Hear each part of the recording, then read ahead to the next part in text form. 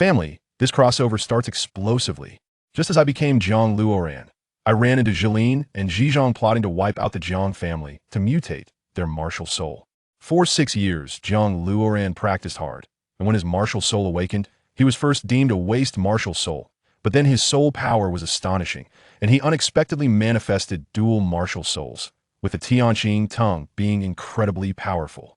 Let me tell you, this situation starts off absurdly.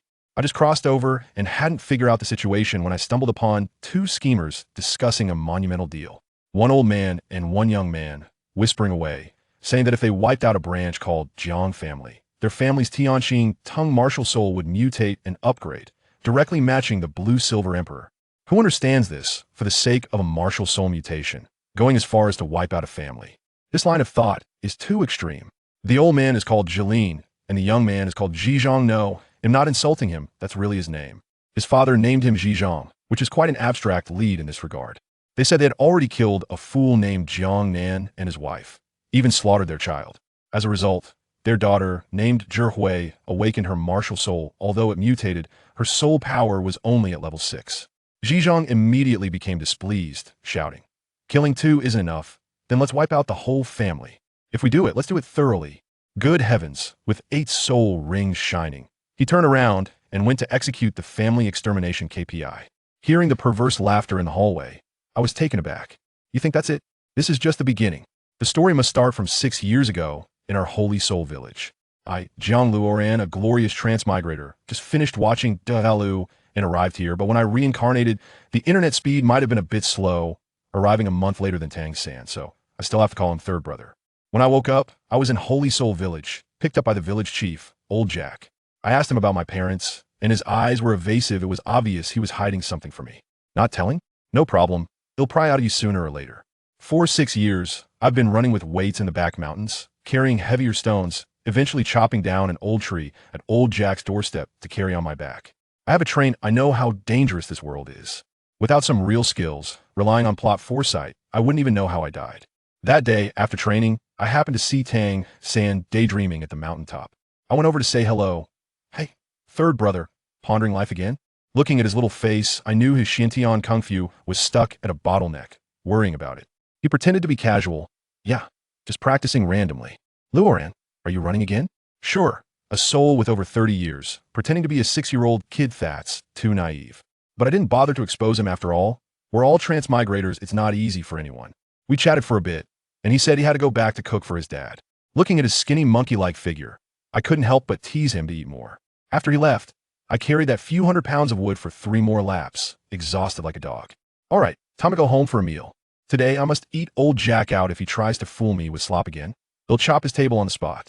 By the way, in 3 days, it's the martial soul awakening. I wonder what it'll awaken. It better not be a waste martial soul otherwise. All my plot advantages would be for nothing. When I got home, Old Jack had already set the table.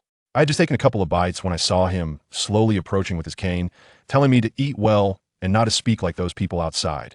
I rolled my eyes and got straight to the point. "Did you go to Notting City to find Su Yun Tao?" Old Jack looked confused. "Who?" "That blind sword saint." "No, the ironclad brother Tao, with a martial soul lone wolf." I reminded him. Old Jack shook his head, saying he needed to talk to Xiao San about something, and tried to slip away. The next day, I ran over to Tang San's house. I just wanted to see for myself how amazing the legendary chaotic wind hammer technique really was. Tang San said he was preparing to learn it while we were talking. Tang Hao, that drunkard, sleepily came out. I quickly greeted him, feeling nervous. I knew this guy was a titled Delaw, and I'd seen Old Jack scold him a few times, sweating beside him, really afraid he might lose his temper one day and wipe out our Holy Soul Village. Tang San told his dad he wanted to learn blacksmithing, and Tang Hao asked him, "How many hearts does a person have?" Tang San said 1. Tang Hao shook his head, patting his own calves. "No, there are 3, 1 in each calf." Hearing this, I thought, wow, so the source of strength is in the legs. Then, Tang Hao demonstrated the chaotic wind hammer technique. Let me tell you, when that hammer came down, with a bang, the whole room shook, and a shockwave almost knocked me over. That iron block dented significantly. Using the momentum, he hammered down again and asked Tang San if he understood. Tang San, being the protagonist, imitated Tang Hao's posture, using Xiantian Kung Fu, and with a bang, although not as powerful as Tang Hao, it was decent enough. Tang Hao was amazed, saying he had mastered the technique. Seeing this, I realized the opportunity had come. I rushed forward. Can I try to? Tang Hao probably thought a 6-year-old kid couldn't even lift a hammer, so he didn't stop me. I took the hammer from Tang San's hands. Hey, my legs have not been trained in vain for 6 years. I mimicked Tang Hao's stance, activating all 3 hearts, powering from legs to waist, then to shoulders and arms, finally smashing down with a bang. Sparks flew. The iron block dented deeper than Tang San's previous strike. Tang San was dumbfounded on the spot, and Tang Hao's usually expressionless face showed surprise. I didn't stop using the rebound. I hammered down one after another. Bang, bang, bang. I hammered a total of 26 times until I felt completely drained. Tang San was speechless, and Tang Hao couldn't hold back anymore, asking what I usually did. I wiped my sweat and honestly said, I just like running with that old tree at the village entrance. I've been at it for 4 years. After hearing this, Tang Hao looked at me differently, with a hint of murderous intent in his gaze. I thought to myself, this is bad. I've stolen their sex ultimate technique. Am I going to be silenced? That night, I directly confronted old Jack. I pointed at the kitchen knife in the cabinet, my eyes sharp.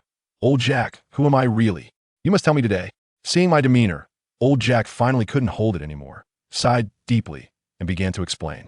He said that 6 years ago, a bloodied, A-train soul burst into the village, holding a child whose heart had been pierced. That child was me. My father, to save me, forcibly infused his 8 golden soul rings and a soul bone into my body, then said he was going to a place called Biming to wait for death, and left. My father's martial soul was a golden, spiked vine. Tianqing tongue? No, wait, Tianqing tongue is green. My mind was filled with questions.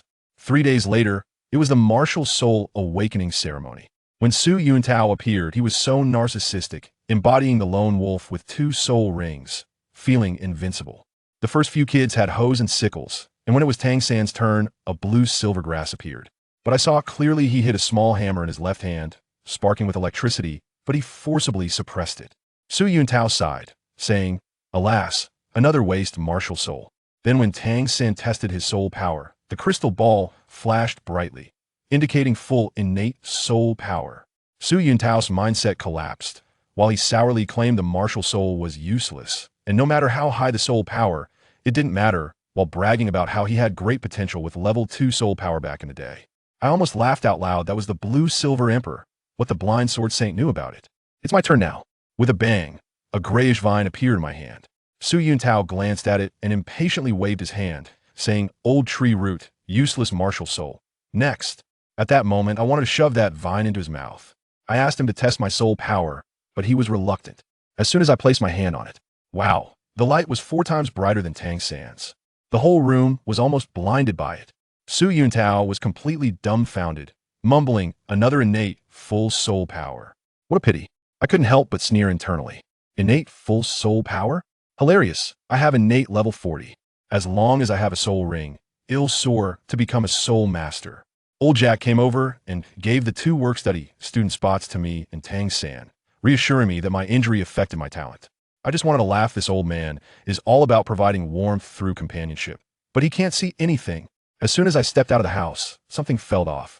My whole body was on fire, and I felt like I was dying. I ran to the old tree I practiced on at the village entrance and hugged it, writhing in pain. By nightfall, when no one was outside the village, I suddenly felt it. White feather-like scales began to grow on me, and a gigantic shadow emerged behind me, with wind howling and the ground cracking. That shadow looked like a bird, but resembled a fish. It was the Kunpeng. I actually had a twin martial soul, and it was the ultimate martial soul, Kunpeng. At that moment, I decided to hide this Kunpeng martial soul for now. Once I became a title de law in the future, I'd directly give it 900,000-year red soul rings. As for this mutated sky blue vine, I didn't know if it had changed for the better or worse, but I hoped it wouldn't grow crooked like you Xiaojiangs. Let me tell you, I had to try this thing out immediately. I activated my martial soul, and that grayish sky blue vine shot out with a whoosh, looking like rebar and shimmering with a cold light. I aimed it at an old tree root nearby, and silently thought bind. Guess what happened? With a loud bang, that old tree root was instantly shredded into pieces by my vine. Does anyone understand? What happened to binding? What happened to the control system? How did it turn into a shredder? I was dumbfounded. That vine pierced into the root and spiraled wildly, directly exploding it from the inside out. It dawned on me that this thing could not only bind people, but also stab them. Isn't this just an automatic killing machine? Is it true? From now on, I need not move my feet when walking. After the excitement subsided, I realized that this endeavor was rather taxing on my spirit. Achieving a simultaneous release of vines, akin to what I'd seen on television, seemed utterly impossible. Nevertheless, I resolved to seize the next 3 months and immerse myself in rigorous training.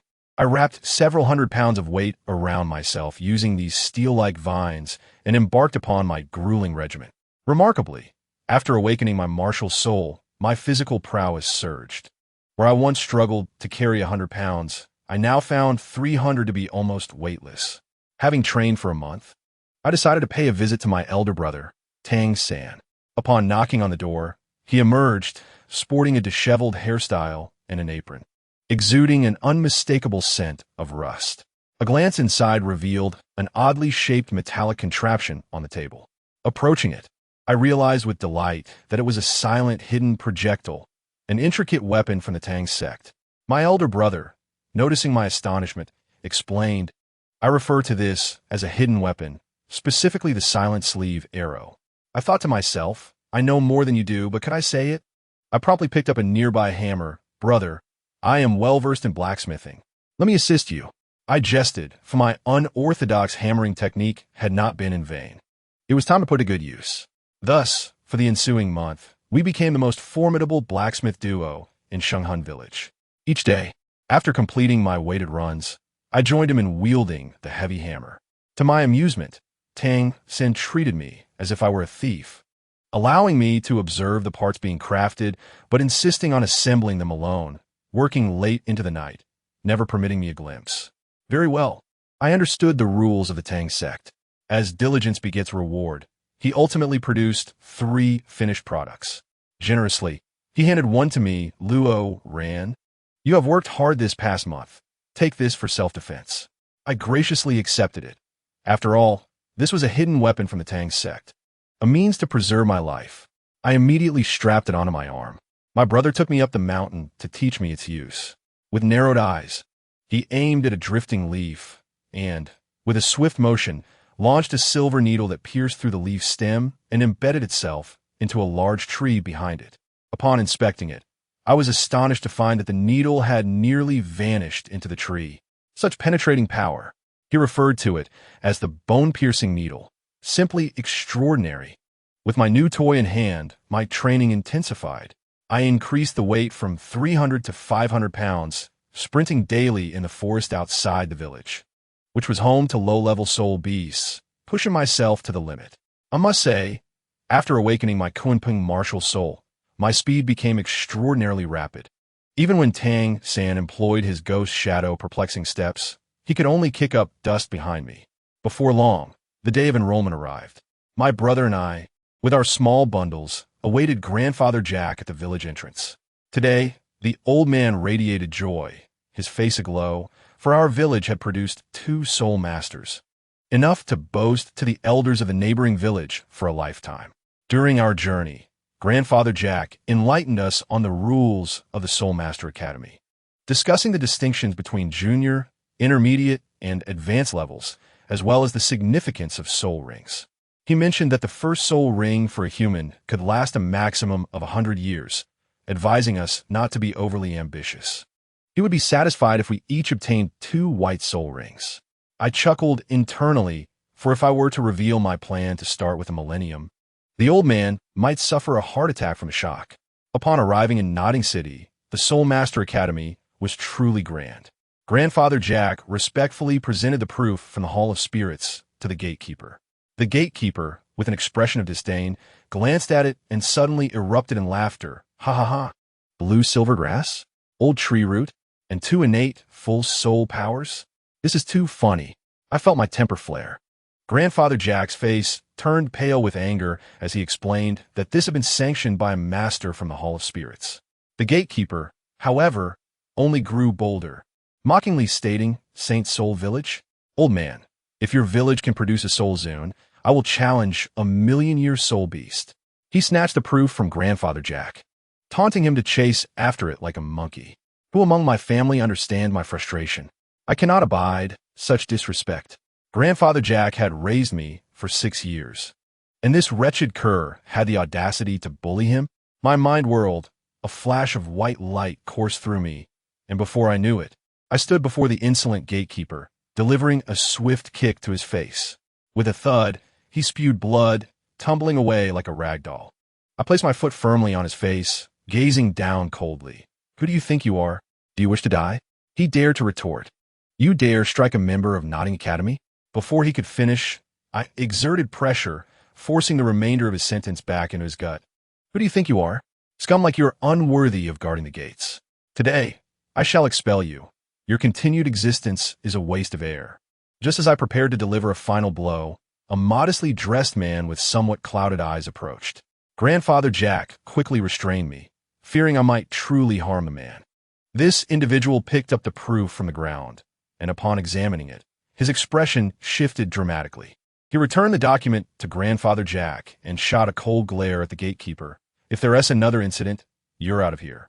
He then led my brother and me into the academy. Along the way, he informed us that he was not a teacher at the academy, and we should simply address him as master. Upon reaching a secluded spot, he suddenly halted and regarded Tang San.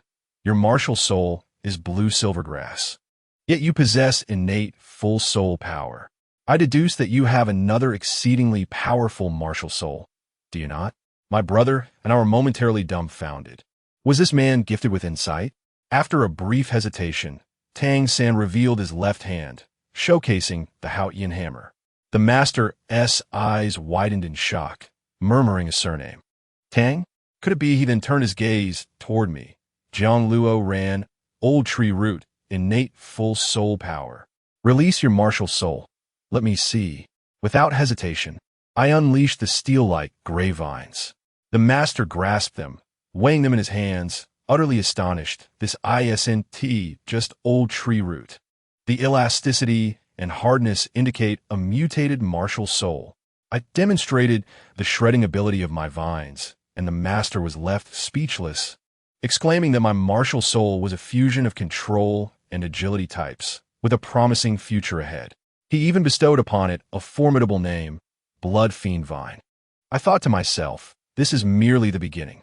I directly informed him, "Master, I possess another martial soul." Upon speaking, the ethereal form of the Kunpeng manifested behind me, its aura suffocating the very air around us. The master was genuinely flustered this time, stammering, Kunpeng, an ultimate beast martial soul. My heavens! He excitedly cautioned us never to disclose our dual martial souls to others, instructing me to cultivate the Blood Fiend Vine while allowing Tang San to focus on blue silvergrass, concealing the other for now. Tang San and I exchanged glances, realizing the master's profound insight. Simply by examining a piece of paper, he deduced our dual martial souls. His theoretical knowledge was nothing short of extraordinary. In that moment, we knelt before him, pledging our loyalty. The master helped us to our feet, declaring us his students henceforth. He emphasized the urgency of acquiring soul rings upon reaching level 10, advising us to aim for a 100-year soul ring, with a maximum limit of 400 years. Exceeding that could lead to fatal consequences. Tang San nodded in agreement, yet I shook my head, boldly declaring, "Master, I believe my first soul ring should be a millennium's worth. Moreover, I require two." The master and Tang San were instantly petrified, as though struck by Medusa's gaze. I gazed at them and added, "Because I am an innate level 40 soul zone, and I also require two 10,000-year soul rings." The atmosphere fell silent. The master's mouth hung agape, capable of accommodating an egg, while Tang San stared at me as if I were a madman. I sighed, dropping my facade. Unleashing my soul power enveloped them in the pressure characteristic of a soul zone. The master appeared dazed, muttering, "An innate level 40 soul zone. This shatters my theories. My knowledge is still woefully insufficient." Tang San, equally astonished, likely contemplated how I had achieved such prowess over the years. Reluctantly, I explained, "I am indeed an innate level 40, but most of my soul power has been consumed by the Kunpeng martial soul, leaving little for the Blood Fiend Vine. From the tender age of 2, I commenced strength training, and now, devoid of any reliance on soul power, I can effortlessly bear 500 pounds while traversing the forest. My physical prowess is unparalleled, making the absorption of a millennium-old soul ring a trivial endeavor. Upon hearing my training history, the master's gaze transformed entirely, shifting from that of a mentor to one akin to observing a monster. After a lengthy silence, he resolved to seek assistance from an old friend to procure a soul ring for us. Following this declaration, the master guided us to the new student registration area. To our dismay, we encountered two rather oblivious individuals. The two teachers responsible for the reception, upon the master's departure, began to mock him, labeling him as a mere theorist devoid of practical skills, ridiculing our decision to take him as our mentor. A teacher named Wang seized our credentials, laughing uncontrollably at the sight of them. Lanin Chao, old tree root, and you claim to possess innate full soul power? Huh, a freak paired with a failure. A perfect match. My companion Tang, Sand, could hardly contain himself. I retorted without hesitation, what we study is indeed theory. What does that have to do with the teacher's abilities? If you lack respect for your elders, how can you cultivate good students? They stared at me as if I were a fool, claiming that we wouldn't even secure a soul ring after 10 years under the master's tutelage. I scoffed, fixing my gaze upon them, and stated emphatically, we will acquire our soul rings, and the master will devise a way. Mark my words, within 20 years, under the master's guidance, we shall both ascend to the rank of title de law. Teacher Wang laughed until tears streamed down his face. Title de law? Both of you? Child, are you still half asleep? There are so few title WOs across the continent. The duo laughed so hard they seemed on the verge of collapse, dismissing us with a wave as if we were mere nuisances. Teacher Liu even made a bold claim that if I truly became a title de law, he would broadcast himself eating coal. The one named Wang escalated it, asserting he would consume too. I made a mental note of this flag. It must be fulfilled in the future. My brother and I deemed it beneath us to engage further in their banter, for they were but frogs at the bottom of a well, utterly ignorant. We turned and headed towards the dormitory area. As working students, our accommodations were predictably modest, residing on the first floor for ease of cleaning. Upon entering the 7th dormitory, we encountered an arrogant young man, looking down his nose at us. So, you are the new working students? I am Wang Sheng, the leader of the 7th dormitory. My brother furrowed his brow, sensing something amiss. A lackey immediately chimed in, as if reciting a menu. This is our leader Wang Sheng, a level 9 soul master, with a martial spirit of the shadow wolf. In our 7th dormitory, the rule is my temper flared at such pretentiousness. Before he could finish, I kicked him against the wall. Another one who attempted to speak was swiftly dealt with similarly. I sneered and said, why all the chatter? If you wish to fight, then let us fight. If not, then be gone. The dormitory fell silent. It was as if the script had gone awry, leaving everyone bewildered as to who was truly bullying whom. Wang Sheng, quick-witted, immediately inquired, what is your martial spirit? I replied candidly, I am an old tree root. My brother here possesses Lanin Chao. The master taught us to remain low-key, embodying the art of deception. To my astonishment, their laughter erupted. Old tree root, Lanin Chao, useless martial spirits. The previously tense atmosphere dissipated, and Wang Sheng's arrogant demeanor returned as he approached. Smirking, you're quite brave, aren't you? And your brother? Let us call him Little San. As for you, you shall be Dirty Egg. My expression turned cold as I retorted, what are you even worth? Be gone. He scoffed, not convinced. Come, let's have a match. Let me witness your old tree root. His lackeys chimed in, jeering that useless martial spirits were all the same. I instructed my brother to remain still. Dealing with such lowly opponents required only my own strength. You aren't worthy of my martial spirit. Just as I finished speaking, I delivered a phantom whip kick to his face, sending him flying several meters away. To his credit, he managed to summon his martial spirit to block part of the blow. Otherwise, he would have returned to the novice village. He rose, his face pale, yet his bravado remained. You've got some skill, but a useless martial spirit is still useless. Come on. Fine. Today, I shall beat you until you weep. I unleashed my full speed, darting behind him, only to miss my punch. I pondered why my fist lacked the power of my legs. Wang Sheng, no longer underestimating me. activated his martial spirit, causing a purple wolf shadow to loom behind him, its menacing claws lunging toward me. Hard clash? Who have I ever feared? I stood my ground, waiting for his approach.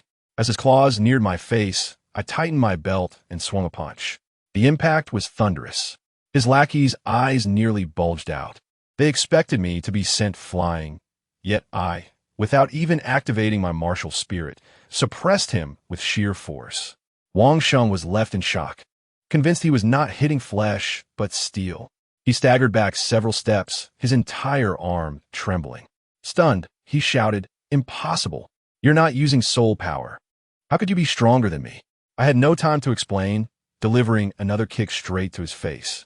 This time, he had no chance to react, watching helplessly as my foot loomed larger in his vision.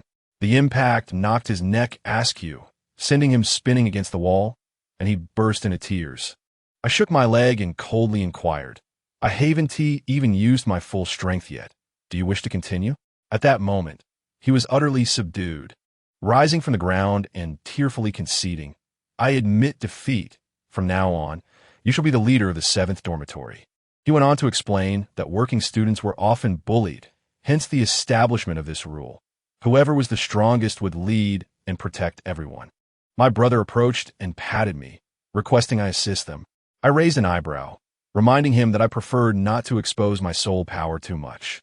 I told him I would merely obtain a graduation certificate and leave, but before departing, I would ensure to teach a lesson to all those who look down upon working students. Wang Sheng and his companions were left bewildered, likely thinking I was engaging in some sort of rural elite role play, advising me not to be too arrogant. I paid them no mind. Just then, a sweet voice rang out from the entrance. "Excuse me, is this the 7th dormitory?" To my astonishment, a charming girl clad in a pink dress, adorned with bunny ears, stood at the door. The boys in the dormitory were utterly captivated. I couldn't help but smile. Was that not Xiao Wu? Wang Sheng nudged my arm, whispering, "Boss, go for it. It's the rule." I almost kicked him, glaring. What business do I have meddling in their romance? "Brother San, you go. After all, beating is affection, and I wish them a century of harmony." My brother's face flushed, but he steeled himself and approached. Xiao Wu introduced herself, her martial spirit being a rabbit. My brother stated his martial spirit was Lanin Chao. Xiao Wu playfully remarked, "Does that mean I have you both at my mercy?" The process of new student sparring commenced. My brother initially intended to take it easy, but Xiao Wu came at him with relentless ferocity, her movements as light as leaves. My brother tried to evade a few times using Ghost Shadow Perplexing Track, but Xiao Wu's techniques were too elusive, resembling liquid, as she ensnared him, locking his legs around his waist. Upon witnessing this position, my heart sank. This was the killer move, the waist bow. At this stage, my brother would be unable to withstand it. Xiao Wu, clearly too excited, was losing control. Wang Sheng and his foolish companions were still watching, misinterpreting the situation as flirtatious. How could they understand this was a finishing move? I could no longer watch and shouted, "Xiao Wu, use the waist bow." Xiao Wu was startled, unsure of my intentions. However, upon seeing me transform into a white shadow rushing toward her, she instantly understood. I employed a technique reminiscent of chaotic draping, not for power, but purely for speed.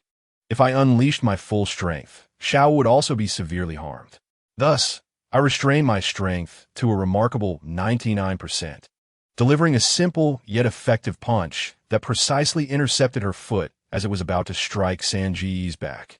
With a resounding thud, Xiao Wu was sent flying, but she executed a graceful spin mid-air and landed solidly on her feet. Sangu exhaled in relief and expressed his gratitude to me. Xiao Wu gazed at me in astonishment, saying, "Your strength is incredible. I thought you wouldn't be able to hold it." I chuckled softly. "Your agility is quite impressive, particularly against strength-based opponents. However, in the face of absolute power disparity, technique becomes futile." It was only then that Tang Sen realized and asked Xiao Wu, "Was that not a soul technique you just used?" "No, it was my agility technique," Xiao Wu replied. Now it was Wang Sheng and the others who were curious, inquiring about our remarkable prowess. Sangu smiled faintly, stating, "I possess innate full soul power. I joined in the laughter, declaring, "So do I." Xiao Wu bounced over, grinning widely. "What a coincidence, I do too." I must say, Wang Xing's expression was akin to a mobile signal, fluctuating from shock to lagging, then ultimately crashing. Three individuals with innate full soul power. Was this a hidden prize from Blind Box? He was nearly brought to tears with excitement.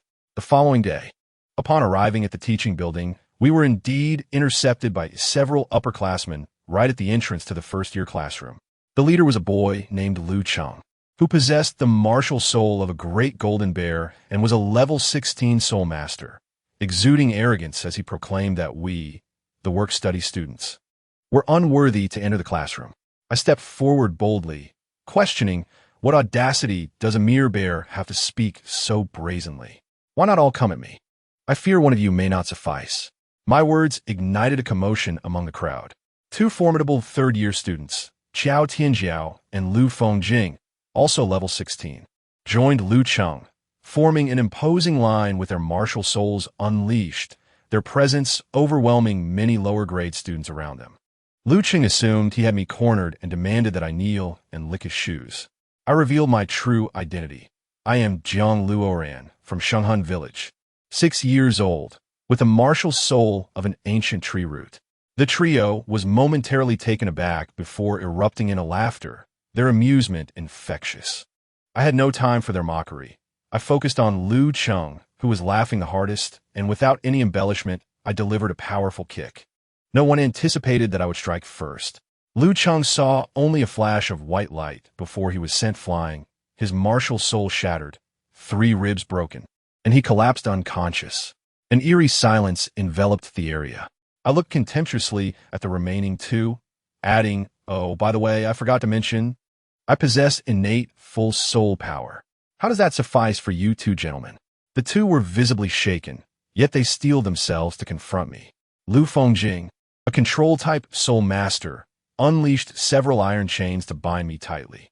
Meanwhile, Qiao Tianjiao, an assault type, activated his soul technique and delivered a powerful punch toward me. The onlookers, ever so chatty, remarked that work-study students deserve to be beaten down. I must say, those chains wrapped around me felt as trivial as yarn. Having undergone weight training since childhood, this mere restraint was insignificant. With a surge of muscle, I snapped the chains with a resounding crack, causing Lu Fengjing to be left drained from the backlash. In that instant of liberation, I soared into the air, evading Qiao Tianjiao's punch, and then delivered a solid blow to his chest from above. He resembled a marionette with severed strings, crashing through the classroom door. I dusted off my hands, disdainfully remarking, "With such feeble strength, you dare to obstruct my path? If I were to cripple you, what would I have to fear? Once I acquire a soul ring, I will ascend to the soul sect, and even the dean shall address me as brother." Sangu approached, exuding a sense of strategic foresight, having evidently devised a plan to mitigate the fallout. To my surprise, Xiao Wu was even fiercer. She rushed over, indignantly stating, "Luoran, you were too lenient.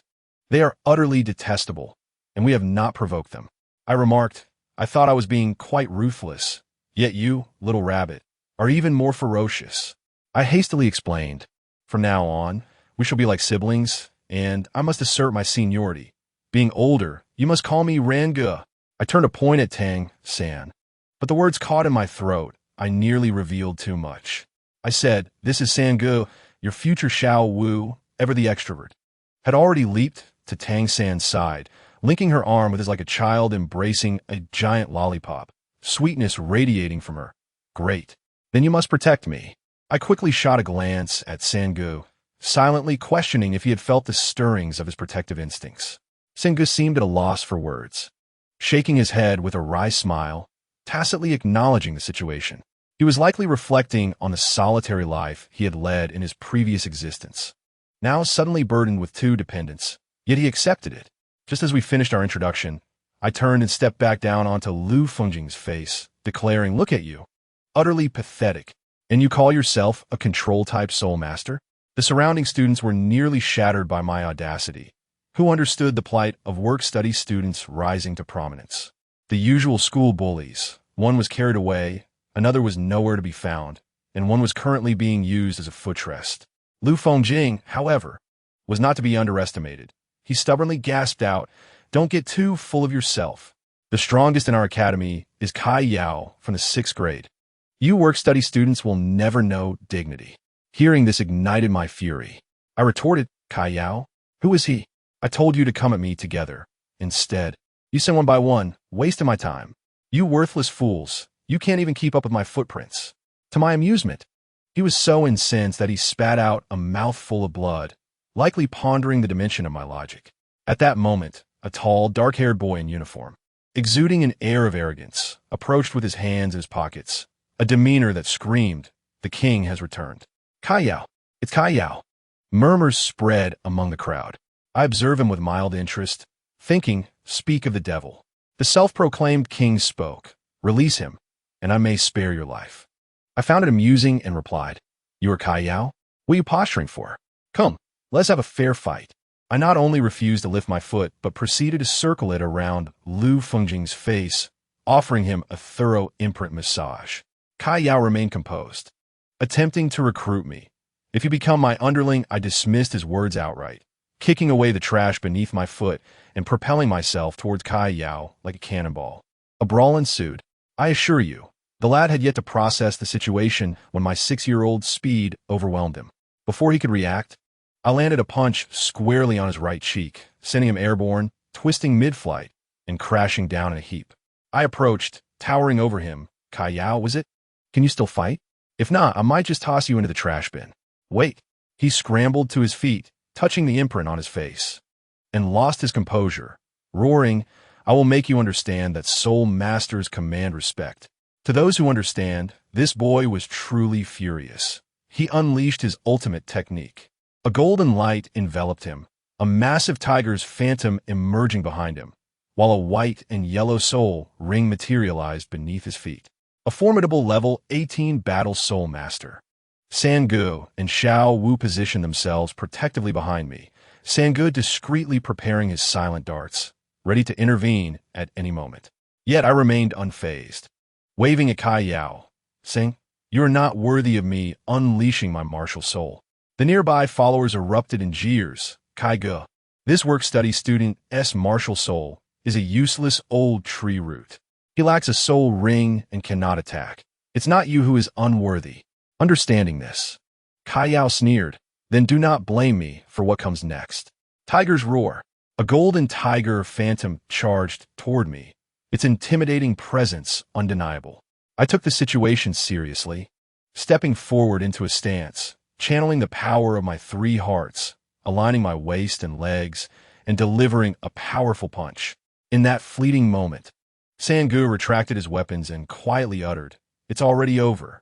As I unleashed my punch, astonishingly, it shattered his phantom tiger image and crushed his right fist bones in the process.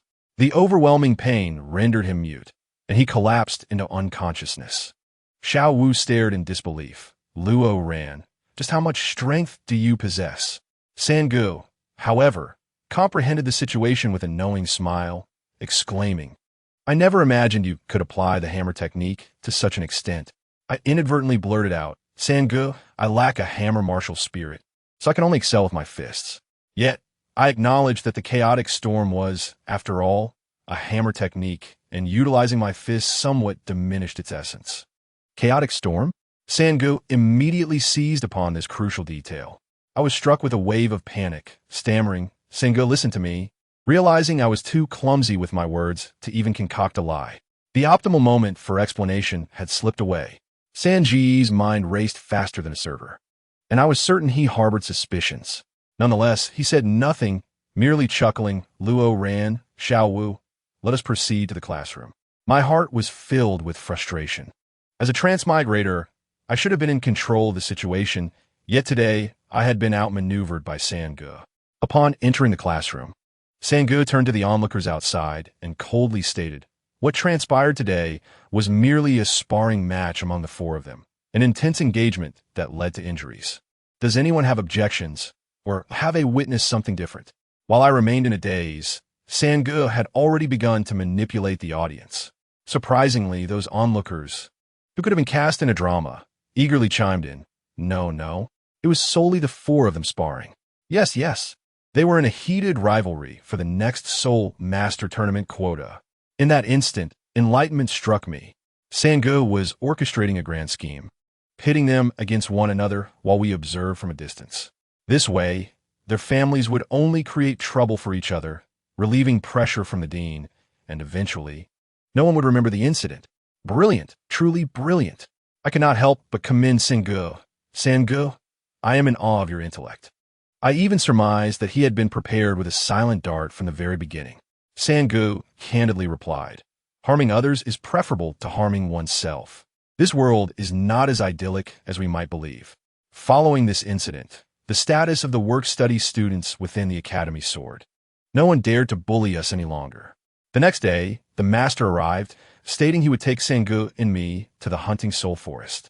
He even meticulously planned our future developmental trajectories. He suggested that Sanji's Lan Yinchao should focus on control, given its inherent characteristics. Then he inquired about my intentions for cultivating my blood fiend vine. I replied, my blood fiend vine?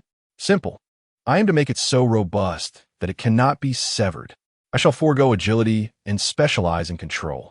The master was momentarily taken aback, questioning why I would not pursue agility as it was a formidable weapon. I earnestly responded, because it is unnecessary. I possess a second martial spirit. My physical prowess is commendable, and I lack offensive means. To immobilize my opponent completely, rendering them incapable of retaliation, is far more gratifying. The master, likely bewildered by my thought process, silently departed, leaving behind a note to wait at the school gate the following day. Bright and early the next day, Sango and I set out. The master was already there, and without further ado, he ushered us onto a carriage. Curiously, before we departed, he purchased a whole 20 pounds of large white radishes, along with a plethora of water and cured meat. Along the way, Sango persistently posed questions, and the master patiently responded. Suddenly, I recalled a query and asked the master, Teacher, can soul rings be shattered? If so, can they be repaired? The master was momentarily stumped, admitting he had never encountered such a case, but speculated that soul rings would only break upon the death of a soul master. I nodded in understanding, yet my mind wandered to other matters. As the carriage rolled along, a cacophony erupted outside. It resembled a bustling marketplace, with numerous soul masters beckoning passers-by, boasting extravagantly. A level 29 great soul master leading the way, 3 gold coins, fair and square. My master is the Sword Doloa, 10 gold coins, and I will guide you through the hunting soul forest. Sango and I were left in astonishment. At that moment, a louder quarrel ensued. I focused my gaze to see a middle-aged man, sporting large spectacles, a wild hairstyle, and a scruffy beard, vehemently arguing with a shopkeeper over a piece of cured meat. I recognized him immediately. Flanders, the money-loving principal of Shrek Academy. 20 gold coins for a piece of cured meat? Why don't you just rob a bank? Flanders spat passionately. Just as it seemed they were on the verge of a physical altercation, the master ambled over and patted Flanders on the shoulder, saying, No need to buy. I have already purchased enough. Upon turning to see the master, Flanders' furious expression instantly transformed into one of familiarity. Shao Gang. You've arrived. The master nodded, introducing, this is Flanders, the principal of Shrek Academy. He then added, addressing Flanders, the promising talents I mentioned in the letter are these two. Flanders appraised us momentarily, but said little, and the four of us proceeded into the hunting soul forest. Upon entry, the master announced, Flanders is a sensitivity-based soul sage. Soul sage. Sanji's eyes nearly bulged out. However, the next statement from the master caused Flanders' eyes to widen as well. The master turned to Flanders and said, Flanders, please assist Luo Ran in hunting a 1,000-year soul beast. It will be greatly appreciated. I must say, the expression on Flanders' face was priceless, as if he had momentarily short-circuited. His mouth agape in disbelief. What? Shao Gang, could you repeat that? You want him to hunt for his first soul ring? A 1,000-year one? Are you trying to kill him? The master patted his shoulder, lowering his voice. Luo Ran's situation is unique. He possesses innate soul power exceeding level 40. Innate level 40? Flanders froze, sensing the soul power emanating from me, utterly astonished. He likely had never encountered such an extraordinary phenomenon in his life. The first ring being 1,000 years. If this were 2025, it would surely trend on social media. However, after his initial shock, the old madman Flanders displayed a glimmer of excitement in his eyes. This was thrilling. It was like witnessing a miracle. He grabbed me and grinned widely. Luo ran. "Come with me. Let me tell you." This old fellow was brimming with mischief, his grin resembling that of a blooming chrysanthemum. But alas, to obtain a remarkable soul ring, I had to rely on him. I cut to the chase. "Principal, let's skip the 900-year ones. They lack excitement. If we're to do this, let us aim high and go for a 1,000-year soul ring. I've already set my sights on that 1,000-year armored turtle beast." Upon hearing this, Flanders' small eyes behind his glasses widened in disbelief. 1,000 years? You dare to aim for a 1,000-year ring as your first? Especially one from the armored turtle beast. That ancient hard-shelled creature? You have guts. While he verbally challenged me, his expression clearly conveyed, "Let us see how you meet your end." In the next moment, he hoisted me up and took off, the wind slicing past my ears like a blade. Before I knew it, I was unceremoniously dropped in front of a large pit. As I focused my gaze, I spotted a colossal creature lounging within, resembling a sentient mound of dirt, its body covered in soil-like scales. This was the 1,000-year armored turtle beast.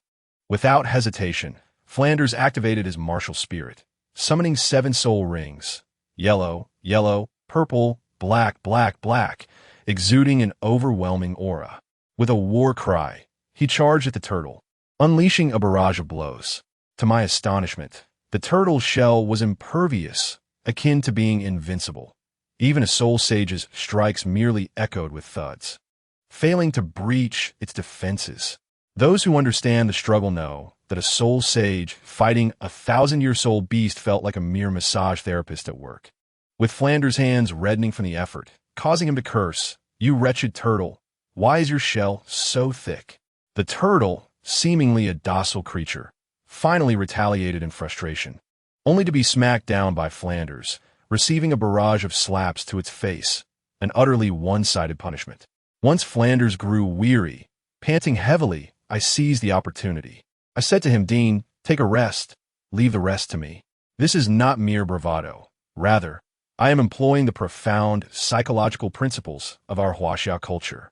It is essential to ensure that this soul beast meets its end willingly, as diminishing its grievances proves remarkably effective, focusing on a compassionate farewell. I leaped onto the back of that tortoise, unleashing a flurry of punches upon its battered visage, culminating with a final strike using my blood-shackled vine. Done. A circle of purple millennium soul rings ascended from its form. Frandel stood astounded, likely pondering whether I was human or specter. He urged me, "Take your time. Do not rush into absorption. I will guard you." But I could hardly wait. I sat cross-legged, and the blood-shackled vine instantly unfurled to protect me, swiftly pulling the purple soul ring towards me. Frandel, seeing this, muttered as he walked away to indulge in cured meat. "All right, you clever lad. But if your absorption fails and you explode, do not blame me. I still count on you to provide for my retirement. Let me tell you, this Millennium Soul Ring is no trifling matter." Upon entering my being, the violent energy and resentment nearly overwhelmed me, just as I was on the verge of succumbing. A mysterious white energy surged within me, instantly suppressing that pressure. Subsequently, the Millennium Soul Ring obediently merged with me, akin to a mouse encountering a cat. At that moment, I felt sheer exhilaration. Every cell in my body rejoiced as my power surged. My blood-shackled vine transformed, previously resembling a coarse rope, now glimmering with a purple light, adorned with invisible, delicate barbs, both enchanting and precious, as if ready to showcase itself live. Upon opening my eyes, I found Frandel returning with a piece of cured meat, ready to mock me.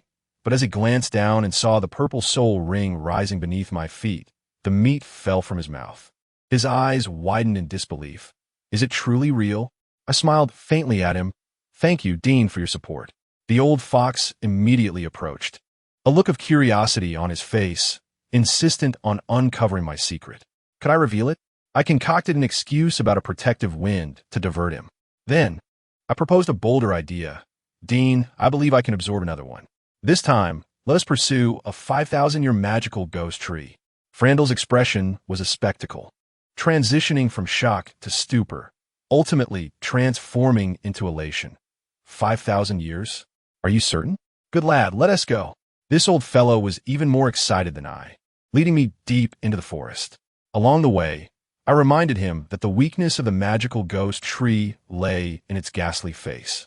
Soon, we arrived at our destination. To my surprise, Frandel, the old fox, demonstrated his acting skills, deliberately suppressing his soul power to feign severe injury and draw out the beast. Before long, a muscular man emerged from the purple mist. Good heavens, wasn't that Zhao Wujie? I exchanged knowing glances with Frandel, both of us secretly scoffing. Who would believe you? This illusion was utterly pathetic. Why transform into Zhao Wujie, of all people? That fellow was notoriously lazy, renowned for his hermitage at the academy, likely napping in his dormitory at this very moment. The CPU of the magical ghost tree was truly malfunctioning, neglecting character background checks. We had long agreed, no matter who emerged, we would strike without hesitation. Zhao Wujie was still putting on a show. Frandel, what are you doing here? Frandel disregarded him entirely, launching a punch straight at his face.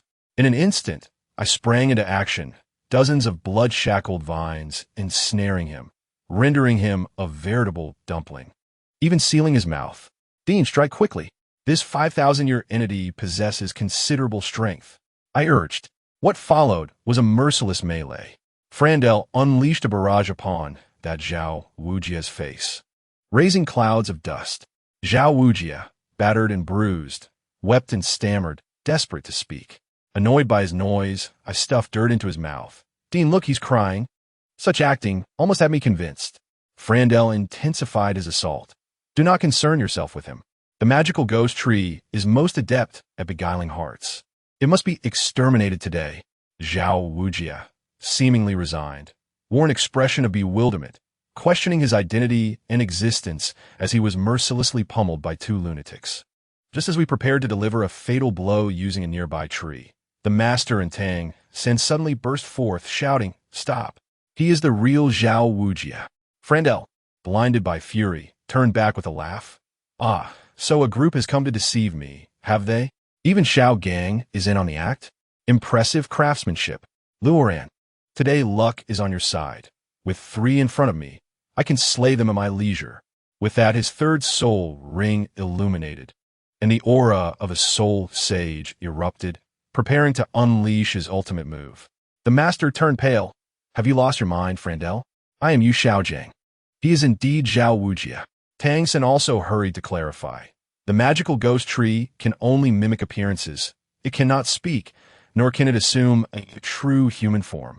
If you have injured him this severely, any illusion would have revealed itself long ago. The master added that he had written to Zhao Wujie, requesting his assistance. I glanced down at my bloodied hands, warm and real, and exchanged a glance with Frandel. Our expressions froze in horror. It was over. We had struck an ally. Frandel's face shifted faster than pages flipping in a book. A moment ago, he was filled with murderous intent, and the next, he rushed over. Concern etched on his face. Oh dear, Wujie, are you all right? Who did this? Such a dreadful act. Zhao Wujie, battered and bruised, could barely articulate his rage. Get lost. Frandel, and that little brat too, I will make you pay. Amidst the chaos, a deafening crash echoed from afar as a tree with a ghastly face plummeted from the sky, crashing heavily to the ground. Frandel, seeing this, unleashed his fury upon it, delivering a brutal beating, the scene more savage than when he had attacked Zhao Wujie. The magical ghost tree howled in agony, suddenly going berserk, breaking free from Frandel's grasp and charging towards me. Frandel shouted in alarm, Luoran, run. The master, in a panic, attempted to enlist Zhao Wujie's help. But what could he possibly offer? Zhao Wujie was currently battered and bruised, resembling a damaged figurine, his speech barely coherent. He was in no state to assist. As I watched my brother Jiang Luoran being pursued by that ghostly tree, my heart raced to my throat. Yet guess what? My brother remained unfazed, even contemplating setting a table. With a flick of his wrist, two needles shot forth with a sound quieter than a mosquito's buzz. One struck the root of the ghost tree with precision, while the other directly pierced its head. That millennium ghost tree, just moments ago thrashing wildly, now ceased to function, collapsing lifelessly to the ground. Both the master and Dean Frandel stood in stunned silence, replaying the events. What just happened? First that snake, and now this tree. Why does everything seem to succumb so suddenly? The master approached to check on my brother. With an Oscar-worthy performance, feigned shock, his face pale. Teacher, I am fine. I was just startled when it lunged at me. Frandel searched the tree monster in vain for a wound. Of course, the needle was finer than a hair. Good luck finding it. The master inquired, Luoran, was it you? My brother continued his act. Perhaps it was my first soul skill, which startled me into activating it.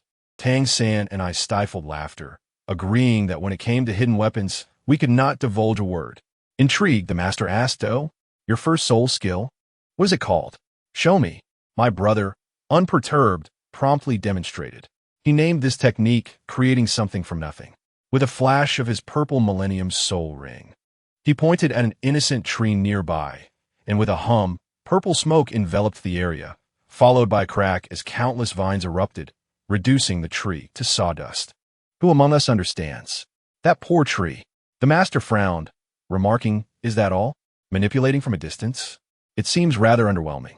As a result, my brother smiled faintly and said, "Teacher, this technique has a range of 1 mile, and the number of vines is limitless." The moment his words fell, the entire venue fell into silence. Limitless? What sort of abstract flow combat style is this? It's akin to a moving spatial black hole. Whoever he wishes to control, he can control, and whoever he points at, he strikes. Just after showcasing this skill, my brother wasted no time and turned to sit beside the ancient ghost tree, beginning to absorb his second soul ring. I was utterly stunned. The master and Flandra were equally petrified, their faces drained of color. "This is absurd," the master exclaimed, his voice breaking in urgency. "He is merely 6 years old. Flandre, how could you allow him to do this? Absorbing 2,000-year soul rings in one day. Is he disregarding his life?" Teacher Zhao Wujia had risen from the ground, his expression one of sheer terror. "Does he wish to ascend on the spot?" Flandra was also flustered, exclaiming, "He insisted on it." The master trembled with rage. "Have you ever witnessed someone ascend to the soul sect in a single day? This world is just. No one can surpass miracles." It was over. This was truly spiraling out of control. My brother's face contorted in pain, the purple soul ring around him shaking violently like a hula hoop. On the verge of exploding, just as we all feared he would perish, a miracle occurred.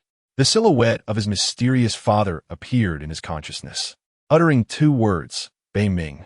In the next instant, an invisible white gust of wind emerged, obliterating the violent aura within the soul ring. Then, with a resounding boom, the second purple soul ring stabilized.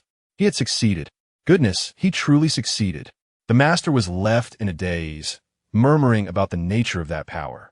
When my brother awoke, the look in teacher Zhao Wujia's eyes seemed as if he would swallow him whole. My brother, undeterred, approached Zhao and said with a dignified demeanor, "Teacher Zhao, I assure you that in 10 years, you will be able to walk freely in the Tiando Empire." This was no mere apology. It was akin to a prophecy. Teacher Zhao was stunned into silence. Before he could speak further, a tremendous roar erupted, as a colossal purple wing appeared in the distance, swatting Flandra down from the sky with a single strike. A 10,000-year soul beast. My goodness! Flandra shouted for us to flee, and the master grabbed me and third brother, running swiftly, while Zhao Wujia hoisted Flandra onto his back, creating a scene reminiscent of a real-life escape. The 5 of us tumbled out of the hunting soul forest, our souls nearly frightened away. Flandra and Zhao Wujia took their leave first, inviting us to Shrek Academy as they departed. Upon returning to the academy, third brother and I overheard discussions about our work-study sister, Xiao Wu, daring to challenge the 6th grade leader, Xiao Qinyu. There were even whispers that third brother and I had likely become appetizers for soul beasts. I couldn't help but chuckle. We had just returned from the gates of hell, and now someone was eager to seek a fight? My brother, Jiang Luoran, immediately pulled third brother towards the back mountain, instructing third brother, "Don't waste time, just go straight to it." Upon arrival, we indeed found a group of upperclassmen surrounding Xiao Wu and her friends. The leader, Xiao, was boasting threateningly. Without hesitation, my brother delivered a flying kick, sending one of his underlings away, muttering, "What's this, gathering here for a tea party? You want me to take action?" Xiao was taken aback. He anticipated that we would dare to return and even make a move. One of his underlings charged at us with a stick, but my brother didn't even unleash his martial spirit. He simply threw a punch, and with a loud thud, the stick remained unscathed while the person flew away. Another attempted to utilize a soul skill, but my brother kicked him, and the sound of bones cracking echoed as he dropped unconscious before his skill could even manifest. The crowd fell into stunned silence. Finally, Xiao could no longer remain passive. He stepped forward and introduced himself. "Xiao Qinyu, level 19 Battle Soul Master." By the rules, it was my brother's turn. Jiang Luoran scoffed coldly and slowly declared, "Jiang Luoran. Level 21, Second Ring Control System Soul Master. Martial Spirit. Old Tree Root." I tell you, that moment felt like someone had pressed the pause button. Everyone was dumbfounded. Level 21? Second Ring? 6 years old? This guy must be cheating. Xiao's expression was one of disbelief. Who are you trying to fool? Yet he still charged forward. What happened next? My brother, without even revealing his martial spirit, utilized pure physical strength and with one kick, sent Xiao's lion martial spirit's phantom flickering, nearly shattering it.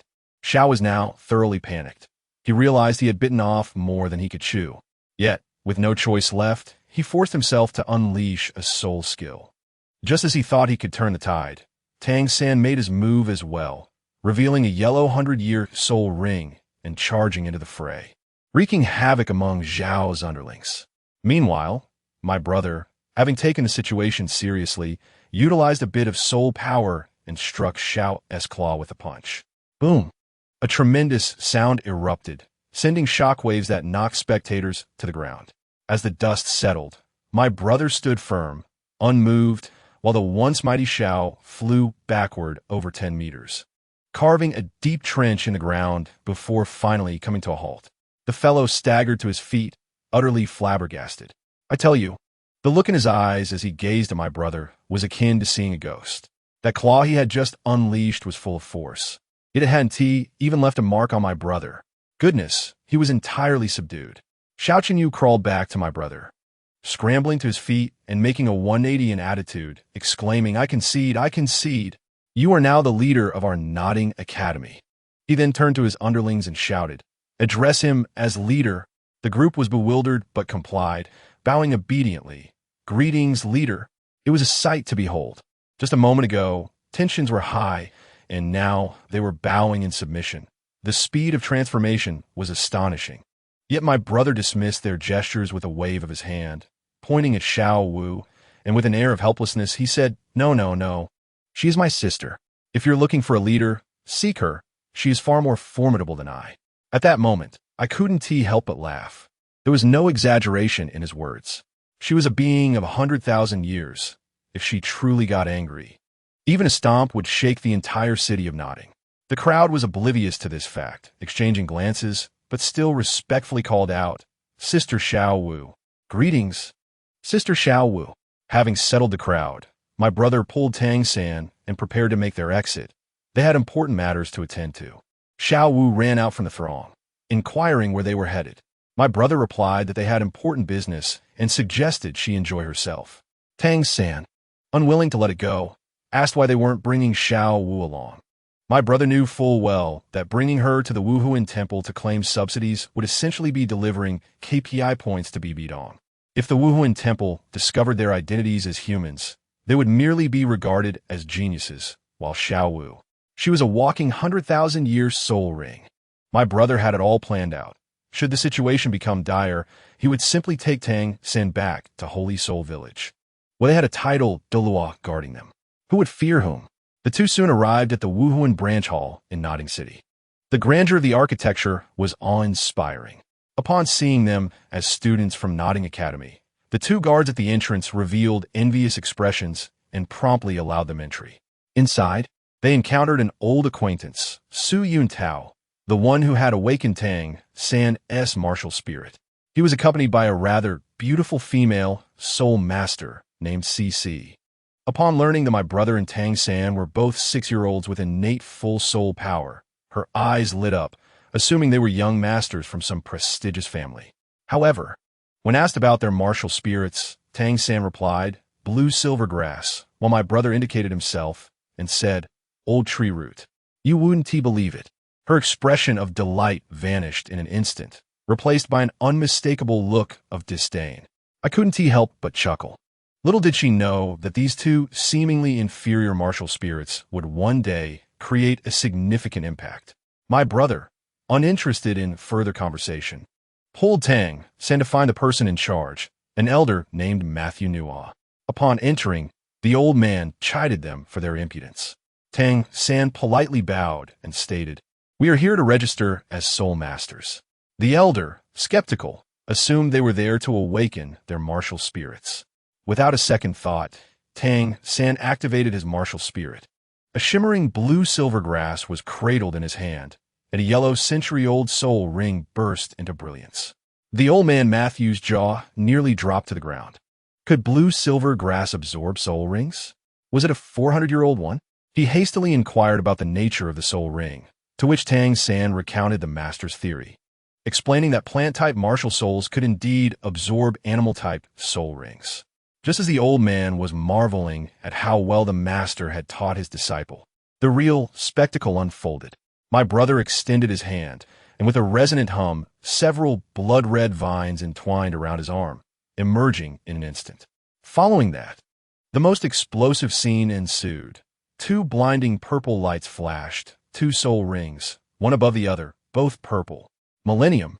I tell you, Matthew's eyes nearly popped out, his mouth agape enough to fit an egg, stammering at my brother.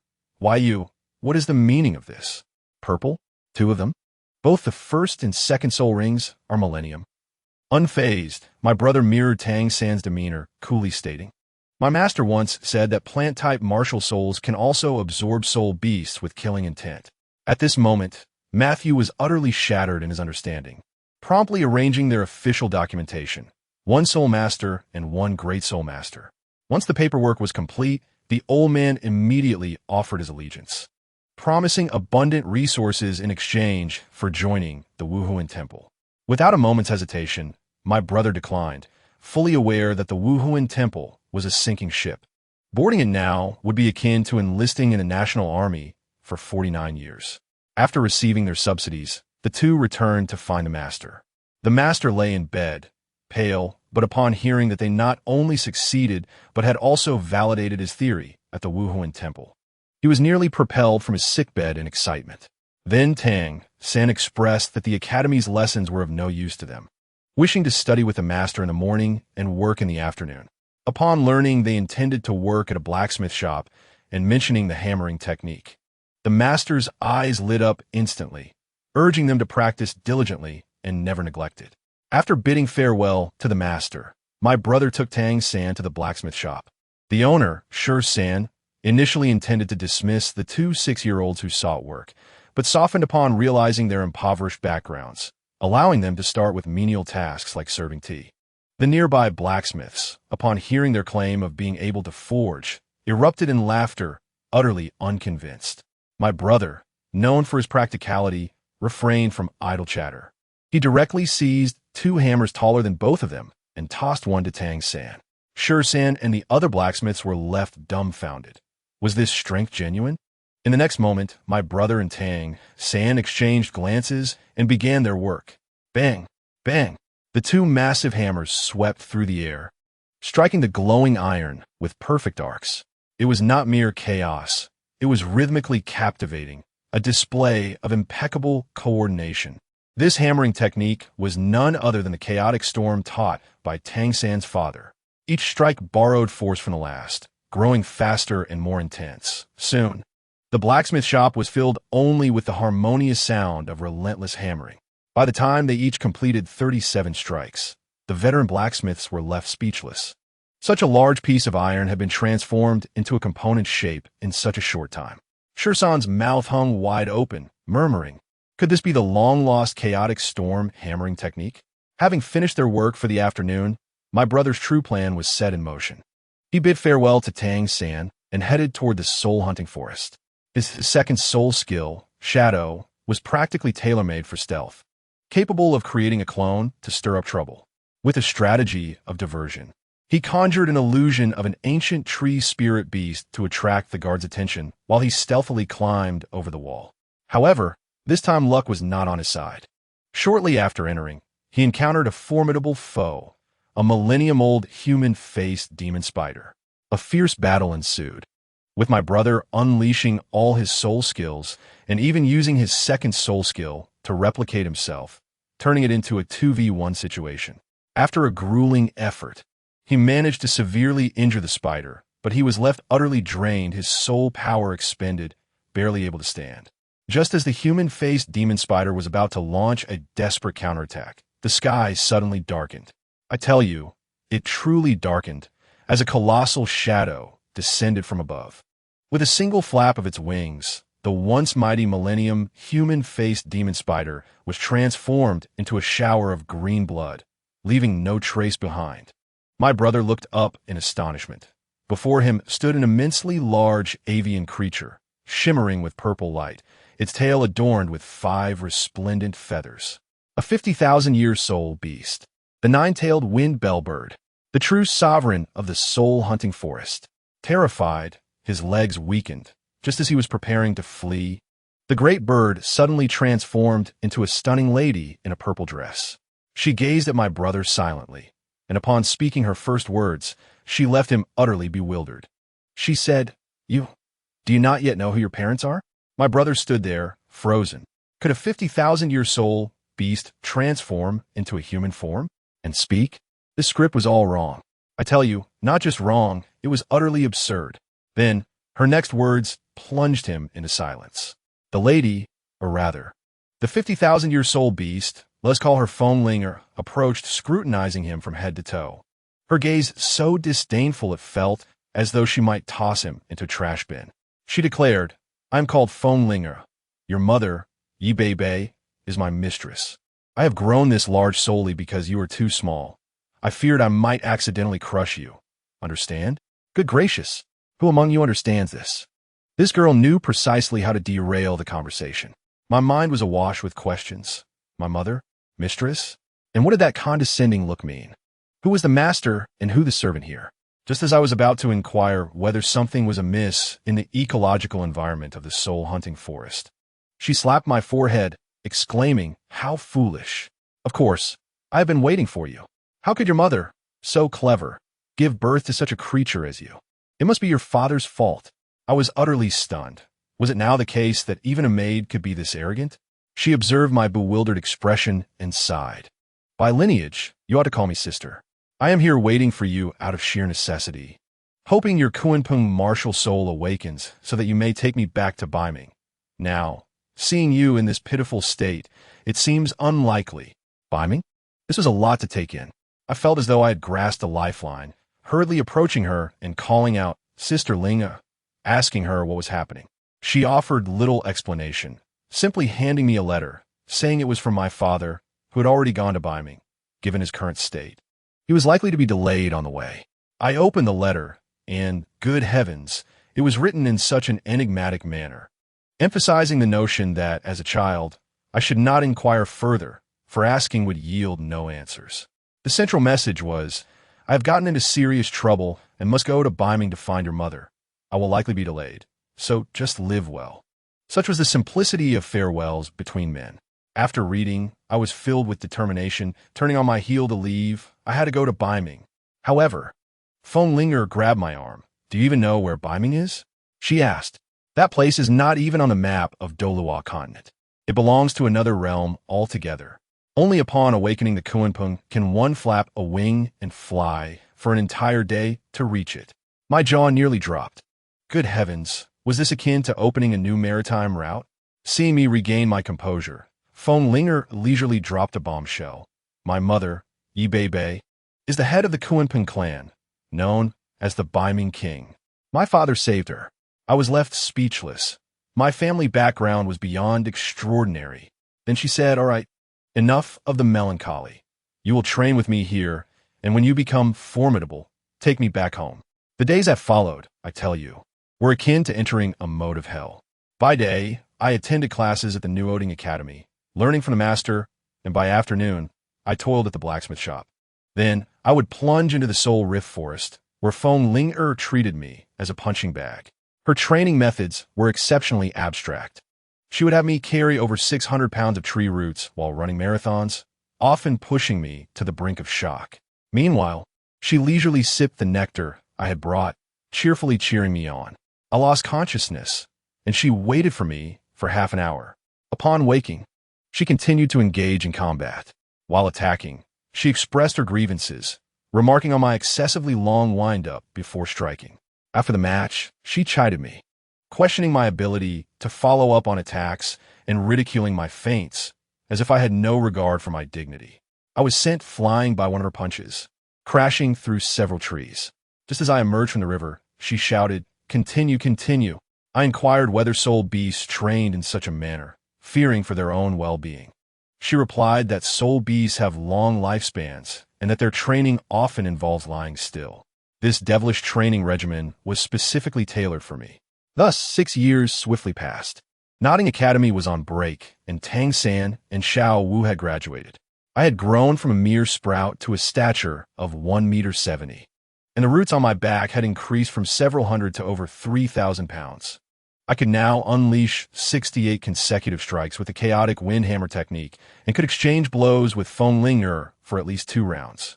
In the interim, she had even assisted me in acquiring a 10,000-year soul ring, transforming my bloodvine into a formidable weapon adorned with resilient scales, and granting me a group control skill known as Bloodfiend Magic Prison. It was simply astonishing. On that day, after our training concluded, we engaged in another round of pure hand-to-hand combat. I feigned an attack to deceive her, then swiftly changed my tactic, executing a slide tackle that allowed me to grasp her long leg. As she attempted to counter, I employed the force dispersion technique I had learned from the chaotic wind, pinning her down. I tell you, in that moment, I felt accomplished, although the very next second, she used her soul power to send me flying, shattering several large stones. She acknowledged that I had won that round. Bidding farewell to Linger, I embarked on my journey to Shrek Academy alone. I had no desire to be a third wheel to Tang San and Xiao Wu, who were excessively sweet together. Xiao Wu even asked me to help them book a couple's hotel. Upon reaching my destination, I found a luxurious establishment named the Rose Hotel. I thought to quickly finalize my reservation and leave to avoid encountering Dai Mubai, that notorious playboy.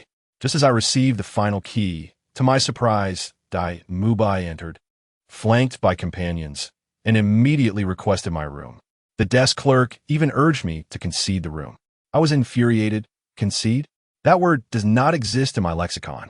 I retorted, "Enough talk, let us duel." Dai Mubai laughed, assuming I was merely a novice. I boldly declared, "No soul rings, no soul power." He was taken aback, thinking I looked down upon him. I thought, "Indeed, I do look down on you for disrespecting women."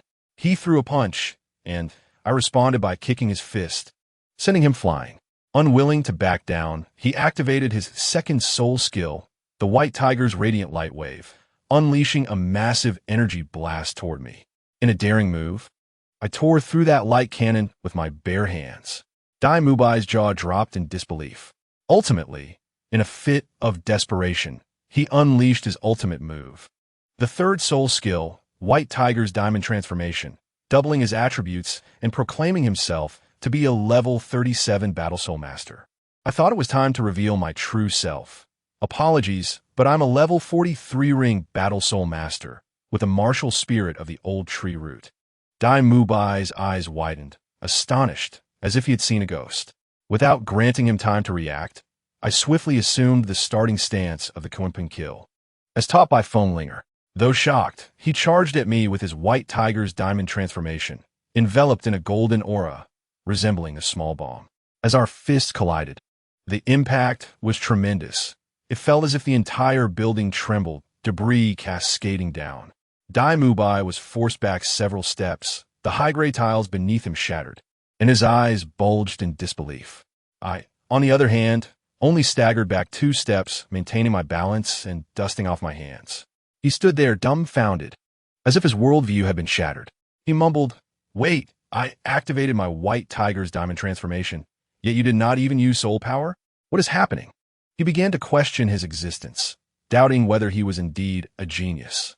Seeing his bewilderment, I decided to ease the tension, saying, No, brother, you are indeed strong. I simply have a somewhat unique soul ring configuration that is inconvenient to disclose. It does not mean my strength surpasses yours. I have just trained extensively, relying on muscle memory. You are already quite impressive." To my surprise, this humble admission won him over.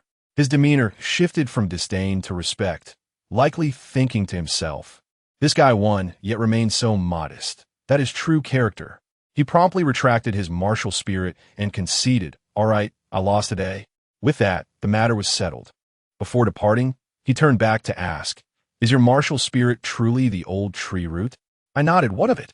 He appeared contemplative, saying, "Nothing, just curious. Which academy do you belong to?"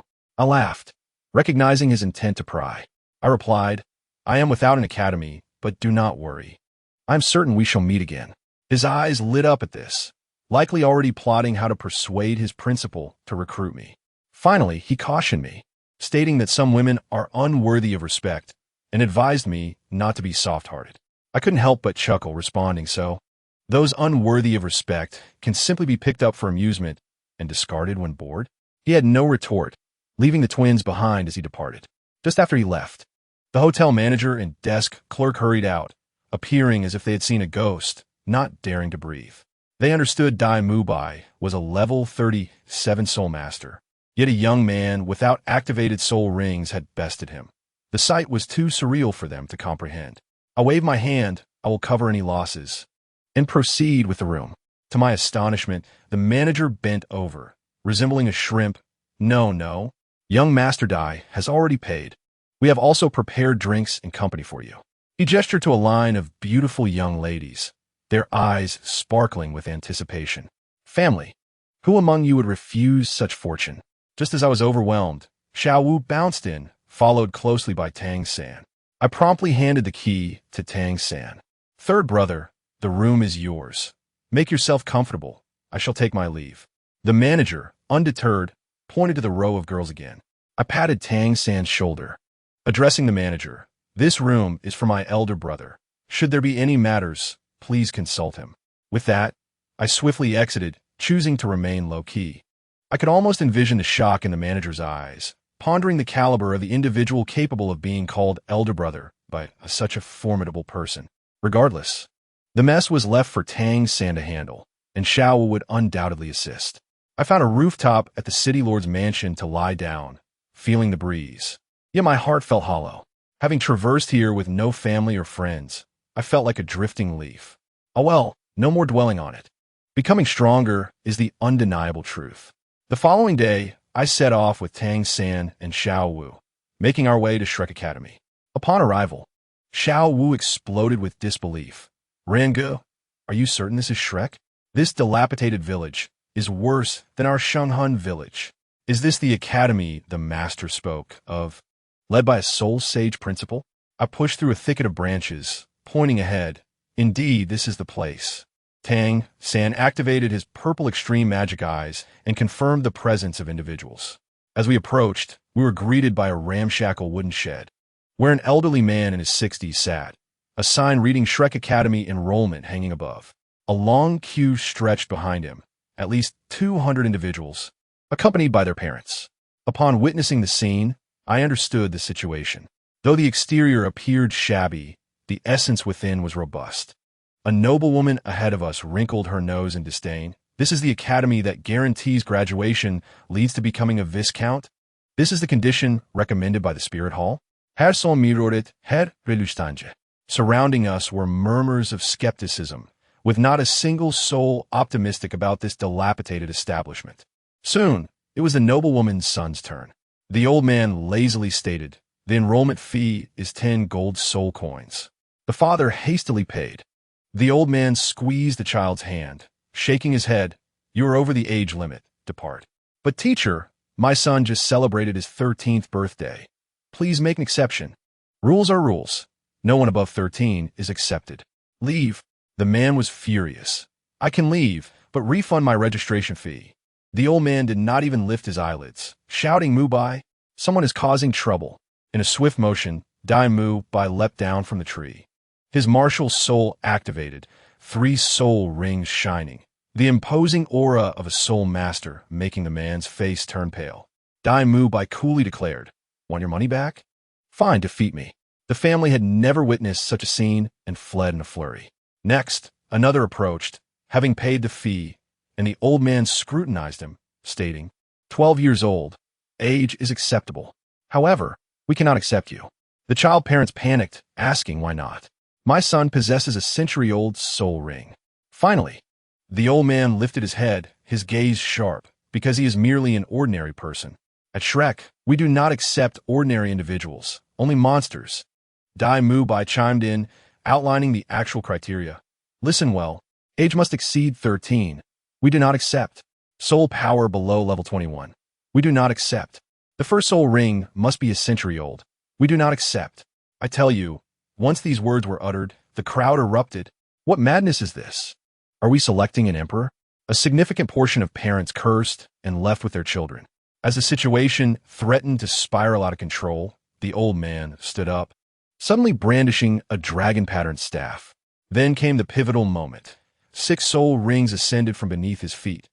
White, yellow, purple, purple, purple, black. A soul emperor of over 60 levels. The village fell into complete silence. The parents who had just been cursing were now as meek as quails, not daring to utter a word. The old man struck the ground with his staff, causing a tremor, and coldly commanded, "Continue." Now, no one dared to protest. Soon, it was our turn. I directly pulled out 30 gold soul coins. Xiao Wu stepped up first, and the old man assessed her. Age is suitable. As Xiao Wu activated her martial soul, 2 yellow soul rings appeared, her level at 29. The old man's eyes lit up. "Good. You may enter." Next was Tang San. The old man examined him closely, nodding in approval. When Tang San revealed his blue silvergrass, showcasing 2 yellow soul rings at level 29, the old man's jaw nearly dropped. "Blue silvergrass? You could train it like this? A monster. Quickly go in." Finally, it was my turn. I extended my hand, and as the old man touched my finger, his expression changed. "Something is amiss. Your strength." Dai Mu Bai beside me chuckled wryly. "I told you, but you didn't believe me." The old man fixed his gaze on me. "Release your martial soul." I ceased to feign modesty, unleashing my blood fiend vine, and my soul rings began to manifest one after another. The first, purple, a millennium. The second, purple, a millennium. The third, black, 10,000 years. Purple, purple, black. The surge of soul power at level 40 radiated explosively, causing those of lesser strength to kneel immediately. Dai Mu Bai, who had just brought Zhu Zhuqing over, wore a frozen expression, looking as if he were on the verge of tears. The Soul Emperor, having lived for so long, possessed only one 10,000-year soul ring himself, and upon witnessing my third ring, which was also 10,000 years, he was utterly dumbfounded, stammering, "Who on earth are you? This is impossible." I shrugged. "I know this situation is somewhat unusual. May I explain later?" The old man regained his composure and immediately unleashed the aura of a Soul Emperor, shouting to everyone around, "If anyone dares to speak a word about today's events, they shall face dire consequences."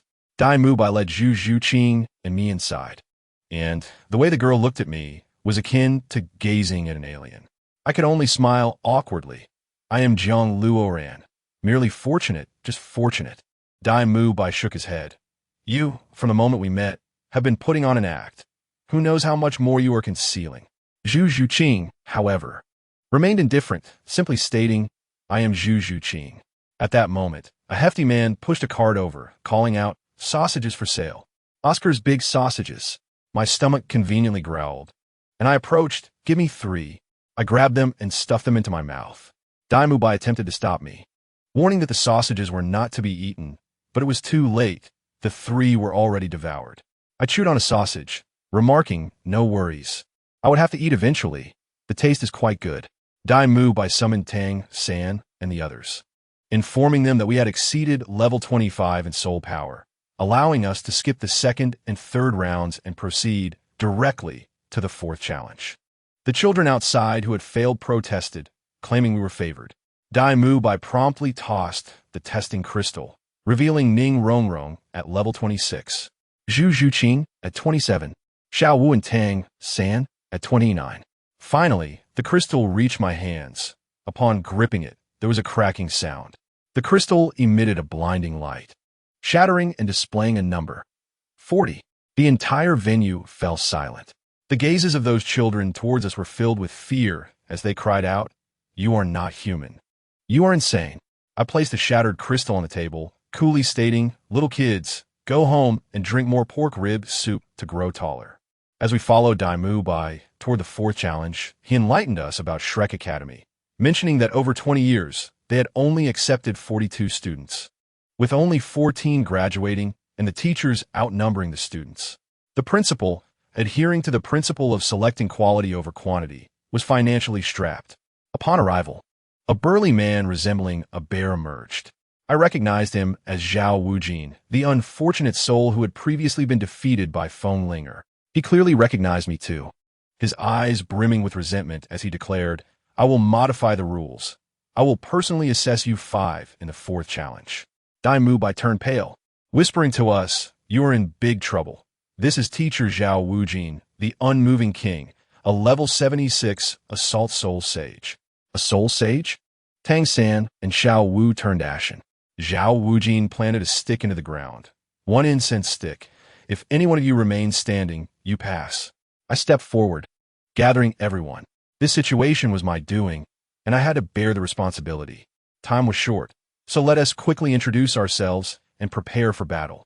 I stated firmly, "I am Tang San, Martial Soul Blue Silvergrass, level 29, a 2nd ring control system soul master. Xiao Wu, Martial Soul Rabbit, level 29, a 2nd ring assault system soul master. Zhu Zhuqing, Martial Soul Nethercat, level 27, a 2nd ring agility system soul master. Ning Rongrong, Martial Soul 7 Treasure Glazed Tile Pagoda, level 26, a 2nd ring support system soul master. Jiang Luoran, Martial Soul Old Tree Root, level 40, a 3rd ring control system soul master. At that moment, Tang San's eyes sparkled with excitement. His teacher had repeatedly warned him that in battle, if he encountered someone from the 7 Treasure Glazed Tile sect, he must eliminate them first. After all, they were the strongest support. Yet, Ning Rongrong seemed somewhat shy, saying, "Don't look at me like that. I have few soul rings. Only 2 skills, one for acceleration and one for strength." Tang San quickly inquired, "By how much?" Ning Rongrong smiled slightly, "About 30%. I gasped in astonishment. 30%? What a concept! Each additional ring grants an increase of 10%. This was simply a game-breaking existence. No wonder the 7 Treasure Glazed Tile sect was so formidable. All right, an emergency pre-battle meeting was convened. We had 2 control system soul masters, Tang San and Jiang Luoran, who directly took on the role of commanders. Jiang Luoran displayed true responsibility, promptly laying out the tactical arrangements. Xiao Wu and Zhu Zhuqing, both agility system soul masters, were to flank from both sides, avoiding direct confrontation, utilizing speed to engage Zhao Laoshi in a hit-and-run style. Ning Rongrong stood at the back, and just as Tang San intended to protect her while also attacking, Jiang Luoran firmly interrupted him. "No, Sangu," Jiang Luoran was resolute. "This situation arose from me, so I shall take the lead in the attack. My blood fiend vine is sturdy, and I possess ample combat experience. You are the most suited for controlling the battlefield." Tang San was deeply moved, realizing Jiang Luoran wished to shoulder the most dangerous task. But he was not the type to hesitate. "Fine, let me decide it. Luoran will lead the attack." But be careful. The opponent is a level 76 Assault Soul Sage. As soon as he finished speaking, Jiang Luoran charged forward. Blood Fiend Vine. With a hum. I tell you, dozens of purple-pink vines surged from the ground, instantly wrapping around Jiang Luoran's entire body, and then his 3 soul rings illuminated. Purple, purple, black. What a sight. Zhao Waoqi's disdainful visage abruptly froze, his expression turning grave in an instant. He was acutely aware that this young man was the very anomaly that Dean Flander had previously mentioned, a prodigy who had shattered the cultivation norms of Dolua Dalu. 2,000 years, 10,000 years. How could Shrek possibly let such a genius slip away? At that moment, Ning Rongrong began to exert her power. The illustrious 7 treasures, first known for strength. For beams of resplendent light instantly enveloped the 4 of us, and oh, what a sensation it was. Akin to soaking in a hot spring, warmth radiating throughout our bodies, instantly amplifying our strength. Upon witnessing this, Zhao Waoqi grew even more exhilarated. What a day for Shrek. To have so many exceptional talents grace us. Ning Rongrong then proclaimed again, 7 treasures, second known for speed. Another 4 beams descended, and we felt as light as a feather, practically capable of performing the graceful steps of Ling Bo Wei Bu. Zhao Waoqi, realizing the gravity of the situation, thought, if I let you all continue to accumulate buffs, the sky would darken. With a thunderous shout, he lunged directly at the last of us, Ning Rongrong. It is common sense to target the support first. I will block. Jiang Luoran roared, advancing rather than retreating, and launched a powerful punch to meet him. Zhao Waoqi's heart leaped for joy. He had been yearning for an opportunity to confront this young man, and now he had delivered himself right to him. He, too, was straightforward, opting not to use soul power, instead condensing his physical strength, launching a punch. What transpired next left everyone aghast. The anticipated scene of Jiang Luoran being sent flying by a punch did not occur. The 2 fists collided with a resounding thud, creating shockwaves. Jiang Luoran astonishingly caught it. Zhao Waoqi was rendered speechless. How could a control-type soul master possess such immense strength? Even with the amplification from the 7 treasures' glazed tower, this power was simply inconceivable. I, Daimu Bai, wielding my martial soul, would not dare to take on such a punch. He refused to believe it, and unleashed several more punches. The ground beneath them began to crack. The more he fought, the more astonished he became. This young man's bone density and muscle resilience were undoubtedly the result of hellish training. In the end, Zhao Waoqi transformed his fists into palms, showcasing his signature skill. Yet, Jiang Luoran was swifter, retracting his fists and lifting a leg, delivering a whip kick directly onto Zhao Waoqi's iron palm. Both were jolted by the tremendous force. Their blood surging, Jiang Luoran stumbled back 5 steps, his shoe shattered. But what of Zhao Waoqi? He too was pushed back 4 steps, landing squarely back into his previous recliner. I stood there dumbfounded. Who among my family understands? A control type managed to send a soul sage of level 76 back to his seat. Is this reasonable? Tang San, Xiao Wu, and the others were equally astonished. Ning Rongrong glanced down at her 7 treasures glazed tower, momentarily questioning whether her amplification was too overpowered. At this juncture, Zhao Waoqi was genuinely invigorated. What a remarkable young man. It seemed he would have to take this seriously. Yellow, yellow, purple, purple, black, black, black, with the activation of 7 soul rings. A terrifying pressure enveloped the surroundings, causing the nearby structures to tremble. Upon seeing this, Tang Sen exclaimed, "We cannot merely observe." Blue-silver grass bind. Jiang Luoran followed suit, unleashing his blood fiend vine, ensnaring Zhao Waoqi like a large zongzi. In response, a furious roar erupted from within the zongzi. First soul skill, immovable king body.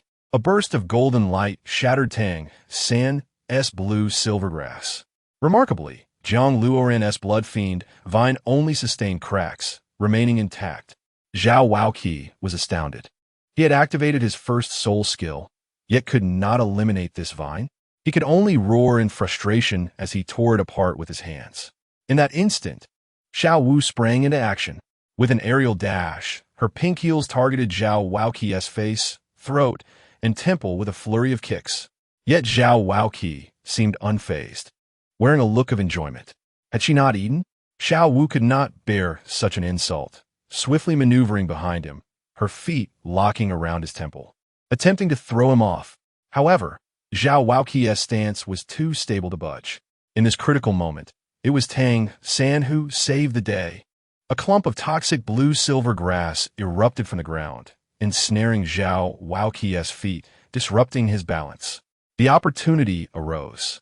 Xiao Wu exerted force from her waist, hurling Zhao Waoqi into the air.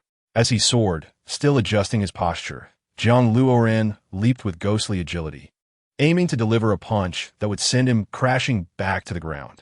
Zhao Waoqi reacted swiftly, attempting to block in midair, his other hand striking for Zhang Luoran's temple. Yet Zhang Luoran was as slippery as an eel. Failing one attack, he instantly transformed his strike into a kick, landing a powerful blow on Zhao Waoqi. With a tremendous crash, Zhao Waoqi was sent crashing into the earth, creating a crater 2 meters wide. The dust had yet to settle when Zhu Zhuqing's assault arrived. She resembled a ghostly figure, her black claws glinting with cold light, unleashing a torrent of attacks upon Zhao Waoqi in the pit. Second soul skill, Phantom 100 Claws. Countless claw shadows converged into one, launching a fierce onslaught. Where do they target? Zhao Waoqi looked down and turned pale. This was utterly infuriating. He roared, using sheer force to blast Zhu Zhuqing away. Seizing the moment, Tang San charged in, activating his second soul skill, Ghost Vine Parasitism. The crimson blue-silver grass enveloped Zhao Waoqi completely, while a silver sword sprang from Tang San's shoe tip, aimed precisely at that spot. Are you trying to obliterate me? Zhao Waoqi was utterly enraged. The soul power of a soul sage surged forth, and with a thunderous explosion, everyone was thrown back. Xiao Wu collapsed unconscious, while Tang San and Zhu Zhuqing bore injuries. Zhang Luoran, witnessing his fallen comrades, felt his eyes redden. He leaped from the collapsed building, approaching the nearly extinguished incense before extinguishing it with a stomp. Everyone stood in shock. What was he planning? Third brother, take care, Xiao Wu. Zhang Luoran turned, confidently walking towards Zhao Waoqi. Today I shall fight. Zhao Waoqi laughed in anger. A group cannot defeat me, and you think to play the hero alone? Yet Zhang Luoran's determination was unwavering. Tang San and the others understood. With Ning Rongrong speaking first, Luoran, go. We are teammates. Tang San added, if you lose, we leave together. At that moment, Zhang Luoran undoubtedly recalled the Master's words. You do not need to seek exceptionally strong teammates. You only need those you can trust with your back. All right. Zhang Luoran turned, his gaze fierce and resolute. If I lose, we leave together. Zhao Waoqi sneered, and the 7 soul rings illuminated once more. Zhang Luoran, undeterred, summoned his purple, and black soul rings, exuding an aura that resembled a swamp capable of devouring all. Gome. Zhang Luoran charged forward. Zhao Waoqi regarded him with contempt, activating his immovable king body and bracing himself for impact. Zhang Luoran anticipated this. He deftly slid around to Zhao Waoqi's rear, targeting his vulnerable spot with a kick. What a cunning maneuver, akin to a lesson in the Soul Master realm, emphasizing surprise. Zhao Waoqi roared in fury, forced to shift, retaliating with a powerful strike. Zhang Luoran awaited this moment. First soul skill, manifestation. His vines vanished momentarily, only to reappear around Zhao Waoqi, binding him securely. Without delay, Zhang Luoran lifted a massive boulder and hurled it toward him. Zhao Waoqi shattered the boulder with a single palm, seizing the opportunity amid the dust to grab Zhang Luoran by the collar, declaring, "Got you." The golden palm print was about to crash into Zhang Luoran's face. Tang San and the others felt their hearts leap to their throats. It was over. Captured by Teacher Zhao, none could escape. But with a dull thud, the captured Zhang Luoran transformed into a cloud of purple smoke. It was an illusion. The real Jiang Luoran had already appeared atop the collapsed building, his second soul ring glowing, a smirk gracing his lips. This isn't over yet. Countless vines surged forth like a tide, ensnaring Zhao Wuqi once more, specifically targeting all his acupoints. In the end, it was all about restraint.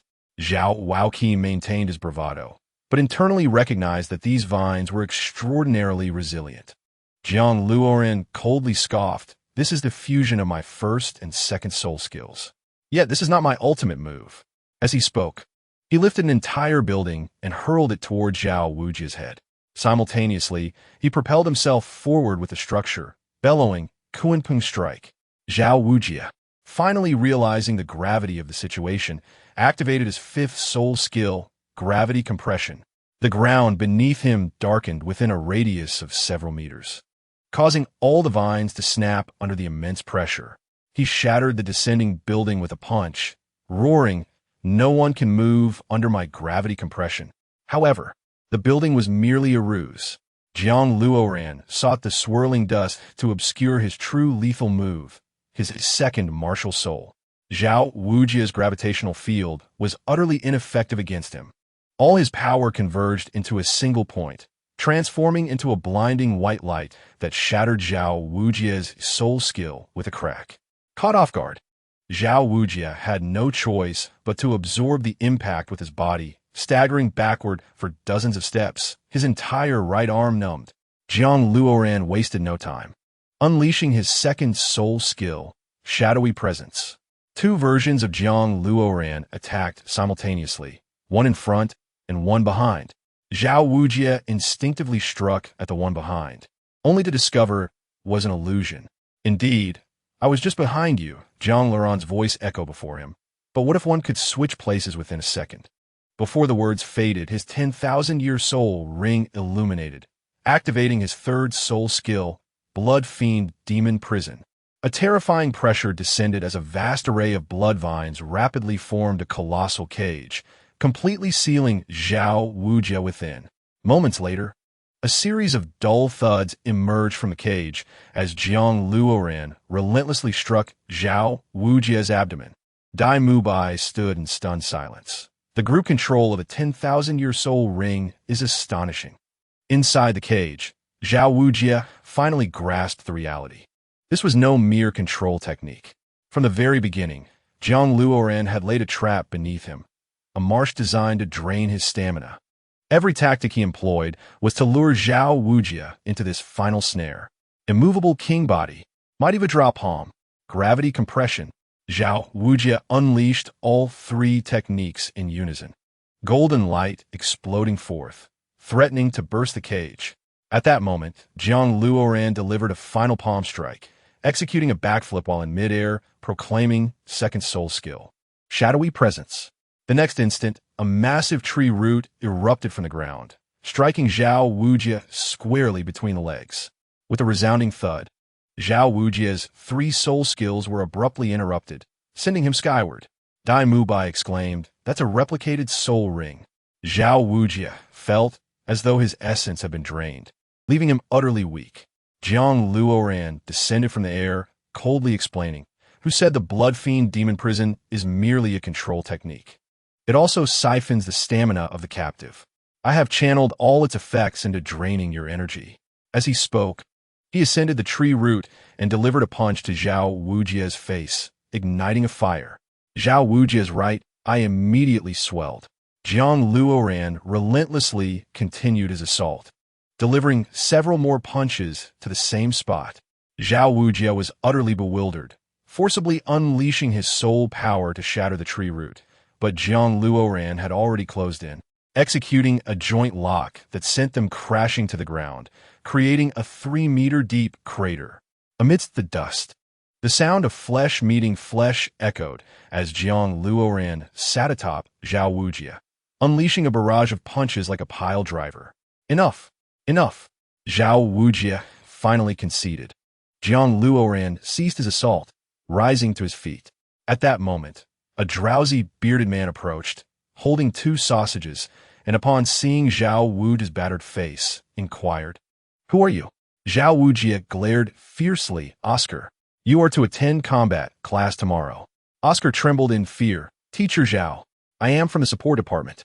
Zhao Wujie snatched the sausage from his hand and stuffed it into his mouth, insisting, if control types can engage in strong attacks, so can support types.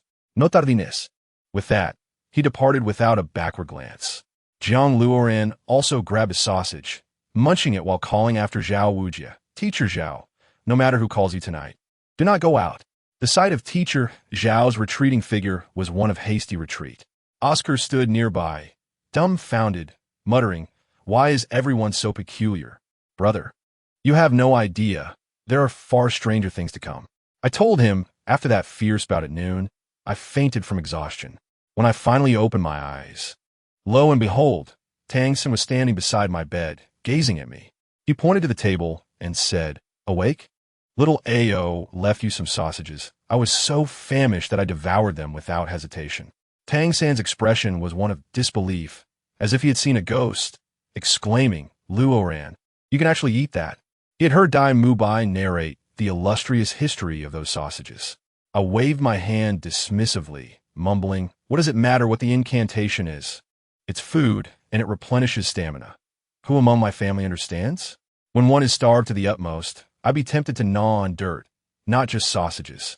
Seeing me like that, Tang Sin paused momentarily before becoming despondent, lamenting how weak he felt today for failing to protect Xiao Wu, as if he were shrouded in a fog. I thought to myself, dude, you are only 12. Your level of self-awareness is rather high. I advised him, the road ahead is long. Do not overthink it. However, I knew he was genuinely concerned about Xiao Wu. Alas, as a matchmaker, I seemed to be exerting a bit too much effort. At that moment, I glanced up at the sky, and a sudden realization struck me. Tonight, Teacher Zhao is facing a calamity. Tang San's father, the legendary Hao Qianhua, would be coming tonight to settle the score for Zhao Wujie's earlier bullying of his daughter-in-law. I had hinted at the matter. Whether Zhao Wujie heeded it was up to his fate. Just as I was having a heart-to-heart with Tang San, a loud voice from the adjacent dormitory interrupted my thoughts. A cheeky voice called out, Dai Lauda. Dai Lauda. Let me tell you, that last one, the figure. TSK, TSK, TSK. The voice. Are you going tonight? I can assure you, if you met her, you wouldn't be able to resist. Dai Mubai, in a panic, shouted, Fatty, stop spreading nonsense. I have never been there. If you keep shouting, the girls in the opposite dormitory will hear. The fatty chuckled. Isn't it just that I'm short on cash, borrowing some from you? Besides, Tsuehua is still waiting for me in the village. I must go see her first. My mind was racing. What a chaotic relationship. Tonight, he plans to seek women outside, and now he has to meet his girlfriend, Tsuehua, at the village entrance? What a master of time management. Then came Dai Mubai's reply. Here, just don't mention such matters in front of me again. All right, the pure and noble Dai Xiao. Tang San looked at me perplexed and asked, Luoran, are classmates having a dispute? I chuckled, it's nothing, Sange. Men just have unfinished business. Suddenly, it dawned on me, and I slapped my thigh. Wait, Sange, where is Xiao Wu? She is taking a stroll with Rong Rong at the village entrance, wanting to familiarize herself with the surroundings. Oh no! I sprang up from my bed, exclaiming, let's go, Sange, we must go see the show. As we arrived at the village entrance, we could hear the ruckus from afar. A red-haired chubby boy was pointing at Xiao Wu, yelling, little girl, mind your own business. Tsuehua loves me. Xiao Wu stood defiantly, shielding a girl named Tsuehua behind her, retorting, you scoundrel. Bullying girls is something my sister, Xiao Wu, cannot tolerate. What's wrong with that? The girl named Tsuehua was sobbing. Hongjun, we are not suited for each other. Please stop pestering me. With that, she ran away. The chubby boy became furious, pointing at Xiao Wu, shouting, it's all your fault. Mind your own business. As he spoke, his words turned foul. So what if you are pretty? Today, I'm taking you to warm my bed. I couldn't believe it. Tang San's eyes turned red, and he reached for his hidden weapon. I quickly held him back. Sange, don't be rash. This chubby boy is also a student of Shrek named Ma Hongjun. Xiao Wu can handle this. Let's observe for now, and if necessary, we will intervene. Just as I finished speaking, Xiao Wu had already thrown a punch. Ma Hongjun grinned, reaching out to grab her, only to find his expression changing when their fists collided. He had not anticipated Xiao Wu's strength to be so formidable. Underestimating her, he attempted to play dirty, but Xiao Wu's agility was akin to a serpent, wrapping around him with a swift maneuver. Upon realizing the disadvantage in close combat, Ma Hongjun immediately dropped to the ground. Feigning defeat, as Xiao Wu retreated, he sprang up with a burst of flames, a yellow soul ring materializing. First soul skill, Phoenix Fire Line. A blazing fire line surged toward Xiao Wu. I furrowed my brow. This was not how it was depicted in the book. How could this rotund fellow be so ruthless? The fire line pursued Xiao Wu, igniting her shoes. This was intolerable. I exchanged glances with Tang San, and we leapt from the rooftop. With a resounding thud, I conjured a shield with Blood Fiend Vine, effectively blocking the fire line. Ma Hongjun continued to intensify his fiery assault.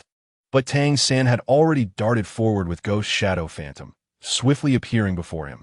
With a flick of his hand, he squashed the rotund man's face into a meat patty, lifting him effortlessly. The scene was ludicrous, akin to capturing a rooster spouting flames towards the heavens.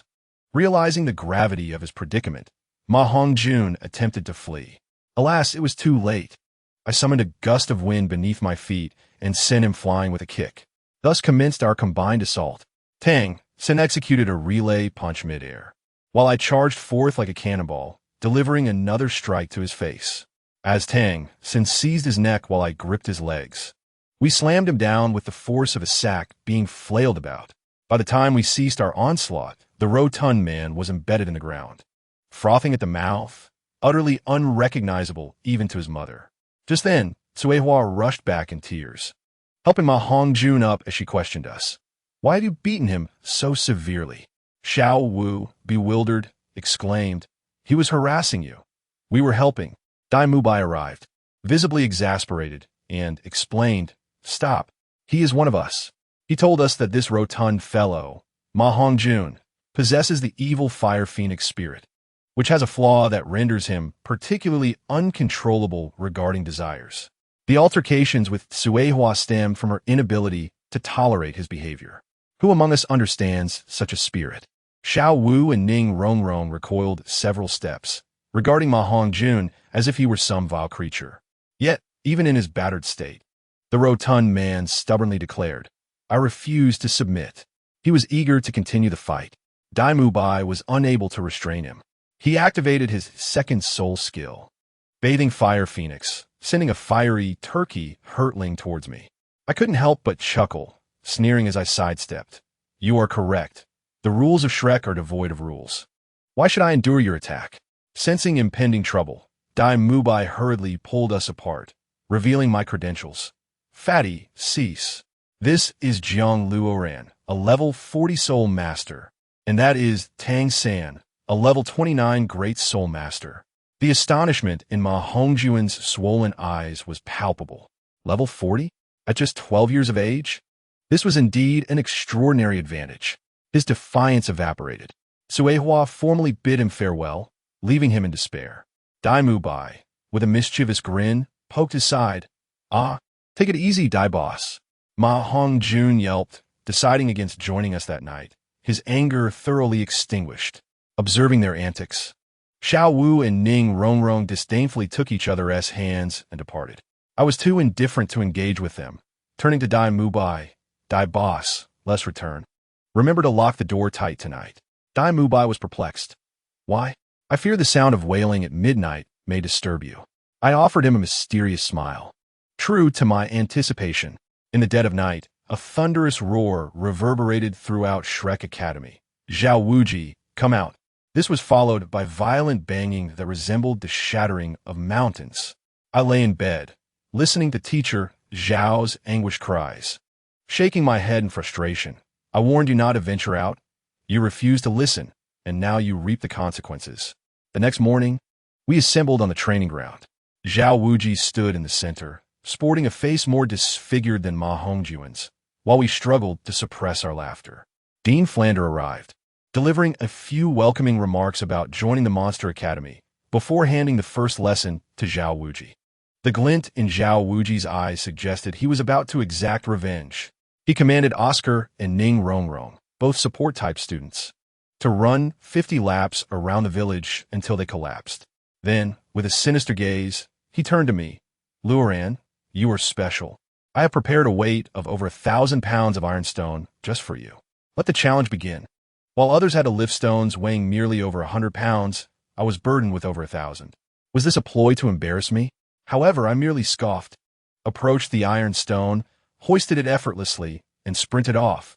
I chased after Oscar and the others while brandishing the colossal stone.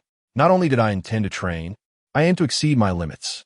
Zhao Wuji was left in a state of shock, his expression akin to one who had swallowed a fly. We trained tirelessly throughout the day. That evening, Dean Flander gathered us together, announcing, "We are setting off." "Where to?" Xiao Wu inquired. Dai Mubai, his expression grave, replied, "We are likely headed to the Soto Great Spirit Arena." Flander nodded in affirmation. "Precisely. Real combat is the finest training. I intend to throw you into the fray against true daredevils." Ning Rongrong's face paled.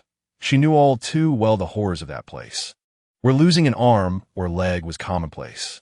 Upon arrival, Dai Mubai explained the rules. In essence, the objective was to compete for points and earn badges. Before graduation, we must secure at least a silver spirit badge, while I, being level 40, was required to obtain a gold spirit badge. Failure to do so would mean no graduation. I then posed a crucial question. Will my level 40 soul power and extraordinary soul ring be exposed? Dai Mubai patted my shoulder. The dean has stated, fight without restraint. Strike with all your might. If anything goes awry, he will take responsibility. With that assurance, I felt at ease. Tang San, ever astute, immediately inquired about the point system. Dai Mubai explained, win a match, gain a point. Lose a match, lose a point. However, consecutive victories yield bonus points after 10 consecutive wins. An additional 100 points are awarded for the next win. Dai Boss, what badge do you currently hold? Tang Sen asked curiously. Dai Mubai's Fache Flushed, Ahim. Still the Iron Spirit badge, with a total of just 2 points. We were all astonished. Dai Mubai was formidable, yet still a novice? He hastily clarified that after reaching Soul Master rank, he was matched against opponents in the 37 to 38 level range, resulting in a low win rate.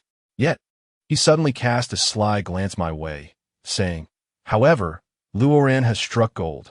You are currently at level 40, but have yet to acquire your 4th soul ring, meaning, by regulation, your opponents will all be soul masters. With your strength, won't it be akin to slaughtering children among the soul masters? Good heavens, that was a revelation. As long as I refrained from advancing to the 4th ring, I would be the apex among soul masters. Defeating them would be as simple as child's play. The gold spirit badge was practically in my grasp. I feigned caution, asserting, one must remain vigilant. There are always stronger individuals. However, inside I was elated. Thus, I cheerfully joined Tang San and the others to secure a silver spirit badge, preparing to continue the fight. The host of the spirit arena was something else. A flamboyant figure dressed in garish attire, his voice blaring like a rooster's crow, causing my head to throb. I was assigned to arena number 7, and, as the screen lit up, I was matched against a swift attack specialist. Who among us understands? Logically, this was a hard counter to my control type. The entire audience seemed to have already condemned me, likely offering prayers for my demise. The woman opposite me, named Mie Xiao AI, walked with a gait reminiscent of a twisted pretzel, casting flirtatious glances my way, saying, little brother, is this your first time? This is not a place for you. I contemplated retorting, sister, did you just finish gnawing on pig trotters without wiping your mouth? It's nauseating. I couldn't be bothered to engage in banter. So I introduced myself, Jiang Luoran, level 40, 3-ring control type soul master, with a martial spirit of old tree root. I kindly advised her to concede, stating she stood no chance against me, or else I would be unable to restrain myself in the heat of battle. This elicited laughter from the audience, mocking my martial spirit and deeming me arrogant. Very well, let them laugh. Soon, they shall weep. Upon hearing that I had reached level 40, her face drained of color. Yet she maintained her bravado, asserting that despite my superior rank, I was no match for her, as Amgung Shi, Min Gong 11. I could not help but roll my eyes. What era were we in to still be playing traditional counters? I swiftly unleashed a burst of speed, vanishing in an instant. She must have been pondering how a control system could outrun her, but by the time she realized, I was already upon her. The look of sheer terror and suffocation in her eyes was palpable. Before she could even scream, I sent her flying with a single kick, her body crashing against the distant barrier. It was truly a work of art. Remarkably, I did not even activate my martial soul, relying solely on my physical prowess. The audience erupted, chanting accusations of foul play, claiming I'd cheated. The commotion was intense. Eventually, she slid down from the wall, spitting blood and trembling as she reluctantly admitted that I had won without resorting to any underhanded tactics. Instantly, the arena fell silent, and the judge gazed at me as if I were a ghost, stammering the announcement of my victory. As I concluded my match, Tang San and Xiao Wu had also triumphed. Only Ning Rongrong, a pure support type, stood there like a mere mascot, wide-eyed. Dai Mu Bai, ever the big brother, hurried over to play the good guy, suggesting that Tang San team up with Ning Rongrong for a doubles match. Upon seeing Tang San's pained expression and the murderous glare from Xiao Wu, I understood the setup. Did they really think I would let my brother suffer? I promptly stepped in. I'll team up with you, let us go. How could I stand idly by while my brother faced difficulty? Xiao was practically boiling with jealousy. As I spoke, Tang San's grateful gaze conveyed our brotherhood. Ning Rongrong seemed rather shy, quietly expressing her concern about being level 40 while I was burdened with a level 26 partner, facing off against 2 level 40 soul masters. Wasn't that just 1 against 2? I firmly replied, you have no better choice, and dragged her sign up. Confidence was the name of the game. As for our team name, she hesitated, but I wasted no time and declared it the Biming combination, embodying an air of mystery. Upon stepping onto the stage, we faced 2 formidable opponents, their muscles bulging like boulders, resembling a copy-paste of one another, self-proclaimed as ironclad war soul staff. They spoke in unison, kid. It's been a while since we broke bones. I thought to myself, were they attempting stand-up comedy? After announcing my intent, Ning Rongrong activated her martial soul, revealing the 7-treasure glazed tile, and the 2 men immediately understood, exchanging knowing glances. This girl was not to be trifled with, likely coming from a powerful family. Let us target the little one. I nearly laughed aloud. They were clearly picking on a soft target, but alas, they were mistaken to think I was an easy mark. They underestimated us entirely. Ning Rongrong swiftly granted me 2 buffs, strength and speed. I tell you, the sensation was exhilarating. I felt empowered, capable of striking down a bull with a single blow. I charged forward, neglecting to activate my martial soul. The opponents stared in disbelief, questioning how a control system dared to confront them head-on. 2 massive staffs came crashing down towards me. What happened next? With a thunderous impact, I caught both of their staffs in my hands. Their faces turned crimson, exerting every ounce of strength they had, yet they could not budge me an inch. I leveraged their force to perform a flip, landing atop their heads and delivering 2 thunderous punches to their staffs. They staggered back, unable to maintain their footing. The one named M.O.E. was utterly flabbergasted. Even with the 7-treasure glazed tile, it cannot enhance power to this extent. His brother, slightly more aware, shouted, "Foolish brother." He was merely pretending before. This youth's resolve is terrifying. Retreat. It was too late. I swiftly dodged and unleashed a rapid punch to M.O.E.'s face. The sound echoing like metal striking metal, delivering a barrage that left him incapacitated, losing 5 teeth and transforming his visage into that of a pig. Seeing his brother so brutally assaulted, his companion rushed in, activating his soul skills to rescue him. The 2 brothers ganged up on me, their staffs whirling like a tempest. The audience watched in astonishment. Wasn't this kid a control system? How could he strike harder than a power type? I decided to drop the act and reveal my true capabilities. I activated my 2nd soul skill, Shadow Following. My 1st soul skill, creating something from nothing. And my 3rd soul skill, Blood Fiend Demon Prison. With my 3 soul rings, 1 purple, 1 black, and 1 red, the arena fell into utter silence before erupting into chaos. A 1,000-year soul ring. A 10,000-year soul ring. The 1st ring was a millennium old. The 3rd was 10,000. Their expressions mirrored that of witnesses to an alien encounter. The entire arena was engulfed by my blood-red vines, resembling a scene from Spider-Man's lair, creating a terrifying spectacle. Seeing the situation escalate, the two men realized they had no choice but to fight with all their might. They leaped up, shouting, "Martial Soul Fusion Skill, War Soul Obliteration, Soul Staff, Thunder Roll." To my astonishment, they fused into a single, thick golden staff, crackling with lightning as it descended towards me. The special effects were impressive, but I smiled. Instead of retreating, I advanced, boldly proclaiming, I forgot to mention, my first soul skill is creating something from nothing. Those earlier actions were merely illusions. Now, prepare for the real deal. Just as I finished speaking, the golden staff erupted in a profusion of vines, growing thicker and more numerous, ultimately bursting their fusion technique from within. With a resounding crash, the two were ensnared by my vines, rendered immobile. I had emerged victorious, yet trouble loomed. The audience went wild, clamoring to report me to the Martial Soul Hall, branding me a monster and attempting to swarm the stage. In that critical moment, an official named Sai Mu stepped forth to my aid. He audaciously claimed that my soul rings were illusions, mere effects to unnerve my opponents. I could hardly contain my disbelief. This excuse was utterly absurd, yet it surprisingly managed to convince the crowd. Upon exiting the battle arena, I sighed in relief, only for Ma Hongjun, that rotund troublemaker, to begin his antics anew. He spotted a beautiful woman and became utterly entranced, insisting on dragging Dai Mubai along.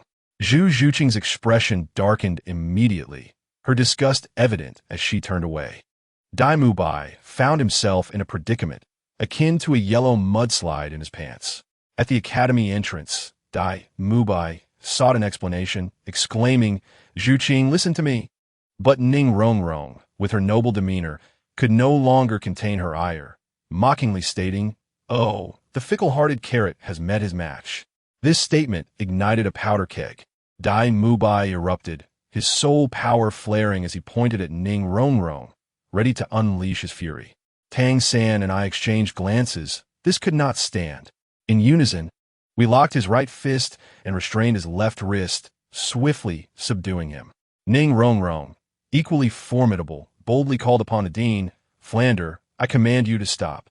She aimed to have the dean expel Dai Mubai. However, Flander paid her no heed, replying that our humble establishment could not accommodate such a grand figure, suggesting she leave on her own. This utterly broke Ning Rongrong, who began to throw a tantrum, shouting at Tang San and me, "I will pay you. Kill Dai Mubai." To which I retorted, "Jiang Luoran, ignore her, let us just go." She followed behind, fuming with impotent rage. The next day, Flander, as if nothing had occurred, stood in the training ground, lamenting that we apparently did not appreciate Oscar's sausages, claiming it was a sign of poor taste. He then ordered that in future battles, each participant must consume one sausage, with no exceptions. Oscar was positively gleeful, even discreetly slipping me an extra sausage as thanks for saving Ning Rongrong the previous day.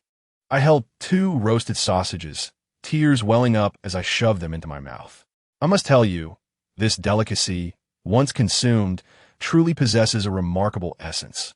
Not only is it fragrant, but a warm current surged directly to the crown of my head, invigorating my spirit.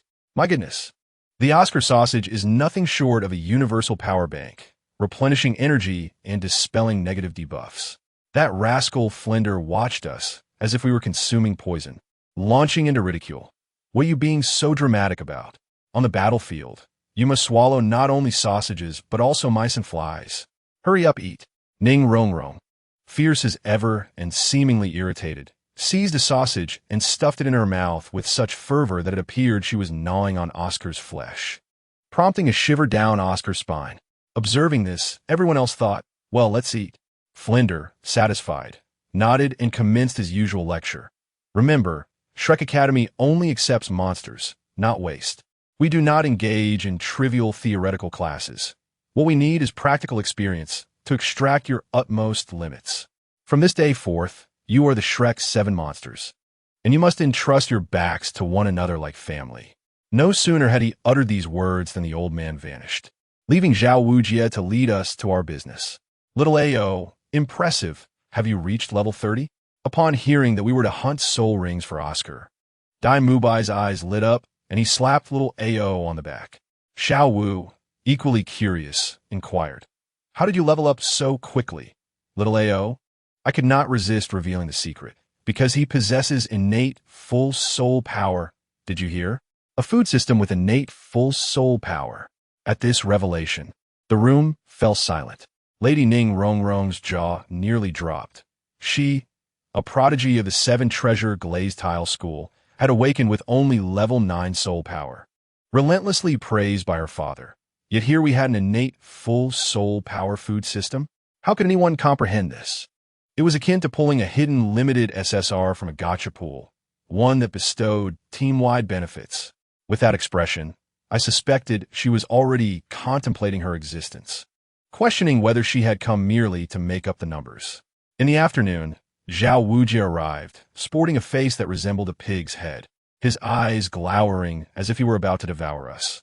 You little rascals, fall in line. Our destination is the Star Doe Forest. If we do not reach the inn before dark, we shall sleep with the soul beasts. I casually lifted a boulder weighing over 1,000 pounds as a burden, practicing while running, primarily concerned that I might outpace them. The troubles of the strong are indeed mundane. Zhao Wujie's gaze towards me suggested he thought I was mocking him. After an afternoon of running, we finally arrived at a dilapidated inn on the outskirts of the forest before nightfall. Dai Mubai, wealthy as he was, reserved an entire table of dishes, while that old rascal Zhao Wujie displayed some principles, stating he wouldn't take advantage of the students and return to his room. As we were enjoying our meal, a table of students from Tsanghue Academy nearby regarded us with an air of superiority, staring at us as if we were dirt. The hefty Ma Hongjun, immediately displeased, gnawed on a chicken leg and retorted, "What are you staring at? Do you believe I could handle your female students?" Goodness, that gluttonous fellow. Dai Mubai was even more direct, gripping his chair tightly.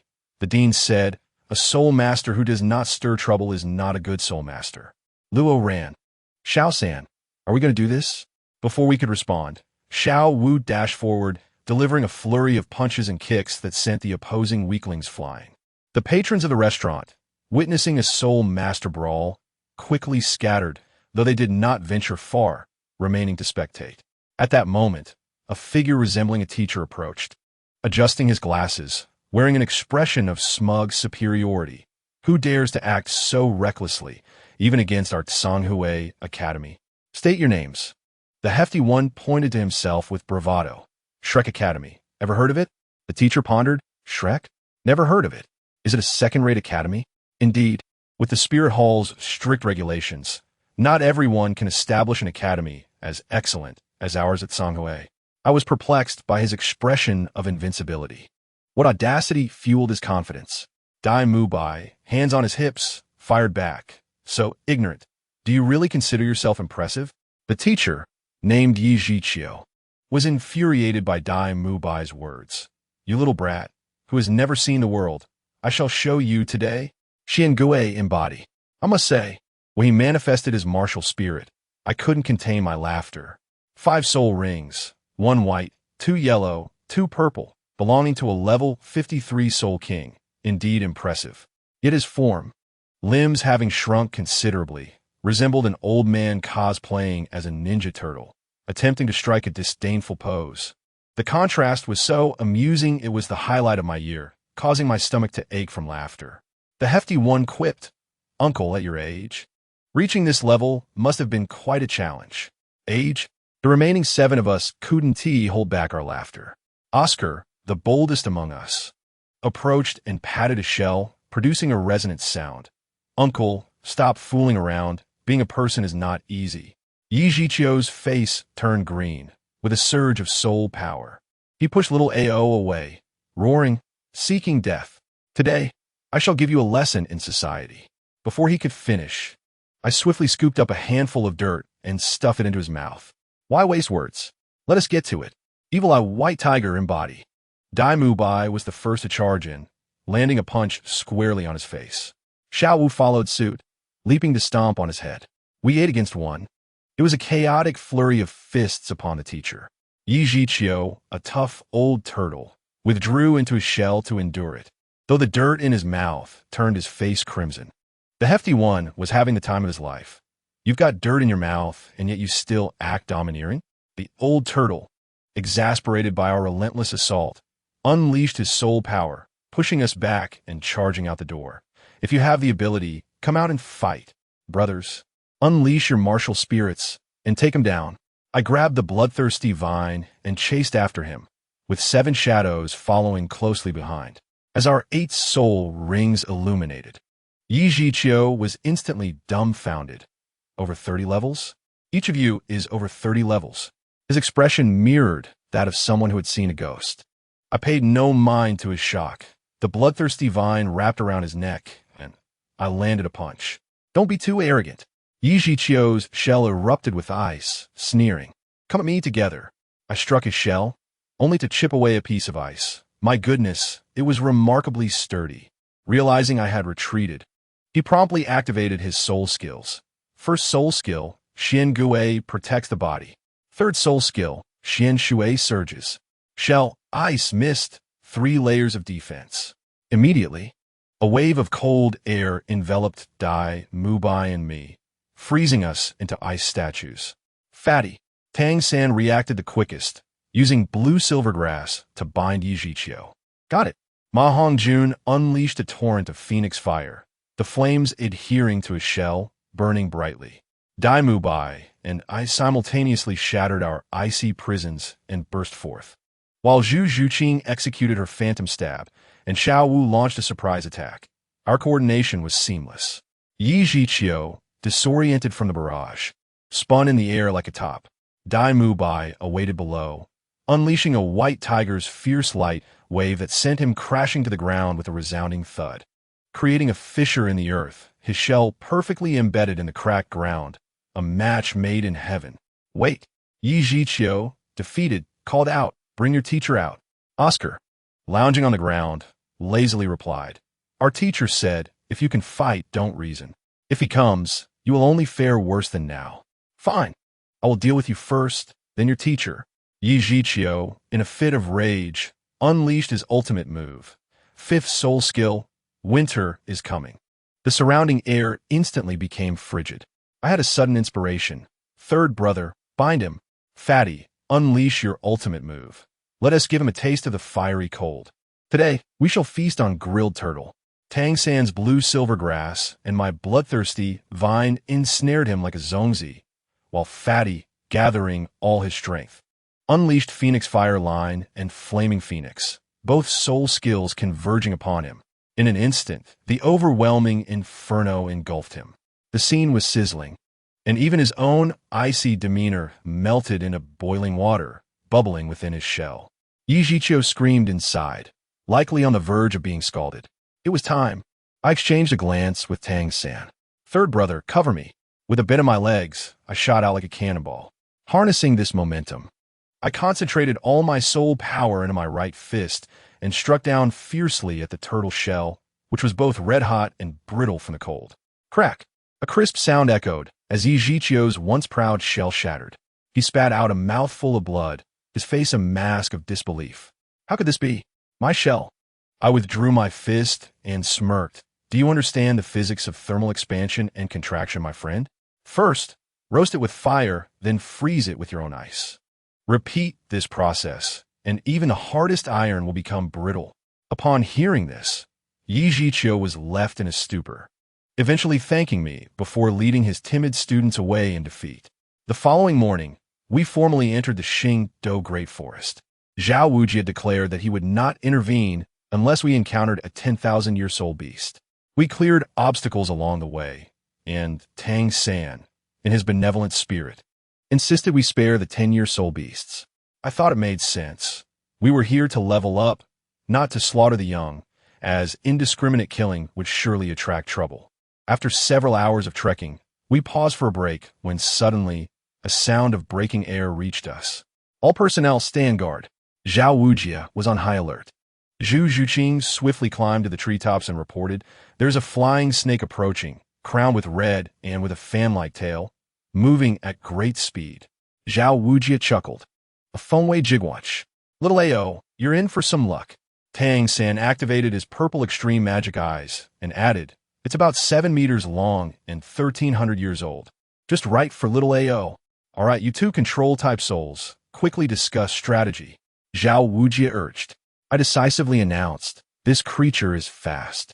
I will engage it directly while you provide range fire support. Mubai, be ready to assist. Before my words finished, I had transformed into a flash of white light. Charging forward.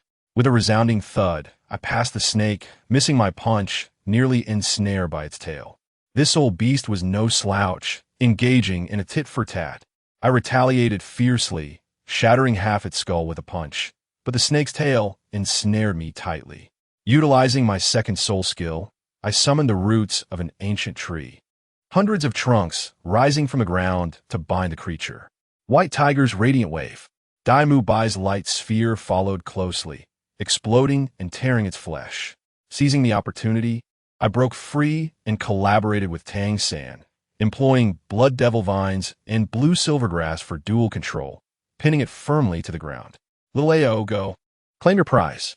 Zhao Wujia tossed a dagger to Oscar. However, just as Oscar was about to act, I sensed something amiss, a terrifying pressure emanating from afar. This sensation was far stronger than Zhao Wujia. Wait, I shouted, halting Oscar and issuing rapid orders. Mubai, carry this snake and take little Ao into the nearby forest to absorb it. Remember, no matter what happens outside, do not emerge until the soul ring is fully absorbed. Everyone was bewildered, but chose to trust my judgment. Dai Mubai hoisted the snake and led little Ao into the woods. As they left, 2 dark figures arrived. I quickly instructed the remaining members, everyone, bring forth your acting skills. Tonight, we are in for an Oscar-worthy performance. An elderly lady, leaning on a staff fashioned from the snake's head, approached, her 6 soul rings glowing ominously. She was a soul emperor. Coldly, she inquired, have you seen a Fengwei Jigwatch pass by? Goodness, she was here to cause trouble. Zhao Wujia instantly grasped my intent, unleashing the full aura of the immovable king. His 7 soul rings radiating power, overpowering her presence. Upon realizing she was facing a soul saint, the elderly woman's demeanor softened. Greetings, esteemed soul saint. This creature is my granddaughter's soul beast. It has gone astray. Ah, so it was the serpent matriarch. Zhao Wujia, ever the smooth talker, replied, respectfully, I am Zhao Wujia. The snake fled towards us at great speed. My apologies. The serpent had dashed past us too swiftly for me to chase after it. Upon recognizing Zhao Wujia, the matriarch likely felt a surge of relief, knowing he was famed for his defense, albeit lacking in speed. The young lady beside her, presumably her granddaughter Mang Iran, seemed equally concerned. The matriarch approached, feigning curiosity. I hear that you, Zhao Wujia, have taken on a role of a teacher. Have your students already begun hunting for their second soul rings? Zhao Wujia puffed up with pride. Sister Ko Shangxiang, you are mistaken. My little monsters are not hunting for their second soul rings. They are in pursuit of their third. One is even on the verge of claiming a fourth. Upon hearing this, the matriarch nearly burst into laughter. A soul emperor, she could see through our youthful facade, quickly deducing that we were merely teenagers. Yet here we were claiming to seek higher soul rings. The disdain in her gaze was palpable, perhaps recalling Zhao Wujia's infamous exploits of stealing underwear. Her goodwill plummeted to an all-time low. Oh, I see. I shan't disturb you any further. Take your time. With that, she took her granddaughter and departed without a backward glance, muttering about the poor air quality. I mused that the old woman was indeed formidable. Ma Hongjun, the hefty fellow, watched Mang Iran's retreating figure drool nearly escaping his lips, his desires flaring. Had it not been for Tang San's restraint, he might have acted impulsively. Once they were out of sight, Zhao Wujia exhaled in relief and approached me, inquiring, how did you know she would come? Tang San, beside him, was speechless, saying, Zhao Wujia, as a soul saint, you couldn't sense a soul emperor? Zhao Wujia rubbed his leg, a look of fear crossing his face. That matriarch's martial soul can stealthily navigate the forest. Even a soul de law would struggle to detect her. I paid them no mind, instead placing my hand on the ground. And my expression shifted. The powerful force emanating from below was both intimidating and strong, akin to a colossal being engaging in some sort of test. I blurted, "It's too late." Zhao Wujie, bewildered, asked, "What do you mean it's too late?" As his words fell, the entire Xingdou Great Forest began to tremble. The noise grew louder and closer. Well, since escape was futile, we would have to fight. I summoned my blood devil vines. In the next moment, a massive brown monkey, the size of a small hill, burst forth from the forest with a resounding crash. Its roar created shockwaves that snapped nearby trees, leaving us struggling to maintain our footing like blades of grass in the wind. This creature was a mass of muscle, adorned with red totems, exuding an overwhelming presence. Zhao Wujie's composure shattered, his voice quaking. The king of the forest, the Titan Great Ape? It is said that stronger soul beasts harbor a deep hatred for humans. Have we angered it? I understood well that this behemoth was not motivated by hatred for humanity. Its mind was consumed by thoughts of Xiao Wu. It had come to capture her. I quickly advised Zhao Wujie, "You all should find a chance to escape. Do not confront it directly. I do not want you risking your lives for the sake of saving someone." Yet, Zhao Wujie displayed commendable bravery, roaring defiantly, "No way. Luo ran, you and Tang San take the others and flee. I will hold it off." Dai Mubai also stood firm, embodying his martial soul. Ningrongrong, Unbabering, activated her 7 treasures, bestowing strength and speed upon us, though she herself collapsed from exhaustion. The Titan Great Ape, seeing our lack of flight, grew enraged, unleashing another deafening roar. With Rongrong's support, we managed to withstand the force. Zhao Wujie, realizing negotiation was futile, bellowed, "Attack," and transformed into his martial soul form, the great strength diamond bear. Goodness! As the 7 soul rings illuminated simultaneously, a remarkable transformation occurred. Teacher Zhao's body swelled like a balloon, morphing into a towering 5-meter-tall golden bear. I was utterly astonished. This was the ultimate move of a level 70 soul sage, a technique that would leave one utterly drained for a week. What had gotten into old Zhao today? On our side, Dai Mubai unleashed his white tiger lightwave. Zhu Zhuqing summoned her phantom claw, and Ma Hongjun unleashed his phoenix fire line, alongside my own array of soul skills, all directed at the Titan giant ape. Yet, the creature merely let out a roar, dissipating our collective assault as if it were nothing more than a tickle. In its eyes, the only real threat was the transformed teacher Zhao. When Zhao delivered a heavy punch, the beast effortlessly blocked it with a single hand, showcasing an insurmountable disparity in strength. The golden bear was pressed down, nearly sinking into the ground. Had it not been for Zhao's incredible defense, his martial soul would have been shattered on the spot. Tang San, panicking, urged us to unleash our soul skills for distraction. Ma Hongjun directed flames at the creature's groin for an eternity, yet the skin remained unblemished. I charged in, executing a series of rapid punches, drawing blood, but the creature merely swayed. Xiao Ao, distressed, shouted from behind, "I have a mushroom sausage. Hurry, brother." Even at this moment, you're still peddling advertisements? Seeing that he could not hold out much longer, Zhao roared at us. "Why are you all standing around like rabbits? Run." Tang Sen launched hundreds of piercing needles aimed at the giant ape's eyes, yet it simply closed its eyelids and blocked them effortlessly. In that instant, Zhao was sent sprawling by a colossal hand, and the creature snatched up Xiao Wu, turning to flee. No, Tang San lost his composure and gave chase.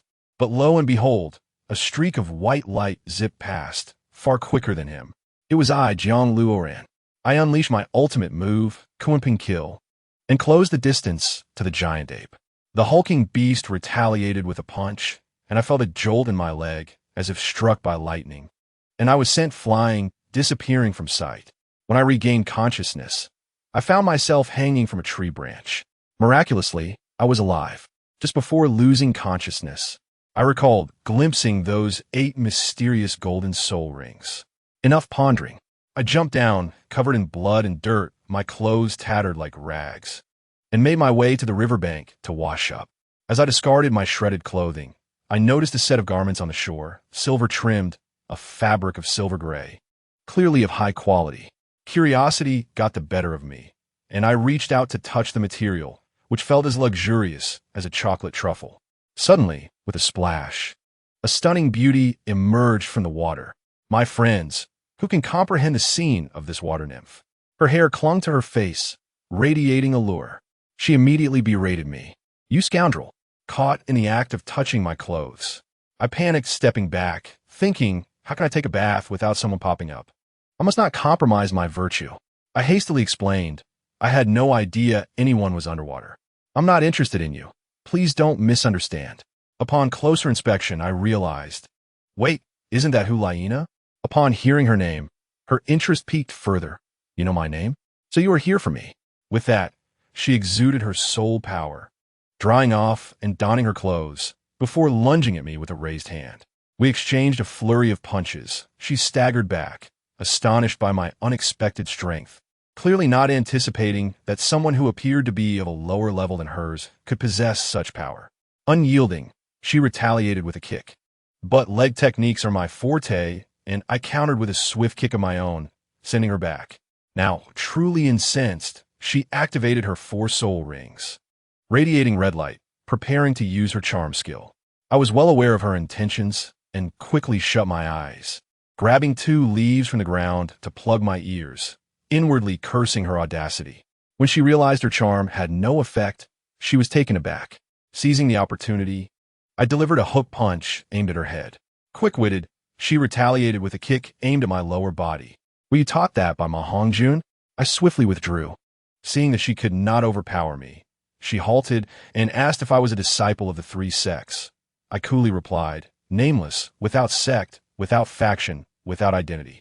She, too, seemed proud and realized that continuing the fight would yield no benefit. With a huff, she produced a set of male attire from somewhere and tossed it to me, saying, "Your strength is impressive. If you wish to join the Spear Hall, seek me out." And just like that, she vanished. I had no intention of joining the Spirit Hall and serving BB Dong. I put on the new clothes of Xiaoyu and was about to reunite with Tang San and the others when suddenly a spray of venom shot from the shadows, melting the nearby rocks instantly. "So a sneak attack, is it?" I retaliated by unleashing my blood fiend vines, sweeping around in a 360-degree arc. With a loud thud, I extracted a massive, grotesque frog with a multicolored skin from its lair. The 7 Treasures bullfrog, another vile creature. This being would not relent until it captured its prey. "Very well, let us end you." I wrapped myself in the blood fiend vines for protection against the poison and charged in. My series of punches sent it staggering back 3 meters. While it merely licked its lips, eyeing me hungrily. My temper flared, and I lashed out with my blood fiend vines like whips, knocking out a tooth.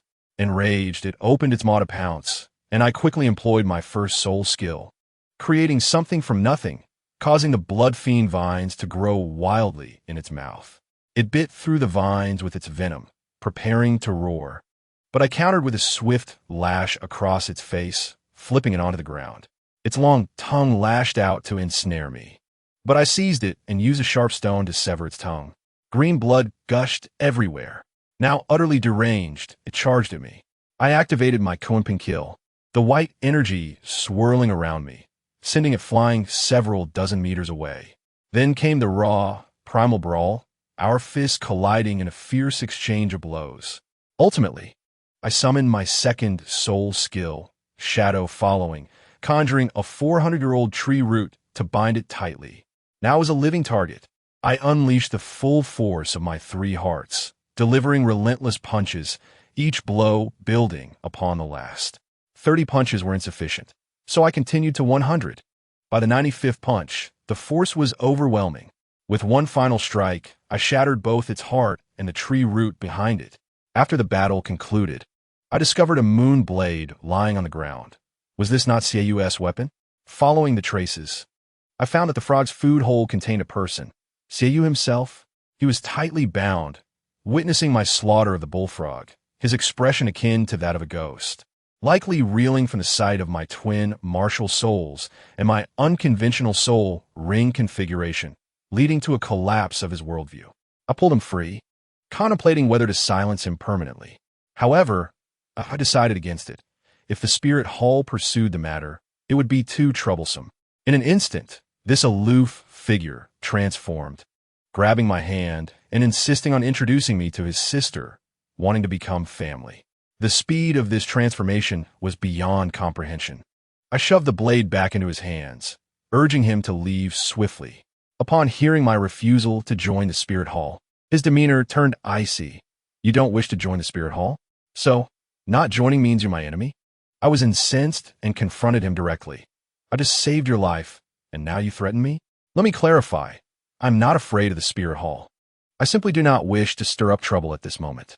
Remarkably, he dropped the pretense, brandishing dual blades, his four soul rings dazzling in the light.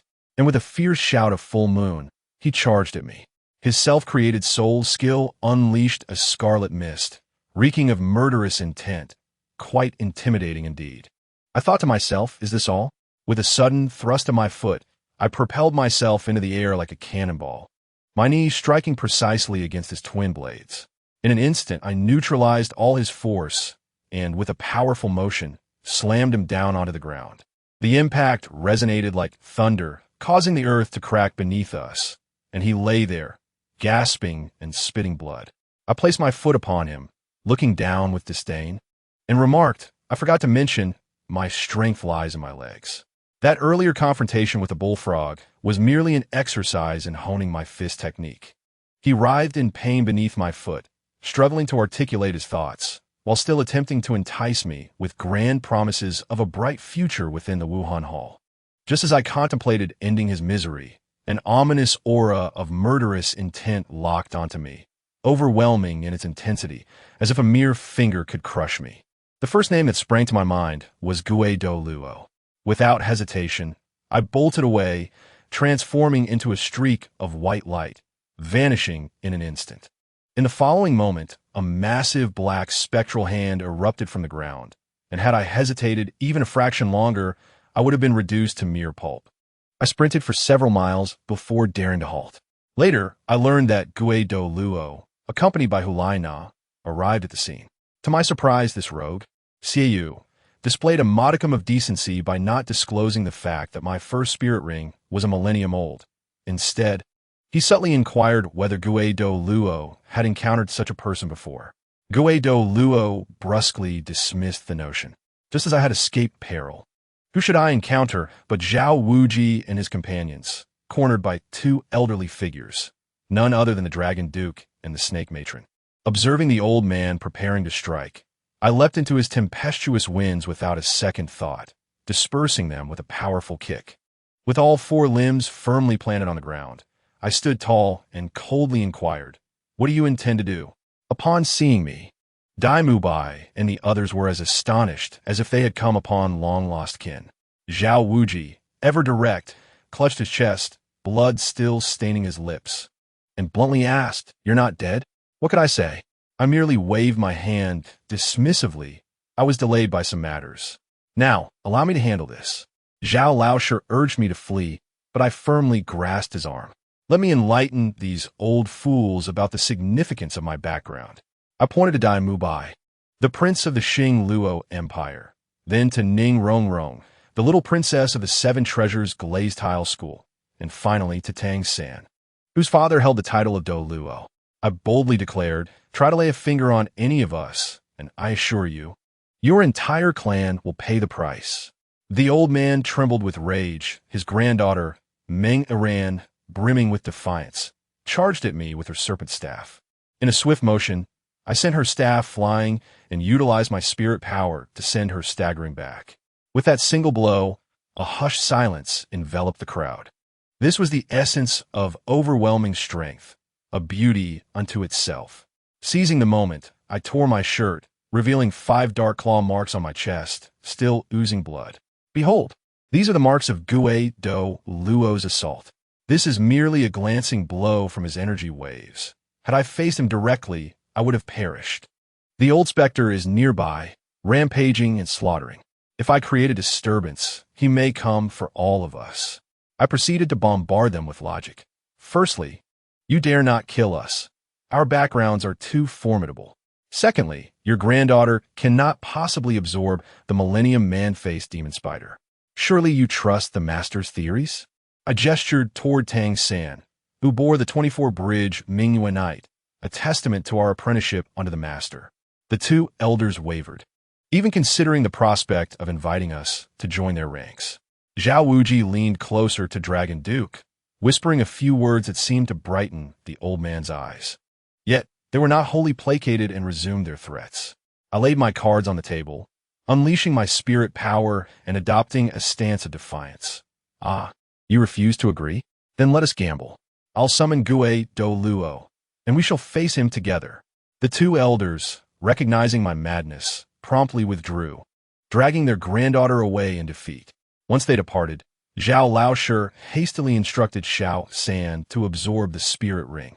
Dai Mubai and the others surrounded me, brimming with curiosity about how I had survived the Titan giant ape's onslaught.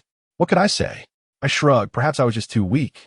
When it struck, I was flung away like a fly, too insignificant to die. I then sat cross-legged to recuperate. Zhao Laoshi, astonished, exclaimed, "Your injuries are genuine?" Of course. Gue Do Luo's claw was no jest. Just then, Xiao Wu returned, having reached level 30. She recounted being hurled to the ground by the Titan giant ape, fortuitously finding a deceased soul beast nearby to absorb.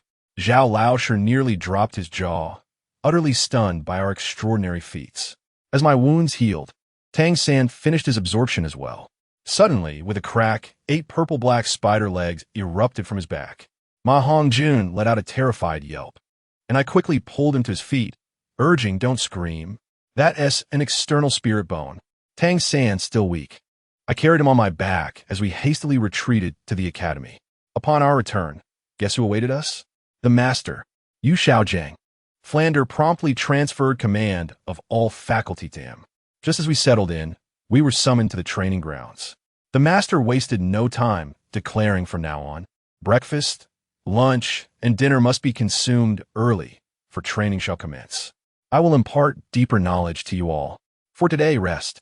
Upon hearing this, Fatty grew audacious and raised his hand, claiming the academy's meals were insufficient. The Master, with a glint in his eye, issued an order to the cafeteria staff. All steamed buns must be replaced with beef buns, pork swapped for chicken legs, and the soup filled to the brim with ribs and red dates. Quantity is paramount. Flander's face turned a shade of green, visibly pained by the demands. We, including Zhao Laoshi, were nearly beside ourselves with laughter. I privately warned them, "Don't rejoice too soon. Tomorrow you will learn the true meaning of hell."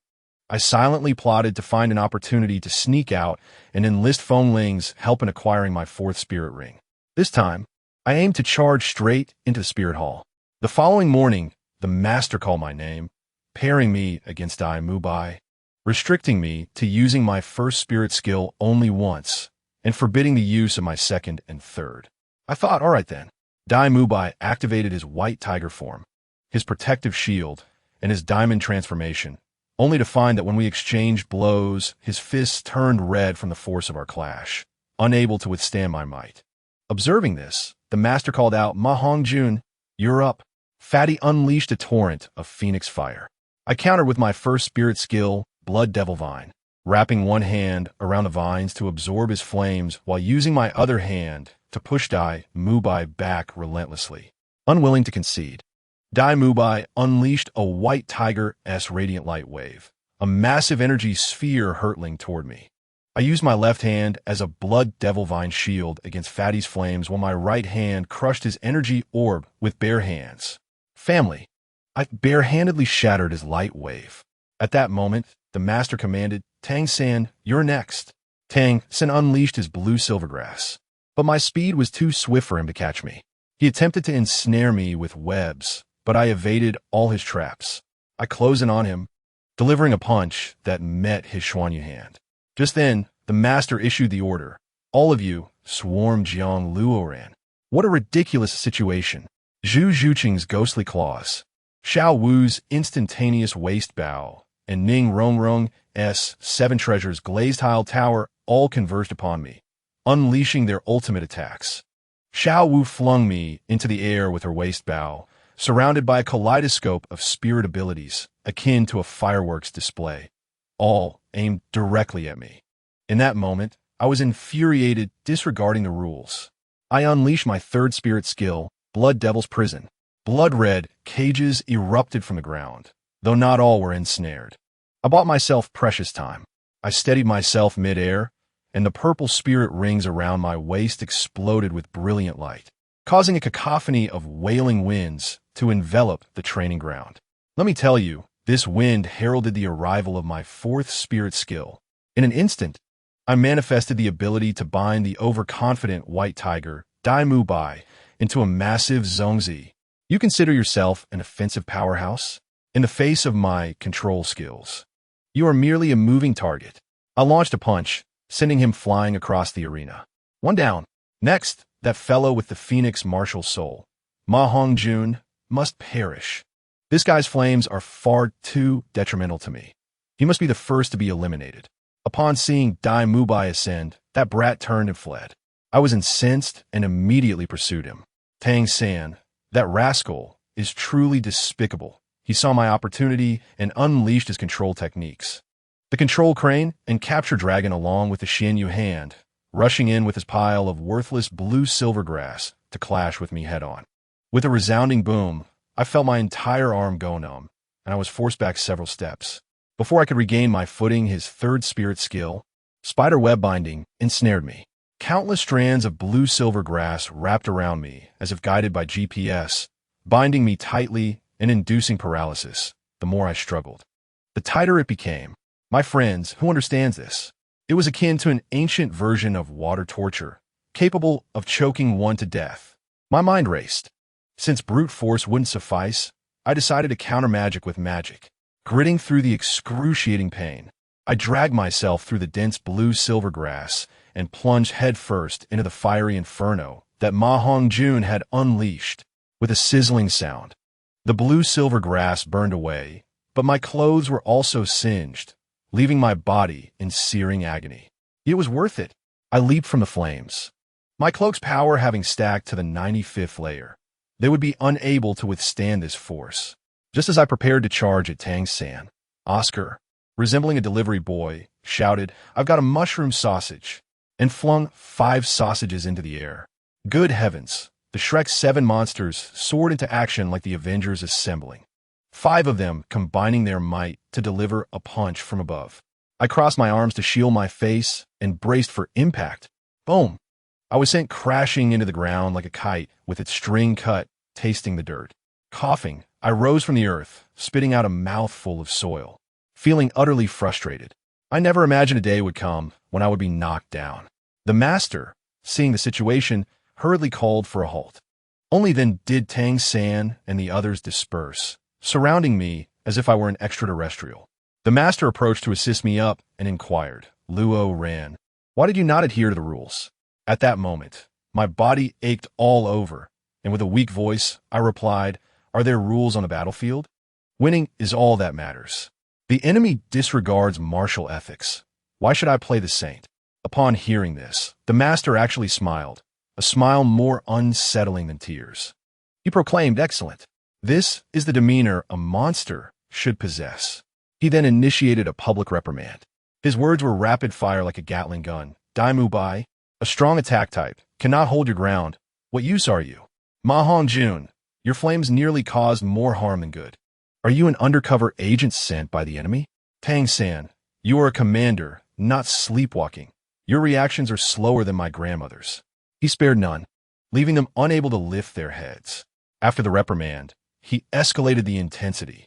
The master instructed us to head to the village entrance on the stone baskets he prepared, forbidding the use of spirit power, and run around the village to Nodding City and back, completing 10 laps. I was taken aback. 1 lap is 6 to 7 kilometers. Making 10 laps, 70 kilometers. Running 70 kilometers with a heavy load and without spirit power? I thought to ask him, "Master, have you secretly enrolled in some PUA course? Is this a task meant for humans?" I hoisted my share, a staggering weight of over 1,000 pounds of iron stones, nearly crushing me. Without hesitation, I was the first to sprint, giving the master face. Tang San and the others had no choice but to grit their teeth and follow. Not long after we set out, Dai Mubai was already panting like a bull, and sweat drenched Tang San's forehead. Struggling, the three of us, the most resilient, had to pause to assist the girls behind us, emphasizing teamwork by helping them carry some stones. Otherwise, this task would be impossible to complete. Thus, supporting one another. We completed 1 lap, then 5 laps, and finally, after 10 laps, we all collapsed at the finish line with a thud, darkness overtaking us as we fainted. Let me tell you, that feeling was akin to my lungs burning. When a master walked over and glanced at us, he coldly declared, Tang San and Luo Ran made the greatest mistakes. Add 2 more laps. I felt an urge to curse. More laps? I was on the verge of death. Dai Mubai and the others attempted to rise to join us, but as soon as they stood, they toppled over like a row of dominoes, one after another fainting. In the end, we couldn't complete those 2 additional laps, taking only a few steps before collapsing collectively, all of us defeated. When I regained consciousness, I found myself soaking in a medicinal barrel. The master had left a note stating, "There is food in the cafeteria. No resting tonight. Continue cultivating spirit power." I truly appreciate it. The subsequent 3 months were more arduous than the final year of high school. Each day consisted of weighted running, internal brawls, and seeking opponents at the Soto Great Spirit Arena for more fights. We were treated like electronic pets, dragged by the master and Flender to compete and earn money. They even bestowed upon us absurdly melodramatic nicknames. Mine was Bei Ming Do Luo, Tang San's was Qian Shou Xiu Luo, and Dai Mubai's was the excessively dramatic evil I White Tiger. Yet, I must admit, it proved quite effective. We never lost a match, achieving an impressive winning streak. Finally, one day, the miserly Flender announced that if we won the next battle, he would treat us to a feast at a high-end hotel. Upon hearing this, I sensed something amiss. Sure enough, our opponents turned out to be the Emperor fighting team. As I perused the information, I was astounded. They were all spirit masters above level 30, with the captain and vice-captain being the Blue Lightning Tyrant Dragon and the Emerald Scaled Serpent, top-tier martial souls. This lineup was akin to a fishing expedition, and we were the fish. Ma Hongjun turned pale, muttering, "Have we finally come into such wealth?" But it was indeed a tremendous pressure. Upon arriving at the Great Spirit Arena, the girl named Dugayin immediately taunted, "You must be Jiang Luo Ran." Looking like a lucky charm, Dai Mubai was ready to retaliate, but I held him back. I smirked internally. "So, you fancy yourself a master of words? Just wait. You'll have your moment of tears." The battle commenced. With the host's booming announcement, I immediately summoned my spirit power, activating my martial soul and charging straight into their formation. All were flabbergasted. Have you ever seen a control system spirit master fight like this? I aimed to be the most dazzling figure, determined to disrupt their rhythm. The captain, Yu Qianheng of the Blue Lightning Tyrant Dragon, descended to intercept me. I threw a punch to meet him, and to my surprise, he struggled to withstand it. His brother, Shimo, attempted a sneak attack from the side. Without even turning my head, I executed a spinning kick, sending him flying. Yu Qianheng, flustered, unleashed his first spirit skill, Thunder Dragon Claw, with crackling lightning, looking quite intimidating. I had no intention of clashing directly. I dodged him and continued towards their support. Dugu Yen, seeing me charging at her, prepared to activate her spirit skill, but as she began to utter Emerald Scaled, I was already upon her, delivering a swift kick to her stomach that silenced her words. Regardless of gender, once on the battlefield, there is no distinction. This provoked a hornet's nest. In an instant, I was besieged by 3 simultaneous assaults. Yu Tianheng's Thunder Dragon Claw, the shell from the Shimo brothers, and a swift attack from a wind-based spirit converged on me from 3 directions. My friends, who understands this? In that moment, I felt like I was cornered by 3 hulking men in an alley, with no escape. I was devoid of emotions, yet felt a tad too exhilarating. Just as I thought I was doomed to be overwhelmed by these 3 strikes, suddenly, my waist tightened. Whoosh! I was yanked away by an immense force. It was Sangu. Tang San had made his move. I sailed through the air, executing a perfect parabolic arc, narrowly dodging the attacks. The 3 blows collided with a thunderous explosion, the energy shattering even the large screen above. Yu Qianheng, closest to the blast, was immediately injured. An opportunity presented itself. Upon landing, I exchanged glances with Dai Mubai and Zhu Zhuqing, shouting, "Brother, charge!" The three of us darted like three sharp daggers into the enemy formation. Though we were not as strong as them, in a fight, the key is to be unpredictable, utilizing skills to compensate. Sangu held the rear to control the battlefield. We would take down that guy named Osro first. I had long been displeased with his yellow hair and threw a punch at him. However, this fellow was as slippery as an eel and evaded my strike. "I'll take my turn," Zhu Zhuqing declared, already morphing into a shadow to entangle him. Seizing the moment, Dai Mubai delivered a heavy punch directly to Osro's forehead. Goodness, that fellow's eyes nearly bulged out as he was knocked senseless on the spot. Could I possibly let this opportunity slip away? I executed a flying kick that sent him hurtling through the air. However, my mind remained clear as I shouted, "Forget about him. Their healer is Geo Xian Haitang, capable of instant resurrection. Our true target is her." Just as I was about to charge in, the wind user on the opposite side unleashed a fierce gale towards us. The portly Ma Hongjun, who had been holding back, let out a roar, Phoenix Fireline. A blazing inferno collided with the whirlwind, creating a shockwave that nearly toppled me. Meanwhile, the two brothers from the Shi family initiated their attack. Their shells began to spin rapidly, transforming into a green tempest aimed directly at Dai Mubai. I anxiously shouted, "Mubai, can you hold on?" I had to reach the healer named Yi Ling Ling. Otherwise, this battle would be impossible to win. I noticed that she was already stepping forward, preparing to cast her spell. A man must not falter, Dai Mubai bellowed, steeling himself as he dashed into the green storm. At that moment, I slid past the Shi brothers, deftly maneuvering behind them. Rong Rong's support arrived, and with the 7 treasures, she bestowed upon Dai Mu by the blessings of strength and speed. Meanwhile, the healer Yi Ling Ling was still reciting her incantation, "Do not fear. Victory and light will forever belong to us." "Sister, do you have a misunderstanding of the battlefield?" I swiftly appeared before her, activating my first soul skill, creating something from nothing. With a hum, a flash of purple light illuminated the scene, and blood-red vines erupted from her body, ensnaring her tightly around the thighs. I approached leisurely, saying, "Light and victory must be seized, not merely spoken of. It is over." "No." The wind user, now agitated, attempted to fly over for rescue. But Ma Hongjuan's phoenix flames once again obstructed him. Yu Qianheng, furious, found himself entangled by Dai Mubai and the others, unable to advance. I couldn't be bothered with him, tightening my grip, causing the blood vines to constrict instantly. With a crack, her clothing tore, leaving her skin marked with blood. The agonizing screams sent a shiver down my spine. Everyone on the opposing side cast me incredulous looks, as if questioning my humanity. "Please, in a team fight, shouldn't we first eliminate the healer? It is already 2025, who still adheres to the code of martial ethics." At that moment, Osro, whom I had just kicked away, rose again and lunged at me with his doppelganger, believing his agility could conquer my control. Zhu Zhuqing attempted to intervene, but was easily dispatched due to the vast difference in soul power. Fortunately, Sanji's blue-silver grass came to her rescue just in time. I paid no attention to Osro, raising my fist to deliver a blow to Yi Ling Ling's face. Yu Qianheng, utterly shocked, shouted in disbelief. Osro, desperate, took the hit from one of his doppelgangers.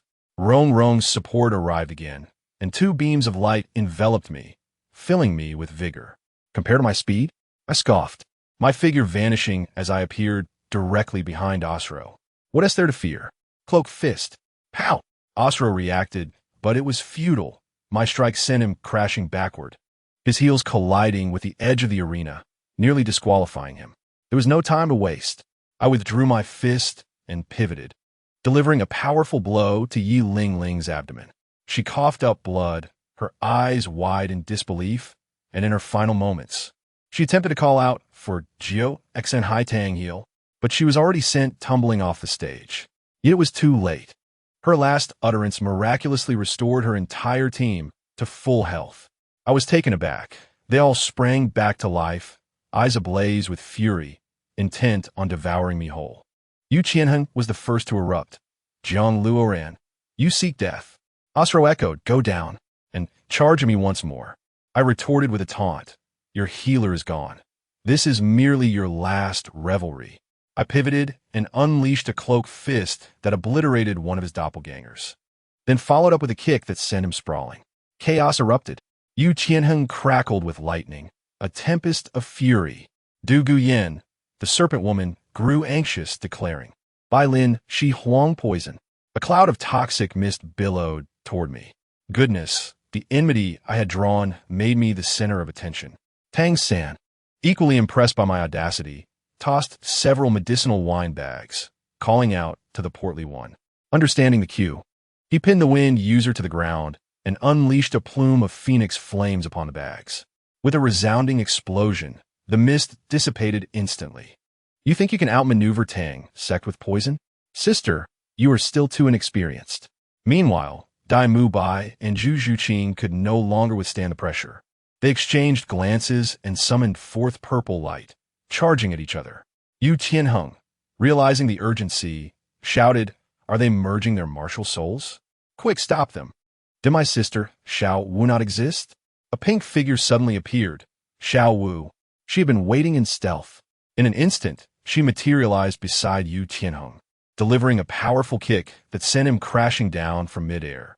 At that moment, Dai Mu Bai and Zhu Zhuqing successfully fused. Yuming Boihu. Goodness. For those who understand, a colossal tiger, over 3 meters tall and adorned in white and purple fur, manifested in the center of the arena, exuding an imposing aura that was breathtaking. It roared at the Shi brothers' shell storm, shattering it effortlessly. The Shi brothers coughed up blood, one of them kneeling in defeat. The shockwave sent Yu Qianheng and Du Guyan tumbling. However, such a formidable attack drained considerable energy. The Yu Ming Baihu quickly dissipated, leaving Dai Mu Bai and Zhu Zhuqing exhausted on the ground. Opportunity. Ihuoted, San Yi, Si Yavu. Tang San rushed over to support Dai Mu Bai and the others, then charged toward the Shi brothers. The portly one finally incinerated his opponent, tossing them off the stage. Just as I intended to finish off Yu Qianheng, Asro intercepted me. Rong, expending her last reserves of soul power, bestowed a buff upon the 4 of us. Let me show you what speed truly is. After receiving Rong's acceleration, I became a bolt of lightning, leaving Asro astounded. The agility of a control type overwhelmed him, an agile attacker. With a resounding thud, I struck him on the head. He reeled back, blood spewing as he flew off the stage, his face shattered. Xiao Wu and Yu Tianheng were still entangled, while Tang Xin struggled against the Shi brothers.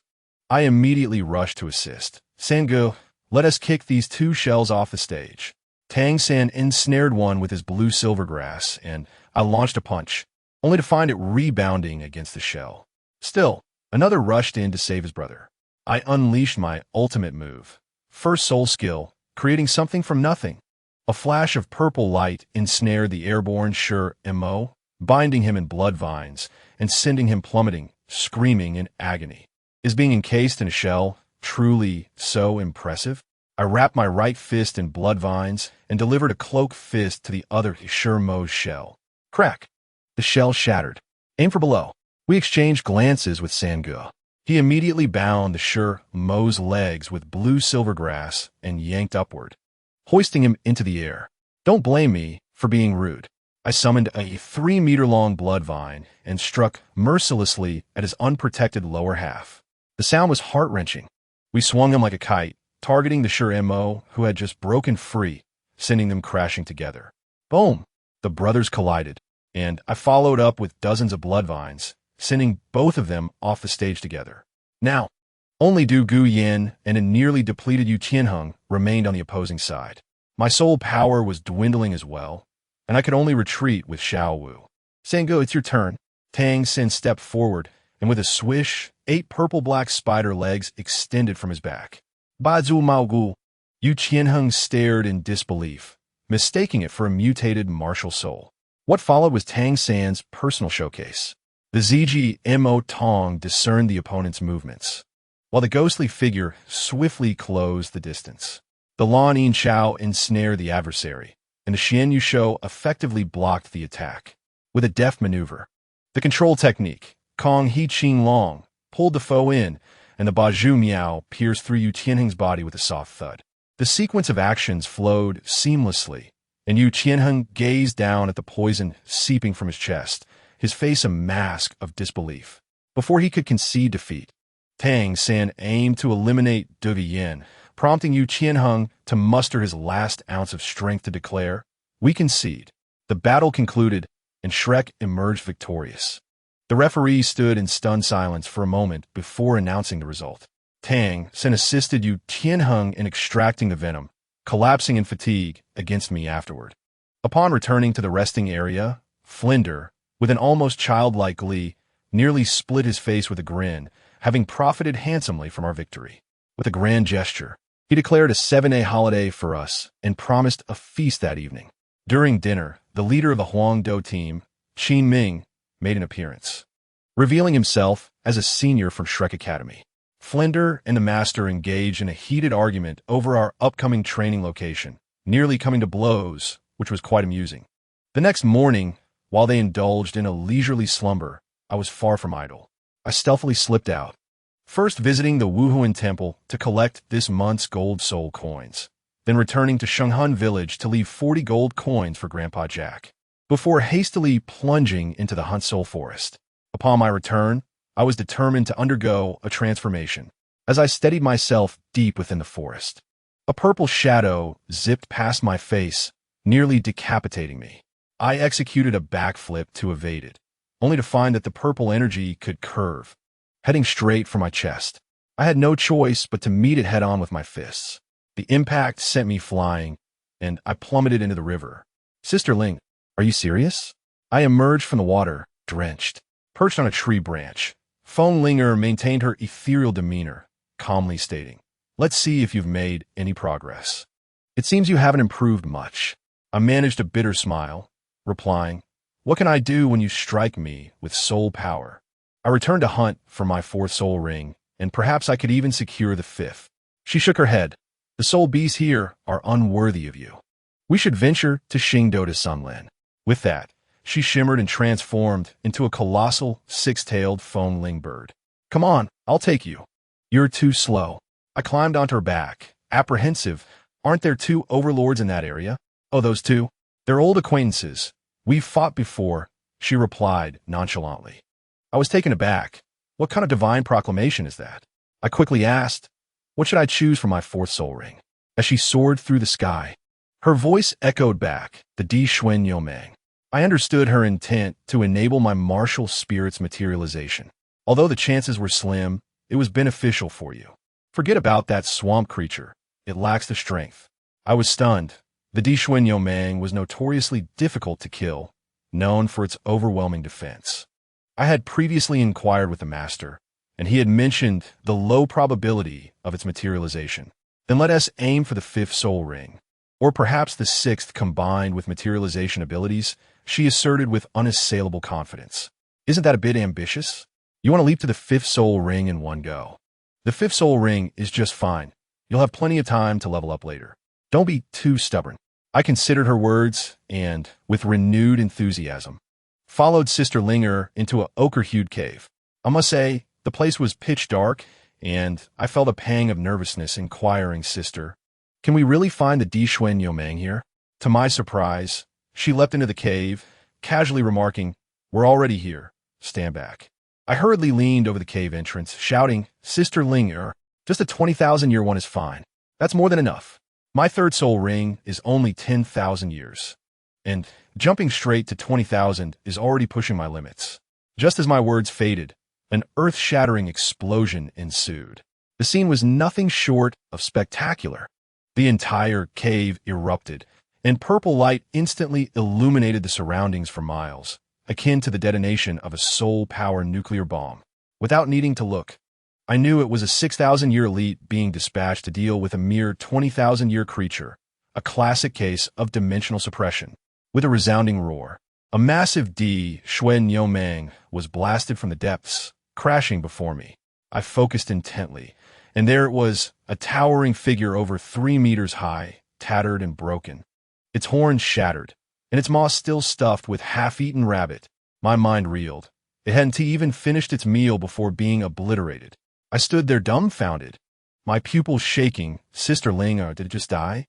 If Zhao Wujie came, he'd have to battle it for ages. Was this the stark contrast in power? Goodness. With such an ally, wouldn't I be able to claim any soul ring below 100,000 years at will?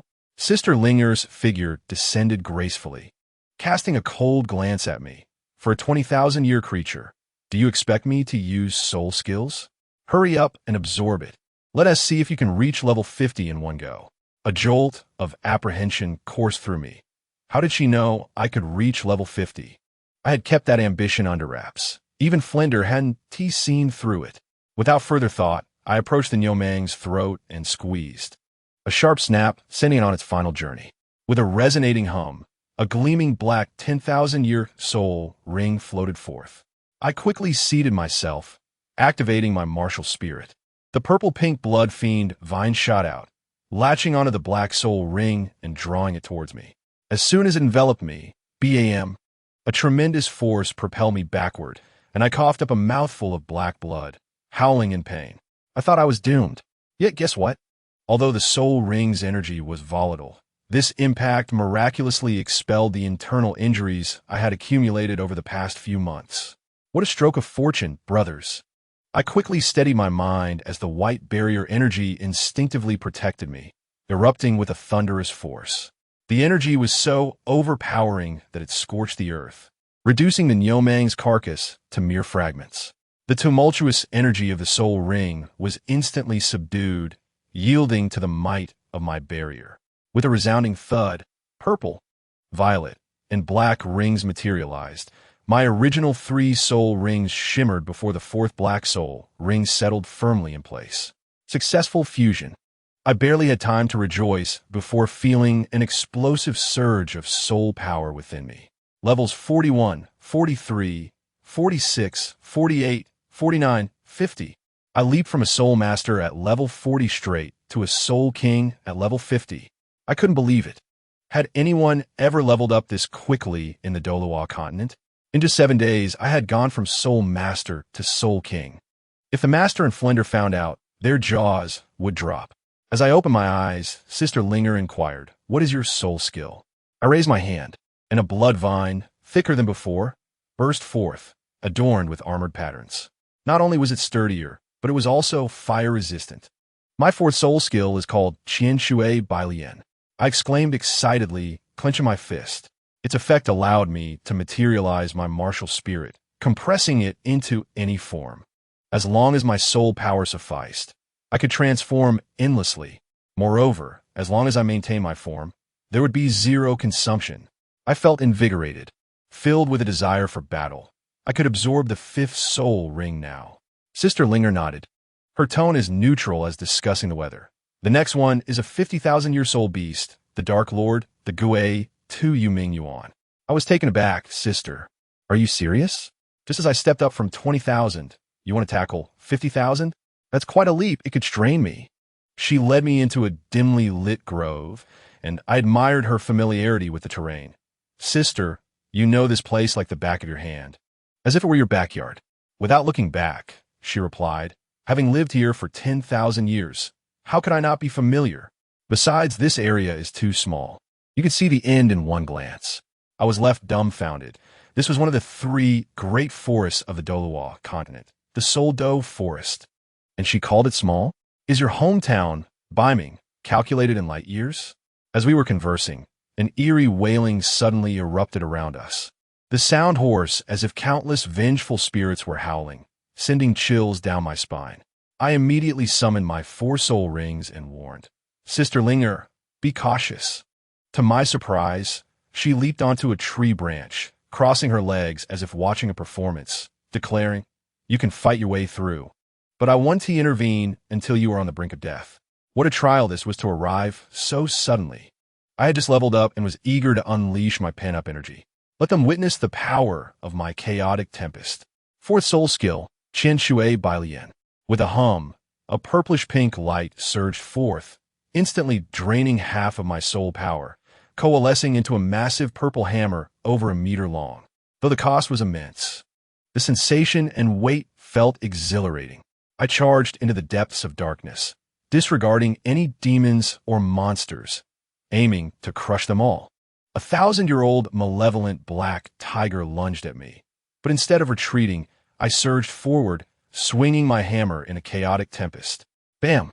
With a single strike, half of the black tiger's body vanished, and it perished on the spot. I must say, the essence of this chaotic tempest hammer technique lies in leveraging force against force. Each strike stronger than the last. I scarcely dared to pause as dozens of 1,000-year venomous insects emerged. Hammer in hand, I charged in thwack. It was akin to a whack-a-mole game. One strike for each, their juices splattering everywhere. With each successive strike, 11, 20, 30, I grew increasingly frenzied.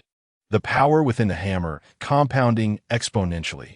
By the time I unleashed my 70th strike, a 3,000-year-old soul beast was obliterated in a single blow, leaving not even a trace of flesh. However, this hammer technique bore a deadly flaw. It could not be halted. My dear friends, who understands this feeling? It was akin to driving a runaway dump truck. If I did not collide with something, that force would rebound upon myself. I was in a panic, sweating profusely, shouting, "Where are the soul beasts? Where are the worthy adversaries?" This sensation is akin to finishing a jar of pickled vegetables with no rice to accompany it. I have no place to unleash my hammer. It's driving me mad. Left with no choice, I swung my hammer down onto the ground with great force. Crack! The earth shattered instantly, forming a bottomless pit. At that moment, a black leopard, over 3 meters tall and engraved with runes, emerged. Initially, it regarded me with an air of aloofness, but upon meeting my gaze, it froze in shock. Its expression seemed to say, "What is up with this human? Why does its gaze appear as if it has not eaten for 800 years? I paid no heed to its thoughts. My eyes turned crimson as I bellowed, "Come here." The leopard, perhaps a bit foolish, dared to confront me head-on. Boom! With a thunderous crash, my hammer shattered its razor-sharp claws. It let out a wail, and I pressed down, smashing it into the pit I had just created, effortlessly burying it beneath 2 fallen trees. At this point, my hammer had accumulated to 83 strikes, weighing absurdly and even beginning to draw in the surrounding soul power. I sensed that the true boss was approaching. Resolutely, I channeled every ounce of strength and soul power into the hammer, propelling my technique to the 99th strike. I felt like an invincible war god, sweeping through everything in my path. Those who stood against me would perish. Chaotic tempest. With every ounce of my being, I hurled the hammer, now infused with boundless power and swirling with a purple vortex, like a javelin. Buzz! The hammer transformed into a purple meteor, vanishing into the depths of darkness. I collapsed in exhaustion, directly falling to the ground. From 700 meters away came a thunderous explosion. A spectacle of fireworks 10 times more dazzling erupted, followed by the sound of heavy objects collapsing and an unearthly, chilling scream. The Gui Tu Yuming Yuan had ascended. Feng Ling, descended gracefully, unexpectedly complimenting. This hammer technique is impressive, though you still lack the mastery. I thought to myself, of course, if I could master it, would I still be hunting souls? I would have gone to strike the Pope instead. Gasping for breath, my voice hoarse, inquired, "Is it dead?" "Dream on," Feng Linger replied. "That was a 50,000-year-old Gui Tu Yuming Yuan. However, your previous strike held half of my power. Come, let us collect its head. Perhaps it will yield a soul bone." Upon hearing this, I thought, excellent, I have gained the recognition of a powerful ally. As we approached, I inhaled sharply. That was no mere monkey. It resembled a small mountain. A deep, bottomless wound on its body still emitted steam. The Titan giant ape before it seemed like a mere younger sibling. To my astonishment, upon seeing Feng Linger, this colossal creature spoke, trembling, "Is it you?" It was afraid. Feng Linger pointed at me, her tone as calm as if selecting vegetables at a market. "Not me, but him. He requires a soul ring. And I believe you are the most suitable." My goodness. The gaze of Sister Ling made it difficult to discern who truly was the Lord of Darkness. The Gui Tu Yuming Yuan let out a wretched laugh, hastily proclaiming, "I willingly submit. Command me as you will." Yet, Feng Ling'er appeared to disregard its words. Striding forward, I hurriedly followed, witnessing her radiate with purple light, instantly transforming into a colossal six-tailed Feng Ling bird, one wing crashing down. Boom! The entire soul fight great forest trembled. The scene resembled the apocalypse. As the dust settled, that small mountain was shattered into pieces. And Feng Ling'er reverted to her human form, holding the head of the Gui Tu Yuming Yuan. She tossed a stone to me, saying it feigned submission, but was actually preparing a powerful move. Remember, do not hold back against enemies. Crush them completely. In awe, I decisively smashed the stone, revealing a dark purple soul ring, swirling with black energy. Without hesitation, I sat down to absorb it. However, this time I overreached. The energy of this 50,000-year soul ring was like a raging tide. I felt as if my mind would explode. In my consciousness, the frenzied Yuming Yuan was grasping my throat, attempting to drag me into an endless abyss. Just as I was about to succumb, an unexpected transformation occurred. Whoosh! 8 golden soul rings suddenly manifested around me. You heard that correctly, 8. Golden. As the sacred light radiated forth, the frenzied black soul ring immediately complied, merging with me willingly. Upon witnessing those 8 golden soul rings, Feng Ling'er's pupils quivered as she murmured, "This madman from Jiangnan." With the aid of this divine power, I instantly broke through the level 50 barrier. My soul power surged dramatically. Level 51, 52, 53, 54, 55. I leveled up 5 times in a row. When I opened my eyes, I had ascended to Soul King at level 55. More exhilarating was the flash of black light beneath my feet as a soul bone affixed itself to my right leg, transforming into a stunning black armored boot. I had acquired an explosive piece of gear. Furthermore, it was an external soul bone. Whoever told you that the Gui Tu Yuming Yuan's greatest strength lay in its arms?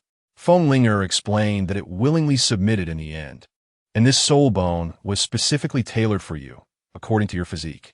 I named it the Yuming Boots. The effects were extraordinary. It permanently increased strength by 50, speed by 20, and granted a chance to trigger a critical hit of 150 upon attack.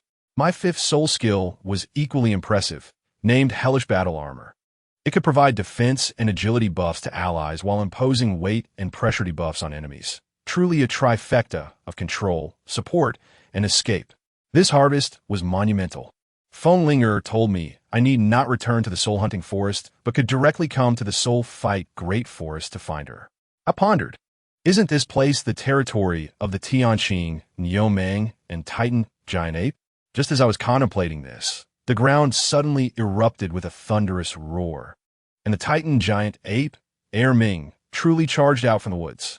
It did not even glance my way, its massive fist aimed directly at Feng Ling'er. I was immediately alarmed.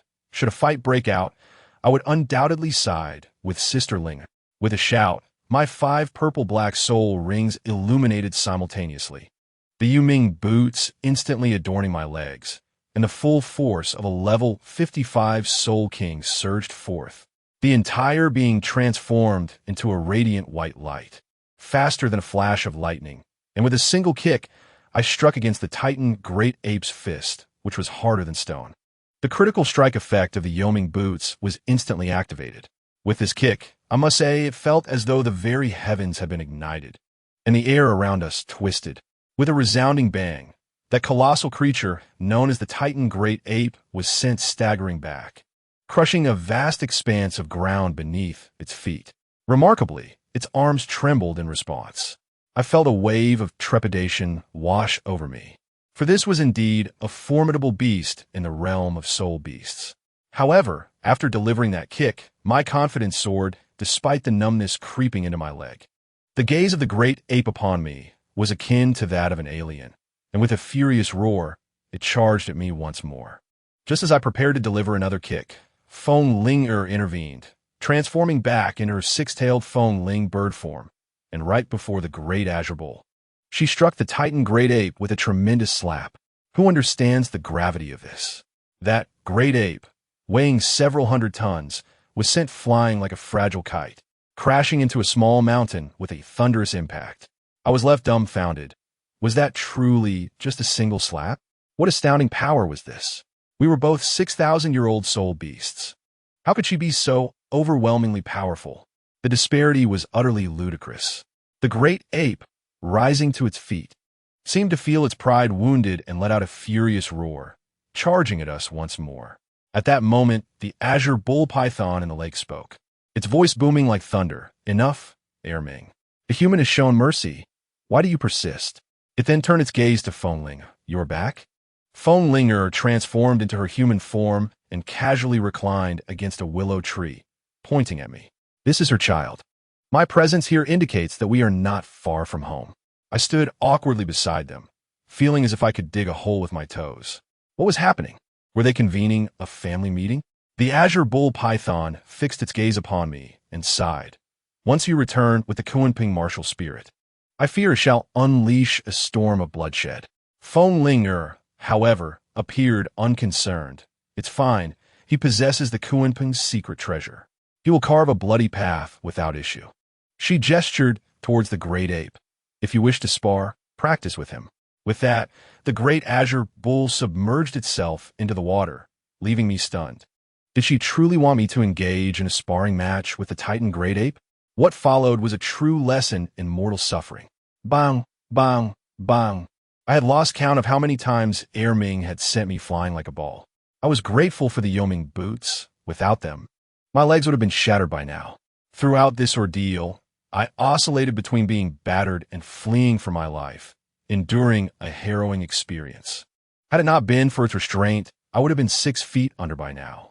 With my 5th soul skill, Hellish Armor, as I donned a striking purple armor, I barely had time to strike a pose before Erming shattered it with a single punch, leaving me hanging upside down in the branches, clutching my arm and questioning my existence.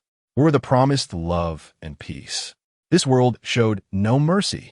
Amidst my existential crisis, I suddenly noticed figures beneath the tree. An elderly man and a young girl appeared to be hunting for soul rings. Initially indifferent, I quickly focused when I recognized the old man's face and martial spirit. Jilin. It was him.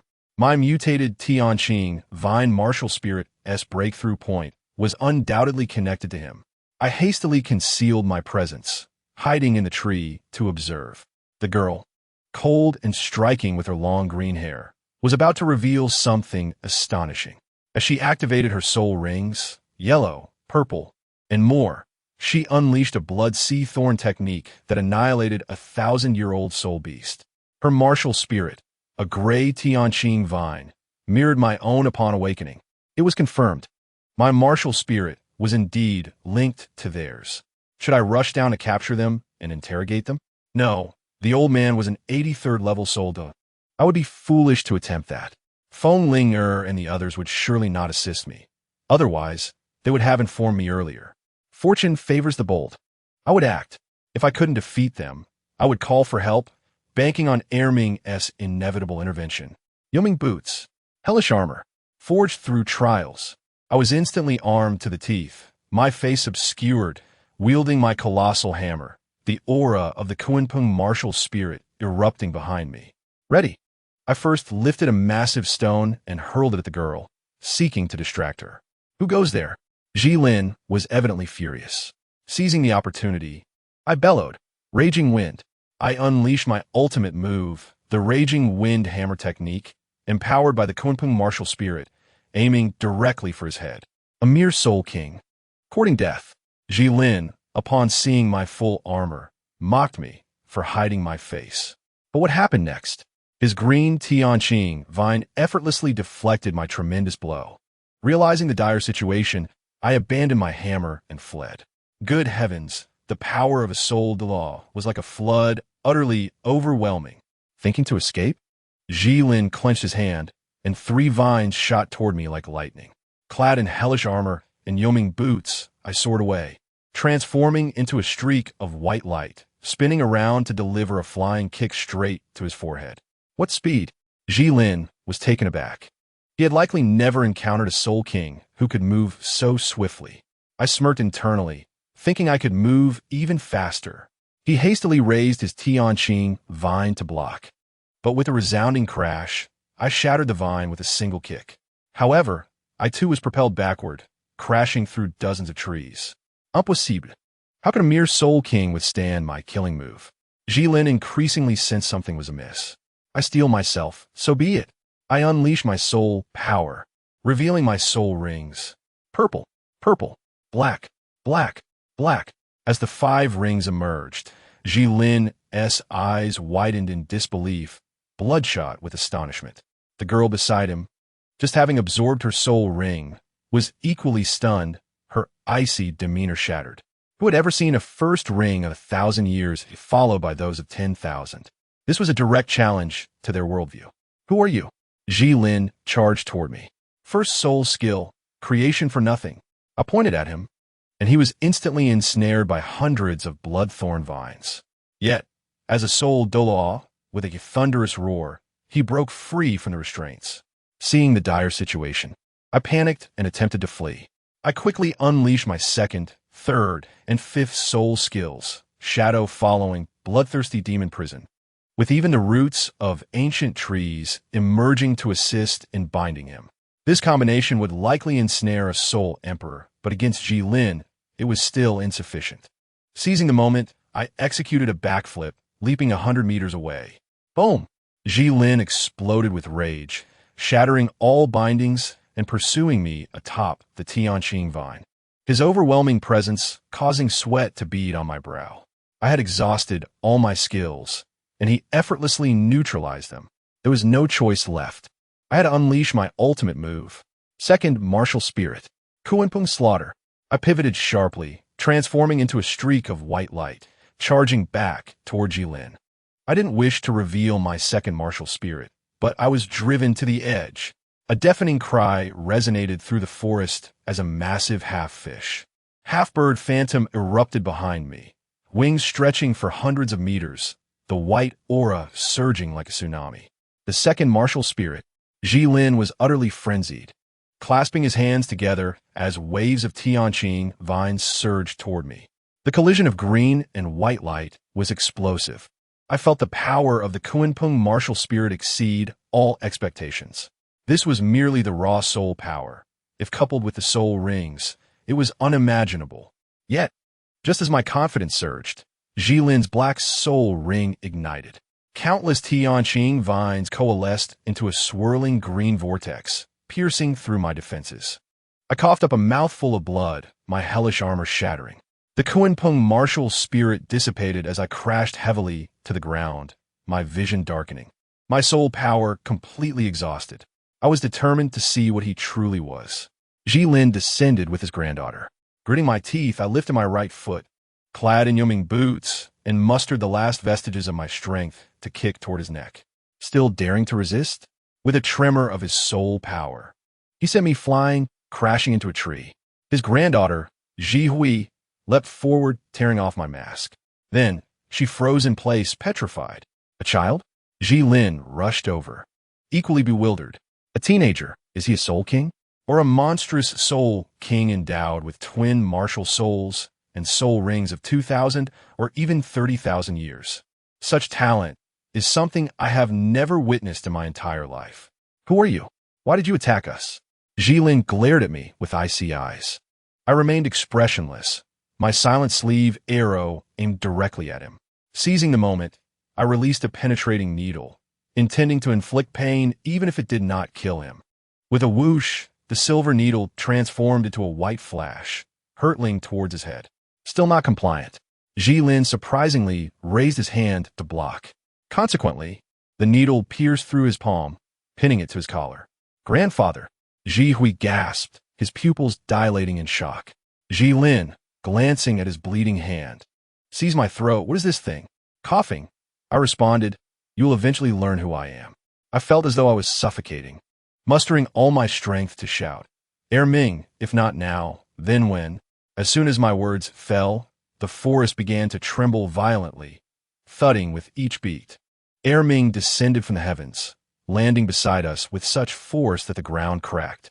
He roared at Ji-Lin, the sound waves forcing him to stagger back. The Titan giant ape?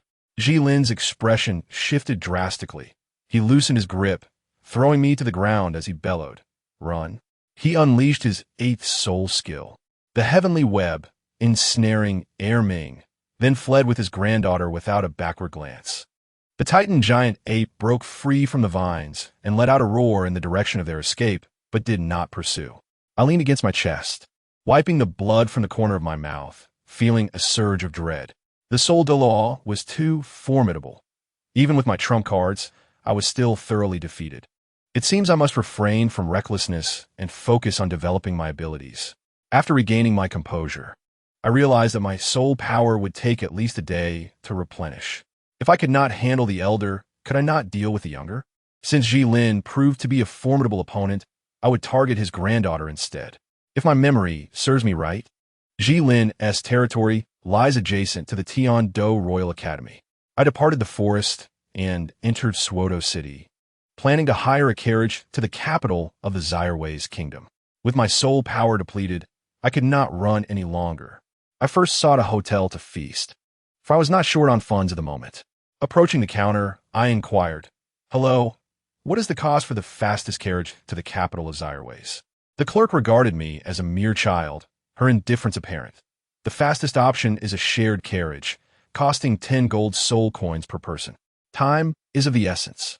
I promptly produced a bag of gold soul coins and tossed it onto the counter. "Here are 40. I will take it. Now, immediately, can we depart?" Upon seeing the money, the clerk's demeanor shifted entirely, and she hurriedly contacted the carriage owner. While waiting for the carriage, I stealthily made my way to the vicinity of the Swoto Great Soul Arena, only to encounter a familiar face, Ma Hongjun. He was being violently assaulted on the ground by a man in black, targeting his vital areas, and the sight was painful to behold. Nearby, a girl was paralyzed with fear, crying. I quickly deduced that this rotund fellow had once again found himself in trouble while flirting and had run afoul of a rogue. Rangu, save me. Ma Hongjun, sharp-eyed, spotted me. Enough. I approached, though my soul power was not restored. Dealing with a scoundrel like Bulu required only my fists. Another brat trying to steal women from me? Bulu sneered, lewdly licking his lips, an embodiment of repulsiveness. "Rangu, finish him!" Ma Hongjun shouted from behind. Bulu, upon hearing this, burst into laughter. "Haha, I am a soul Zune. Have you two little brats lost your minds?" "Nonsense. My Rangu is also a soul Zune," Ma Hongjun retorted defiantly. I had no time for banter and advanced directly, my soul rings cascading down one after another. Purple, purple, black, black, black. As 5 soul rings emerged, their overwhelming presence forced Bulu to kneel before me, his jaw nearly dropping in disbelief. Ma Hongjun stammered, "Rangu, you have become a soul king? My heavens! And with 10,000-year soul rings. You are truly a cheetah Shrek." Bulu was utterly terrified, pointing at me, words failing him. "How is this possible? Who has a 1,000-year first ring? You are not human. You scoundrel! How many girls have you harmed?" I stepped before him, my expression unwavering. "Today, I will cripple you." With that, I delivered a forceful kick to his vital area. A piercing scream escaped Bulu as he was rendered incapacitated, dangling from a tree branch, his gaze vacant and tears streaming down his face. I aimed to reveal my soul rings, completely intimidating him to prevent any future retaliation against my friends. Just then, 2 men, one tall and one short, approached, and it was evident they were not benevolent. "Lao Tianya, save me," Bulu cried out in a falsetto. "Bule?" The one named Tanya grew furious, his 5 soul rings, white, yellow, purple, flashing, indicating he too was a soul king. Without a moment's hesitation, he swung a punch toward my face. Comparing combat skills with me, I met his fist with my Yoming boots, and with a crack, his entire arm was rendered useless, causing him to scream as he flew backward, colliding with Bulu. The other shorter man, Lao Yi, was so frightened his legs turned to jelly, yet he still spoke defiantly. "I, Lao Yi, have harmed countless people. Today, I have encountered a tough opponent. What do you intend to do?" Seeing my youth, he attempted to recruit me. In Swoto City, we engage in pillaging and plundering. How about joining us? What audacity! He was practically throwing himself onto the blade. Without further ado, I swiftly approached, seizing his throat and dragging the other two along, leading them into a nearby grove. Rangu! Ma Hongjun shouted from behind, likely guessing my intentions. When I returned, the world was tranquil. I helped Ma Hongjun to his feet. Fatty, can you still walk? I must continue my journey. Yes, I'm grateful for your timely arrival. Ma Hongjun regarded me with a hint of reverence in his eyes. I bid him farewell, and just as I was about to leave, the girl I had saved suddenly leaned against me, her body inclined, lips trembling slightly, exuding a demeanor of submission. Esteemed Soul King, I wish to follow you. Jiang Luoran was momentarily taken aback, hurriedly waving her hands as she stepped back, asserting that living independently was far more splendid than depending on anyone. Subservience is a dreadful thing. She merely uttered this in passing, as only a few ordinary individuals lack the spirit to resist, choosing instead to endure humiliation in the face of powerful soul masters. Upon returning to the hotel, Jiang Luoran spotted an elderly man with white hair, exuding an air of strength and dressed impeccably, resembling a lion unwilling to succumb to the ravages of time. Greetings, esteemed soul master. The elder approached and shook hands with Jiang Luoran. How did you know I was a soul master? I never mentioned it to the front desk clerk. Jiang Luoran responded, bewildered. Besides soul masters, I truly know of no one who could afford to rent my carriage outright. You are not only a soul master, but a remarkably powerful one. Despite your youth, Solosin smiled. Shall we depart now? Jiang Luoran inquired. There is no point in delaying further. It is better to set off promptly. Are you in a hurry? Having rented my carriage, the timing of our departure is at your discretion. Then let us set off. Solosin led Jiang Luoran to a luxurious carriage. Jiang Luoran jumped in and quickly closed the door. With just a glance, Solosin discerned the other temperament, cracking the whip as the carriage sped away. At the outskirts of the Royal Tiando Academy, Ji family mansion. Who is this individual? He can command the titan giant ape of the forest. Furthermore, there are numerous suspicions surrounding him. I have never encountered such an unusual person. Ji Lin sat upon a wooden chair. From what you have said, this person is indeed peculiar. Should we capture him? Ji Zhuang frowned, intrigued by the other's aptitude. Capture him? Of course we must. I want to see who he truly is. Ji Lin slammed his hand on the table. How is the situation with the Jiang family? Has it been dealt with thoroughly? Ji Lin inquired coldly. Absolutely clean. I slaughtered them mercilessly, leaving not a single one alive. They will never stir up trouble again. Moreover, this matter will be buried with time, never to see the light of day again. Ji Zhuang gazed calmly at his right hand. Ji Hui, you may proceed with your cultivation. Today's events have had a significant impact on you. Ji Lin has asked Ji Hui to leave, as they have matters to discuss. Ji Zhuang glanced around, noticing no one was present, and whispered something into Ji Lin's ear. The palace was dimly lit, yet one could still discern the cold, solitary light emanating from Ji Lin's face. Chapter 76. Farewell. Huliana. Upon disembarking from the carriage, Jiang Luoran observed Shirweizi for a moment, sensing an indescribable strangeness in the air. The ground was littered with disoriented soul masters, the mingling sense of strong liquor and herbal smoke creating a chaotic atmosphere. Merely casting a glance was enough to induce a sense of disarray. Occasionally, one could see several soul masters with severed limbs being carried away. Sual Oasin leapt down from his horse, adjusted his black gentleman's hat, and elegantly bowed to Jiang Luoran, saying, Young soul master, welcome to Shirweizi. I have fulfilled my mission and look forward to our next encounter. Indeed, this elder was quite knowledgeable, exuding a warm and amiable demeanor throughout. Moreover, his carriage was remarkably swift. The outskirts of Shirweizi, it truly appeared chaotic. Jiang Luoran frowned. If Suatua City was the realm of soul masters, then Shirweizi was the domain of powerful soul masters with formidable backgrounds. The strong resided within the inner city, while the weaker souls were relegated to the outer layers. When there are too many of something, its value diminishes. In terms of civilization, life within the inner circle would certainly be much better. However, despite the elegance and courtesy of the inner circle, the murderous intent harbored within its inhabitants was no less than that of those in the outer regions. Do you require a bodyguard? That is my side job. Additionally, I also offer haircuts and guidance on soul master cultivation. Sual Lawson smiled. Not at the moment, Jiang Luran replied, preferring to delve deeper into the darkness without further conversation. As he traversed the streets, Jiang Luran witnessed several soul masters engaged in combat, unleashing their soul rings in a display of power. A throng of spectators gathered around, cheering while sipping the most inferior of Alish. Before him stood a silver arena, prominently inscribed with the words Wuhuan Dian, blocking the path to the inner circle. The atmosphere was rife with raucous chatter, filled with unscrupulous banter. Jiang Luran spotted a familiar face, Si Yuntao. Observing his current state of dress, it was evident he was not faring well, appearing somewhat bereaved. It was obvious he had been cast aside by that Juju or some other yaya. Next. The Wuhuan Dian Knight pointed towards the challengers, urging the defiant to step forward. Surely, we cannot contend with such powerful opponents. The Wuhuan Dian's dominance seemed unchallenged by the two great empires. Sure, are you mad? To openly speak of the Wuhuan Dian? Do you not fear that you may not awaken come morning? Whispers of concern rippled through the crowd.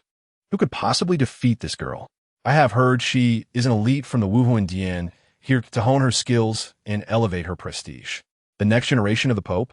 The knight of the Wuhuan Dian cast cold glances at the man, each gaze laden with lethal intent. Everyone understood that this man was doomed. Some even advised, if you can find sustenance, do so. Defeat me, and you may join the Wuhuan Dian and gain access to the inner circle. Furthermore, you will receive a reward of 500 gold soul coins. Moreover, if you cannot surpass me, how do you expect to survive in the inner circle? Huliana proclaimed from atop the arena, surveying the crowd. Lacking in prestige, Huliana sought to bolster her reputation, for without it, her future endeavors to lead the Wuhuan Dian would be fraught with difficulty. Additionally, the Wuhuan Dian was beginning to strategize grand plans, requiring formidable individuals to join their ranks. Jiang Luran pondered whether all conflicts in the Doa continent could only be resolved through brute force. He initially intended to discreetly exit to the right, but inadvertently caught Huliana's attention. After all, he was quite conspicuous in the outer circle due to his age and attire. You, come here. Huliana pointed at Jiang Luran. Have you made your decision? With remarkable speed, Jiang Luran ascended to the arena. You wish to join the Wuhuan Dian? Huliana felt that his inclusion could perhaps induce significant changes. Should I choose not to join, I may depart in a few years. Jiang Luran waved dismissively. I seek passage into the inner circle. Will you allow me to pass? Of course, I cannot defeat you. Huliana stepped aside. Without a sect or academy, how have you cultivated? Furthermore, your entire existence is shrouded in mystery. I have been unable to uncover anything of substance. Huliana had diligently researched Jiang Luran's background, but was only able to trace his appearance. If she had known his name, the Wuhuan Dian's resources would surely have yielded results. Jiang Luran, quick-witted, replied, I do belong to an academy. It is simply beyond your reach. As for my strength, that is a personal matter. Furthermore, if I owe you a favor, would you be willing to assist me? Join the Wuhuan Dian, become part of our group, and I will promptly assist you. Huliana proposed, as she believed there was no issue the Wuhuan Dian could not resolve. She had not even considered the difficulty of Jiang Luran's request. Difficult? For the Wuhuan Dian, nothing is insurmountable. As for favors, I am indifferent. Huliana thought, unaware of Jiang Luran's soul ring circumstances. Otherwise, she would never have allowed him to leave so easily. Then I shall manage on my own, Jiang Luran stated as he proceeded toward the inner circle. The Wuhuan Dian represented an insurmountable peak where those with strength and status could bask in warmth, while the less powerful merely constrained themselves. Wait, accompany me to the Wuhuan sub-palace, Huliana insisted, not waiting for Jiang Luran to agree, as she pulled him into the outer Wuhuan sub-palace. This place bore a striking resemblance to the Wuhuan sub-palace in Nuading City, adorned with resplendent totems, crystal windows, and luminous pearl chandeliers.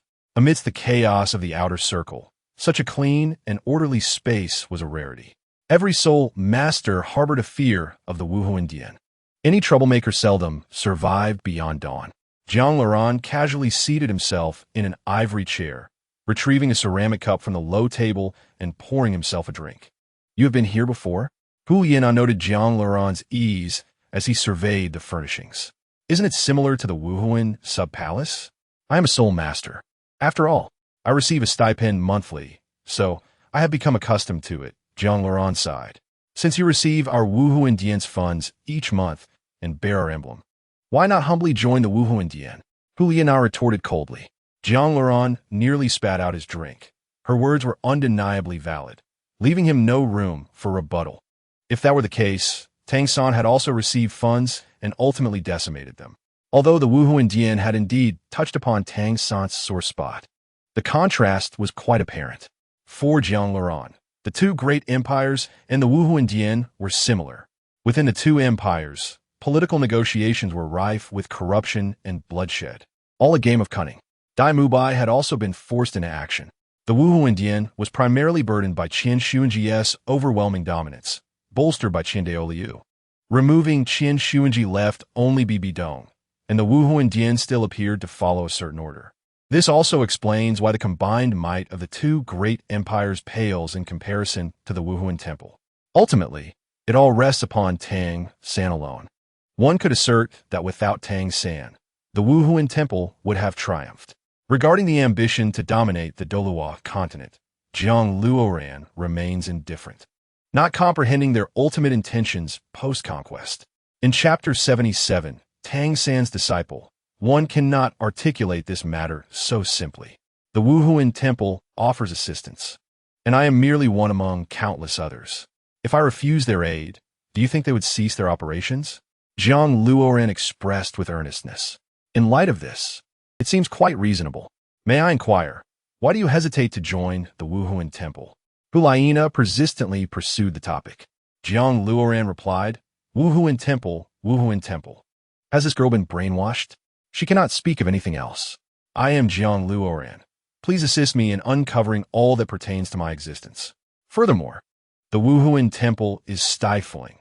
I detest being looked down upon, and I possess a rather irritable temperament. Jiang Luoran took a sip of water. You have a bad temper? Hulaina pondered. Jiang Luoran, is it your desire to learn everything about yourself? Jiang Luoran nodded.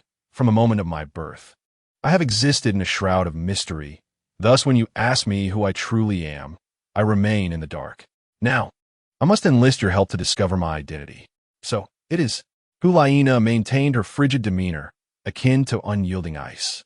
Does your favor hold any weight? I do not know, but you may take the gamble. Bet on whether my favor will serve any significant purpose, Jiang Luoran stated as he rose, preparing to depart. He despised waiting. He had faith that Hulaina would swiftly reach a decision and execute it promptly, for they were of a kind, both possessing cold countenances. Yin Tao, cease your pursuit of me. It is truly inappropriate. CC, listen to me. I have now been reassigned to the Silvis branch within 5 years. If not 10, what do you intend to do? Do not pull me. CC, trust me. I am now a soul master. Before Jiang Luoran could exit the Wuhuan branch, he heard Su Yin Tao shouting vehemently. Who dares to disturb my woman? A steward of the Wuhuan temple, clad in golden attire, forcefully pushed Su Yin Tao aside. Jiang Luoran was taken aback. Had he known that a few days prior to arriving at Silvis he would encounter Su Yin Tao, he would have been astonished. The young man had come to the capital for love, yet it seemed a grim prospect. Gome, break his limbs and cast him into the Silvis Soul arena, handing him over to the fierce god battle team. Do not touch me, get away. You scoundrel, do you not know how many women await outside? Do not attempt to deceive CC. Hearing the sounds of violence outside, Jiang Laurent's heart raced. Murder in the streets? How audacious! Does the Wuhuan temple not care about internal strife? How can they accept such morally corrupt individuals? Jiang Luoran turned away. Morally corrupt individuals can still serve a purpose. First and foremost, they obey orders unconditionally without losing control. Of course, We at the Wuhuan Temple do not favor such unethical individuals. We will address the matter subsequently. Hulaina responded. Help me rescue Su Yuntao and return him to Nodding City, Jiang Luoran declared, hastily retreating into the inner sanctum. Although he had requested Hulaina's assistance in his investigation, Jiang Luoran remained apprehensive. Within the Duluo continent, one must harbor doubts about all matters, even concerning those well-known. Moreover, it is conceivable that there are matters beyond the Wuhuan Temple scrutiny. Thus, he must visit the residence of Jilin, for he must capture his granddaughter. In the capital of Silvis, at the periphery of the Royal Academy, Jiang Luoran indeed spotted a forest, the location of Jilin's estate. With his sole king prowess, coupled with the power of the nether boots, he could infiltrate undetected. However, his own strength was still lacking. Had Jiang Luoran been a sole Doloa, he would have simply kicked down the door. His current cultivation was progressing too slowly. Halt! What manner of person dares intrude here? Do you not know this is the Royal Academy? A golden-haired youth clad in noble attire crossed his arms, casting a disdainful glance at Jiang Luoran. Jiang Luoran, taken aback, realized that entering alone was indeed inappropriate. Theoretically, he was in the wrong. Yet, he had intended to approach the interior and conceal himself, only to encounter someone on the outskirts unexpectedly. He inwardly cursed. Are the people of the Royal Academy so idle? Do they not devote themselves to their studies, but instead roam aimlessly around the academy? Apologies, I was merely momentarily curious, with no intention of intruding. I shall take my leave. Jiang Luoran feigned retreat, planning to conceal himself and infiltrate later. Hey, our prince is addressing you. Why are you leaving? 6 attendants behind the prince chimed in unison. Prince? Jiang Luoran secretly scoffed. How careless could one be to encounter a prince upon entry? However, regarding manners, Jiang Luoran disagreed. Whether a country bumpkin or a highborn noble, politeness is not a guarantee. The most courteous individuals are often those of the middle class. Ha, you peasant! Open your eyes and behold. This is our empire's 4th prince, Prince Shuebong. Ordinary folks seldom have the fortune to meet him. You will have stories to boast about for a lifetime upon returning to your village. One of the attendants pointed a finger at the golden-haired Shuebong. Shuebong. Jiang Luoran shook his head, preparing to depart. There was nothing further to discuss. This Shuebong feigned weakness, akin to the legendary King Gojian, to evade the wrath of Qian Renshue. Since they were enjoying their charade, he would not intrude. Besides, he would eventually become Tang San's disciple. So it was best to let things be. Although the internal strife within the royal family was exceedingly brutal, Shuebong was not a virtuous person. His claims of merely seeking self-preservation were but a pretext. Did he not aspire to usurp the throne? Such aspirations were implausible. Did I permit you to leave? Return here. Otherwise, I shall report to my teacher that someone has intruded into the Royal Academy. We shall see how you gain entry again. Shuebong smiled, revealing a hint of disdain. Yet, it was merely a performance. Why take it so seriously? You play your role, and I shall play mine. Jiang Luoran was troubled. If the teachers of the Royal Academy became alert, would he still have a chance? This wretched prince was courting trouble. What do you intend to do? Initially, I was in the wrong for intruding upon the Royal Academy. Yet I have not even crossed that mountain range, so it cannot be deemed an intrusion. Is merely gazing upon the Royal Academy a crime? If all else fails, he would need to adopt a more forceful approach. What do I desire? To break your legs? For how shall I explain to my teacher who trusts me? Our royal family has always led by example. We must demonstrate through action that the Royal Academy is inviolable. Shuebong and his entourage of inept royals erupted in laughter. Live your life amidst the tangled web of authority and perform your part well. Otherwise, I shall inform your elder brother, and you know the consequences. Jiang Luoran was not one to be trifled with. For Shuebong, the most effective tactic was verbal confrontation. Physical confrontation was not an option. Moreover, why resort to violence when matters could be resolved through wit? What did you say? Shuebong's eyes brimmed with fury as he glanced at the useless individuals surrounding him, barking, "Get lost, and stay far away." Prince Shuebong, what ails you? He is the peasant. Indeed, what is the meaning of this? Do I need to repeat myself? Do you wish for me to cut you down? Shuebong cast a fierce gaze upon them, an intensity that startled them into retreat. In Chapter 78, a thief has entered my home. Does Prince Shuebong return in the night? Had he not promised to go somewhere? Hasten, hasten.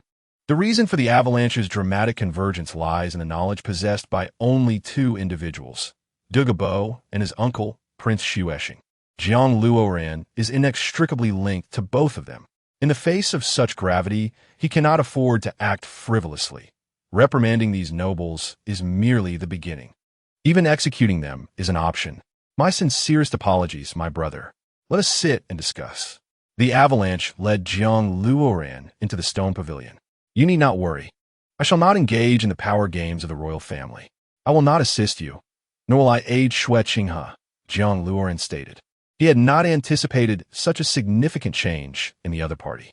Perhaps this could serve as a breakthrough, turning the situation to his advantage. However, he must not become too deeply entangled. Otherwise, he risks being drawn into the royal conflict, a burden he cannot bear.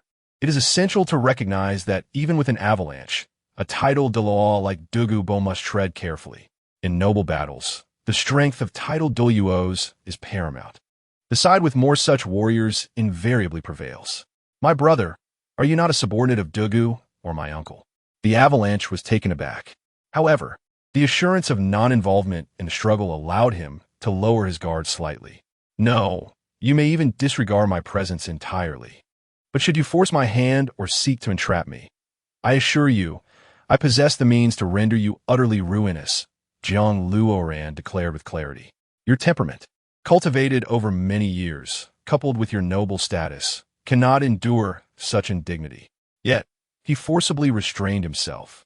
To ruin oneself in a moment would lead to a lifetime of destruction.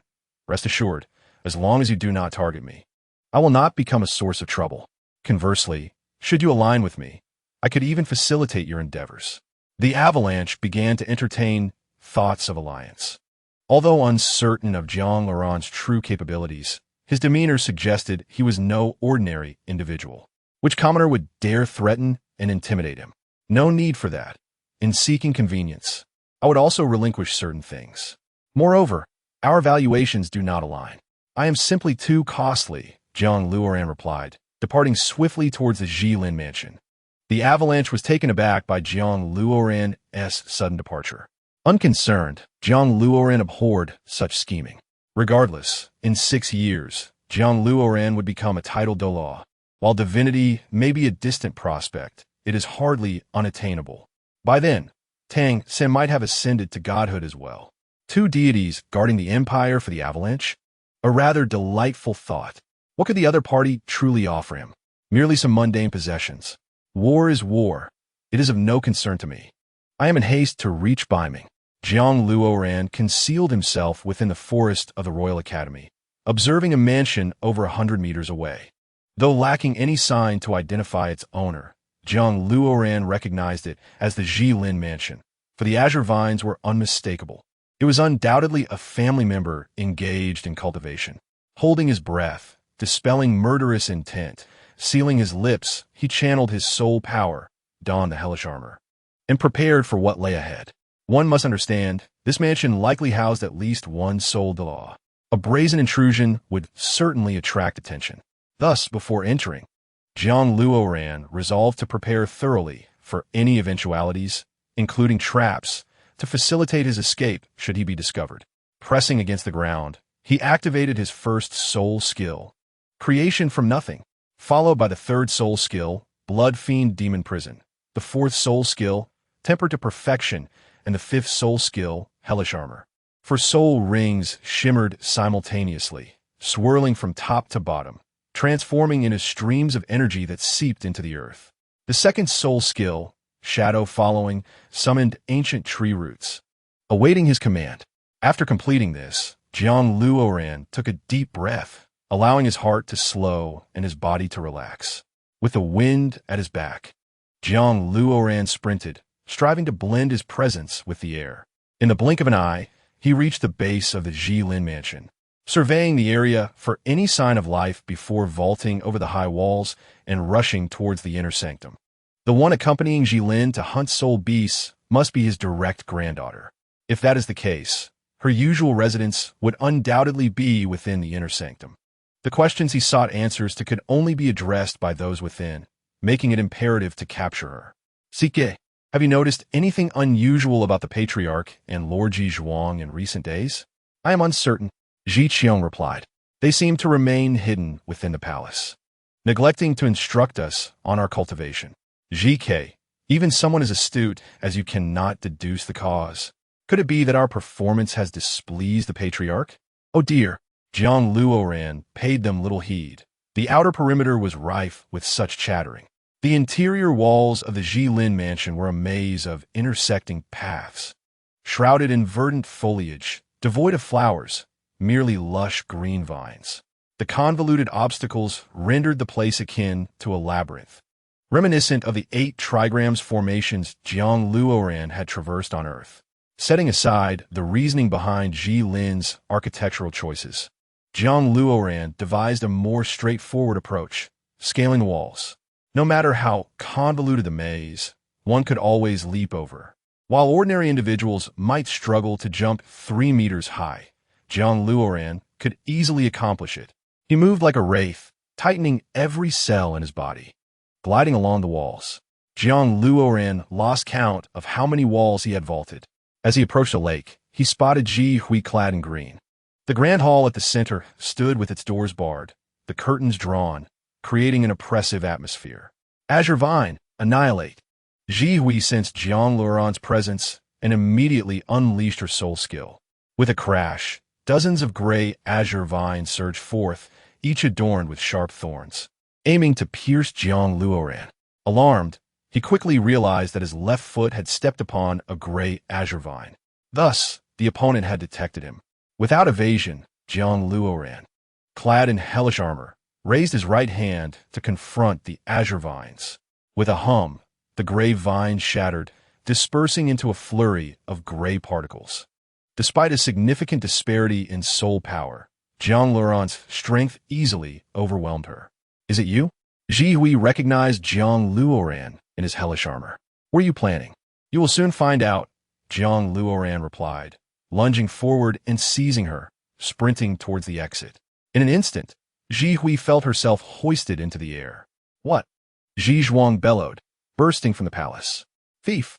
What thief dares intrude upon my Ji mansion? Seeking death? Jilin also emerged in pursuit. Jiang Luoran dared not hesitate. He swiftly turned and fled, no longer needing to be cautious, leaping atop the walls in his escape.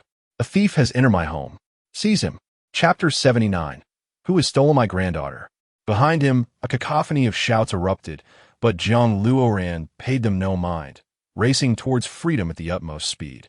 Had he not inadvertently stepped on Ji Hui's azure vine, he would not be in such a predicament. A soul de law would certainly not have noticed him otherwise. He realized he had been careless. However, there was no other choice. This was Jiang Luoran's first attempt, and successfully abducting Ji Hui was already commendable.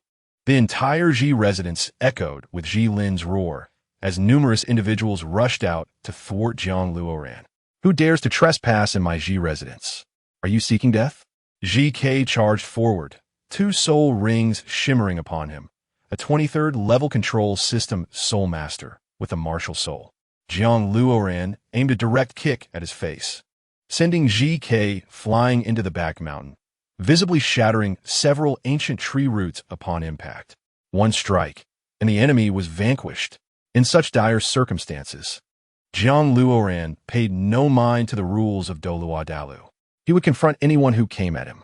Ji Ke and Ji Qiong approached, glaring at Jiang Luoran, their bodies adorned with 2 yellow soul rings, invoking their first soul skill, Green Vine Regret. Get lost. Clad in hellish battle armor, Jiang Luoran charged through, sending Ji Qiong flying, his right leg enhanced by the phantom boots for increased speed. If he were not facing a soul master 5 or 6 levels higher, he could have dispatched them all effortlessly. However, with every passing second, Jilin and that young man would surely pursue him. How could he withstand their onslaught then? Kunpeng, Mirje. A resonant hum filled the air as a creature resembling both a Chilean fish and a white-feathered holy pung appeared behind Jiang Luoran. This martial soul embodied the most formidable aspects of both beings, emanating an indescribable oddity. Though Jiang Luoran could not fly upon activating the Kunpeng martial soul, his speed multiplied exponentially. With the speed of the hellish battle armor, the enhancement of the phantom boots, and the unparalleled velocity of the Kunpeng martial soul, Jiang Luoran transformed from a fleeting white ray into an elusive bolt of lightning. "You will not escape." Ji Lin hastened after him, arms raised to the heavens as if in prayer, invoking his 8th soul skill, Heavenly Net. Boom! Strands of azure vines shot forth like green rays of light. The sheer number was overwhelming. While control system soul masters were indeed powerful, with sufficient speed, there was nothing to fear. Jiang Luoran moved like the wind, vaulting over every wall, his feet propelled from the ground as he soared like a great rock. "What do you intend to do? Why are you capturing me?" Zivi, who had been injured by Jiang Luoran moments ago, still managed to retain some clarity. At this pace, she struggled to catch her breath. "You will find out shortly," Jiang Luoran replied coldly. Upon reaching the outskirts, Jiang Luoran felt a sense of relief as Ji Lin had not yet caught up. He merely needed to cross through the grand gate to escape. Ji Dai, 57th level, 5-ring control system Soul King, Martial Soul Azure Vine. Current family position, Chief Enforcer. "Who are you? Dare you reveal your name?" Ji Dai, with hair as white as snow and a gaunt frame, approached with hands clasped behind his back. Though his appearance was unremarkable, his eyes sparkled with intelligence, as if they could perceive all secrets. Yellow, purple, black. 5 soul rings encircled the elder, radiating an aura of terrifying soul power. Jiang Luoran realized things were far from simple. How could the esteemed Ji residents allow such an easy escape? Moreover, he had abducted the elder's granddaughter. As Ji Dai spoke, throngs of family members surged forth, encircling Jiang Luoran. Trapped at a dead end, he had no choice but to fight. Jiang Luoran, 55th level control system Soul King. Let's exchange teachings, he declared, charging toward Ji Dai, for he posed the greatest threat among them. Ji Dai's pupils contracted, and green light emanated from his hands, clearly aware of Jiang Luoran's actions. His 3rd soul skill, Green Vine Restraint. Boom! A strand of azure vine spun in place, as if alive, ensnaring Jiang Luoran with its soul power. 4th soul skill, Thousand Forgings. A violet grass hammer materialized in Jiang Luoran's hand, aimed directly at the encroaching vine. Buzz! The hammer struck its target. Yet the azure vine rebounded like gelatin and continued its pursuit of Jiang Luoran. What? Such a soul skill exists? Jiang Luoran was taken aback. Though the opponent's soul skill was underhanded, it was precisely the best means for a control system soul master. Using softness to overcome hardness, one could remain unbroken and intact. Moreover, the control was exceptionally strong. Once ensnared, escape would be nearly impossible. As the azure vine approached, Jiang Luoran swiftly activated his soul rings, employing his 2nd soul skill. Shadow Clone. Buzz. The violet soul rings swirled around him, dispersing into another version of Jiang Luoran to confront the binding vine. Boom! Jiang Luoran's clone was immediately ensnared and dismantled, while the azure vine lost its strength and unraveled. Swiftly now, if Ji Lin arrived, it would be disastrous. Jiang Luoran raised the grass hammer, seizing the initiative, and aimed at Ji Dai. The massive hammer in his hands resembled a piece of toffee, its head trailing behind as the handle bent into an arc. This was a display of formidable power. With such a strike, even Ji Dai might not withstand it. 5th soul skill, Azure Vine Parasitism. Ji Dai's 5th soul skill could mimic any of his soul skills, possessing half the effectiveness, yet 5 times the quantity. 5 supple azure vines shielded Ji Dai, fending off Jiang Luoran's hammer, as the scattered soul power and force shattered structures over 10 meters away. Crack! The ground fissured. Countless cracks resembling serpents slithering across the land, extending further. Abandon the hammer. Jiang Luoran decisively withdrew, executing a roll to escape. His aim was not to defeat the opponent, but to flee. From the very beginning, that was his intention. Moreover, he realized that Ji Dai had not exerted his full strength to hinder him. In fact, at the last moment, the elder had even pushed him with his soul power. Not only that, the depleted soul power within him surged rapidly with that push. Seeing the elder's kind gaze only deepened Jiang Luoran's confusion. What was happening? There was no time to ponder further. Jiang Luoran delivered a powerful kick to the Ji family gate, shattering it with brute force, and dashed out. Truth be told, had Ji Dai not shown leniency, Jiang Luoran would have never escaped. Time was of the essence. Not even a second could be squandered. Just as this thought crossed his mind, the voice of Ji Zhang echoed behind him. Thief, stop right there. Dare you intrude upon my Ji family estate? Are you seeking death? Ji Zhang wished he could traverse 10 steps in one. With so many people, could they not stop the intruder? Truly pathetic. Ji Lin continued his pursuit. Jiang Luoran had long vanished into the forest, yet Ji Lin relentlessly followed. Jiang Luoran leaped from his previous starting point, striking the ground with urgency to make his escape. Boom! The old tree roots and the remaining 4 soul skills activated simultaneously, unleashing countless bloodthirsty vines and tree roots. They surged in a chaotic tapestry, intertwining endlessly, growing wildly like ravenous ogres, aiming to engulf Ji Lin. Panting heavily, Jiang Luoran was drenched in sweat. The effectiveness of his hellish battle armor had dissipated, causing it to shatter. As he reached the entrance of the Royal Academy, he spotted the Avalanche Prince. Come here. Avalanche grasped Jiang Luoran's hand, pulling him into a cave beneath the mountain. Boom!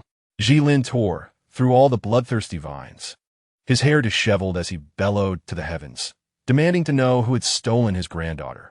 Chapter 80. Truly Desire to Reveal. Jiang Luoran barely had time to express his gratitude to Avalanche, as a sharp pain pierced his chest, staining his cheap garments with crimson. What is wrong? Avalanche inquired, as he removed Ji Hui from Jiang Luoran's grasp. For the sake of beauty, you truly are reckless, directly charging in to elope with her? Zhi Hui's body appeared frail, her gaze unfocused, and her lips slightly parted. She was evidently still reeling from the overwhelming pressure experienced moments earlier. Jiang Luoran, gravely injured, was far too preoccupied with his own plight to concern himself with her state. Even if she had assisted him, he was resolute in not becoming entangled in her power struggles. It was merely a minor issue. He had not anticipated her assistance. Xu Yuping rose, deftly slicing through Jiang Luoran's garments. Before him lay a gruesome sight. Jiang Luoran's chest was drenched in blood, revealing ghastly white bones and faintly exposing his crimson, beating heart. What level of injury was this? Should it deepen any further, Jiang Luoran would surely meet his demise. Xu Yuping's hands trembled. Merely assisting in the removal of Jiang Luoran's clothing had left his own hands smeared with blood. Surviving an encounter with 2 soul Deluo and emerging unscathed was no small feat. You deserve recognition. Given your youth, you must hail from a distinguished hidden lineage. Suppressing his fear, Xu Yuping retrieved a medicine box from the shadows, clumsily opening the vials to tend to Jiang Luoran's wounds and bandage him. An anonymous figure. Escaping by sheer luck, Jiang Luoran's face was drenched in blood and sweat. He recalled being engulfed by Ji Lin's soul power at the last moment. Though it was but a minor impact, it posed a significant threat. Had it not been for the assistance of Ji Dao in restoring his soul power, he would not only have failed to defend himself, but would have also lost his life here. Bear with it. This is disinfectant, Xu Yuping urged, pressing the prepared herbs directly against Jiang Luoran's chest. Jiang Luoran, possessing exceptional physical resilience, managed to endure the pain.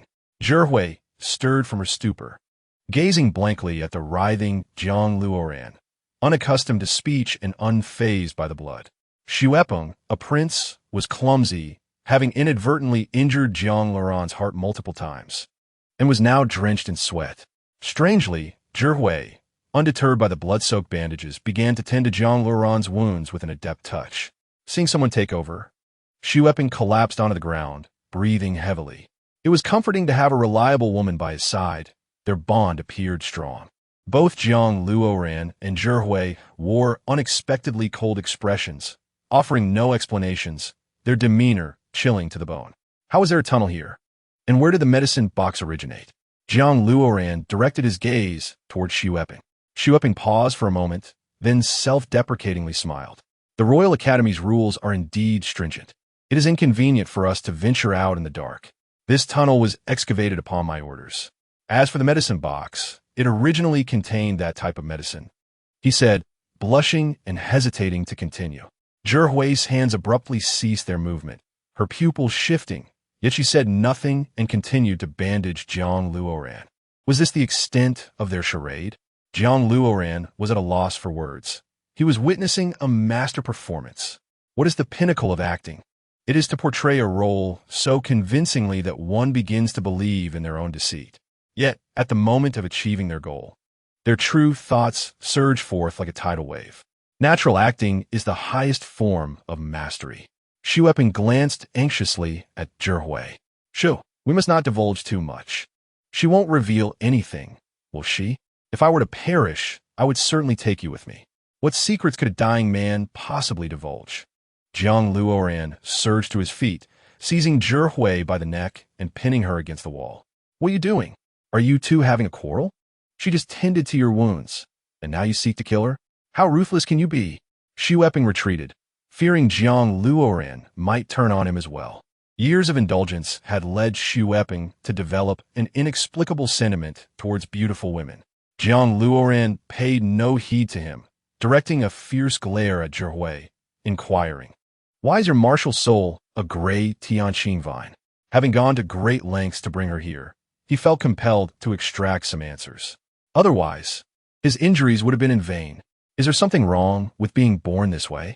Zhe Hui replied, frowning, her face flushed. The grip on her neck made it difficult for her to breathe. She sensed that he genuinely intended to end her life.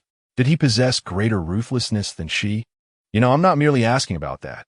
Jiang Luoran gestured toward Xu Eping. You would do well to be forthcoming. Otherwise, I will not hesitate to let him do whatever he wishes to you. Jiang Luoran continued. Xu Eping's long-standing habits must surely evoke despair in others. Xu Eping was bewildered. At that moment, Jiang Luoran appeared to him as an emotionless tyrant, impervious to pain. Enduring the gravest of injuries, he spoke the harshest of words. Even Xu Eping, though dim-witted, realized that the two were adversaries, not allies. Zhe Hui clenched her teeth. Since the day I was born, I have lived in a fog. My father commanded my every action. I once delved deeply into this fog, only to find it insurmountable and untouchable.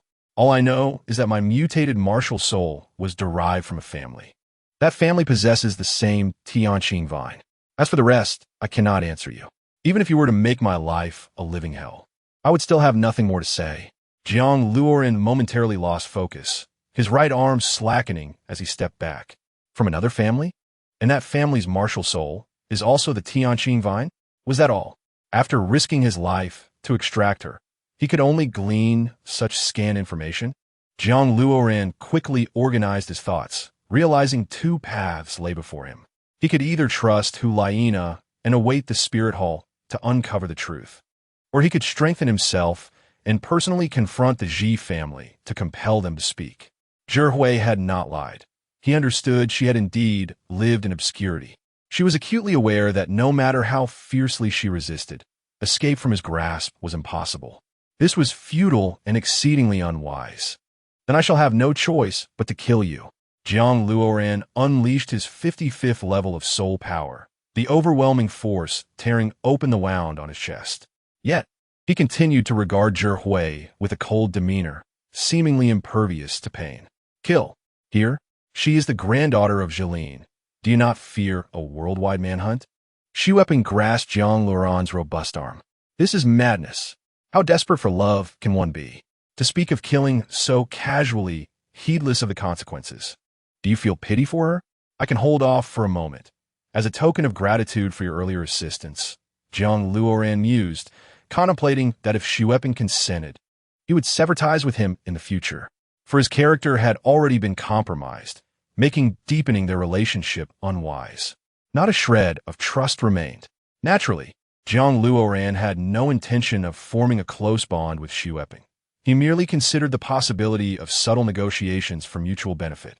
Chapter 81. Alliance. Additional for Zhu Hashang. Xu Eping was taken aback, realizing that he had already become such a figure in her eyes. How disappointing. I fear you may not withstand the Soul de Luo's pursuit. Since you are unconcerned, do as you wish. Xu Eping was not a virtuous man, and there was no need for him to remain close.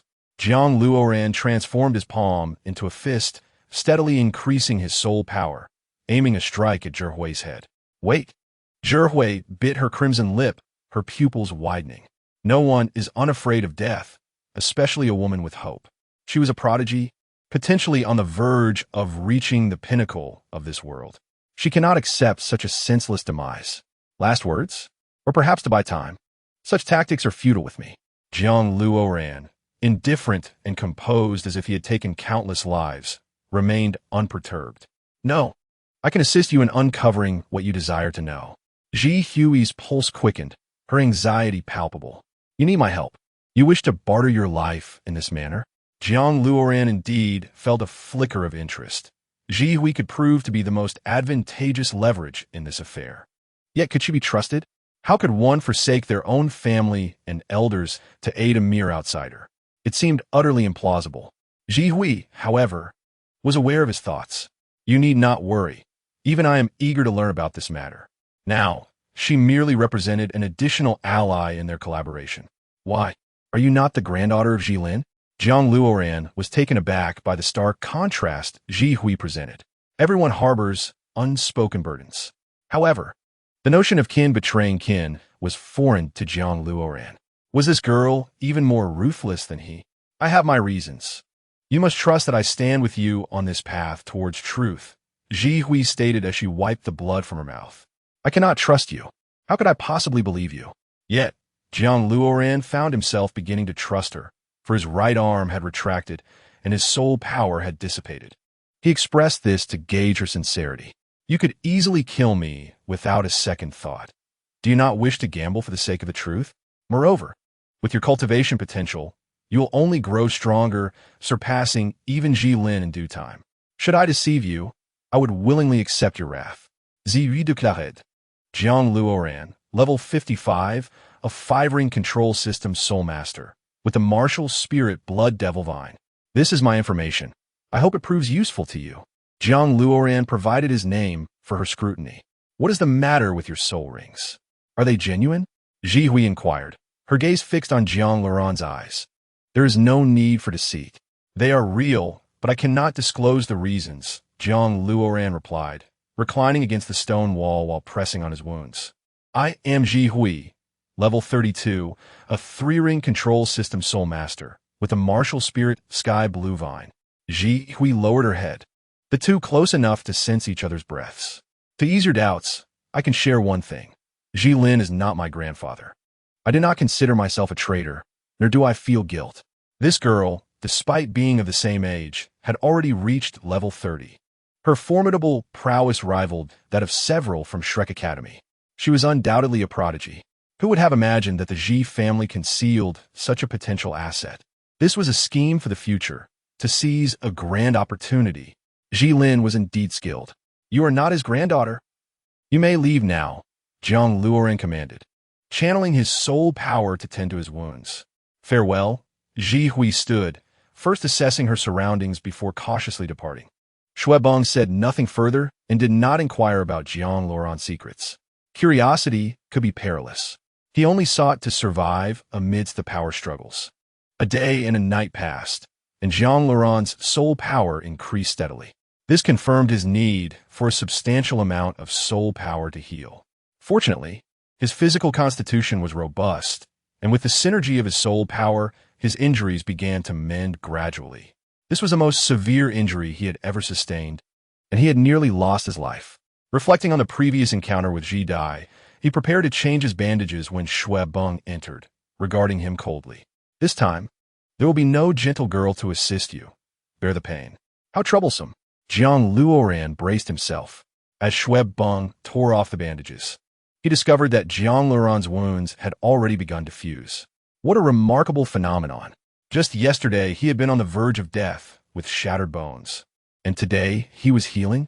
When did a soul master's body become so unreasonably resilient. Thanks to the elixir, your recovery is impressive, Shui Beng jested, replacing Jiang Luoran's bandages. Where does this passage lead? Jiang Luoran inquired, gesturing towards the cave's entrance. The royal palace, Shui Beng responded tersely, as if reluctant to divulge more. What is that? The kingdom's leader? Jiang Luoran clearly did not understand, as it sounded akin to a palace's name. The most renowned establishment for women in Sylves is where we often conduct business. Are you completely uninformed? The women there are quite particular, Shui Beng rambled, and Jiang Luoran gestured for him to cease. I shall leave tomorrow via this route.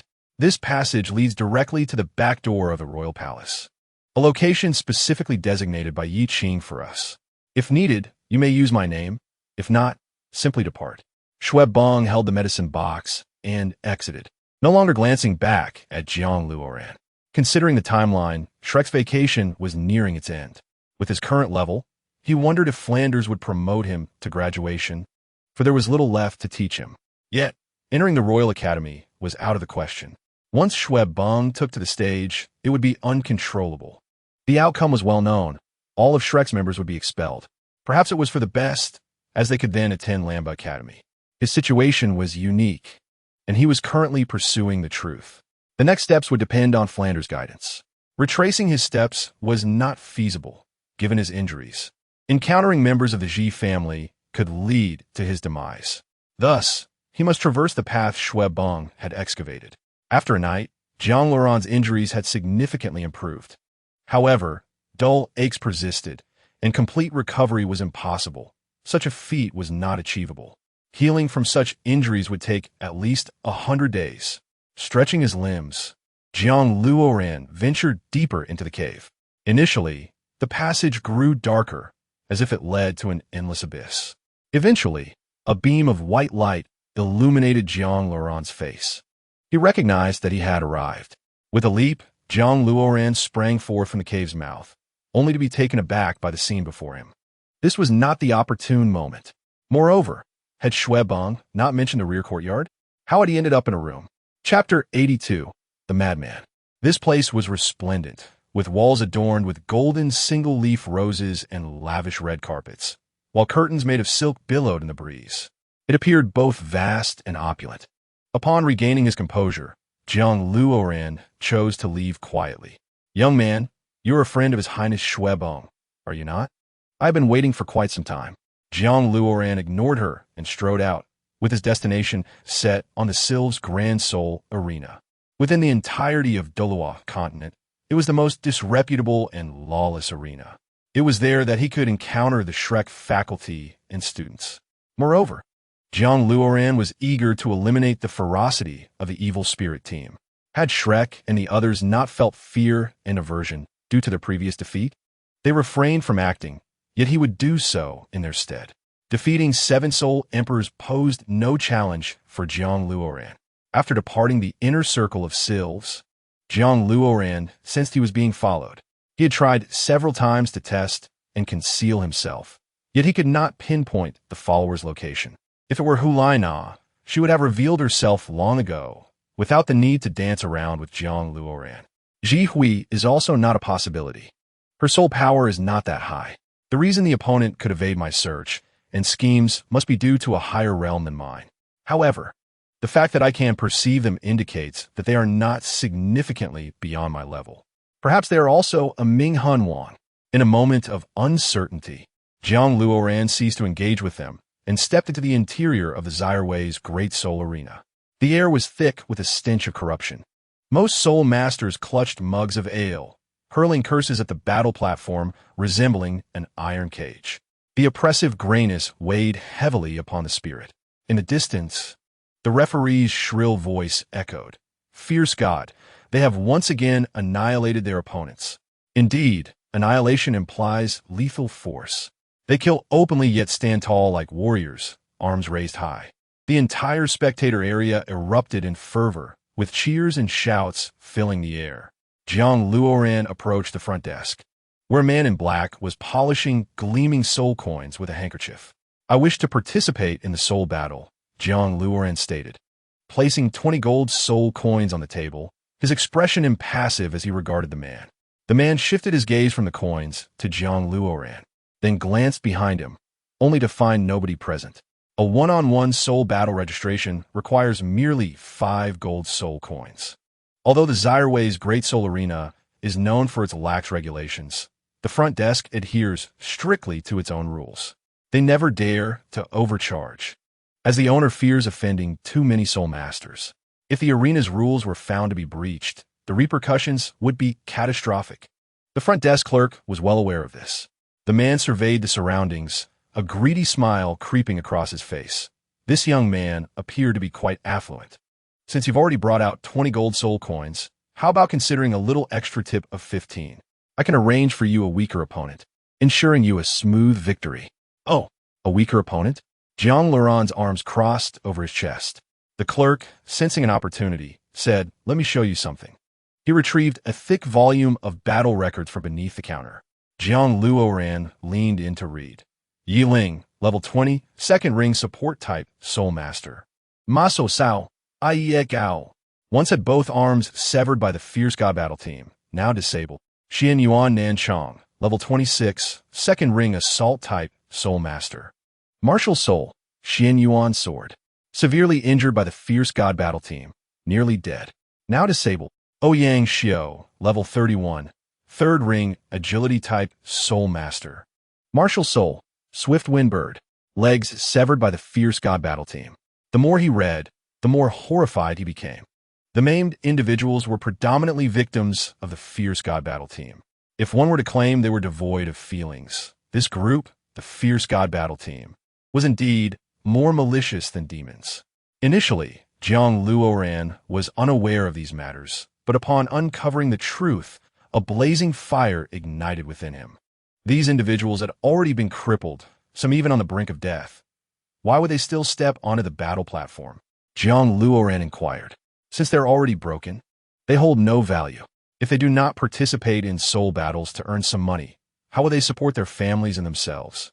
The front desk clerk shrugged indifferently. Very well, Jiang Luoran replied with a chilling smile. The man's expression shifted, startled by Jiang Luoran's demeanor. Is this a child? Seems a bit eerie. This is over 1,000 gold soul coins, all my savings. The small change is yours. The remaining 1,000 gold soul coins are all wagered on my victory. Jiang Luoran produced a golden pouch from his pocket, placing it atop the counter. All right, no problem. I will arrange it immediately. The clerk's eyes lit up at the sight of money, but he added, regardless of who you face, the odds are quite apparent. Thus, wagering 1,000 gold soul coins may not yield substantial returns. Trust me, this sum will multiply many times over. No one will bet on my victory, Jiang Luoran asserted. Why? Who will you choose as your opponent? The clerk was perplexed. Such an obvious outcome could not possibly go without someone betting on Jiang Luoran's win.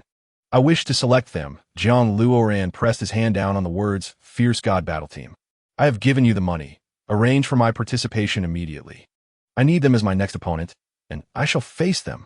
The clerk's heart skipped a beat, nearly causing him to faint.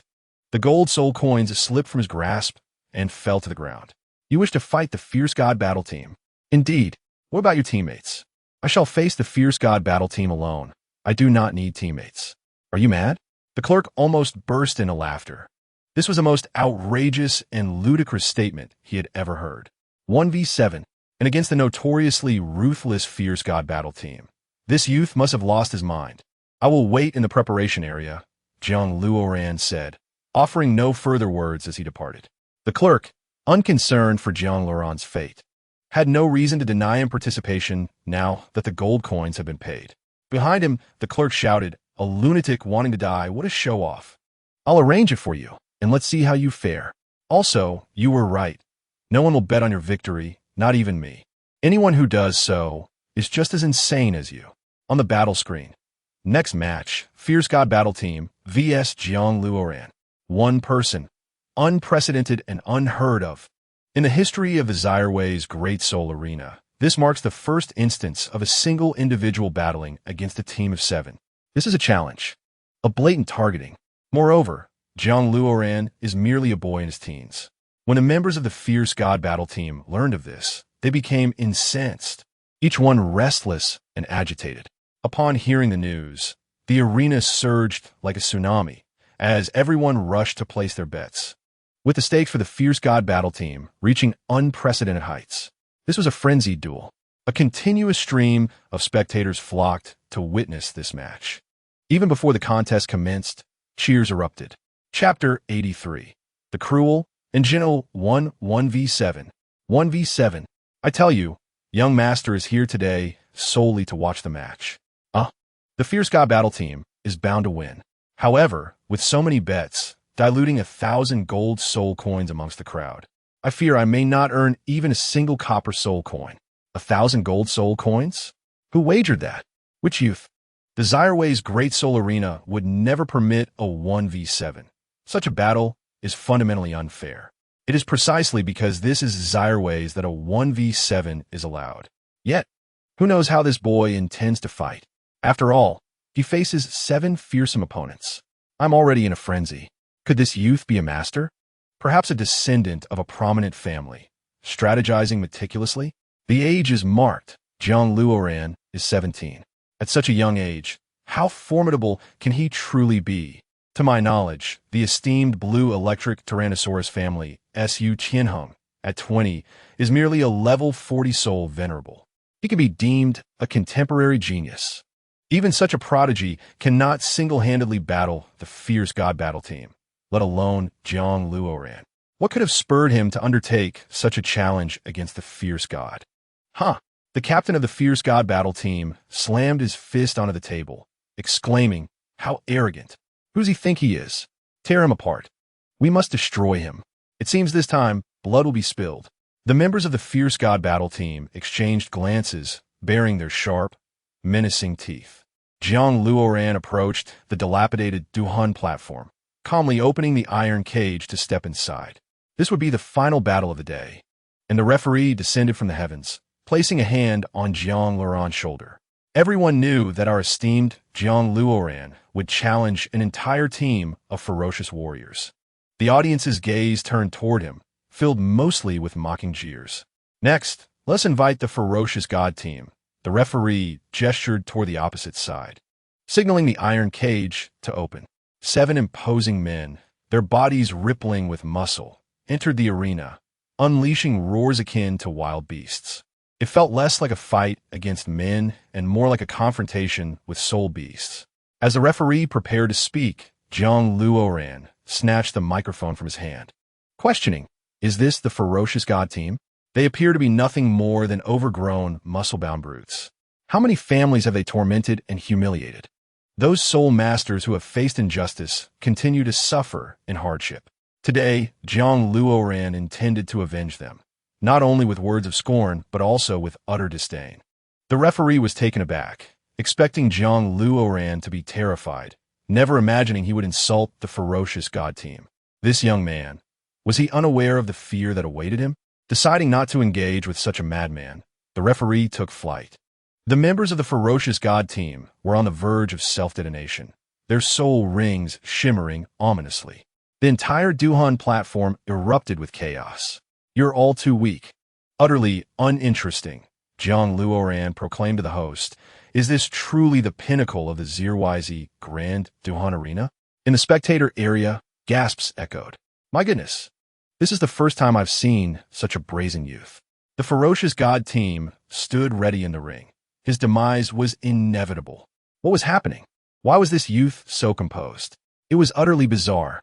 Suddenly, the captain of the Ferocious God team lunged forward with a punch, disregarding the official start of the match. Jiang Luoran effortlessly tossed aside the microphone and seized the captain by the throat. No one believed he could do such a thing with one hand. It was inconceivable. Setting aside the energy of the Ferocious God's attack, his very cultivation was terrifying. What was anticipated to be an impressive display turned into a farce, as the young man seemed destined to be obliterated in one strike. However, the ensuing scene astounded everyone, even shattering records and perceptions within the Zyreway Grand Duhan Arena. Jiang Luoran secured a firm grip on the captain of the Ferocious God team, as if lifting a mere chick. Impatient, he declared, "Then you shall die first." and with a powerful squeeze, a chilling crack echoed. The captain's neck bent grotesquely to one side, his trachea crushed. With a resounding thud, Jean Laurent's fist collided with the captain's chest, reducing him to dust. He was incapacitated on the spot. The best-case scenario now was a vegetative state. Jean Laurent discarded him onto the platform, casting his gaze at the remaining six. The intensity of his stare left an indelible scar on the hearts of all who witnessed. With a single move, he had vanquished a soul master without even employing his soul rings or soul power. Powerful soul masters are always worthy of respect. Yet no one cheered for Jean Laurent, for they had never encountered such a terrifying gaze, dark as if it penetrated to the depths of hell. Flee! The ferocious god team rushed toward the edge of the platform. Third soul skill, Blood Fiend Magic Prison. A black soul ring encircled Jean Laurent, unleashing 6 tendrils of dark energy. The members of the ferocious god team found themselves ensnared within a prison of purple vines, unable to move an inch. Even the dimmest among them comprehended their impending doom. A black soul ring. Was that a black soul ring? This signified that he was at least a soul emperor.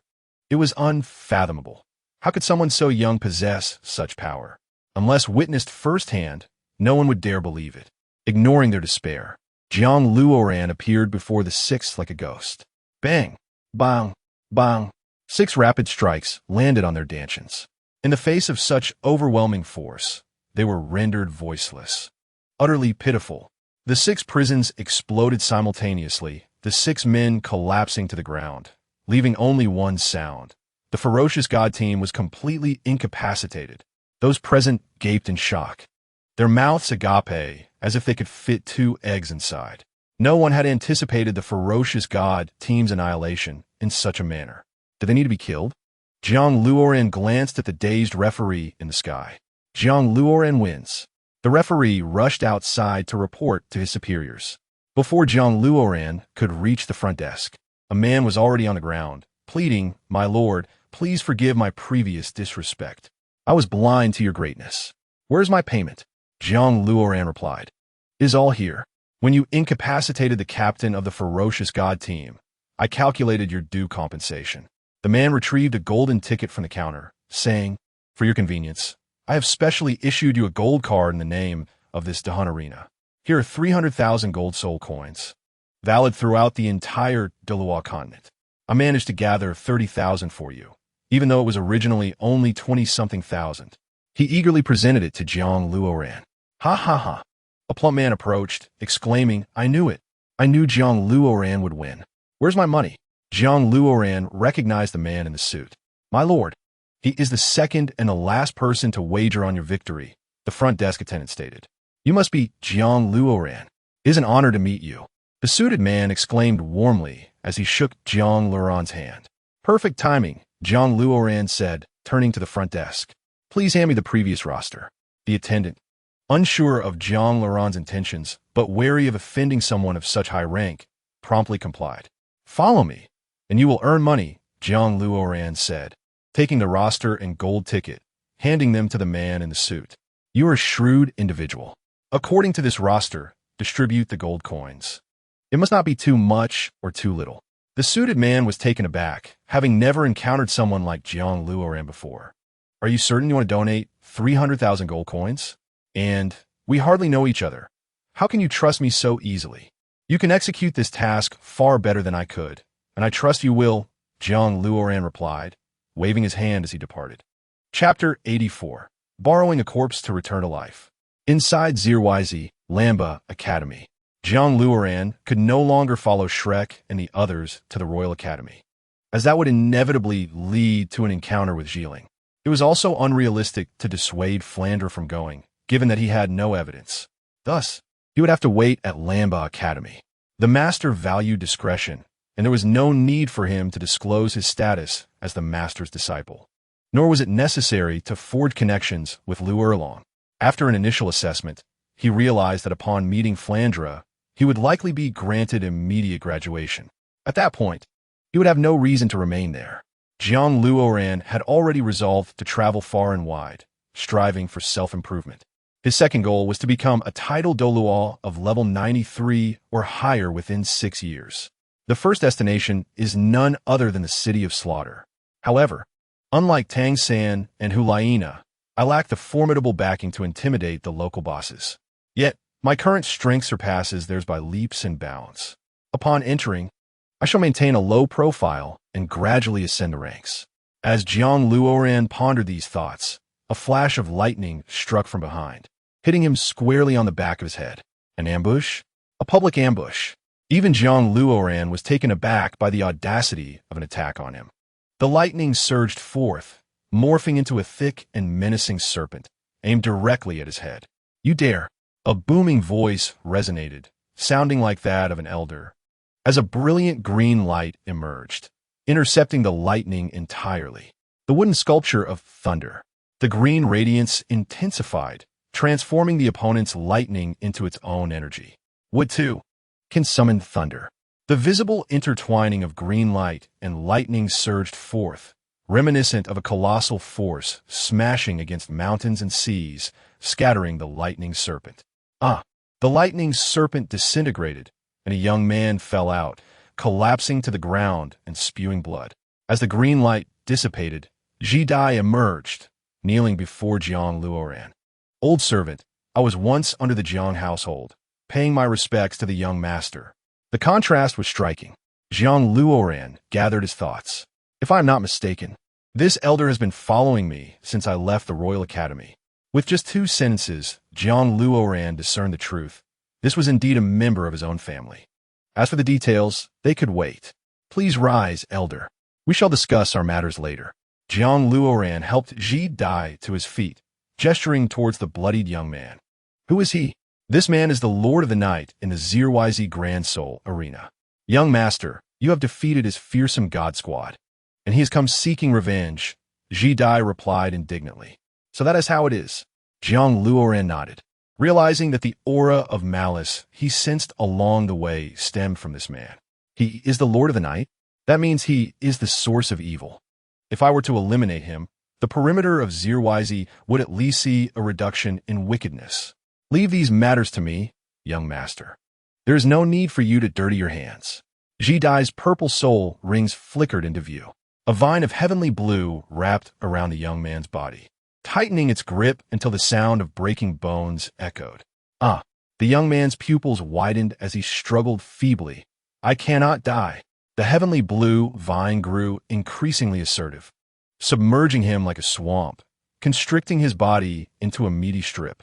With no hesitation, Ji Dai commanded the heavenly blue vine to dig into the ground, taking the young man deep underground. He is dead. The Lord of the Night in ZYZ has perished, buried alive, living a life that feels like a cruel joke. You have leveled up? Jiang Luoran could sense that the elder's level had changed. Upon learning that the young master was still alive, the old servant was overwhelmed with excitement and broke through to level 58 that night. Yet, he could not compare to the young master, who had reached level 55 at such a young age. Ji Dai knelt once more. "You followed me from the cave's entrance?" Jiang Luoran was not curious about how Ji Dai had tracked him. He merely sought answers. Indeed, old servant dared to follow the young master to observe his character. "I did not expect you to be so clear-cut in matters of good and evil, striking with thunderous resolve and possessing your own insights and stance." Ji Dai clasped his hands. You surely know something. Tell me everything from the beginning." Jiang Luoran beckoned Ji Dai to sit on a rubberwood chair beside the Lamba Academy. The heavenly blue vine martial spirit is divided into 2 surnames, Ji and Jiang. I was born into the Jiang household and have directly served your grandfather. Later, I served your father, and now I serve you. Unfortunately, my talents are limited, and I have only reached level 58 in my old age. Otherwise, I could be of greater assistance. But how did you end up in the Ji household? If I am not mistaken, there must be an unresolved grudge between the 2 families. Yet you, being of the Jiang lineage, hold a significant position in the Ji household. This seems rather illogical. Jiang Luoran questioned, puzzled. "Indeed, young master. My original name was Jiang Luer. A few years ago, on a dark night, the master approached me, claiming that the Jiang household was in peril and requested that I become a pawn in the Ji family. Whether to assist the Jiang household in the future or to leave a path of escape, I became an essential figure. The reason being, I resemble Ji Dai to a striking degree. Furthermore, the master ordered your father to escape with you first, Ji Dai revealed with a hint of melancholy, appearing as if he had aged decades in an instant, sighing deeply. You killed Ji Dai? Jiang Luoran was bewildered. The Jiang family was ruthless enough to eliminate innocence. What a remarkable act of borrowing a corpse to return a soul. Indeed, I killed Ji Dai that very day and stealthily took his place without anyone noticing. Fortunately, Ji Dai was rather aloof, which made it difficult for me to reveal any flaws. Since then, I have been secretly communicating with the Jiang household every month, reporting on the movements of the Ji family. At this point, Ji Dai's eyes gleamed with determination. What a vast world filled with wonders. You managed to exploit this gap. Jiang Luoran was compelled to admire their fortune. Yes, even I did not anticipate this. Just a few years ago, the Jiang household suddenly ceased all communication, as if they had vanished from the face of the earth, prompting my suspicions that something had gone awry. However, no one within the Ji household spoke of this matter, as if they were completely oblivious. Moreover, there is something even more bizarre. The Ji household became increasingly insular, forbidding anyone from leaving. Ji Dai occasionally scanned the surroundings, wary of being detected. So, you worked hard to become a law elder in the Ji household to gain temporary freedom of movement? Jiang Luoran found this reasoning quite plausible. Yet, he could not place his full trust in him. Regardless of whether the other party was a member of the Jiang family, time had passed for so many years. How could he not have developed any treacherous thoughts? Human hearts are treacherous. Jiang Luoran could not fully trust Ji Dai. In fact, he remained cautious, wary of a potential betrayal. Furthermore, throughout this conversation, Jiang Luoran had not revealed any of his own circumstances. He must remain vigilant at all times, especially given his current weakness. Indeed, but I am still uncertain about the Jiang household situation, Ji Dai expressed with a pained expression. Do you remember the exact location? I will investigate. Jiang Luoran inquired about the Jiang household's whereabouts. That is impossible, young master. You have never returned home, even if I provided the location. You would not be able to enter, Ji Dai lamented. Then take me there. Jiang Luoran stood up. That is also not feasible. Although I am a law elder in the Ji household, I cannot be absent for too long, otherwise it would raise suspicions. My identity as a pawn still holds value, and I will do my utmost to uncover what you wish to know. When the opportunity arises, I will certainly take you there, Ji Dai concluded, sensing that time was running short. Rest assured, young master. Ji Dai bowed deeply to Jiang Luoran before swiftly departing. Chapter 85. The choice. Jiang Luoran watched Ji Dai leave. Although he still lacked a complete understanding of the true circumstances, he had formed a vague outline in his mind. Ji Dai was on guard. If he were false, then Jiang Luoran would ascertain the truth himself. He knew that last time, without using soul techniques, he had been suppressed by him.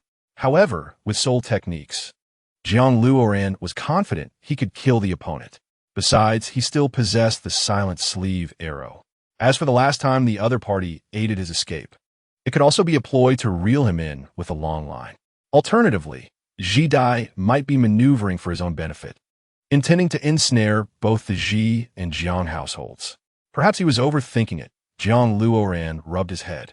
He reclined on the rubberwood chair at the entrance of Lanba Academy, beginning his cultivation while patiently awaiting the arrival of Flanders and the others. Wuji, I must confess that I was initially reluctant to come to this Royal Academy. Did you not observe their demeanor? Ah, Flanders, was it not you who agreed to this? Why is it now that the blame falls on me? And that Dugabo, is he not excessively domineering? Who does he think he is? Ah, enough with the complaints. Our objective this time is to meet the principal of Lanba Academy and discuss whether they can provide support for these children. Indeed, I noticed that Lanba Academy's admission policy favors the impoverished. One can infer that the person in charge must be quite magnanimous. Jiang Luoran discerned that the earlier quarrels were undoubtedly between Zhao Wuji and Flanders, while the stern reprimands came from the master. The principal and the teachers expected Jiang Luoran to adhere to fundamental courtesy. Rangu, I thought you had graduated early, Ma Hongjun said with a sheepish expression. Luoran, what is happening? There are whispers about you in the academy, Dai Mubai remarked. Luoran, how did you end up here? Flanders and the others approached. You've seemingly evaporated these past few days. The master intervened, inquiring first. I heard from Ma Hongjun that you have reached the Soul King level? What is the story behind this? Soul King? Indeed, I am currently at level 55, a control system Soul King, Jiang Luoran's aura shimmered. 5 soul rings, each radiating harmoniously, encircled his waist. Soul King? The Shrek's students exclaimed in unison, and possessing 3 10,000-year soul rings at that? It is rare to find someone of this age who has even become a Soul King, let alone one with 3 10,000-year soul rings. The greater the age of a soul ring, the more significant the enhancement and controllability it provides to the martial soul. Should Jiang Luoran ascend to the title of Title de Law, he would undoubtedly dominate his peers, even surpassing them. Not to mention, he already possesses the potential to outclass others. The disparity between soul rings is no trivial matter. The blood fiend vine in Jiang Luoran's hand had already taken on the semblance of a divine vine. My goodness, level 55? Rangu, have you somehow cheated the system? In just 7 days, you've ascended 15 levels? Do you think this is a game? Oscar exclaimed, inserting his finger into his mouth.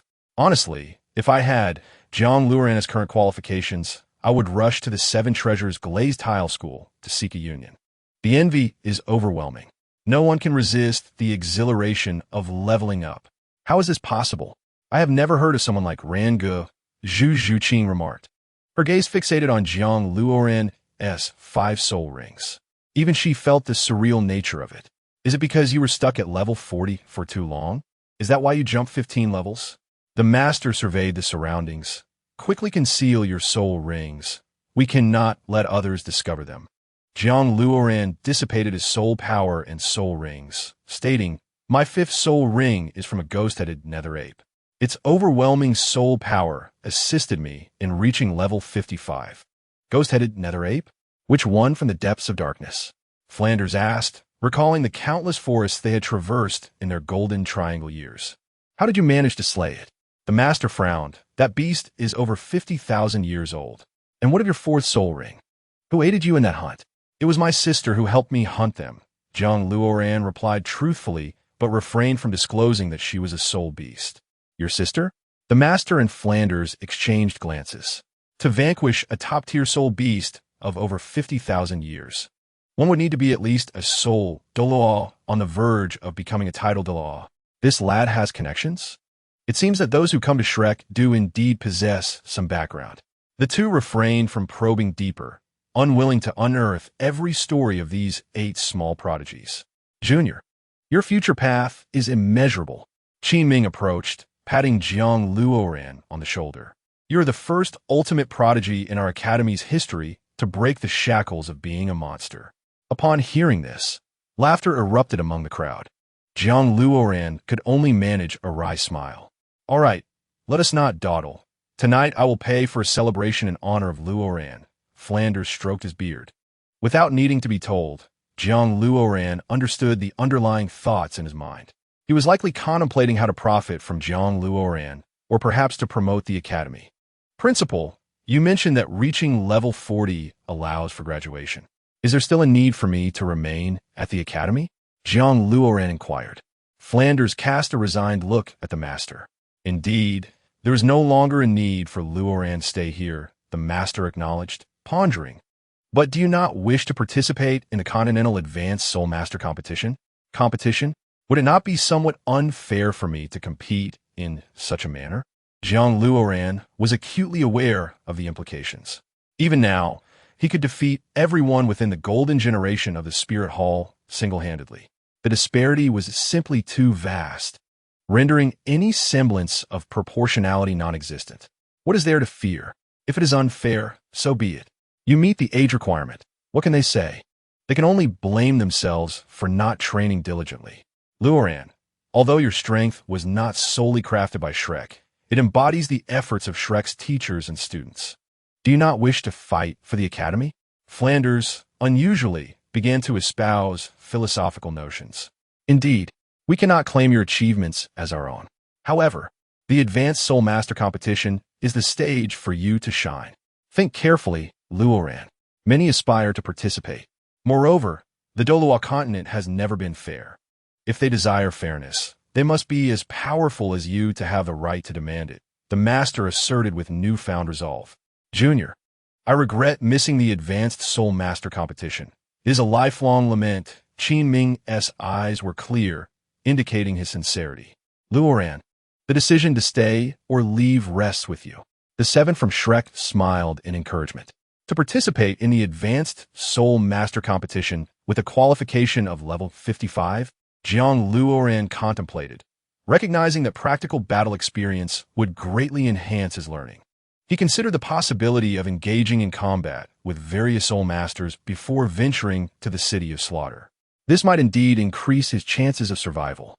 Furthermore, he hoped to elevate himself to level 60 to become a Soul Emperor. Chapter 86. A terrifying adversary. Ma Hongjun and Oscar were exhilarated at the prospect of Jiang Luoran, such a Soul King, joining them for the Soul Master Competition. What a spectacle that would be! It would nearly be a complete domination. Your target, you little monsters, can only be first place. Should you fail, none shall graduate. Flanders chuckled foolishly. May I inquire if there are any Soul Kings in the elite competition? Ning Rongrong asked. Having never participated, and even Ning Fengji had not elaborated much. Rarely, if at all, the master replied. As far as I know, among the current generation of talents, only someone like Mubai is a soul sovereign and not a soul saint, let alone a soul king. Moreover, Luoran possesses a top-tier configuration of soul rings, making it truly challenging to find anyone capable of rivaling him, the master reflected. Enough of this. This young man is about to be praised to the heavens by you all. In my view, anyone below title Doa is still weak, Flanders fumed.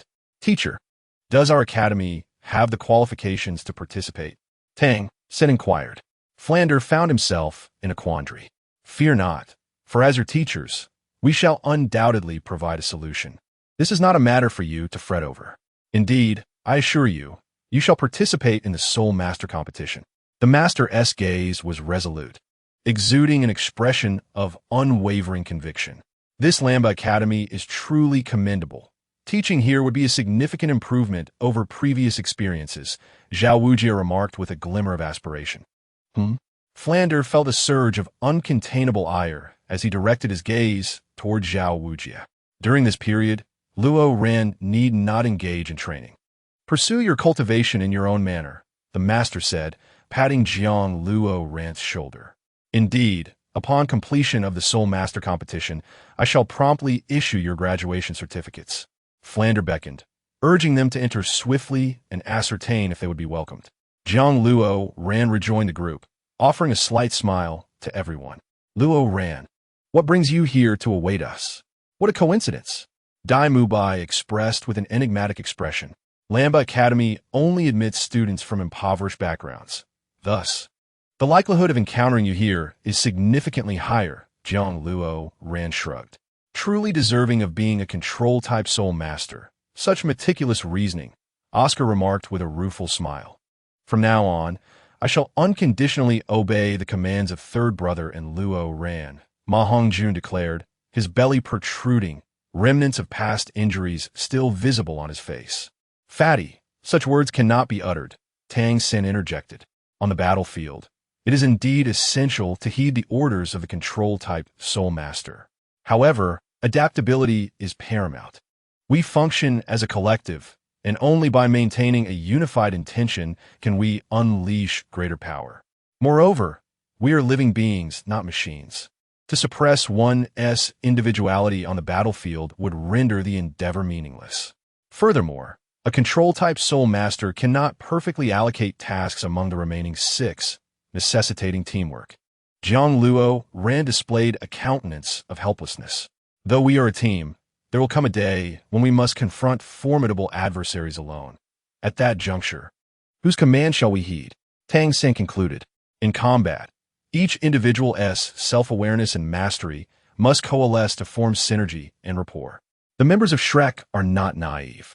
If they were to indulge in idleness, they would not have been accepted under Flander's tutelage. Following this discourse, the 8 fell silent, immersed in their own reflections. As Tang San articulated, the day of parting will inevitably arrive. In a moment of tedium, Qin Ming burst forth, announcing, "Junior brothers, the principal of this academy is Master's fiancé," and boldly proclaimed his intention to rename Lanba Academy as Shrek Academy. "How enthusiastic! Come in quickly. We shall soon have a place to settle." Qin Ming, a veteran of Shrek Academy, expressed genuine joy for Shrek, relieved that they would no longer be adrift. "Ha ha ha! I knew it. I knew we could succeed. Finally, no more beating around the bush," Ma Hongjun exclaimed with unrestrained excitement. Oscar and Ma Hongjun exchanged playful jabs. "Fatty, are you certain you're not smitten with some girl and reluctant to leave?" Dai Mubai teased, exposing his vulnerability. "Master's fiancé?" Tang San inquired, bewildered, as he had never heard the master mention such a thing. "You'll find out shortly," Jiang Luo Ran replied, stepping toward the door. "Since we are already aware of our new base, I shall take my leave for some personal cultivation. Everyone, train diligently, even with greater strength, to face opponents. We must remain vigilant." "You're leaving? Where to?" Dai Mubai questioned.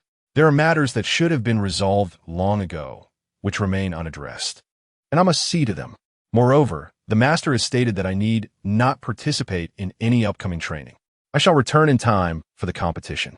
Third brother, please convey my regards to the master. I am departing." Jiang Luo Ran waved his hand. "Very well. Until we meet again, I shall also strive to grow stronger." Tang San responded, leading the remaining 6 to follow Qin Ming into the campus.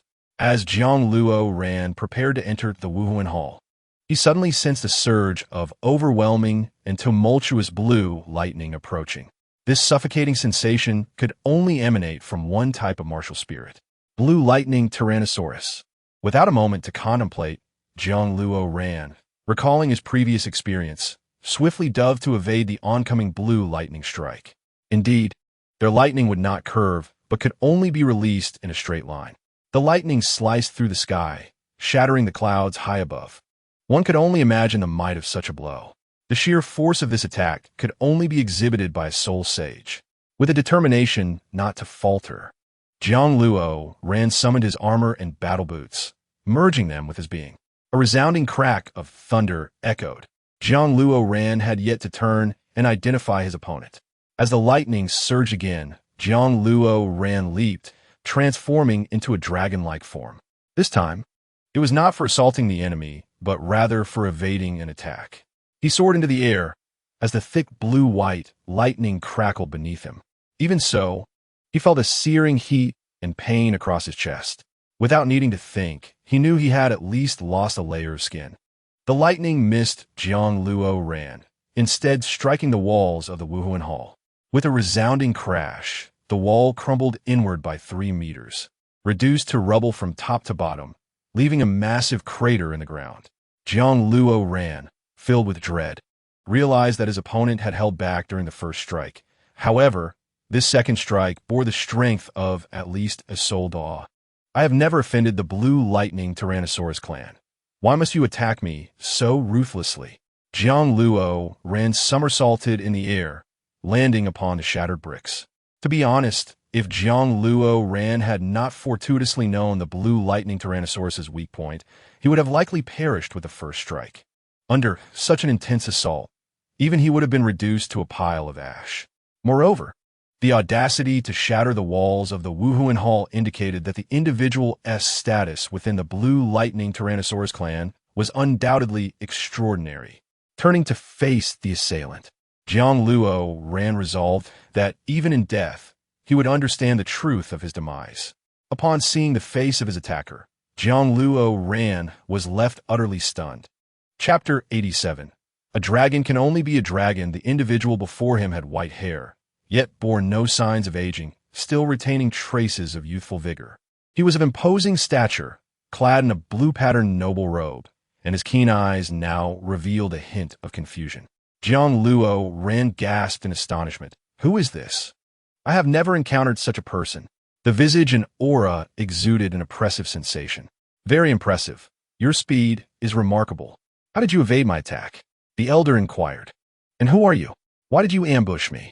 Jiang Luo Ran's expression turned serious as he sensed that this individual would be an unprecedented foe. He seemed even more formidable than the ghost Doloa. Ambush. No. Yu Yuanjin, never ambush. A dragon can only be a dragon and shall forever remain a dragon. Never to become a mere insect, Yu Yuanjin proclaimed, hands clasped behind his back, a hint of disdain curling his lips. Yu Yuanjin. Jiang Luo Ran's heart raced, pounding vigorously. This was the grandfather of his teacher, Yu Tianheng, the current clan leader of the Blue Lightning Tyrannosaurus family, and also a title Doloa of immense power, known as the Thunder Doloa. If Jiang Luo Ran recalled correctly, in several years, he would face 6 title Doloa, killing 2 and wounding 4. Such a record would indeed be a miracle on the Doloa continent. Why had he chosen to ambush him? In the comfort of home, one might ponder whether to engage in tormenting the younger generation.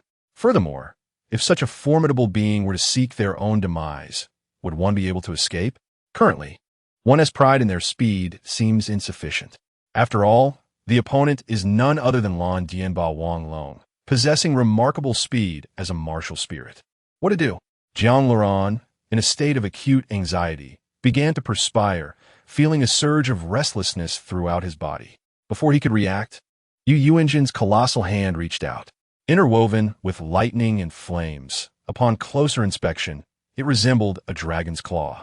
Even if you intend to end my life, let it be done with some semblance of dignity, Jiang Luoran exclaimed, swiftly rolling onto the ground and propelling himself with all his might. With a resounding thud, the dragon claw struck the ground, creating a massive crater and causing the entire spirit hall to tremble. Are you truly a soul king? Yu Yuanjin's stern visage revealed a hint of excitement. Jiang Luoran sensed that the opponent's thought process diverged significantly from his own. Yu Yuanjin should not feign ignorance regarding the damaged spirit hall, dramatically exclaiming, I didn't mean to. Please do not hold me accountable. Did this elder perceive the spirit hall's strength as mere water? Moreover, they brazenly fought before the spirit hall, increasing the likelihood of being besieged. I'm merely a soul king. Is it truly worth it for someone of your stature to personally eliminate me? Jiang Luoran barely evaded Yu Yuanjin's strike and was already on the brink of exhaustion. Do you know me? Yu Yuanjin was taken aback, acknowledging Jiang Luoran's exceptional status. After all, only those of a certain caliber would possess such knowledge. Thunder Doloa, Yu Yuanjin, is it not? The spectral boots on Jiang Luoran's right leg emitted a tremor. Once more, Yu Yuanjin clenched his right fist, condensing bolts of lightning into a sphere, launching it toward Jiang Luoran. Jiang Luoran swiftly raised his head, activating his first soul skill, creating something from nothing. He pointed toward the towering white wall. Suddenly, a robust blood vine erupted, ensnaring Jiang Luoran and lifting him into the air. The blue lightning sphere detonated behind him, illuminating the sky in vibrant hues. Without needing to glance back, Jiang Luoran knew the area behind him had transformed into a wasteland. The opponent approached with a mocking demeanor, and if he truly intended to take Jiang Luoran's life, he would not afford him a moment to respond. With no time for hesitation, Jiang Luoran commanded the blood vine to surge toward Yu Yuanjin, invoking his fourth soul skill. Refined to perfection, the massive grass hammer grew larger in his grasp as he concentrated all his soul power into a singular point, propelling it towards Yu Yuanjin with great speed. What is this? A chaotic cloak. Yu Yuanjin's eyes gleamed as he refrained from utilizing soul power, relying solely on brute strength to meet Jiang Luoran's grass hammer.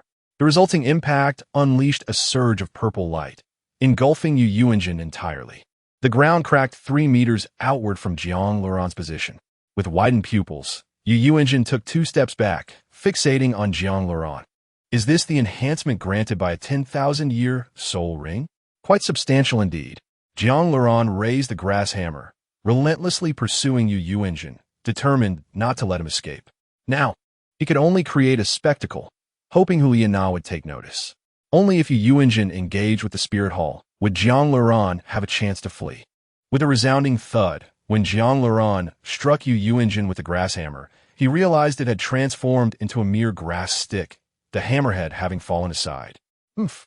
Yu Yuanjin merely expressed surprise that Jiang Luran could evade his attack. To him, everything else was nothing more than fanciful gestures. With a roar, Yu Yuanjin's right arm crackled with blue electricity, dragon scales manifesting and extending to his fingers. A dragon is forever a dragon. His first soul skill, creating something from nothing, was followed by his second soul skill, shadow following. Jiang Luran's figure flickered as he retreated 10 paces. The ancient tree roots, entwined with blood vines, spiraled around, attempting to shield against the impending thunderous assault. The dragon claw, like a divine artifact, pierced through the ancient roots and the dense blood vines in less than a second. Old roots. Third soul skill, blood demonic prison. Fifth soul skill, hellish battle armor. Jiang Luran unleashed the full force of his soul power. His opportunity to execute soul skills before a titled law arose from his knowledge of the Lan Dianba, Wang Long's critical weakness. It could only attack in a straight line, unable to retract its strikes. Moreover, Yu Yuanjin's nature only compounded this flaw. Yet, he could barely sustain himself by leveraging his own speed. As anticipated, the hellish battle armor and blood demonic prison had yet to envelop Yu Yuanjin before being crushed by the opponent's soul power. Looking down, Jiang Luran realized his abdomen had been struck, a mere faint and minuscule bolt of lightning. With a cough of blood, Jiang Luran was flung backward, crashing through the white walls of the spirit hall before finally coming to a halt. Yu Yuanjin's gaze fell upon Jiang Luran's 5 soul rings. Purple, purple, black, black, black. Indeed, it was as he suspected. Tell me, what is the matter with your soul rings? I shall not divulge that information, for even if I did, you would be incapable of replicating it. In the face of life and death, Jiang Luran could not maintain his composure. Then you are of no use to me, Yu Yuanjin declared, summoning thunder beneath his feet, teleporting to Jiang Luran's side, grasping his head with an iron grip. Feeling the oppressive lightning coursing through his body, Jiang Luran cried out in agony. He felt himself on the verge of losing consciousness. It appeared that death was imminent, and without dignity or reason. Chapter 88. Yulong Sual Lesion. Who dares to battle, causing disturbances within my spirit hall? Do they presume this place to be an arena? The booming voice echoed through the air, shaking the very ground beneath. It was unmistakably another title Doloa. Yu Yuanjin, holding Jiang Luran's head, transformed into a shadow and drifted into the distance. He was not afraid of the spirit hall, but rather aware of his own culpability. After all, how could one shatter another's wall and then confront them with indignation? Such behavior was unbecoming of Yu Yuanjin. In a secluded forest, Jiang Luran remained firmly in Yu Yuanjin's grasp, on the brink of destruction. How could a venerable elder appear here to take my life? Jiang Luran seethed with rage, blood streaming from the corners of his eyes. If he were to perish here, it would be an utter travesty. As age advances, one often gazes at portraits, sensing something amiss. Today, Yu Yuanjin wished to see his son, his expression calm. Since you are here to see the master, what purpose does my demise serve? Is it mere boredom? Jiang Luran's composure shattered, his tone laced with disrespect. Why would he kill him simply to see his son? This was akin to 2 entirely unrelated parallel lines. Indeed, upon closer inspection, it becomes apparent that you are no ordinary individual. The first ring is a millennium, and from the 3rd ring onward, they are all 10,000-year rings. With such an anomalous being emerging in the Dolua continent, how could I refrain from investigating? Yu Yuanjin's tone carried a hint of amusement, accompanied by an inexplicable sensation. Upon hearing this, Jiang Luran was left bewildered. It was indeed his soul rings that had drawn attention. After all, in the Dolua continent, he resembled an alien clad in bizarre attire. Moments ago, the master had urged him to conceal his soul rings, and unexpectedly, someone was indeed observing. Moreover, this is a title Dolua. Speak of the soul rings, or I shall take your life. Yu Yuanjin tightened his grip, crushing Jiang Luran's skull. Pain surged through Jiang Luran's body, and his gaze became hazy. I will speak the truth. I possess 2 martial souls, which can only absorb powerful soul rings when in harmony. Nonsense. Do you think I am ignorant of the dual martial soul phenomenon? It is impossible for them to harmonize. Anger aside, Yu Yuanjin was still somewhat astonished upon hearing about the dual martial soul. There are hardly 5 dual martial souls in the entire Dolua continent. And today, he encounters one. What if I were a natural level 40? I have said all I needed to say. To die at your hands would be unacceptable. Jiang Luoran mustered a fierce glare at Yu Yuanjin. Yu Yuanjin instinctively took a step back, releasing Jiang Luoran's head. Is there truly a natural level 40 in this world? And a dual martial soul at that? How many secrets does this young man hold? Furthermore, his martial soul does not belong to any prominent family. Could Xiao Gang truly have hope to prove himself? Very well, you are unwilling to perish at my hands? Yu Yuanjin's aura radiated a terrifying, thunderous presence. If I too were a title de law, defeating me would not be guaranteed. Jiang Luoran employed this as a provocation. Such words only solidified the fact that Yu Yuanjin was bullying the weak. Given Yu Yuanjin's resolute nature, he would undoubtedly ponder further. Yu Yuanjin understood that Jiang Luoran was not lying. Under equal circumstances, the outcome of their battle was indeed uncertain. Moreover, with such extraordinary talent, it would not be long before this youth became a title de law. Unconvinced, I, Yu Yuanjin, greatly admire those who dare to confront their fears. Since you are his disciple, prove whether you can realize your subtle aspirations. Yu Yuanjin lifted Jiang Luoran, drifting forward. Within the Lan Dian Ba Wang Long clan, 2 stone-carved dragons stood guard on either side, while in the center loomed towering blocks of electric stone. Countless electric stones formed a grand formation, occupying an area of 5 miles. The electric stones interlinked, sparking blue flames. The interior was desolate and dim. Jiang Luoran's pupils widened. Is this the training ground for the disciples of the Lan Dian Ba Wang Long clan?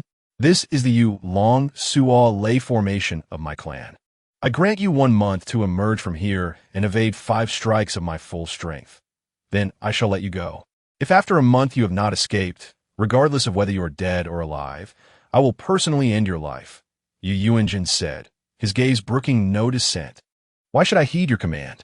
Jiang Luoran felt bewildered. First, a sneak attack, then a confrontation, and now he was to enter the Yu Long Suo Lei formation. And after that, he was to face 5 strikes with full force. Was the opponent testing him on behalf of the master? Because you are his disciple, I must see if you possess the qualifications to redeem his shame. Moreover, you have slain the Lord of the Night, who is the illegitimate son of Yu Lumyan, and he seeks to kill you. I merely happened to be searching for Yu Lumyan when I encountered Xiao Gang, and then you. Yu Yuanjin ceased speaking, forcefully thrusting Jiang Luoran into the center of the Yu Long Suo Lei formation. Upon hearing this, Jiang Luoran felt a chill in his heart. Another illegitimate son of Yu Lumyan, the Lord of the Night? How promiscuous can he be? Furthermore, what concern is it of mine? Additionally, how do they possess such timely information? When someone dies in the streets, they are immediately aware of who the perpetrator is. After losing gravity, Jiang Luoran utilized inertia to flip in mid-air, dissipating the opponent's force before landing on both feet within the Yu Long Suo Lei formation. Buzz! The Yu Long Suo Lei formation seemed to be triggered, as each massive electric stone began to interweave and move. The speed increased, leaving one breathless. The rapid movement caused each stone to emit swirling currents. Feeling the pressure around him, Jiang Luoran began to breathe heavily. Only a Soul Sage-level expert would be qualified to enter here. Jiang Luoran still bore injuries. His immediate task was to heal. He sat cross-legged, channeling his soul power. For 2 full days and nights, Jiang Luoran remained steadfast, yet he did not let down his guard, until a bolt of thunder shot forth. Jiang Luoran swiftly retracted his soul power, propped himself up with his right hand, and leapt up like a nimble monkey, evading the lightning strike. As he landed, Jiang Luoran's expression transformed, assuming a stance ready for combat. It seemed the time had come. From the outset, Yu Yuanjin had granted Jiang Luoran time to recuperate. Only now did the electric stones launch their assault, signaling that time was up. From this moment on, Jiang Luoran's life hung by a thread, with no time left for respite. Bang! 3 bolts of lightning descended from the sky, striking directly at Jiang Luoran's crown. Blood vines. Jiang Luoran waved his right hand, launching 3 blood vines at the 3 bolts. Boom! 6 energies collided, producing a singular sound, as blue and purple light erupted.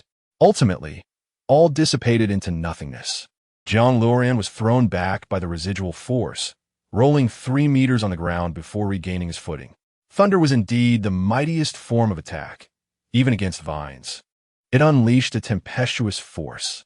There was no time to linger. The longer he delayed, the more disadvantageous it would become. The best escape was to dash forward. Jiang Luoran rose, gazing at the towering electric stones. He transformed into a streak of white lightning, charging towards the electric stones, employing his 4th soul skill. Qian Shui Bailian. Bang! As the grass hammer struck the electric stone, the green light was instantly engulfed by the lightning. It moved so swiftly that the eye could scarcely follow. Jiang Luoran's face displayed disbelief. How could this be possible? Just the expansion of energy instilled a sense of near-suffocating pressure. Bang! Jiang Luoran dared not confront it any longer, instinctively retreating 10 meters. His entire right arm trembled, faint currents raging upon it. The grass hammer had now become a mere grass stick. Was it truly this terrifying? Jiang Luoran frowned. Such strength could rival a soul sage's blow. One electric stone alone could not possibly unleash such formidable power. Moreover, being as brittle as electric stones, they should not support such a robust current. They must have long exceeded their capacity. The towering walls before him resembled mountains. Escaping was no longer a hope. Thus, he resolved to attempt it. Jiang Luoran clenched his fists tightly, arching his back, bending his right leg, and delivering a powerful kick. His foot collided with the electric stone. Boom! Dense blue lightning surged like energy veins, cascading towards Jiang Luoran's right leg. The friction of each electric stone had already ignited a shower of sparks, accompanied by slanting bolts of lightning. So it was, although each electric stone operated independently, following its own trajectory, they were ultimately interconnected, making it easy for their energies to converge. Moreover, regardless of which fragment of the electric stone is attacked, it will trigger a storm of lightning. The resultant damage will be the cumulative energy of all the electric stones. What magnitude of destruction does this entail? It is beyond comprehension. With this thought, Jiang Luoran's expression intensified. The lightning currently unleashed is far from its full potential. This implies that the ultimate attack is yet to come. Feeling an intense heat emanating from his right foot, Jiang Luoran's heart raced. He had become ensnared by the lightning. A thunderous roar erupted as dozens of blue and white bolts of lightning shot toward Jiang Luoran's back. Even before the lightning reached him, a tingling sensation coursed through his back. He summoned his first soul skill, creation from nothing.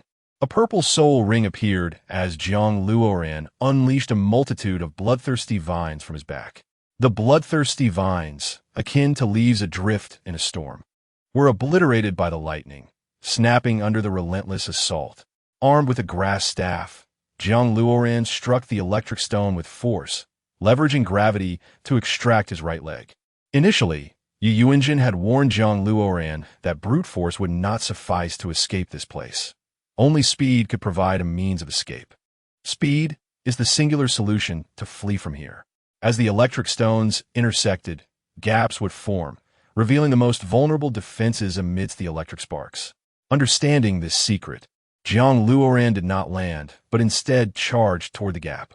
The wind speed? Insufficient, utterly inadequate. Even surpassing the speed of sound would not suffice to elude capture. Jiang Luoran aimed to exceed the speed of sound, even approaching the speed of light. With the embodiment of the Kunpeng, an ethereal white-feathered Kunpeng materialized behind Jiang Luoran, its formidable aura cascading outward. The hell armor and the nether boots rapidly restored and merged with Jiang Luoran. He held the bloodthirsty vine shield, transforming into an almost imperceptible white streak as he soared towards the gap in the electric stones. A deafening thunderbolt struck, arriving with such swiftness that there was no time to react. The massive wings of the Kunpeng unfurled behind him, meeting the bolt with a force capable of shattering even the stoutest of barriers. As Jiang Luoran drew closer to the gap, the intensity and frequency of the lightning increased exponentially. Before him lay a vast expanse of lightning, resembling a colossal net of thunder. Without hesitation, Jiang Luoran plunged into the fray. Here, the only strategy for survival was to evade. If he could avoid confrontation, he must. The thunder rolled around him as he sprinted forward, oblivious to the fact that his hell armor had already been reduced to tatters. Activating his second soul skill, Shadow, following, Jiang Luoran landed and deliberately slowed his pace. The ancient roots of a tree could not emerge from the ground, for life was severed here. It fell beside Jiang Luoran, bravely confronting the deluge of rolling thunder. When countless blue bolts struck the ancient roots, Jiang Luoran's vision became engulfed in an unyielding blue haze. He slashed with the Kunpeng's wings, severing the bolts of lightning with a fierce swipe. The ancient roots, resilient and tenacious, twisted upward to absorb the descending lightning. The sheer force of the collision caused Jiang Luoran to stumble, prompting him to activate his fifth soul skill, Hell Armor. The bloodthirsty vines entwined the battered roots, merging into a suit of purple armor. The ancient roots unleashed their full might, hoisting the lightning and clearing a path for Jiang Luoran to escape. Remaining true to his intent, he would evade rather than fight. Jiang Luoran rolled to the side, his white wings unfurling in a graceful arc as he propelled himself through the first electric stone. An old injury on his chest flared up, crimson blood seeping forth. With no time to rest, he pressed onward, each step more treacherous than the last. True strength emerges from the brink of despair. Before entering this place, Jiang Luoran had observed that he needed to pass through 77 electric stones to escape. The lightning here was even more concentrated, sweeping across the area as if a furious god of thunder was passing judgment upon the earth.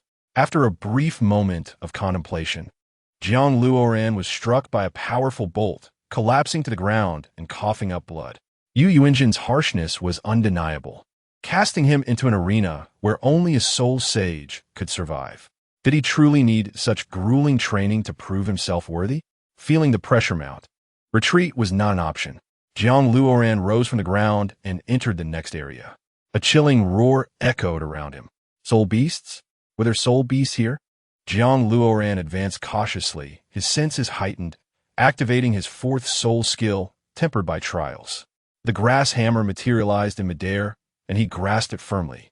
The roars grew louder, and the sky darkened ominously, as if obscured by some unseen force.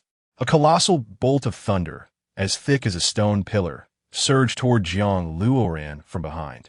In the face of such power, he felt diminutive. Sensing the imminent danger, he turned, raising the bloodthirsty vine shield with his left hand, invoking his first soul skill, creation from nothing. As he made contact with the terrifying bolt, Jiang Luoran was nearly flung away.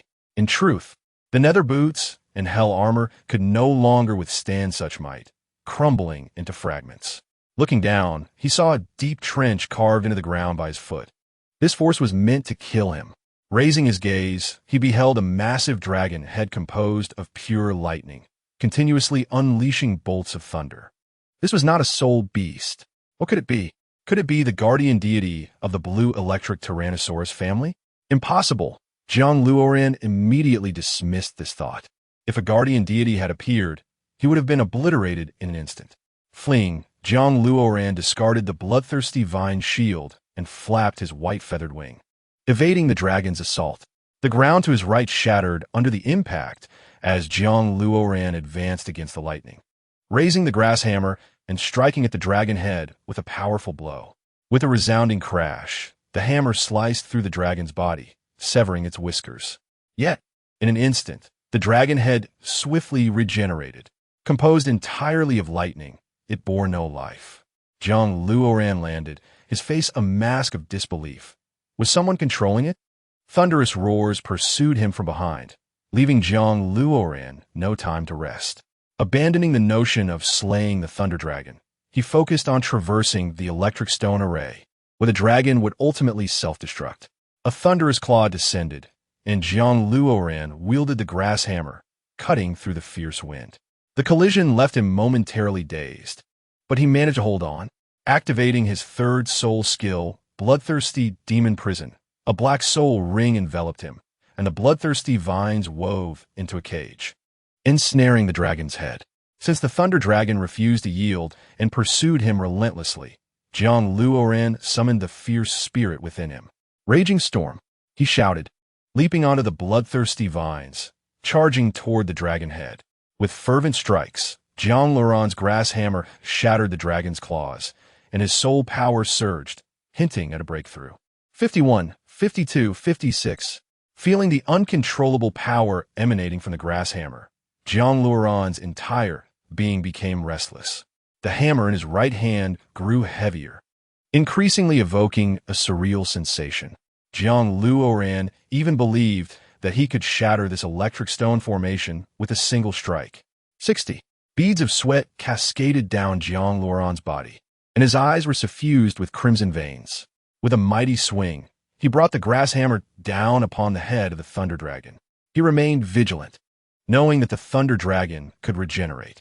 Activating his Kunpeng martial spirit, Jiang Luoran charged towards the next barrier.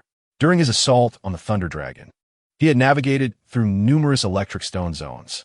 Calculating the days, he realized that 6 days had already passed. After enduring thousands of lightning strikes, Jiang Luoran's agility became elusive, fast enough to rival the very thunder itself. His speed surpassed the sound barrier, achieving a state where his heart and mind moved as one. This would greatly aid him in activating his Kunpeng martial spirit in the future, as it had yet to be augmented with any soul rings. Such potential was truly formidable. It remained uncertain whether it was the overwhelming force of the lightning or Jiang Luoran's latent power that caused a miraculous evolution of the Yuming boots, transforming them into white battle boots imbued with blue electricity, exuding a chilling aura. Bang! Blue lightning streaked across the ground, aiming to cleave Jiang Luoran in two. With a leap, Jiang Luoran's limbs lightly touched the lightning, harnessing its speed and momentum to propel himself further. Were anyone to witness this spectacle, they would surely be astounded. What speed did lightning possess, and who would dare to harness its power? To borrow the strength of lightning, one must draw perilously close to it. Having surpassed the 61st layer, Jiang Luoran found himself on the periphery, perilously close to the most treacherous outskirts. He landed on the ground. If the realm behind him was a net of heavenly thunder, then what lay ahead was the domain of electricity. Here, there was scarcely a place to set foot, as the landscape was consumed by a sea of destructive lightning. Jiang Luoran couldn't help but feel a sense of gratitude, for without having traversed the previous 60 layers, his former agility would have been insufficient to navigate such a perilous lightning zone. Moving forward, he had relied solely on the weaknesses of the lightning to survive until this moment. Boom! Jiang Luoran sensed that the Thunder Dragon had revived once more. Throughout his journey, he had grievously injured it thrice, yet each time the dragon emerged stronger. Now that he had reached this juncture, he feared the Thunder Dragon would be even more formidable. Withdrawing his Kunpeng martial spirit, Jiang Luoran raised his right leg, as his soul power was nearly depleted, and he endeavored to conserve it. The Yuming boots now provided protection against intense lightning and had enhanced both his strength and speed. Roar! The Thunder Dragon let out a deafening howl, soaring into the sky, entangled with dark clouds as it circled above. Bang! Jiang Luoran sprinted 3 paces forward, delivering a kick towards the massive dragon head. Boom! A wave of white energy erupted, increasing the pressure on Jiang Luoran, who swiftly summoned 5 soul rings and his soul power. Purple, black, black, black. The 5 soul rings connected from top to bottom, emitting harmonious vibrations as they spiraled around Jiang Luoran's waist. A look of agony suddenly twisted Jiang Luoran's face into one of astonishment. The Yuming boots were withstanding the lightning, but why was there residual soul power lingering in the surroundings? Could it be that this formation was perpetually fueled by soul power? Who possessed such formidable soul power? Even Yu Yuanjin would be incapable of such feats. Soul masters inherently drew upon their own soul power, gradually expanding and refining it through cultivation. Of course, this also required the incorporation of external energies. Yet, the dragon's head seemed to serve as the launch point for the entire Yulong Suo Lei formation, an inexhaustible source. Boom! After dispersing the thunder dragon, Jiang Luoran took a moment to rest before the next one revived. He sat cross-legged atop the lightning, replenishing his soul power. After prolonged contact with the electricity, Jiang Luoran had developed an immunity to the subtle currents on the ground. This was largely thanks to the Yuming boots, which conferred such an effect. Following numerous lightning strikes, Jiang Luoran discovered that this had significantly opened up the meridians in his body. Not only that, but it also greatly aided his cultivation and recovery. Lacking the Xintian technique, Jiang Luoran did not need to memorize the meridian passages within the Xintian Baolu. Living under such pressure daily, Jiang Luoran had begun to exhibit signs of a breakthrough. After 2 days and nights, Jiang Luoran ascended to level 56. What delighted him most was that the lightning resistance of the blood vine had more than doubled. For the next half-month, after each encounter with the thunder dragon, Jiang Luoran would sit in silence within the lightning zone for a few days, primarily to consolidate his realm. With only 5 days remaining until the deadline set by Yu Engine, Jiang Luoran planned to muster all his strength to break through the final 5 layers of barriers. He had acquired both the speed and strength necessary to escape this place.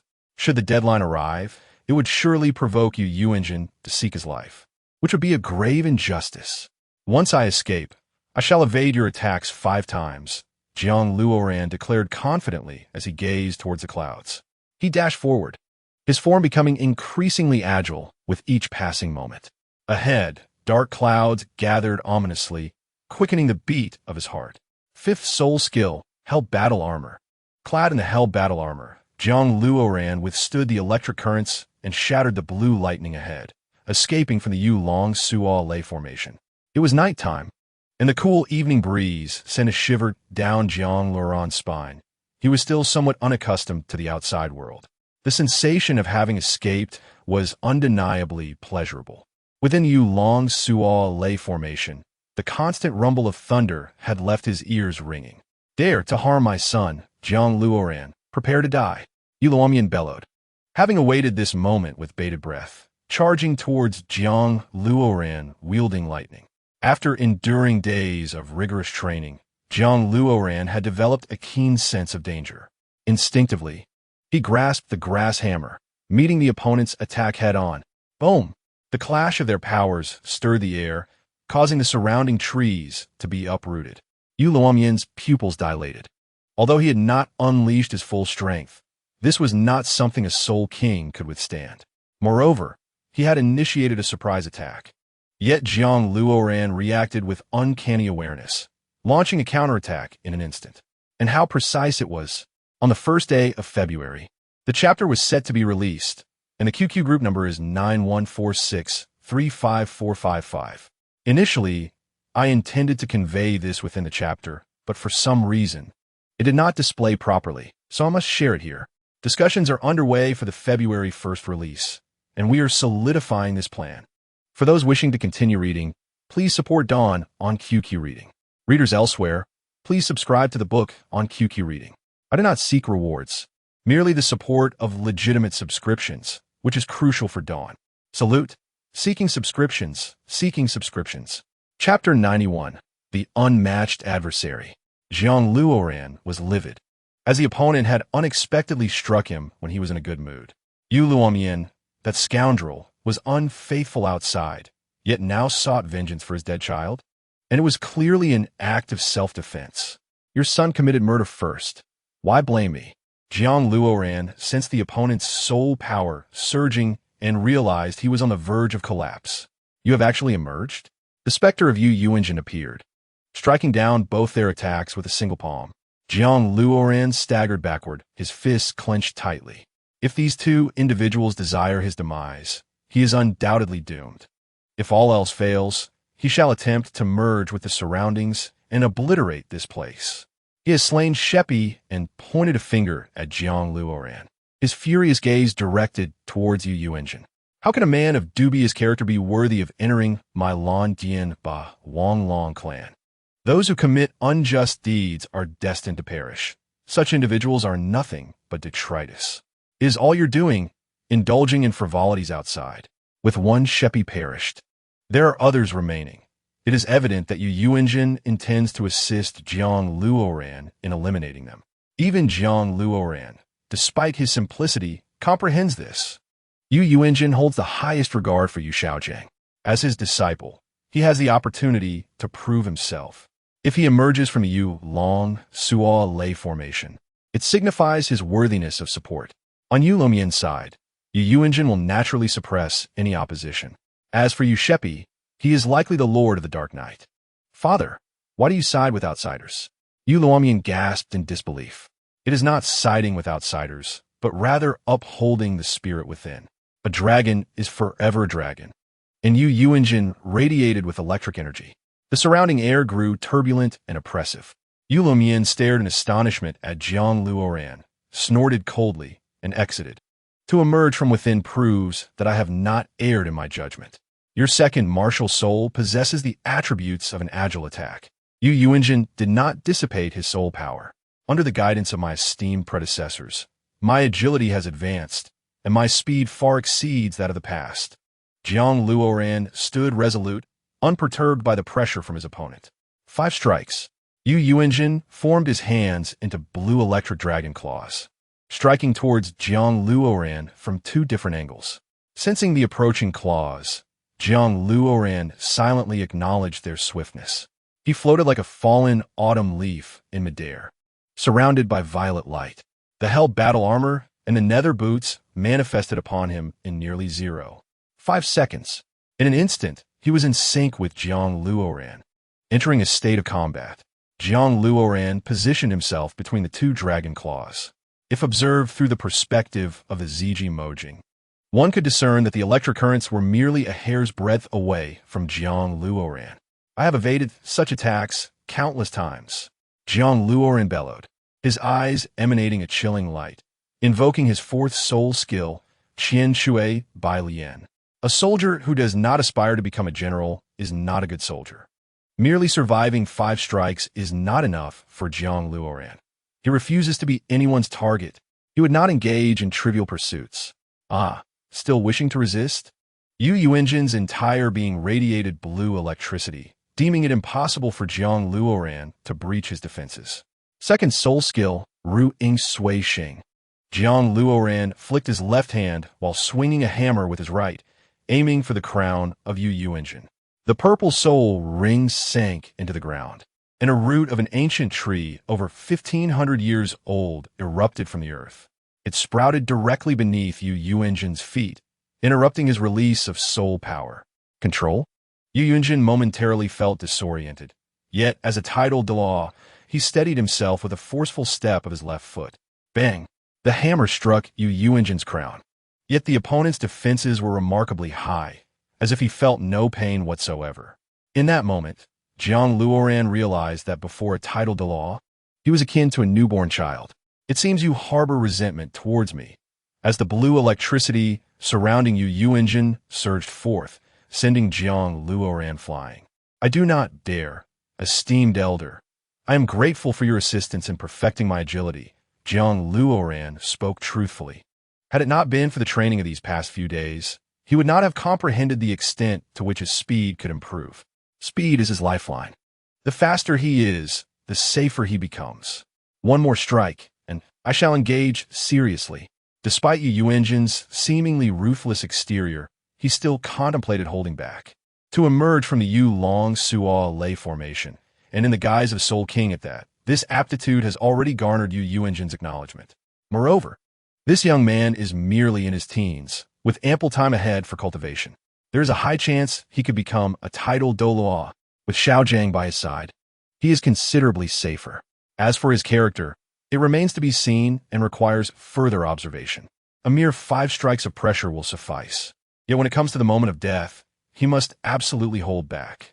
Jiang Luoran did not wait for Yu Engine to launch an attack. Instead, He commanded the ancient tree root to ensnare Yu Engine.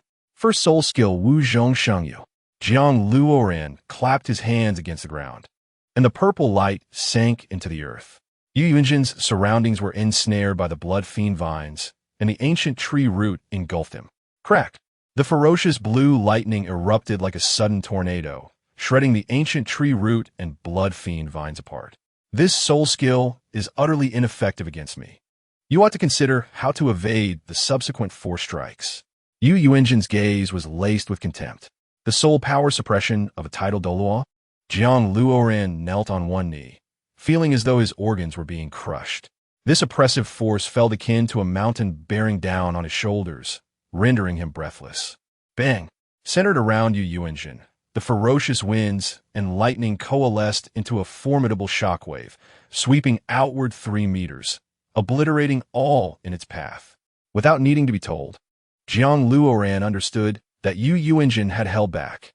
The aura of a tidal Doluo's soul power extended at least a dozen meters outward, perhaps even further.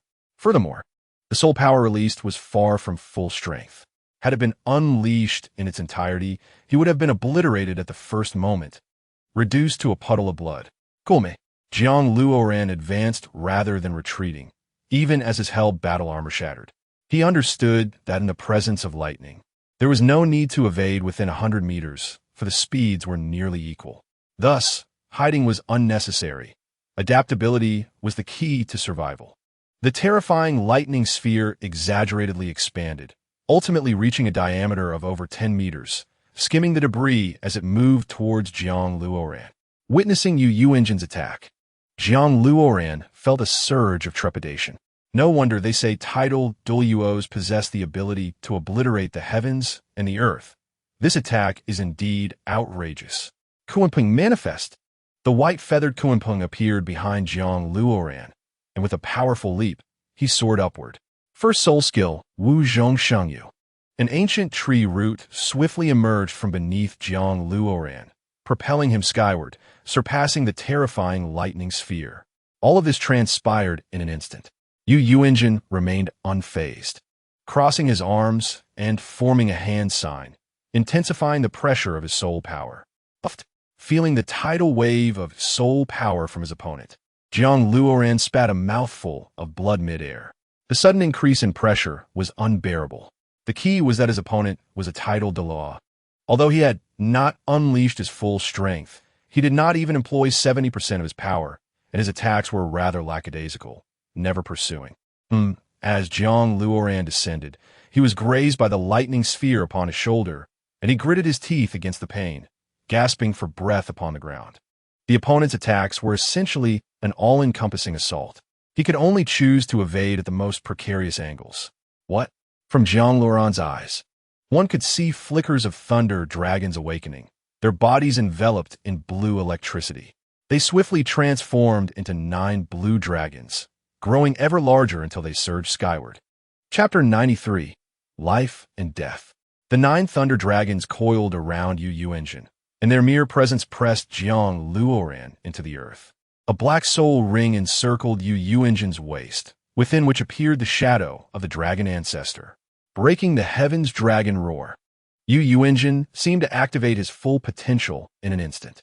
This is indeed the soul skill unleashed by a tidal Doluo, incomparable to the previous. Jiang Luoran found himself ensnared in the earth, unable to extricate himself, as the white aura of his Kunpeng martial soul erupted in a dazzling display. 5th soul skill, Hell Armor. As 5 soul rings simultaneously emerged, Jiang Luoran donned the new Hell Armor. In the face of overwhelming assault, his frail defenses proved utterly futile. Speed was Jiang Luoran's only means of survival. You may choose to evade this strike, yet your life belongs to the blue electric Tyrannosaurus family. Yu Engine sneered. Internally, Jiang Luoran cursed, recognizing Yu Engine's cunning strategy. I, Jiang Luoran, was born as a son. I may be wounded to death, but I shall never yield. Killing me is not an option either, Jiang Luoran gasped, struggling to voice the defiance that surged within him. Not an option? Yu Engine's brows curled like dragon whiskers. Pondering deeply, it is not, Jiang Luoran bellowed, forcing himself to rise from the ground. Let me demonstrate the might of my Kunpeng agility. If you perish, I will not inform Shao Gang. Yuanzhen gestured with his right hand, summoning 9 thunder dragons that soared into the sky.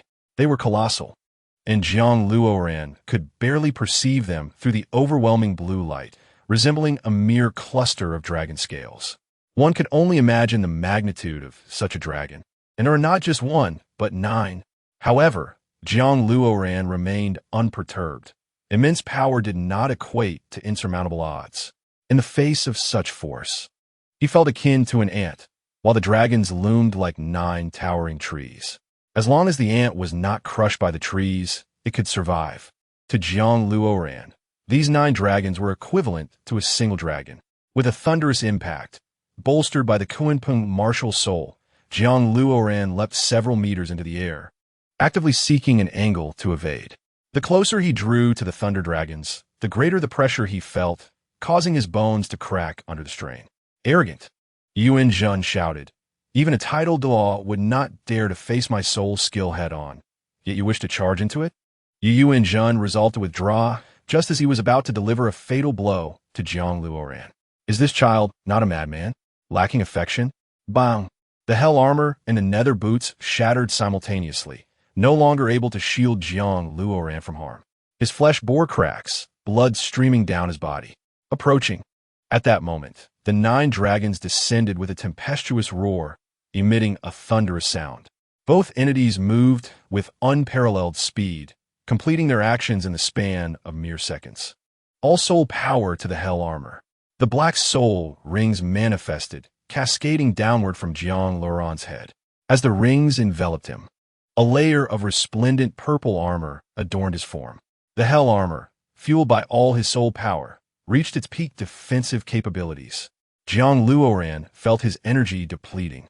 Yet he steadfastly persevered, extending his hands towards the horns of the thunder dragon. Yuanzhen contemplated. If this was indeed Jiang Luoran's evasion strategy, it was a commendable approach. But could he withstand the pressure of the thunder upon the dragon's horns? One must not be overly clever and end up being ensnared. Bang! Jiang Luoran clung tenaciously to the thunder dragon's horn, triggering a surge of blue electricity as the hell armor rapidly disintegrated, akin to white paper engulfed in flames. With a forceful push, he propelled himself behind the 9 dragons. Boom! The 9 dragons intertwined and collided violently with the ground. At that moment, all members of the blue electric Tyrannosaurus family were rendered blind. It felt as if they were engulfed by an endless wave of blue light, their bodies, vision, and breath engulfed in this moment, as if the heavens themselves were transforming. The explosive sound was beyond description. No words or language existed to encapsulate such a noise. Finally, all fell into silence. Jiang Luoran fainted midair, and as he collapsed to the ground, he vaguely perceived Yuanzhen standing with arms crossed. Just 2 more moves, Yuanzhen remarked nonchalantly. Jiang Luoran awoke to a blinding sunlight, murmuring, "Am I dead?" He skeptically glanced at his left hand, shielding his eyes from the dazzling rays with his right. Upon surveying his surroundings, he found himself lying in a shattered pit. After dying on Dolua continent, would he not traverse back to Earth? Surely, the dead should not see the sun. A youth clad in the attire of the Thunder Academy approached, sitting down before Jiang Luoran. This young man possessed a handsome visage, his eyes betraying a hint of concealed arrogance. His face seemed to proclaim, "I am simply this cool." "Senior, you did not kill me?" Jiang Luoran questioned, uncertain as he rose from the ground. "I am Yu Tianxin. I witnessed your battle with the family head that day." Yu Tianxin stated without expression, gazing at Jiang Luoran. "Oh, so you are Yu Tianxin," Jiang Luoran mused, touching the bandages on his body. "Thank you for assisting in my bandaging. This was done by my younger sister, not me."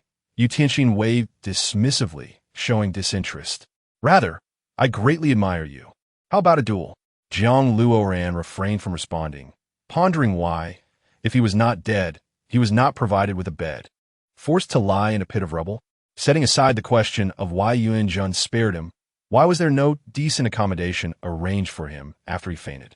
Primarily, he lay exposed to the elements, What if someone did something inexplicably awful to him? The family head stated that those not of the blue electric Tyrannosaurus lineage cannot reside in the blue electric Tyrannosaurus sect. Unless you are willing to be adopted into the family, the head can bestow upon you a residence. As for now, allowing you to rest upon the land of the blue electric Tyrannosaurus sect is his final act of mercy. Furthermore, you have been lying here for 2 days and 2 nights. How fatigued must you be? Yuan Jun clearly recognized the prowess of his opponent, his gaze turning fervent. Being adopted is out of the question. Lying outside feels quite pleasant. Zhang Luoran waved his hand, rubbing his head. I fainted for 2 days and nights? Zhang Luoran found this hard to believe, yet someone like Yu Tianxin would generally not deceive him. Duel with me as a form of gratitude for my care, Yu Tianxin declared, releasing his soul power, his expression serious. I have fought beyond my rank too many times. I require rest now, Zhang Luoran replied, rising. Please take me to see Senior Yu. I have heard you have already attained the rank of Soul King. Since you are injured, let us postpone the battle for another day, Yu Tianxin declared, not offering to assist Zhang Luoran as he turned towards the main estate. Follow me. Zhang Luoran's lips twitched. This fellow was indeed a battle enthusiast and possessed a remarkably stubborn pride. Regarding the contest for the position of family head against Yu Tianheng, Zhang Luoran felt it prudent to remain silent. More perplexing to him was Yu Yuanjun. He had chosen not to kill him, and had yet to reveal 2 moves. Did he perceive some value in Zhang Luoran concerning the master?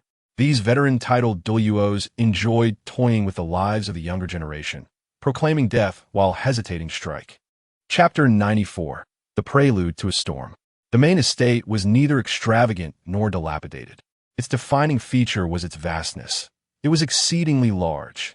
The walls were uniformly adorned in blue and white, impeccably tidy, interspersed with several clusters of precious flowers and plants arranged about. It was exceedingly monotonous. Were it not for his faith in Yu Tianxin's character, Zhang Luoran might have believed he was being deceived. Did this resemble a dwelling for anyone? It is here. Yu Tianxin pointed to an ancient wooden door. You just said that those not of the blue electric Tyrannosaurus family cannot enter the blue electric Tyrannosaurus sect, Zhang Luoran remarked. Zhang Luoran bore no resentment, for within such a vast family, order is paramount. As a guest, he recalled the words of the family head. And Yu Tianxin would return the same way she came. Remember, you owe me a duel. Zhang Luoran forced a smile. After all, he was the Soul King, capable of defeating Yu Tianxin without breaking a sweat. A mere exertion of soul power could vanquish his opponent. Before he could step through the wooden door, he was met with the sound of heated arguments within. Fine, I'll ignore the snakeskin. How shall we reckon with his injuring Tianheng? Must we, the blue electric Tyrannosaurus family, remain silent? Have you ever shown such resolve before the Wuhan Hall? Luo Mian, cease your nonsensical ramblings. And as for Tianheng, should he falter, must he blame others? In my opinion, he requires such setbacks. Even before the Wuhan Hall, one must flatter. And do you even dare to consider bringing this young man into our fold? What is your intention? Flattery? Do you realize what you are saying? You are a dragon, one of the blue electric Tyrannosaurus clan. The divine does not require your obsequiousness. With a crash, Yu Luomian shattered a teacup, rising to confront Zhang Luoran, who was bound in numerous bandages, resembling a mummy. Zhang Luoran was no easy target. If the family head wished to preserve himself, he too must make a stand, lest he squander this opportunity. He wore a face of both disdain and mockery as he regarded Yu Luomian. How dare an ant feign grandeur?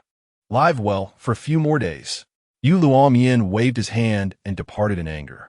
Easily riled, such temperament was detrimental to cultivation and could very well affect his disposition. Zhang Luoran closed the wooden door, choosing not to look back at Yu Luomian. I ask you, answer truthfully. Yu Yuanjin scrutinized him directly.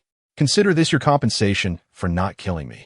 Zhang Luoran recognized his lack of authority to refute. I shall reserve those 2 moves for later. I will reclaim them. The first question, who are you? Though elderly, Yu Yuanjin's voice was robust and resonant. My true name is Zhang Luoran. That is correct.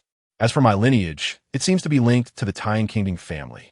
Is the soul power and potential you possess now a gift from Xiaogong?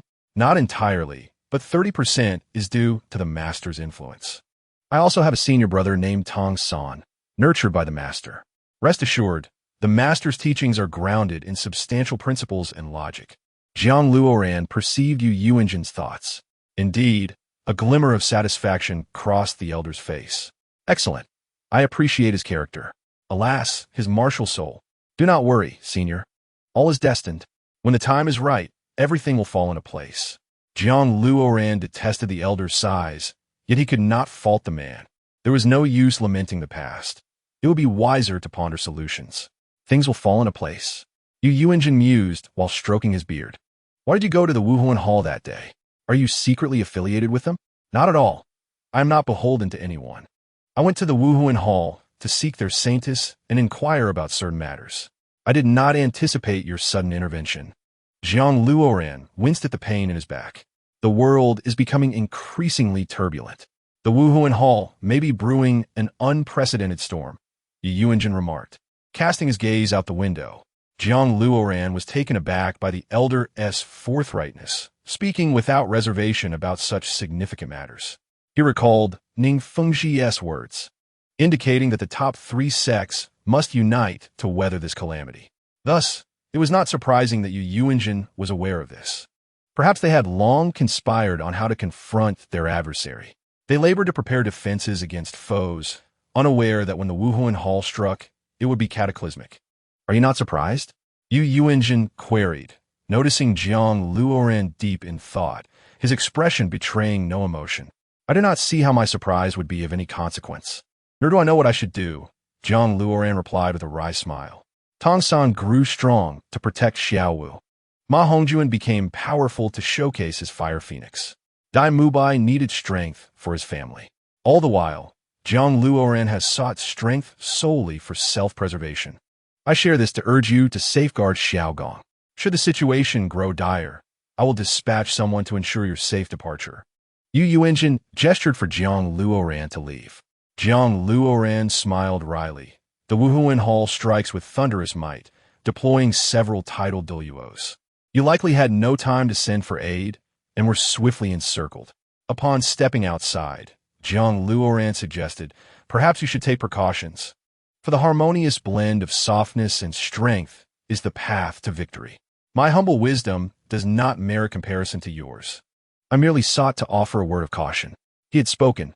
For someone of such stature, a single word of counsel sufficed. To say more would only risk provoking unnecessary misunderstandings.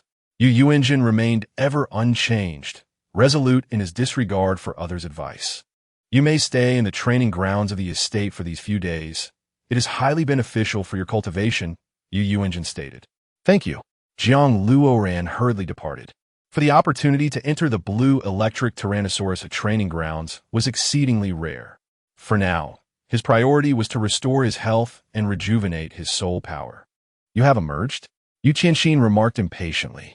The family head has indeed granted you access to the training grounds.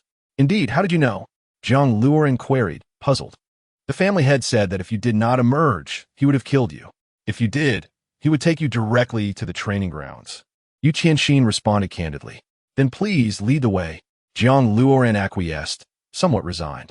To his surprise, the training grounds of the blue electric Tyrannosaurus family were situated in the back mountains. The closer he approached, the more invigorated he felt, as if his very breath had become clearer and more refreshing, awakening his mind. He knew not the cause. Perhaps countless soul beasts had perished here.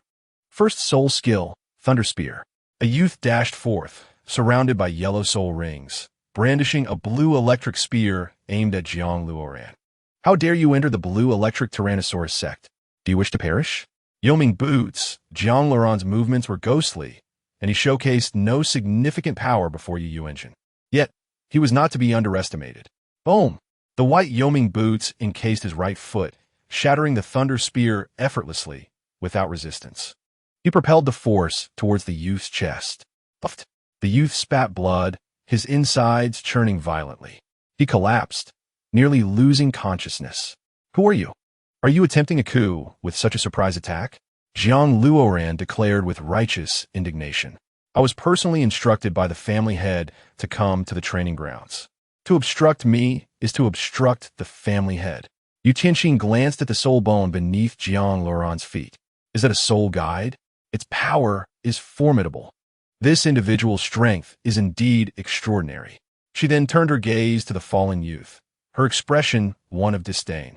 If you wield power merely for show, it is insignificant in the face of true strength. My father is Yu Luomian. You dare strike me? The youth raged, blood staining the corner of his mouth. This outcry struck Jiang Luoran like thunder. What? Another illegitimate child? How many more are there? Chapter 95. Yuling Jiao Yufengqin, temper your arrogance. This individual has been designated by the family head as one permitted to train here. Do not presume upon your modest talents to act tyrannically. You are merely an outsider. Insufficient strength will inevitably lead to expulsion. Yu Tianxin utterly disregards such insignificant figures. Yufengqin, this name indeed carries a certain charm. How much romantic debt does Yu Luomian know? Furthermore, is Yufengqin truly an illegitimate child brought in from outside? Matters concerning others are not for Jiang Luoran to elaborate upon. Yu Tianxin, how could you assist an outsider? Yufengqin was taken aback, his heart twisted in anguish. No. You have never belonged to the Blue Electric Tyrant Dragon. What is there to discuss about internal and external matters? Yu Tianxin simply could not be bothered to engage further. Speaking such trifling words is less worthwhile than battling strong opponents to enhance one's own abilities. You all continue your conversation. I shall find a place to meditate. Jiang Luoran departed without hesitation. In a thicket, the air was moist and fragrant, sunlight streaming down, infusing vitality into the surroundings. This will suffice. Jiang Luoran sat cross-legged on the ground, tearing off the bandages and channeling soul power to heal. Over the course of several days, he diligently recovered from his injuries and strengthened his soul power. The wounds on his body had healed, and his level 56 soul power was consolidating, subtly approaching level 57. During this time, Yu Tianxin's younger sister visited once to change Jiang Luoran's dressings. Unable to refuse her kindness, Jiang Luoran accepted graciously.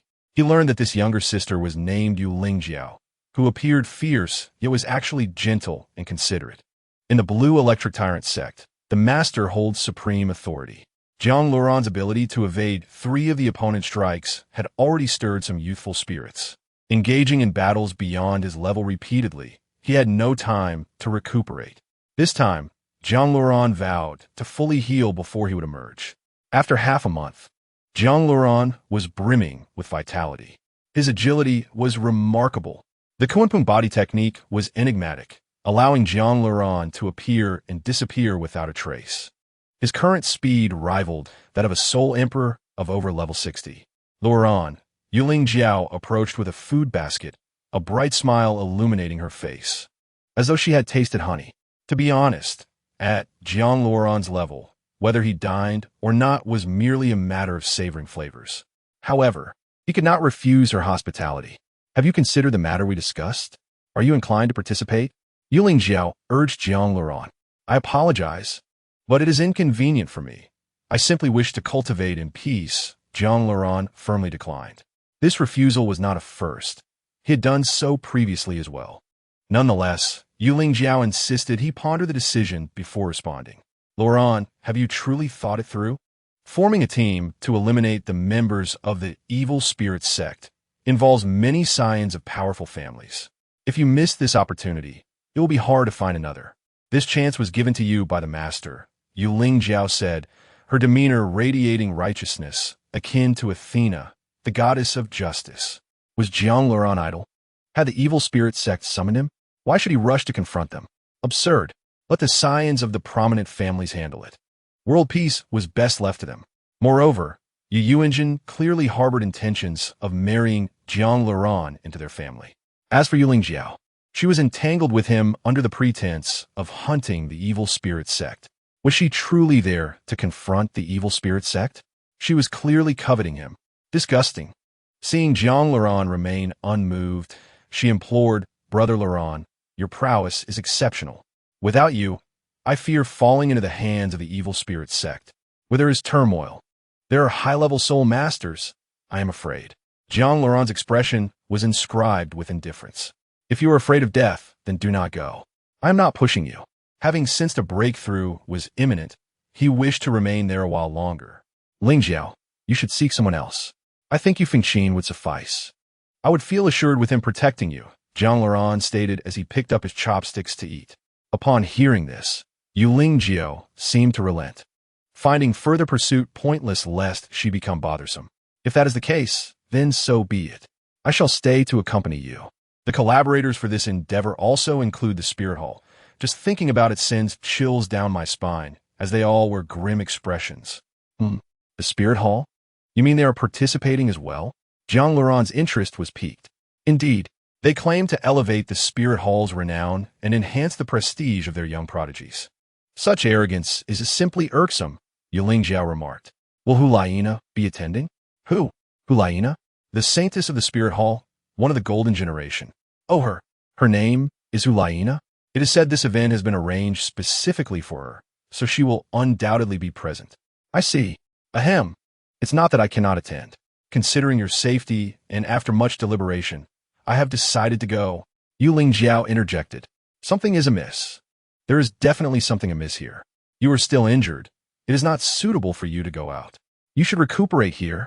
I have already healed. I was just about to practice the Kunpeng body technique, Jiang Luoran replied. Now is precisely the time for your cultivation. You must not miss this opportunity to level up in this environment. Hey, Sister Lingjiao, only through actual combat can one grow stronger.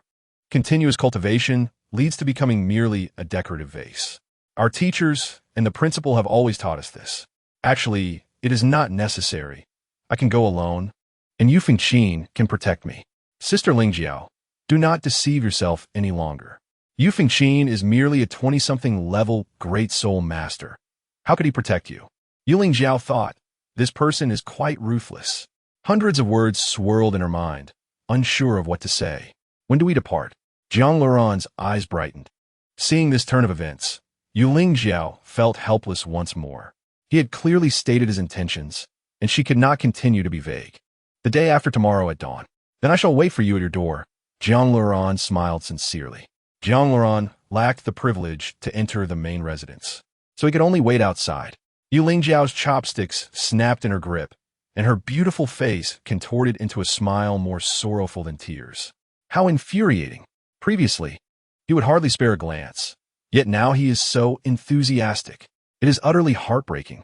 You're not going to eliminate the evil spirit sect. You're clearly lusting after Hulaina. Disgusting. Very well, I shall take my leave. Yu Lingjiao began to tidy up the dishes. Allow me to assist you, Jiang Luoran said as he took the empty plates and placed them into the basket. Focus on cultivating more and waste less time. Rest assured, if we encounter members of the evil spirit sect, you can hide behind me. I will do my utmost to ensure your safety. Thank you, Brother Luoran. Yu Lingjiao politely nodded, taking her basket and departing. After Yu Lingjiao left, Jiang Luoran fell into contemplation. It seemed the Spirit Hall was intent on nurturing Hulaina. However, he wondered if they would dispatch a title de law to protect her. If so, it would be difficult to approach Hulaina later, especially that enigmatic title de law, whose temperament was unpredictable. With time passing, Hulaina must have reached some conclusion.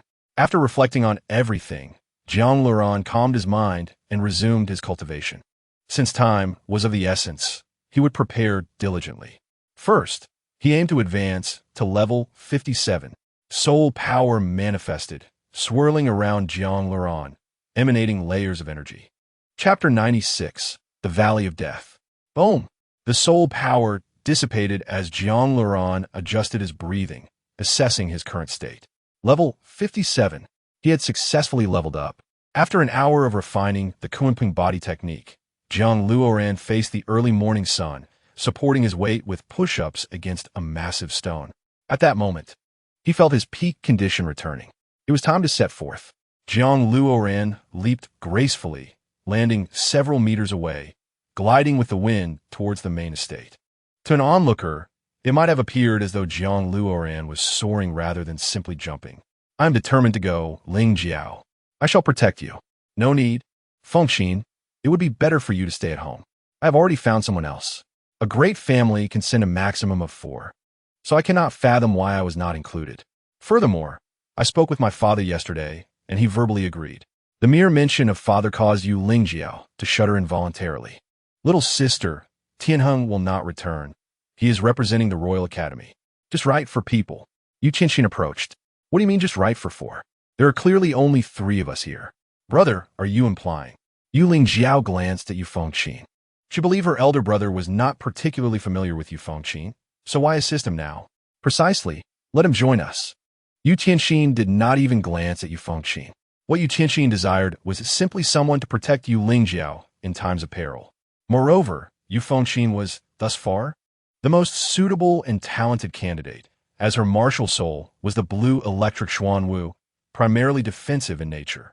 However, it was perplexing that Yu Fengqin insisted on learning the offensive soul skill, Thunder Spear. Offensive soul skills are one thing, but as long as the martial soul can safeguard Yu Lingjiao, Yu Qianxin felt compelled to accept this arrangement. Yu Fengqin was genuinely touched, believing Yu Qianxin was aiding him. All past disputes seemed to vanish like smoke. I apologize for making you wait while I was training. Jiang Luoran descended from the sky, landing before the trio. A flying soul technique. Yu Qianxin furrowed his brow. It was his first encounter witnessing someone fly. Do not misunderstand. This is my Kunpeng body technique, Jiang Luoran chuckled wryly. It appeared that as he grew stronger, everyone began to perceive him differently. What they deemed as walking, they insisted was flying. What was merely slumbering, they interpreted as profound enlightenment. Jiang Luoran wished to remain low-key, believing that discretion would lead to longevity. Yet, their imaginations would not allow for it. Brother Luoran, do not speak such words. We have only just emerged. Cultivation is of utmost importance, and we must not hinder you. Yu Lingjiao smiled. Yu Fengqin looked ashen. He had been standing there for an hour. Moreover, Jiang Luoran was not even considered a member of the Blue Electric Tyrant Dragon sect. How could he represent the Blue Electric Tyrant Dragon in this endeavor? Yu Fengqin could not fathom that the final participant would be Jiang Luoran. They did not even share the same surname. This was akin to 2 completely unrelated parallel lines, or perhaps even paths that diverged drastically. However, with strength as a factor, Yu Fengqin refrained from speaking out. Provoking the other party would only bring disgrace upon himself. Get in the carriage. I will tell you about the evil spirit cult. Yu Qianxin was always so decisive. Jiang Luoran admired this quality in him. He was straightforward and commendable. The 4 of them boarded the luxurious blue carriage, and the driver cracked the whip, steering towards the distance.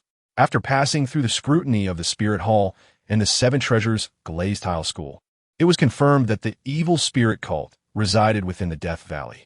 Yu Qianxin pointed outside the carriage. Death Valley? Jiang Luoran seemed to remember something. He recalled it was quite perilous. Gulaina had planned to train there, but ultimately ended up in the City of Slaughter. Have you been there? Yu Qianxin's tone turned icy. No, I have only heard of it. Please continue, Jiang Luoran replied lazily. The evil spirit cult consists of a group of lunatics studying martial souls. They delight in concocting various potions to experiment on different martial souls. To put it simply, they have fallen into the path of evil. Their murderous intent is strong, and they can easily escape to harm the innocent. One must understand that the damage a soul master can inflict upon ordinary people cannot be measured by mere numbers. It is said that the potions they develop can cause a person's body to swell, allowing their spirit and soul power to erupt in a short time. This means if a soul master were to consume the potion, they could likely ascend to the rank of Soul King in an instant. Fortunately, it was discovered that they are merely in the initial stages of development and have not expanded further, Yu Qianxin stated, remaining unfazed.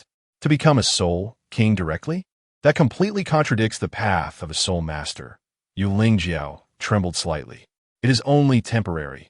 Once the effects wear off, they may be unable to cultivate for life. Yu Qianxin nodded.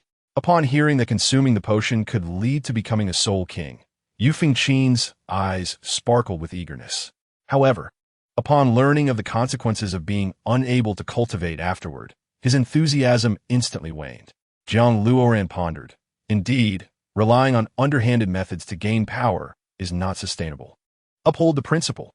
Those who defy the natural order and betray their humanity will find the fruits of their labor painfully inadequate. Strength must be earned through one's own efforts. How many people are inside? Are we in danger? Yu Fengqin's imagination ran wild. What if there were hundreds of people on the opposing side, all consuming the potion simultaneously? What a terrifying scene that would be. I do not know, Yu Qianxin admitted candidly.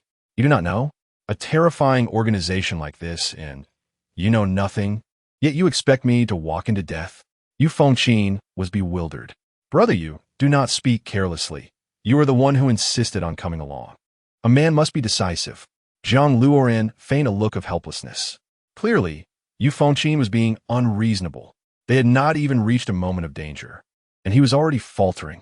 Yu Fengqin, all major families and academies will send representatives. If there is death, it will not be solely your fate. Besides, you need not rush forward. I brought you along to use your martial soul to protect Lingjiao.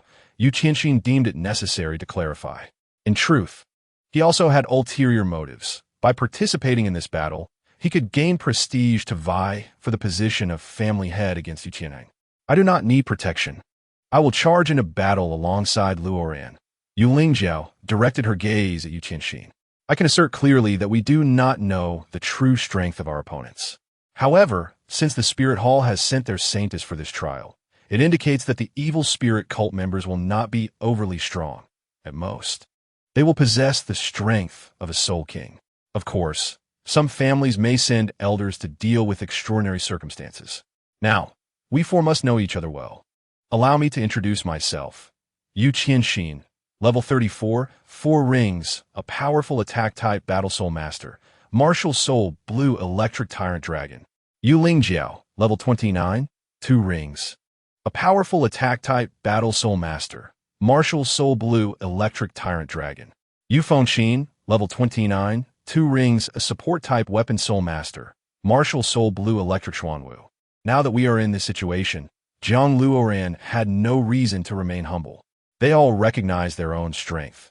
Excessive modesty would be pretentious. Moreover, who would believe that the Blood Fiend Vine was merely an old tree root? Zhang Luoran, level 57, 5 rings, Control-type Battle Soul King, Martial Soul Blood Fiend Vine. Yu Qianxin, Yu Lingjiao, Yu Fengqin. Chapter 97, A Soul Bone. Yu Lingjiao nearly shoved her hand in her mouth, a Soul King merely over a decade old. It felt overwhelming. Yu Qianxin gasped, unable to withstand such a blow, especially since he prided himself on martial prowess. Yu Fengqin could no longer contain himself. You are 57? What a freak. Did you start cultivating in the womb? You are not a transformed soul beast, are you? Brother Luoran, how did you cultivate? This is far from normal. Yu Lingjiao's complexion turned pale. Although she was aware that Zhang Luoran had evaded 3 strikes from Yu Yuanjin, she remained oblivious to the fact that he possessed strength exceeding level 50. If that were the case, it would imply that Zhang Luoran was several times more formidable than Yu Qianheng, the younger generation of their family. This was undoubtedly an overwhelming advantage. With a wry smile, Zhang Luoran acknowledged that he had yet to unleash his second martial soul and the external soul bone, Yu Ming boots, along with the configuration of his soul rings. Indeed, there are always greater talents beyond the horizon, and I will catch up to you. I eagerly anticipate our duel. Since you specialize in control, it is only fitting that you position our team members. Yu Qianxin's eyes sparkled with rare enthusiasm. Zhang Luoran nodded, declaring himself the primary attacker, with Tianxin to his left and Ling Jiao positioned behind him. Fengqin, you shall protect Ling Jiao. Thus the plan was set. Is that all? Yu Qianxin questioned, perplexed. Do we not require a strategy for unforeseen circumstances? Do you wish to perish in the pursuit of saving the world? Zhang Luoran retorted with a question of his own. I cannot afford to die at this moment, but if it is for the sake of peace, I am willing, Yu Qianxin remarked, her tone somewhat rigid. Zhang Luoran nearly chuckled. She was exhibiting a rather melodramatic demeanor. With great power comes great responsibility to save a greater world. Would it not be wiser to become a title de law and influence a larger realm rather than perish here? Zhang Luoran asserted with conviction. Are you suggesting that we should refrain from attacking and solely focus on defense, prioritizing survival? Yu Qianxin was astonished. No wonder you have managed to survive for so long.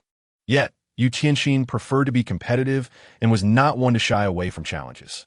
You have already claimed the prestige of the Spirit Hall. You will not reap any rewards from that. Conversely, if you participate in this battle with restraint, you may receive commendation.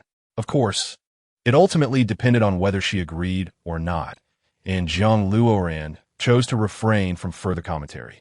Otherwise, it would lose its significance. Should the opposing party express dissent, he would charge into battle alongside them.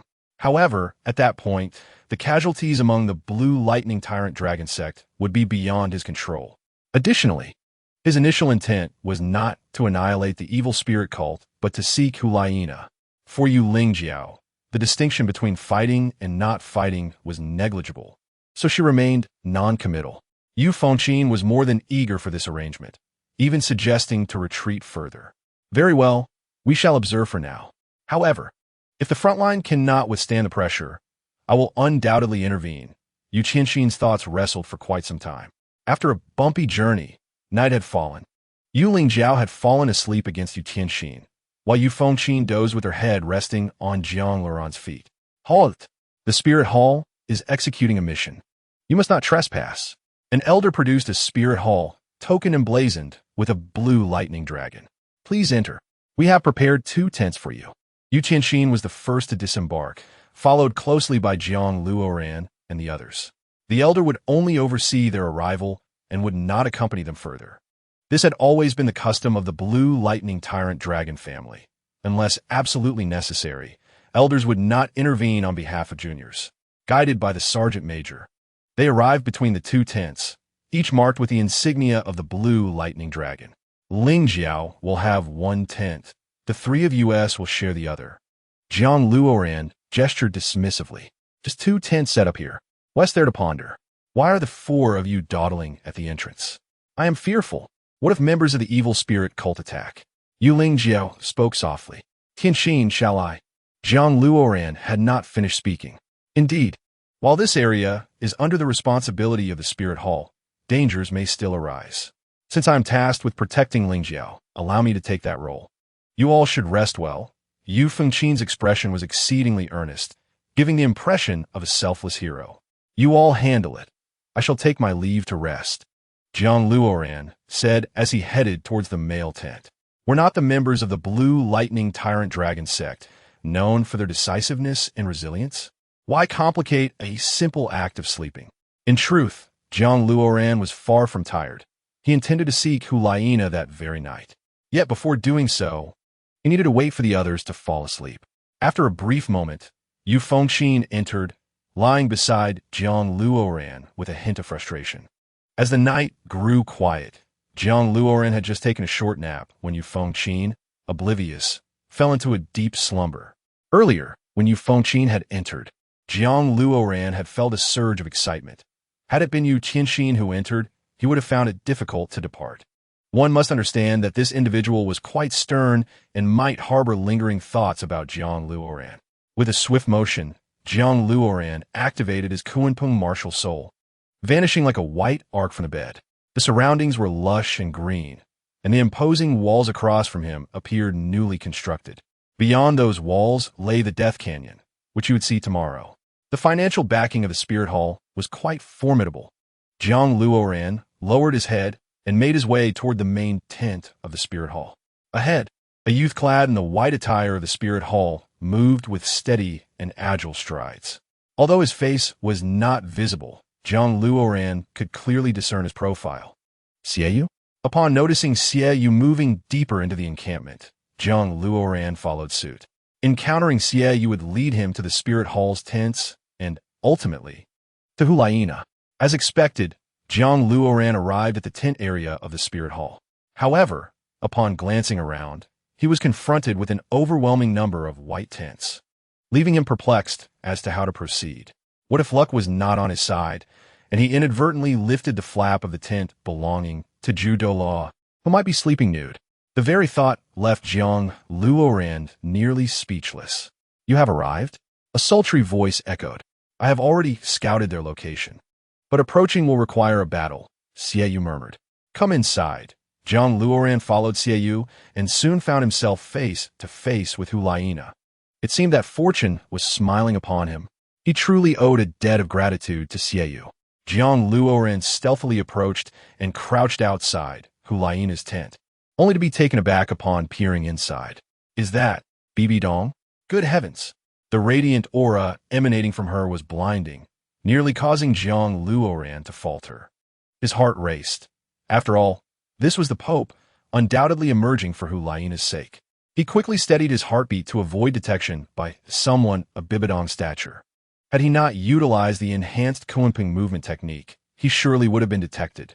Presently, his Kunpeng technique was as gentle as a breeze, effortlessly moving with the wind and maintaining excellent stealth. Greetings, Your Holiness. I have located their stronghold and successfully escaped. Xiaoyu bowed respectfully. Rise and speak. Bibidong's voice carried an ethereal resonance. Jiang Luoren could only glimpse a sliver of her profile through a narrow gap in the tent. It was an indescribable beauty, imbued with a sense of sanctity. Yet, judging solely by that profile, no man would refuse the chance to behold her full visage. Master is indeed favored by fortune. In order to infiltrate the stronghold of the evil spirit cult, we must first address the obstacles ahead. They essentially occupy the Death Canyon. However, this is not insurmountable, for we have garnered the support of various clans and academies, Xiaoyu explained. Excellent. The evil spirit cult, being a band of immoral soul masters, deserves to be eradicated. We shall merely take advantage of the situation to seize some resources. Bibidong's gaze turned icy. I have seen it. They indeed possess that soul bone, Xiaoyu replied, cupping his hands in respect. Ah, this soul bone shall be bestowed upon you. However, I require you to retrieve it personally. To uphold the esteemed reputation of our Wuhuan temple, Bai Dong said, casting a glance at Hulaina. Indeed, I shall not fail in my mission, Hulaina replied, kneeling on one knee, her pupils trembling with anticipation. One can only imagine the significance of such a soul bone. Soul bone? Jiang Luoren's gaze sharpened, his expression growing serious. He had not anticipated that this was not merely a mundane demon-slaying expedition, but rather a deliberate endeavor to seize something of great value.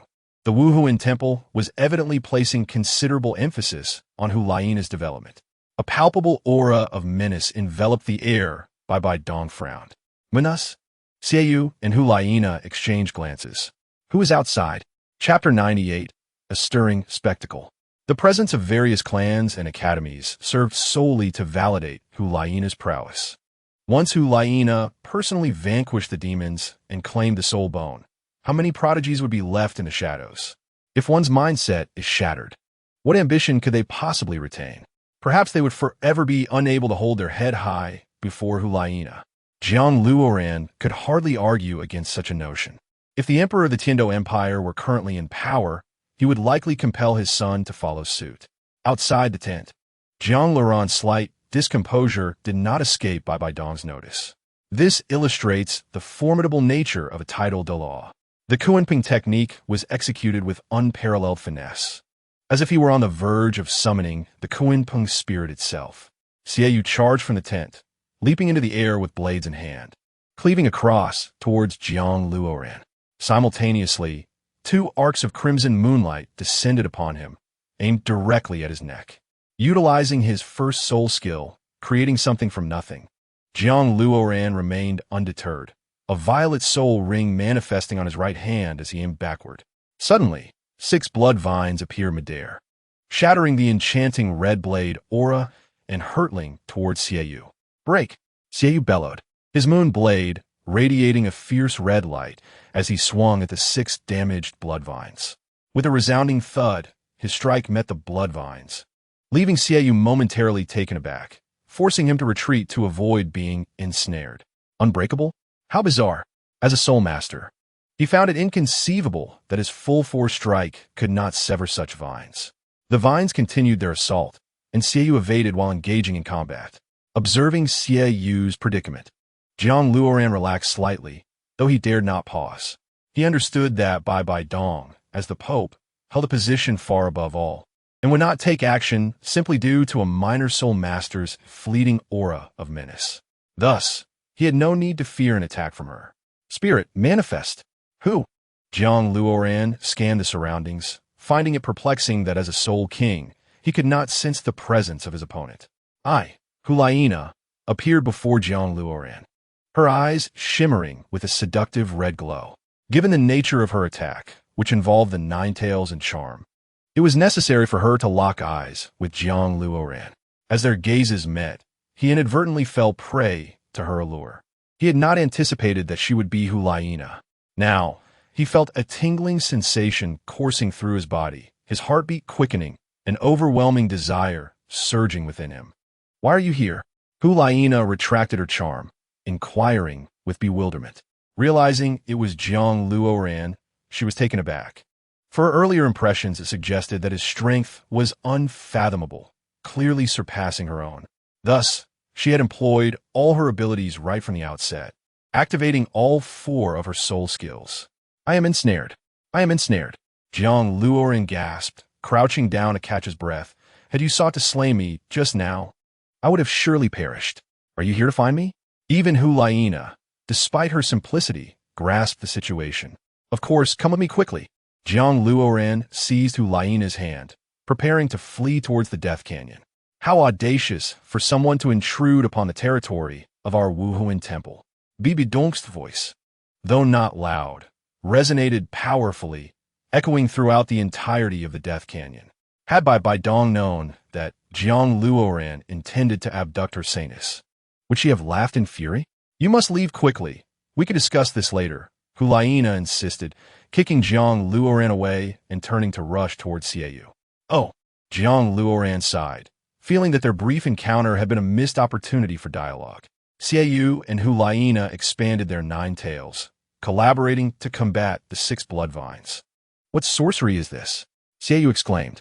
"Moreover, the caster must be at least 10 levels above us, or else it would not be this challenging to defeat," he remarked, only to be struck in the chest by a blood vine.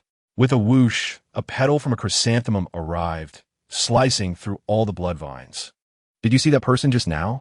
The chrysanthemum radiated a golden holy light, gazing alluringly at Hulaina. "I did not catch a clear glimpse, and he escaped."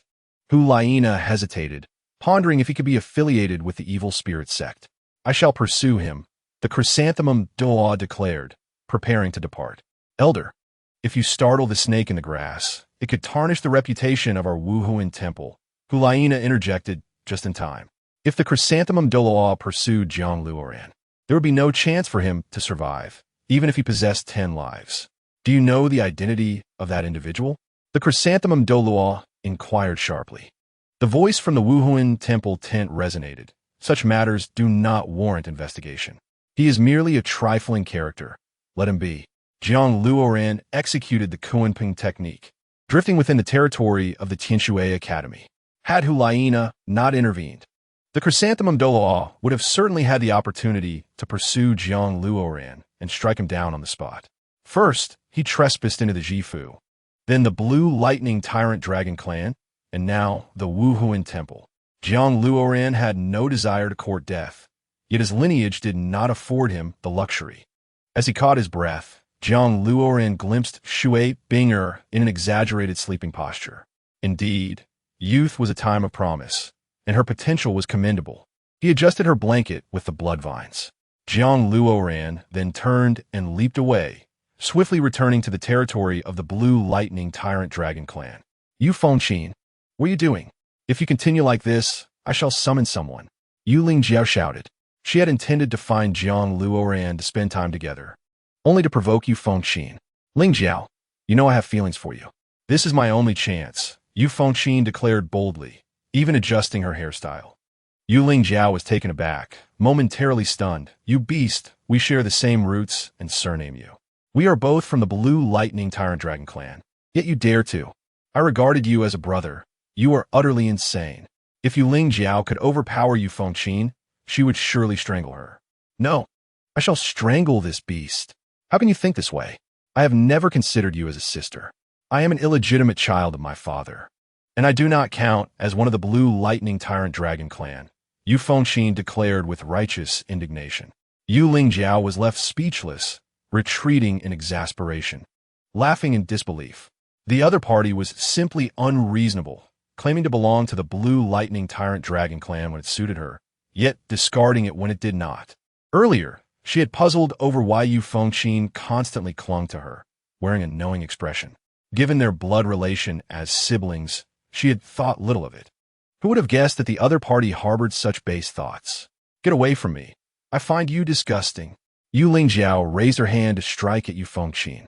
Yu Fengqin stopped her. First, hear me out. I have not done anything to you. Yu Fengqin still feared Yu Tianxin. Should he learn that she bullied his little sister, he would likely render her powerless. Yu Lingjiao cried out in frustration. Hey, Yu Fengqin exclaimed as he covered the opponent's mouth. The two of them began to tussle on the ground. Jiang Luoran returned just in time to witness this chaotic scene, nearly dropping his jaw in disbelief. What is happening? This cannot be normal, can it? Is this madness? Yu Luomian truly has an exceptional son. Indeed, like father, like son. This is too outrageous. Hey, what is going on? Realizing the gravity of the situation, Jiang Luoran rushed over. Chapter 99. The Evil Spirit Sect Bang. Jiang Luoran kicked Yu Fengqin aside and helped Yu Lingjiao to her feet. I say, young master Yu, is your desire so uncontrollable that you must resort to violence against your own kin? Is this truly in line with your father's character? Is there no sense of boundaries? Yu Fengqin, having been kicked away, fell through the air like a fragile leaf, only coming to a halt after crashing into an old tree root. His body was now sore and aching, as if he were on the verge of losing consciousness. He had not intended for things to escalate in such a manner, but in the heat of the moment, while overpowering Yu Lingjiao, he had been overwhelmed by her aura and decided to go along with it.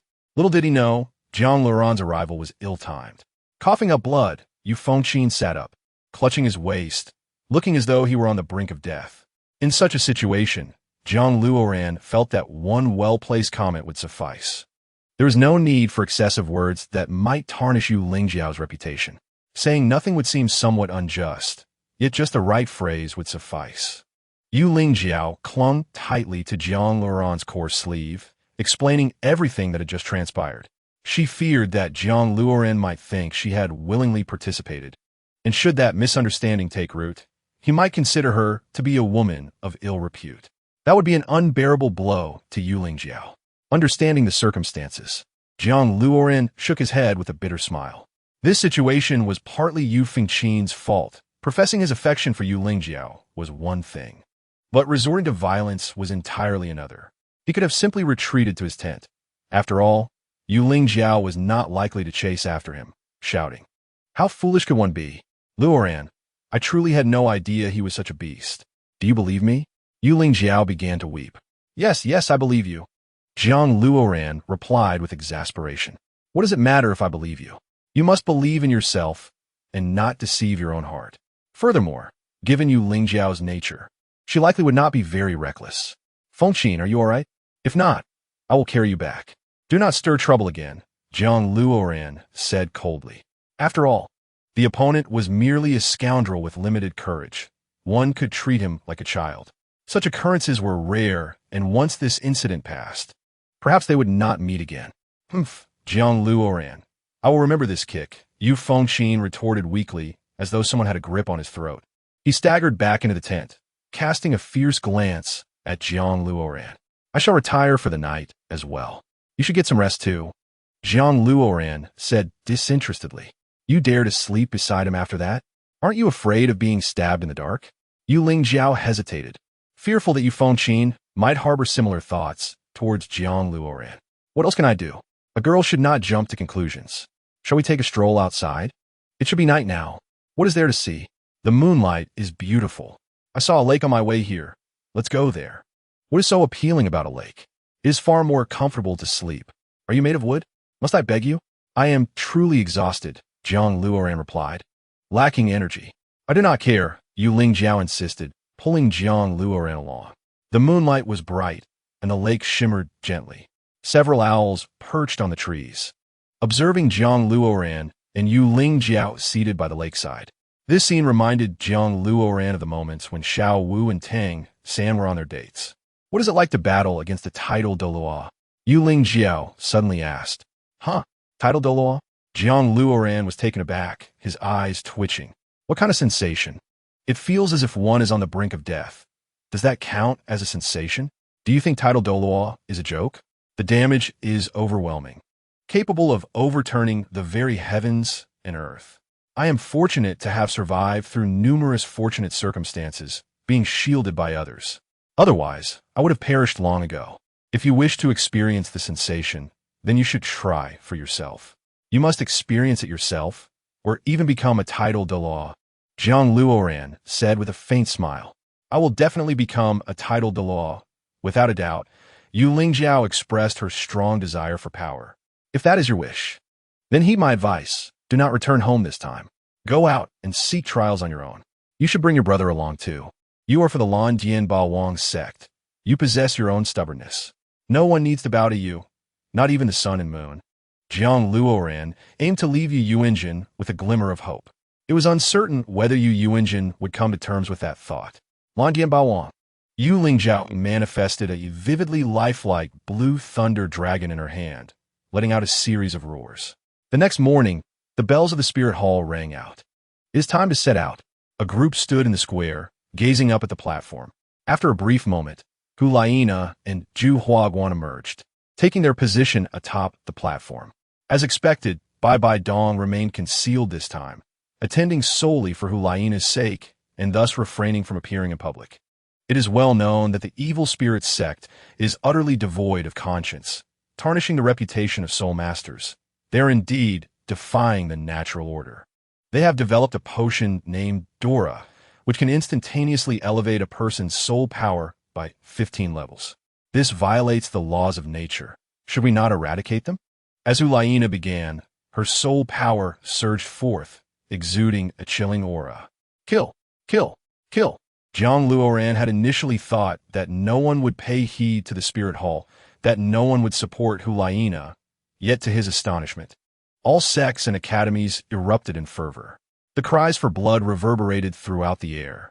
What kind of hatred could fuel such a unification, allowing them to set aside their prejudices and collaborate with those they despised?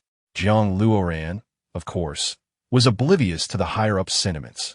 Firstly, the evil spirit sect defied the natural order, and as soul masters, they bore a sense of duty to eradicate such threats. Secondly, the evil spirit sect's madness had inflicted harm upon ordinary people, even causing suffering to disciples of various sections. How could they not be enraged? They yearned to storm the evil spirit sect's stronghold and uproot their foundation. This anger had reached its zenith. Excellent. We are fortunate to have 2 of the top 3 sects and 4 of the lower sects, along with Hulaina from the 4 Elements Academy. Hulaina introduced them one by one.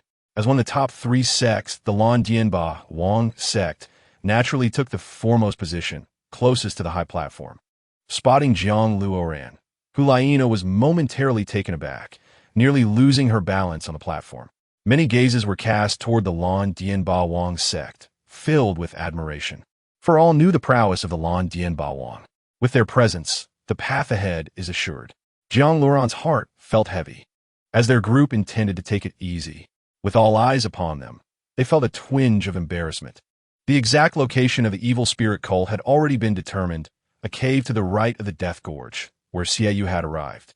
Without further ado, under my command, let us annihilate the demons. Hulaina was the first to charge forth, while Zhu Huaguan held back, granting Hulaina the opportunity to showcase her prowess. Kill! Kill! Kill! The voices of the crowd surged like a thunderous uproar, resonating throughout the entire Death Gorge. Many began to pack their belongings, intending to follow Hulaina, yet they observed Jiang Luoran and the others remaining motionless. If the Wuhuan Temple was the primary battlefield, then the 3 great sects would be the second. Kill! For youths clad in splendid blue robes emerged, bearing the insignia of the 7 Treasure Glazed Tile School. Jiang Luoran bellowed, charging forth, urging everyone not to hesitate, to adapt as needed, and to stay close to him. Chapter 100. The battlefield of carnage. Over 200 elite youths surged forth from the white walls, resembling famished beasts, as they followed Hulaina into the Death Gorge. The scene was akin to a stampede of horses, dust swirling, an unstoppable force. Boom! Boom! Boom! A rumbling sound emanated from the opposite side, growing louder, as if countless colossal beings were advancing. Hulaina halted, silencing the approaching army behind her. The rumbling grew ever closer. A chorus of howls erupted. In that moment, everyone's spirits soared to an unprecedented fervor. Before them loomed dark figures, both soul beasts and humans, their eyes all blood-red, embodying a bloodlust that sent shivers down one's spine. They were preparing to counterattack us. Duolan not only granted its user an enhancement of soul power around level 15, but also induced a state of exhilaration. Soul beasts could also be commanded, as Ulaina's 9 tails unfurled, her crimson radiance intensifying. "They are about to charge," shouted the 4 from the 7 treasure glazed tile school. Yet Hulaina refrained from issuing the command to engage. Hulaina was biding her time, waiting for the optimal moment to strike. The evil spirit cult's fierce assault would surely deplete their oxygen. They only needed to maintain their strength while launching a counteroffensive. Conversely, charging in prematurely would also drain their stamina. On the battlefield, even the slightest advantage must be fiercely contested. The opposition had gone mad. Were they also driven to madness? What were we waiting for? "Let's charge," Shui Peng shouted, feigning ignorance of the battlefield's realities. Hulaina gestured for silence, signaling the others to prepare. Everyone unleashed their martial spirits. Hundreds of soul rings ignited simultaneously. An array of martial spirits manifested, the roar of their spirits reverberating throughout the Death Gorge. In an instant, the gorge erupted with a divine aura, the overwhelming soul power piercing through the clouds above. This was a vast assembly of over 200 elite soul masters. Any advanced soul master would understand that only the battlefield could nurture true soul masters. Their elders and mentors had grappled with significant internal conflict before sending them here. Yellow and purple, for soul rings encircled Hulaina, and at that moment, her alluring presence was imbued with a sense of lethal intent. "Kill! Kill!" The crowd surged, shaking the ground beneath them, their soul power creating a pockmarked terrain. The two factions, as if they had prearranged a battle, clashed upon meeting. The ferocity was palpable. Various soul techniques flew chaotically, akin to a hellish battlefield, with energy interwoven throughout the air. The evil spirit cult appeared like rabid dogs, some having their hearts pierced yet still attempting to drag down a young soul master. It was utterly maddening. The individuals on Jiang Luoran's side unleashed their soul techniques. Although chaotic, they were markedly more precise than those of the evil spirit cult. These elite youths had undergone formal training, placing great importance on the release and conservation of soul power. Some even employed martial spirit fusion techniques to combat the frenzied soul beasts. Neither side knew who their leader was, as the chaos erupted immediately upon engagement. The disorder reached its zenith. Do not delve too deep.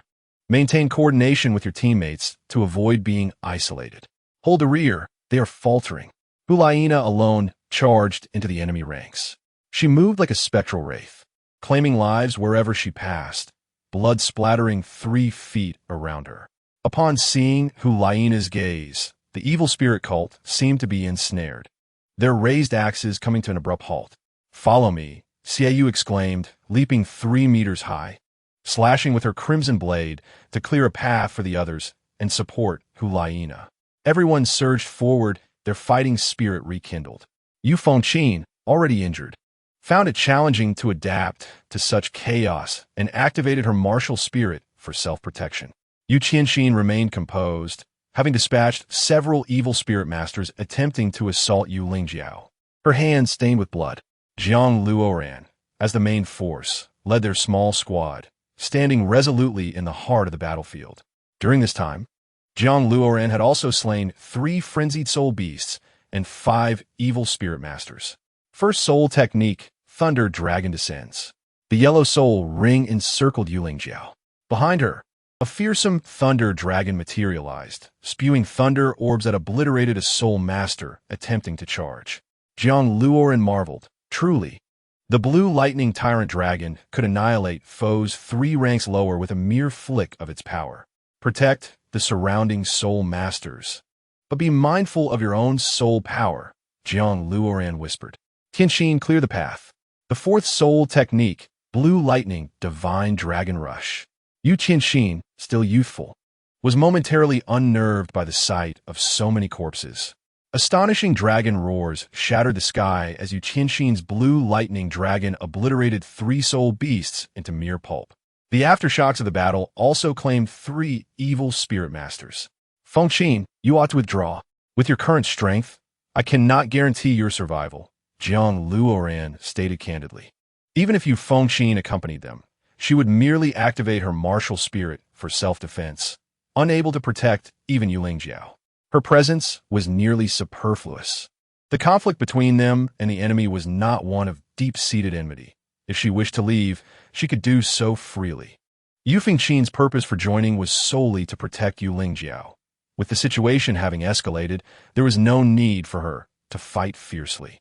Departing now would not invite scrutiny from the Wuhuan Temple. Yu Fengqin retreated without uttering a word. On the battlefield, none would dare to criticize her for her decision. For all feared death, and she had the right to choose her own path. Let us go, Jiang Luoran urged Yu Lingjiao, hastening to catch up with Yu Qianxin. In the crescent moonlight, Caus dual blades glimmered ominously, radiating an impending crimson glow. Swish! In that moment, the scarlet blade energy engulfed everything, obscuring all vision. As the path to Hulaina opened, Xiaoyu charged ahead, grasping her right hand. The enchanting and alluring crimson light consumed the battlefield, enveloping Hulaina and Xiaoyu. Martial spirit fusion technique. All eyes turned skyward, eager to witness the magnitude of this strike. Enchanting. As the words fell, a magnificent red blade resembling a heavenly weapon materialized in the sky, razor-sharp and exuding an aura that promised inevitable death to all who encountered it. The crimson blade descended, sweeping horizontally with a singular sound. Centered around Hulaina, the majority of the malevolent spirit masters and soul beasts within a 4-meter radius lay dead, with only a few surviving. Those who perished had been cleaved in half with a single strike. This was a martial soul fusion technique that could only be executed by 2 soul sects. The scene was so formidable that it left onlookers speechless. After overcoming 3 waves of attacks, everyone had advanced to the right side of the Death Canyon. Along the way, they encountered numerous dangers and traps, and their stamina was nearly depleted. This was despite their initial efforts to conserve soul power. More than 200 elite soul masters had fought fiercely, but now only a little over 100 remained, some barely clinging to life. Where was Shuebong? He was a prince. Where did the prince go? Amidst the chaos, the crowd no longer cared for titles and simply shouted for Shuebong. He had long since fled. I saw him being escorted away by his guards. What a disgrace. A prince acting this way? Pathetic. Enough. Let the 3 sects take over. I need a moment to rest. Where's the Lan Dianba Wang Long? Huh? Hurry up and take the lead. We can't hold on much longer. Indeed, allowing the Lan Dianba Wang Long to pave the way would be an easy task for them. Chapter 101. Tang Bai. Luo ran. What shall we do? Let's go. Yu Lingjiao bit her crimson lips, feeling somewhat constrained. Go. In this situation, it's all about self-preservation. Otherwise, why would they be making such a fuss? Did you not see that all 4 from the 7-treasure glazed tile school are dead? Is it not better to become a title Doloa in the future and contribute to the Doloa continent? Why must we take unnecessary risks? Jiang Luoran restrained Yu Lingjiao. Oh, Yu Qianxin, you were here all along. Feng Xiaotian approached, looking quite disheveled. Yu Qianxin remained unmoved, staring blankly at Feng Xiaotian. Yu Qianxin, what are you still dawdling for? Let's go. My brothers are following you. We must exterminate the evil spirit sect. Yes, the Holy Maiden of the Spirit Hall, and Xia you have already charged in. We must hurry to support them. Jiang Luoran's face twitched. Feng Xiaotian was inciting chaos. Unexpectedly, Yu Qianheng and Dugu Yen rushed out, casting a disdainful glance at Yu Tianxin. After encountering so many dangers, it was clear to see who had contributed more and who less. In truth, Jiang Luoran and the others had not been overly cautious. They were protecting the elite soul masters nearby and clearing the most difficult soul beast areas. I'll go. Yu Qianheng gasped for breath, his soul power nearly depleted, his body battered and bloodied. Given his condition, He should have returned to the Royal Academy long ago. The Spirit Hall had regulations to avoid unnecessary losses. If elite soul masters lost their combat capability, they were to retreat immediately. Yet, Yu Qianheng was insufferably proud, refusing to leave even in such a state. De Guyen was also on the brink of collapse, but stubbornly stayed by his side. Yu Tianxin, unwilling to be outdone, planned to step forward, unwilling to be overshadowed by Yu Tianheng. Jiang Luoran held him back, urging him to save his strength for later. He would need it. Did you not see that Yu Qianheng is exhausted? You will have to save him later. If you weren't a soul king, I wouldn't heed your advice. Yu Tianxin retreated. Yu Tianheng scoffed. Coward, when did you become so timid? Tianheng, stop fighting. Let us return quickly. De Guyan's eyes began to blur. No. Yu Qianheng aimed at the layers of giant rocks and unleashed his fourth soul skill, Thunderous Might. With a whoosh, thunderous roars erupted, and Yu Qianheng, crackling with electricity, shattered all the boulders with a single punch. Charge! Charge! The group surged forward. By exterminating the evil spirit sect, they would earn acclaim from the world and bring glory to their academy or family. Follow me. Jiang Luoran led Yu Tianxin and Yu Lingjiao towards a towering mountain on the right side of the Death Canyon. From a cave on the right, hundreds of evil spirit masters and frenzied soul beasts surged forth, immediately clashing with the elite soul masters. This was likely the last remnant of the evil spirit sect. Jiang Luoran mused nonchalantly. Since this is the end, let's offer our assistance. Urged Yu Lingjiao. We will attack from behind. Tianxin, you wait here at my command. You will bring the mountain down. Your Lan Dianba Wanglong is best suited for such tasks. Jiang Luoran charged downwards with Yu Lingjiao. Are you insane? Our people are still below. They are all from prominent families. What if something happens and they trace it back to us? Yu Tianxin shouted at Jiang Luoran. Yet, Jiang Luoran had already sprinted far away. His second soul skill, Shadow Following, manifested as a purple soul ring encircled his left hand, striking the ground. The roots of ancient trees, having accumulated nearly 2,000 years of cultivation, erupted from the earth to confront the rampaging soul beasts. Meanwhile, Jiang Luoran dashed towards the cave, moving in the opposite direction of the frenzied, evil spirit masters. As expected, when Jiang Luoran approached the cave, the evil spirit masters and soul beasts, as if possessed, turned and pursued him with reckless abandon, even ignoring the attacks of their enemies. The old tree roots extended their numerous vines, each as thick as 100, blocking the advance of the evil spirit masters. The elite disciples from various families were momentarily bewildered, having just been locked in a fierce battle, now suddenly at a standstill. Come fort! Jiang Luoran raised his purple grass hammer, invoking his fourth soul skill, forged by 1,000 blows. First soul skill, Thunder Dragon descends. Yu Lingjiao unleashed a thunder dragon that struck through the ranks of the evil spirit masters. Boom! Boom! Jiang Luoran wildly swung the grass hammer, delivering relentless blows to the evil spirit masters, creating chaos. This chaotic style was particularly effective in large battles, and with each strike he felled 4 opponents. Yu Lingjiao had never witnessed such brutality. She followed closely behind Jiang Luoran. Hurry to assist. Although the elite soul masters were uncertain about Jiang Luoran's fighting style, they knew that standing idly by was not an option. Blast it! Jiang Luoran shouted, his grass hammer never pausing. Observing a perfect opportunity, Yu Tianxin commanded the divine dragon to collapse the mountain peak. Boom! A massive 4-meter-high peak plummeted from above, crushing several evil spirit masters and blocking the path of the elite soul masters.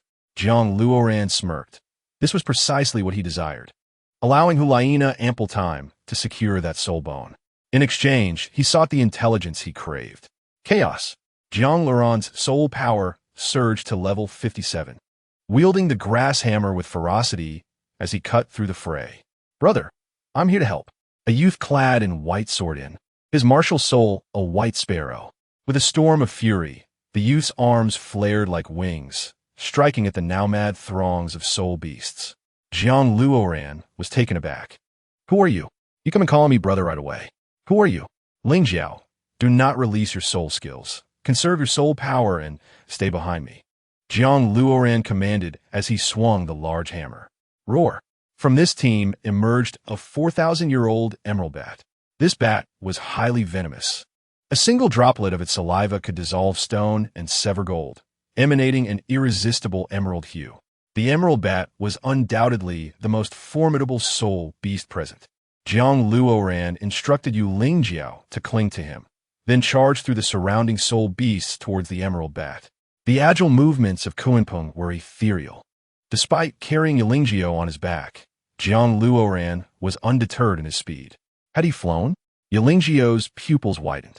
The grass hammer swung down, and the emerald bat spread its wings in defense. This was the 80th strike. The power had already reached a terrifying level.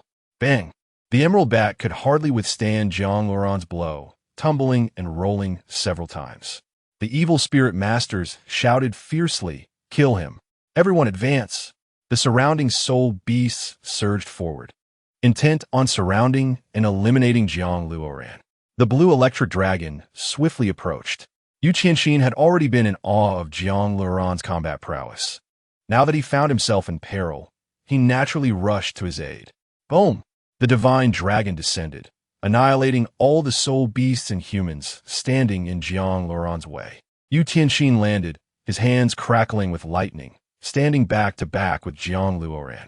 In the final moments, with the intention of escaping after the fight, Jiang Luoran hurled the grass hammer upwards, aiming for the emerald bat's head. A peculiar buzzing sound emanated from the emerald bat, disorienting Jiang Luoran and the others. Jiang Luoran was ambushed by the emerald bat and pressed to the ground. In that instant, he pushed Yu Lingjiao away. "Quickly help me. Jiang Luoran is still regaining his senses." "Here I come." Tang Bai flew in, unfurling his wings to strike the emerald bat away. "Brother, I am Tang Bai." Jiang Luoran forced a smile. He was introducing himself even on the battlefield. "Jiang Luoran," he bellowed, lifting the grass hammer and leaping from the ground. His posture resembled that of a being soaring through the air. "Brother Luoran, I shall lend you my strength." Tang Bai transformed into a burst of white light. Colliding with the emerald bat, employing his fourth soul skill, Heavenly Sunday Boom, Jiang Luoran's grass hammer struck the emerald bat's head as Tang Bai crashed into its body, shattering it completely. "What a thrill, ha ha!" Tang Bai landed, grinning foolishly. "This person is truly a peculiar one." Jiang Luoran marveled. "Not good. There is an ambush in the cave. 10 soul masters and 5 soul kings. The holy maiden of the spirit hall and Xie are surrounded." The voice of the speaker arrived even before he did. Jiang Luoran's expression changed dramatically, and he dashed toward the cave. "Luoran, what are you doing? Our goal has been achieved. Isn't survival our priority?" Yu Lingjiao obstructed Jiang Luoran. "Pressure fosters growth." Jiang Luoran disregarded her concern and vanished from sight. "You Fenken? Did you not return? Why are you here?" Yu Qianxin inquired as he approached Yu Fenken, who was clutching a handful of blue lightning. "I did not know what happened. I was bound in a cave, and it was the holy maiden who rescued me. Then we were surrounded." Yu Fenken spoke in a disarrayed tone, clearly flustered. "Luoran has already entered. Brother, we must assist him." Yu Lingjiao grasped Yu Qianxin tightly. "Brother, wait for me, ha ha." Tang Bai, seemingly oblivious to the danger, followed Jiang Luoran into the fray. "Xie, you traitor, I have long known your treacherous intentions, which is why I revealed the location of the evil spirit sect to you. How does it feel to be deceived?" The leader, a man in black, emitted a sinister laugh. He was the leader of the evil spirit sect. Xie furrowed his brow. This oversight had led him and Hulaina into the enemy camp. "Xie, do you still have soul power? Release your enchantment once more." Hulaina's expression was stern. She remained composed in the face of danger. "It's useless. The 5 soul kings will not be significantly affected by the enchantment. You are the future of the spirit hall. Go." Xie gripped his dual blades. Confronting the black-clad leader, Gue Tong, "I will cut you down." Gue Tong drew a gleaming large knife from his sleeve. The blade shimmered with a chilling light, and its hilt was etched with a vividly lifelike golden tiger. Even a discerning eye could tell that this was a weapon forged from a soul bone. No blacksmith in the world could craft such a fine weapon. Bang! Gue Tong swung his blade, sending Xieyu's dual blades flying and seizing him by the throat. This soul bone is indeed in your possession. Xieyou glared at the soul bone. It was common knowledge on Delua continent that the weapon in Qian de Oliu's possession, the Liang Tian, was derived from a soul bone. It was hard to imagine there was another. It too was transformed from a soul bone. Finding it took considerable effort. This moon tiger soul cutting blade fell from a battle moon tiger soul beast that was 50,000 years old. I heard you want to claim it for yourselves? Too naive. Gui Tong's face twisted with malice. Spare my sister, or the spirit hall will pursue you to the ends of the earth, Xieyou threatened. No need. We can break out. Hulaina wielded her nine tails, sweeping toward Gui Tong. Holding the moon tiger soul-cutting blade, Gui Tong effortlessly sliced through Hulaina's nine tails. D. Blood Fiend Hammer, Chaotic Gale. Jiang Luoran seized the moment and struck Gui Tong from behind with a hammer. His soul power at level 57 was unrestrained, with 5 soul rings of deep purple and black encircling the Blood Fiend Hammer. Gui Tong was caught off guard, abruptly interrupted by the unexpected blow, and he hastily defended himself. However, he could not possibly withstand Jiang Luoran's sudden assault, especially since Jiang Luoran was employing the Kunpeng technique. Having already attained the level of Aming Gongshi Aoan Di, there was no way Gui Tong could resist. Bang! Gui Tong perished beneath Jiang Luoran's hammer, dying on the spot without a chance to fight back. Master, the remaining 14 cried out, the opponent is also a soul king. Kill him. Jiang Luoran grasped the moon tiger soul-cutting blade, flipping over to Xieyu's side. This soul bone is called the moon tiger soul-cutting blade? Is it you? I see now. You have already become a soul king. Xieyou recognized Jiang Luoran. Soul king? Hulaina was taken aback. However, Jiang Luoran's soul power indeed reached the level of a soul king, surpassing even that of a 55-level soul king. Have you been cultivating since before birth? Let's break out first. Jiang Luoran pulled the nearest evil spirit master, raising the blade in his right hand and aiming for their neck. A lethal strike. This blade is remarkably sharp. No wonder it was a soul bone weapon bestowed by the spirit hall. Third soul skill, evil spirit technique. Third soul skill, evil spirit technique.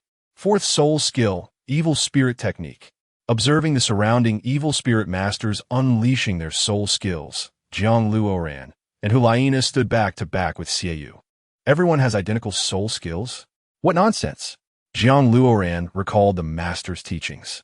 The master had said that each soul skill was unique to the individual. There were no two completely identical soul skills or martial souls in the world. Even among the blue electric Tyrannosaurus family, there were disparities in their martial souls. This was the nature of evil spirit masters. They had corrupted the natural ethics of soul masters. In the evil spirit sect, each member possessed only one soul skill, and the augmentation from soul rings would only enhance the power of that singular skill. Once the evil spirit technique was activated, the attacks they unleashed would obliterate their enemies until they themselves were utterly exhausted, devoid of any soul power, at which point the soul skill would cease. Hulaina instructed Jiang Luoran to prepare himself. Fifth soul skill, held battle armor. Jiang Luoran raised his right hand, conjuring 3 sets of purple battle armor to adorn the 3 of them. This armor feels so comfortable, instilled with an insatiable desire for battle. And with his physical prowess on the rise, Xieyou retrieved the moon blade from the ground. An uncountable mass of dark energy surged forth, enveloping the trio in an impenetrable shroud. Confronted with such peril, Jiang Luoran could not afford to hold back. Kunpeng, merge with me. A majestic, white-feathered Kunpeng manifested behind him, sweeping in with a forceful aura as he brandished the moon tiger soul-cutting blade and charged ahead. The adversary's assault left no openings, and Jiang Luoran was wholly absorbed in the fray. To save Xieyu's life had already become his utmost act of benevolence. The hellish battle armor had been bestowed upon them. Each must fight with all their might. Dual spirit souls. Hulaina trembled at the corners of her eyes, feeling an inexplicable sensation from the opponent's B-spirit. A resonating hum filled the air as Jiang Luoran cleaved through several tendrils of black mist, intending to eliminate a few malevolent spirit masters, only to be met with explosive repercussions that hurled him back to his original position. The endless tide of black energy engulfed the three, and Xiaoyu had already sustained injuries. Hold your ground. Don't act recklessly. Wait for an opportunity, Zhang Luoran urged, stepping in to shield Xiaoyu from the encroaching dark energies. There's no way out. This is a malevolent spell. We will be trapped to our demise, Xiaoyu, typically so composed, began to lose hope. From both sides, a barrage of black mist surged forth. Xiaoyu bore a grievous wound in his abdomen, while Zhang Luoran defended the left flank and Hu Laina the right. With a resounding clash, both retreated, fatigue evident in their movements. Hu Laina, in particular, faced the overwhelming power of a Soul King. Her ability to withstand it was solely due to her astonishing talent. Zhang Luoran, however, remained relatively unfazed. Not only did he possess the strength of a Soul King, but he also wielded the Moon Tiger soul-cutting blade. Unable to break free, Hu Laina's chest heaved, her confidence dwindling to a mere flicker. If they could escape, they could counter the enemy. Take this blade, Zhang Luoran said, passing the Moon Tiger soul-cutting blade into Hu Laina's hands, ensuring their powers would be balanced and thus increase their chances of survival. Moreover, had Hu Laina been clearer from the outset, Zhang Luoran's speed would have prevented any chance for the enemy to encircle him. Regrettably, it was too late. This is a soul bone that has existed for 50,000 years. Are you certain you wish to give it to me? Hu Laina exclaimed in astonishment, unable to fathom anyone rejecting such a treasure. Her mind was in turmoil, having known nothing but rigorous training and relentless trials throughout her life. The notion of someone as carefree as Zhang Luoran was almost unfathomable. Chapter 103. The Frenzy of Upgrades. Enough chatter. I leave the rest to you, Zhang Luoran declared as he donned the ghostly boots. Third soul skill, Storm of Wrath. Fourth soul skill, Sunlight. Tang Bai launched his assault from outside against the malevolent spirit masters. A flash of white light. Two soul skills unleashed simultaneously, annihilating three soul masters in an instant. Third soul skill, Wrath of the Thunder God. Yu Qianxin roared, obliterating two soul masters with his hands clasped in the blue electric force. Second soul skill, Thunderclap. Yu Lingjiao struck down another soul zone. The pressure on Zhang Luoran and Hu Laina alleviated significantly, filling them with unexpected joy. Xiaoyu, too, caught a glimpse of hope for survival and suddenly regained his resolve. Do you dare trap me? Do you seek my life? Xiaoyu struggled to rise, unleashing a torrent of blade energy. The malevolent church, devoid of conscience, sought to eliminate all witnesses. A vibrant red mist enveloped Hu Laina as she charged forth, wielding the Moon Tiger soul-cutting blade. Her intent was clear. Anyone aiding her against the malevolent church would share in the glory of victory, a tactic to galvanize their efforts. Unbeknownst to them, all this was in aid of Zhang Luoran. Furthermore, the remaining elite spirit masters were halted by Duan Shan, leaving no hope of reinforcements arriving in time. First soul skill, From Nothing to Something. Zhang Luoran summoned a purple soul ring with his left hand, targeting a soul king. Bloodthirsty vines erupted from the earth, piercing through the Soul King's body and striking him down. The malevolent spirit masters, sensing their impending doom, huddled together, desperately consuming potions. Hu Laina pursued them. All soul skills, unleashed together, Zhang Luoran bellowed, fully aware of the terror these potions could unleash. Fourth soul skill, tempered by 1,000 strikes. Yu Tianxin, fourth soul skill, Blue Electric Divine Dragon-S Fury. Yu Lingjiao, second soul skill, Thunderclap. Tang Bai, second soul skill, Sun Crown Wings. Injured, Xiaoyu was temporarily unable to deploy higher-level soul skills. Crescent Moon, with her martial spirit manifested, Hu Laina transformed into a mesmerizing nine-tailed fox, brandishing the Moon Tiger soul-cutting blade. A cacophony of attacks surged forth towards the malevolent spirit masters. An astonishing sight unfolded. At that moment, Zhang Luoran's eyes widened in disbelief. Second soul skill, Shield of All Clans. Yu Fengqin morphed into a colossal blue tortoise, shielding the malevolent spirit masters. Notably, his soul power surged to level 35, and it continued to escalate, seemingly without limit. Ha ha ha! One malevolent spirit master guffawed, as if witnessing something exhilarating. This potion is indeed formidable. My strength is steadily rising. Yu Fengqin's eyes turned crimson, resembling a bloodthirsty beast. 40, 45, 50.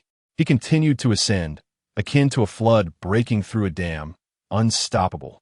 Moreover, the constraints of soul rings were shattered, employing a method that defied imagination. A spirit master must typically hunt a soul beast to upgrade to the next level, claiming its soul ring. Yet, Yu Fengqin had surged to the rank of a 56th level soul emperor. Such a feat was almost unbelievable. Boom! The blue tortoise withstood all soul skills, its shell shimmering with intricate patterns. Yu Fengqin, what are you doing? Yu Qianxin shouted, her gaze fixed upon the frenzied Yu Fengqin. Ignoring her, Yu Fengqin turned to face the malevolent spirit masters behind him, contemplating, is it truly possible for me to advance without perishing? To continue my cultivation from Soul King onward? Indeed, this is our latest potion, capable of unleashing one's full potential, the leading malevolent spirit master declared, shattering the empty potion vial upon the ground. Our power has returned. Jiang Luoran and the others suddenly sensed a shift, noticing the terrifying aura and soul power emanating from the opposing malevolent spirit masters. In an instant, they transformed into formidable soul emperors. Run! Jiang Luoran commanded the group to retreat. Ha ha ha ha! Jiang Luoran, your demise is inevitable. Do you still wish to flee? Yu Fengqin descended from above, his blue tortoise shell shielding the passage between the caves. At that moment, he felt an overwhelming surge of power, accompanied by a ferocious battle spirit. He even felt capable of challenging 6 opponents alone. Yu Fengqin, do not be swayed. The malevolent church is not to be trifled with, Yu Lingjiao cautioned. Isn't this power for your sake? You admire the strong. I have become one, he responded confidently. Moreover, I procured an additional vial from the elder. This is reserved for you, Yu Fengqin smiled. Yu Lingjiao felt a wave of embarrassment wash over her, silencing her words. Yu Fengqin, have you lost your senses? What nonsense are you spouting to Lingjiao? Yu Qianxin's eyes crackled with blue electricity. No more arguments. As Yu Fengqin was about to slay the malevolent church leader, Gui Tong, he was unexpectedly struck down by an elder of the malevolent church, resulting in his untimely death. Our hearts are heavy, Jiang Luoran exclaimed, seizing the moon tiger soul-cutting blade from Hulaina and charging at Yu Fengqin. To spare Yu Fengqin would mean the demise of their entire group. Jiang Luoran steeled himself, ready to bear the burden of sin. How audacious! Jiang Luoran, I have long found you displeasing. Are you more handsome than me, or do you have a better background? What qualifications do you possess to make Ling Jiao wholeheartedly devoted? Although Yu Fengqin's strength has surged immensely, his basic rationality remains intact. However, Jiang Luoran does not engage in trivial discourse with him and ultimately asks one final question. Will you step aside? Without a moment's hesitation, Yu Fengqin bellows a resounding no. Suddenly, the Yuehu Zhanuan blade in Jiang Luoran's hand erupts with intense energy, emanating waves of heat that set the very air ablaze. Jiang Luoran senses that the blade is voraciously absorbing his soul power, threatening to drain him completely. It becomes evident that the Yuehu Zhanuan blade can only siphon energy from soul kings and above, explaining Hulaina's utilization of such a formidable ability. All eyes turn to the Yuehu Zhanuan blade, which now stands as the most captivating presence in the vicinity. An inexplicable pressure emanates from the blade, inducing a sensation akin to gazing directly at the sun. In that moment, everything around Jiang Luoran transforms into a fervent white light as he strikes towards Yu Fengqin. The Yuehu Zhanuan blade cleaves through the air like a comet, leaving behind an indelible mark of darkness. Yu Fengqin regrets his decision in the final moment. But it is too late. Jiang Luoran's strike is overwhelmingly swift, severing him before he even comprehends the danger. In his last moments, he casts a reluctant glance at Ling Jiao, clutching a vial of a new potion in his hand. The overwhelming soul power crushes the onlooker's eyelids, expanding into a black, hole-like entity. Tianxin and Ling Jiao retreat, instructing Lao Bai to carry the evil moon. Jiang Luoran returns the Yue Zhanhuan blade to Hulaina. Kunpeng. Merge.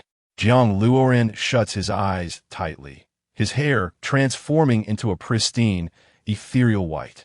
This change extends to his eyebrows, body, and visage, all undergoing a sanctified metamorphosis. Two magnificent white wings unfurl, extending into the air and halting everyone in their tracks. "Brother, it truly is you," Tang Bai remarks as he hoists the evil moon. For reasons unbeknownst to him, he feels a profound connection between Jiang Luoran's second martial soul and himself. Hulaina, meanwhile, coughs up a mouthful of blood, her chest ablaze with pain, her body overwhelmed with heat as her 9 tails quiver and grow. Jiang Luoran senses something amiss, an inexplicable attraction drawing him toward Hulaina. Martial soul fusion skill. They exchange glances, simultaneously uttering the phrase. In Chapter 104, Qian Kuan Wan Li, Hulaina, and Jiang Luoran dash toward the evil spirit master. The alluring red light intertwines with the sacred brilliance, two disparate energies merging in an unpredictable manner. The white-feathered Kunpeng detaches from Jiang Luoran's body, soaring into the sky, growing larger under the enchanting red light, taking on an earthly essence. Jiang Luoran and Hulaina meld into the Kunpeng, which, with its wings spread wide, rends the cavern, its eyes transforming into a captivating pink devoid of any seductive intent, instead radiating boundless divine might. As the 9 tails emerge, they cascade to the ground, and the white wings slice through the cavern toward the evil spirit master. The collision between the black magical vortex and the white-pink Kunpeng obliterates a 3-meter radius in an instant, continuously expanding. The Kunpeng is adorned with Jiang Luoran's 5 soul rings, purple and black, followed by Hulaina's 4 soul rings, yellow and purple. The 9 soul rings intertwine, harmonizing as if they share a common origin. Simultaneously, the Kunpeng undergoes a dramatic transformation, its body swelling, exuding an even more formidable aura. How is this possible? The evil moon expresses perplexity. Hulaina was supposed to be the only one capable of activating the martial soul fusion skill. How could it occur now with an ordinary passerby? This conundrum leaves everyone baffled. It is said that the martial soul fusion skill requires not only compatible martial souls, but also a shared temperament. How could Jiang Luoran, who has only just met Hulaina, establish such a profound connection? The evil moon is at a loss, and even Hulaina and Jiang Luoran, engaged in battle, are equally bewildered by the inexplicable pull between their martial souls. Such a powerful martial soul fusion skill continues to amplify in potency.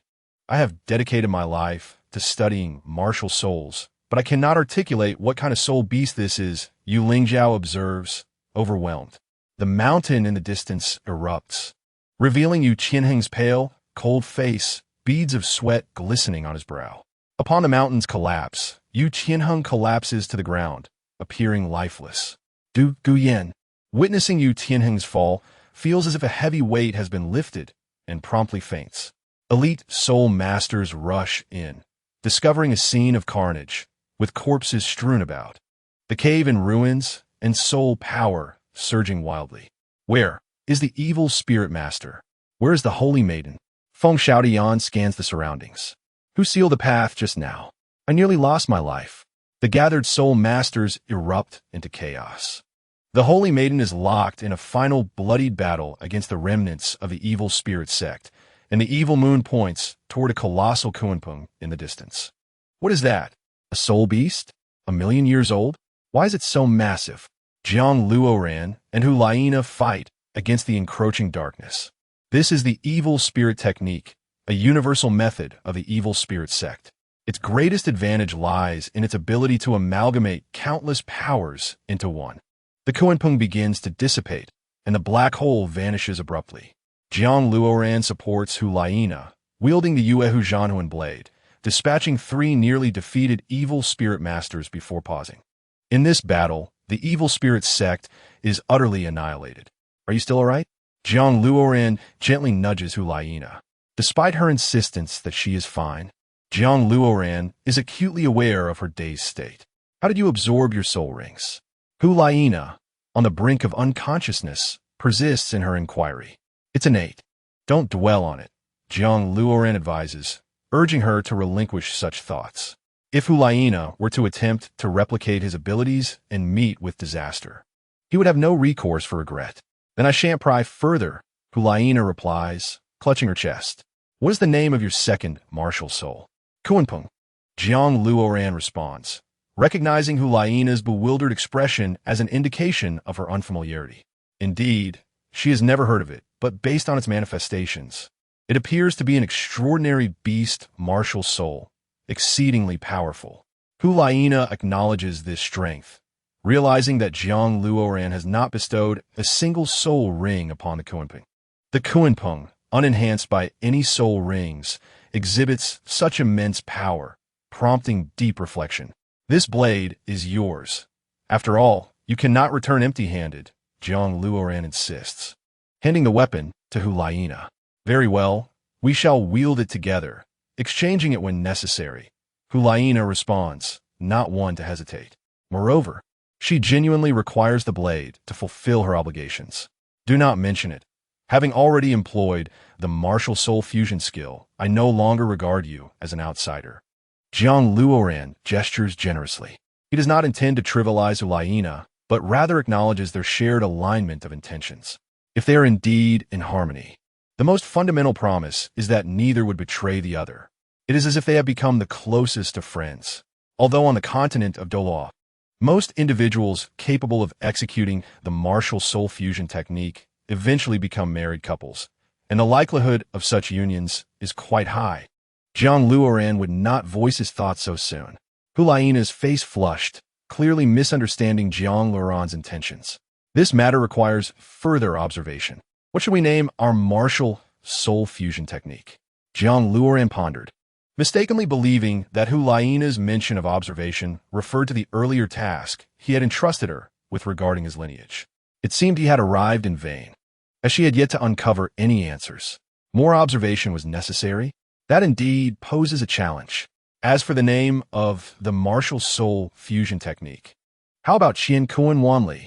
Jiang Luoran was bewildered, pondering how elusive his family history must be if even the martial soul hall required such an extended period to investigate. Hu Laina, at that moment, was entirely unfocused on the matter Jiang Luoran had entrusted her with, as various shocks had left her somewhat dazed. This was not a troublesome affair. The name for the martial soul fusion technique was quite splendid, and I quite like it. Suddenly, Hu Laina found herself warming to Jiang Luoran. Given the vigor with which he had rushed in to save her, a word of thanks was certainly in order. Calm yet decisive, despite not being particularly handsome. Buzz, a flurry of chrysanthemum petals drifted toward Jiang Luoran, from which emerged the resplendent figure of Zhu Huaguan. Elder? Hu Laina rose. Have you acquired the items? Zhu Huaguan did not cast a glance at Jiang Luoran. Hesitating for a moment, Hu Laina affirmed, excellent, let us depart. Zhu Huaguan transformed into a flurry of chrysanthemum petals, enveloping Hu Laina before vanishing from sight. Jiang Luoran tore off his tattered hellish armor and staggered toward the elite soul master. Brother, allow me to assist you, he called out. Upon hearing the voice, Jiang Luoran beheld a golden-clad, pale-faced man approaching. With golden hair and a delicate visage, his smiling demeanor exuded warmth. Xue Qinghe, Jiang Luoran exclaimed, momentarily taken aback. Chapter 105, The Unfathomable Outbreak of Conflict. Do you know me? Xue Qinghe inquired, furrowing his brow, as it appeared they had never met before. Jiang Luoran's eyelids twitched with agitation. Not merely acquainted, he felt he knew Xue Qinghe intimately. The thought that the individual before him was a woman, yet presented with a male voice and appearance, sent a shiver down Jiang Luoran's spine. Qianren Xue, your masquerade is rather taxing. Nevertheless, Jiang Luoran had previously asserted that both the martial soul hall and the royal family existed within a framework of absolute interests. There are no unequivocally good or bad entities. It merely boils down to perspective. Take Ning Fengji, for instance. He is a person of considerable stature and thus dismisses the notion of squabbling with the younger generation. However, should he encounter the martial soul hall, he would employ any means necessary to resist, even if it were exceedingly perilous. In the realm of royal conflict, there exists no morality, only human sentiments and allegiances.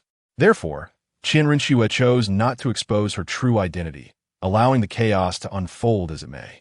As the crown prince, Xue Qinghe, the next successor of the Tiando Empire, how could Zhang Luoran be unaware? A bitter smile crept across his face. Yet in this moment, he found himself in quite a dire state. Tattered garments and several wounds marred his body. Regardless of his noble status, he remained human. "Brother, if you do not mind, let us form a brotherhood," Xue Qinghe suggested with a smirk. Having witnessed the earlier events, he recognized that Zhang Luoran must be brought under his command. Such talent should not be left untapped. It would trouble him otherwise. "I consider myself of lowly status," Zhang Luoran replied, his expression darkening. To propose brotherhood given such lofty status was a request he could hardly refuse without appearing disdainful.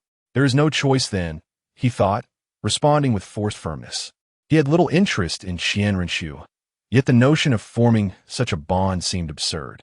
"It appears my brother looks down upon me and is reluctant to accept my offer," Xue Qinghe remarked, his tone measured, devoid of anger or excitement. "How about we swear an oath to heaven and earth? I actually hold you in high regard," Zhang Luoran retorted with a mischievous grin. How utterly repulsive, he thought, eager to see how Xue Qinghe would respond. Zhang Luoran understood one vital truth. If he could not adequately counter the offensive inquiries, he would pose an even more distasteful topic. Maintaining a friendship was agreeable to him, as who would mind having a beautiful female companion. However, the matter of Qian Rinxue wanting to entangle him in the royal conflict was something Zhang Luoran would not concede to. What did you say?" Xue Qinghe faltered, nearly overwhelmed. He had almost vomited. The thought of being so close to the truth of her identity was nearly too much to bear. If he were indeed male, he could scarcely contemplate the implications. "I did not expect my brother's taste to diverge from a norm." Xue Qinghe's face flushed, and her breath quickened. Zhang Luoran boldly draped his arm over Xue Qinghe's shoulder, leaning in closer. "Consider this. Why not become a couple? Would that not be preferable?"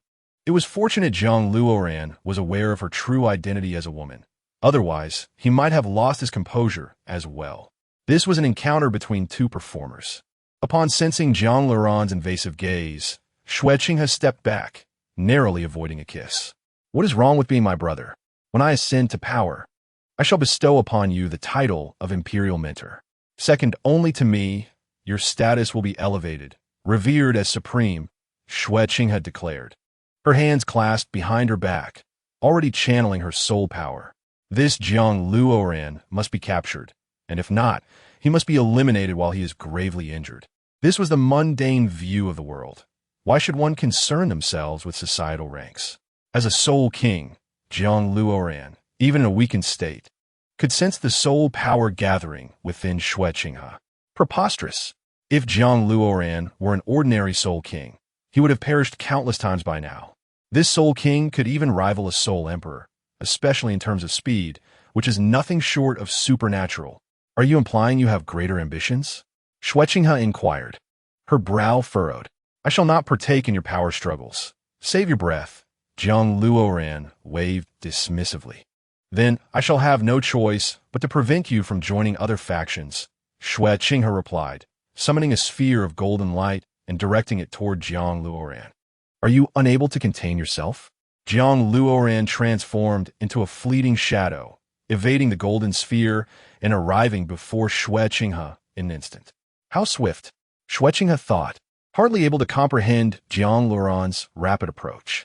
Does this man possess extraordinary speed? During their earlier skirmish, his movements had not suggested such swiftness.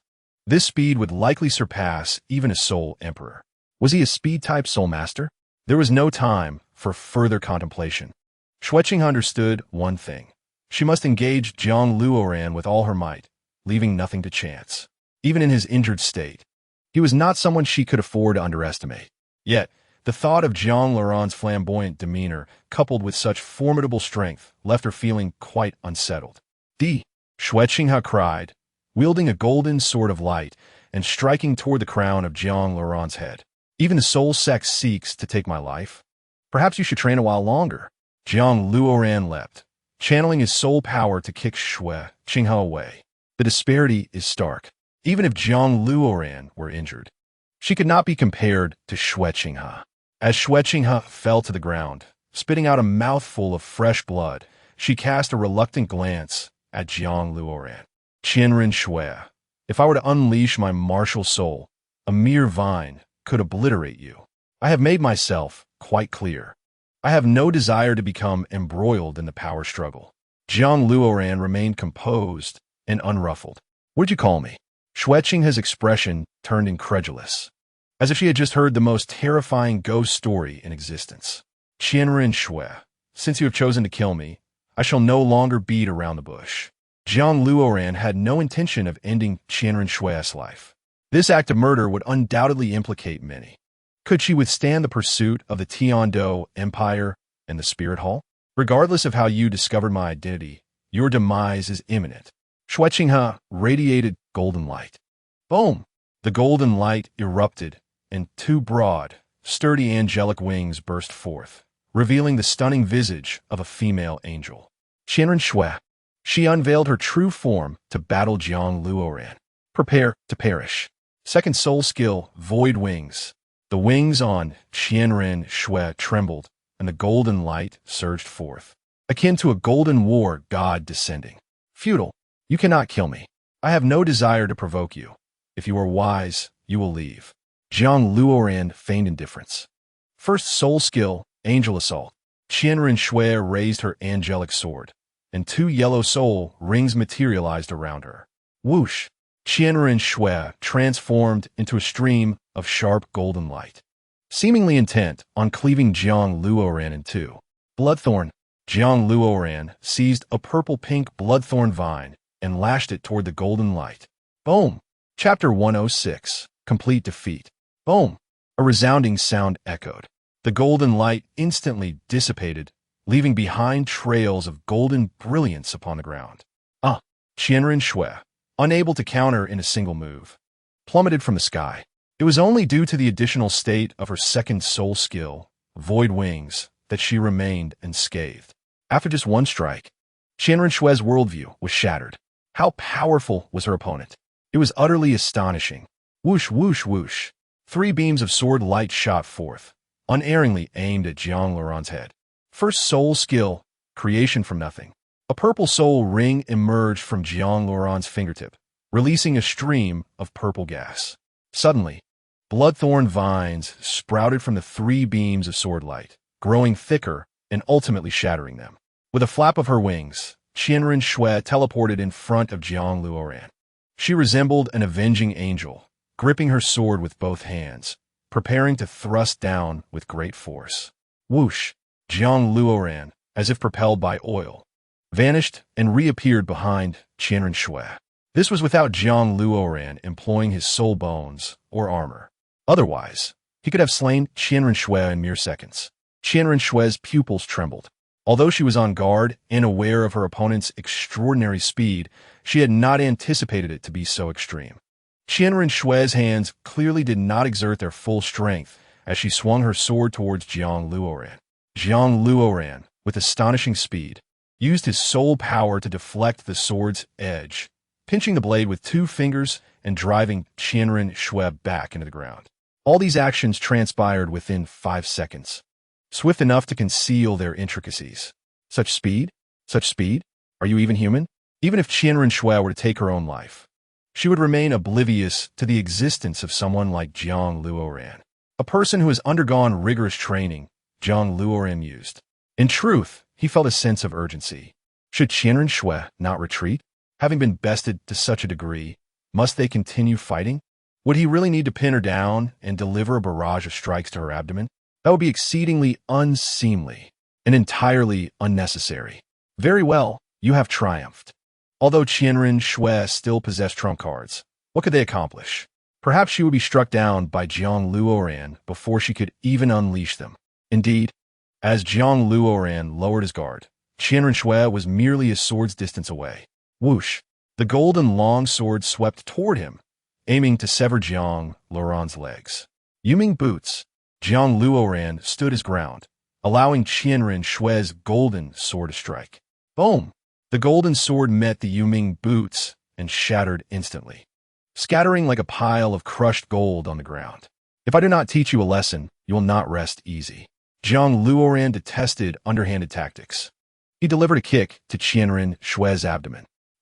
Qianren Shui was propelled backward for several meters, crashing into a boulder before finally coming to a halt. Jiang Luoran, with incredible speed, approached and struck her head. Boom! Qianren Shui was battered, landing far from where she began, her wings rendered powerless. Jiang Luoran grasped her collar. I have been quite clear in my words. Why must you continue your incessant prattle? What is it you desire from me? Submitting to the Spirit Hall is your best option. Kill me. There will still be elders from the Spirit Hall pursuing you, and your demise is assured. A battered and defiant Qianren Shui declared. No one has ever wounded me to such an extent. I am furious beyond measure. I suspect only Jiang Luoran has ever struck me like this. I am but a wanderer. Are you attempting to bind me to the Spirit Hall? Is my promise not sufficient? I shall not join any faction or organization. Jiang Luoran raised 3 fingers. Are you certain? Qianren Shui suddenly paused, taken aback. Do you truly believe you can forsake the splendor of the world? In a short while, I shall depart. Who will care for your struggles? Do as you please. Jiang Luoran spoke with ease. If that is the case, then so be it. I hope you are not capricious, otherwise. I will command all title de law from the Spirit Hall to hunt you down, Qianren Shui said gravely. Rest assured, even if an avalanche were to kneel and plead with me, I would remain disinterested in this conflict. I have no desire to be involved. Jiang Luoran assured as he helped Qianren Shui to her feet, brushing off her skirt. This scene bore the resemblance of a caring boyfriend assisting his girlfriend. An unexpected tenderness given their previous life and death struggle.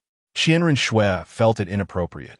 Yet given Jiang Luoran's earlier declaration of being gay, she dismissed her discomfort.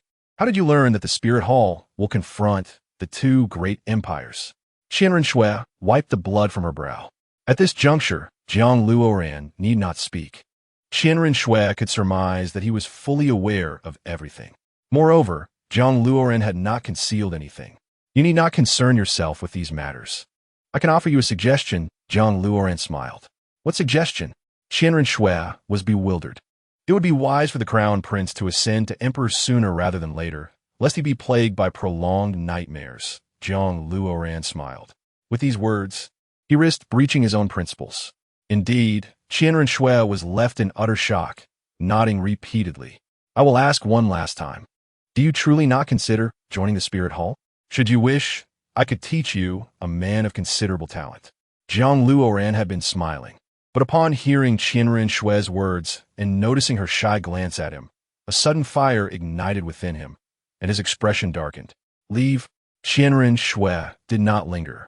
Perplexed as to how she had provoked Jiang Luoran, and flapped her wings in haste to escape. How infuriating! Is this how she perceives me?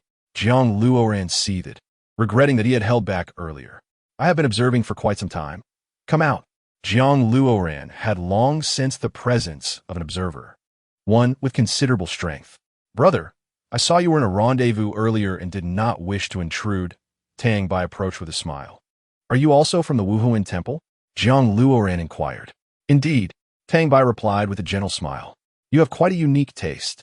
Why not pursue such a wonderful girl?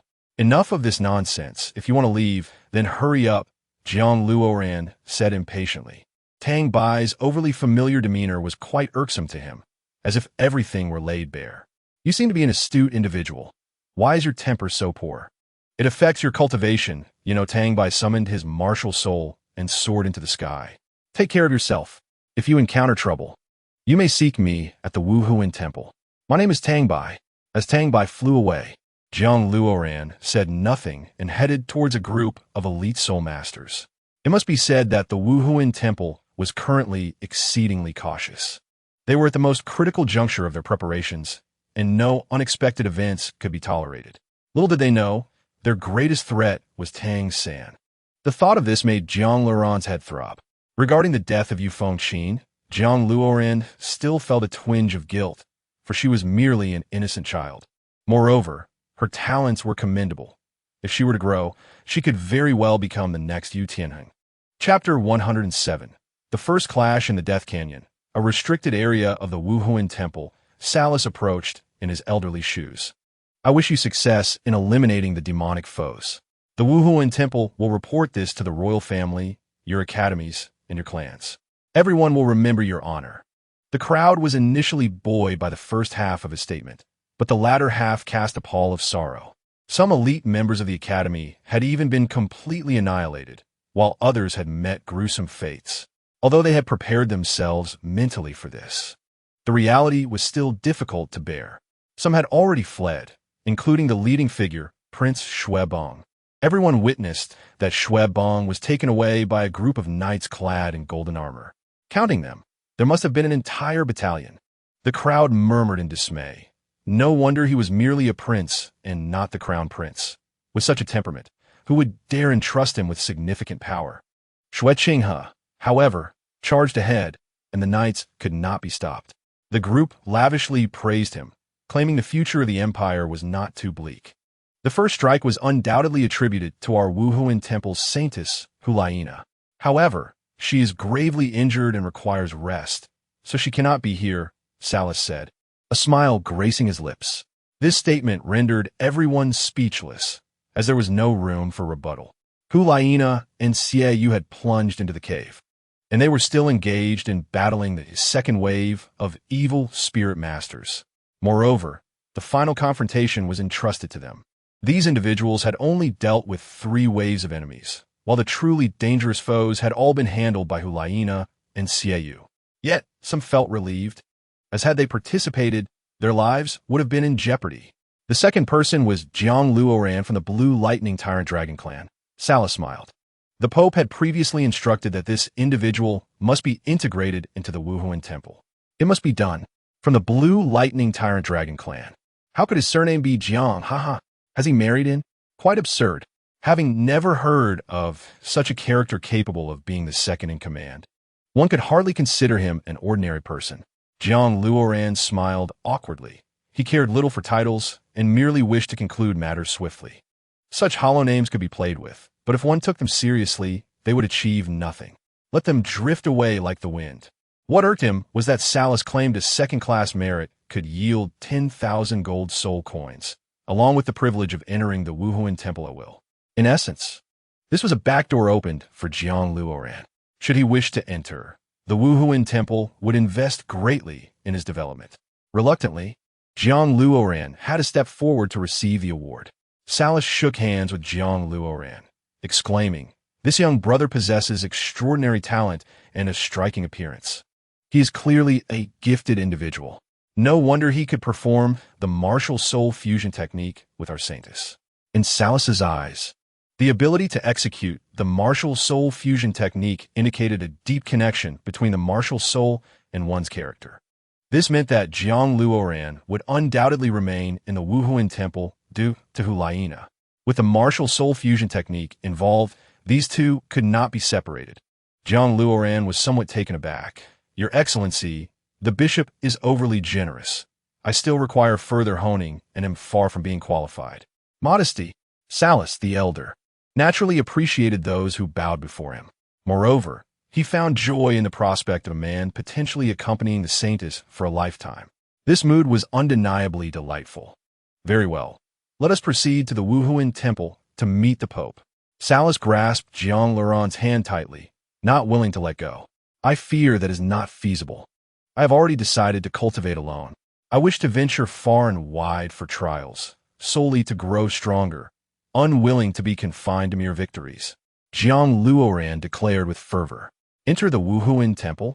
Nonsense. What if I encounter Qianren Xue? Will we clash again? Are there not several titled Duluos concealed within? Are you not aware of that?" "Oh, is that so?" Salus was taken aback. However, he did not ponder Jiang Luoran's reluctance to enter the Wuhuan Temple. for his connection with Hulayina was unbreakable. Yet, the Pope had specifically requested Jiang Luoran to visit the Wuhuan Temple, which put him in a difficult position. No, he must enter the Wuhuan Temple. Before he could voice his thoughts, he heard the voice of Xue Qinghe from behind. Bishop Salas, it is fine for Brother Luoran to pursue trials. Why confine him within the restrictions of the Wuhuan Temple? Salas was struck by lightning. How could he not know that Xue Qinghe's true identity was Qian Rinxue, the daughter of Pope Bibidong? Her words would undoubtedly not hinder the development of the Wuhuan Temple. They would only consider the broader perspective. Was there something wrong with Jiang Luoran? Let's try again. This perhaps is not suitable. Jiang Luoran is someone the elders of our Wuhuan Temple have specifically requested to meet. Salas felt that he could not mention Bibidong. For if Jiang Luoran ultimately did not enter the Wuhuan Temple, it would be the elders who would be embarrassed, not the Pope. What? On the territory of the Tiando Empire, can I not exercise my authority? Xue Qinghe feigned anger. At that moment, Jiang Luoran truly wished to cover his head. These two actors were quite adept at their roles. They were clearly family, yet acted as if they were mortal enemies, even to the point of being at daggers drawn. Jiang Luoran was acutely aware that Xue Qinghe's actions were merely for show, intended for the current emperor of the Tiando Empire. Such skill. They were arguing again, as it was said that the Tiando Empire and the Wuhuan Temple were at odds. The tension was palpable. This prince, Xue Qinghe, was indeed formidable, befitting the next heir apparent. The Wuhuan Temple was excessively domineering, supporting the prince. The prince's character was far superior to that of Xuebong. I suspect Xuebong would have to submit to the Wuhuan Temple. Speak less and avoid being overheard. Impudence. The Wuhuan Temple recruits people based on the prince's discretion. Salas feigned a look of exasperation. What? Are my words without weight? Xue Qinghe frowned, raising his hand to point ahead. There stood rows of royal knights clad in silver armor, poised for battle, holding long spears. The Tiando Empire has no intention of clashing with the Wuhuan Temple. We merely believe Brother Luoran should forge his own path. Xue Qinghe dared not diminish the Wuhuan Temple's reputation. He maintained the act within a reasonable limit, just right. With a huff, we depart. Selassie flicked her sleeves and vanished with the knights of the Wuhuan Temple. Jiang Luoran held a golden card worth 10,000 gold soul coins. Uncertain of how to spend it, please return home to recuperate. Not only the Wuhuan Temple, but also the Tiando Empire will reward you. Await good news. Xue Qinghe glanced at Jiang Luoran as she left, her head still throbbing. Jiang Luoran chose not to expose their intentions, which further confirmed his disinterest in participating in this battle. Luoran, let us proceed. Yu Lingjiao expressed her indifference towards money. In the Blue Lightning Tyrant Dragon clan, wealth held little significance. The monthly distribution of gold soul coins was never accepted by them. What are your plans next, Tianxin? Jiang Luoran surveyed the dispersing crowd. Chapter 108. Yi Zhiqiu, upon hearing Jiang Luoran's words, Yu Tianxin appeared somewhat perplexed. He had no desire to return home yet, but he could not embark on a journey across the seas at this time. The prestigious Continental Elite Soul Master Tournament was approaching. I must return to the Thunder Academy, participate in the tournament, and then venture out for trials, Yu Tianxin said, his brow furrowed. It seems we shall meet again on the battlefield. Jiang Luoran replied with a faint smile. Oh, I never inquired about your academy, Yu Tianxin realized. I am from Shrek Academy. Jiang Luoran grimaced. My teammates are formidable opponents, each more fearsome than the last. Though unfamiliar with the academy, Yu Tianxin could imagine the caliber of its members, implying that Jiang Luoran was truly exceptional. The remaining few must also be extraordinary, he added. You will see for yourself, Jiang Luoran reassured him.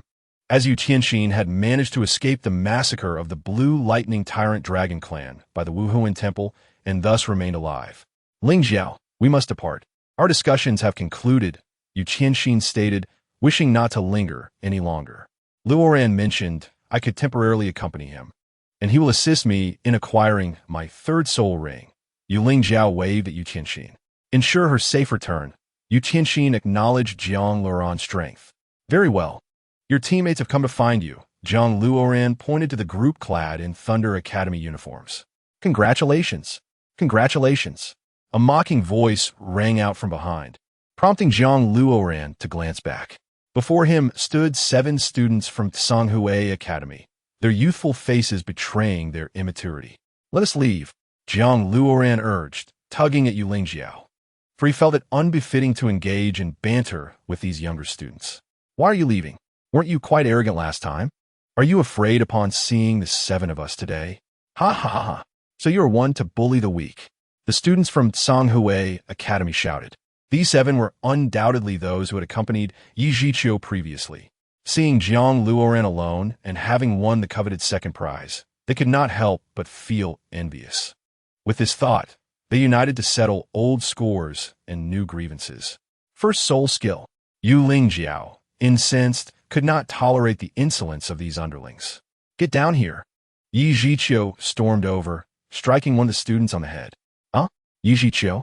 Zhang Luoran observed his soul power fluctuating harmoniously, exuding a subtle aura reminiscent of the ancient tortoise. "Luoran, my young brother, I sincerely apologize for my lax supervision." Yi Zhiqiu's current achievements were largely due to Zhang Luoran's guidance. "What level are you at now?" Zhang Luoran noted that he could not discern Yi Zhiqiu's rank or soul power. "My talents are mediocre, but with your assistance, I have reached level 63. A 6-ring defense system Soul Emperor. With my current accomplishments, I am now one of the main instructors at Tsanghui Academy," Yi Zhiqiu said, suppressing his excitement, though Zhang Luoran could still perceive the satisfaction in his smile. Previously, Yi Zhiqiu had fretted over his advancement, but after this latest turn of events, he unexpectedly entered the realm of the Soul Emperor. He felt as though he owed Zhang Luoran a deep debt of gratitude. "You have not only saved my life, but also paved the way for a brighter future," he thought. He could now access the Tiando Empire's royal circles and partake in various significant events. "I see." Zhang Luoran clapped Yi Zhiqiu on the shoulder. "Congratulations are in order. I am humbled. Yi Zhiqiu, would gladly traverse fire and water for you. Luoran, you are akin to a reborn parent to me," he said, removing his glasses. With his soul power enhancement, his myopia had vanished. He now appeared dignified, akin to a resurgent ancient tortoise, exuding a calm demeanor. "Come now, in this day and age, let's refrain from such flattery. Your willingness to heed my advice indicates your potential," Zhang Luoran acknowledged. "You must put in hard work as an academy student. Continuing in this manner will only lead to your downfall. They are young and naive. And you're also young?" Zhang Luoran conversed with Yi Zhiqiu as an elder would. "Humph!" Yi Zhiqiu was incensed, fully convinced of Zhang Luoran's wisdom. He promptly seized the 7 students and delivered a few blows, leaving them bruised and battered, resembling foolish clowns. "If you do not dedicate yourselves to your training and instead flaunt your appearances, I shall break your legs. Do you understand what it means to cultivate virtue?" Yi Zhiqiu continued to reprimand them relentlessly. The students dared not voice their anger. For Yi Zhiqiu was now a central figure at Tsanghui Academy and had become a guest of the royal family, his reputation growing with time. "Do not provoke him." Even the Lord of Nodding City would greet Yi Zhiqiu with a smile. "I shall not disturb your lesson any longer," Zhang Luoran said as he prepared to leave. Luoran, I had hoped to invite you to my humble abode for a meal. My wife is aware of my return today." Yi Zhiqiu hastily stopped Zhang Luoran, his face alight with flattery. "Your wife?" Zhang Luoran chuckled wryly, realizing that he had merely provided some guidance to Yi Zhiqiu, who had since risen to great heights. Even marrying. Such a transformation. Zhang Luoran dismissed Yi Zhiqiu and walked away with Yu Lingjiao. Yi Zhiqiu has knelt before Luoran, he proclaimed, regardless of whether Zhang Luoran needed such accolades. Bowing in the direction Zhang Luoran had departed. Teacher, they have all left." The students behind helped Yi Zhiqiu to his feet. "You lot, having received guidance from Brother Luoran, are as fortunate as receiving a decree from a titled Doloa. How dare you offend the Holy Might? Watch as I do not punish you today." Yi Zhiqiu shouted as he kicked the students away, launching into a frenzy of blows. Yu Lingjiao sensed the pained cries behind her. "Brother Luoran, he is a Soul Emperor. Have you truly guided him?" she inquired, grasping the implications. "Your situation differs from his. You are a blue lightning tyrant dragon. I cannot offer much assistance." If I were to impart any wisdom, it would be to balance strength with gentleness, Jiang Luoran advised. Balance strength with gentleness? Yu Lingjiao pondered, recalling where she might have heard the phrase but unable to pinpoint it.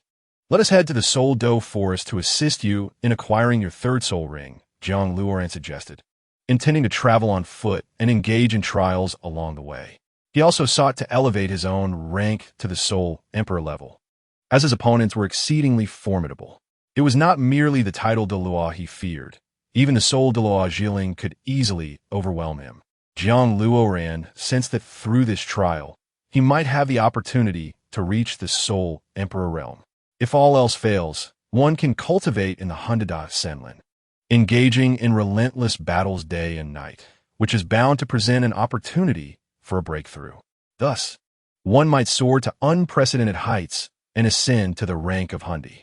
Chapter 109. Redemption. Venturing northward, Jiang Luoran and Yu Lingjiao arrived at Shirweizi.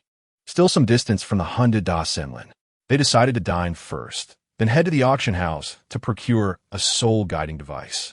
Entering the Hundada Senlin necessitated some preparation. Lacking a soul-guiding device capable of storage, Jiang Luoran had no choice but to try his luck at the auction house. Otherwise, carrying numerous burdens into the Hundada Senlin alongside Yu Lingjiao would be excessively exhausting. With a surplus of unutilized funds, it was indeed a matter of making the most of what they had. Their sustenance during the journey was of the finest quality. They feasted heartily. As for attire, who wouldn't relish donning a few exquisite garments once wealth was at hand? Jiang Luoran and Yu Lingjiao each donned a set of refined clothing, primarily for the sake of cleanliness. The duo strolled through the streets as if on vacation, meandering until they reached Shirweizi. They ordered bowls of clear soup noodles, as they had grown weary of meat after several days of indulgence. I seldom venture outside, Jiang Luoran remarked, for the family head insists I'm still quite young, while Yu Lingjiao rarely leaves home. Thus he was filled with curiosity about the world around them. Have you removed your family crest, given that you are a lady? Jiang Luoran inquired. Yu Lingjiao offered a wry smile. Earlier, someone had recognized the family crest adorning Yu Lingjiao, drawing attention as if a celestial being had descended, with onlookers pointing and whispering. Some even extended invitations for them to visit their homes. After finishing their noodles, Jiang Luoran paid 10 copper soul coins and departed. Open the door. On what grounds do you apprehend me? Open up. Be reasonable, or shall I render you unconscious again? Robbers? Yu Lingjiao glanced at Jiang Luoran, incredulous that such actions could occur in broad daylight. Follow me. Jiang Luoran navigated through several blocks with ease, arriving at the site of a cat demon ensnared within a golden cage. This cat demon is not particularly old. Killing her would yield little in terms of soul rings. What purpose do they have in capturing her? Yu Lingjiao questioned, puzzled.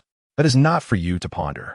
I intended to rescue her from the auction house, and it seems fate has brought us together, Jiang Luoran replied. This will save me some expense. He deftly produced a white mask from his sleeve.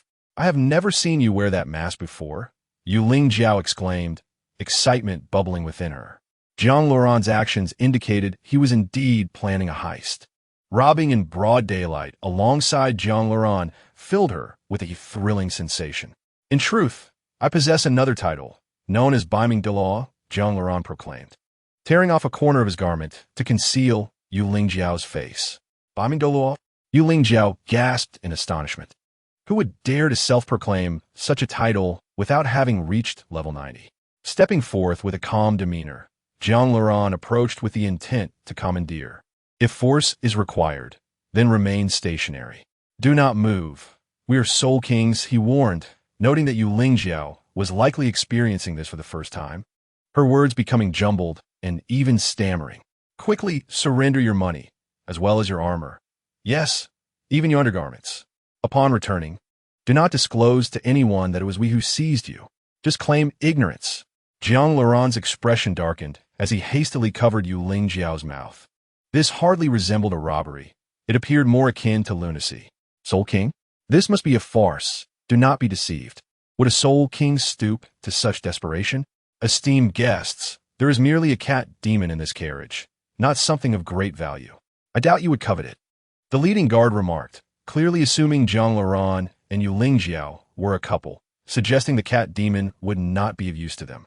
Without further ado, Zhang Luoran delivered a swift kick that sent the leading guard sprawling. "Know your place and roll away," he commanded with an air of authority. "This is 1,000 gold soul coins, sufficient to cover the original price, allowing you to complete your report." Zhang Luoran tossed the coins aside nonchalantly. It appeared extravagant, but he was aware of the savings he had just secured. The cat demon's entry into the market would undoubtedly result in profit for various factions, driving the price skyward. Realizing the situation was deteriorating, the group hastily retreated, leaving behind even their leader, who had been sent flying. "Luoran, you appeared quite imposing. It hardly seems like your first time," Yu Lingjiao remarked with a smile. "When one possesses strength, every action appears harmonious." Zhang Luoran forcefully pried open the iron cage. The cat demon, still unable to speak, cowered on the ground, occasionally glancing up at Zhang Luoran in trepidation. "Are you here to rescue her?" Yu Lingjiao inquired, gently patting the cat demon. "Can you stand?" She was still far too weak to return on her own. She might be recaptured on the way back, Zhang Luoran contemplated. "Are we not headed to the Hundada Senlin?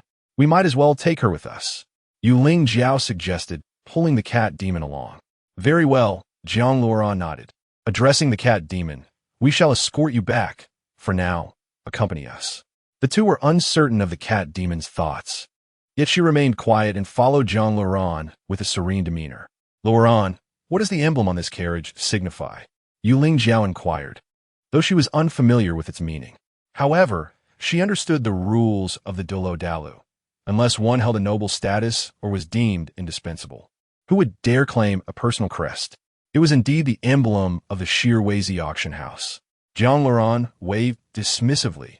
"We have commandeered their goods." "This is exhilarating, Luoran. Do you not still require a soul-guiding device?" "Let us storm in and seize one," Yu Lingjiao exclaimed, her fists clenched, her cheeks flushed with excitement. "Robbery is a malady that requires remedy." Zhang Luoran playfully tapped Yu Lingjiao on the head. Alas, this young lady was straying further down the path of thievery. Would the venerable Yu Yuanjin lament the corrupting influence he had on his granddaughter? Nevertheless, Zhang Luoran surmised he likely would not, as he was inherently a rather savage individual, unconcerned with the minor transgressions of the younger generation. Yet, he would certainly intervene against acts of utter depravity. "Where are you headed?" Yu Lingjiao asked, noticing Zhang Luoran's intention to retrace their steps. "This cat demon is likely famished. Let us procure a few pounds of meat for her to eat. Once she is satiated, we shall continue our journey." The trio returned to the restaurant without hesitation, directly ordering several bowls of beast meat. Zhang Luoran had underestimated the cat demon's appetite. An hour had passed, and the cat demon had scarcely paused, devouring bowl after bowl until the proprietor was left dumbfounded. "Such an appetite. Do you think her stomach can handle it?" Yu Lingjiao remarked, her eyelids twitching. "She is a soul beast, endowed with eternal life, so there is no cause for concern." Zhang Luoran seized the opportunity to have the proprietor pack several pounds of beast meat for their journey to the Hundada Senlin. However, this would have to wait until he secured a soul-guiding device at the auction house before returning to collect it. In truth, Zhang Luoran was indifferent to his own consumption, primarily concerned for the cat demon and Yu Lingjiao. Chapter 110. Sudden turn of events after the meal. The cat demon had regained her vitality, appearing much more spirited. Moments later, an influx of soldiers appeared outside, accompanied by several elegantly dressed merchants. They shared a common trait, an unmistakable air of urgency. It was evident that Zhang Luoran's abduction of the cat demon had incited their hasty demeanor. "Such significant cargo, and you have allowed it to be lost? What purpose do you serve?" The leading merchant scolded a man clad in armor. The man was the Soul King. "We are no match for him. Indeed, he is far too powerful, having kicked the captain away, who is now gravely injured. I do not care. I only know that I employed you with my money for protection. Moreover, what rank is the Soul King? Would he even bother to rob?" The merchant was furious. "Find it. Retrieve it from me. I shall report him to the Wuhuan Temple." The merchant clenched his fists tightly. "Here is the 1,000 gold soul coins left by him." The man handed the coins to the merchant and vanished with the others. Brother Luo ran. That rotund fellow is brimming with gold. Yu Lingjiao pointed at the merchant. Ignore him. We shall enter the auction house. Jiang Luo ran, placed his mask on the cat demon's face. What if we are discovered? Yu Lingjiao realized how reckless Jiang Luo ran was, having stolen something from them. He still intends to enter their establishment to make purchases. How resilient his heart must be. If we are discovered, we shall fight. The auction house of Zyreways was indeed grand. The gilded decor was merely a prelude, with a few luminous night pearls at the ceiling being worth a fortune. The maid at the entrance halted Jiang Luo Ran and the others, stating that non-members were not permitted entry. Jiang Luo Ran had anticipated her words and presented the gold card given to him by the Wuhuan Temple. Will this suffice? This is the gold card from the Wuhuan Temple? The maid was so startled that her legs nearly buckled. This was an instinctive reaction, devoid of any pretense. One could only imagine the immense influence the Wuhuan Temple held over all soul masters in the continent. Please lead the way. Jiang Luo Ran smiled, deeming further conversation unnecessary. The gold car from the Wuhuan Temple was a passport to all places in this realm. Certainly, esteemed gentlemen, please follow me. The maid, pale-faced, led them inside. The maid approached the auction house's supervisor, whispered a few words in his ear, and then departed. The supervisor hurried over, realizing that distinguished guests had arrived. May I inquire what you wish to purchase? Greetings, we require a soul guide device for storing items. Jiang Luo Ran shook hand with the supervisor. Do you have such an item? Yes. There is a soul guide device that would suit you perfectly, and it will be auctioned today. The supervisor pondered for a moment, but the auction house's regulations are not solely my decision. This item cannot be sold directly to you. I do not expect you to sell it cheaply. I merely need to know it exists. Jiang Luo Ran was not the type to seek bargains. Thank you for your understanding. I will have someone escort you to a seat. The supervisor felt elated. Such a prominent figure was indeed different. At least he did not exert his power over the weak. He was reasonable. Upon entering the auction area, Jiang Luo Ran was met with a cacophony of noise and argument. They promised a cat demon auction. How could they go back on their word? When did the auction house become so untrustworthy? Bah, what a waste of joy. It truly dampens the mood. Do you believe I won't dismantle your establishment? Regardless, I am here for the cat demon. If it is not presented, we shall not leave. Indeed. This scene was quite grand, comparable to the arena battles of Zyreways. Although Jiang Luo Ran did not catch every detail, he discerned that it was indeed about the cat demon.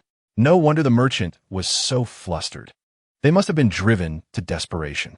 The supervisor emerged to mediate, earnestly stating, the highest decision of this auction house is to offer all items for this auction at a 30% discount. Please remain calm. Do not disrupt the auction of other items, gentlemen. It is unknown who intercepted this.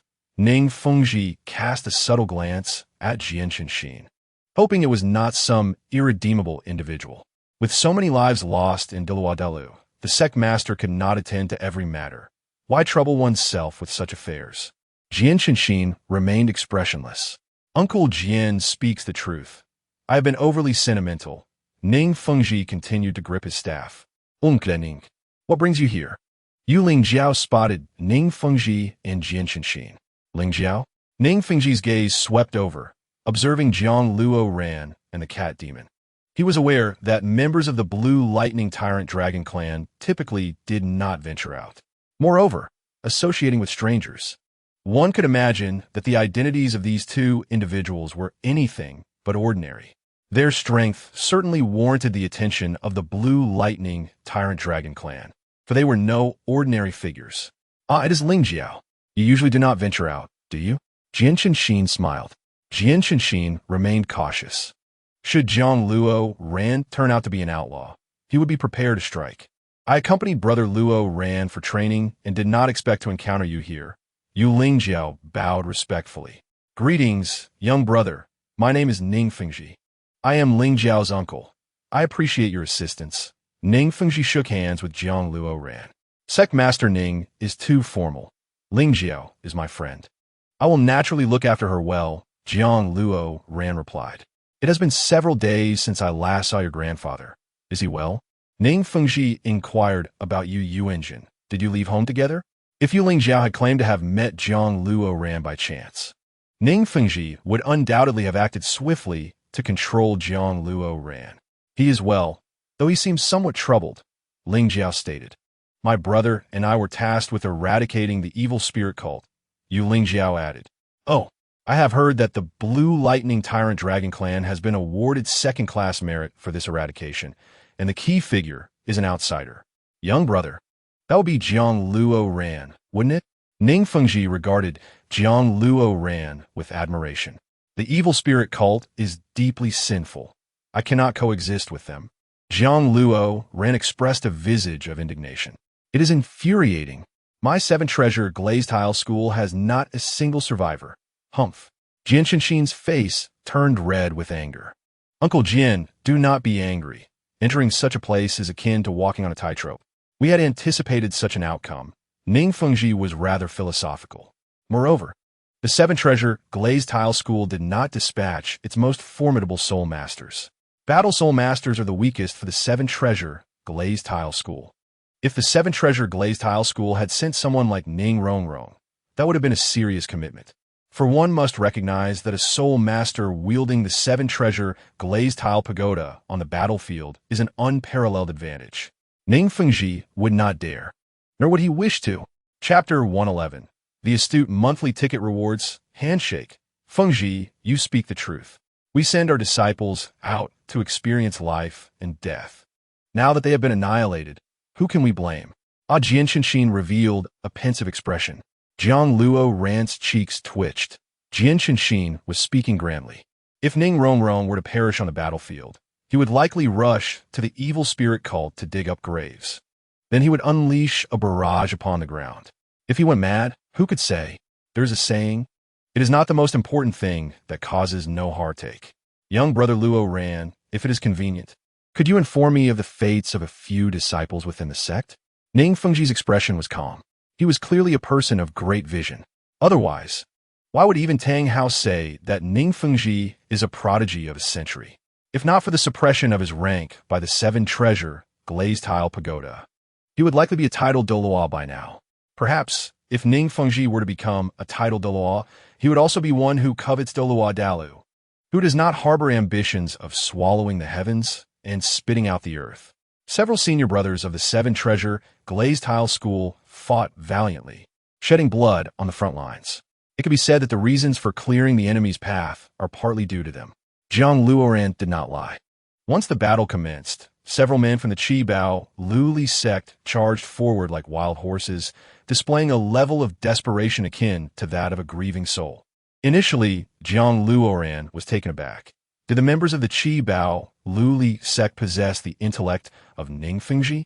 Although Yu Tianheng fought fiercely, he had formidable strength to back him up, ensuring he did not meet an untimely end. In contrast, those from the Qi Bao Luli sect, lacking sufficient power, were even more ferocious than Yu Tianheng, nearly pressing their faces against their opponents. After several waves of combat, these individuals were brutally slain. I knew Ning Tian and his companions were commendable. Ning Fengji cast an enigmatic glance at Zhang Luoran, as if he understood everything. Zhang Luoran suddenly realized he had fallen into a trap, for Ning Fengji had never declared himself the sect master of the Qi Bao Luli sect. Yet, Zhang Luoran's words inevitably revealed that he was already aware of the other party's identity. Truly a cunning old fox, Zhang Luoran was astonished. This man was extraordinarily intelligent. It seemed that the younger brother was no ordinary individual, possessing vast knowledge, deserving of the title of youthful hero. Why not come visit our Qi Bao Luli sect this time? Ning Fengji kindly invited. We still have trials to undergo, but there will certainly be an opportunity. Zhang Luoran responded, not wishing to enter the Qi Bao Luli sect right after leaving the Lan Dian Bawang sect. That would be too much attention on him. The key was that he still needed to cultivate and had no time to dally with them. When will that opportunity arise? Our sect master is merely inviting you as a guest, not capturing you. What is there to be concerned about? Jian Qinshin furrowed his brow. Zhang Luoran capitulated. After all, the other party was a titled Doloa, and strength justified reason. However, he could not simply submit to being slaughtered. Uncle Jian, It is commendable that you understood the importance of cultivation at such a young age. You will undoubtedly become a pillar of our empire. And the empire will take pride in you. Ning Fengji waved his hand. The auction is about to begin. Ling Jiao, what would you like to purchase? Uncle Ning will buy it for you. Ning Fengji smiled. Ling Jiao had nothing in particular she wished to buy. She merely lacked a soul guide for storing goods. Thank you, Sect Master Ning, for your trouble. Jiang Luoran did not want to let you Ling Jiao owe Ning Fengji a favor. The path of destiny for you Ling Jiao's future achievements was at stake. This was the purest of the Lan Dianba Wang Long. If Ning Fengji employed any trickery, this young girl, with her limited wits, would surely be unable to outmaneuver him. Moreover, as a wealthy young lady, what could she possibly lack? A soul guide? Ning Fengji stroked his chin. Then I shall bid for one on your behalf. What, are you not pleased? Truly arrogant, Jian Qinshin increasingly found Jiang Luoran disagreeable. No. Then thank you, Sect Master Ning. Jiang Luoran clasped his hands. It was better to comply than to refuse, as further rejection would imply disdain for the other party. Jian Qinshin might very well leap in to strike. Due to unforeseen circumstances, all items in the auction house were now being sold at a 30% discount. This led to dramatically fluctuating bids. While a 30% discount was not particularly generous, it was significant at the Silvis auction house, tantamount to a considerable loss. One could see the auctioneer's face darkening. Blood coral, starting bid of 500 gold soul coins. The auctioneer slowly presented a golden plate. 500 gold soul coins. I'll take it. 550. Don't compete with me, came the retort. 600. I have sufficient funds. Is there anyone else willing to contest? The final bid of 1,000 gold soul coins secured the blood coral. Ladies and gentlemen, please observe the next item. The auctioneer clapped his hands, signaling for the maid to present. This was a garment made from the silk of the ancient Tianmeng ice silkworm, tested to be waterproof, fireproof, and resistant to lightning, though it could still be damaged under excessive strain. The starting bid was 3,000 gold soul coins as the auctioneer dropped the hammer. Silk from the Tianmeng ice silkworm? My goodness, I'll take that. 4,000 gold soul coins. A fine item. 500 gold soul coins. 700. No one contesting, came the declaration. 6,000 gold soul coins. Does anyone have any objections? You're not following the rules. Jiang Luoran exclaimed in astonishment. Is that you, Tianmeng? The current Tianmeng ice silkworm was only about 10,000 years old, right? Had that plump caterpillar been captured? However, considering its cleverness, escaping should not be a problem. Reflecting on the past, 10,000 years ago, the Dolua continent was quite normal. Look at the items being auctioned, mostly soul guides or garments made from soul beasts. In contrast, fast forward 10,000 years into the future, and soul bones were sold like candy, whereas now, people fought fiercely over a single soul bone, often resorting to backstabbing. The Snow Empress was still sold off. This was simply outrageous. Frankly, the natural ecosystem had become too resilient. And then there was Hui Yuhao. That figure was simply not to be trifled with. Anyone who dared would face dire consequences. 10 million-year soul rings could unleash waves of energy capable of obliterating a deity. Jiang Luoran could only envision the tragic fate of Dai Huabin, and to describe it as brutal would be an understatement.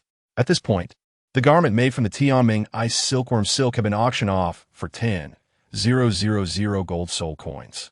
The next item was a storage soul guide with a capacity of 10 cubic meters. It could accommodate any non-living item, making it ideal for soul masters embarking on trials. Starting bid was 1,000 gold soul coins. The auctioneer glanced at Jiang Luoran, smilingly gesturing. A maid approached, carrying a golden plate adorned with a black bracelet. The black diamond atop the bracelet boasted the 10 cubic meters of storage space. This was something they did not lack at home, and moreover, it was impractical. No, I'll wait for the next item. A storage soul guide? Who would want such an item? Is no one interested? In 5 seconds, I will retract it. The auctioneer questioned, puzzled. 1,000 gold soul coins. I'll take it. 100. A flat price of 2,000 gold soul coins, with no one contesting. Just give it to me. Ning Fengji clapped his staff. to buy a storage soul guide for 2,000 gold soul coins. This person is either a fool or merely wealthy and bored. Many turned to gaze at Ning Fengji, their expressions reflecting disbelief. Did the Qi Bao Luli sect still lack a soul guide? Very well, 2,000 gold soul coins, the auctioneer confirmed, allowing the maid and Ning Fengji's attendant to conduct the transaction directly. This was the privilege of the Qi Bao Luli sect. Thank you, Sect Master Ning. Jiang Luoran expressed his gratitude. No need for thanks. If you do not mind, just call me Uncle Ning. Ning Fengji's gaze was filled with affection. He had yet to inquire who this young lady was. The cat demon stepped back, her expression flustered, and fortunately, her mask concealed any suspicion. She is a cat demon I intercepted midway. Once we reach the soul fighting forest, I will release her. With a person like Ning Fengji, it suffices to speak the truth. Why weave elaborate lies? Isn't it exhausting? Oh, Ning Fengji was momentarily taken aback. It turned out to be this way. To be saved by a young brother was indeed her fortune. Ning Fengji was not intimidated by the identity of the cat demon. Rather, he was startled by Jiang Luoran. According to reliable sources, the man who abducted the cat demon was a soul king. The soul king, while not exceedingly rare in this world, is certainly not commonplace. Moreover, a soul king of Jiang Luoran's age is an exceptional anomaly. In contrast to Ning Fengji's contemplative demeanor, Jian Shenxin's inquiries are markedly incisive and decisive. What? You claim to have abducted it? Jian Shenxin approached, incredulous. You are merely around 18 years old. How could you possibly be a soul king? Ning Song Chu. This is the soul guide you auctioned. A maid, oblivious to the gravity of the situation, approached, holding a golden tray. Ning Fengji gestured towards Jiang Luoran. Is a gift for you. Thank you, Jiang Luoran said as he swiftly took the soul guide and adorned it upon his wrist. The soul guide possesses the ability to adjust its size in accordance with the user's body. The cat demon, curious by nature, perched itself upon Jiang Luoran's shoulder to inspect the soul guide. Upon noticing the yellow tail of the cat demon, the maid dropped the golden tray and fell to the ground. The attendees of the auction house turned their attention to the scene, bewildered by the unfolding events. Isn't that a cat demon? What on earth is happening at the auction house today? Do they not wish to sell? What is going on? How did a cat demon end up here? A merchant rushed in from outside, recognizing the cat demon. Quickly, someone apprehended. A dozen armored warriors surged forward, brandishing long spears. Where are the guards of the auction house? Summon them all. Chaos erupted in the hall, with the merchant reveling in the excitement. Having summoned nearly all the fighting force of the auction house. Little brother, I cannot assist you in this matter, Ning Fengji remarked calmly, seemingly unperturbed by the commotion. All beings share the same origin. No soul beast truly belongs to anyone. When did this ecology become the domain of merchants? They're hardly qualified. Jiang Luoran remained surprisingly composed, for as a soul king, he possessed the means to resort to violence if necessary. If it came to that, he would not hesitate to act.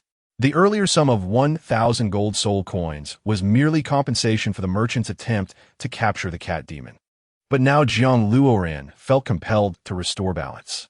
This world operates on a peculiar principle. Though one may speak truths that resonate with humanity, few will heed your counsel. Instead, they are likely to label you as mad, for without the power to effect change, one finds little support. Ning Fengti Siket. You possess a commendable spirit, young man. Would you like this old man to lend you a hand? Jian Shenxin exuded a blue aura. No need, senior. These scoundrels are seeking trouble. I, Jiang Luoran, stand on the side of reason and fear not the ensuing chaos. With a single hand, Jiang Luoran crushed the barrier before him with ease. His soul power surged to level 57. Soul rings emerged automatically, shimmering in shades of purple and black. 5 soul rings rotated above him, one settling at his waist. With deftness, Yuling Jiao tore 2 pieces of cloth from her attire, binding them over Jiang Luoran's and her faces. Soul King, Ning Fengji's expression contorted in disbelief. Jian Shenxin was rendered speechless. Let us go, Jiang Luoran declared, his form flickering as he unleashed a wave of soul power forward. With a thunderous boom, Purple light erupted like a detonating gas canister, sending 5 warriors sprawling. Charge! Kill him! The merchant bellowed, his face flushed with rage. Dozens of warriors armed with their preferred weapons engaged Jiang Luoran in fierce combat within the auction house. Nobles who had come to procure items were left dumbfounded by the sudden eruption of violence. The once opulent auction house had transformed into a battleground. Such a spectacle, rare in a millennium, perhaps not seen in 10,000 years, unfolded before their eyes. Every year brings its peculiarities, but this year was especially rife with them. Some spectators, captivated by the unfolding struggle, cheered for Jiang Luoran. Fight him. The young man is doing splendidly. If I were younger by a few decades, I would join you. Look at these worthless fools. They cannot even keep a child safe despite having grown so large. I've become a fan of this young lad. Is this truly happening? My heavens. The auction manager swallowed hard, bewildered by the sudden shift in atmosphere. Calm down, everyone. We at the auction house are facing a dilemma today. Please return home. The manager implored, but none of the audience moved, as if invigorated by the unfolding drama, rallying behind Jiang Luoran. Step aside. Jiang Luoran utilized his soul power to kick away the leader attempting to seize the cat demon. Grievances have their origins, and this merchant is the root of it all. Therefore, I shall not go to extremes with these guards. I will fight you. The merchant charged, swinging his hefty fist. How could an ordinary person contend with a soul master, let alone a soul king? Although the merchant appeared to lack considerable combat prowess, his strikes carried more weight than they seemed. Jiang Luoran seized the merchant by the neck, delivering a powerful blow that nearly split his skull. The merchant was cast aside like a rag doll. With twin hands pressed together, Jiang Luoran unleashed his soul power, sending a dozen foes flying. A swift kick dispatched 5 more, pinning them against the auction house wall. Jiang Luoran grasped 2 guards, thrusting them towards the glass of the auction area, the shattering sound echoing like a collision of skulls. He followed up with a powerful strike against the guards behind him. It was a complete rout. Jiang Luoran moved with the ferocity of a titan, unstoppable in his advance, reminiscent of a celestial beast traversing the earth. Prince Xuexing's expression was one of panic as he clearly felt intimidated by Jiang Luoran's reckless demeanor. He discarded his mask and fled the scene. This individual was utterly ruthless, daring to assault the very heart of the auction house. From ancient times, those who act recklessly do not live long. Jiang Luoran's audacious actions dazzled the crowd. If one were to speak of madness, few could rival Tang Hao within the Doloa continent. The stories of Tang Hao's feats, rampaging through the Death Canyon, crossing the Slaughter City, and decisively defeating 2 elders of the Spirit Hall, were legendary. Now, a new madman emerged. Jiang Luoran bore resemblance to Tang Hao, possessing a third of his spirit. Ning Fengji and Jian Chenxin exchanged knowing glances, sharing a smile of understanding. At this moment, Jiang Luoran was struck by a thought. Zhao Wujia had once faced Tang Hao in a fierce battle. Flinder had remarked that Zhao was the type of person who would dare to strike even the Pope. This indicated that Tang Hao had engaged in combat with Qian Xuanji prior to their fateful encounter, a battle well known to all. This place is no longer safe. Jiang Luoran mused, clenching his right hand as a purple soul ring surged forth. His first soul skill, creation from nothing, activated. With a rustling sound, dozens of bloodthirsty vines erupted from the ground, ensnaring everyone else in place.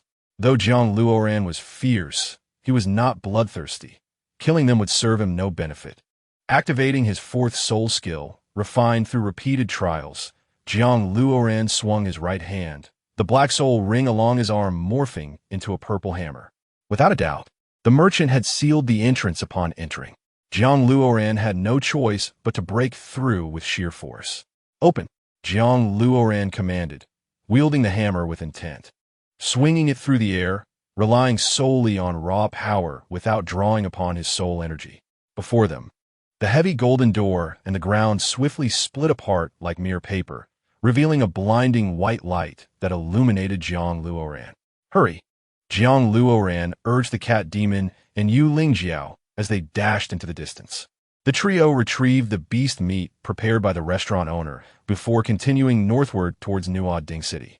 As their journey to the Seoul Dual Forest necessitated passing through Nuad Ding City, Brother Luoran, if I had presented the emblem of the blue electric Tyrannosaurus earlier, would things have turned out differently?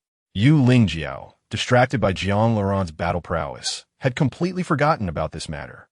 Utilizing such things only serves to amplify my feelings of inadequacy. I am not one to dwell in the shadows, and this emptiness is unsettling. Jiang Luoran bore no resentment towards Yu Lingjiao. The cat demon, unable to speak human language, silently followed Jiang Luoran, oblivious to whether he was virtuous or villainous. Yet, that was of little consequence. She knew he was formidable enough to handle most challenges.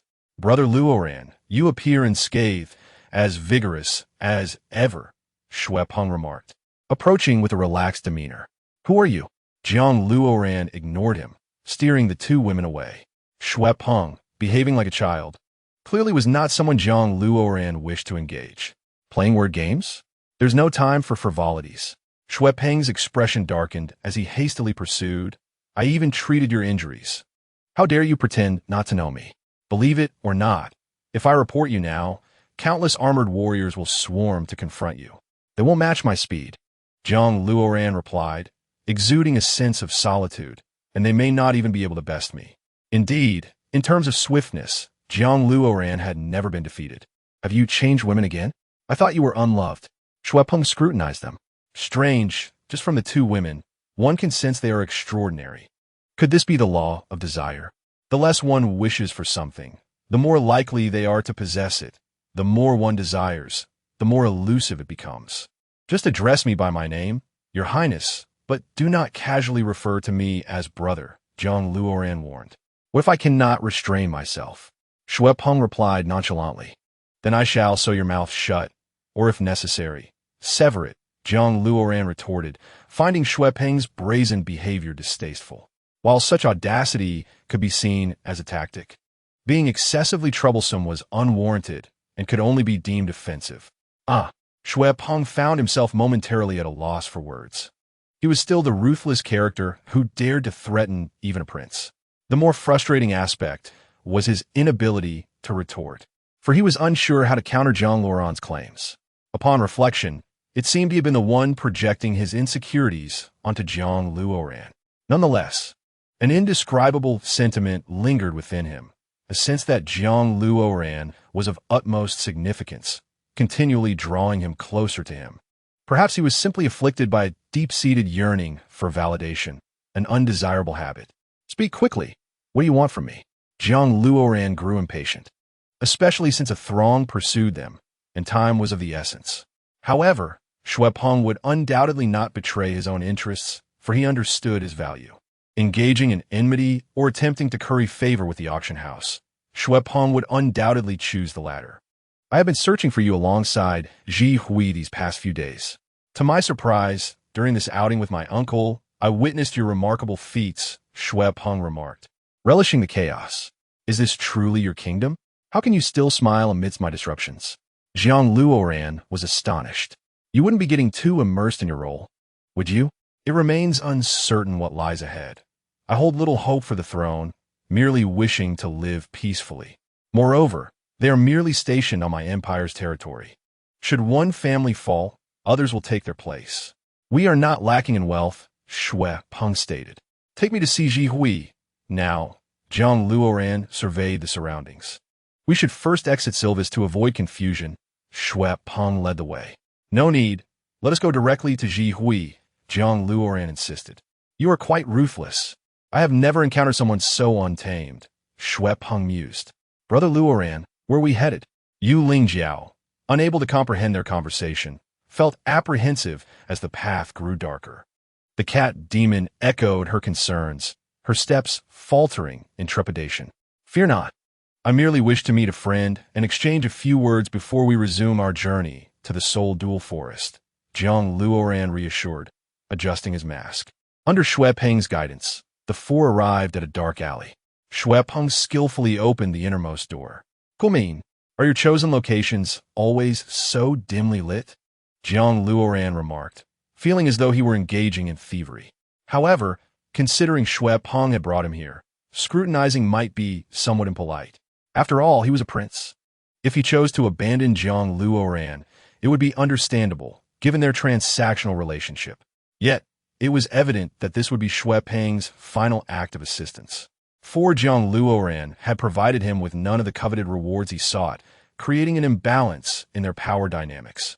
Jiang Luoran resolved to offer Xue Peng assistance this time, as a token of gratitude for his efforts. Chapter 114. A half-understanding of monthly tickets and rewards. Handshake. Upon entering the dilapidated room, the group spotted Ji Hui, clad in a green cloak, consuming ale. "Have you confirmed that there are no tails outside?" Ji Hui queried, taking 3 swigs of ale in silence. "It is not as though we are discussing imperial affairs. We are not that sought after." Jiang Luoran gestured for everyone to sit. "I was referring to the tails behind you," Ji Hui replied irritably. "They're my loyal subordinates outside, the current captain of the Royal Knight 6 Squadron. You may speak freely, as Xue Peng assures," Jiang Luoran interjected. "To be brief, your father is a madman, and you appear to have inherited his genes perfectly." Ji Hui's blunt observation left everyone feeling awkward. "What do you mean by that? Surely, you don't imply it pertains to his mental state?" Jiang Luoran found no humor in such a statement. If Ji Hui had summoned him solely for trivial banter, he would need to reconsider his choice of companions. "Of course not. I'm not that bored." Ji Hui paused. Over a decade ago, for reasons unknown, he violently stormed the Ji estate, resulting in hundreds of deaths and countless injuries. It is said that after the massacre, he appeared disheveled, eyes glowing red, leading people to believe he had succumbed to madness. I don't believe he was mad. During my brush with death, he relinquished his own powers to save me. Had he been truly deranged, I would have met a dire fate as well. This might just be a rumor. Jiang Luoran waved his hand dismissively. He speculated that the man must have been driven to desperate measures, fighting fiercely in a moment of necessity. Now, he finally grasped a breakthrough. If he could unravel the reasons behind Jiang Nan's violent actions, many issues could be resolved. Jiang Luoran knew that uncovering these truths would not be arduous, as they only involved the Ji family, not even reaching the 4th clan. In contrast to Tang San's background, he felt significantly more at ease. A sudden avalanche of astonishment washed over Xuebeng, shaken by the madness displayed by the father and son duo. Should they take their actions a step further, they might very well find themselves inducted into the ranks of the evil spirit mages. The mere thought of someone like Jiang Luoran becoming an evil spirit master sent chills down Xuebeng's spine. Whether it be malevolent or benevolent, both require a leader capable of shouldering great responsibilities. The thoughts of the leader dictate the direction of the team, and the leader's potential defines the identity of the group. Sometimes it is not merely a matter of being demonic. Rather, it is about not being demonic enough. For now, we shall reserve our doubts. Initially, I too harbored skepticism, but after becoming acquainted with you, I began to believe that this matter might hold some truth, Zhi Hui stated without a hint of mockery. Jiang Luoran interjected, "I shall continue." The man, in his madness, fled alone and never returned to the Jiang residence. Moreover, the head of the Jiang family disavowed his own son, promptly declaring his expulsion from the family. I noticed a peculiar phenomenon. My grandfather did not go to the Jiang residence to account for the deceased. Instead, he vanished into obscurity. Zhi Hui pondered. Jiang Luoran was at a loss for the reasons behind this, and Zhi Hui's silence suggested she too was only privy to this information. Had the other party known the cause, they would have clarified it immediately. "My head is spinning. You all may continue your detective games." Xuebeng stepped outside, feeling overwhelmed. Indeed, this world belongs to those of superior caliber, intellect, physique, and prowess. My martial soul differs from those of everyone in the Jifu. I have contemplated inquiring multiple times, yet my elders remain tight-lipped. They seem to have encased me within a vacuum of silence. Zhi Hui believed that the two matters could not be connected. All signs indicate that you are indeed a legitimate member of the Jifu, and there is no further need for investigation. Therefore, why pursue this arduous inquiry? Jiang Luoran began to doubt Zhi Hui once more. "I live in a state of confusion. Didn't we discuss this previously?" Zhihui's hands trembled, wondering if this person needed to be so cautious. She recalled nearly losing her life last time, and even now, her back tingled with dread. It might be better to avoid future meetings and communicate through letters instead. What if one day he becomes displeased, succumbing to madness, and comes to kill me? Wouldn't that be an unjust fate? Is that all? Jiang Luran felt that Zhihui's words merely provided him with a clue. In truth, I came to caution you. It seems the elders in your family may wish to harm you. Zhihui rose from her chair.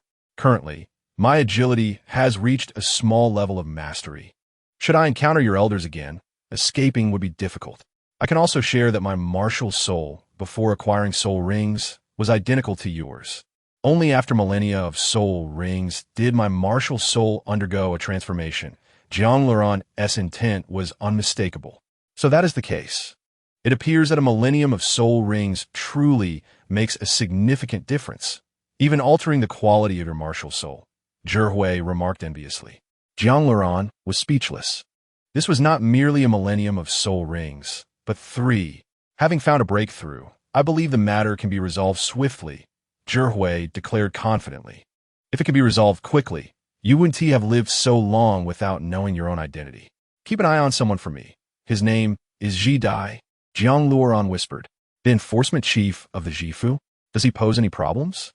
Zhihui felt that Ji Dai was the least concerning individual to observe, since he seemed to exist merely to numb himself, completely indifferent to social connections. He spent his days meditating at home, oblivious to everything. Jilin appointed him to the position of enforcement chief precisely because of his temperament. There is no issue. Merely observe his usual interactions. Jiang Luran thought it unreasonable to disclose that Ji Dai might be Jiang Liuer. After all, Zhihui was also a member of the Jifu, and such gaps could not be allowed to fester within the family. To take it a step further, if Ji Dai truly is Jiang Liuer, then I would be responsible for his demise. Oh, I understand now. Do take care of yourself. Zhihui gestured to Jiang Luran. What is it? Money? Jiang Luran was baffled. What use is money? Hand over a fragment of your martial soul, and I shall study it upon my return. I wish to delve into the mysteries within your martial soul, which would undoubtedly aid my breakthrough. Zhihui reasoned that since their martial souls were alike, he could draw insights from Jiang Luran. Countless soul masters yearn to glean wisdom from those more powerful than themselves, especially a talent like Jiang Luran, who climbed to success through soul rings and sheer determination. It is a sight seldom witnessed. Bloodthirsty vine, Jiang Luran extended a half-meter-long vine, a blend of purple and pink, from his right hand to Zhihui. After sending Zhihui on his way, Jiang Luran sought out Xuebing, intending to lend him a hand in gratitude. However, he knew that his words might not wield decisive influence. Chapter 115. Merely a transaction for monthly tickets and rewards. Handshake. Here are 3 robes. Don them quickly and depart. Xuebing pointed to the black robes on the table. Jiang Luran smirked. Was the other party truly angered? It was understandable.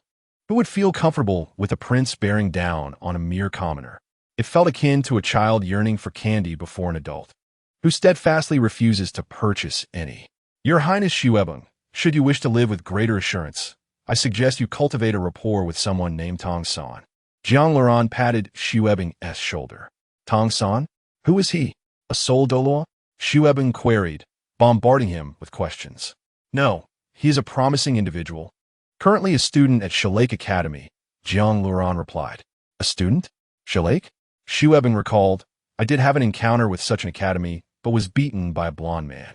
Indeed, that was them. The one in blue is Tong San, Jiang Luran chuckled. Xuebing had played the fool right into the muzzle of gun, provoking Dai Mubai. It was fortunate he was not besieged. Otherwise, even as a prince, he would have been forced to drink soup. Are you certain? They seem like strays, Xuebing frowned. Deep in thought, Jiang Luran was astonished. Indeed, ignorance is bliss. What about you? Are you in a significantly better position? Remember, heroes do not inquire about origins. Why concern yourself with such identities? You speak wisely, and I concede. However, can Tong San truly protect me? Xuebing remained skeptical. What could a mere student soul master do to assist me? Is he not capable of defying the heavens? If Jiang Luoran were willing to help, he would be quite pleased, as it was evident to any discerning eye that Jiang Luoran possessed extraordinary achievements. Rest assured, if I choose to speak to you, I will never harm you, Jiang Luoran assured him, signaling that there was no need for further speculation. Furthermore, the days ahead will require patience. Regardless of the circumstances, even if the Spirit Hall takes action against your father, you must endure. Jiang Luoran feared that Xuebing might uncover something and be directly severed from the situation. Though Xuebing had achieved little, there remained some semblance of familial affection. Out of sight, out of mind. Simply refrain from engaging, for patience is your only pathway to victory. My message is crystal clear. You need not take any action. Simply wait for victory, Jiang Luoran advised Xuebing. Very well, I appreciate it. I trust you, Xuebing mused, uncertain as to why he held such faith in Jiang Luoran. Yet, he felt that Jiang Luoran possessed knowledge of all, and following him would lead to a brighter future worth striving for. I can assure you that if you find yourself in peril, I shall assist you once. Jiang Luoran and the two women donned their robes, preparing to depart. Really? Then I am grateful, Brother Luoran. Xuebing's heart swelled with joy. Come, let us take my carriage for our exit. My coachman will ensure your safe passage.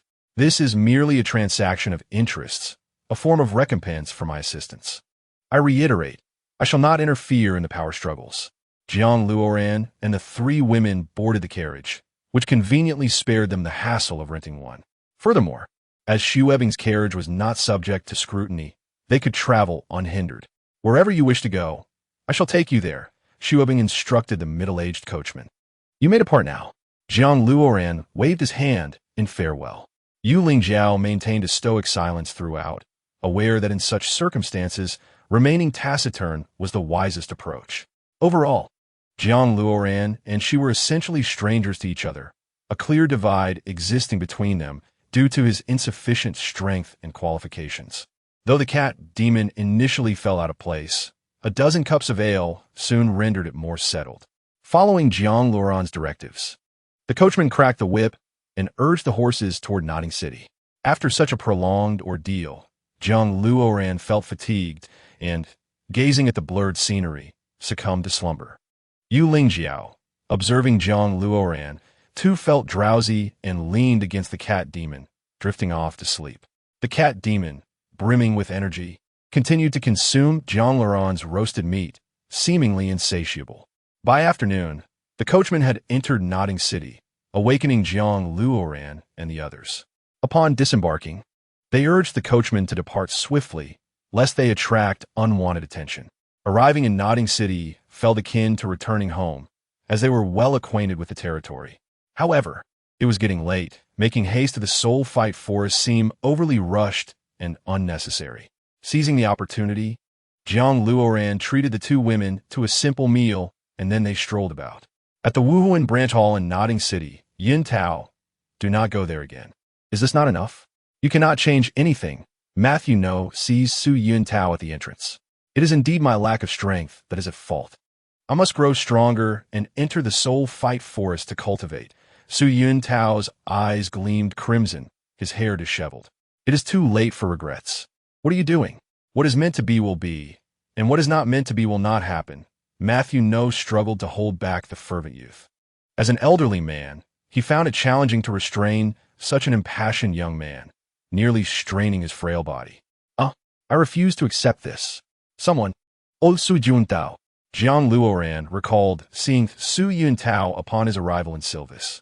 Back then, Su Yuntao had nearly faced ruin, and he had pleaded with Hulaina to rescue him and return him to Notting City. It was evident that Su Yuntao was unwilling to concede, understandably so, as the girl CC was indeed not suited for him. Yet, Su Yuntao had genuinely cared, unwilling to allow anyone to come close to his girlfriend, especially now.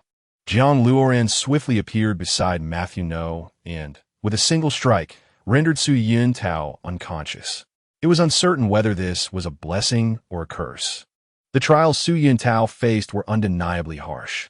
What could be crueler than the torment of being unable to intervene or resolve a situation? The suffocation was unbearable. Finally, it had subsided. Thank you, young brother.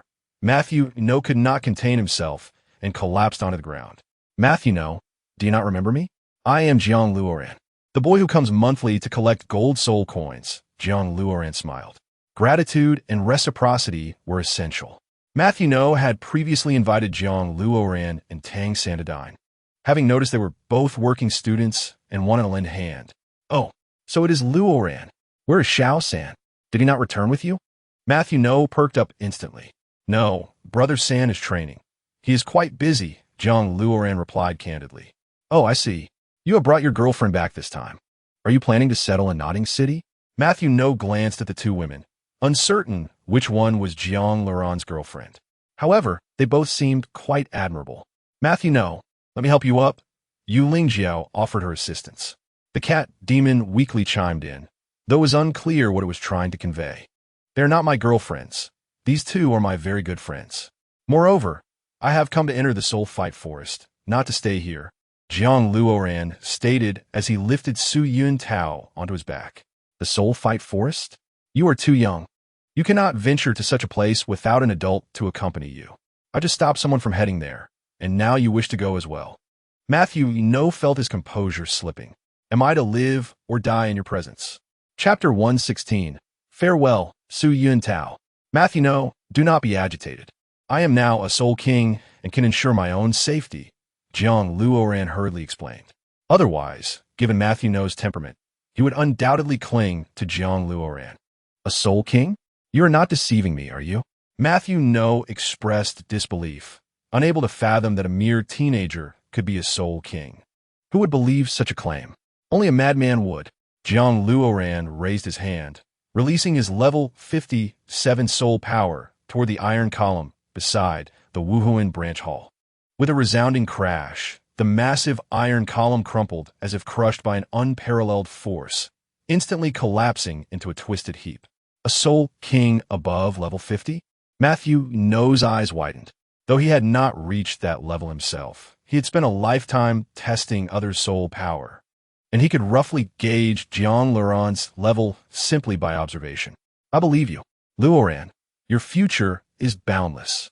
I never imagined such a prodigy would arise in Notting City. It is nothing. Let us first return Master Su Yun Tao, Jiang Luoran declared as he boldly entered the Wuhuan branch hall. He had been in this situation for quite some time. Having just been pulled back, he felt a sense of tranquility. However, he could not fathom the sudden madness of the past few days.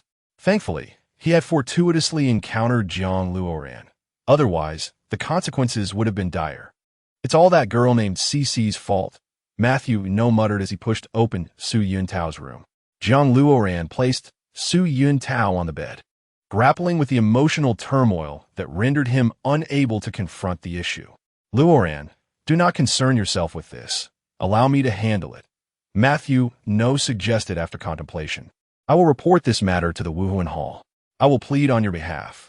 I have worked at the Wuhuan Hall for a lifetime, and they owe me some favors.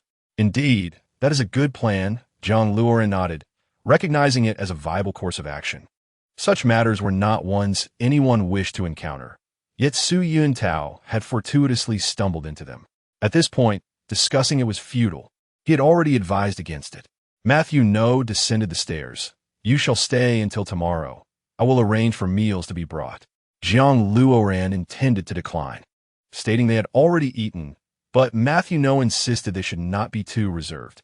After the meal was prepared, Matthew No arranged 3 rooms in the Wuhuan Hall for them to stay. The Wuhuan Hall was vast, with ample empty rooms, ensuring no concerns regarding accommodation. Upon seeing them, Matthew No suddenly felt his age. When he first observed their personalities, he had sensed they would achieve great things in the future. Yet, he never anticipated their accomplishments would be so monumental, prompting a wry smile from Matthew No. Encountering the youth always stirred his passion. Yet when he looked down and realized he was nearing his 60s, he felt the strain of his limitations. After their conversation, Jiang Luoran remained uncertain how to assist the elderly gentleman. He lacked financial issues, was not being bullied, and his life was satisfactory. After dining, Jiang Luoran and the 2 women retired to their respective rooms. On the following morning, Jiang Luoran rose early to engage in his morning exercises, while the two women remained in slumber. Frustrated by their lack of initiative, he forcibly roused them from their sleep. After preparing breakfast, Matthew Newall had also just awakened, and the four gathered around the large dining table to partake in their meal. "Were you the one who knocked me out yesterday?" Su Yintao inquired, descending from the second floor while rubbing his disheveled hair. "A 39th level Soul Sovereign? Such relentless training will affect your foundation," Jiang Luoran remarked, swallowing a piece of beast meat. "You had the potential to become a Soul Emperor." "Who are you?" Su Yintao frowned, irritated by the stranger's casual banter early in the morning. His anger flared once more. "I am Jiang Luoran. Do you not remember me, Master Yintao? You awakened my martial soul." Jiang Luoran gestured for him to sit and eat. "Jiang Luoran?" Su Yintao's pupils dilated, and his body trembled slightly. "They said it was you who requested the Saintess of the Martial Soul Hall to release me. You saved my life. Without my request, she would have released you anyway." Jiang Luoran nodded. "Yintao, stop tormenting yourself. Stay with me at the Martial Soul Hall, and you will have your moment to shine," Matthew Newall encouraged, urging Su Yintao to eat. "You have yet to acquire your fourth soul ring. Why not accompany me into the soul fighting forest?" Jiang Luoran believed Su Yintao would continue to resist. "Perhaps I should lead him myself. If he desires strength, I shall assist him. Are you certain? What level are you now?" Su Yintao detected a tone of superiority in Jiang Luoran's voice, one that felt quite natural. Upon reflection, considering Jiang Luoran's connection to the Saintess of the Martial Soul Hall, his achievements could not be insignificant. "I am a 57th level control system, Soul King. Take your time to consider," Jiang Luoran stated. His intent in seeking out Su Yintao was merely to help him acquire a soul ring. In genuine combat, a soul sovereign would still be inadequate. After all, assisting one was the same as assisting two. Given the difficulties faced, offering help would not lead to his demise. "I will go," Su Yintao agreed without hesitation. He was eager for power and would not squander this opportunity. Furthermore, he could not find another Soul King willing to aid him. One must question which Soul King would be so idle as to assist him. Although he could apply for the Martial Soul Hall's enforcement to aid him, that would only delay matters. "What do you need?" "I, Su Yintao, will give you everything," he exclaimed, filled with excitement, eager to set off immediately. For the sake of strength, he was willing to abandon everything. "Tao, do not act impulsively," Matthew Newall interjected, rising. "You are merely a soul sovereign now. Surviving in the soul fighting forest will be challenging." Matthew Newall did not doubt Jiang Luoran's ability to protect Su Yintao, but he was concerned about Su Yintao's current temperament. It is important to note that acquiring a soul ring relies on fortune. Even if one considers it from another perspective, entering the soul fighting forest requires calmness and caution. "I will do my utmost to ensure their safety." "Rest assured," Jiang Luoran assured Matthew Newall, urging him to sit down. Within the soul fighting forest, he was familiar with 3 dominant soul beasts, and there was no imminent danger. If they encountered an insurmountable foe, he would lead everyone to the center for safety. Observing Jiang Luoran's earnest gaze, Matthew Newall gradually felt reassured and ceased his objections, though his attitude still conveyed reluctance for the group to venture forth. The four quickly finished their breakfast and bid farewell to Matthew Newall. Along the way, Su Yintao remained silent, resembling Jiang Luoran's shadow. Witnessing his demeanor, Jiang Luoran chose not to comment further. They arrived at Old Jack's home in Shenghun Village, where Jiang Luoran handed him 100 gold soul coins. After a brief conversation, Jiang Luoran led the group onward, heading for the soul fighting forest. Within half a day, they reached the outskirts of the soul fighting forest, where chaos reigned and vendors shouted incessantly. "Is this your first time here, Ling Jiao?" Jiang Luoran noticed her scanning the surroundings. "Not my first. I acquired all my soul rings here, but last time there weren't this many vendors," Ling Jiao remarked, puzzled. Jiang Luoran's expression darkened. The blue electric Tyrannosaurus Rex hunting for soul rings in the soul fighting forest would naturally attract a crowd. "Little girl, do you know the blue electric Tyrannosaurus Rex?" A man approached, likely perceiving Jiang Luoran's party as affluent due to their attire. Ling Jiao appeared quite naive and easily deceived. "I know," she answered. Suddenly, an individual rushed out, inquiring about their intent. Let me tell you a secret. I am the illegitimate son of Yu Luomian from the blue electric Tyrannosaurus rex family. Yuling Jiao was taken aback, while Jiang Luoran remained skeptical.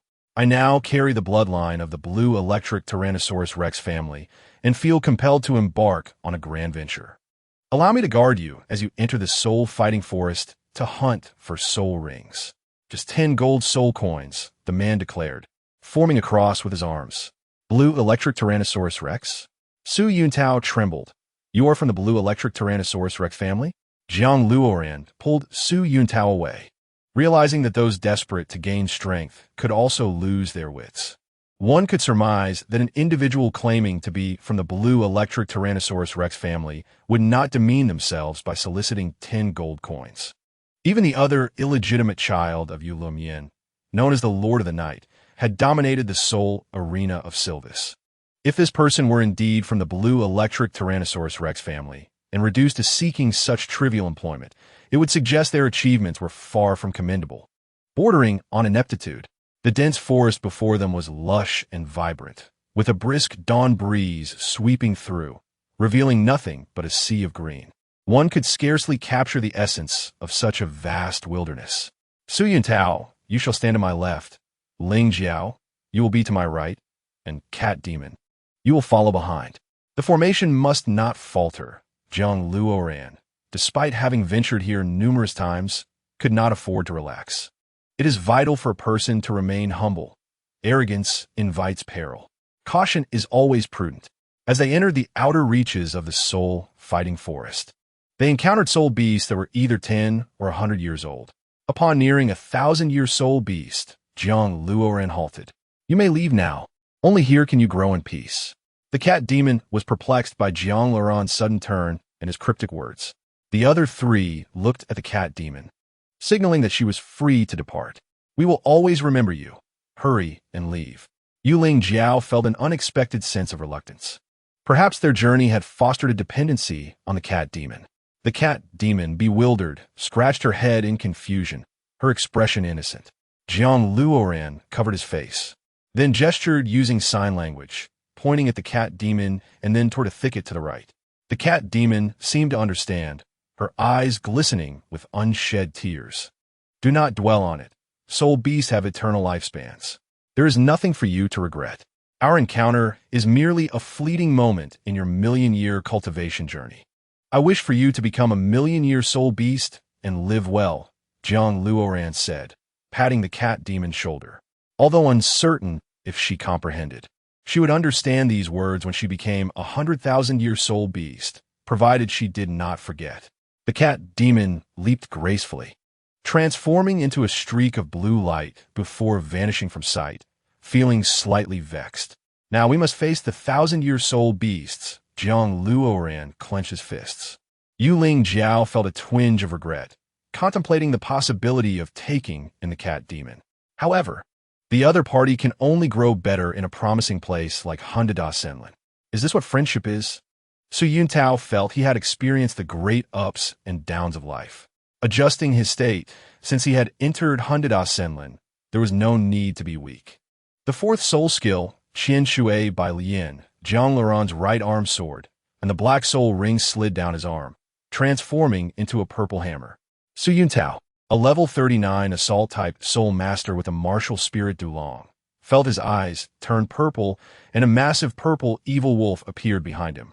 The Tyrannosaurus Rex manifested, and a clawing thunder dragon emerged behind Yuling Jiao, its scales vividly visible.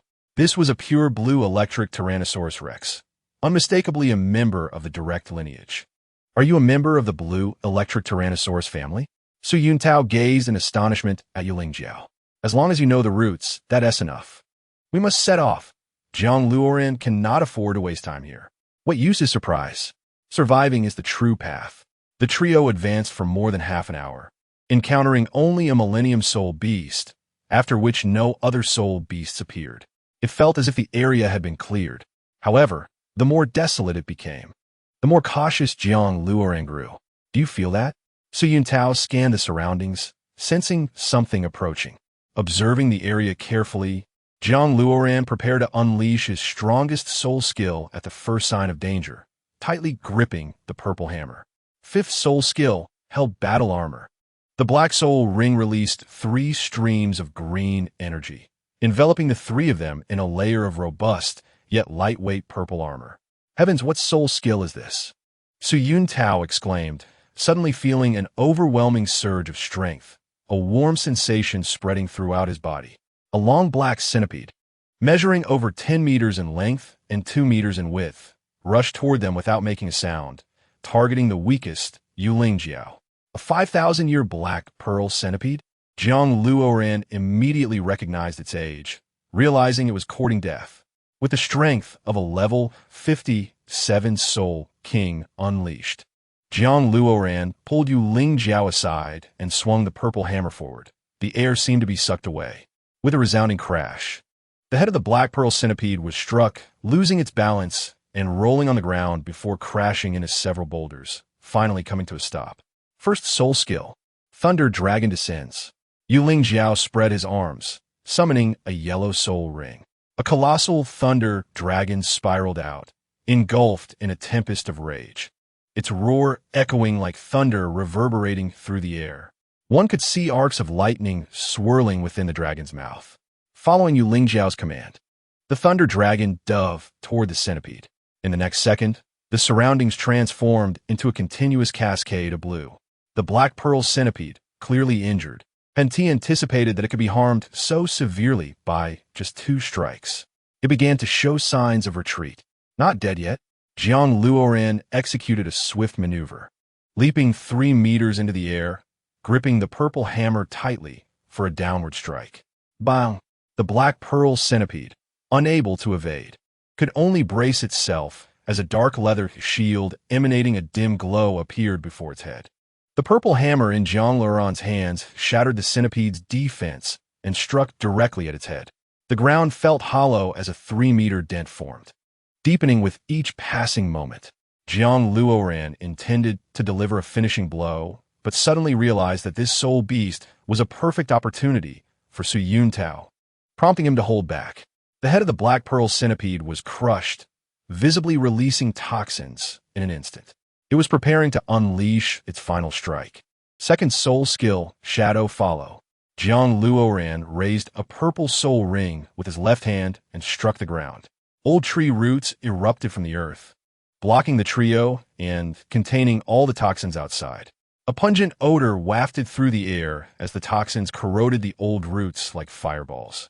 Brother Yuntao, act now, Jiang Luoran shouted angrily, urging him to seize the opportunity. Didn't you say this centipede has 5,000 years of cultivation? I can't do it, Su Yuntao frowned. Are you joking? Asking a soul master to absorb a 5,000-year black pearl centipede? That's tantamount to courting death. If it were a lower-level soul beast, Su Yuntao might consider it. Whether or not you can do it is up to you. Think carefully. Once the toxins dissipate, this soul beast will be mine. Jiang Luoran sighed. If Su Yuntao couldn't even take this step, it would be difficult for him to help. Soul masters despise cowardice and timidity. Of course, there are times to show weakness. However, if a soul master cannot absorb a 5,000-year soul beast or lacks the confidence to do so, that person is as good as useless. Fine, I will give it a try. Su Yuntao resolved to face the challenge, swiftly turning to confront the spewing toxins. Jiang Luoran utilized his soul power to clear a path for Su Yuntao, preventing the toxins from touching him. Su Yuntao raised his wolf claw, striking down toward the black pearl centipede's body. Bang! The black pearl centipede lay completely dead, as if a film had suddenly frozen, its toxin emissions ceasing immediately. A small purple soul ring rose, resting upon the centipede's body. You boldly absorb it. We will protect you. Jiang Luoran and Yuling Jiao positioned themselves on either side. Thank you. Su Yuntao sat cross-legged, focusing on his martial spirit. The purple soul ring entwined around the arm of the Dulong before settling upon its waist. Eat some. Jiang Luoran offered Yuling Jiao a piece of preserved beast meat from earlier. He needed time to absorb the soul ring due to his inferior aptitude. Did you know each other before? Yuling Jiao asked, not hesitating to take a bite. He is my awakening soul master and can be considered my guide. Jiang Luoran replied sheepishly. So that's how it is. Perhaps I can assist him, Yuling Jiao remarked. It's too late. There's nothing to be done now. Besides, even if one less enforcer from the spirit hall is gone, another noble will take their place. Jiang Luoran squatted on the ground, planting the purple hammer beside him. I've been meaning to ask you, is that hammer technique the Ruan Pifeng? Yuling Jiao had long wanted to inquire. She remembered the first time she saw Jiang Luoran use Ruan Pifeng was just outside the Death Canyon. With this hammer technique, Jiang Luoran had achieved combat prowess at the Soul Emperor level. Initially, Yuling Jiao hadn't noticed much, but gradually she realized the purple hammer in Jiang Luoran's hands grew increasingly formidable. If this isn't Ruan Pifeng, then what is it? Indeed, this is Ruan Pifeng. It has saved my life on several occasions. Jiang Luoran was not one to lie, nor did he need to. This is impossible. Ruan Pifeng is a direct transmission hammer technique of the Haotian sect and cannot fall into the hands of outsiders. I learned it through a friend. That person is Tang San, the son of Tang Hao. Jiang Luoran felt that revealing this to Yuling Jiao was harmless. Tang Hao, the Haotian Doloa who disappeared many years ago? Yuling Jiao was astonished, pondering how much Jiang Luoran truly knew. In other words, what was there that he did not know? Indeed, he is the Haotian Doloa. He used to live in the same village as me, the only blacksmith in the village. I learned Ruan Pifeng from him. And although Uncle Tang Hao never said anything, I vowed never to use Ruan Pifeng in front of members of the Haotian sect. Moreover, he would never antagonize Haotian Zone. Jiang Luoran was acutely aware of his responsibilities. When one takes from others, one must also be prepared to give back. Although Jiang Luoran had only mastered the chaotic cloak, the value of this hammer technique was immeasurable. From the very beginning, Jiang Luoran had never coveted the treasures possessed by Tong San, for he understood the fundamental rules. Certain boundaries must not be crossed. Is it that holy soul village? From Jiang Luoran's words, one could imagine the kind of person he was. There's a saying, love at first sight is based on appearance. Love deepens through talent. And loyalty is rooted in character. Jiang Luoran stroked his chin and pondered. The requirements for the soul rings of the blue electric Tyrannosaurus Rex were notably high. He recalled that within the Millennium region, there existed a millennium-old flying claw Linjiao beast, which should be quite suitable for you. That's a bit exaggerated, Brother Luoran, Yuling Jiao exclaimed, nearly spitting blood. One must understand that even the third soul ring set by her family head was merely a flying phantom fish. Jiang Luoran was suggesting that she hunt a flying claw Linjiao. The two were simply not on the same level. It is known that the flying claw Linjiao is akin to a dragon. Even a millennium-old one could easily overshadow a 5,000-year-old flying phantom fish. Rest assured, I will handle it. If it were to let Su Yuntao absorb it, Jiang Luoran would not be at ease. However, allowing Yuling Jiao to absorb, it would be entirely without issue. A howling wolf cry erupted, and Su Yuntao, eyes gleaming with purple light, stood up from the ground, gazing incredulously at his hands. Is this the disparity between soul rings? I suddenly feel that the enhancement from this soul ring is terrifying. Su Yuntao's voice trembled slightly. What is your fourth soul skill? Jiang Luoran approached him after he completed the absorption. I nearly perished. Su Yuntao wiped the sweat from his brow, thankful to have endured. My fourth soul skill is called Demonic Wolf Poison Claw. Indeed, Jiang Luoran nodded. Acquiring the soul ring from the Black Pearl Centipede would certainly augment the poison of his martial spirit. The combination of Su Yuntao's lone wolf with the centipede's venom would serve as an excellent support. Previously, Su Yuntao had given Jiang Luoran an impression of being frail, but now he at least exuded a somewhat chilling aura. Su Yuntao pulled his hands down, enveloped by the purple soul ring, and unleashed his fourth soul skill. Demonic Wolf Poison Claw. Whoosh! A toxic aura immediately manifested atop his claws, creating 8 claw marks that transformed into a swirling green claw energy. Buzz! The poisonous claw energy sliced through dozens of ancient tree roots as if they were mere tofu, vanishing thereafter. A foul odor wafted as the trees became tainted with the green poison. Clearly, this soul ring suits you well. Jiang Luoran had indeed received the master's true teachings. He was quite knowledgeable about soul ring combinations for soul masters. Moreover, these matters were rather straightforward. It is akin to how, on Earth, snakes and dragons are closely related. From this analogy, it is not difficult to deduce which martial spirits correspond to which soul beasts. Thank you, Su Yuntao replied back then. I thought your martial spirit was a waste. I was mistaken and nearly overlooked a genius. As he reflected on his past words, he felt a twinge of guilt. If he once deemed Jiang Luran's spirit as useless, then he must now be considered even less than worthless. With this thought, Su Yuntao lowered his head in shame. Chapter 119. A Captivating Battle. Jiang Luran waved his hand, signaling Su Yuntao to cease further remarks. Regret is the most futile of emotions, especially since he had no need for it. I was initially uncertain, but with your input, I feel is worth a try. Jiang Luran picked up the purple hammer from the ground and gestured for them to follow. In the outer region of the soul fighting forest, within a lake, he declared, I will engage in battle. Yuntao, target the wound of the soul beast with your fourth soul skill. Lingjiao, wait for the opportune moment to unleash a fatal strike. Do you understand? Jiang Luran only stated this once as he boldly entered the lake, hammer in hand. How? Moments later, the lake echoed with the cries of the dragon and the sounds of combat. Clearly, the battle had commenced. Utilizing his second soul skill, shadowing, Jiang Luran casually released a black soul ring. As the ancient roots emerged from the lake, they grew thick and long, ultimately forming a towering 5-meter tree that ensnared the flying claw Lingjiao beast. How? The beast attempted to escape, utilizing its immense strength to snap several of the roots. Trying to flee? First soul skill, creation from nothing. Third soul skill, blood fiend magic prison. Jiang Luran shaped his left hand into a claw. The purple and black soul rings adorned his hands, radiating an eerie glow. Above the flying claw Lingjiao beast, a purple prison suddenly materialized, ensnaring it within. The beast howled fiercely, using all its might to batter against the prison. Immediately, countless blood fiend vines erupted from its body, wrapping around it entirely, particularly around its head. Jiang Luran leaped forward, raising the purple hammer, and struck down upon the head of the flying claw Lingjiao beast. Bang! The surface of the lake surged, rippling incessantly.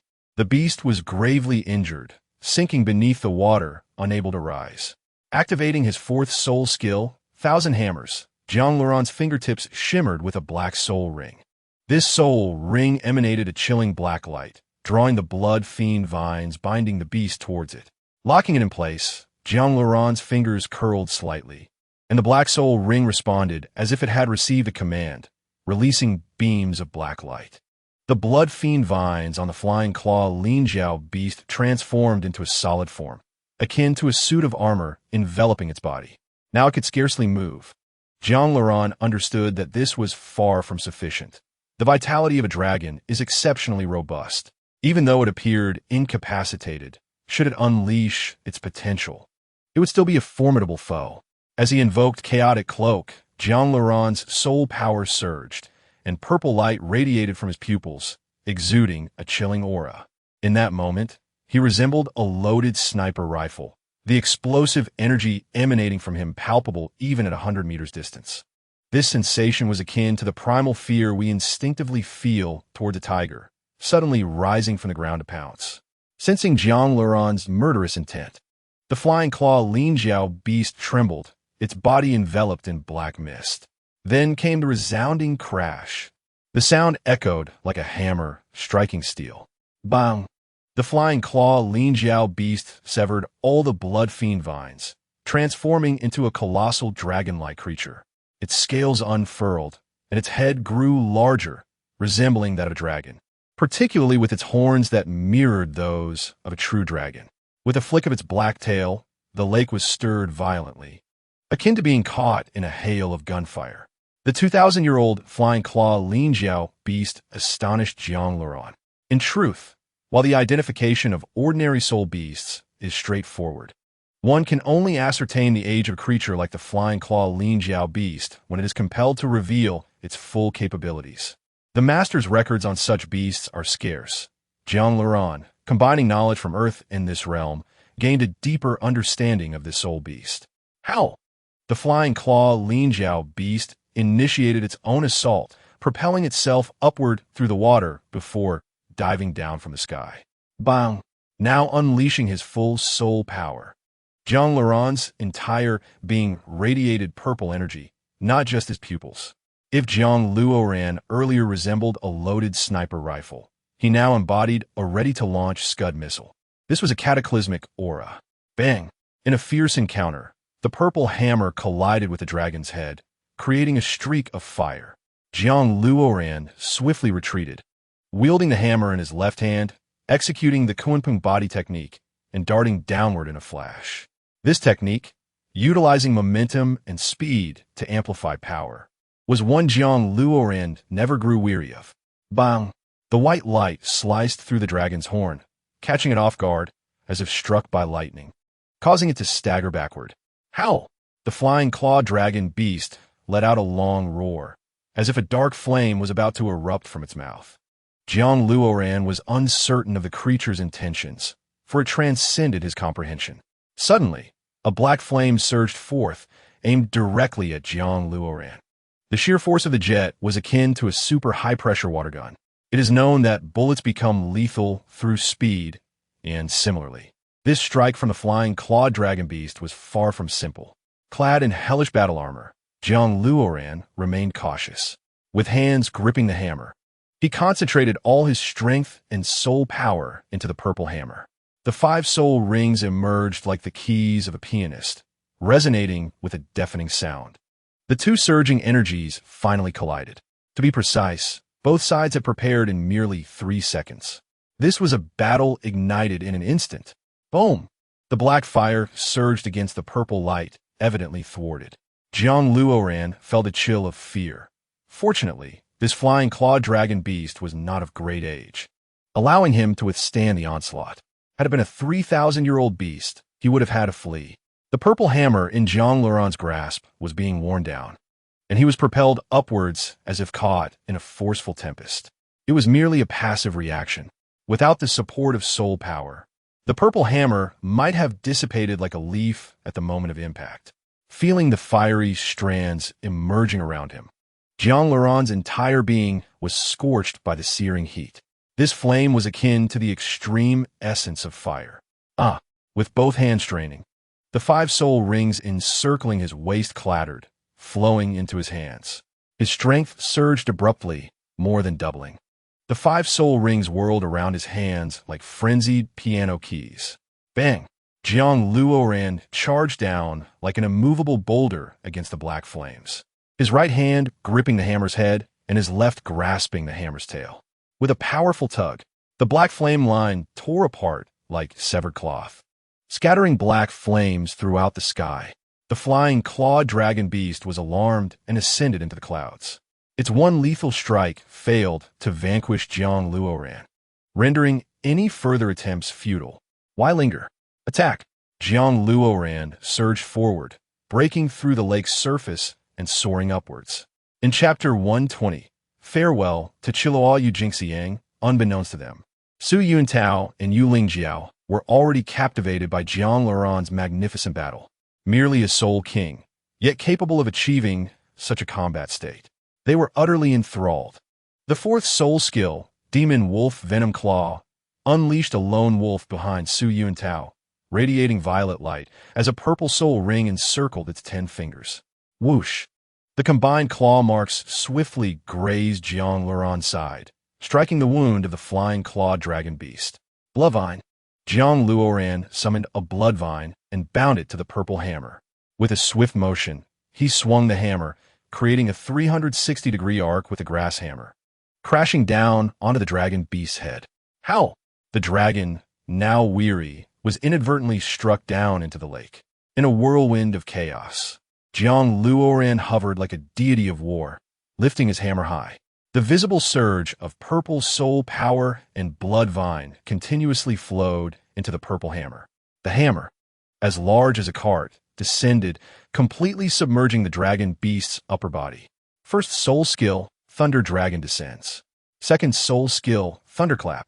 Yu Lingjiao had a yellow soul ring appear in each hand, radiating a golden glow. In an instant, lightning erupted, accompanied by the roar of a dragon. One yellow soul ring floated, encircling Yu Lingjiao's body, transforming into a lightning dragon. The other yellow soul ring enveloped the lightning dragon, summoning the heavens' thunderous applause, releasing hundreds of bolts of lightning. Howl! The sky darkened, and the lightning dragon, enveloped in countless bolts of thunder, crashed into the dragon beast. The lake rippled, filled with thunder and lightning.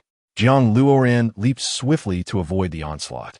The flying clawed dragon beast perished instantly, extinguished without a trace, even from afar. The scent of roasted meat wafted through the air. Once the lightning subsided, Jiang Luoran descended into the lake to retrieve the flying clawed dragon beast. Yu Lingjiao sat beside the beast, meditating to commune with her martial soul as a majestic lightning dragon appeared beside her. The dragon beast's head emitted a purple soul ring, and the lightning dragon raised its tail, directly ensnaring the soul ring around itself. Jiang Luoran, feeling the drain on his soul power, also sat down to recuperate. Su Yuntao acted as a sentinel, vigilantly observing their surroundings. He could not help but admire the formidable strength of the blue electric Tyrannosaurus, which could only be described as terrifying. Su Yuntao had never witnessed such an overwhelming martial soul and soul skill. It was nothing short of a divine favor. In contrast, both his martial soul and soul skills paled in comparison. Even that recent display of strength would have left Su Yuntao injured had he faced it. They were separated by over 10 levels. He felt dwarfed and realized he stood at the very bottom of the soul master hierarchy. After a night had passed, the two remained in meditation, with Su Yuntao gnawing on jerky and sipping lake water, thinking these two might continue indefinitely. Yu Lingjiao appeared unwell, beads of sweat dotting her forehead as if she were enduring some torment. Jiang Luoran gradually regained consciousness, and, noticing Yu Lingjiao's condition, frowned slightly. This was a challenge she must confront alone. Moreover, as a supreme martial soul, absorbing soul rings would be far easier for her. Moments ago, several thousand-year soul masters had been repelled by him, and Su Yuntao bore a few new wounds on his chest. Rest for now. I will take over, Jiang Luoran offered, handing Su Yuntao a vial of medicine. What is that scent? Jiang Luoran suddenly caught a whiff of a fragrant aroma, feeling an intense energy surging within him. Do you smell it too?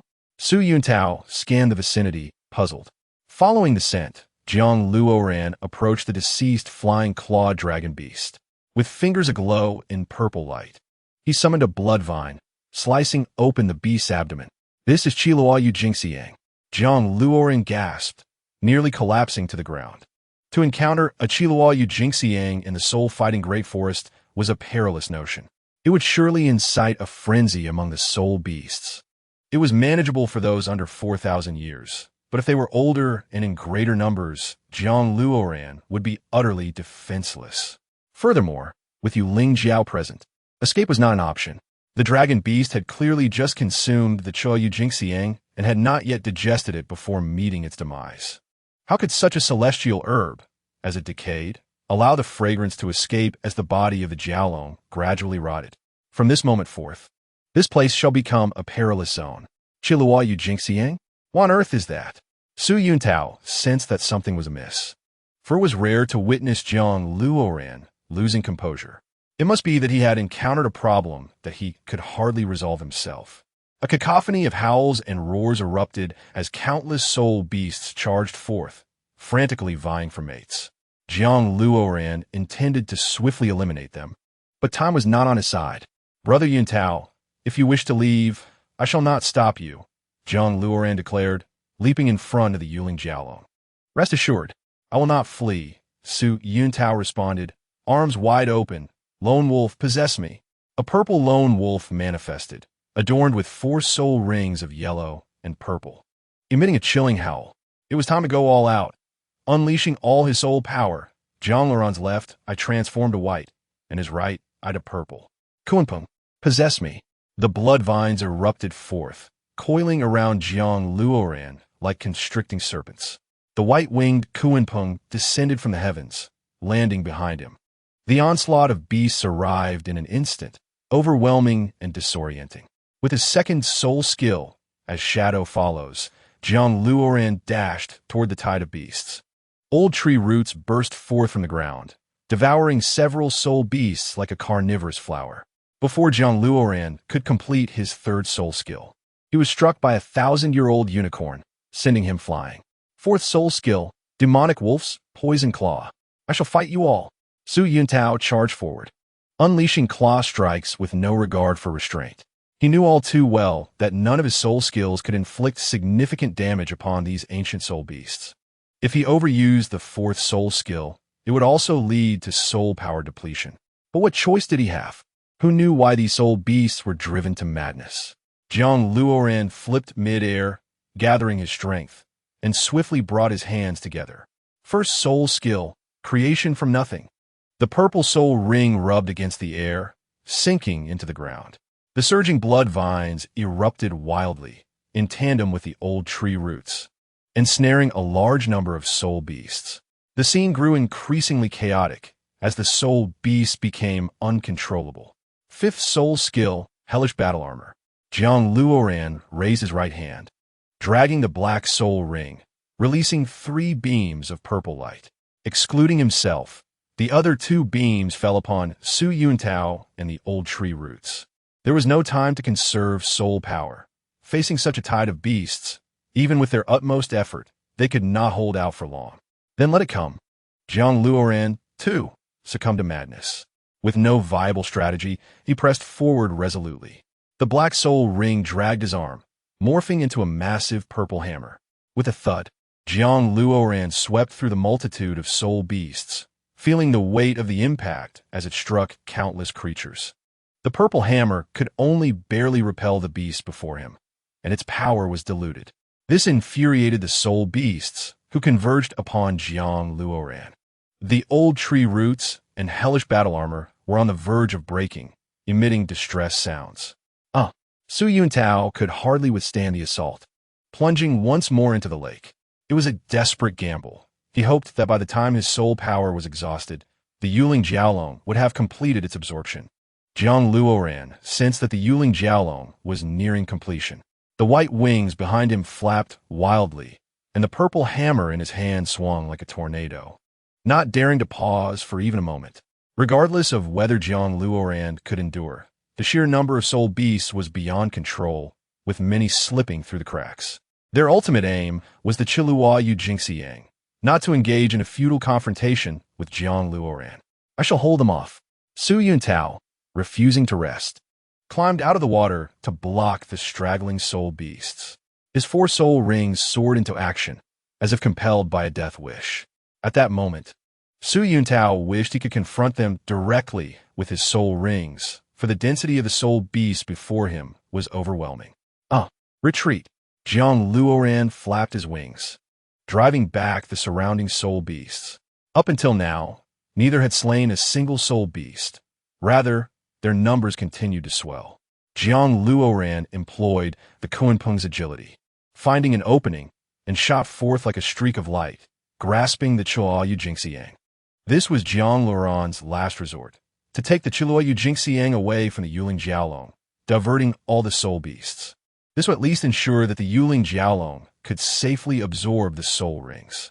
I am with you. Su Yuntao, now disheveled and bloodied, looked scarcely human. Jiang Luoran was no better off. His abdomen bore numerous claw marks, still bleeding. Do not come closer. Jiang Luoran leaped into the throng of soul beasts, causing them to frenzy as they perceived a delectable morsel. Massive heads barred his path, with others desperately attempting to join the fray behind them. Jiang Luoran held onto the belief that he would not yield until the very last moment. He resembled a caretaker preparing to feed these ravenous children. Yet these children seemed intent on devouring him instead. Third soul skill, exploding nebula tornado. The Yuling Jiaolong descended from above, her purple soul ring resembling a celestial halo encircling her head. Each hand held a yellow soul ring, her delicate fingers poised like claws. The 3 rings drawing together and spinning wildly. A dragon's roar echoed from an unknown source, exerting a weighty pressure that momentarily stunned the soul beasts. Dark clouds obscured the sky, as winds laden with lightning gathered, swelling as if to form a torrent. Whoosh!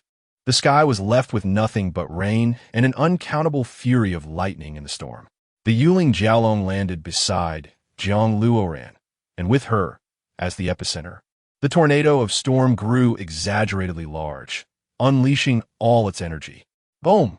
Soul beasts, instinctively fearful due to their innate bloodlines, were repelled by the overwhelming pressure. Now as the chance, Jiang Luoran employed the Kunpeng's technique to its utmost, dashing forth like a white arc, lifting the Yuling Jiaolong, and instantly vanishing with Su Yuntao in tow. When the soul beasts opened their eyes, they found Jiang Luoran had already disappeared. Moments later, the ground trembled violently, fissures cracking like tortoise shells as if the earth were about to collapse.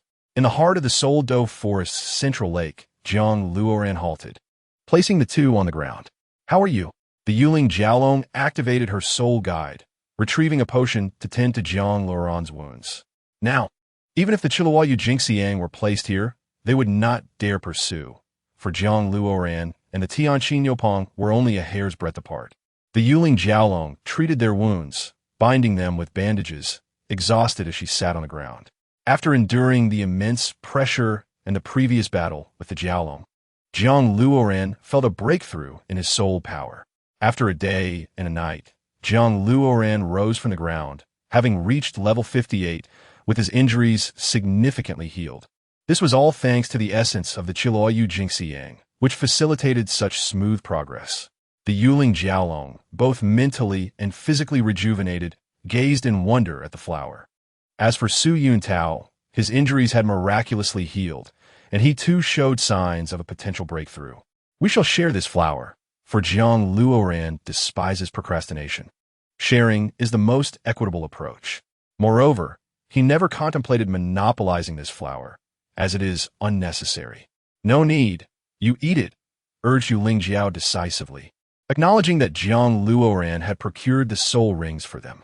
Without him, their very existence would be fraught with difficulty. "Indeed, your contribution is paramount. This flower rightfully belongs to you," echoed Su Yuntao, who refrained from claiming it for himself. Although he longed for power, he knew that without Jiang Luoran, even his current strength would remain elusive. Recognizing the virtue of contentment is the most splendid aspect of human nature. Jiang Luoran felt a surge of joy at their disposition, affirming that he had not misjudged their character, nor had he squandered his efforts. Unlike some acquaintances from his time on Earth, who treated him merely as a resource to be exploited, this realization was disheartening. As for Su Yuntao, his character was indeed rare. It was perplexing that he had encountered emotional entanglements. "If you wish to eat, then eat," Jiang Luoran said coldly, as he plucked a Chilua tulip and offered it to Yuling Jiao. Gradually, she began to comprehend his temperament. "I'll only eat one. That will suffice," she declared, delicately consuming a translucent blossom. "I too, a single one is ample," Su Yuntao concurred, respecting her sentiments while ensuring he too could partake. Each of them harvested one. Jiang Luoran, not to be outdone, gathered the 3 largest flowers and placed them back into the soul guide. With a satisfying crunch, the 3 exchanged glances, realizing the taste was not unpleasant, indeed slightly sweet, as they began to chew. Jiang Luoran swallowed the remaining branch, suddenly engulfed in an intense heat, as if every organ and drop of blood within him were fervently pulsating. The 3 sat cross-legged on the ground, attuning themselves to their martial spirits. After a day and night, Su Yuntao rose, invigorated, having ascended 4 levels to become a 44th level battle spirit master. He felt as though some shackles had been unfastened from his body, bringing immense relief. Another day and night passed when Yuling Jiao abruptly opened her eyes, unleashing a brilliant blue light from her gaze. She had become a 35th level assault-type battle spirit master. At her tender age, achieving such a rank would undoubtedly earn her accolades from Yu Yuanjin upon her return. Lost in the joy of having ascended 5 levels immediately after acquiring her soul ring, she felt her power had more than doubled. Jiang Luoran's purple soul energy grew denser, the blood vine unfurling in layers, as if in reverence. The two refrained from disturbing Jiang Luoran, fully aware that he was destined to become a soul emperor, a figure to be revered in the future. To associate with such an individual was a blessing in itself. One must be discerning to recognize the caliber of a person like him. An individual of such noble yet solitary potential must be befriended, not antagonized. In Chapter 122, titled 9 Nether Demon Crow, Jiang Luoran's aura intensified, his soul energy swirling like purple satin. After 3 days and nights, Su Yuntao and Yu Lingjiao, initially anxious, found themselves residing within the territory of the soul-fighting forest leader, akin to 3 lambs perpetually on edge. The discomfort was palpable. With a deep breath, Jiang Luoran rose, his violet gaze still gleaming. What transformation had occurred? That was a Chihuahua tulip. Reaching level 59 was assuredly within reach. This unprecedented power coursed through him as he examined his palm, squeezing it to produce a sound akin to sizzling beans. Jiang Luoran himself could not articulate the changes within. Yet he felt an overwhelming strength, approximately 0.5 times greater than before. Perhaps the Chihuahua tulip had altered his body and potential.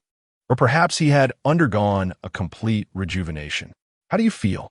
Yu Lingjiao, observing Jiang Luoran's state, wondered if he had been possessed. He could not express the sensation. Akin to a baptism, he opened his garments to reveal that all wounds had vanished, replaced by skin as smooth as jade, surpassing that of most women. It was time to procure the 6th soul ring. However, he needed to ensure the safety of Yu Lingjiao and Su Yuntao first. They were facing a 10,000-year soul beast, and their presence could prove detrimental, rendering them liabilities.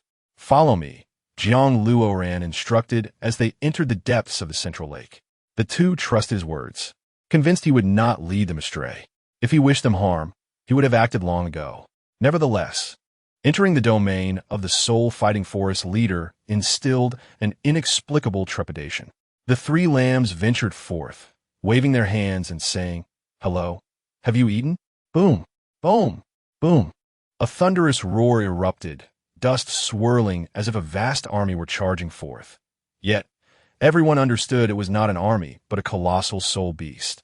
Jiang Luoran approached without hesitation, as though greeting a long-lost brother, exuding an air of familiarity with this towering creature. From the lake emerged a gigantic azure bull's head, its horns alone sufficient to serve as the foundation for a 20-meter-high building.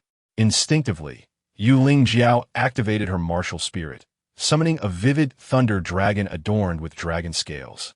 Standing resolutely between the sky-blue bull python and the titan giant ape, the 3 beasts exchanged bewildered glances. Upon absorbing her 3rd soul ring, Yu Lingjiao's martial spirit had evolved, now possessing formidable dragon scales, and the dragon's form appeared more refined, hinting at an ancient symbolism. "You have returned," a voice called, and they beheld an ethereal and pure maiden approaching, radiating an aura reminiscent of a celestial being. "These are my friends," Jiang Luoran smiled, reassuringly stating. "No one here will harm you. Rest assured." Yu Lingjiao nodded timidly, retracting her martial spirit. Indeed, had a confrontation arisen, she might already have found herself within the belly of the sky-blue bull python. "The rules remain. I will incapacitate, and you shall net." Feng Linger swiftly moved to Jiang Luoran's side. Jiang Luoran covered his face. Do not make it sound so simple as robbing a bank. Under such overwhelming pressure, Su Yuntao's legs trembled uncontrollably, a sensation of helplessness that few could comprehend. Yu Lingjiao, however, possessed an innate noble bloodline. She bore the oppressive aura of the advanced soul beast with relative ease. "I bring gifts for you," Jiang Luoran announced, "for you 10,000-year soul beasts. Celestial herbs are of little use."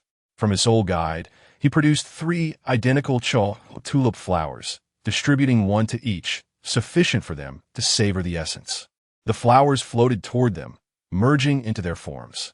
"Let us go." Feng Linger stepped forward confidently.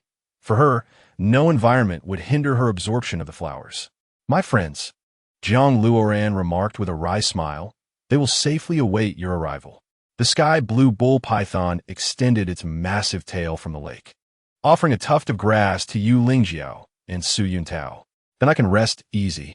Once I become a Soul Emperor, I shall take you away. Jiang Luoran reassured Su Yuntao with a pat on the shoulder, signaling him to cease his trembling. Humans, you need not fear. While we harbor disdain for your kind, currently, you pose no threat to me, the sky blue bull python stated matter-of-factly. Upon hearing this sound, Su Yuntao, for reasons unknown, felt his legs tremble even more violently, teetering on the brink of madness. Within the depths of the Huando de Senlin, in a grove of purple cypress, did you see it? The white crow, over 60,000 years old, bathing, while Feng Ling appeared as though we were not avian creatures. Nearly 70,000 years have passed. Ling Jie, you, Jiang Luoran, must discern what is appropriate to speak of. Fear not, for I possess the bloodline of the Kunpeng. I can contend with the Tianqing Yulong without issue. The white crow is merely a soul beast of near 70,000 years. Feng Ling nodded. Then I shall advance. Jiang Luoran cleared his throat and stepped forth. Hey, become my soul ring. Quack, quack, quack. The white crow flared its wings, launching 10 feathers the size of pillars. Jiang Luoran, uncertain of what transpired, found his Kunpeng body technique manifesting involuntarily, meeting the 10 white feathers head-on. With a twist and a push from his feet, Jiang Luoran approached the white crow once more. The white crow, believing it had vanquished this feeble human, suddenly displayed a surprisingly human-like expression upon seeing Jiang Luoran. Faced with such a formidable soul beast, Jiang Luoran initiated his strongest soul skill. A cascade of purples and blacks enveloped him as 5 soul rings encircled his hands, releasing a torrent of violet weapons born of blood-salvaged vines. With a cacophony of clashes, innumerable purple weapons inundated the white crow and even the entire lake. Indeed, if the opponent were drinking, this method could potentially suffocate them. At that moment, Jiang Luoran comprehended the sensation akin to a human wielding a Gatling gun. As the sweeping feeling was exhilarating. Whoosh! The white feathers clashed against the purple weapons, one soaring above while the other remained grounded, igniting sparks that stirred the blood. Quack! Quack, quack! The white crow flapped its wings, rising from the ground, seemingly intent on engaging Jiang Luoran in close combat.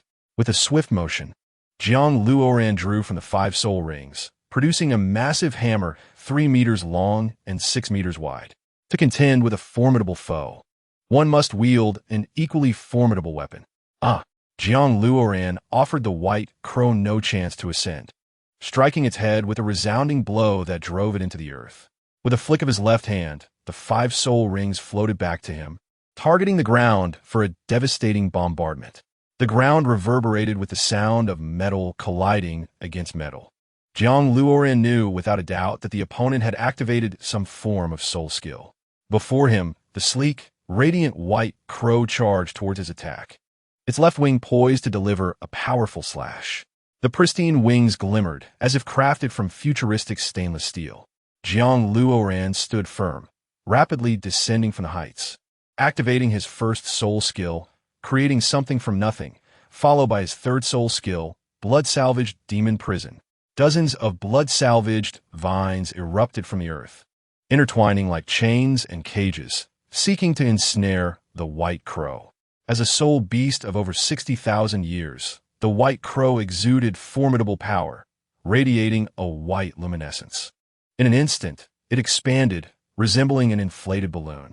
The blood-salvaged vines and prison were swiftly severed before they could close in. Jiang Luoran, wielding the purple hammer, swung it towards the white crow's abdomen. Quack! The white crow's eyes darkened, its wings converging to cleave through the purple hammer, launching an attack towards Jiang Luoran. With the Kunpeng body technique enhancing his agility, Jiang Luoran narrowly evaded the assault, withdrawing a purple spear from his 5 soul rings and aiming for the white crow's black eyes. Whoosh! The purple spear soared through the air, its accompanying soul power swirling like a vortex. The white crow shut its eyes, bracing itself against this targeted projectile. Jiang Luoran was astonished at its resilience. Seemingly uninterested in prolonging the engagement, the white crow displayed a disdainful demeanor. Quack! Waves of sound resonated throughout the mountains, reverberating in the forest and across the lake, amplifying the echoes until Jiang Luoran's mind felt hollow, as though he had slipped into a dream. A blinding white enveloped his vision. Yet this hue only evoked a sense of impending doom, as if he were trapped in an inescapable fate. Silence engulfed him, and as he yearned to scream, he momentarily forgot how to do so. Ironically, while he had forgotten how to articulate words, he could still recall conversations with friends. No one responded, as though he had never existed, sinking deeper into despair. Fear.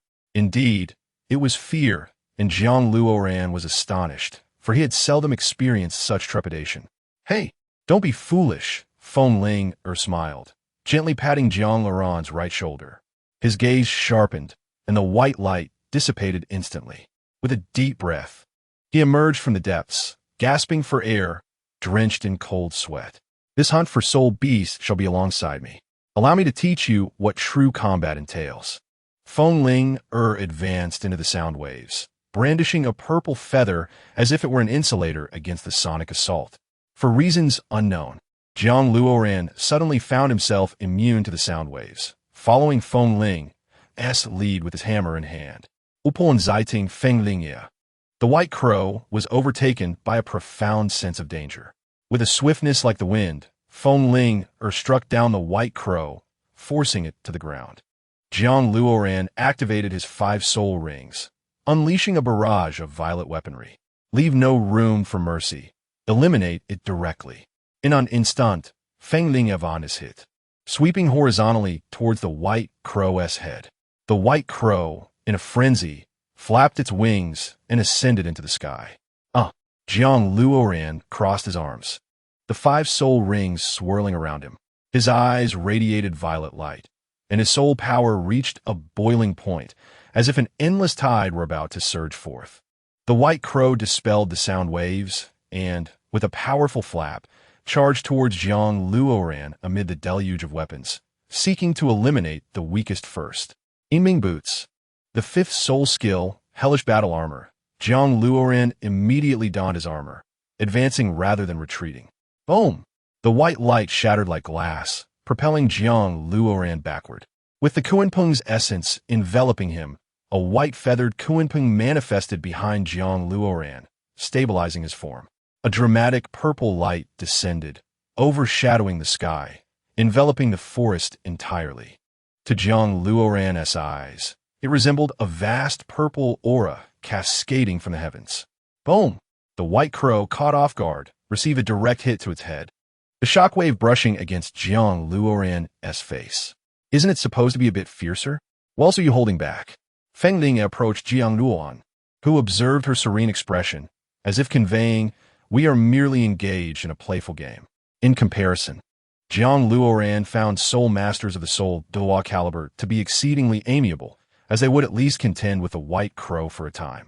Go ahead, absorb the soul ring. Feng Ling instructed before vanishing. Jiang Luoran activated his 4th soul skill, refined through thousands of hammer strikes, targeting the wound on the white crow's back, gripping a sharp spear, and thrusting downward. Whoosh! The white crow was instantly slain, its black eyes closing for eternity. Jiang Luoran hastened to the ground, cross-legged, summoning the black soul ring from its form. Boom, boom, boom. Shating broke through the soil, with dozens of tendrils entwining around the black soul rings on Jiang Luoran's body. Initially, Jiang Luoran displayed no signs of discomfort, possibly due to the effects of the Choyu Jingxiang, or perhaps because his body had acclimated to this level of energy after being infused with various high-level soul rings. Days passed, and Jiang Luoran continued to absorb soul rings. In truth, he was nearing saturation, yet he seized this opportunity to elevate his rank. He mused that it would be more prudent to participate in the Continental Elite competition after becoming a soul sage. 5 days and nights passed, and 6 purple-black soul rings swirled around Jiang Luoran, firmly establishing him as a soul emperor. He remained in a meditative posture, still under the influence of the Choyu Jingxiang. Especially after just absorbing another soul ring, His level continued to rise, 60, 61, 63, as Jiang Luran opened his eyes. The violet light emanating from them caused the surrounding soul beasts to retreat. Slowly, he rose, his body crackling like popcorn, particularly his heartbeat, which resonated deeply and powerfully. The sensation of being a soul emperor was distinctly exhilarating. If a soul king represented a flowing river, then a soul emperor was akin to a vast lake. This feeling suggested he could easily overpower any soul king, a far cry from his previous abilities. Jiang Luran extended his hand, and layers of ancient gray enveloped the Shue Sha tongue, rendering his martial spirit even more formidable. With his sixth soul skill activated, he arched his body, the black soul ring on his right arm swirling with dark energy, transforming into a black-gray spear. This spear emanated a chilling aura, not merely cold in temperature, but imbued with a sense of impending death. The cursed spear, Jiang Luran, mimicked the stance of a javelin thrower, sprinting several strides before unleashing the spear with all his might. Whoosh! The gray spear surged forth like an unleashed tiger, swift as lightning, eliciting a fleeting moment of awe. Boom! A nearby mountain peak shattered as though struck by divine wrath, disintegrating instantly. A black mist enveloped the area, a manifestation of the cursed spear's power, rendering foes incapable of utilizing their soul energy for an hour, leaving them profoundly weakened. Jiang Luran was exceedingly satisfied with this soul skill and felt an urge to spar with Zhao Wuji. Upon sensing another fluctuation of soul energy, he turned to discover a soul bone. Chapter 124. The End of the Performance. This was a right arm soul bone radiating white light, hinting at immense potential within. A heavenly treasure had descended. Without hesitation, Jiang Luran grasped the soul bone, preparing to absorb it. While arm soul bones typically favored strength types, the White Crow's right arm bone enhanced speed, perfectly suited for Jiang Luran. Although it improved speed, it did not neglect strength. A balanced enhancement, akin to the right arm bone of the Titan giant ape, which, while immensely powerful, also provided a boost to speed. Jiang Luran surmised he could now achieve a lethal swiftness, capable of executing a strike with the speed of a lightning bolt. For an entire day and night, Jiang Luran immersed himself in the sensation of the soul bone. The absorption proceeded smoothly, and the Jiuyo Baigu successfully integrated into his right hand. The overwhelming feeling led Jiang Luran to believe he could crush a small mountain with a mere squeeze, as if he could restrain a missile. Particularly, his newfound speed imparted a deeper understanding of agility. Lifting his jade-like right arm, he noticed a faint white glow surrounding it. Approaching a massive boulder, Jiang Luran gripped it. Bang! The boulder crumbled as if it were dough in Jiang Luran's grasp, akin to squeezing tofu, an effortless feat at the lake's surface. He clenched his right fist and struck the water. Bang! His right arm moved like a flash of white light, crashing into the lake like a cannonball. The entire lake erupted as if struck by a whale, sending towering waves surging forth. At level 63, as a soul emperor, possessing an external soul bone and a right arm bone, participating in the Continental Elite competition seemed assured. Should he further cultivate to become a soul sage, he might achieve victory with merely a glance. He recalled that the elite competition featured an academy called Xiangjia, where certain Huiyan possessed a headbone. However, the threat he posed appeared minimal. After gathering his belongings, Jiang Luran returned to the central lake. Luran, you seem most surprised by Yiling Jiao. Despite Jiang Luran having absorbed the sixth soul ring and undergone some changes, she recognized him. What is wrong? Jiang Luran noticed Su Yuntao also gazing at him. In the lake, he perceived his transformed appearance. His previously gentle face now bore a hint of charm. His physique was robust, resembling a small bull, yet not excessively muscular. One could only imagine the explosive power contained within those well-defined muscles. The power of a soul emperor radiated with an air of undeniable authority. Perhaps due to the Qilua Yujing Xiang, I am now a level 63 soul emperor. Furthermore, I recently acquired a right arm bone, Jiang Luran stated.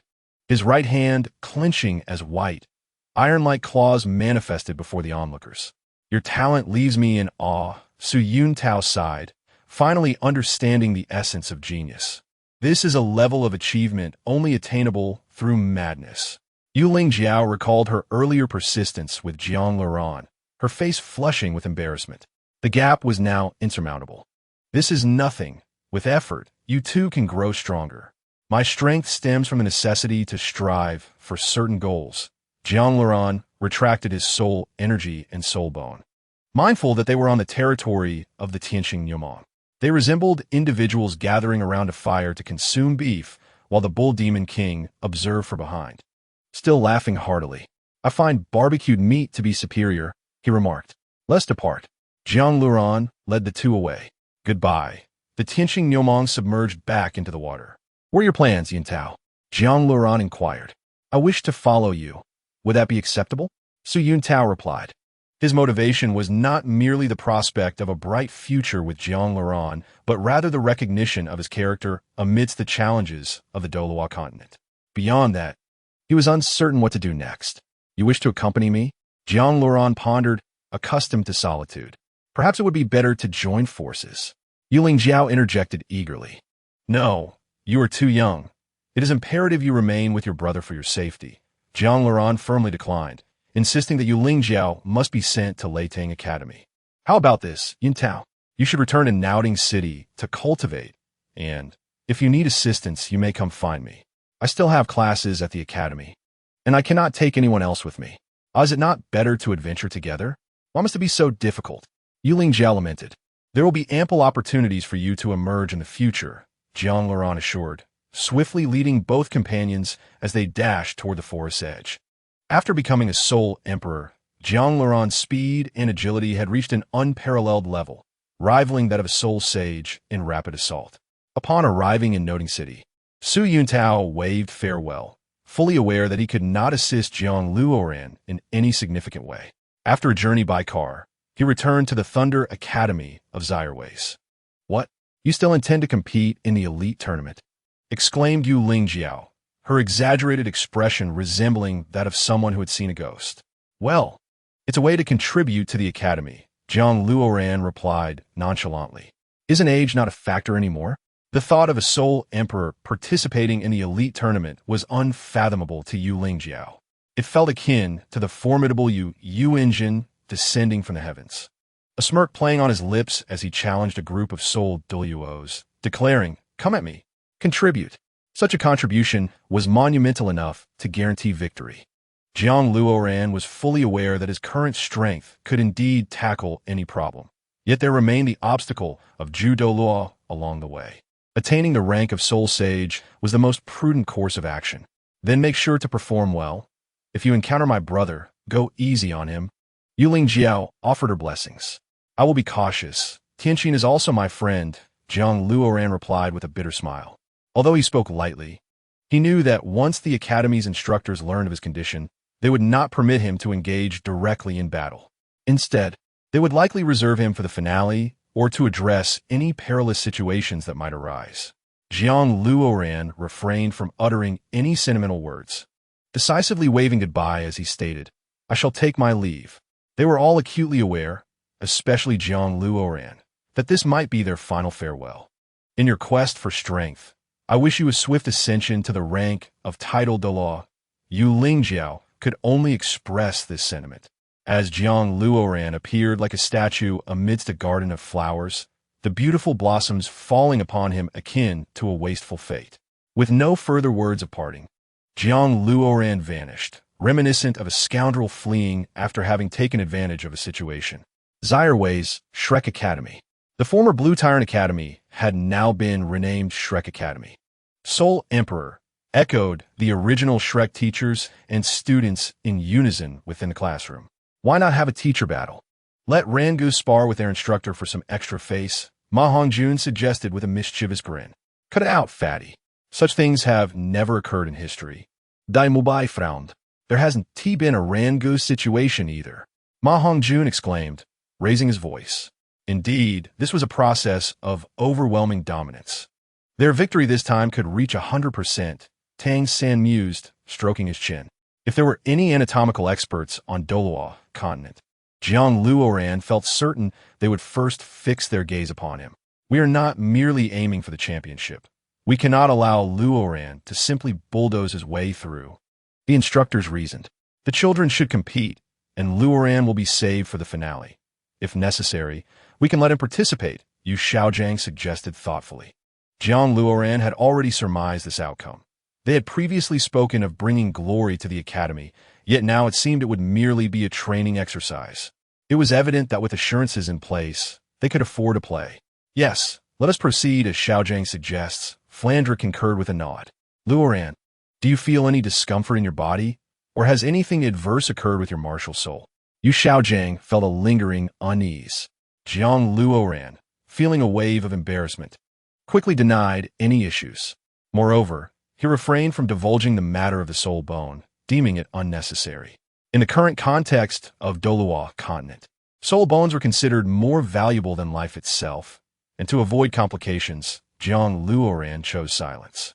After a round of exchanges, Jiang Luoran found himself isolated once more, transitioning from return to departure, then back again, awaiting his next move. He believed it was time for him to venture to the capital of slaughter, become a soul sage, and return just in time for the academy to utilize his strength. After achieving the rank of Soul Emperor, only then would Ma Hongjun be inclined to chatter beside him, while the others busied themselves with their own matters. Yet, when they encountered him, they were all exceedingly polite, perhaps feeling the disparity in their powers was too vast. Daily, he engaged in discussions about combat with Zhao Wujia, honing his skills, and he had reached a point where he could hold his own against Qin Ming. If he were to utilize soul bones to unleash soul techniques, even Qin Ming would be defeated. As for the master's fiancée, Lu Erlong, Jiang Luoran dared not engage in battle, for her ferocity surpassed that of a typical soul emperor. Not only Jiang Luoran, but even the other Shrek instructors hesitated to provoke Lu Erlong. In truth, if the 8 of them joined forces, Jiang Luoran charging forward could perhaps contend with Lu Erlong. The battle tactics among soul masters are undeniably crucial. Individuals like Lu Erlong are categorized as ferocious types. Coupled with the blue lightning tyrant dragon martial soul, she could easily dominate any opponent. Even Flandre would likely struggle against her. Jiang Luoran practiced in the morning and sparred with Qin Ming and Zhao Wujia in the afternoon, with occasional insights from the master. However, the master found that Jiang Luoran was progressing so smoothly that there was little left to teach, allowing him to relax. Additionally, during Jiang Luoran's combat with the instructors, the 7 members of Shrek were required to observe, gaining first-hand experience of battles among high-ranking soul masters. After several days, the time for the competition approached, and the master granted special permission for everyone to spar against Lu Erlong for pre-competition warm-ups. With Sangu on the right wing, Dai Mubai on the left, Zhu Qing and Xiao Wu executing agile strikes, and the fatty accompanied by Oscar, while Ning Rongrong remained behind Jiang Luoran. He arranged a formation and charged ahead.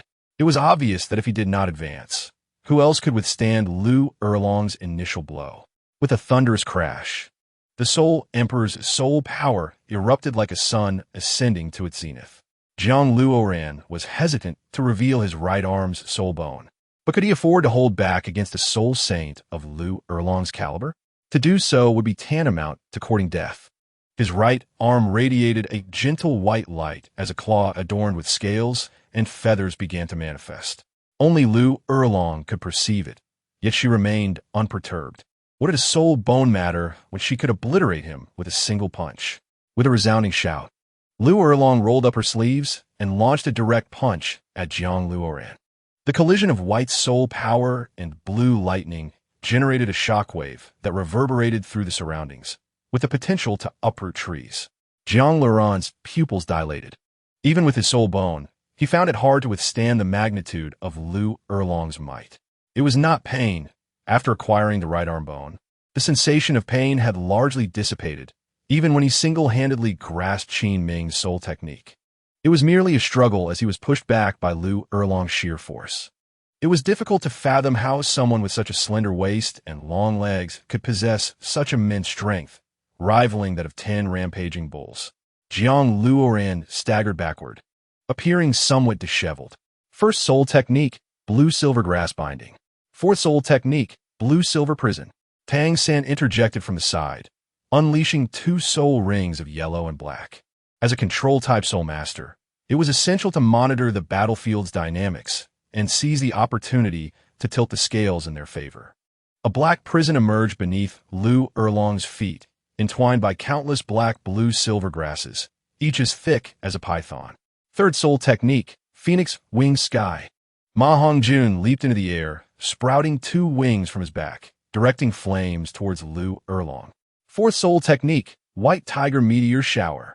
Dai Mubai unleashed a flurry of punches like flowing water, transforming into a meteor shower that rained down upon Lu Erlong. Third soul technique, Blood Fiend Demon Prison. Jiang Luoran summoned a black soul ring, conjuring a black prison that descended upon Lu Erlong. Fourth soul technique, 1,000 Forgings and 100 Refinements. Jiang Luoran exerted force, encasing the prison with dozens of blood fiend vines, solidifying it into a tangible shape. Seventh soul technique, True Body of the Scarlet Dragon. Jiang Luoran's expression turned to one of shock as he quickly retreated to avoid annihilation. The remaining 7 scattered without a moment's hesitation, utilizing his 5th soul skill. Hellish Battle Armor. Jiang Luoran formed hand seals. The Hellish Battle Armor could only be used by 3 individuals. Thus he focused on protecting the 3 girls, Xiao Wu, Zhu Zhuqing, and Ning Rongrong. Suddenly, a colossal dragon emerged, no longer shrouded in mere lightning, but instead surrounded by a tempest of thunder. The aura of the Soul Sage dispersed through the air like a pervasive mist. A massive blue vortex formed a repulsive barrier, obliterating all soul skills and sending Jiang Luoran and his companions flying. This was a power of an entirely different caliber. Ma Hongjuan's exaggerated demeanor suggested he might swallow his own fingers in disbelief. Fatty, refrain from uttering nonsense. Follow the commands of Xiao San and Luoran. Dai Mubai, injured in his right arm, groaned in pain. The dragon roared again as Lu Erlong sat atop the thunder dragon, resembling a divine punishment descending from the heavens. Her gaze was icy as she launched an immediate assault on Jiang Luoran. This could be deadly. Teacher Erlong, please show mercy. Oscar shouted. A strike of this magnitude would surely leave Jiang Luoran severely injured, if not dead. However, Jiang Luoran remained composed in the face of such an onslaught. He grasped a gray spear in his right hand, aimed at Lu Erlong. The ensuing scene left the Shrek 7 astounded, even drawing a sharp intake of breath from them. Jiang Luoran advanced rather than retreating, meeting Lu Erlong's attack head-on. The black soul ring merged with the gray spear's tip, and ribbons of silky, purple soul power unfurled around him. He dashed forward several paces, employing the principle of chaotic winds to unleash the cursed spear. With a vigorous flick, Jiang Luoran poured all his soul power into the cursed spear, which surged forward like lightning amidst a storm, enveloped in purple radiance and exuding an aura of death. The Shrek members had never witnessed Jiang Luoran's 6th soul skill before. Today, they were eager to see what kind of soul skill could compel Jiang Luoran to confront Lu Erlong's martial soul without flinching. Boom! Chapter 126. Turning the tide, a ghastly shriek echoed, evoking a sensation as if everyone were mere prey caught in a juicer. It was a sound that tore at the eardrums. Lu Erlong's scarlet dragon form remained, yet her complexion had turned pale, her eyes dim, resembling a battle-weary deity. The function of the cursed spear was never merely to attack, but rather to curse the opponent. Jiang Luoran's strike might not have worked against Flinder, but against Lu Erlong. It was guaranteed to hit. Thus, he had no need to flee, as the cursed spear in his hand had a 99% chance of success. At this moment, Lu Erlong could rely solely on the scarlet dragon beneath her and her fragmented willpower. Erlong, it's over. You have lost the master. Aware of Jiang Luoran's 6th soul skill, urged Lu Erlong to retreat. Not a chance. I will not be defeated. Lu Erlong steadied herself, placing her hands on her forehead. The Shrek team readied themselves. Jiang Luoran, like a streak of light, launched himself at the nearby willow tree. With a bow of his waist, Xiao Wu had been waiting patiently, entwining her hand around Lu Erlong's waist. In your dreams, even without her soul power, Lu Erlong is not someone Xiao Wu can handle. Just as Lu Erlong prepared to strike, Zhu Zhuqing activated her third soul skill, Ghostly Claw, leaping towards Lu Erlong not to claw at her face, but rather her arms, thus preventing her from targeting Xiao Wu. Concentrate Fire. Tang Sen leaped onto a willow tree, employing his second soul skill, Ghostly Vine Parasitism, followed by his third soul skill, Web Restraint. Dai Mu Bai swiftly rolled beneath Lu Erlong, striking like a meteor with his fourth soul skill, White Tiger Meteor Shower, delivering relentless blows. Phoenix's Howl. The myriad soul skills rained down upon Lu Erlong, yet fortunately, the Scarlet Dragon form provided ample protection. Otherwise, she would have been severely injured. The Scarlet Dragon, being a seventh soul skill, could certainly withstand these attacks. However, the combined assault from Shrek 8 was comprehensive. The Scarlet Dragon could not defend against all, and some attacks inevitably struck Lu Erlong.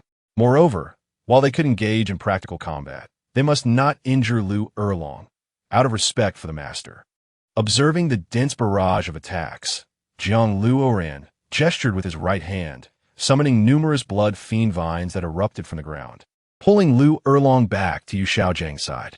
Though Lu Erlong had unwittingly taken a hit, everyone understood that a soul sage in full combat could instantaneously obliterate them. Moreover, Lu Erlong, being a ruthless soul master, would significantly reduce her damage output by holding back in battle.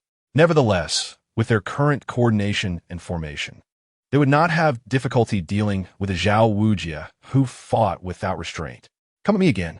Lu Erlong sat cross-legged on the ground, recovering her soul power. Let us rest for the night. Everyone is exhausted.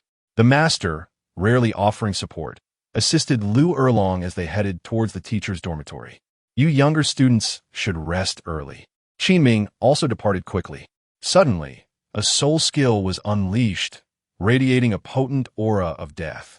A green ghostly figure descended, accompanied by a wave of toxins that blanketed the area. Upon witnessing this formidable presence, everyone instinctively took 3 steps back, including Jiang Luoran. Indeed, he possessed remarkable talent among his peers, yet he could not compare to the legacy of the title Doloa. To act brazenly before a title Doloa was tantamount to courting death. When it was time to be humble, one must be humble. However, recalling that Dugu Bo had promised Tang San not to harm any Shrek students or faculty, Jiang Luoran steeled his resolve against the rising fear within him. I am Jiang Luoran. Known as the Cursed Spear, he bowed respectfully. The Soul Emperor would always remain a Soul Emperor, and the title Doloa would forever be a title Doloa, unless a Soul Emperor became a title Doloa. Is it you? Dugu Bo's voice resonated like the grinding of a whetstone. Indeed, Senior, do you have any advice? Jiang Luoran inquired, puzzled. How could a title Doloa have encountered something he hadn't seen before? Is it merely a curse imbued with an aura of death? Indeed, Jiang Luoran acknowledged that such soul skills were rare and seldom witnessed. Yet, rarity did not equate to power. It was merely an offensive technique. From my observations, that strike possessed strength akin to level 67. Dugu Bo nearly spat in surprise. What level are you? In truth, Dugu Bo, having long dealt with poisons, had developed a fascination with these deadly elements. Upon arrival, he had merely sensed the aura of death and assumed it was a new type of poison, igniting his interest. It was only upon closer inspection that he realized it was a soul skill. Jiang Luoran, unwilling to deceive the elder, released his soul power. Level 63. Dugu Bo steadied himself. I suddenly gained insight into a type of poison. Release your soul skill once more. Very well. Jiang Luoran summoned a soul ring from his right arm. The surrounding Shrek students quickly dispersed, granting him ample space. With his 6th soul skill, Cursed Spear, Jiang Luoran twisted at the waist, sending the gray spear flying from his right arm. The aura of death permeated the ground, and in that moment, everyone felt as if they had plunged into the depths of the ocean. No, it was not suffocation. It was akin to the sensation of free falling in outer space. There was no gravity, no shackles, no boundaries, nothing at all. Sounds could not escape, and water could not seep in. The temperature, particularly the temperature, made one feel both freezing and unbearably hot. Was this the essence of death? When that feeling dissipated, The cursed spear had already obliterated a small mountain across the way. Oh, Ma Hongjun could not endure the overwhelming sensation, collapsing to the ground in tears. If it were to happen again, he feared he might shatter. With a sudden gasp, Ayasaka spat blood and collapsed onto the ground. This was merely a residual effect of the curse, yet they found it unbearable. It is not difficult to comprehend. It was akin to a strike from a soul emperor. And how could they, as members of the soul sect, withstand such force? Moreover, the feeling of impending death was transient, dissipating almost immediately. However, they would misconstrue it as eternal, and those with fragile mental fortitude would deceive themselves. I recall that after Ayasaka returned with his 7th spirit ring, he was too timid to face Ningrongrong, afraid to defy convention by being with her. Deep down, he remained quite vulnerable. The others were similarly affected, clutching their chests and gasping for breath. Yes, it felt just like this. Dugubwa seemed to be pointing at a cluster of poisonous mushrooms, declaring, "Indeed, you are the dessert I seek." Goo, this type of goo, Dugubwa reminisced, savoring it as if relishing aged vinegar. "Old monster, what poison are you developing now?" Tong-san approached, his complexion pale. "Have you ever heard of goo?" Dugubwa's face bore a hint of excitement. "Goo." Tong-san appeared, slightly disinterested. During his years in the Tongmen, he had encountered countless poisons, including goo. Although he had not extensively dealt with goo, he certainly was not ignorant of it. Even if he possessed only a fragment of knowledge, it was enough to surpass Dugubwa's experience. The remaining members of Shrek were somewhat confused. They understood neither goo nor poison, let alone how to utilize them. Jean Laurent had heard of goo on Earth, finding the concept rather mysterious and uninteresting. "You, release it once more," Dugubwa commanded, his gaze and demeanor leaving no room for Jean Laurent to refuse. It felt as though, should he decline, something unfathomable would emerge, sending him to the depths of true hell. Chapter 127. The strike of the title de law. Upon hearing Dugubwa's words, Jean Laurent covered his head with his hands, a bitter smile playing on his lips. This old fellow was treating him like a glowing light bulb. Yet what could he do? The other party was a title de law. Failing to comply could result in being treated as a specimen for goo experimentation. 6th spirit skill, Curse Spear. Repeatedly unleashing the curse spear 5 times had completely drained Jean Laurent's soul power. "Is that all you can manage? You are rather pathetic for a soul emperor." Dugubwa approached. For some reason, he felt an inexplicable irritation towards Jean Laurent. Jean Laurent nearly spat blood. Which soul emperor could continuously utilize their 6th spirit skill? Was he not afraid of exhausting himself? What did this old fellow truly desire?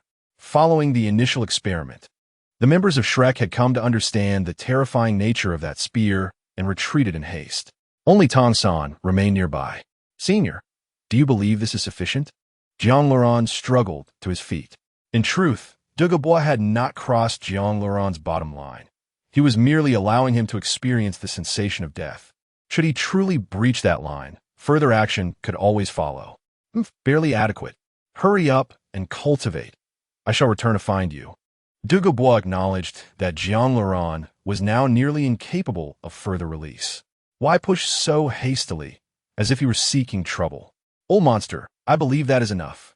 Let Laurent rest," Tong-san interjected, placing a hand on Dugubwa's shoulder, signaling him to temper his actions.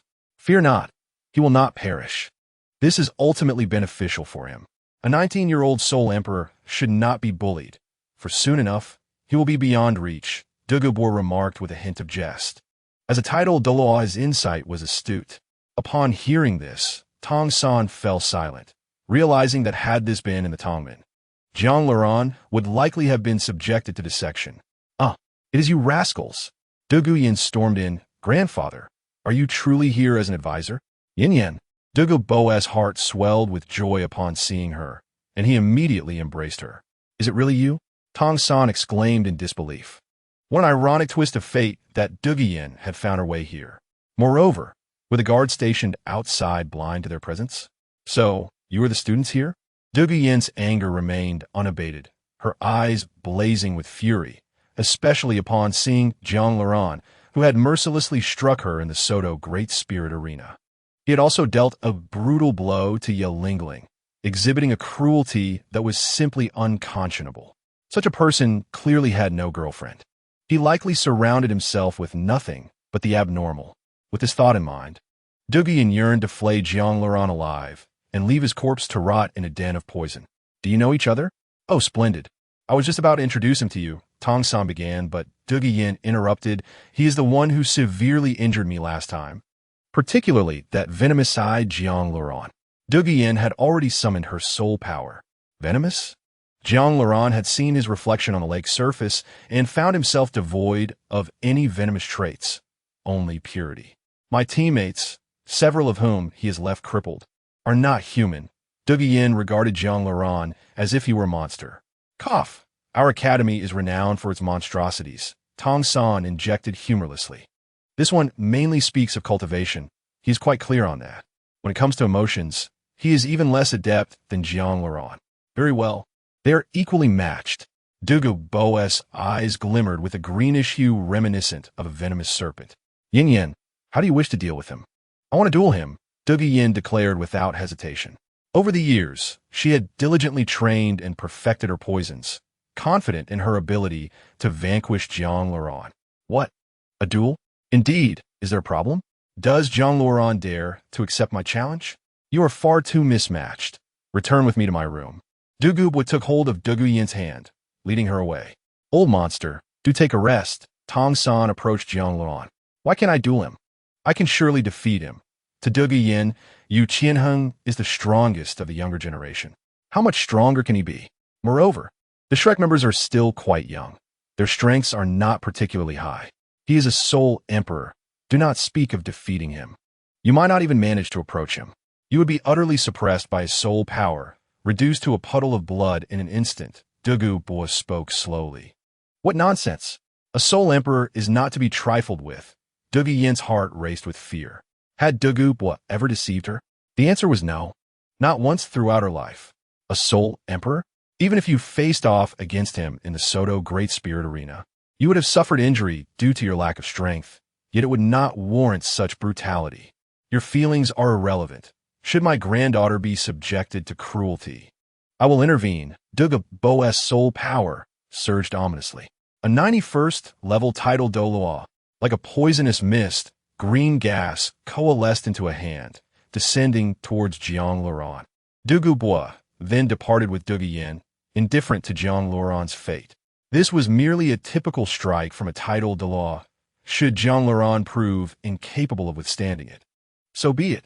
Jiang Laurent was taken aback by the descending green hand, realizing evasion was futile. Laurent, do you still have any soul power left? Tong San clasped his hands together, summoning a multitude of blue-silver grasses from the ground. Having regained some power during Duguyen's speech, Jiang Laurent had initially aimed to engage in harmless banter with her, yet he had not anticipated Dugu Bo's sudden strike. Jiang Luoran initially intended to let Tang San depart, yet once ensnared in this toxic domain, retreat became exceedingly arduous. The sole recourse for their salvation lay in enduring this strike. First spirit skill, second spirit skill, third spirit skill, fourth spirit skill, fifth spirit skill, sixth spirit skill. Jiang Luoran raised his hands high, unleashing all his spirit rings and abilities. Purple and black.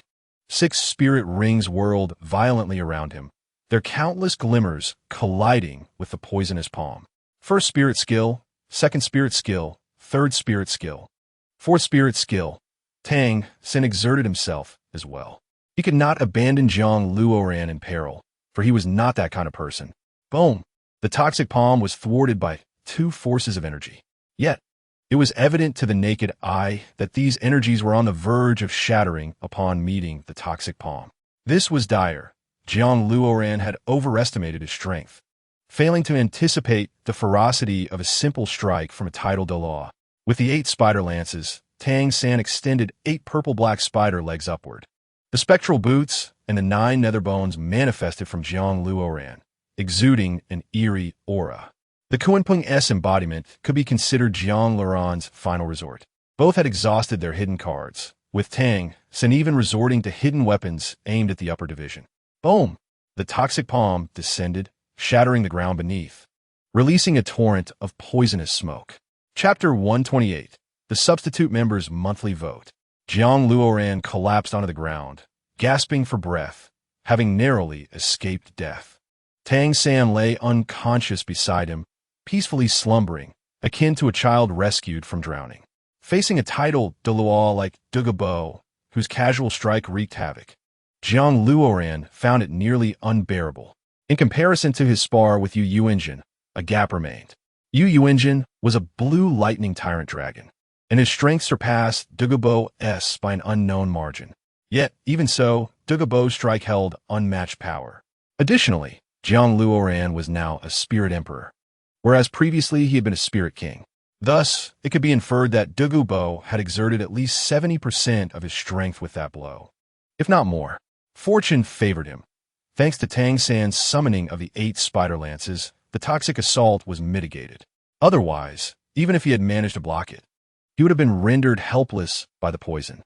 Regaining his composure, Jiang Luoran hoisted Tang San onto his back and made his way toward the male dormitory. Upon returning, Dai Mubai and the others rushed to greet them, initially believing that robbers had invaded the academy and assaulted them. Jiang Luoran glanced in the mirror and saw a disheveled figure, his hair in disarray, resembling someone who had just detonated a gas canister. Ha ha ha! Ma Hongjun laughed heartily without restraint. After a brief explanation from Jiang Luoran, they finally relaxed. Jiang Luoran simplified his account, stating that they could not be of any assistance, and it would be inappropriate to escalate tensions further. It was important to note that Dai Mubai's White Tiger Meteor Fist against Dugubo would be akin to a mere tickle. After placing Tang San on the bed, Jiang Luoran succumbed to sleep, having expended tremendous energy that day. 3 days later, the list of participants was announced. Tang San, Dai Mubai, Ma Hongjun, Oscar, Tai Long, Jingling, Huang Yuan, Ning Rongrong, Zhu Zhuqing, Xiao Wu, and Jiang Luoran as the final substitute member. In total, there were 12 participants, all outstanding talents from Shrek Academy. The substitute member, Jiang Luoran, would serve as an observer, likely remaining on the sidelines and not entering the arena. The significance of a substitute would depend on their strength. However, who would truly place great interest in a substitute? After Flinder finished reading the list, he descended the stage, making way for the master.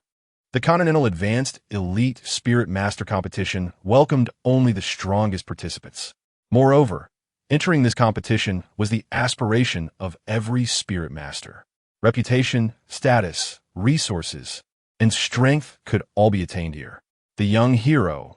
This was the place where heroes were forged, and the master spoke with great solemnity. One could speculate that he too once yearned to participate, but was hindered by issues with his own martial soul. Not only the master, but everyone across the continent yearned to partake. It was the finest means of self-validation. It was akin to years of diligent study, culminating in a chance to take the imperial examination. The students were highly spirited, clapping and cheering, their hearts racing with excitement. Suddenly, a dark green, ghostly figure approached, gazing at Tang San and Jiang Luoran.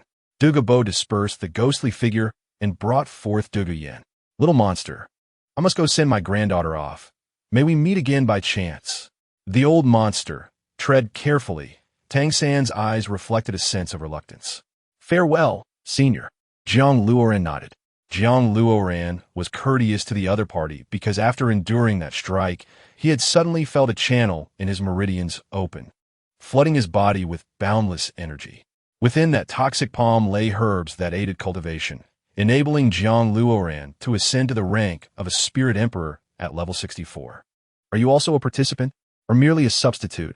Dugabo's voice sounded as if someone had stuffed cotton candy into his throat. Indeed, Senior Dugu, the master interjected, positioning himself in front of Jiang Luoran, deeming this arrangement more prudent. Everyone fell silent in deference to the title Doloa. Dugabo nearly chuckled in disbelief. I don't care about others, but little monster, and what is his name, Luoran. You two must not harm Yin Yin. Otherwise, the next time, I shall not assist you in your ascension, but rather send you to the depths of hell. Rest assured, this is a competition, not a battlefield, Jiang Luoran replied earnestly. And, as a substitute, I certainly will not have the opportunity to fight Dugu Yen. Dugu Bo's eyes flared with fire. You still wish to have the chance to fight, Yin Yen? Fear not, old monster. We are mindful of our limits, Tang San assured, casting a trusting glance. Very well. I trust you, Dugu Bo nodded at Tang San, then turned to Jiang Luoran, but I do not trust him.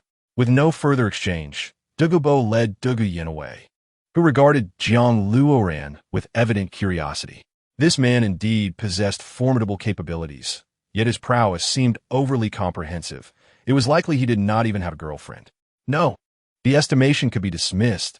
He certainly did not have one. Yi Lingling had been frightened since her last beating, terrified of men, especially upon seeing muscular figures like Shimo. She could be described as trembling with fear. Following this, I shall outline the competition rules. The preliminary rounds will proceed in the format of team battles, a single round-robin system, with the teams attaining the highest victory points in each preliminary zone advancing to the elimination rounds. The elimination rounds, however, will adopt a unique format. Although the competing teams will still send forth 7 participants, they will face off one by one. The victors will remain on the field, while the defeated side will continue sending forth participants until one side's members are entirely vanquished. The master elaborated. Then, there will be individual elimination rounds. Although the competition rules are intricate, do not feel burdened. You are all exceptionally strong, Flender noted, observing their perplexed expressions. In the younger generation, the highest rank is likely a spirit elder, right? Where else can one go? Ma Hongjun waved dismissively, appearing quite at ease. As for Jiang Luoran, he was even more confident, believing that not only could they secure the championship, but with his addition, their chances would be significantly bolstered. However, one must not let one's guard down. The master is always the most prudent. I advise you to adopt a strategy of preserving strength. Preserve strength. Tang Sin glanced at Tai Long and the others, and without needing words, understood the master's intention. Indeed, one cannot confront the challenge head-on with their utmost power, for that would expose everything.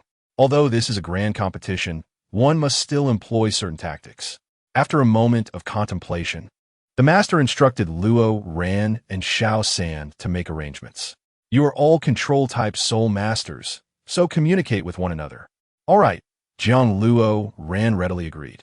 The synergy among teammates is of paramount importance, especially since Tai Long and his companions are new additions and may struggle to keep pace with the Shrek 7 Devils. After 5 days of continuous discussions and adjustments, they gradually developed a vague sense of cohesion. As for Jiang Luo Ran, he primarily took on the role of a commander, assisting them in their training. The rapid advancement of Jiang Luo Ran prompted the master to advise him to take time to consolidate his strength and refrain from excessive training during this period. Although his exact rank remains unknown, it is apparent that he was personally appointed by various instructors to lead. Nevertheless, Jiang Zhu and the others could sense that this unfamiliar Jiang Luo Ran was exceptionally powerful, perhaps nearing the rank of a Soul Emperor. This backup should not be underestimated. Chapter 129. The Tiando Empire. After deliberation, it was decided that Tang San, Dai Mu Bai, Oscar, and Xiao Wu would take the stage, while Ma Hongjun, Zhu Qing, and Ning Rongrong would be kept in reserve for later use. Jiang Luo Ran would serve as a contingency for any unforeseen circumstances. 3 days later, in the capital of the Tiando Empire, Tiando City, the grand opening ceremony of the Continental Advanced Soul Master Academy Elite Competition commenced in a lavish fashion. The citizens of Tiando City regarded this event as a festival. Tickets for the event, including VIP seats, were sold out in an instant. The venue was teeming with spectators. The arena's design was no simple affair, constructed from the most expensive metallic materials, every inch of space treated as precious. Here, not only did young soul masters emerge into the limelight, but it also became a place of aspiration for young maidens. It is well known that the customs of Dulua continent remain unchanged. Everyone yearns for a powerful soul master as a lifelong companion. Furthermore, the nobles, upon spotting promising soul master teams, would undoubtedly invest substantial resources to nurture and hire them. Tiando City had never witnessed such a lively scene. The streets were crowded with people. There are simply too many, Tang San mused, having never encountered such a cacophony before. Only he seemed to maintain an interest in the surroundings, while the others were distressed over their garish green promotional outfits. Covered in logos, they resembled walking advertisements rather than participants. Consequently, the others had engaged in prolonged arguments with the principal, yet to no avail. Flinder, valuing money above all, ignored their objections, declaring that if they continued to oppose, he would add even more advertisements. The master reassured them that this was merely a method to strengthen their mental fortitude, ultimately making them more formidable. As soon as they stepped onto the competition platform, Shrek undoubtedly became the most conspicuous presence. What kind of academy is this? Their attire even has a pungent odor of copper. That blonde man looks utterly ridiculous in this outfit. Look at that red-haired rotund fellow. He could make a fortune selling skewers in Mexico. Flinder, Lu Erlong, the master, Zhao Wuji, and Qin Ming strolled past the students as if gliding on oil. In contrast, the other participants were resplendent in silk, their garments often more dazzling than those of the nobility. Some students from other academies were even adorned in tailored attire. Finally entering the arena, Shrek's members eagerly sought refuge in a secluded corner, as if they had stumbled upon a summer retreat. Hey, everyone, get your act together. Why do you all look as if you haven't eaten? Flinder reprimanded them sternly. In truth, Flinder had divided the advertisement income into 3 portions. One for the competition expenses, one for Shrek Academy's operational costs, and the final portion to be shared among Shrek's members. While this was somewhat considerate, the young participants were not in a position to endure such humiliation, especially in the Tiando Empire, where they would be scrutinized by countless high-ranking officials and nobles. Nonetheless, one can only evade for so long. They would eventually have to compete in front of everyone, and their appearances would be visible to all. Principal, please spare me. Ma Hongjun pleaded, clinging to Flinder's ankle. Someone just invited me to sell skewers in Mexico. The others chimed in unison, sighing in resignation, stating that they would rather not wear the outfits, even if they were paid. Do you have any idea how much these sponsorships cost? I tell you, enough to cover a month's worth of your meals. Flinder exclaimed, rattling off a multitude of figures. Rest assured, think positively. The 13 of us wearing these outfits together won't feel too lonely, Jiang Luo Ran mused. In his past life on Earth, he had once donned a snow-white costume to promote a product on the streets. Now, as a sole emperor, he no longer cared about such superficial matters. Luo Ran, what gave you such a positive outlook? Jiang Zhu asked, covering her head with her hands. Is this what it means to be a master? Even the group from Tsanghui Academy seemed to be dressed better than they were, Oscar pointed out. Just then, 2 instructors from Tsanghui Academy, Shernyan and Yizhi Qiu, approached. Luo Ran, my brother, I knew we would meet again. Yizhi Qiu exclaimed, embracing Jiang Luo Ran with a satisfied smile. Humph. Shernyan led the other students away, harboring a grudge against Yizhi Qiu. Yizhi Qiu, remember your position as an instructor. What? Yizhi Qiu's gaze turned icy. Does teacher sure have something to say? No matter. We shall meet in the competition, Jiang Luo Ran said, shaking hands with Yizhi Qiu before turning to observe Shernyan's receding figure. Shernyan seemed intent on targeting Tang San, being a soul sage at level 72. As a backup, Jiang Luo Ran felt it necessary to consider the safety of his teammates. Perhaps he could find an opportunity to eliminate him. Given his understanding of Shernyan's martial soul and soul skills, a surprise attack should suffice to end him, followed by a few additional strikes to ensure his demise. I almost forgot an important detail. Shernyan possesses a skull. Jiang Luo Ran had already set his sights on him, waiting for the right moment to strike. For the sake of prudence, he could collude with Yizhi Qiu. If all else fails, he could involve Utian Xin. Jiang Luo Ran felt no moral qualms about eliminating those with nefarious intentions. As the group continued to strategize against their adversaries, they remained blissfully unaware of Jiang Luo Ran's lethal thoughts. Along the way, various academies greeted Jiang Luo Ran as if engaging in diplomatic relations. Having previously vanquished the evil spirit cult, Jiang Luo Ran had garnered significant recognition, making it difficult for anyone to remain oblivious to him. Be cautious. I sense something amiss with that old fellow, Shernyen, Flinders stated gravely. Principal, is he the soul sage you mentioned? What is wrong with him? Dai Mubai had never seen Flinders so serious. He holds grudges. Anyone he targets meets an unfortunate fate. Just make sure not to walk alone, Flender advised, before taking a seat with the master and the others. Brother, is that you? Jiang Luo Ran looked up to see a pale, infuriating face. Dang Bai, this fellow, who appeared to be a refined gentleman, was truly a ruthless killer. Perhaps we can join forces to take down Shernyen. However, what will happen if the soul bones fall out and they become entangled again? Yi Zhiqiu would undoubtedly not compete with me. And you, Tianxin's temperament and family background would only lead her to repay a favor. Yet, the intentions of Tang Bai remain uncertain. Tang Bai noticed the cold glint in Jiang Luoran's eyes, and Jiang Luoran, in turn, perceived the same in Tang Bai's gaze. Both were born killers, and a mere glance sufficed to discern each other's thoughts. Jiang Luoran feigned ignorance, glancing around. Stop looking. The holy maiden hasn't arrived, Tang Bai said, patting Jiang Luoran on the shoulder, displaying a demeanor that suggested a mutual fondness for bloodshed. If you have any issues, feel free to speak up without reservation. What brings you here? Jiang Luoran inquired, puzzled. I am not part of the golden generation within the sect, and thus lack the qualification to compete. Unlike those useless individuals in the sect, I possess the authority to observe alongside Salus, Tang Bai remarked, scanning the Shrek Academy students. I will cheer for you. Chapter 130, Shrek vs. Tiando Royal Academy.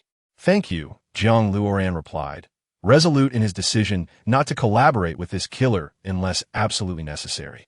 Tang Bai's inner turmoil was palpable, as Jiang Luoran's innocent expression resembled that of a young maiden hanging clothes in winter.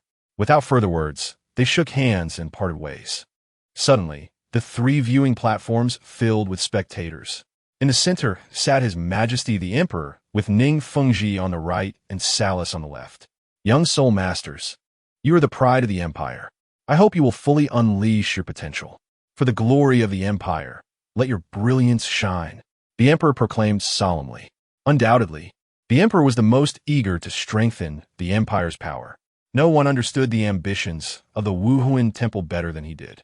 Witnessing so many youthful and passionate soul masters stirred emotions within him.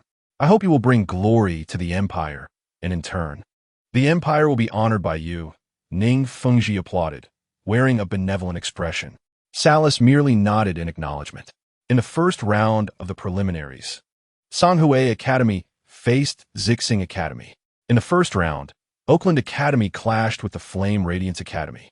In the first round, Shrek battled Tiando Royal Academy. Compete well. We shall take our leave, Flanders said weakly, not allowing the Shrek students an opportunity to speak. Luoran, you lead the team. All decisions are your responsibility, the master remarked, believing this to be an uncomplicated task.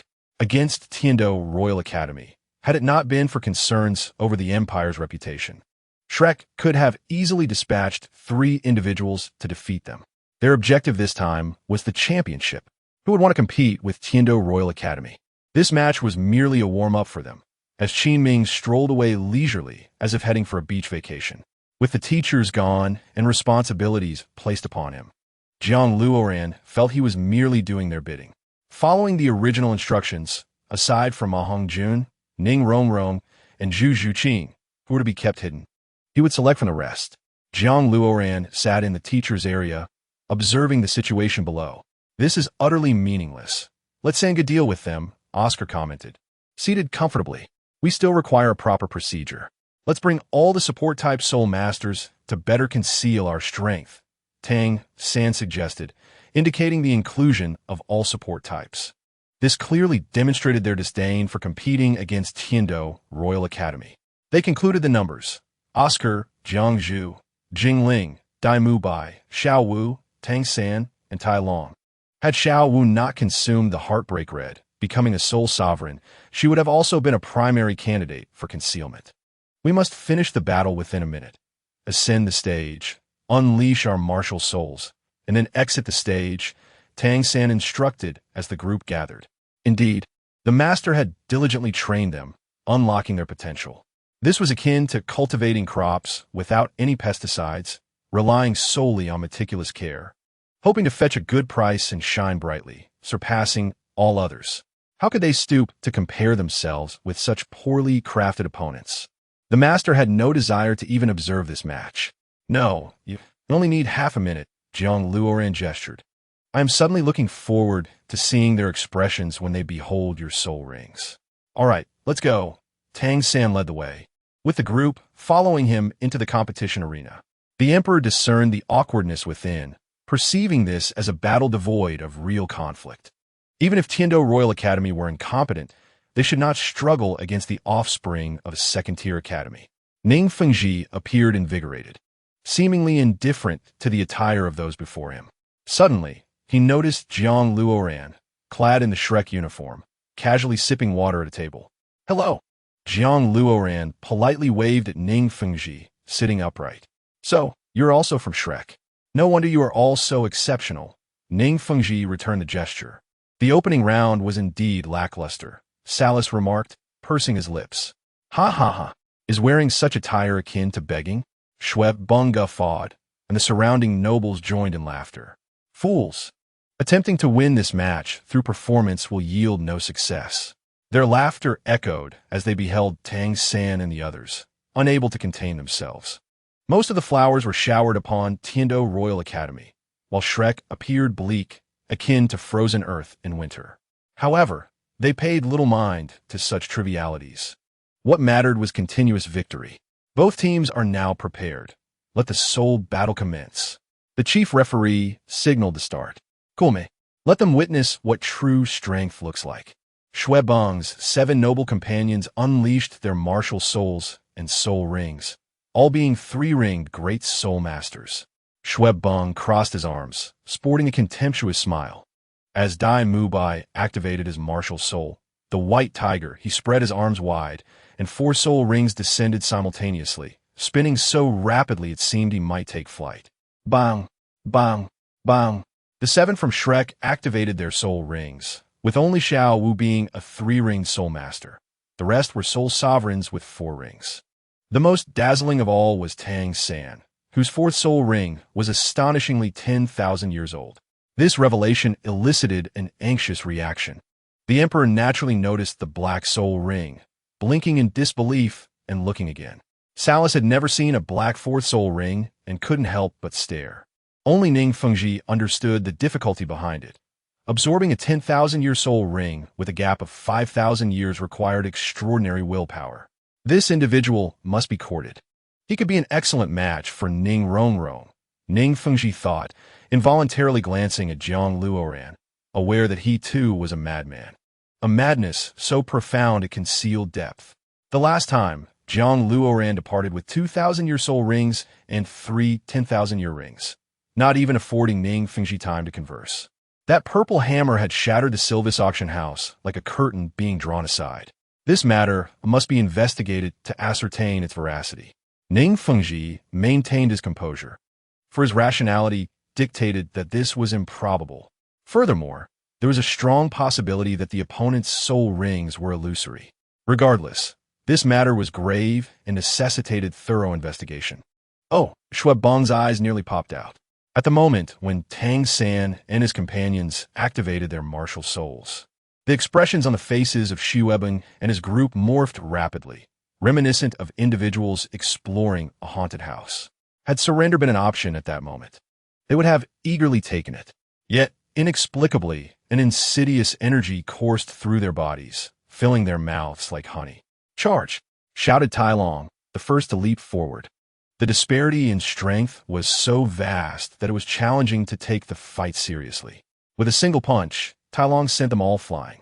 Concerned for the integrity of Shwebong and his comrades' bones, Tang San diligently used his lawn in grass to pull them back.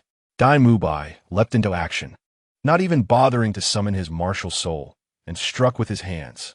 The sound of 7 simultaneous impacts echoed as the 7 members of Shwebong succumbed to unconsciousness, their nostrils rhythmically inhaling. Chapter 131. The conspiracy for the bones. The preliminary rounds were utterly devoid of challenge, with Shrek Academy's team dispatching their opponents with ease. akin to 7 level 100 individuals battling against 7 level 10 foes. To date, Tang San had yet to even utilize his 4th soul skill. Shrek, Shrek, Shrek. At this moment, everyone within the soul arena was aware of the formidable presence that was Shrek Academy. They were unmatched in their prowess, obliterating their foes without a moment's hesitation, even disregarding the need to rearrange their formation. Indeed, their all-soul venerable formation had already met the standards of the first team from the Tiando Royal Academy. They were exempt from the preliminary rounds. Shrek Academy emerged victorious. Nightfall. Within the Shrek camp, what a bunch of cowards, Ma Hongjun remarked, referring to the opponent's performance. Master offered no comment, for their strength was a product of their own tribulations. A merit worthy of pride. Our goal has always been the championship. There is no room for arrogance, Flanders said, holding a bottle of beer. Indeed, for those with foresight, even achieving what seemed unattainable would elicit a calm demeanor. There was no need for pretentiousness, as they held little regard for such trivial honors. Jiang Luoran lay silently atop the roof. Having inexplicably arrived at the Doloa continent, he had been muddled through his training. Naturally, no one suggested he should take a break. Suddenly, someone chimed in, "Hey, you're the young master of Biming. Hurry up and finish your training and head home. Your mother is waiting to give you a warm embrace." Perhaps there was even a battle he must fight, one that involved leading countless birds. All right, everyone has fought hard during the day. Let us eat and retire early. Master always maintained his rational demeanor. Perhaps, as Flanders said, Master had exhausted all his irrationality in his youth. Luoran, although you need to moderate your training, sparring is inevitable, Master said, pointing at Jiang Luoran with a serious expression. Teacher, you told me to take it easy during the day. Jiang Luoran seemed to anticipate what Master was about to say. Ere long, engage in some sparring with Luoran. Try to let him experience the fighting style and killing intent of Soul Sage, Master instructed, folding his arms. Am I going to die? Jiang Luoran inquired skeptically. It will only be a dislocation at most, Flanders said, taking 3 swigs of beer. After ere long is done, I will play with you. Just a dislocation? To them, a dislocation seemed merely a trivial scratch. Shrek Academy triumphed once more, achieving 16 consecutive victories without a single defeat. The chief referee shouted passionately. Jiang Luoran approached, his right arm bandaged in white, his pale face marred by numerous bruises and handprints. Ha ha ha. Ma Hongjun couldn't contain his laughter, Brother Ran. Once you become a soul sage, you won't suffer so badly. How was today? Jiang Luoran asked, sitting down with a frown. 16 victories, still winning, and we haven't even changed formations. I feel like today's opponents are worse than yesterday's. Ma Hongjun expressed his disappointment. It was as if they were not facing humans, but rather robots programmed for training. At this rate, we will be up against Songhui Academy soon. Jiang Luoran pondered. Tang San had only caught the attention of Shinian after defeating Songhui Academy. They're already engaged. Look over there, Ma Hongjun pointed toward the arena where Shrek faced Songhui Academy. Oh, in that case. Jiang Luoran tore off the bandage and handed it to Ma Hongjun. Keep an eye on the match. I need to step out for a moment. Sure. Ma Hongjun was indifferent to Jiang Luoran's whereabouts, as the match was a foregone conclusion. Senor Ye, Viang Luoran aprudochit Yeziyu. Luoran, you are now a soul emperor? Yi Zhiqiu observed Jiang Luoran, having sensed his aura that day. Certainly a soul emperor, though not as powerful as himself, who had ever seen a soul emperor in their teens. Indeed, I came to ask for your help in dealing with Shinian, Jiang Luoran said, his smile suddenly turning cold. Yi Zhiqiu appeared startled, his complexion paling. To declare so openly in front of the masses that he intended to kill Shinian? Yet, it was not entirely impossible. Moments later, just as Jiang Luoran was about to depart, he mused, Shinian has caused much harm. He is indeed a disgrace to our academy, but alas, he is a soul sage, and we cannot provoke him. You are unaware, this old man has a way with young ladies. Yi Zhiqiu recounted Shinian's history. What a beast! Jiang Luoran was oblivious to Shinian's notorious reputation. No wonder he sought to harm Tang San and Xiao Wu, although this was the only means to hurt Tang San. The weight of a soul sage, no matter how malevolent Shinian was, the academy would not dare to speak out. Jiang Luoran's heart sank. Otherwise, how could he have survived till now? To be frank, there was no necessity for him to kill Xinyan to resolve matters. However, hearing you say he intends to target the academy students, I am willing to assist you. Yi Zhiqiu, though lacking confidence, agreed. The two Soul Emperors deliberated on how to deal with a level 73 Soul Sage. This was akin to two middle school students challenging a seasoned fighter in the ring. Your presence suffices. Rest assured, he shall undoubtedly perish. Jiang Luoran, a reliable harbinger of death, was adept at devising plans. For instance, shoving a willow branch into Shernyan's mouth to suffocate him, or employing swift movements coupled with soul skills to bombard him. However, none of these strategies were as effective as employing a beauty. And Yi Zhiqiu was that beauty. You can charge straight at him. I will handle the rest. Jiang Luoran clapped Yi Zhiqiu on the shoulder. Charge straight? Were it not for Yi Zhiqiu's understanding of Jiang Luoran's character, he might have thought him jesting. Shouldn't he bring a weapon? The opponent was a soul sage. After all, Jiang Luoran insisted on a direct charge.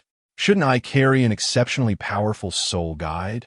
You can pick some fresh flowers from the roadside or strike a charming pose. It's entirely up to you, Jiang Luoran said as he walked away. The match in the arena had concluded. Tang San feigned injury as he departed alone. In truth, he had sustained no serious harm. He merely eliminated his opponents with a mere glance. In a particular domain, a max-level expert had been provoked, and the challengers were swiftly dispatched. This expert feigned ignorance.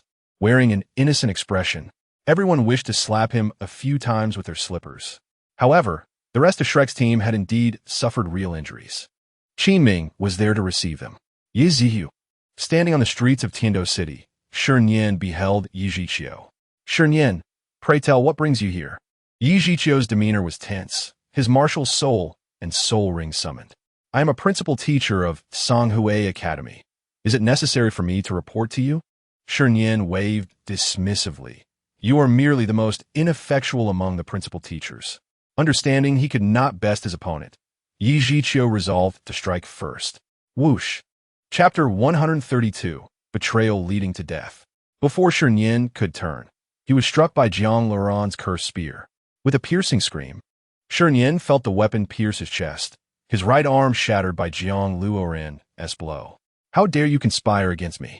Despite his grievous injuries, Shernyan remained undaunted, his hatred only intensifying.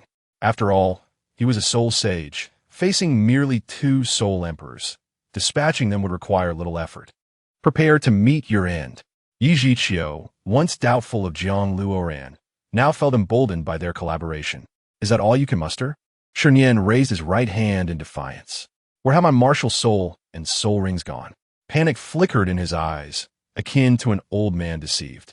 Yi Zhiqiu transformed into a spectral green turtle shell, adorned with countless ancient patterns.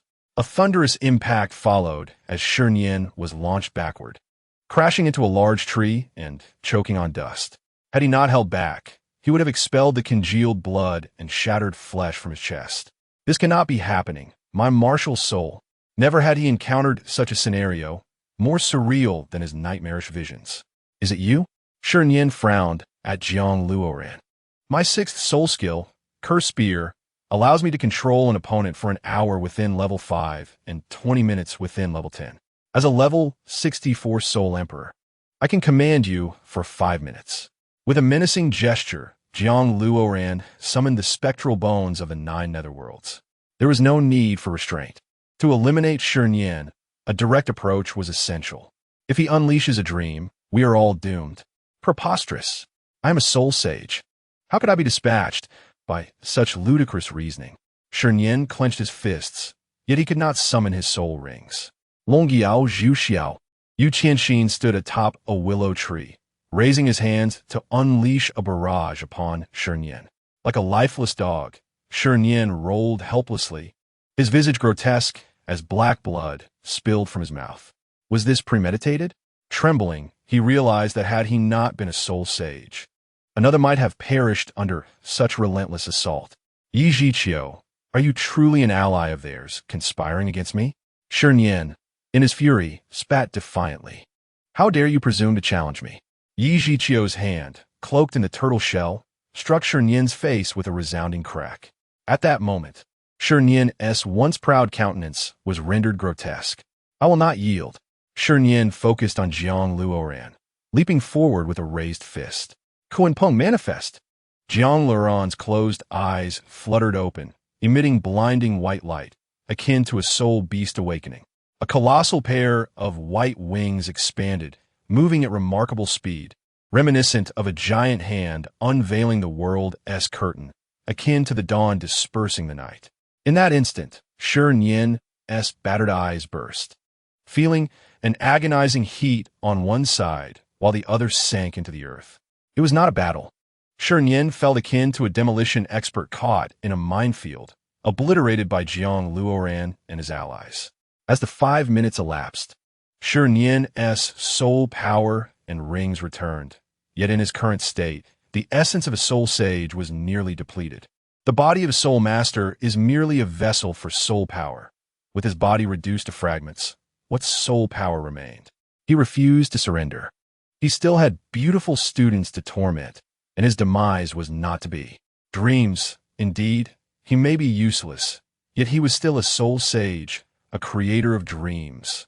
He aimed to ensnare Jiang Luoran and the others within his dreamscape, subjecting them to endless humiliation. With this thought, Shi Nian summoned his soul power, enveloping himself in an ethereal blue hue. Old fool, allow me to escort you on your journey. The daybreak feather, Tang Bai arrived, flicking his wrist to unleash a flurry of white feathers. Bang! At that moment, Shi Nian felt a desire to perish. Just when he thought it was over, others appeared. How many more remained? A purge or an assassination? Yi Zhiqiu, the strongest soul emperor among them, was the first to charge in, his turtle shell radiating an ancient aura, its engravings aglow with green light. Bang! The moment Shi Nian was struck, it felt as though he had been crushed by a bulldozer. The pain made him question what remained of his body. The Sword of Angels, Xue Qinghe, raised a 3-meter-long golden sword, embodying the essence of judgment as it plunged toward Shi Nian's head. Thud! Blood sprayed as Shi Nian's remaining. I seemed to question why anyone would act thus. A soul sage dispatched in such a manner, without even a chance to unleash his soul skills. Yu Tianxin merely delivered the finishing blow, ready to depart without encountering Jiang Luoran. Jiang Luoran's intent was to eliminate a soul sage of the Tiando Empire, thus reducing their adversaries. That was why Xue Qinghe had been lured here. Upon completing his task, Xue Qinghe vanished. Tang Bai inclined his head toward Xue Qinghe with a smile directed at Jiang Luoran. The moment I saw the murderous glint in your eyes, I understood you were poised to take a life. The statement implied Jiang Luoran was a ruthless killer, akin to a predator savoring the thrill of slaughter. I do not crave bloodshed. Rather, they compel me to it, Jiang Luoran replied, descending from the wall with a numbed expression. Leave the aftermath to me. Yi Zhiqiu sighed and departed swiftly. Fear not. Your students have been rendered senseless. I shall merely convey the aftermath to the 7 fools. They need only open their mouths. Jiang Luoran mused, uncertain if Yi Zhiqiu had heard. I have taken the treasures from him. This was our prior arrangement, Tang Bai stated, claiming the storage soul guide from Shi Nian. It was remembered that when Tang San defeated Shi Nian, he wielded the heartless Yan Wang Tai. Shi Nian was reduced to mere sludge, leaving behind nothing of worth save for a soul bone. Given Shi Nian's temperament, could his pockets lack valuable items? After a lifetime of diligence, all he could offer was gratitude. Tang Bai was indifferent to the fact that it was the possessions of the deceased. He must possess a skull. Tang Bai turned to Jiang Luoran. Though I covet it, I cannot best you. To avoid contention, I shall take my leave. Tang Bai had already sensed the presence of a soul bone in his opponent during the attack. Otherwise, why would his entire body be in decay, while only his head remained intact? Moreover, all the attacks were directed at his head. It was unlikely that he had practiced the Shaolin's secret techniques, such as the Iron Head skill, since childhood. Jiang Luoran observed Tang Bai's departure and waved away the black smoke, revealing a gleaming skull. The Wisdom Skull. Chapter 133. Unmatched power with the Wisdom Skull in hand. Jiang Luoran immediately absorbed its essence. After surveying his surroundings, he concealed the skull in his storage soul guide and swiftly departed. Upon returning to the Shrek resting area, Jiang Luoran entered his exclusive supplementary room. He took out the skull once more, which radiated a captivating brilliance, resembling a finely crafted artifact. One must admit, the sensation of gaining power through the act of killing was truly exhilarating. The notion of acquiring strength through such means nearly led Jiang Luoran astray. Akin to entering the city of slaughter, the skull levitated and settled upon Jiang Luoran's head, merging with him. Gradually, his eyes cleared and his thoughts sharpened. Many previously insurmountable issues now came to him with ease. It felt as though someone had pulled him from a quagmire. He released his thoughts, allowing his spirit to soar. The skull's significance remained paramount, predominantly enhancing wisdom. However, the skull from the Xiangjia Academy was of an offensive nature. It is known that soul masters often encounter psychological barriers during their training. Possessing such a skull could significantly increase the probability of breakthroughs. Additionally, the head is the source of all thoughts. Enhancing wisdom equates to enriching one's inner depth and cultivation. A formidable soul master, lacking a powerful demeanor, would struggle to confront terrifying foes. Whether through soul power suppression or exploiting an opponent's weaknesses, the skull is an invaluable asset. The entire afternoon, Jiang Luoran reveled in the gentle warmth of the sun, an endless flow of soul power merging with his being as if recognizing its master. Jiang Luoran slowly opened his eyes, devoid of blinding brilliance, ruthless intensity, or the imposing aura of slaughter. Instead, a gentle gaze emanated from him, soft as water. Yet beneath that calm surface lay turbulent waves. The absorption of the skull also affected his visage. A strikingly composed demeanor now adorned his previously cheerful face. His long black hair cascaded down to his waist, each strand shimmering like black pearls. If someone were to shatter my bones now, they would likely die laughing in their dreams, Jiang Luoran mused as he examined his hands. For reasons unknown, after absorbing the skull, he felt an undeniable surge of strength. Soul power blossomed, level 66. In that moment of realization, coupled with the skull's additional effects, Jiang Luoran ascended 2 levels. Upon further reflection, his 7th soul skill would manifest as the true form of his martial spirit. The first martial spirit, Blood Devil Vine, is not a beast martial spirit. Thus, what could its soul skills entail? Surely, it wouldn't transform him into a colossal vine giant. Outside, the voices of soldiers could be heard. Bishop Salas, your abrupt entrance seems rather inappropriate. What is inappropriate about investigating the circumstances of the match? Step aside, Salas waved dismissively, pushing past the soldier. What is happening? Jiang Luoran, closest to the entrance, emerged from the tent. You are. Salas nearly failed to recognize him, but quickly recalled his name. In just 2 days, he appeared more appealing. What did this vibrant demeanor signify? Was he living too comfortably? Oh, you've come to investigate the debacle at Songhui Academy, have you? Jiang Luoran interjected preemptively. Indeed. What position do you hold at Shrek? If you're merely a student, I have yet to see you compete. Salas softened his tone slightly. They had seen Jiang Luoran in the competitor area, after all. Oh, I'm a supplementary member. It's the same whether I'm present or not. Just the errand boy pouring tea and water, Jiang Luoran explained. You Shrek students are quite illustrious. Do you realize nearly a murder occurred? Salas ritorti irritably. Well, I think it's best to let this go. You won't glean any useful information. Jiang Luoran attempted to deflect. Step aside, Salas commanded, leading 12 Spirit Hall warriors into the Shrek teachers area, where they wreaked havoc. Salas, I genuinely don't know.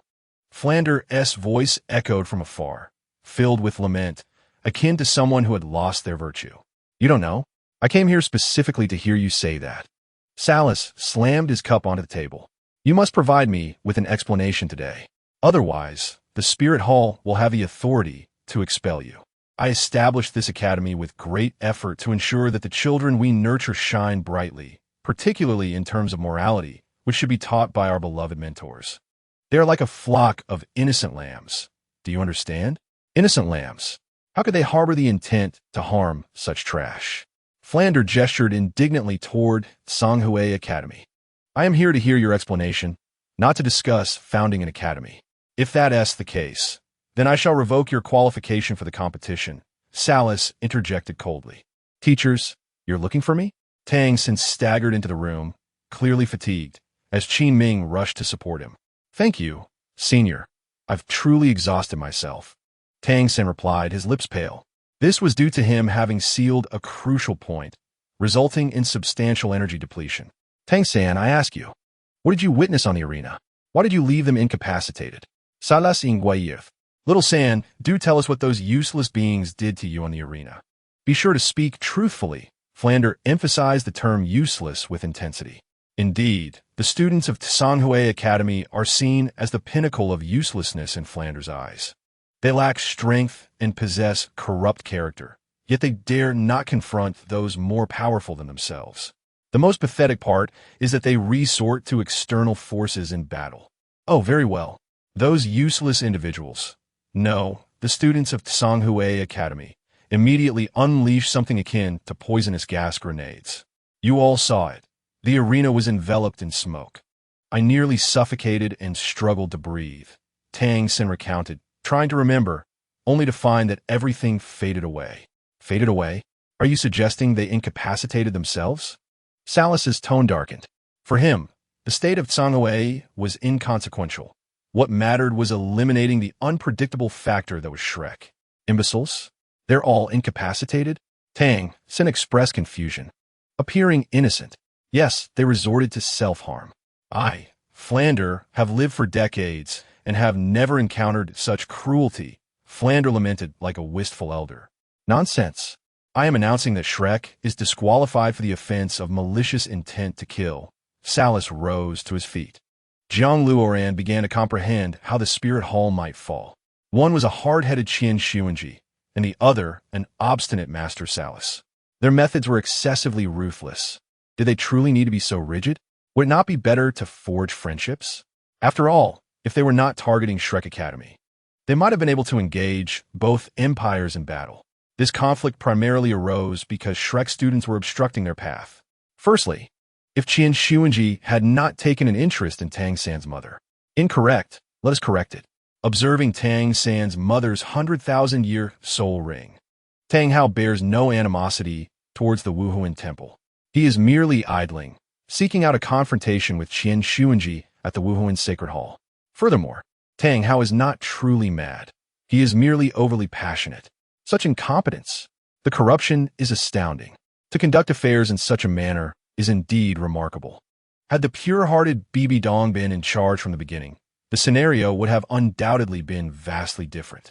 It is advisable to possess a modicum of compassion as a human being. That wretched old turtle, Qian Xuanji, deserves his fate. Chapter 134, 1 against 7, Part 1. No one can strip Shrek Academy of its competition qualifications. The master lifted the curtain and stood resolutely before everyone. Before Salas could speak, the other Wuhuan temple warriors charged forward. Are we to brawl?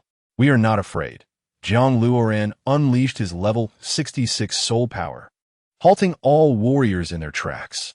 As if commanded, Lu Erlong and Zhao Wujin emerged from the throng. A clash was imminent. However, Jiang Luoran was acutely aware that the master possessed an elder token, preventing any conflict from arising. Everyone retreat. The master maintained his composure, fully cognizant that the Wuhuan temple status was not something these few could provoke. Please take your leave. The master raised the elder token, pointing it at Salas. The elder token? Salas glanced around, no longer daring to linger, and swiftly departed. Xiao Gang, could you not have produced such an item earlier? We were on the brink of battle, Flanders exclaimed, discarding his wooden staff. Let them fight. What are you afraid of, Boss Flanders? Lu Erlong tossed aside her hair. Zhao Wujin chuckled wryly, scratching his head before turning to leave. Since arriving at Lamba Academy, Zhao Wujin's temperament had improved significantly, and his demeanor had grown more composed. The remaining members of Shrek gathered, claiming to be severely injured, yet in truth, they were only lightly wounded, which would not affect the upcoming match. Dai Mubai. in fine form, was now brimming with vitality. All right, we must prepare for tomorrow's first round. You all should rest early and rejuvenate your spirits, the master remarked, appearing to have matters to attend to as he hurried away. Have we arranged the order of participants? Flanders reclined on a chair. Tang San, Dai Mubai, Oscar Telon, Jing Ling, Huang Yuan, and Jiang Luoren reported. Who is our opponent for tomorrow? The Elephant Armor Academy. Flanders could not help but chuckle. Splendid. Brother San has devised a flawless meteor hammer strategy. Victory is assured. Jiang Luoren deemed it unnecessary to remind Tang San about Huyen Li's soulbone. Ultimately, winning is what matters, regardless of whether it is mentioned. On the first day, Shrek versus Elephant Armor Academy. Shrek triumphs. Facing Tianxue Academy and Huyen Guanghui Academy. Shrek surged ahead, sweeping away their adversaries. Although they occasionally encountered difficulties, Shrek consistently amazed everyone, instilling a sense of admiration. No longer would anyone dare to underestimate the Shrek Academy, adorned with its numerous logos. The first round concluded, and Shrek exerted its utmost effort to preserve its strength, concealing its true depth. In the second round, a personal competition ensued. The Academy need only dispatch one student to engage in a 1v1 challenge. Should this student defeat their opponent, they may choose to proceed to the next round until the opposing Academy has no participants left. Alternatively, the student may opt to withdraw or be defeated. In the soul fighting arena, Flanders, a robust young man, taunted, "Get lost, don't provoke me." The two seem to share a long-standing grudge. I heard you join Lamba Academy, supported by a woman. Ha ha, how does it feel to consume soft rice? Is it not delightful? The young man smirked. The onlookers were astonished. He appeared to be merely a four-ringed soul master. How dare he insult the Academy head? Had he consumed the heart of a bear and the gall of a leopard? That is my concern. Mind your own business, Flanders replied indifferently, allowing the young man to rant. Are you seeking death? Dai Mubai, having a short temper, charged forward. The members of the Balak team naturally stepped in to assist, while all of Shrek's members stood aside. Remember, we are the Balak team, your opponents for the moment. The young man glared with fiery red eyes. Apologies, but your insignificant status is hardly memorable to us. Dai Mubai aims for the championship. Balak? What is that? Speak again if you dare. The Balak team members echoed in unison. Seeking death? Spare me the chatter. Jiang Luoran raised his hand, ready to strike. Enough commotion. You will have your chance in the arena. Creating a disturbance now will lead to penalties, the master warned, clearly displeased. Flanders, await your turn. The young man retreated with the Balak team. Lu Erlong, momentarily perplexed, was unsure of what transpired, silently observing. Alas, it is all my fault. During the Academy's financial crisis, I had no choice but to seek funding from a Balak kingdom. Yet they demanded that our graduates pledge loyalty to Balak. How absurd. So many excellent students. Serving a king devoid of ambition. Flanders exhibited a hint of fatigue in his gaze. Such tyranny. Lu Erlong snapped, snapping a metal pole in half. While still enrolled, I could have represented the Academy in the elite competition. However, the Balak kingdom seized our Academy's qualifications. Qin Ming lamented, wishing to shine on the stage. Regardless of exhaustion or the risk of death, he would at least showcase his strength and effort, even if he sweated profusely and felt as though his lungs might burst. He would not regret stepping onto the stage. To insult me is one thing, but to belittle my profession is intolerable, Flanders declared, visibly enraged. This is not your fault. You merely wish to improve the Academy. Although Shrek's establishment leaves much to be desired, you have exerted your utmost efforts, the master remarked, patting Flanders on the shoulder. The crowd expressed their sympathy. Shrek Academy was indeed in dire need of funding. Flanders felt a profound emptiness, treading cautiously and economizing daily. Advertisers opening shops, selling dragon whiskers. Within the Empire's allowance, he had pushed his body to the limits. However, he remained impoverished. The members looked down at their attire, which was ugly, filthy, and covered in logos, suddenly appearing less unsightly. Just as the Balak team mocked, Flanders, a dignified soul sage, had been reduced to living as a peasant. Against the Balak kingdom, Luoran, you shall take the stage. Remember, this is the first match of the second round. Display our Shrek spirit. Flanders smiled. Jiang Luoran had no objections. He would step up as needed. It mattered not. He was merely here to clear the field. Yes, focus on your strikes, the master nodded, but prohibited the use of soul rings or martial souls. Luoran, it is up to you. Frighten them. Ma Hongjun, who had never been on stage, was eager to see Jiang Luoran compete. Luoran, ensure you humiliate Dai Mubai. The girls giggled, as Dai Mubai's words had rendered the opponent a fool. No one cheered for Jiang Luoran, as it was unnecessary. Shouting encouragement in front of him would imply disdain. The Balak team dispatched their captain. In this gripping narrative, the Shrek team has dispatched a previously unseen substitute, Jiang Luoran. As the match commences, a male figure mockingly remarks, "So, it is you," with his arms crossed defiantly. Chapter 135 unfolds with Jiang Luoran exuding an eerie calmness, akin to a statue, the only distinction being his breath. The captain of the Balak Kingdom team, resembling a venomous matriarch, rambled incessantly. Suddenly, a surge of violet energy cascaded down, shattering the arena beneath the man's feet, leaving him bewildered as to the intentions of his adversary. A colossal hand struck down, flattening one side of the man's face, sending him hurtling out of the ring and embedding him into the stone wall. "My apologies for miscalculating the force," Jiang Luoran remarked, feigning innocence. This proclamation resonated with the onlookers, reminiscent of a butcher in a slaughterhouse calling for the next victim. Enraged by the humiliation, a member of the Balak team leapt from the platform, aiming for Jiang Luoran's toes. Yet, no matter how the Balak member attempted to evade, he could not escape Jiang Luoran's relentless pursuit, akin to a shadow. Indeed, it was merely a matter of speed, as Jiang Luoran's swiftness mirrored the movements of his opponent, leading him to believe that the toes were following him. With a forceful kick, the opponent was incapacitated mid-air, landing in the designated resting zone of the Balak team. Witnessing this relentless display, the crowd held their breath, anticipating the end of the match. "What is happening?" A man with red-striped arms bellowed.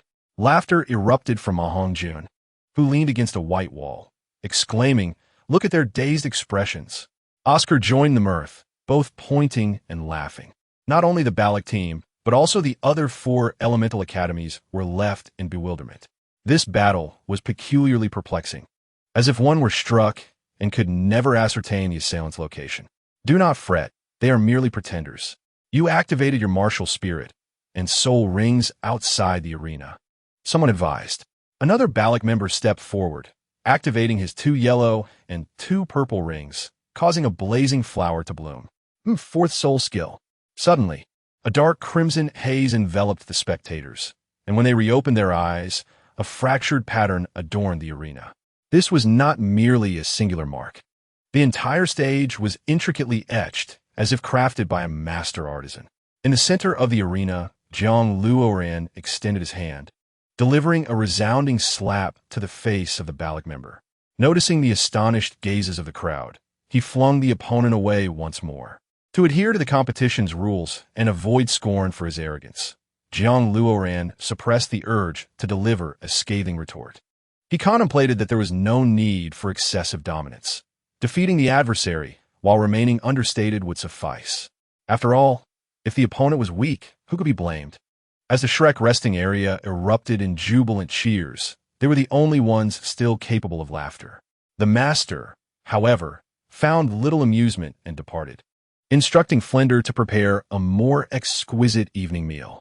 Indeed, this substitute from Shrek possesses remarkable hidden talents, having yet to even unleash his martial spirit, he mused. What the next Balak combatant?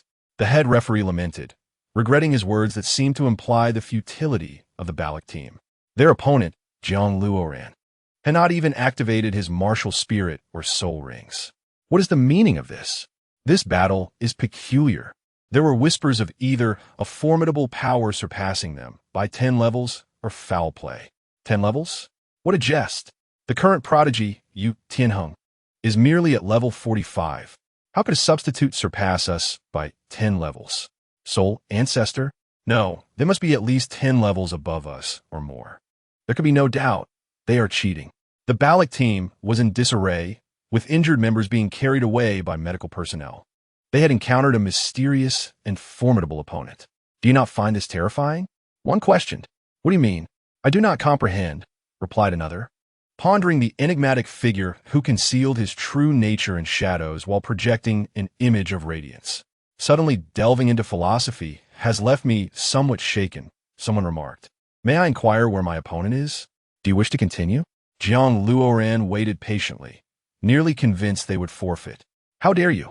Martial spirit manifestation. Moments later, the Balak team was entirely vanquished, leaving no competitors remaining. Shrek Academy emerged victorious, with congratulations bestowed upon Jiang Luoran for achieving the remarkable feat of single-handedly besting 7 opponents. In such circumstances, applause would be expected. However, the audience felt devoid of witnessing Jiang Luoran's struggle. It seemed akin to observing someone simply sipping water, hardly a spectacle to inspire fervent applause. Challenging Balak appeared as effortless as quenching one's thirst.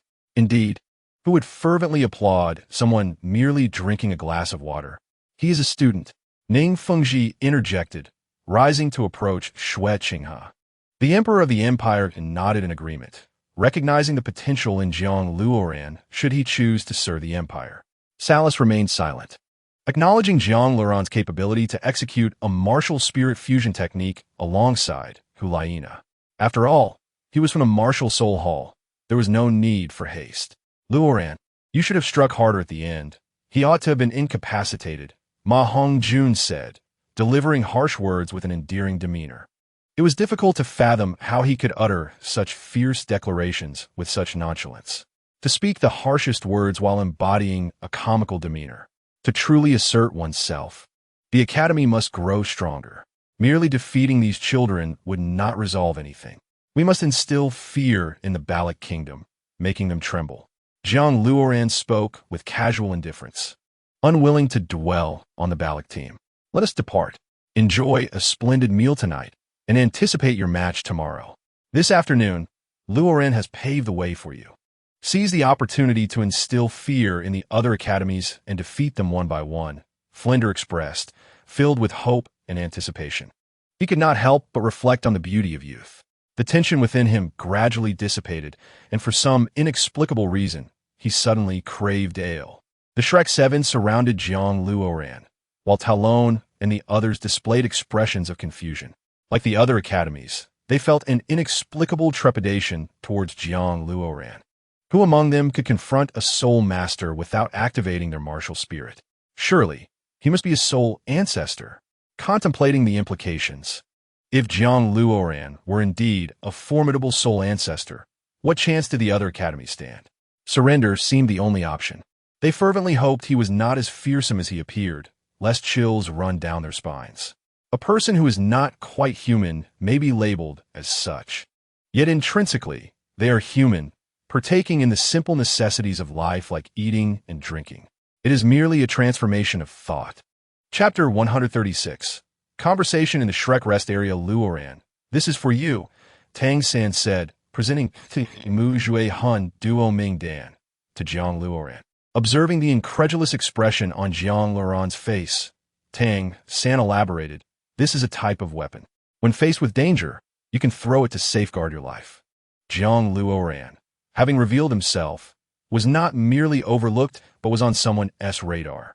After all, the uncertainties of life and death loom ahead. As a friend, it is only fitting to gift him these 2 items. Jiang Luoran could hardly believe that Tang San would bestow such a significant gift upon him. Although it may not compare to the Tang sect's ultimate techniques, possessing these 2 iron pills was akin to gaining an additional lease on life. Thank you, third brother, Jiang Luoran said, accepting the gift without hesitation. Finally found you, a calm yet warm voice interrupted. Jiang Luoran and Tang San turned to see Ning Fengji clad in an ornate white robe, accompanied by Xue Qinghe in imperial attire. Xiao San, you 2 actually know each other? Ning Fengji inquired, implying their connection was more than mere acquaintanceship. Being in the same academy naturally facilitated their acquaintance. Yet upon noticing the Mu Jue Hun Duo Ming Dan in Jiang Luoran's hand, Ning Fengji discerned that their friendship was deeper than expected. After all, such concealed weapons had never graced Ning Fengji's possession. Only the Zhuge crossbow, gifted by Tang San. In a flash, Jiang Luoran swiftly returned the 2 iron pills to his soul guide device. Ning's sect master, Tang San, greeted with a respectful gesture, and Jiang Luoran followed suit. There was no escaping the fact that the soul guide devices belonged to Ning Fengji. There's no need for such formality, Xiao San. How many times must I remind you to call me Uncle Ning? Ning Fengti Smilet. Ah, young brother Luoran, your charisma has lingered in my memory since our last encounter, he added, nodding involuntarily. It was true that while he was somewhat audacious, his formidable strength could hardly be termed as arrogance. It was merely fervor in excess. Ning Sect Master, you flatter me. At that time, I had no choice. It was a matter of necessity, Jiang Luoran lamented. Ning Fengji nearly struck him on the head, exasperated at the thought of such a reckless necessity. Come, let me introduce you to my disciple, the crown prince of the Tiando Empire, Xue Qinghe. As Ning Fengji concluded his introduction, Jiang Luoran's complexion shifted. Likewise, upon seeing Jiang Luoran, Xue Qinghe's expression darkened, wishing he could deliver a swift kick to Jiang Luoran. Oh, you know each other? Ning Fengji observed the intense exchange of glances between Xue Qinghe and Jiang Luoran. Indeed, during the eradication of the evil spirit sect, I had the fortune to battle alongside brother Luoran. Xue Qinghe feigned an air of refinement. Luoran, you participated in the eradication of the evil sect? Tang San and the others had yet to hear of this event. Yes, as a soul master, it is my duty, Jiang Luoran replied, albeit reluctantly, as he was eager to return practice with Lu ere long. Is that so? Please share how you secured second place, brother Luoran. Ning Fengji scrutinized Jiang Luoran, recognizing his considerable talent and strength, which must have contributed significantly to his success. Unbeknownst to them, as the battle commenced, Jiang Luoran had stealthily positioned himself amidst the ranks, even hesitant to expend his soul power. Xue Qinghe found himself at a loss for words. The chaos of the scene was overwhelming. Yet the number of evil spirits vanquished at Jiang Luoran's hands was indeed significant, especially when Jiang Luoran fought fiercely for a fair maiden. I wonder who this fair maiden is, Ning Fengji pondered, contemplating how to win Jiang Luoran over. However, since the individual in question was of the Blue Lightning Tyrant Dragon clan, Yulingjiao, he refrained from mentioning Hulaina, as it posed an unwarranted threat to the spirit hall. No wonder the last time I saw you, you were together, Ning Fengji remarked. Ling Jiao is a fine child, with a commendable character, yet still too young. Rong is of your age. He gently tapped his diamond scepter. Ning Fengji had made up his mind to choose between Jiang Luoran and Tang San. Having witnessed countless talents, few were capable of matching them. Beyond mere strength, he needed to assess their character. Tang San was mature and composed, boasting exceptional strength as a direct descendant of the Haoyin clan. As for Jiang Luoran, his spirited and passionate nature was evident, as seen in his rescue of the cat demon. Although he was without a sect, this was not a drawback. It could even allow him to become a protector of the 7-treasure glazed tile school, free from concerns about family obligations or external pressures. Ning Sect Master, you came to see Rong? Tang San intended to take the initiative to summon Ning Rong for Ning Fengji. Not exactly. I wish to introduce the Crown Prince to you. As you will be collaborating in the future, Ning Fengji gestured towards Xue Qinghe. Brother Tang San, Brother Luoran, greetings. If you do not mind, you may call me Brother Xue, Xue Qinghe said, exuding an air of generosity. Brother Xue, your humility is admirable, and your status is commendable, Tang San replied, unable to counter such graciousness. Brother Xue, Jiang Luoran echoed, cupping his hands. Considering the hardships of your competition, I brought some exquisite food from the 7-treasure glazed tile school, which has already been sent to Flander.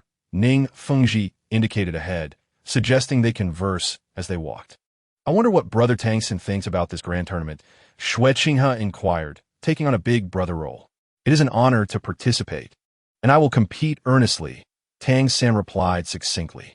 I hope you will bring glory to the empire. Looking ahead, Shrek will undoubtedly be the champion of this tournament. The golden generation must rely on you. Xueqing's tone carried a hint of melancholy. We shall do our utmost. Tang San understood the dangers of excessive words. Ning Fengji admired this trait in him, recognizing a similarity in their temperaments. History had proven that individuals like them tended to endure longer, journeying further and achieving greater futures. Yet, this was the sole source of Ning Fengji's sorrow. Jiang Luoran consistently exhibited a reckless demeanor. To put it bluntly, such a disposition indicated a short-lived fate. Were Jiang Luoran to possess a temperament akin to Tang San's, he would have eagerly exerted all his efforts to win him over. I have faith in you both. Xiao San, Luoran, make sure to accompany Qinghe on outings. Do not become overly absorbed in training. You have already exceeded your limits. However, Ning Fengji remained curious about Jiang Luoran's current level. How on earth should I respond to that? Jiang Luoran thought. Should I admit to being at level 66? Will Ning Fengji report me? Or worse, have me sent to the Soul Master Research Institute? Tang San found himself in a predicament, pondering how to deflect the question. Ning Fengji had indeed seen Jiang Luoran's soul rings. If credible, he was a soul king. Jian Shen's sentiments also indicated that he possessed soul king strength. However, Ning Fengji still sought the truth directly from Jiang Luoran. Do not fear. You can trust Uncle Ning, and you can trust the Crown Prince. You will only become a source of pride for the Empire, never a target. Ning Fengji insisted with uncommon intensity, effectively compelling Jiang Luoran to speak the truth. Should he deceive or remain honest? Was it truly necessary to persist in a pretense? By sheer fortune, he had become a level 66 control system Soul Emperor. Chapter 137. The second round of the final battle after bidding farewell to Ning Fengji and Xueqinghe, Jiang Luoran and Tang San returned to the Shrek Rest area. In the subsequent battles, Jiang Luoran had not been called upon to fight, yet there was a remarkable instance of 1 against 7. This phenomenon stemmed not only from the fear other academies held towards Shrek, but also from their own formidable strength. Shrek's momentum surged as they relentlessly defeated various prestigious academies, displaying an imposing prowess. The final confrontation was between Tang San of Shrek and Feng Xiaotian of the Shunfeng Academy. The personalities of these two were well known. They fought fiercely out of love. Feng Xiaotian was not merely striving to win over Huo Wu, but also aimed to prove himself superior to Tang San, to establish himself as a worthy ally. This was a clash of masculine pride. The battle in the arena had escalated to a fever pitch, filled with the resounding clang of iron striking iron. The Gale Demon Wolf's 36 consecutive slashes had reached 23 strikes, while the Haotian Hammer's chaotic Gale Hammer technique had achieved 19 strikes. The scene was charged with intense fervor, a veritable feast for the eyes. Powerful energy and soul power intertwined, resonating with a will that seemed capable of annihilating the heavens and the earth. Thunder and lightning erupted as the Haotian Hammer unleashed terrifying blue lightning. Feng Xiaotian felt increasingly strained. He understood that if he executed the Gale Demon Wolf's 36 consecutive slashes, his body would be left severely depleted, perhaps even devoid of any fighting capability. An intriguing phenomenon arose. No matter how Feng Xiaotian attacked Tang San, the latter always managed to counterattack. What kind of hammer technique was this? Feng Xiaotian roared, spiraling through the air, pulling with all his might as he charged toward Tang San. Tang San had reached a state of oblivion. In that moment, his mind was consumed solely by the hammer radiating terrifying blue lightning. Defeating his opponent was an absolute necessity. Boom! The collision produced a cacophony of electric energy and fierce winds. This was the final battle, the most compelling struggle of all. The chaotic Gale Hammer technique was executed with such finesse. The Emperor's eyes widened in disbelief.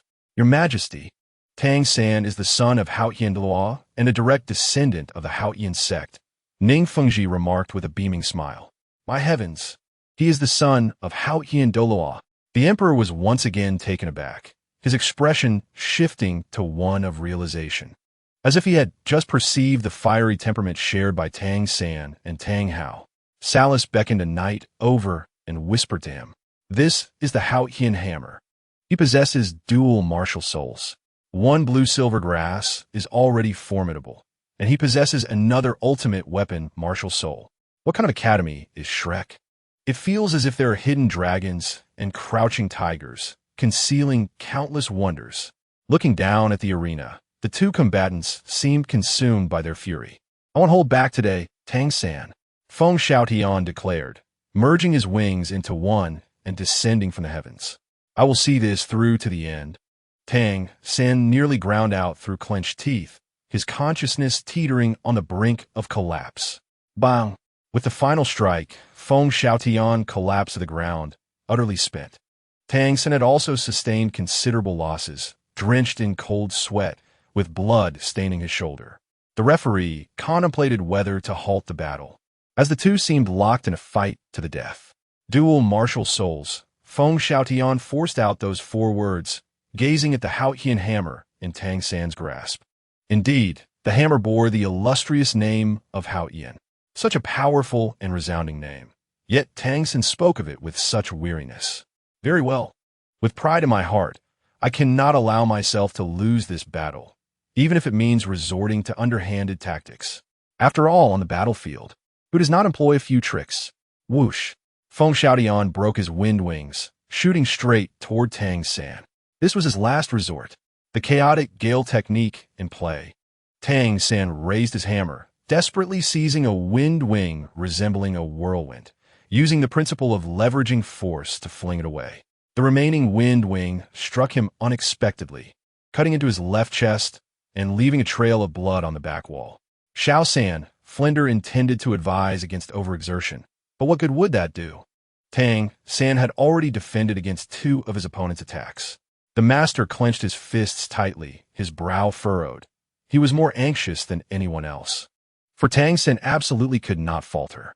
You are formidable, Feng Xiaotian declared as he crumpled to the ground, appearing lifeless. The battle had concluded, and both teams rushed in to lift the combatants, transporting them to the medical department. You did not truly defeat me. It was merely that my hammer technique countered your attacks. Tang San closed his eyes. The Empire's elite had been officially selected, and Shrek undoubtedly ranked first. The battles they displayed earned them widespread acclaim. Many were already seeking to enroll in Shrek Academy, offering generous incentives, while others aspired to send their children to Shrek. 2 days later, once everyone had recuperated, they were summoned by the Emperor. You are the pride of the Empire, and I take great pride in you. A special commendation was due to Shrek Academy for achieving a remarkable record of 16 consecutive victories. The Emperor gazed deeply at Tang San. Your future is boundless. Your future is boundless. Applause erupted as surrounding academies applauded Shrek for the sweat and effort they had poured onto the arena, inspiring admiration. Some even expressed a desire to become part of their ranks. Impressive, truly impressive, the praises echoed, as they became the focal point of the event and the strongest in the region. Furthermore, once the competition concluded, the Empire would bestow noble titles upon them. You fought for the Empire, and the Empire will not let your efforts go unrewarded, the Emperor smiled. Wouldn't bestowing noble titles become problematic, Your Majesty? If so many people are nobles, the territories would also be an issue, Salas spoke coldly. It was difficult to imagine that Salas would dare to criticize the Emperor in front of everyone. This was quite the audacity.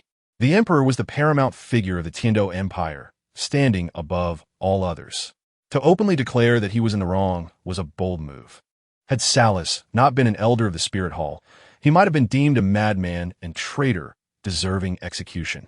This was also a concern for the Emperor. He could not directly punish Salas.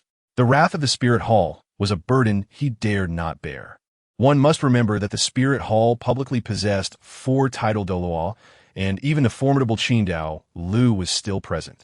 No one could assure that the Spirit Hall would not suddenly unleash dozens of title Doloa. At that point, the Emperor of the Tiando Empire would become the spark igniting this conflict. Salas was indeed bold, and the Emperor thought that if he wished to dilute the territories, he could do so himself. To publicly display the Spirit Hall's might was tantamount to inviting enmity. There are myriad ways to fight, but one must not speak recklessly. It is crucial to remember that once a step is taken, the The other foot cannot act wantonly. I see nothing wrong with this. They serve the empire, and thus deserve to be granted lands. The emperor's tone was frigid, suppressing his anger. Indeed, after diluting the territories, the Tiando Empire would similarly gain the allegiance of numerous talents, for regardless, their domains lie within the Tiando Empire. Imagine if all of them were titled to law. The authority of the Tiando Empire would reach unprecedented heights. Chapter 138. Return to the mansion. Although it is highly improbable for an empire to boast more than 10 titled Doluos, the potential of geniuses is boundless. Even sole Doluos may take pride in their accomplishments. The verbal clashes between the emperor and Bishop Salas ignited a palpable scent of impending conflict.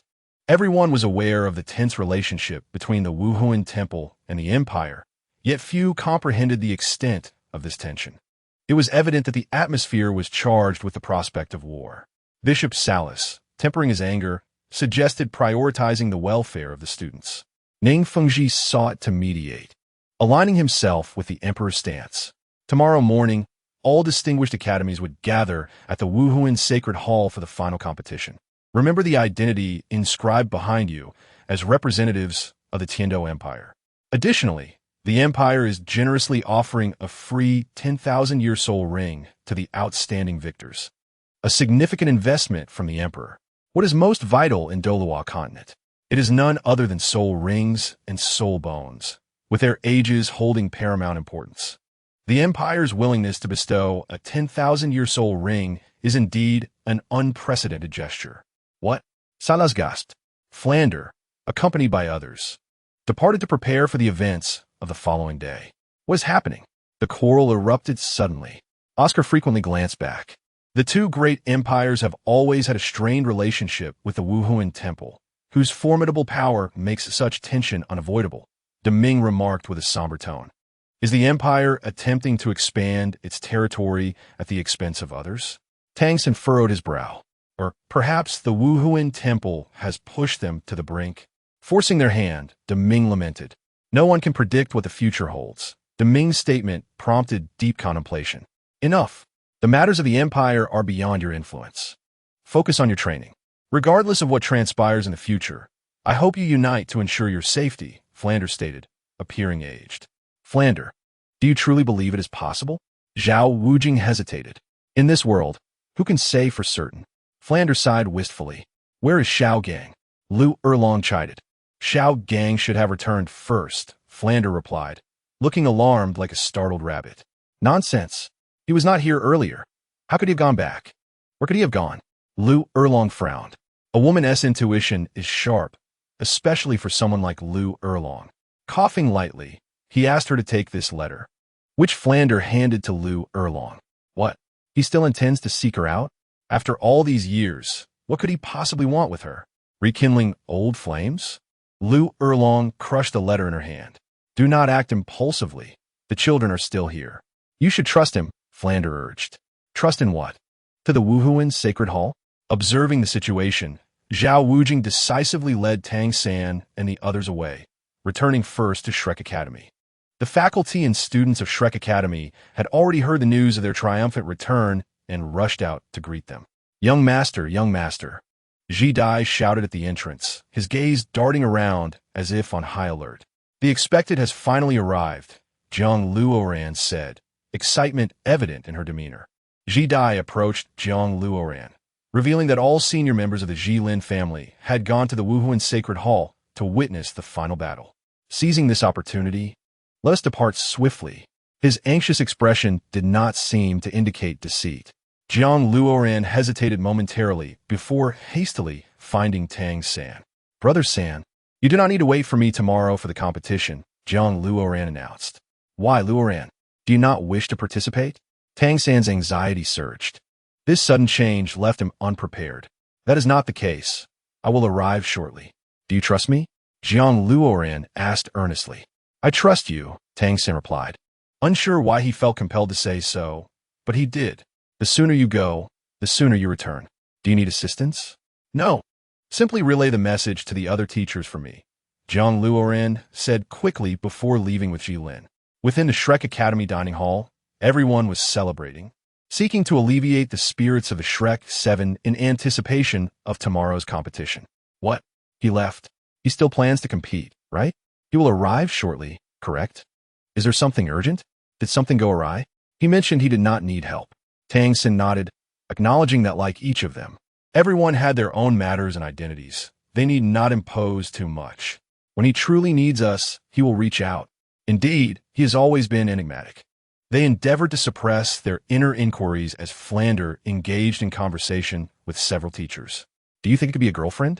Ma Onwijun speculated, always inclined toward such thoughts. Surely not.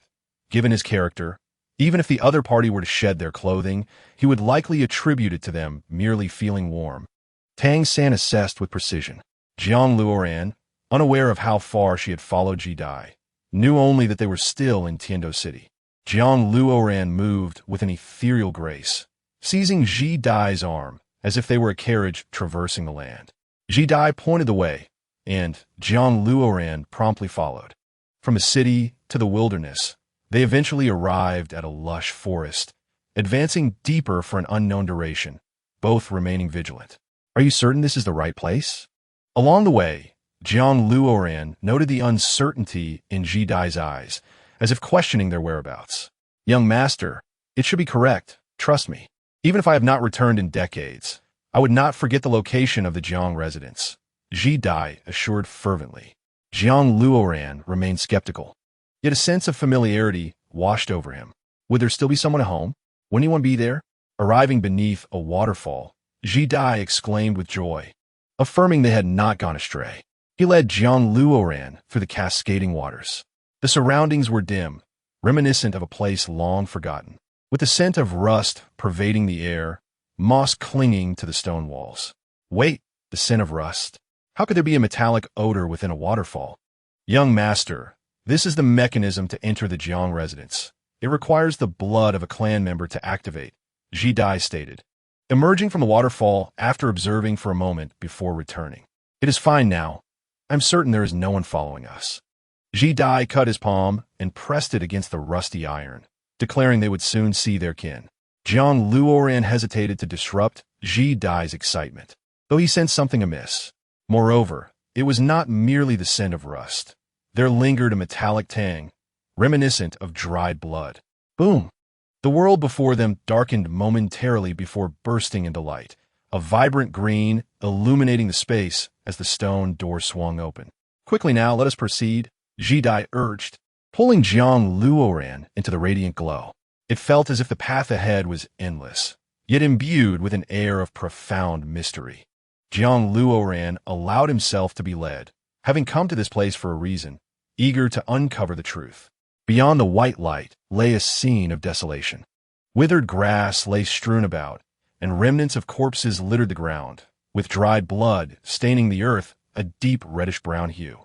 It was not merely a patch of red-brown. The area was enveloped in it. Hundreds of shriveled bodies exuded a putrid odor, evidently not yet decomposed into bones. Desolation, this was the first word that came to mind. Slaughter, this was the second impression, as if a massacre had occurred. Chapter 139. The azure leg bone before them stood a grand yet dilapidated mansion, with a few bodies dangling lifelessly. The atmosphere was dim, resembling a hellish realm. Ji Dai stood frozen in place, seemingly oblivious to everything around him. Jiang Luoran paid him no mind. After examining the numerous corpses, he discerned that all the individuals here had met their end by strangulation. Their assailants were undoubtedly formidable, at least at the soul sage level. As he continued onward, the bodies multiplied, creating a scene reminiscent of a mountain of death. Were they foes or merely enemies? Pushing open the main hall, a thick cloud of dust swirled into the air, accompanied by the creaking of ancient wood, which crescendoed into a shattering sound as the grand door collapsed. At the center of the hall lay a gray, lifeless body, the cause of death indiscernible. Yet it was evident this was an elder. The shattered stone walls, fragmented jars, and toppled bookshelves bore witness to the devastation this place had endured. I should have anticipated this. I arrived prepared for the worst. Ji Dai's eyes were vacant, akin to a bereaved soul. It was hard to fathom that after years of absence, one could still feel such profound sorrow. Jiang Luoran, however, regarded it with detachment, for he was essentially a stranger to these people, devoid of any connection, who would mourn for those with whom they had no ties, unless one were a saint. Are you suggesting that all of this is the doing of Jifu? Jiang Luoran perused the ancient texts. Was this truly all he had been investigating? A pile of corpses in a desolate place. Yet, as time passed, he felt an inexplicable pressure building within him, as if he were being summoned, or perhaps even hoped for. Demons. They must be demons. It was undoubtedly the work of the foolish. Jidai's eyes turned crimson, resembling a beast thirsting for blood. While not sorrowful, Jiang Luoran's mood was undoubtedly bleak under such circumstances. He slowly approached the central seat and noticed the elder clutching a solitary green vine. A Tianqing vine. Was it a refusal to accept fate? Jiang Luoran lifted a bloodshot vine with his right hand. What was the significance of this martial spirit? The green Tianqing vine surged like lightning, slicing into Jiang Luoran's palm and drawing blood back to the central seat. An odd occurrence transpired. The Tianqing vine emitted a series of resonant vibrations, sending ripples through the air as if awakening something. Yet, in this ancient and dilapidated hall, it was hard to conceive of what could be awakened, a mouse or a bat. Suddenly, Jiang Luoran realized that he could no longer retract the bloodshot vine. It seemed to be drawn by an unseen force, the call of blood. Green light surged forth, not merely a single beam, but dozens, even hundreds. More and more. It was unfathomable that within each corpse lay a fragment of Tianqing vine, as if they had anticipated Jiang Luoran's return today. Welcome home. This message pierced his mind, bringing forth a sense of helplessness akin to that of a wanderer who has traversed the vastness of the land and finally returned home. The green light surged, becoming increasingly invigorating, enveloping Jiang Luoran entirely. He was unaware of its intentions as the endless green light flowed into him, an unceasing influx of soul power. Jiang Luoran's pupils widened as his soul power surged dramatically in an extraordinary manner, altering his martial spirit. The pinkish-purple bloodshot vine transformed into golden, thorny brambles. Although he was well-versed in the intricacies of Doluadalu, he had never heard of sacrifice of 100 souls. It seemed as though those who perished had preserved their remaining energy, entrusting it to their kin. This notion felt fantastical, lacking any basis. Moreover, even the Haotian sect likely did not possess such means. Perhaps only the Tianqing Vine clan could enact this? Setting such thoughts aside, Jiang Luoran sat cross-legged, quietly absorbing the gentle soul power. There was no need for cultivation or utilization. The soul power seamlessly integrated into his body as if it had always existed, quite naturally. The deceased upon the central seat appeared to be stirred by some unseen force. A bone radiating a luminescent green flew forth, adhering to Jiang Luoran's left leg. It was a left leg soul bone. This bone possessed healing energy and could alleviate the user's burden, granting them swiftness and enhanced strength.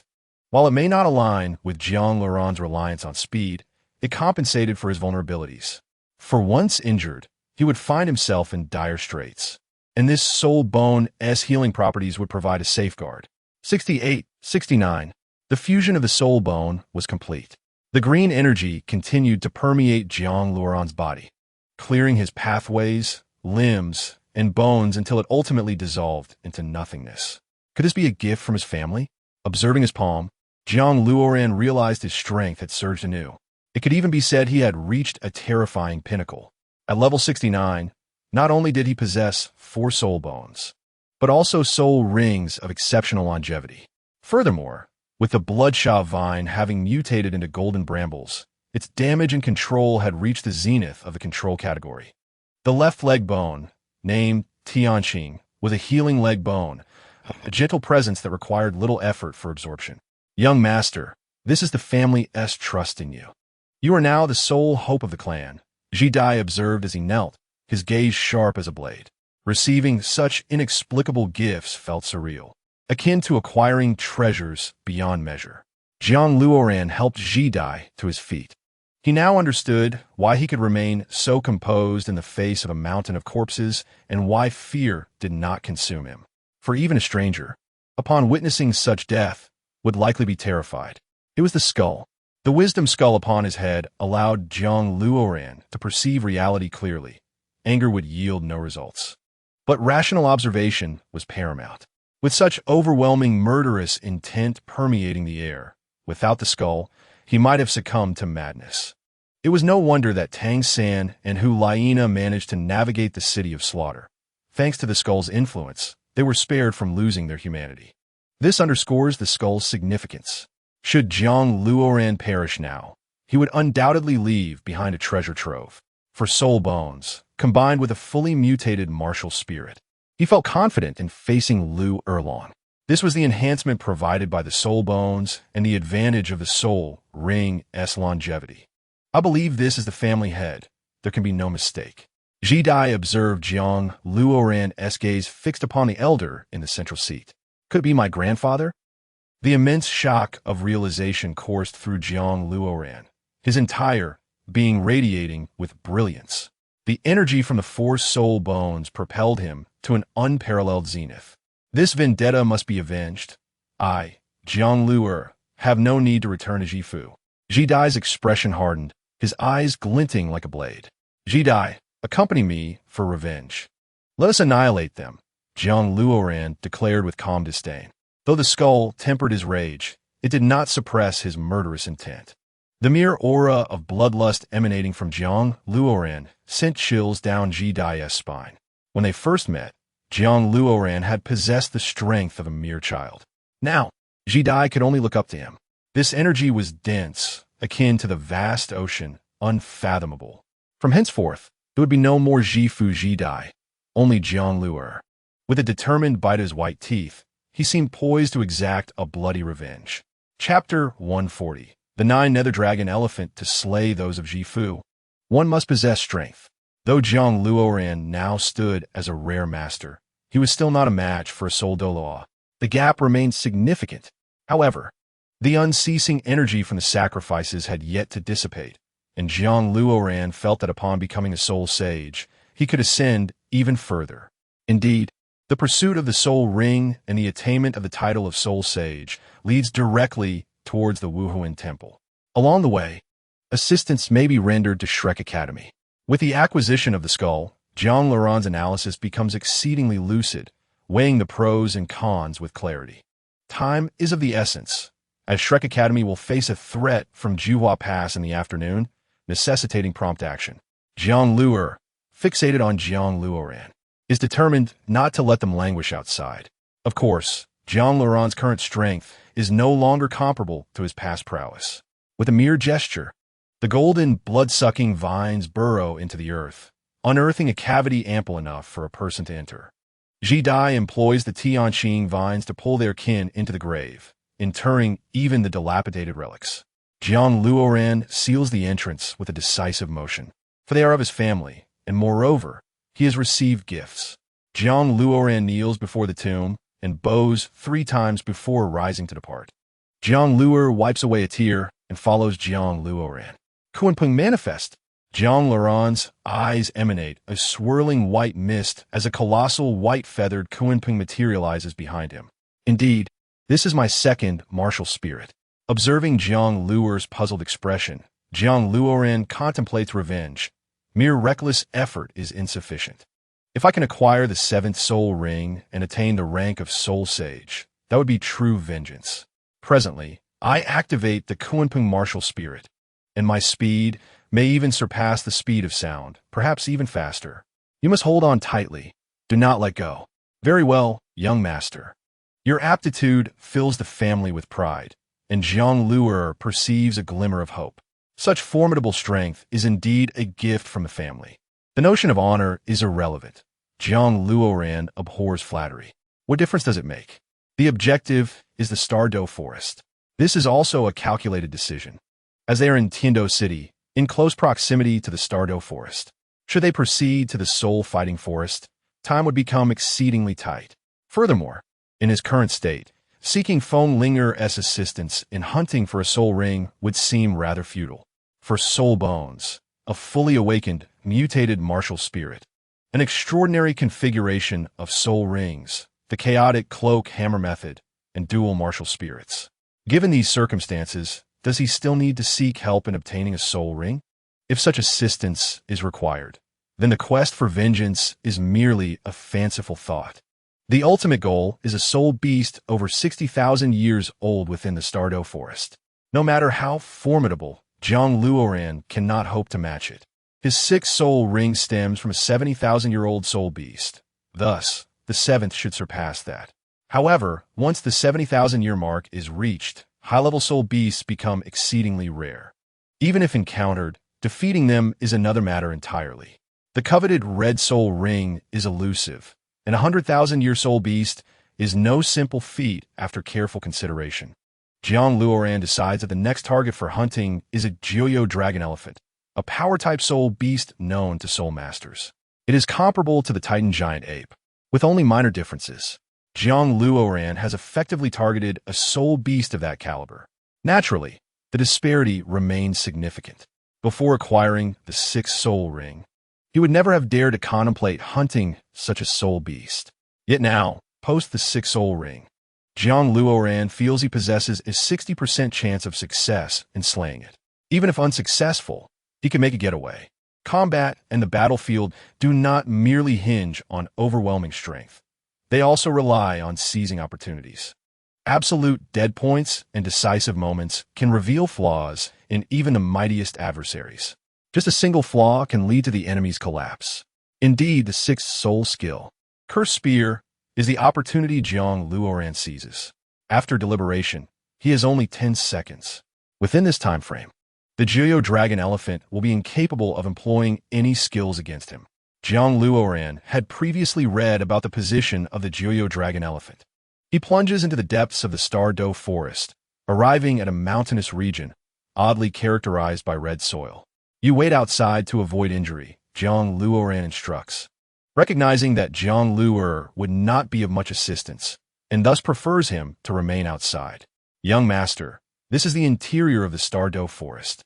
Do not act impulsively, Zhang Luo protests, thinking him jesting. Is this not courting death? Almost every soul master seeking soul rings teams up with powerful allies for a coordinated assault on formidable soul beasts. Yet Zhang Luoran ventures in alone. What else could this be but folly? Fear not. I'm not yet at the point of wishing for death, Zhang Luoran reassures, as the white wings unfurl behind him, riding the winds into the mountains. His Kunpeng martial spirit is not yet capable of flight. He merely utilizes its agility to achieve remarkable speed. The white wings serve only as a glider. Concealed atop a mountain, Zhang Luoran observes the Joyo dragon elephant devouring its prey, ravenous in its feast. This may be your last meal, Zhang Luoran murmurs, his voice low, as he readies his right hand. Channeling all his soul power, he unleashes his sixth soul skill, Cursed Spear. With a whoosh, the furious Cursed Spear strikes like black lightning, dazzling in its ferocity. Thud! By the time the Joyo dragon elephant senses impending danger, it is too late. The Cursed Spear strikes, shattering its skull. Zhang Luoran nearly follows the Cursed Spear in its trajectory. With only 10 seconds, he must control his speed, propelling himself towards the Cursed Spear to save at least half a second. The hellish boots, infernal battle armor, chaotic cloak-hammer method, Joyo Whitebone, and the Kunpeng martial spirit converge in a relentless assault upon the Joyo dragon elephant. This means employing a controlling martial spirit in a manner akin to an agile attacker. All cards are on the table. He bombards without reserve. Within these 10 seconds, Zhang Luoran unleashes a torrent of ferocity, akin to an output machine. For once this 10-second window passes, all his efforts may prove futile. If memory serves, the Joyo dragon elephant possesses an invincibility state. Thus, it is imperative to vanquish it within these 10 seconds. It must be done. The Joyo dragon elephant bellows in rage, realizing its skills are rendered useless. Now, it is bombarded to the point of helplessness. Is this the pivotal strike? Unfortunately, although the Joyo dragon elephant has been battered, beneath its skin lies a layer of dazzling red armor. Zhang Luoran now finds himself regretting his overconfidence. He neglected to consider the Jiuyo dragon elephant's innate countermeasure. In its final moments of peril, the Jiuyo dragon elephant may experience a flicker of revival, and if it escapes, it could survive. Had he called upon Hulaina to employ the Chinquan Wanli martial spirit fusion technique, a single blow could have sufficed to impose death upon the Jiuyo dragon elephant. Regret is now futile. He must rely on himself. 6 soul rings rise simultaneously, encircling the Jiuyo dragon elephant's armor in a frenzy of output. Soul beasts like the Jiuyo dragon elephant have no weaknesses. Its entire body lacks any vulnerabilities. Thus, Jiang Luoran has no more effective targets. However, he has a clumsy yet viable strategy: to strike at the area where he previously hit it with the cursed spear. With no other options left, he must gamble everything. The 10 seconds are nearly up. His first soul skill, Creation from Nothing, allows for the infinite transmission of blood-sucking vines, provided it lies within the Soul Master's capacity. What if this were combined with the 6th soul skill, Curse Spear? What a spectacle that would be! Chapter 141. The surge of power, the violet and black soul rings intertwined, while the remaining soul rings swirled around them, providing soul power. The air was filled with a golden radiance, akin to a conveyor belt materializing from nothingness, with full force unleashed. Hundreds of cursed spears enveloped the entire form of the Jiu Yulong Xiang. The golden light surged, becoming ever more intense. As the explosion sounds gradually drowned out the anguished cries of the Jiu Yulong Xiang, submerging the mountains and rivers in chaos. At this moment, Jiang Luoran had succumbed to shock, collapsing to the ground. Had the Jiu Yulong Xiang not been vanquished by him, he would have faced a fatal counterattack. His left leg bone, Tianqing, radiated a green glow, healing his wounds and rapidly replenishing his lost soul power. Jiang Luoran's heart raced. In the face of life and death, even the most resolute mind could not guarantee absolute calm. A black soul ring floated up, encircling Jiang Luoran.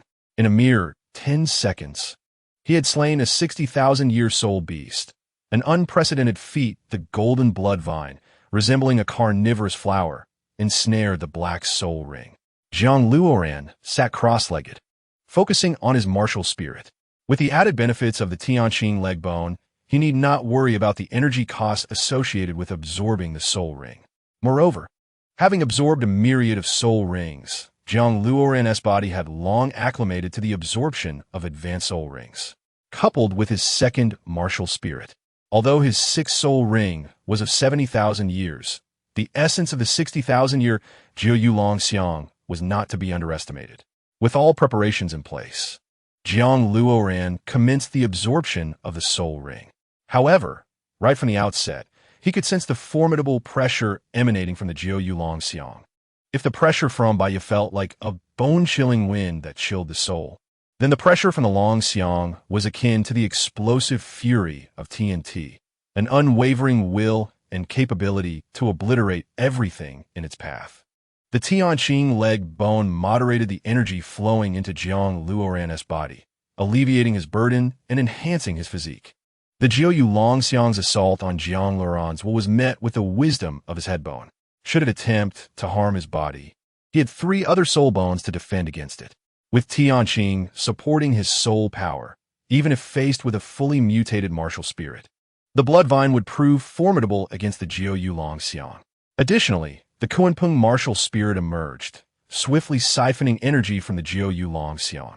From the beginning, his second martial spirit had absorbed an unimaginable amount of soul power, leaving one to wonder just how potent it would become upon receiving a soul ring.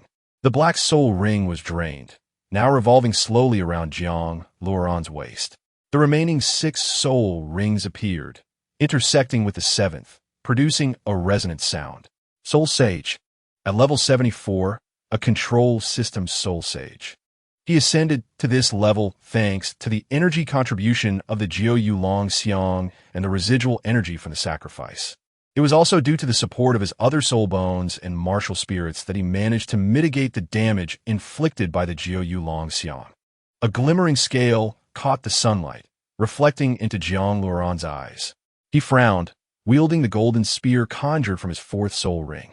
After several excavations, Jiang Luoran unearthed iron-silver bones, which fell to the ground. Indeed, a 60,000-year Jiu Long Xiang could not fail to produce soul bones. As he examined it closely, he realized this was a right leg bone, an internal soul bone. Its power was undeniable, establishing the dominance of the Long Xiang's right leg bone in the realm of strength. Its speed would also see significant enhancement, as this was a soul beast closely related to the bloodlines of dragons and elephants. As he began the absorption, Jiang Luoran placed the right leg bone against his own right leg, silently feeling the energy flow.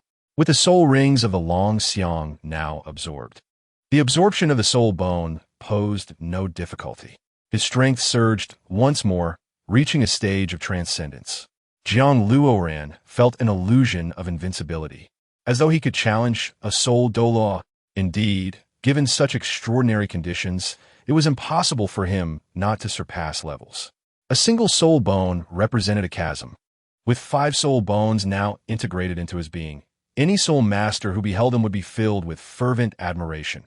Even a title de luo, golden particles cascaded from Jiang Luoran, rendering him a vision of ethereal splendor, as if he were not entirely of this world. The enhancement of soul bones inevitably transformed one's inner and outer essence. Jiang Luoran now resembled a prowling dragon, a powerful yet ominous presence. After completing the absorption of the soul bone, he flexed his leg, forcefully cracking the ground beneath him.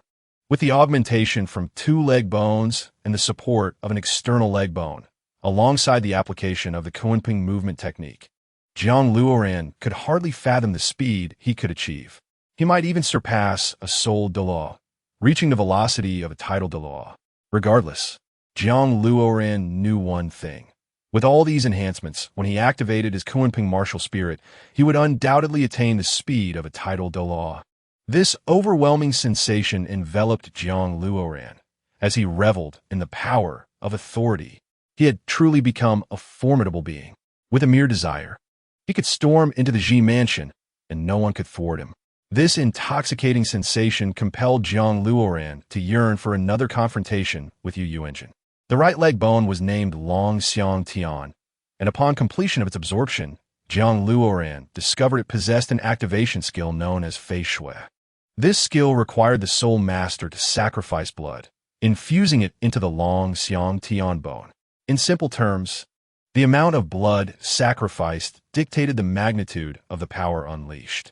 Jiang Luoran could hardly imagine the sheer force that could be unleashed by activating the Long Xiang Tian bone with the intensity of Fei Shui.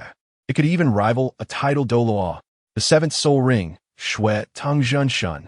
Jiang Luoran could transform into a 5-meter-tall vine giant, augmenting his defense and attack power by 200, calculated based on the extent of armor shattering.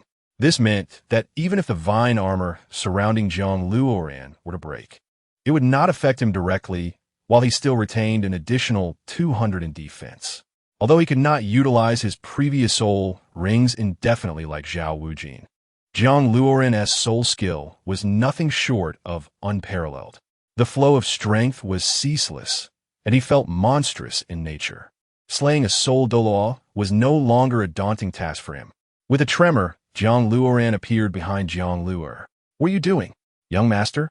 You have emerged?" Jiang Luer turned and, upon seeing Jiang Luoran, promptly fell to the ground in fright. Understanding the reason, Jiang Luoran dissipated his soul power and concealed all his soul bones. Soul Sage? In such a brief period, Jiang Luer thought to herself, even growing a cabbage requires time to harvest. Jiang Luoran just entered the soil and has immediately matured. Now, I shall not take you along. Make your way to the Martial Spirit Hall, and we shall convene to obliterate the Ji Mansion. As for now, I must go rescue others. Jiang Luoran had effectively become the leader of the Jiang family, and Jiang Luer had no reason to dissent, readily agreeing. Jiang Luoran sought to rescue the Shrek team. Bringing Jiang Luer along would be counterproductive and could risk their lives. The Tianqing and Long Xiang leg bones radiated light as the Yuming boots adorned Jiang Luoran's legs. Purple and black, the 7 soul rings danced rhythmically, much like piano keys, resonating with sound. With full soul power unleashed, the Kunpeng martial spirit was activated. All enhancements to speed were released. Jiang Luoran leaped forward with the ferocity of a nuclear missile. The very spot he had just occupied transformed into a gaping crater. This tumultuous velocity bestowed upon him the exhilarating sensation akin to that of a fighter jet. He was undeniably domineering, a sovereign of the skies, with all else rendered insignificant. Wherever his mind envisioned, he must arrive instantly. In the blink of an eye, he found himself in Tiando City, swiftly propelling towards the direction where Shrek and the others had departed. Chapter 142. This is true strength, Hordyla. Annihilate them. Zhuhua Guan licked the golden claws on his fingers, a smile gracing his face. Yes, my lord.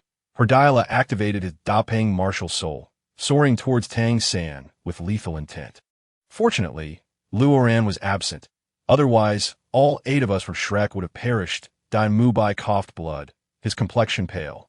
Iran's talents will surely avenge us. Ma Hongjun mumbled incoherently, his mind in disarray. No one is allowed to touch him. Lu Erlong summoned the Red Dragon, intercepting Hordyla's fatal strike. Yet, given Lu Erlong's prolonged battle and injuries, she lacked the strength to completely withstand it. Hordyla pierced Lu Erlong's abdomen, crimson blood oozing forth. Erlong, Flinder, still in his cat-demon form, flapped his wings vigorously and arrived before Shrek's group. You almost died today. Zhuhua Guan's voice was a discordant melody, reminiscent of a duet sung by both man and woman. Then come, Tang San emerged, activating his martial soul. The remaining members followed suit, each unleashing their martial souls. Everything must perish. Jiang Luoran sat atop a high peak, surveying the chaotic scene below. Who are you? Zhuhua Guan sensed a dangerous aura, though not lethal. It radiated the strongest presence in the vicinity. Zhuhua Guan had encountered Jiang Luoran before, but did not recognize him in his transformed visage. Is it Luoran? Run. Don't come any closer. Tang San bellowed, urging everyone to flee. You little brat, charging forward at such a critical moment. Have you lost your mind? Get away from me. Flinder lay on the ground, his eyes bloodshot as he gazed at Jiang Luoran. Something was amiss. Lu Erlong had an indescribable feeling about Jiang Luoran, an unsettling intuition that he could easily overshadow them. This stark disparity in power was palpable. Observing his form, he resembled a colossal dragon, a sight that was unfathomable. Hordyla. Eliminate him first. Zhuhua Guan waved dismissively, regarding Jiang Luoran with disdain. Yes, my lord. Hordyla felt a deep frustration, despite being a soul de law. He was treated like a dog under Zhuhua Guan's command. Yet, for the sake of the martial soul hall, he restrained himself. Hordyla sensed something was off about Jiang Luoran and activated his soul skill, transforming into a storm of golden feathers, launching towards Jiang Luoran. With a flicker of blood, Jiang Luoran utilized a small portion of his blood to activate the dragon elephant heavenly bone, delivering a powerful kick towards the golden feathers. Jiang Luoran's right leg ignited, enveloped in layers of crimson flames, resembling an impending explosion of TNT. The conflagration was overwhelming. Boom! An explosion erupted, the clash of 2 extreme energies resonating throughout the area. A soul sage could withstand a strike from a soul de law without utilizing a soul skill. Hordyla staggered back 3 steps, his eyes wide with disbelief. You're a soul sage? How could you possibly be a soul sage? A soul sage? Flinder also sensed Jiang Luoran's soul power, estimating it to be at least level 74 or even higher. Frankly, he was uncertain if he could contend with Jiang Luoran now. A soul sage, I can't believe it. Ma Hongjun felt as if he were losing his mind. In just one night, Jiang Luoran had ascended to the rank of a soul sage. This monster. Dai Mubai sat on the ground, cursing internally. Only a lunatic could achieve such a feat. Not only them, but even Zhuhua Duo was astonished, observing Jiang Luoran. If you stand against us, I must ensure your demise. However, if you do not represent them, I have individuals I admire within your ranks. Yet within a large family, there are countless individuals, both virtuous and vile. I do not target anyone with ambition, nor do I overlook any formidable individual. Jiang Luoran's intentions were unmistakable. His actions today were not aimed at anyone specifically. Rather, it was their overwhelming dominance that provoked him. "Are you aware of us?" Zhu Huaduo was increasingly bewildered, questioning if he had exposed himself. "Of course, Tang San, you need not fear annihilation. If you do not coerce him, he will not inflict harm upon you." Jiang Luoran spoke with precision, each word striking true. Indeed, Qinshu Ji is already dead, and it was Bibi Dong who caused his demise. Had Bibi Dong not targeted Tang Hao subsequently and shown him respect, Tang San would pose no threat to them. Some geniuses must be eliminated, particularly those with malicious intentions toward the Tiando Empire. However, some geniuses require no such intervention. Simply do not provoke them. Have you never heard the saying, 30 years on the east bank of the river, 30 years on the west bank? Yu Xiaojiang sought guidance from Bibi Dong on how to cultivate dual martial souls, verbally promising Tang San to cease threatening the martial soul hall. At this point, Jiang Luoran was too indolent to reflect upon it. He may have been a mere observer. Nevertheless, considering the character of all parties involved, he did not wish for any to suffer loss or pain. Perhaps he could forge a harmonious and prosperous conclusion. "We are solely responsible for our mission. Thus we cannot heed your one-sided narrative. Young man, at such a tender age, you are already a soul sage. Consider joining us. You shall be our master henceforth." Zhu Huaduo sensed that Jiang Luoran was no ordinary soul sage. There existed a terrifying potential, a formidable aura of intimidation. Of course, he had yet to perceive the 5 soul bones. Had he known, he would have been left speechless. Impossible. Jiang Luoran slowly advanced, seemingly ready to take on 2 opponents. "Cordelia, are you confident?" "Send him on his way," Zhu Huaduo gestured. With his 7th soul skill, Great Peng True Form, Cordelia transformed into a golden winged Dapeng, lunging towards Jiang Luoran. Bang! Bang! The sound echoed. 7 soul rings slowly emerged around Jiang Luoran, their collision resonating throughout the valley. This was what one referred to as soul ring configuration. The sophistication left everyone in awe. Merely invoking the soul rings caused the mountains to tremble. Do you know why you will fail? It is because you are too complacent. You believe, as a titled law, that accomplishing this task will be effortless. Yet, remember this. Even a tiger uses its full strength to catch a rabbit. Jiang Luoran lifted his gaze, his eyes aglow with golden brilliance, as regal as a monarch's descent. With his 7th soul skill, Jiang Luoran crossed his arms to form an X shape, forcefully slicing through the air to activate his 7th soul skill. Blood Vine True Form.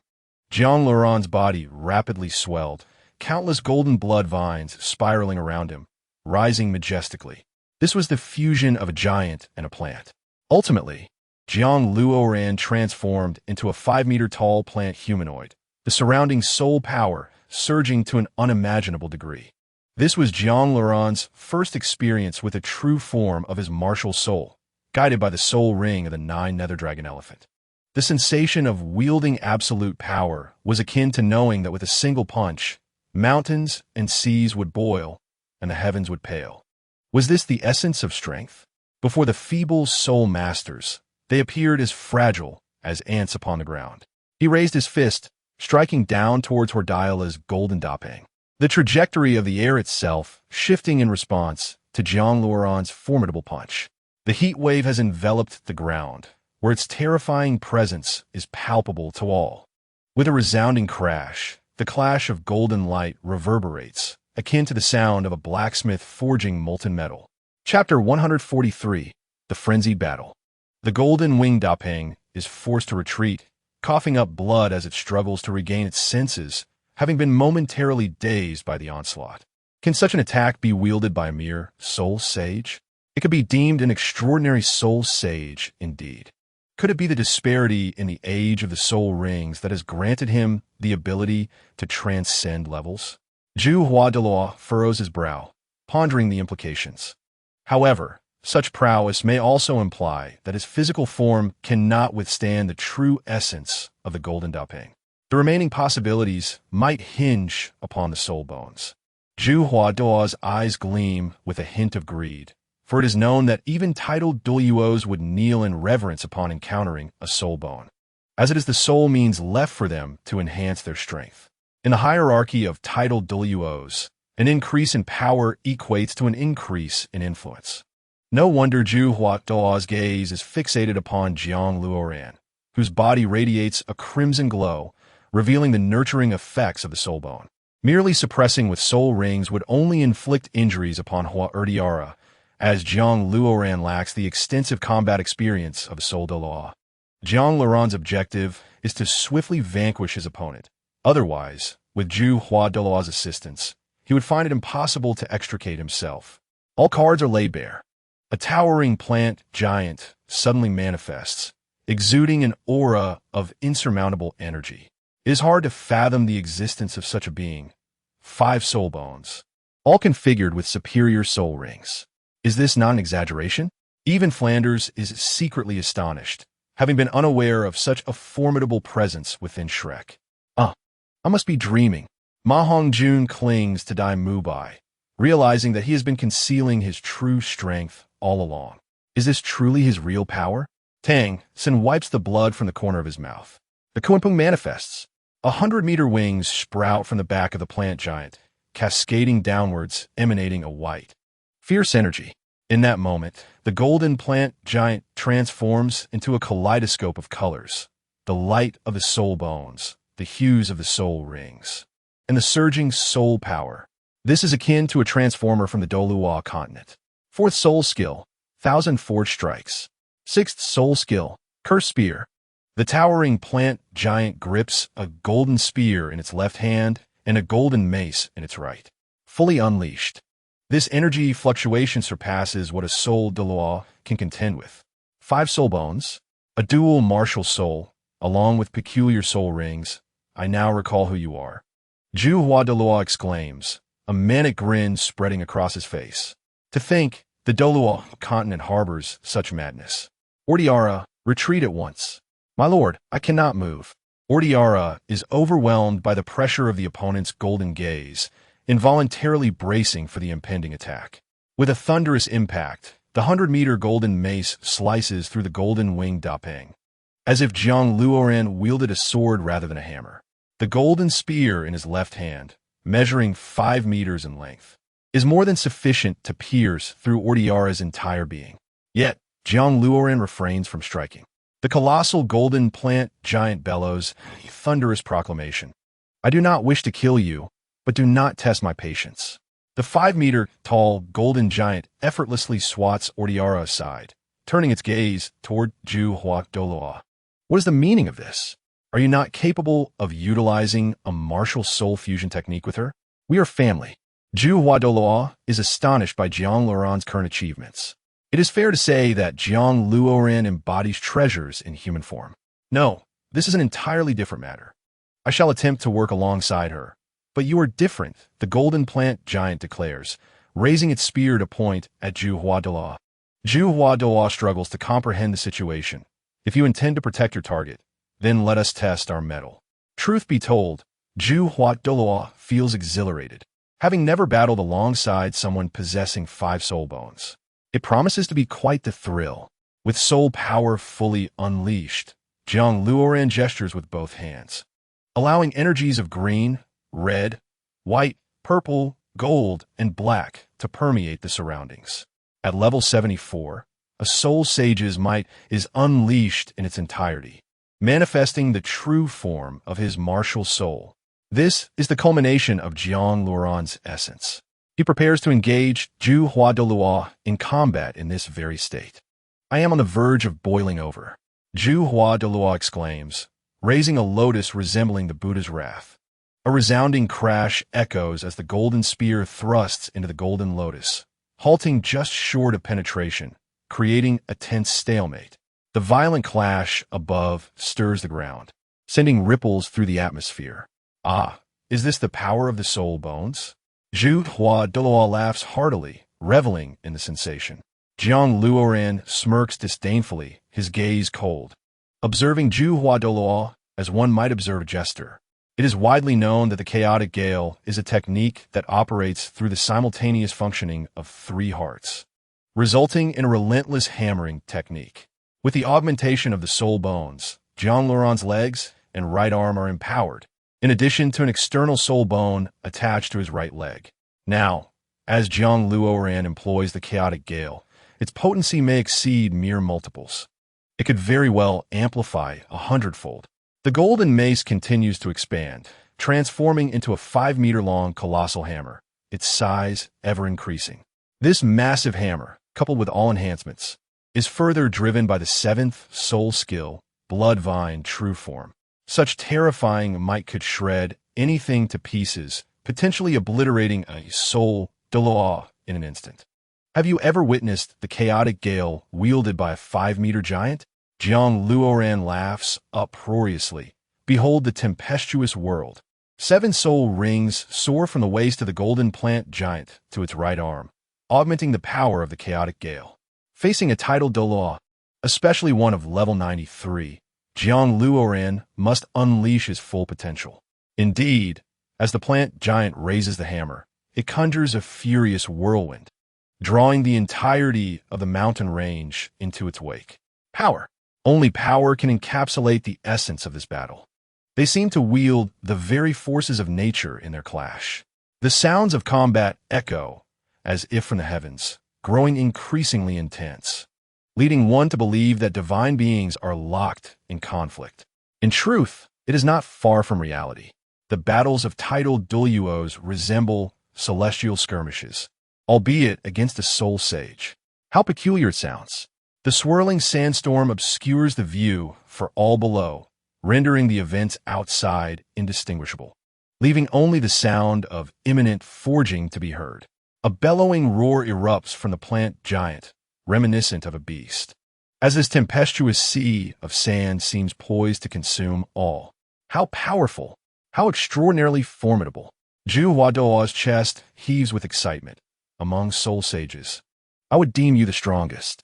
I eagerly anticipate your ascension to title de Lua. You would do well to silence yourself. I loathe your androgynous tone. Rest assured, I won't take your life.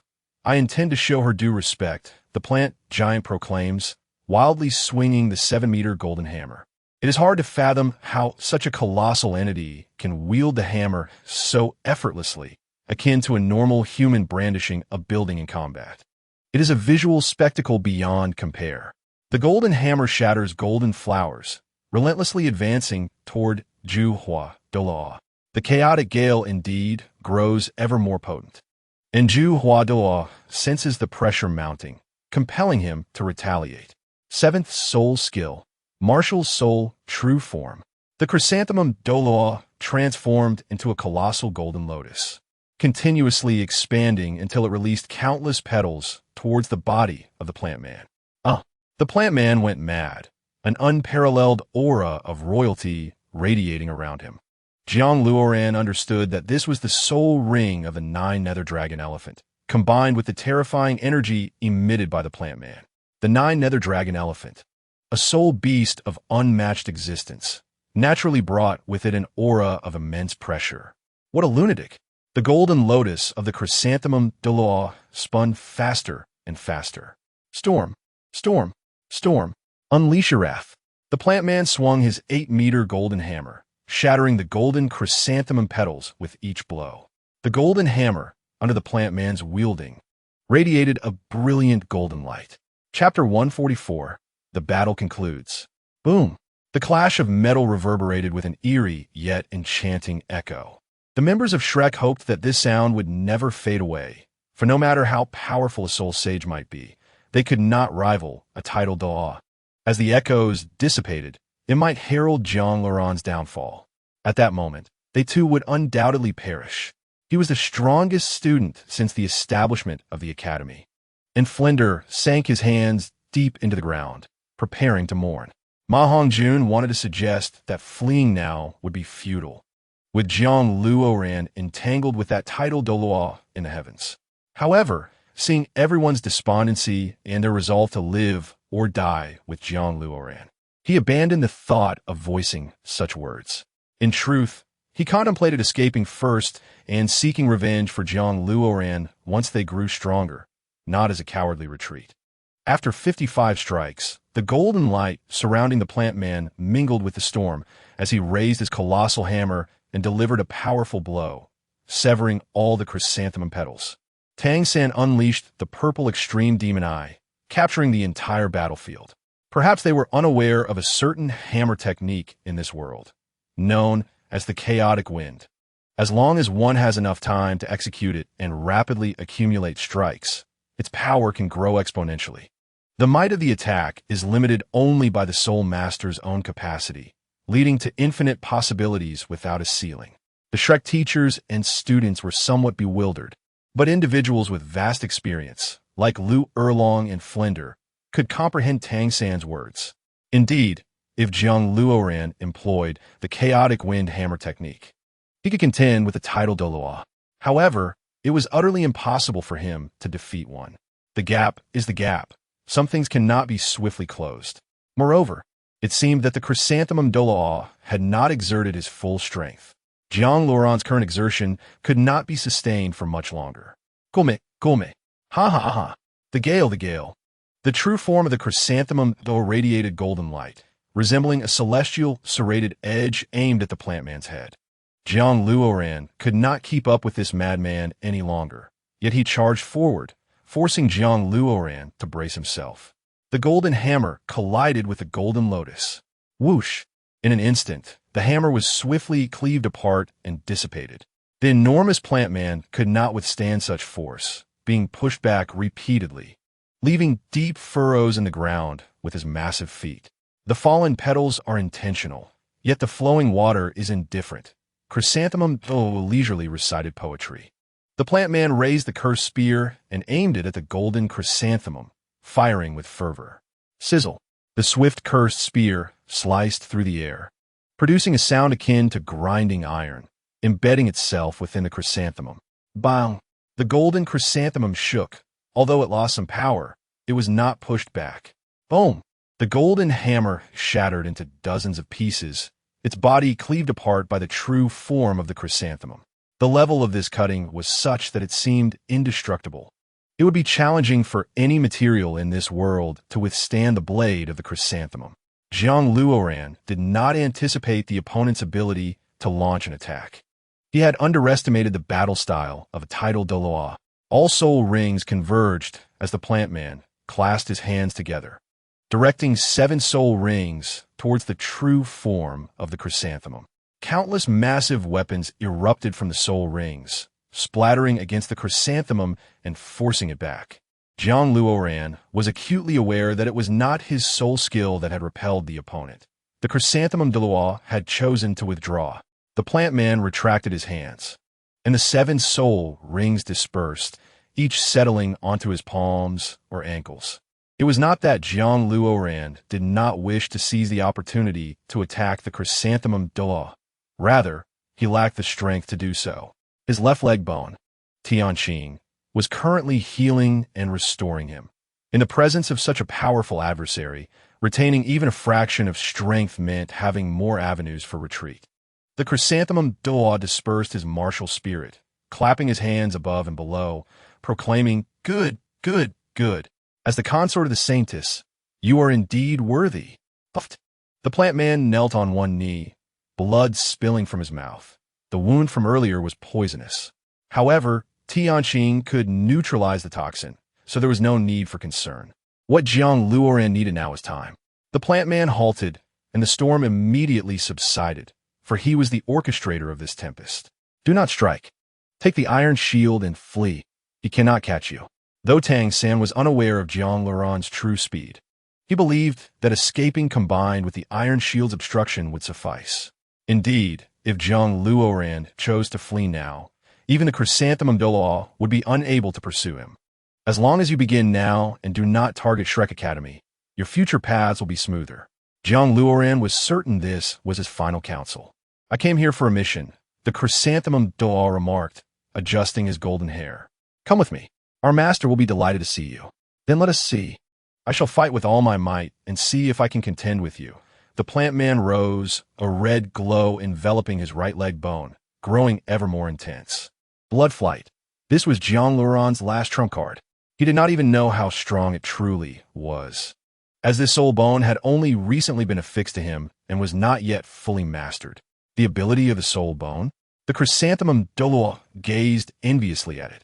This soul bone must be at least 10,000 years old. Truly a rare treasure. Blood flight. The moment Jiang Luoran made up his mind, he acted instantly, his wings flapping as he appeared before the chrysanthemum Doloa. With a raised foot, he stomped down. Boom! The entire cliff crumbled as if it were mere paper, collapsing into debris. The plant man gasped for breath. The effects of blood flight were indeed impressive, but the cost was too great. After just one kick, he was already struggling to endure. Wow! The chrysanthemum Doloa gazed at the obliterated cliff, exclaiming, What soul bone is this? Buzz! The true form of the blood vines dissipated as Jiang Luoran descended from the sky, landing on the ground.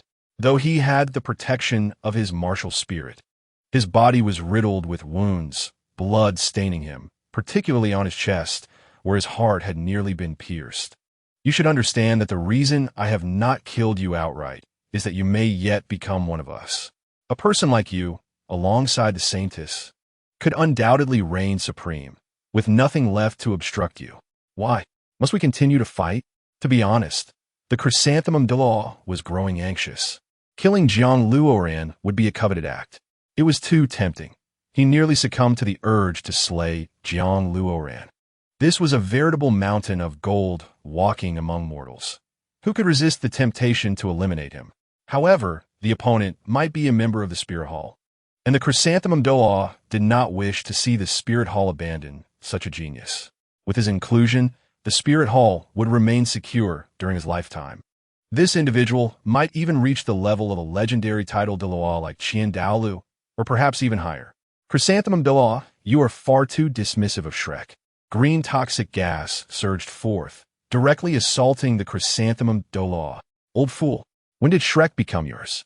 Zhu Huaguan furrowed his brow, unable to discern the situation.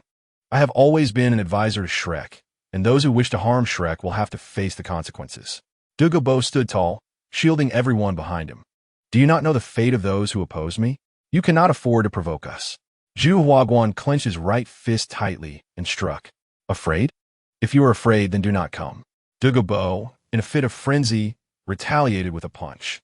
The clash of the two title Duo's attacks initiated a cataclysmic battle. Chapter 145. Desperate survival. As Dugabo and Zhu Hua fought fiercely, the spirits of Shrek and the others stabilized significantly. There was hope for revival, and with a stroke of luck, perhaps no one would perish. In the sky, a verdant serpent intertwined with a golden Zhu Hua, colliding with one another. This time, there was salvation. With Mr. Duga here, we are likely safe. Previously, Flinder held a grudge against Dugabo, but now that he had come to their aid, that animosity had faded. I will tend to everyone's injuries. Jiang Zhu raised her green staff, extending a green light that enveloped them all. Healing so many individuals at once was quite taxing for her. Moreover, there were 3 high-ranking soul saints to heal.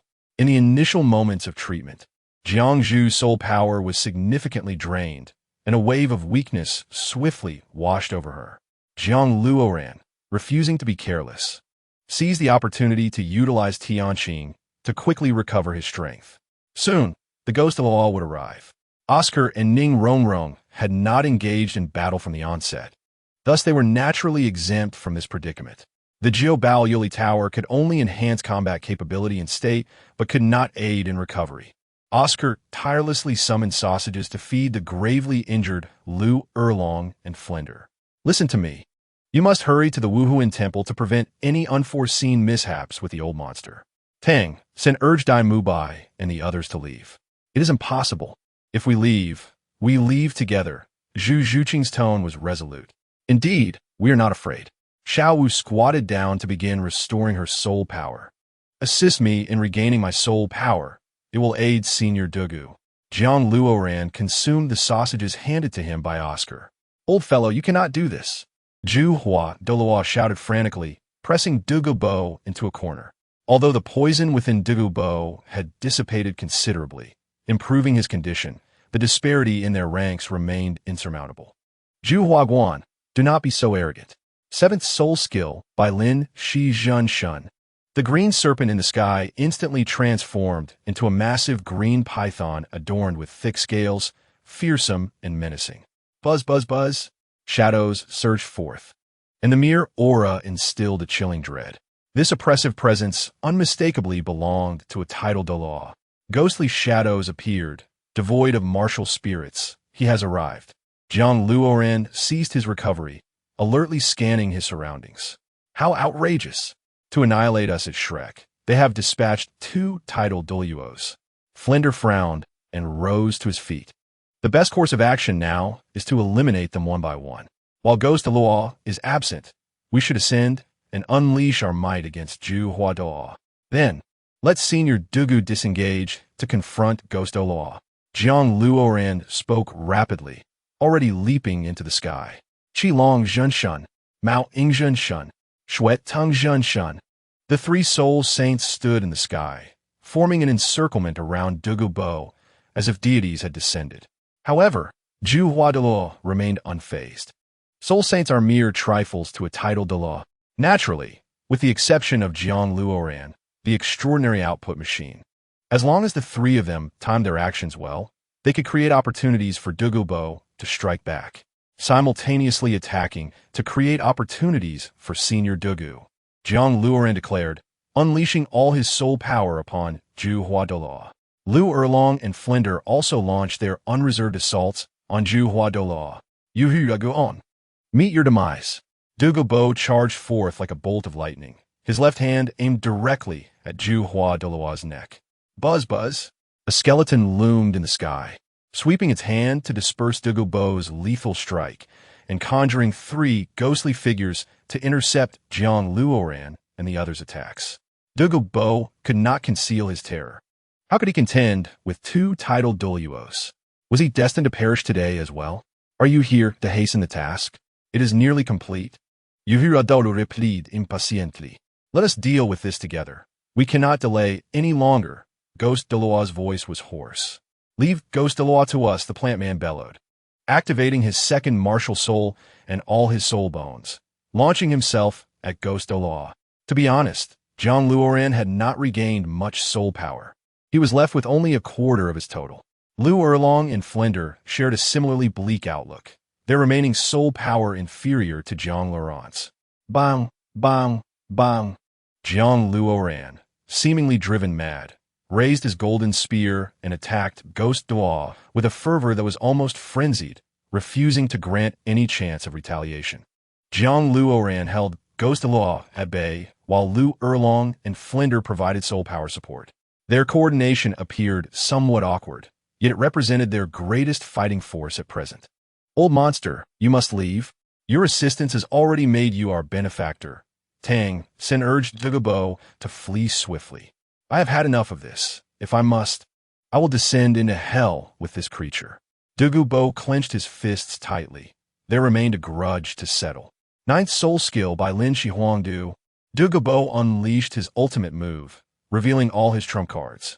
Ninth Soul Skill, Zhu Hua Kan, Mandi Shang, Hua Luo Ren Duan Chan. Zhu Huado also invoked his ultimate technique. The sky was filled with the petals of Zhu Hua Dolo, about to culminate in an endless golden storm. The 2 energies clashed like ancient beasts, producing a cataclysmic wave of force. Get down. Jiang Luoran wielded his 5-meter-long spear as if it were a rolling pin, pressing down against Ghost Doloa. Ghost Doloa expelled a cloud of murky air, which corroded Jiang Luoran's spear. Swoosh! A lightning-fast black claw descended, targeting the plant man's head. Jiang Luoran could not evade it and was left to endure the blow. Not on my watch. Flinder flapped his wings and dove down, slashing at Ghost Doloa's body with his claws. He dared not collide with the black claw. Otherwise, he would meet his demise instantaneously. However, he could disrupt Ghost Doloa's continued assault. No one is allowed to touch him. Lu Erlong raised his dragon tail and swung it towards Ghost Doloa's head. Would Ghost Doloa perceive these attacks as a threat? He merely flickered into the shadows, evading all strikes, and the black claw tore through Jiang Luoran's chest. In the moment of injury, Jiang Luoran struggled to react, his body convulsing, his gaze growing vacant. Blood gushed uncontrollably from his chest, spilling forth in torrents. Had it not been for the enhancement of the soul bone and the seventh soul skill, Jiang Luoran might have already been pierced through. As the plant man dissipated, Jiang Luoran emitted discordant convulsions, resembling a withered old tree. Ghost Deloa was taken aback. Although he had not exerted full strength with that claw, it was still beyond the realm of a soul saint. There must be something peculiar about him. Jiang Luoran plummeted rapidly, descending from the clouds, experiencing a sudden sensation of release throughout his body. It felt refreshing, yet he remained unwilling to accept his fate. Bang! The soul rings on Jiang Luoran's body suddenly manifested, resonating like thunder. Despite the support of the soul rings, Jiang Luoran felt utterly drained. Suddenly, he was enveloped in the embrace of slender arms, the smoothness of which he could sense even through the fabric of his clothing. It was undoubtedly a woman's. Yet, there was an undeniable aura of formidable energy within those arms. She had grown stronger, far beyond his expectations. However, in the highest echelons of battle, one still requires time. A cold, aloof female voice echoed, prompting Jiang Luoran to open his eyes. Feng Ling, clad in purple, regarded the ghost Deloa with an expressionless gaze, her pupils reflecting only indifference. Chapter 146. The Ascendance of All Respected Ones. It was indeed a rarity. Jiang Luoran had never imagined being embraced by Feng Ling. The sensation was rather pleasant. He had previously envied others who had guardians, feeling alone in his solitude. But now, he no longer felt lonely. For the enemies he could not vanquish, someone was willing to stand up for him. Jiang Luoran suddenly wished to succumb to sleep, utterly exhausted. He felt he could fight no longer. Boom! A magnificent bolt of lightning descended, illuminating the entire sky with its azure glow. Standing beside Jiang Luoran, the true form of the observer had lingered long enough. Now, it would be a grave disrespect to remain hidden any longer. How on earth did you cultivate, you rascal? Yu Yuanjin exclaimed. What a fine fellow. He has been lurking here all along, enjoying the spectacle of my folly. Yet, one could not blame him. After all, he was a titled Doluo and could not act recklessly. Moreover, during his encounters with titled Doluos, he had learned much about combat experience. Senior Yu, Jiang Luoran said lazily, clasping his hands in greeting.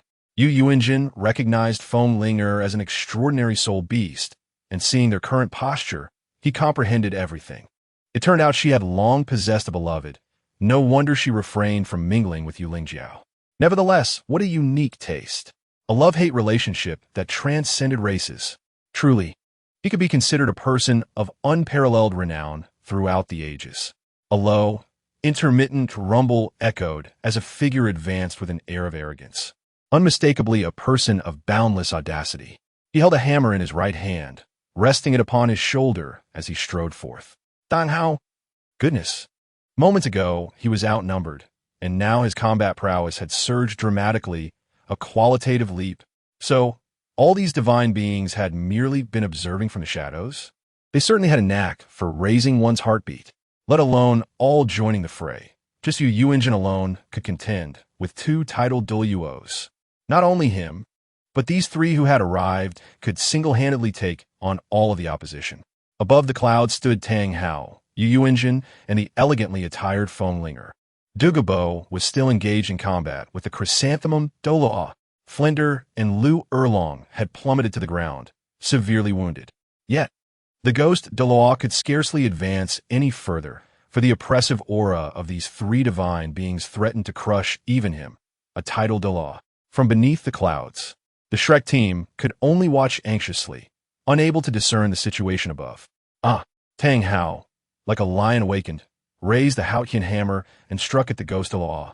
The ghost Doloa, unable to withstand the onslaught, retreated several dozen steps at the mere touch of Tang Hao's azure hammer. The purity of the lightning is insufficient. I shall lend you my strength. Junior, unleash the infinite thunder for your use. Yu Yuanjin's black soul rings appeared as he casually clapped his hands, sending boundless lightning into Tang Hao's hammer. This assault could well be deemed divine retribution, The exaggerated lightning and power fused seamlessly, a combination of two tidal Doloa's attacks. The ghost Doloa activated all his soul rings. Countless shadowy figures surged towards Tang Hao. Yet, under the might of the Haotian hammer and the endless lightning, they shattered like glass, obliterated in an instant. Indeed, these were two of the most domineering martial souls in existence. Should they collide, even the likes of Qiang Sunji would likely be annihilated. The ghost Doloa did not scream, but instead spat out a mouthful of black blood as he fled towards the chrysanthemum Doloa. Trying to escape? Feng Linger radiated a gentle purple light, her right hand beckoning to the heavens, conjuring an ethereal pair of violet wings. The ghost Doloa sensed the peril. This was a fatal strike, and he decisively employed his ninth soul skill to tear through space in an attempt to flee. Yet, the violet wings were too swift, severing his left arm and tearing apart the very fabric of space. What? The chrysanthemum Doloa sensed the presence of formidable beings approaching, and not just one. However, the exchange and battle transpired in an instant. He had no time to escape before the trio closed in on him. The chrysanthemum Doloa transformed into a golden chrysanthemum, enveloping the ghost Doloa within and fleeing into the distance. Quite nimble, Yu Engine snorted, "I look forward to battling you in the future." With that, Yu Engine departed without even glancing back. Tang Hao and Jiang Luoran, not well acquainted, exchanged glances at Tang San below the clouds before hastily making their exit. Dugu Bo was gravely injured, unable to linger. They were fortunate that these three divine beings had arrived, or they would have perished. All had departed, leaving behind a cataclysmic battle that nearly led to the end of the world. Unexpectedly, they had managed to salvage their lives. Jiang Luoran felt a surge of melancholy, realizing how precious life was. Before I arrived, those two had already concealed themselves. 5 soul bones, you are quite remarkable. Feng Linger finally remarked with a smile of appreciation. Do not misunderstand. I mean that this will significantly enhance your speed, perhaps allowing you to return swiftly. After a brief respite, Jiang Luoran rose, activating his Kunpeng martial soul, briefly hovering in the air. Rest assured. All right, let us depart. Feng Linger transformed back into her true form, becoming the 9-tailed Feng Ling bird and darting away. Jiang Luoran employed the Kunpeng body technique, crawling along the ground. We're doomed. Everyone is dead. We won't survive. Ma Hongjun despaired upon witnessing Flinder and Lu Erlong's fall. In the final moments, Jiang Luoran too was cast down, feeling utterly defeated. Prepare for death. Oscar held out sausages to the fallen trio, awaiting life's final lesson. You too. Stop your whining. Ning Rongrong truly has no patience for these two clowns. Ning Jia, I am on the brink of death. Friends, let's fight with all our might. When they descend, unleash the Zhuge divine crossbow without hesitation. Do not consider the piercing bone needle. Tang San urged, urgency etched on his face. Ha ha! Jiang Luoran gasped for breath, grinning foolishly. If they return, we are undoubtedly doomed. What do you mean? Tang San relaxed slightly, as thus far, no one had descended. They have left. The 3 divine beings drove them away, and Senior Dugu has also departed. Jiang Luoran forced himself to rise from the ground. Do not inquire further. I cannot explain at this moment. In short, we can escape now. No one will pursue us. Quickly, Jiang Luoran hoisted Flinder and Lu Erlong, leading the group into the carriage. The soldiers of the Tiando Empire had long since been crushed, so Tang San took on the role of the driver, directing the carriage to speed away. Where are we headed? Tang San began to suspect the Spirit Hall. It must have been their doing. Otherwise, who else on Doloa continent could command 2 titled Doluos to hunt them down? The Spirit Hall, in terms of benefits and drawbacks. Entering there should pose no danger to us. Jiang Luoran dared not elaborate further, having lost too much blood. Dai Mubai and the others, seeing the large gash in his chest, with bones exposed, were uncertain if he could survive. Little Ao, quickly, bring out all the sausages. Dai Mubai supported Jiang Luoran, urging him to lie down in the carriage. Oscar reluctantly produced 3 sausages, his complexion pale as he stated that there was truly nothing left. The 3 sausages were simultaneously fed to Jiang Luoran, temporarily staunching his bleeding. Ning Rongrong was uncertain if her excitement would prove beneficial, but at least it would provide some comfort to the other party, as she released her spirit ring towards Jiang Luoran. Jiang Zhu had just regained some spirit power, yet now she had to exert herself once more, leaving her feeling somewhat exhausted. The combined energies, along with Jiang Luoran's Tianqing spirit bone, finally stabilized his injuries and began the healing process. The carriage raced towards the Wuhuan sacred hall like a panicked white rabbit, heedless of the scattered debris around it. The other academy students were completely unaware of what had transpired. They only remembered a renowned student from Shrek fighting furiously against someone who was at least of Soul Doloa level. Chapter 147, Fleeing in Disarray. Jiang Luoran was puzzled. Ning Fengji had witnessed Salus whispering. Couldn't he call for help? Was it possible the other party was unaware? That seemed implausible. Such a person should be aware of everything. If Ning Fengji intended to harm them, Jiang Luoran found it hard to believe, considering Ning Rongrong was still present. Surely he wouldn't risk his beloved daughter. Jianshun arrived at the site of the earlier battle, albeit a step too late. After a night's journey, the Shrek team finally returned to the Wuhuan Sacred Hall.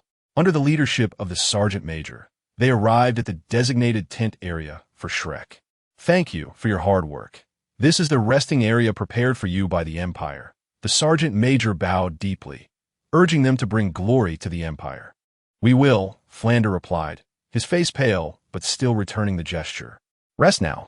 Recover as much as you can. There must be no errors in your competition, Lu Erlong. Feeling weak, immediately returned to her tent. The Sergeant Major, evidently unaware of the mishap that had befallen the escorting army, quickly arranged for medical assistance for Shrek. He then personally headed to the site of the attack.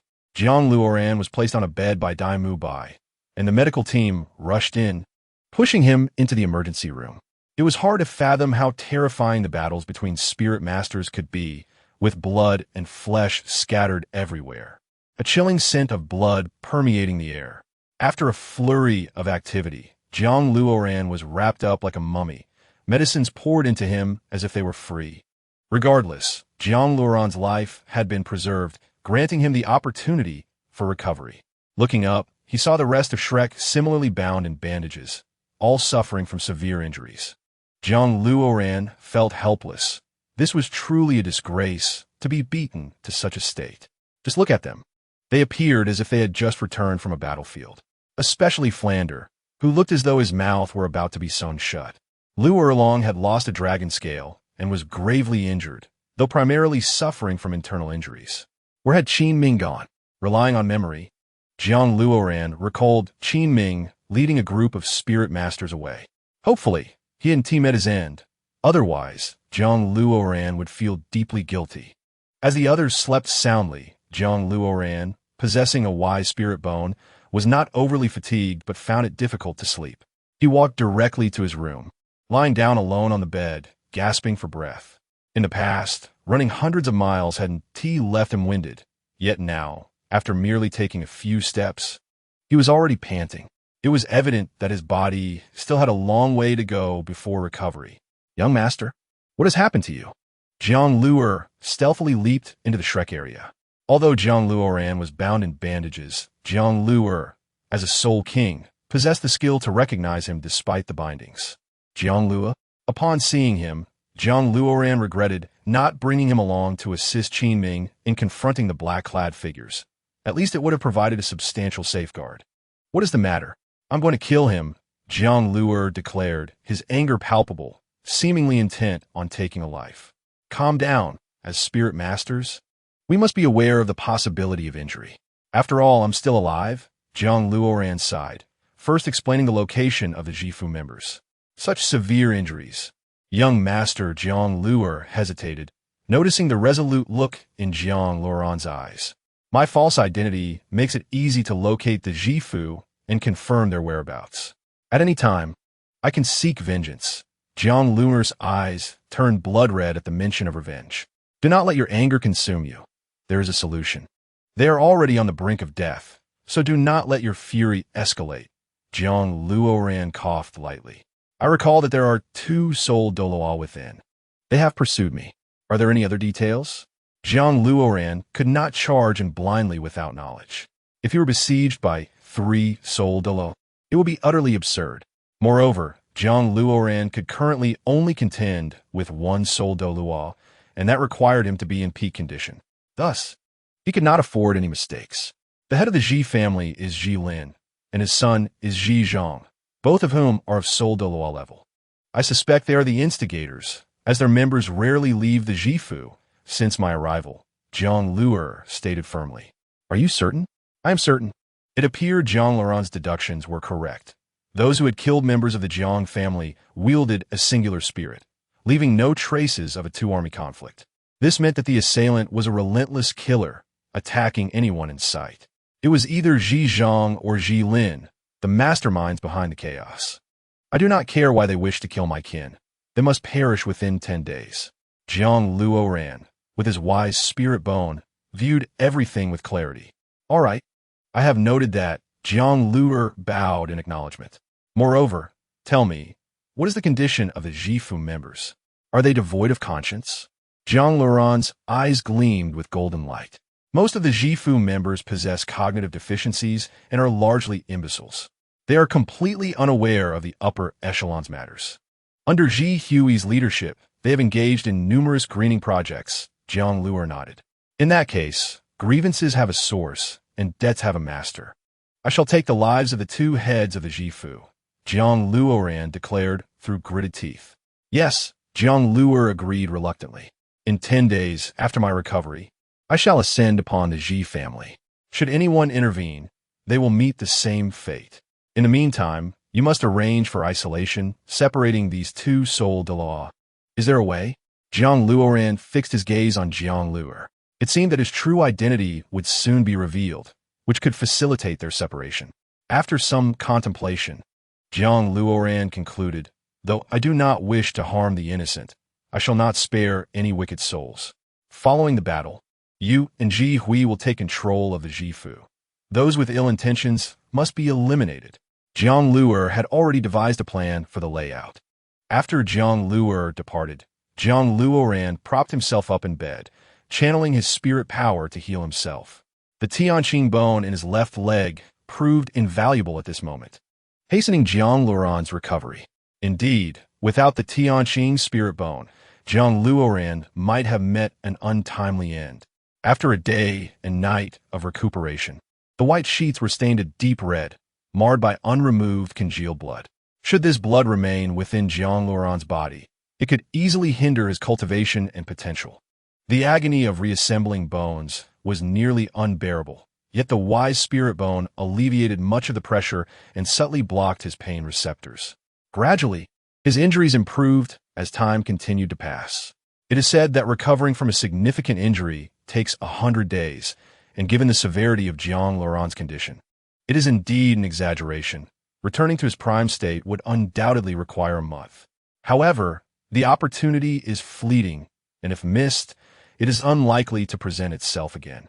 Thus, Jiang Luoran is determined to take a chance this time. After 6 days, he is able to walk freely, having removed all the bothersome bandages except for the one covering his chest. After such a long period of hunger, he naturally seeks sustenance upon waking. Although the injuries sustained by his companions from Shrek Academy are not as severe as his, they have also removed their bandages early and are preparing for the competition. Following this battle, combined with the pressure from the title de law, Jiang Luoran has elevated his soul power to the impressive level of 75. It is evident that as one progresses, the difficulty of leveling up increases. Jiang Luoran can distinctly sense this challenge. In Chapter 148, Hiding One's Talents, Jiang Luoran is a person who believes in clear rewards and punishments. Since divine retribution has already befallen the Ji residents, he feels no need to pursue complete annihilation. Primarily, the individuals at the Ji residence are innocent, and moreover, most have become fools. Should he choose to eliminate the heads of the Ji family, would Ji Hui rally others to seek vengeance against him? If someone intervenes while he is dealing with Ji Lin and Ji Zhuang, Jiang Luoran will not hesitate to act. Conversely, if the opposition seeks revenge, he can simply avoid confrontation. Tang San and the others have already participated in a round of competition, while Flinder remains gravely injured, although Lu Erlong has recovered quite well. During this time, Oscar has made it a point to provide Jiang Luoran with a grilled sausage at every meal, and Jiang Zhu has also taken the time to assist in his recovery. With multiple forms of treatment, Jiang Luoran has mostly healed, but he is still not fit for intense battles. It is worth noting that he narrowly escaped death, and considering his current state of recovery, he is already fortunate beyond measure. Everything requires a transition of time, and Jiang Luoran's recovery is nothing short of miraculous. The alliance between Shenkong Academy and Qihua Academy is indeed a formidable combination. Dai Mubai sits in a chair, facing the others. Their actions are also aimed at preserving their dignity, and Ning Rongrong nods in agreement, likely motivated by a sense of competitiveness. However, such matters are not for them to contemplate. Tang Xin strokes his chin, pondering their next course of action. Are you all here? Jiang Luoran lifts the curtain and enters. He is now undoubtedly a soul saint, a standout among Shrek Academy, and who would dare overlook this prodigy? Not only women, but men too consider him a target for camaraderie. Indeed, when Jiang Luoran transformed into a soul saint and burst in, he nearly frightened everyone to death. It turns out that the brother who has been by his side day and night is a low-key soul saint. The clash was earth-shattering, and he possesses 5 soul bones. Ultimately, he faced off against the Zhu Hua Dolaw. Now, Jiang Luoran's image is indelibly etched in their minds. It is truly hard to imagine the heights this individual will reach in the future. Jiang Zhu approaches, supporting Jiang Luoran, and informs him that after today's treatment, his meridians have been cleared, and the medical department has instructed him not to go outside. Indeed, although Jiang Luoran is no longer in critical condition, he remains physically weak, with much of his body yet to recover. However, he has grown restless in his room, hearing Shrek and the others discuss the battle situation, and cannot help but join them. It's too stuffy in here. I'm not old. A little breeze won't hurt, Jiang Luoran says, supported by Jiang Zhu as he takes a seat. Tang San and the others smile warmly, particularly Ma Hongjun, who playfully raises his eyebrows. Without needing further explanation, Jiang Luoran understands their intentions and can only manage a wry smile. The combination of Qihua Academy and Shenkong Academy is essentially a partnership of violence and aggression. With the wind fueling the fire, their strength is undoubtedly unparalleled, tripling their combat power, if not more. Indeed, with such a powerful combination, we must give it our all. I am contemplating our strategy. Tang Xin clasps his hands together. Jiang Luoran recognizes that Tang San has formulated a plan and has once again defeated the 2 major academies. Yet, he possesses an even better strategy. Third brother, you are actually the cornerstone of this battle. Victory or defeat hinges entirely on your decisions. Jiang Luoran smiles. Me? How could that be? Tang San appears somewhat bewildered.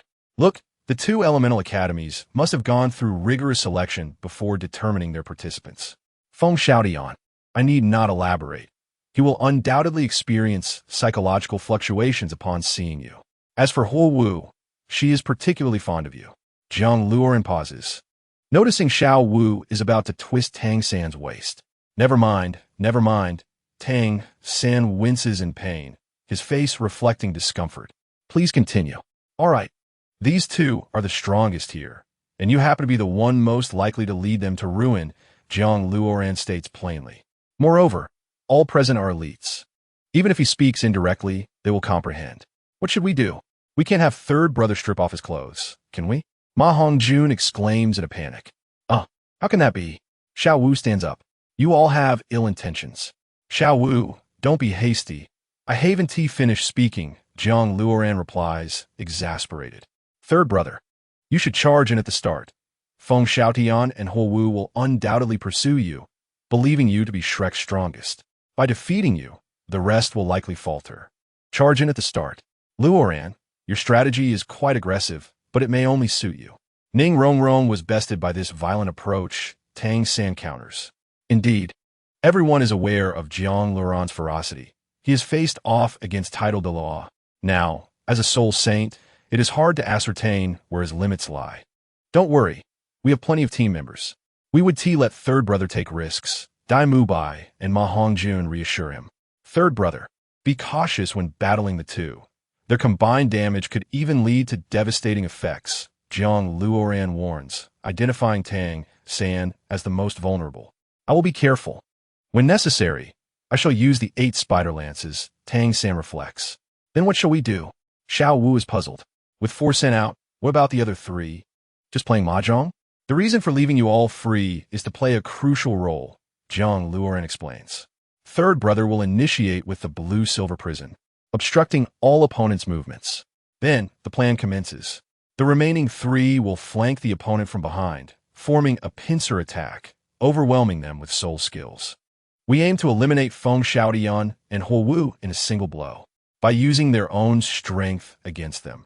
If they seek to extinguish our strongest, we shall first obliterate their backbone. Jiang Luoran sketches additional requirements on paper, specifying certain parameters and timings, such as ensuring that when Feng Xiaotian unleashes his ultimate move, its range should ideally target only one individual. Due to the overwhelming assaults from Feng Xiaotian and Huo Wu, the situation was firmly under control from the outset. Otherwise, defeat would have been imminent. After an entire night of meticulous planning and deliberation, they gradually reached a conclusion. Tomorrow, they would continue discussing practicality and if no issues arose. Then it was settled, Tang San declared with finality. Very well, I shall await the outcome, Jiang Luoran responded, rising to his feet. If you had not been injured, you could have taken the stage directly. No need for us to run around like this, Ma Hongjun jested, eliciting laughter from everyone. His words were laced with sarcasm, as he understood that only through real combat could one grow stronger. I shall wait for the finals then, huh? Jiang Luoran scoffed, striding out with an air of nonchalance. I shall assist you. Jiang Zhu rose to her feet. Chapter 149. Nighttime Assassination. 10 days had passed, and as night descended, it marked the time for Jiang Luoran's action. He had already coordinated with Jiang Luo, who would personally guide him into the Ji family territory during the dark hours. Outside, the cacophony grew louder, deafening as if a grand celebration were underway. Ha ha ha. The way Feng Xiaotian acted just now was utterly distorted. It cracked me up. Oscar made a face imitating the absurdity. That tactic was too ruthless. It left no room for counterattack. Dai Mubai rested his forehead in his hand. It is precisely because of our formidable strength that we were not eliminated immediately. No one else could have executed such a plan, Zhu Zhuqing observed keenly. Of course, this strategy was conceived by our 2 control-type experts, perfectly suited to our combat style. Dai Mubai remarked, casting a flattering glance at Zhu Zhuqing. Little monsters, come lend a hand. We shall have an outdoor feast tonight, Flandre announced, his face marked with exasperation. By the way, Luoran, how is your injury? Flandre inquired, his right arm still wrapped in bandages. It is gradually healing, just the wound and bone need more time. Jiang Luoran replied, attributing his swift recovery to the continuous rejuvenation provided by Tianqing's leg bone. Who would have thought that I, Flandre as the dean, would now be outmatched by a student, and even require protection from them? He lamented, offering a piece of roasted meat to Jiang Luoran. I too have merely relied on my foundation to level up. There is nothing to be proud of, Jiang Luoran smiled bitterly. Hey, third brother, why has Wu been so clingy to you today? Is there something going on? Ma Hongjuan's words escaped him before he could rein them in. Naturally, Tang San would not be blamed for such trivial matters. Everyone, eat at your leisure. I shall return to my tent, Jiang Luoran retorted, walking away with an air of indifference. The group exchanged glances, unsure of what to say. As the night deepened, a green, ghostly figure darted forth, evading the guards and arriving at Jiang Luoran's chamber. He had already sensed the commotion and leaped from his bed. He had ceased to feign his injury, as he intended to lower everyone's guard. Young master, all is prepared. Jiang Luo knelt, resembling a devoted servant. Lead the way. Jiang Luoran clenched his fists, following Jiang Luo into the night. In the Martial Soul Hall area, the Ji family's resting quarters stood before them, a vast estate crafted from granite. As spectators, they could not be compared to the contestants. Ji's volatile temperament was likely engaged in some debauchery. Shall we take out Ji Lin? Jiang Luo proposed. Very well. I shall aim to eliminate him swiftly, You assist in clearing any disturbances, Jiang Luoran commanded, 7 soul rings manifesting before him, expanding in size. The 7 soul rings rose simultaneously, forming a passage large enough for a person to traverse. As Jiang Luoran stepped through the rings, it felt akin to traversing a portal. Upon his emergence, he transformed into a plant-like entity over a meter tall, wielding a hammer in his right hand and a gun in his left. His 5 soul bones shimmering brightly. 2 white wings extended from his back, the wind howling around him. He could not afford to grow too large, lest his presence attract the attention of the martial soul hall. This was no mere monster entering a village. It was an assassination and a quest for vengeance. Jiang Luoran's right eye gleamed gold, while his left shone white, exuding an aura of lethal intent akin to a razor-sharp spear. With a swift motion, Jiang Luoran ascended, infiltrating the estate. Given his current prowess, entering the opponent's main residence was exceedingly simple. Nevertheless, he remained cautious. The adversary was a soul, Doloa, and even a frail camel is larger than a horse. Jiang Luoran wielded the cursed spear, aiming it at Jilin. An assassin? Jilin erupted from his desk, narrowly evading Jiang Luoran's strike. Perhaps it was due to the aura of Tianqing or a mere perceptive awareness of realms and age. But Jiang Luoran's initial strike had missed its mark. Jiang Luoran shattered a window, barreling into the main residence, swinging his hammer at Jilin. Jilin's evasion of the cursed spear indicated his agility, yet he could not withstand the chaotic onslaught. As Jiang Luoran swept his hammer, the main residence crumbled like paper. Another thunderous strike followed, the golden hammer stirring a tempest of soul power aimed at Jilin. Impudent! Jilin, as a soul Doloa, sensed the imminent peril, yet he remained oblivious to the identity of his assailant. There is something even more audacious. Jiang Luoran raised his left hand, and the 7 soul rings converged behind Jilin. A pincer attack. Countless weapons surged toward Jilin from behind, while Jiang Luoran's lethal hammer advanced from the front. With his 3rd soul skill, Jiang Luoran's hammer struck Jilin's chest, halting his advance. Immediately after, the weapons unleashed by the 7 soul rings engulfed Jilin. The commotion was so great that it naturally roused the Ji family. Jiang Luo fought to buy time for Jiang Luoran, willing to engage in combat to prevent Ji from intervening. Jilin rose from the ground, wounded and bloodied. "Who are you?" he demanded, as Jiang Luoran remained resolute in his intent to eliminate Ji. Jilin awaited assistance from Ji. 7th soul skill, true form of the green vine. Jilin activated his martial soul, transforming into a verdant tree, hundreds of vines unfurling to assault Jiang Luoran from all directions. "It seems you remain unaware," Jiang Luoran sneered, invoking his 6th soul skill, the cursed spear. The golden spear was cast forth. 5 vines attempted to obstruct it, but Jiang Luoran sought a larger target for his aim. According to rank calculations, Jilin would be devoid of soul power for at least a minute.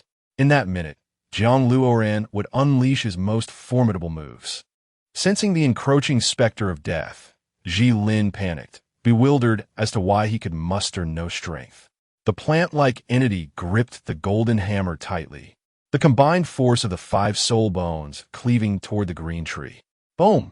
The tree collapsed, propelled backward, as Jiang Luoran accelerated, lifting his shadowy boots to deliver a crushing kick.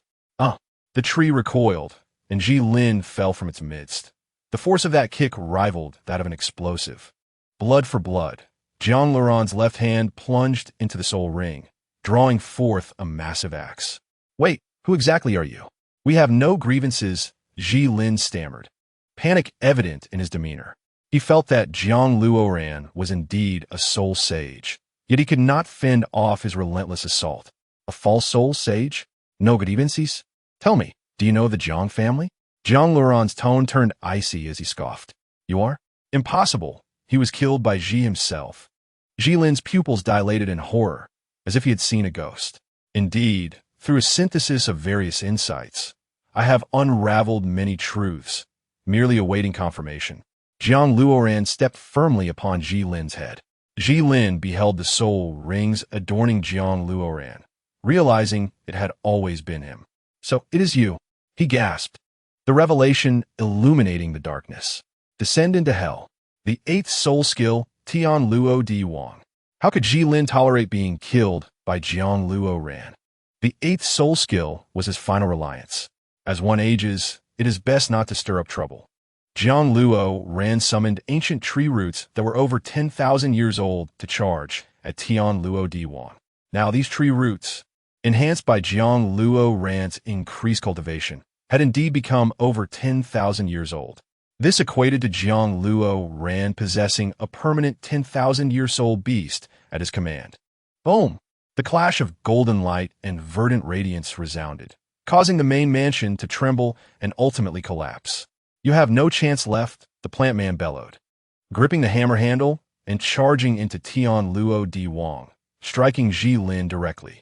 Ji Lin's abdomen was wounded, as if thousands of serpents had collided with him simultaneously, penetrating his core. Boom! Ji Lin's body could no longer sustain itself. The tremendous force pulled him backward, shattering 10 walls and carving out a massive pit. The physique of a Soul de Luo was truly formidable. Jiang Luo Ran had exerted all his strength in that blow, enough to demolish a 10-meter-tall building. Coughing, Ji Lin attempted to rise from the ground multiple times, yet failed each time, his breath ragged and labored like that of a long-suffering elder. "Do you have anything else to say?" Jiang Luo Ran raised his battle axe high, aimed at Ji Lin's head. The mutated Tianqing vine requires the slaughter of its kin to grow stronger. Your Tianqing vine has evolved into its complete form. I wonder where it has gone. With a thud, the giant axe fell, cleaving Ji Lin's head in two. On to the next one. Jiang Luo Ran lifted the golden axe and strode outside. There, he beheld Jiang Lu Air besieged by dozens of soul masters, already on the brink of exhaustion, nearly defeated on several occasions. "Get back." Jiang Luo Ran swung his massive axe, and a mere shockwave from the golden axe sent all the soul masters flying. "Young master, have you succeeded?"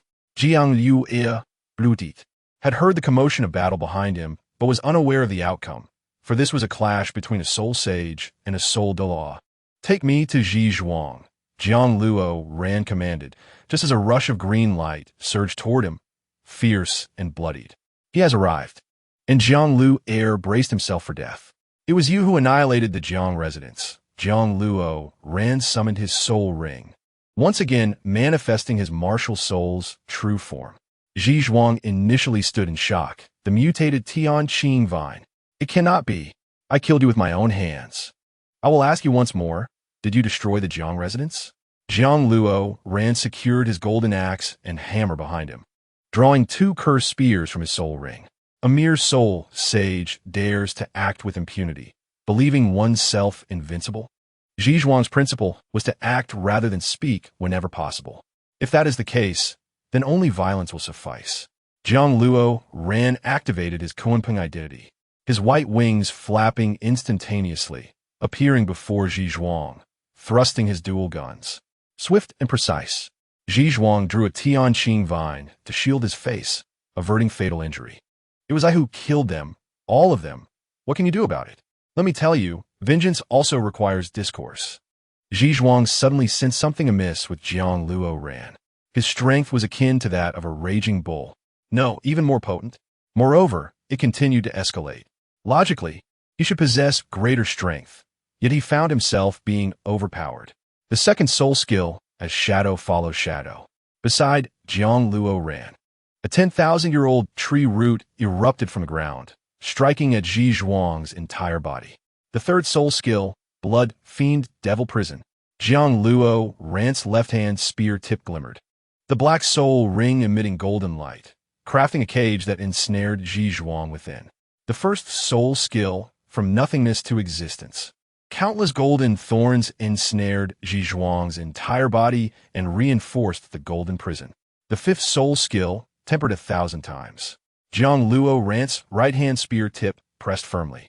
The black soul ring whirled, manifesting all the blood fiend vines into substance, locking Ji Zhuang within. Taking advantage of this, the old tree roots lunged forth, growing larger as if reproducing, blocking every possible escape route. Bang! Bang! Bang! The sounds of hammering echoed from within, rapid and relentless. Yet this impenetrable prison truly confined Zhizhuang. He could hardly believe it. How could a soul sage's prison contain him? This was utterly impossible. He struck with all his might, attempting to break free from the cage swiftly, but the air became thin, and an overwhelming sense of despair gripped him.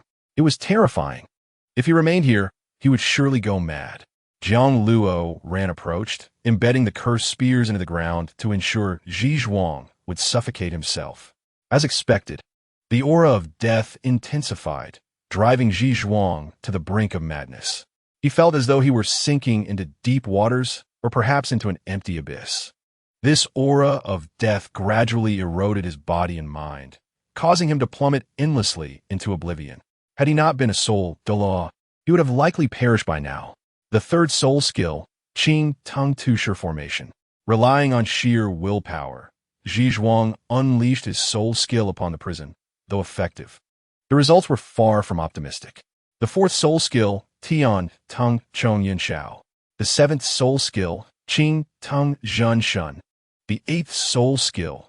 The prison was torn asunder, and Zhizhuang charged forth, throwing a punch at Jiang Luo Ran. Jiang Luo Ran seized the cursed spear from the ground and advanced. The two collided, and Jiang Luo Ran was forced to disperse his martial soul's true form by a single punch, while Zhizhuang was pierced in the right arm by Jiang Luo Ran's spear. It seems you are not so impressive after all. Zhizhuang had yet to realize that the cursed spear had transformed into golden light and entered his body. The fifth soul skill, Jiang Lu Air rushed forward, placing himself in front of Jiang Luo Ran. Zhizhuang casually waved, sending Jiang Luo flying. After raising a white-eyed wolf for so many years, it dares to bark. Just lie there. Young master, hurry and flee. Your speed will outpace him. Jiang Lu Air coughed up blood. A single blow from a soul Doluo could easily cost him his life. Today you must die. Jiang Luo Ran rose from the ground. I speak with conviction. The eighth soul skill. Zhizhuang raised his hand high yet felt no soul power.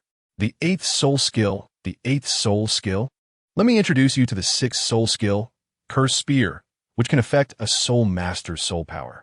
Jiang Luo Ran wielded his hammer, ready to bury you beneath a chaotic storm, not a disgrace. Boom! Jiang Luo Ran brought down the hammer, and in that instant, countless thunderclaps echoed, releasing a tremendous force that turned the entire mansion into mere rubble. Zhizhuang's right arm was severed, and he was on the brink of death, caught between the realm of breath and oblivion. Tell me about all of this. Jiang Luo Ran grasped Zhizhuang's neck firmly. You will have to seek it out yourself. Zhizhuang replied, before biting his tongue, in suicide. His state had reached the point where living was akin to suffering, a burden too great for him to endure. How resolute, how admirable. Jiang Luo Ran staggered back to Jiang Lu Air's side. Everyone is dead. The great vengeance has been avenged. Are they dead? Jiang Lu Air, dazed, sat up in bewilderment. Dead. The Jiang residence now has only you as its leader. Jiang Luo Ran inhaled deeply. I fear I shall not live long either. Jiang Lu Air withdrew. The blow from the soul nearly obliterated him. Having witnessed so many high-level battles, have you not discerned some flaws? Jiang Luo Ran inquired, puzzled. How foolish was Jiang Lu Air? Just from these battles, he could have leveled up twice. I am old, not as astute as the young master. Even if I discern some combat strategies, my level cannot rise. Jiang Lu Air sighed. Take care. The remainder shall be managed by you. This matter has reached a conclusion, and Jiang Luo Ran must address the issues on the other side. The crux of the matter lies in insufficient strength. His current power remains too feeble, necessitating a significant enhancement. Jiang Luoran feels that as a mere level 95 title de loi, he cannot ensure his own safety. This time, the primary objective is to execute a surprise attack. Only through covert collaboration can he settle his long-standing grievances. Otherwise, should he charge in alone, he would undoubtedly be overwhelmed and perished. As for the Continental Elite Soul Master competition, whether he participates or not is not of great concern. Chapter 151. The Origin of Mu Baizhu. All 4 elemental academies have been selected by Shrek, and next is the Royal Tindo team, led by Yu Tianning. They have been exempted from the preliminary rounds, directly entering the finals. This reflects the Empire's confidence in their strength. Many individuals often compare Yu Tianheng's level to that of the younger generation, for he is currently the strongest in the market. However, that is a matter to be set aside for now. Indeed, at Yu Tianheng's age, achieving his current realm is quite rare. New grudges and old resentments? Tang Xin gazed at the crowd, noting that they were once again up against the Royal Tiando team. They were former vanquished foes, easily dispatched, and Xiao Wu felt indifferent. It is essential to remember that our initial victory was secured through skill. They were merely careless, allowing us to triumph. I suspect they will be far more cautious this time, Tang Xin stated. Yet our realm has changed since then. The current Shrek consists entirely of soul ancestors above level 40. The Royal Tiando Academy remains around level 40. We should secure victory more effortlessly, Ma Hongjun pondered.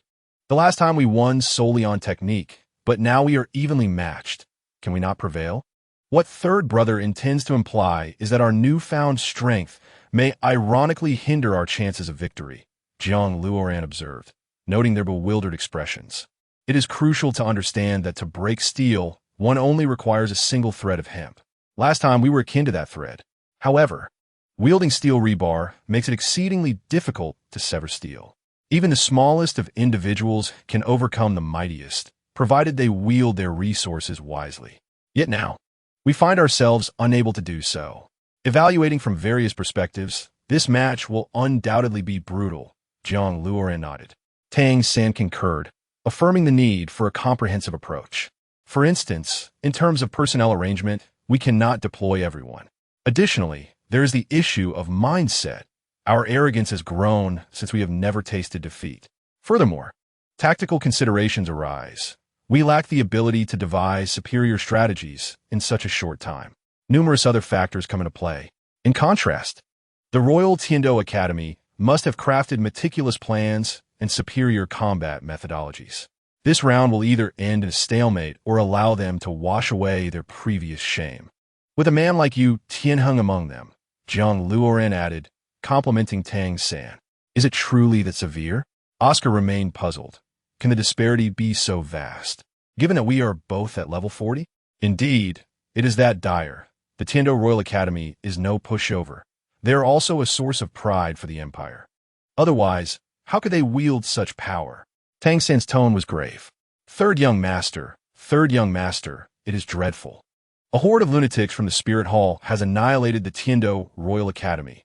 Tai Long and Huang Yuan rushed in. This proclamation left the crowd dazed, struggling to comprehend the gravity of the situation. Do not rush. Take your time to explain, Dai Mubai instructed, gesturing for him to sit. At that moment, a beautiful woman and a handsome man from the Spirit Hall executed a soul fusion skill, obliterating Yu Tianheng and his companions. It was utterly outrageous. Yu Tianheng's team barely had a chance to retaliate, a sight Tai Long had never witnessed before. The Spirit Hall indeed proves formidable. Employing their soul fusion technique merely conceals their true power, Tang Xin mused. Yes, and there was that man named Yin, who hardly moved at all. It felt akin to playing a game. Huang Yuan sighed, lamenting the vast difference in power. Jiang Luoran smiled, sensing that an old acquaintance would soon make an appearance. It appears that the Tiando Royal Academy need not contend with them any longer. Setting aside those matters, can the two control-type soul masters share your forthcoming strategy? Dai Mubai and the others turned their attention towards Jiang Luoran and Tang Xin. 1. Let Luoran take the stage. 2. Shrek will hold nothing back except for Luoran. That was all Tang Xin could conceive. The crowd was astonished. With Jiang Luoran on the field, what was there left to fight for? There was no choice but to select the second option. Who will our next opponent be? Jiang Luoran inquired of Huang Yuan. It is the Xingluo Royal team. Huang Yuan replied, bowing respectfully upon seeing Jiang Luoran. What did you say? The Xingluo Royal team? Dai Mubai and Zhu Zhuqing exclaimed in unison, rising to their feet. Is there a problem? Huang Yuan was bewildered, unable to grasp the situation. Luoran, for my sake, please refrain from participating in this round. Allow me to handle it. Dai Mubai implored, placing his hands on Jiang Luoran's shoulders. Very well, Jiang Luoran reassured him. Regardless of the outcome, you will ultimately prevail. So why the agitation? What is the matter? Dai Mu Bai, I have never seen you so flustered, Ma Hongjun inquired with concern. Seeing the crowd's puzzled expressions, Dai Mu Bai sighed. Regardless, he needed their assistance. Both Mu Bai and I are actually of royal blood from the Xinluo Empire, but due to royal regulations, we managed to escape, Zhu Zhuqing declared. Dropping a bombshell, the crowd was left in a state of confusion. Indeed, those of low strength within the royal family are swiftly eliminated, their power stripped away.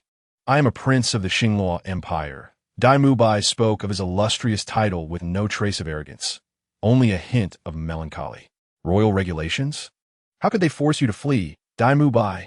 Tang San surmised that a sorrowful tale lay behind this revelation. Is power truly so desirable that it warrants such sacrifices? Xiao Wu questioned, perplexed. Jiang Luoran, however, did not oppose the notion of power. Those who have genuinely wielded it become enamored with its allure. It is intoxicating, akin to a Bloody Mary. The sensation of having dominion over all can obliterate any opposing force. No one can surpass you. They will merely bow down, obeying your commands. You would possess the most exquisite women, residing in the most luxurious accommodations. In other words, even if you wished to perform acts of charity, you could effortlessly transform impoverished lands into thriving realms. Such is the nature of power. Can it not be deemed intoxicating, crude, or perhaps not so much? The difference is negligible. Conversely, if one possesses power, would Xiao Wu still be threatened by Zhu Huadeluo? Would she remain powerless to intervene when Tang San faced peril? Those who have tasted power find it exceedingly difficult to relinquish it. Jiang Luoran did not intend to criticize Xiao Wu. After all, there is nothing wrong with seeking a natural existence. In fact, it is commendable, for living without pressure and in happiness constitutes a true life. Of course, this is not akin to incessantly proclaiming one's joy, which resembles the behavior of sycophants. True happiness requires no verbal affirmation. It is found in self-contentment and an open heart. However, Xiao Wu ought to keep such thoughts private. It is better for her to understand this alone. For this is somewhat unfair to Dai Mu Bai. They are merely victims of circumstance. You may not comprehend the ruthless nature of royalty. The weak are inevitably exploited by the strong, and after the age of 25, should we still fail to surpass the powerful or possess other advantages, we will be eliminated. Zhu Zhuqing clenched her fists tightly. Indeed, Zhuqing accused me of lacking ambition and not competing with my elder brother. But Zhuqing, what should I use to compete? Dai Mu Bai scratched his head. Do not be agitated. Dai Lauda, we understand you. Tang San and the others are not fools. They could discern the situation from the 3 languages spoken. When I dashed out of my home, I desperately sought companionship, willingly descending into depravity, until I encountered you. Dai Mu Bai's eyes brimmed with tears. Chapter 152. Who is right and who is wrong? I endeavored in every conceivable manner to succumb to my vices, to evade these thoughts. For after the age of 25, I believed my life would end. It was not until I met you that I became a member of Shrek Academy, rekindling hope for a brighter future. Dai Mu Bai slammed his fist on the table. Like Mu Bai, I initially approached him with a mere quest for understanding, but I witnessed the rigorous training regimen at Shrek Academy. I believed I could grow stronger here and could survive, contending with my elder siblings. It brings me immense joy to have encountered you in my moment of confusion.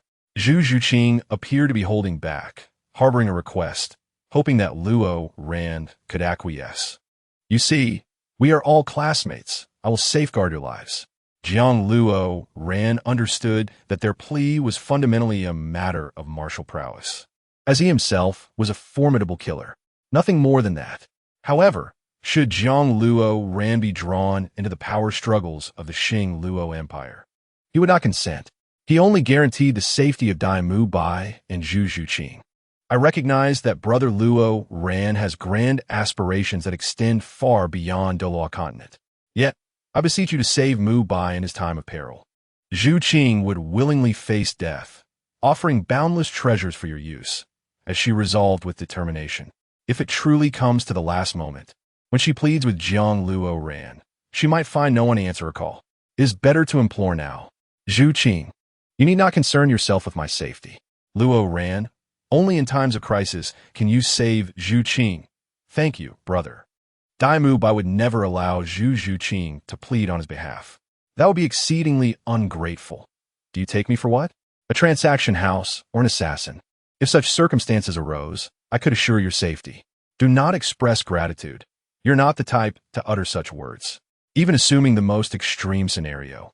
Should Mu Bai defeat his elder brother in the arena, he could not only avert danger, but also seize imperial power. Jiang Luo Ran gestured for everyone to remain calm. Upon hearing Jiang Luo Ran's words, Dai Bai and Zhu Qing were filled with joy, setting aside the matter of their extraordinary prowess. Simply the fact that they did not exhibit false modesty was gratifying. They are truly loyal. In truth, everyone is aware that Jiang Luo Ran's ambitions extend far beyond Diluo continent, perhaps even higher. At times, Dai Bai finds himself wishing for Jiang Luo Ran's gifts. If he possessed such qualities, he would not need to worry about familial issues. He might even be revered as a deity. What? Dai Lao Da, do you believe you cannot defeat your elder brother? Jiang Luo Ran inquired. I do not know. He should be quite formidable now. I will exert all my strength, but I cannot be certain, Dai Bai remarked, gazing at his own hands. Believe in yourself, Dai Lao Da. You have overcome numerous dangers. Your strength is the greatest among us. Tang San smiled encouragingly. Mu Bai, in your current state, you cannot win. You must cultivate confidence. Ning Rongrong and the others cheered for Dai Bai. There is no need for concern. Simply unleash your full potential. Even if you lose, I will take care of everything. Jiang Luo Ran had already decided against participating. All right, all members of Shrek, mobilize, Tang San replied decisively. The crown prince of the Xing Luo Empire must be confronted by Dai Bai. Everyone merely needs to create opportunities for a duel between them. Let us witness a fair battle of soul masters to determine who among them is the strongest. The next competitors will be Dai Bai, Tang San, Oscar, Ma Hongjun, Ning Rongrong, Zhu Qing, and Xiao Wu. The outcome rests upon your shoulders, Jiang Luo Ran stated as he leaned against the table. In reality, for the royal family, it is either the death of Dai Bai or that of the current crown prince. Should Dai Bai emerge victorious, the crown prince must be eliminated. Power can be incredibly deceptive. One cannot discern when to yield and when to be firm. Should the crown prince be spared, he may return with vengeance or engage in treachery that could harm the realm. Yet, should he be executed outright, it may portray an image of excessive brutality. Shrek will surely prevail. The 7 members of Shrek exchanged a resounding clap, and Jiang Luo Ran departed quietly. In truth, he had no need to intervene in any matters. Shrek did not require his support, nor did he desire to lend it. Some things are akin to freshly baked bread, soft and fragrant, yet over time, they wither and may even grow moldy. Every person and object possesses the capacity for change. Nothing is inherently good. Some matters are merely concealed within the heart, unspoken. You assert that Shrek embodies justice, yet they too slay soul beasts and, when necessary, take lives. Of course, they do not transgress moral boundaries. You claim the Spirit Hall is malevolent, yet it is merely the leaders who speak in hyperbole. Individuals like Su Yuntao and Matthew Newall are commendable. Regardless, Jiang Luo Ran holds little admiration for Shrek Academy a millennium hence. It has become overly utilitarian. The glory of the past remains buried in the soil. Whether in pursuit of ambition or dreams, one ought to diligently pursue them without seeking recognition. After all, not every university student is a professor within the institution. Jiang Luo Ran wandered aimlessly outside the Spirit Hall, momentarily uncertain of his destination.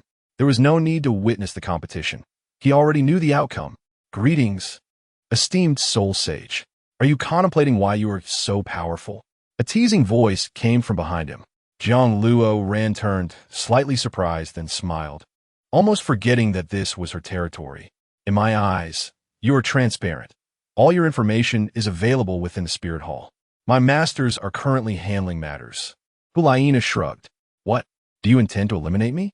Zhang Luo Ran anticipated the situation, yet felt no sense of danger. They were merely deliberating. No enforcement had been declared. The crux of the matter was that they assumed they could reach a consensus. "Ah, I surmised as much," Zhang Luo Ran replied, seated against a stone wall. "Regarding the matter you previously asked me to investigate, it has been resolved," he interrupted Hulaina as she prepared to speak. "I've taken care of everything." "Ah, the Spirit Hall still intends to dispatch enforcement to assist you, now that you have resolved the issue.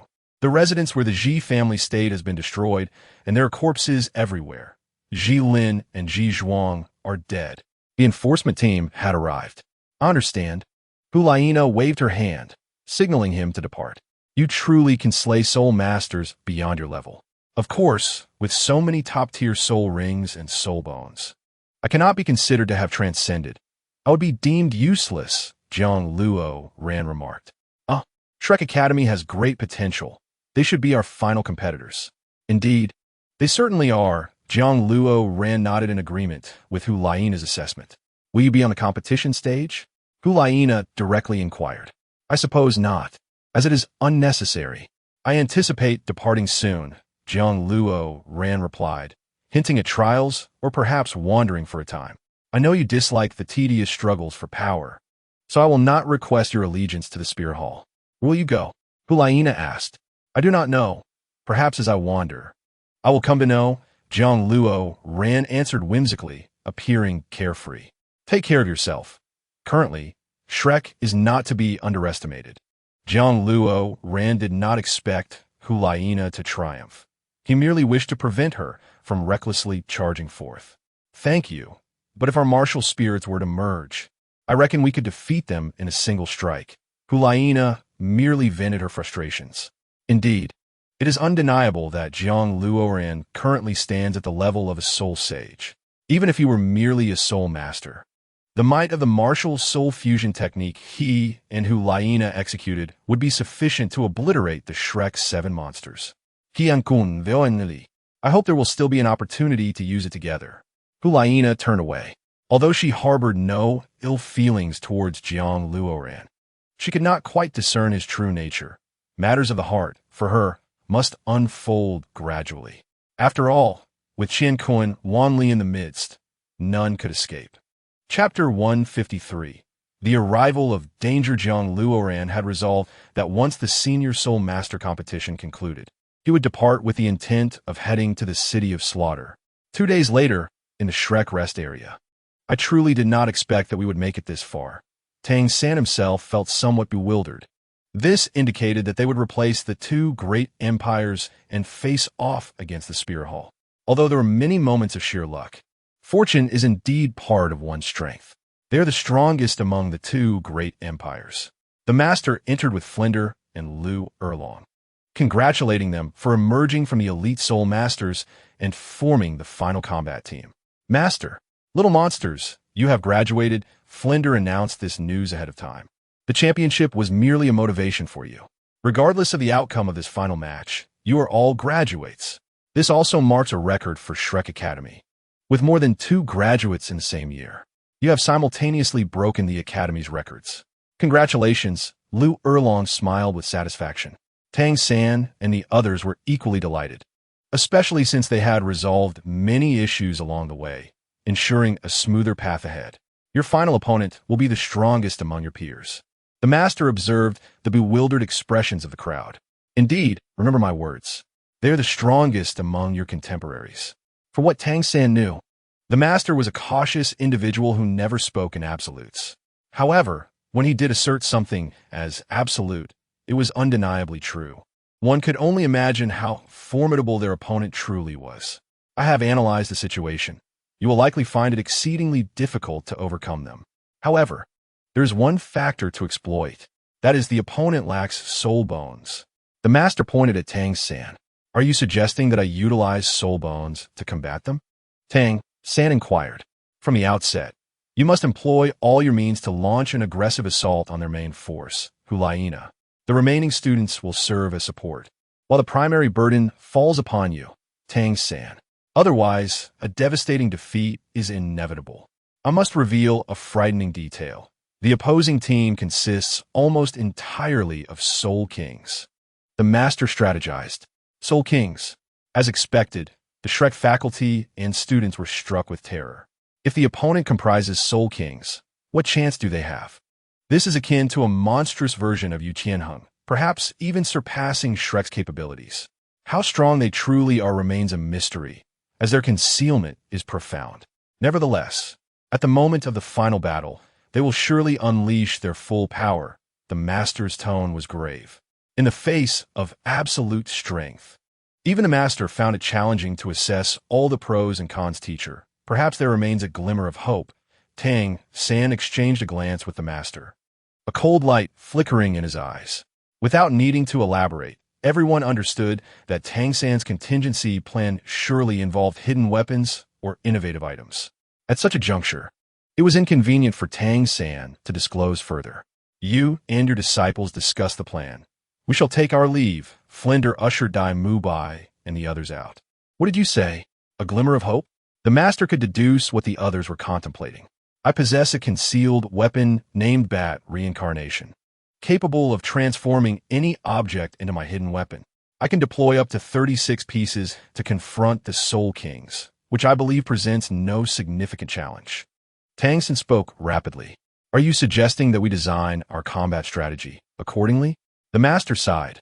I do not doubt the attack power of your hidden weapons. Indeed, if so, we would have a guaranteed lethal strike. What remains is to make it more comprehensive. Tang San remained noncommittal. The Master pondered for a moment before sighing. It is time for your hidden weapons to surface. Tang San and the Master deliberated throughout the night. The following morning, all faculty and students of Shrek, alongside those from various academies, gathered at the arena. Today would mark the birth of a champion. In this match, Jiang Luoran was indeed absent, and Shrek maintained its original lineup, directly confronting the golden generation of the Spirit Hall. The battle commenced with fervor as Tang San charged forth, adhering to the prior agreement to restrain Hulaina. However, the disparity between the Soul Masters and Soul Kings was not easily surmountable. Tang San found himself at a disadvantage. Dai Mubai and the others were equally in dire straits, being struck back with force. The Spirit Hall's Yin, possessing an elevated disposition, clearly looked down upon the opposition, which allowed Shrek to find an opening. The 8 spider lances activated, as Tang San awaited the moment to utilize them as hidden weapons, with Yin as the breakthrough point. The Shrek's 7 monsters positioned themselves for their attacks, as per the regulations. Such a captivating battle, with both sides being the strongest among their peers, naturally incited cheers from all present. The Spirit Hall's BB Dong declared that the victors would be awarded 3 soul bones. Such a generous offer is truly remarkable. Let alone 3 soul bones. Even a single soul bone is a coveted prize, often leading to familial strife and enmity. The mere act of offering such precious items reflects the formidable foundation of the Spirit Hall. Of course, this also underscores BB Dong's determination and courage to cultivate the next generation of Pope. The Soul King team against the Soul Masters. Unless the opposition resorted to trickery, victory seemed improbable. BB Dong believed that these soul bones would ultimately be reserved for the Golden Generation. Jiang Luoran faintly sensed an ominous aura encroaching, an overwhelming force that rendered its origin inscrutable. The battle intensified, with both sides initially giving their all, save for that one fellow, Yin. Xiaoyu unleashed his self-created sword technique, Full Moon, relentlessly attacking Tang San. Under Tang San's gaze, Hulaina's allure proved ineffective, rendering her unable to directly defeat her opponent. Tang San employed Ghost Shadow Perplexing Track, Control Crane Seizing Dragon, Mystic Jade Hand, and the 8 Spider Lances to confront Xiaoyu. For them, this day was one of glory for the Academy, a testament to their existence. Defeat was not an option. Jiang Luoran surveyed the arena, finally spotting Tang Hao atop a building. He stood tall and resolute, exuding an air of regal authority. He had indeed arrived.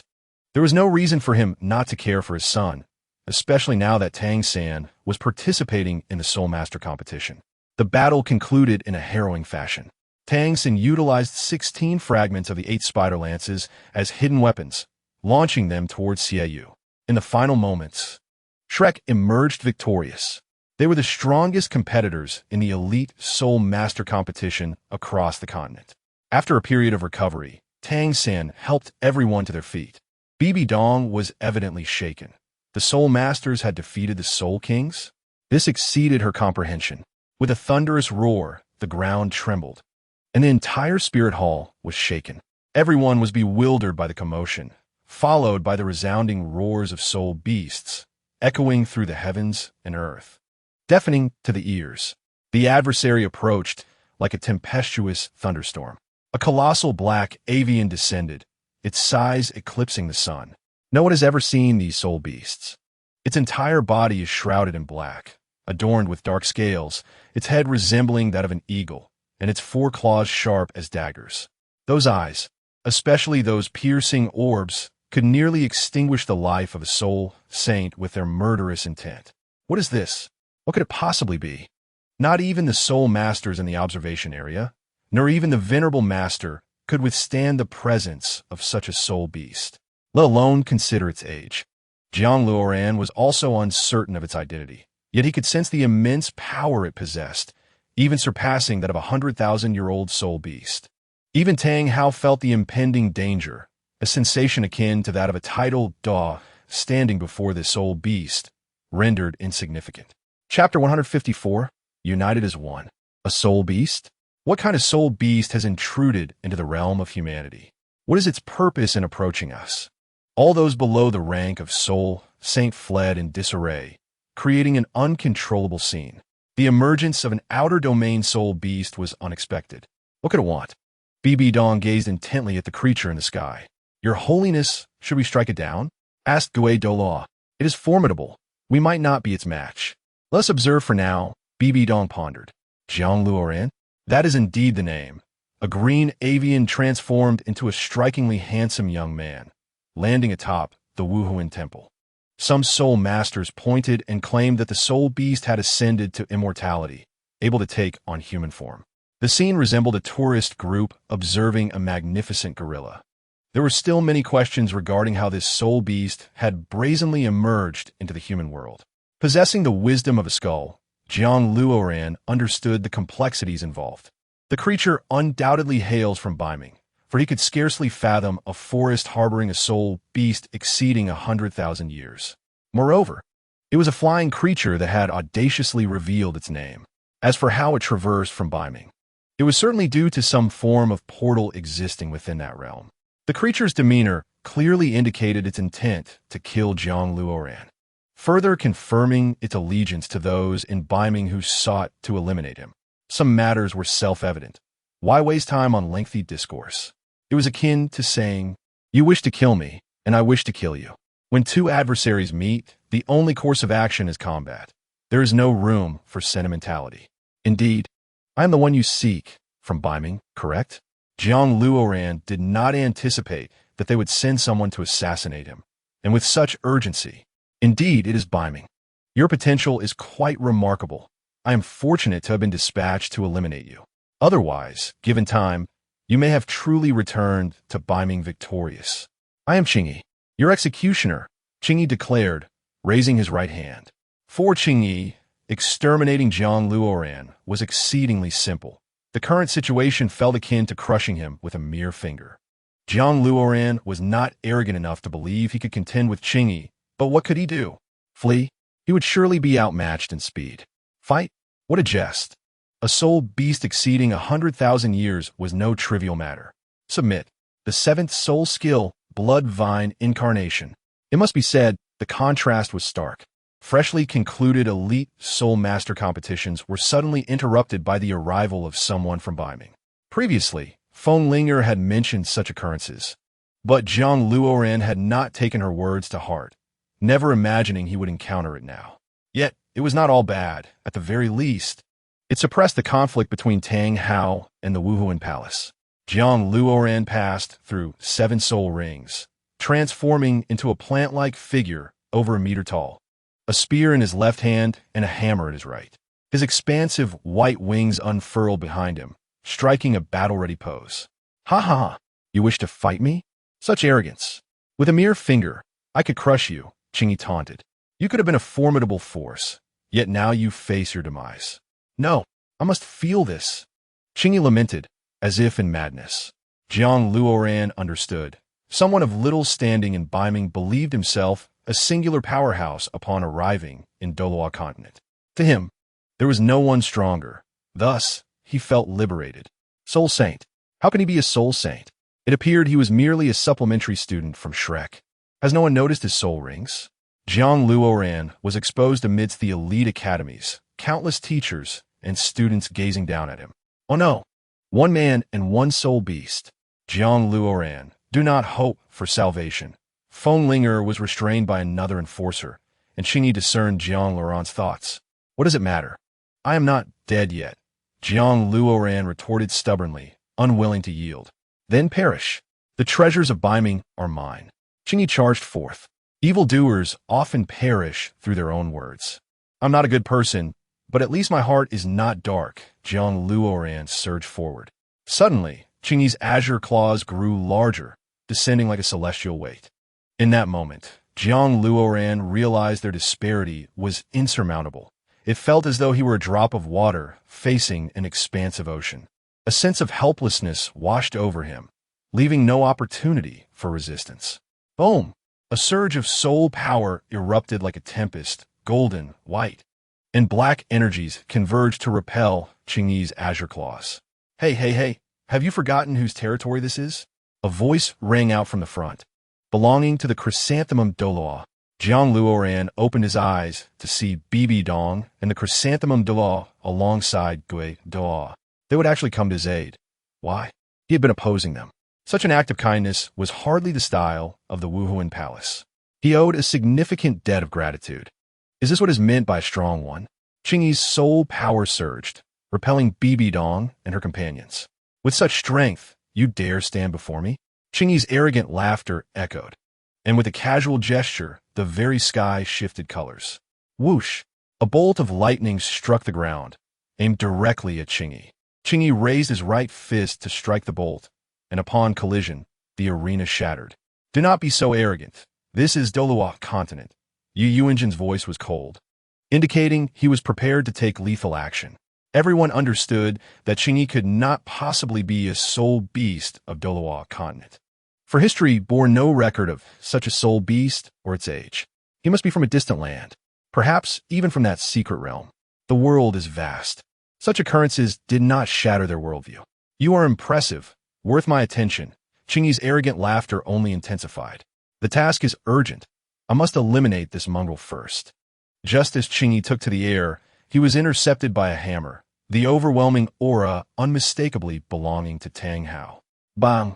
Qingyi was sent crashing back to the ground, astonished as he gazed upwards.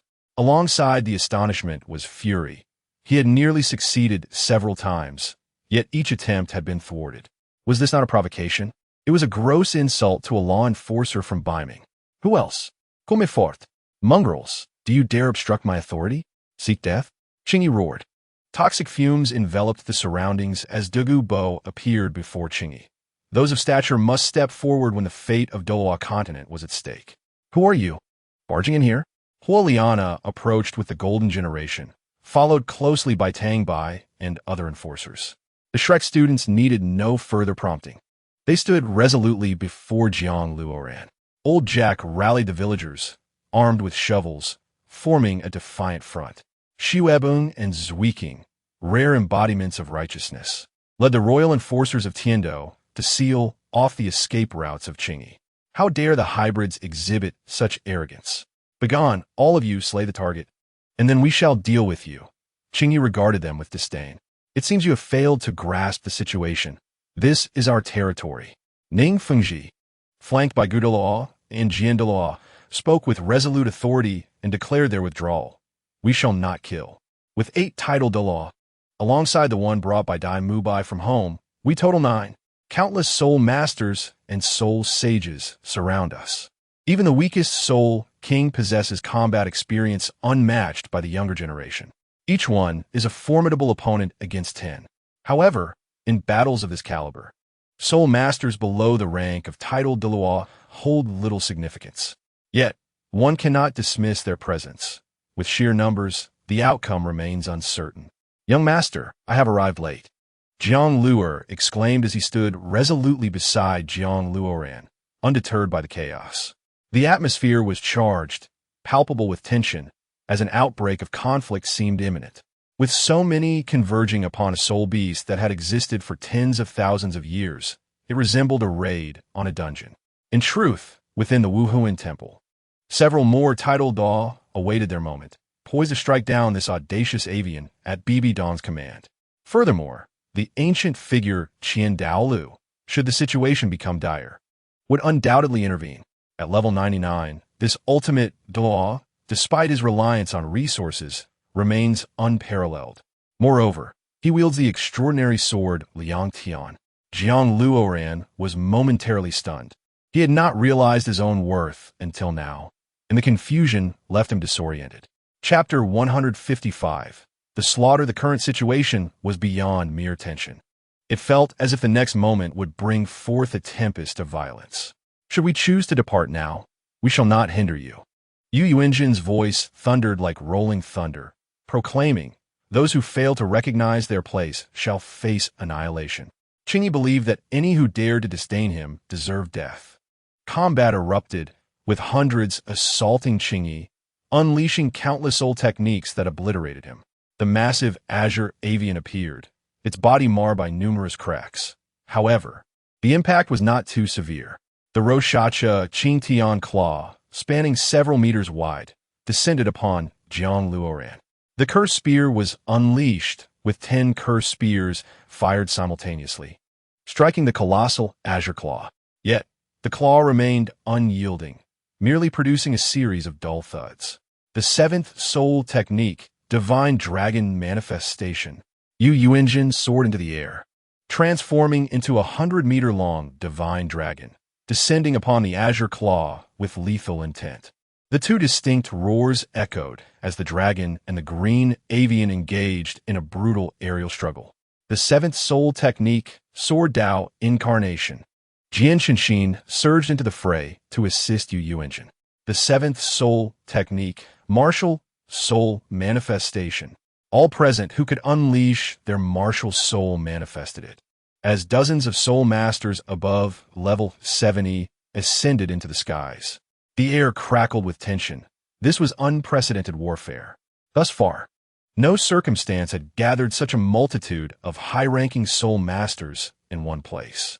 9 titled Daw simultaneously unleashed their 9th soul techniques, causing the heavens to erupt in a dazzling display of sword light, lightning, poison gas, spectral shadows, spider limbs, and cosmic phenomena. The convergence of these soul skills rendered all spectators blind to the radiant spectacle. In this realm of battle, how could terror not reign supreme? The isolation zone, designed for elite competitions, had been shattered, and the ground could only be described as a scene of devastation. Each of the 9 titled Daw employed their unique combat styles, creating a cacophony of chaos. How could a soul beast that surpassed 10,000 years contend with 9 titled Daw? It was undoubtedly akin to a nearly 500,000-year soul beast, and the opponent claimed to be an enforcer of Biming, which meant he was equivalent to Jiang Luo within the Biming faction. One could only imagine how many million-year soul beasts resided within their ranks. Boom! The battle concluded, and the azure avian plummeted to the ground. Despite its formidable nature, it could not withstand the fervor of the 9 titled Daluo in their martial soul manifestations. Those who witnessed this clash would remember it for a lifetime. The azure avian, realizing its peril, contemplated retreat. Having reached this juncture, it was time to relinquish its soul rings. BB Dong obstructed the avian's escape. Just moments ago, it had stubbornly refused to depart. Now that it sought to flee, who would allow it? "I have granted you a single chance," Yu Yuanjin proclaimed as he sealed the green avian's escape. The chaotic winds of the 9th soul technique, Heavenly Strike, converged as 2 overwhelming forces fused, aimed directly at the avian's head.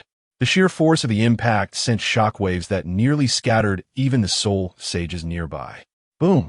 The avian sustained serious injuries to its head, having already been weakened from the earlier battle. Its wings and body were drenched in blood. Indeed, those of different races harbor fundamentally different hearts. When Qin witnessed outsiders threatening their own, they united as one. Furthermore, who has ever encountered a soul ring nearing 500,000 years?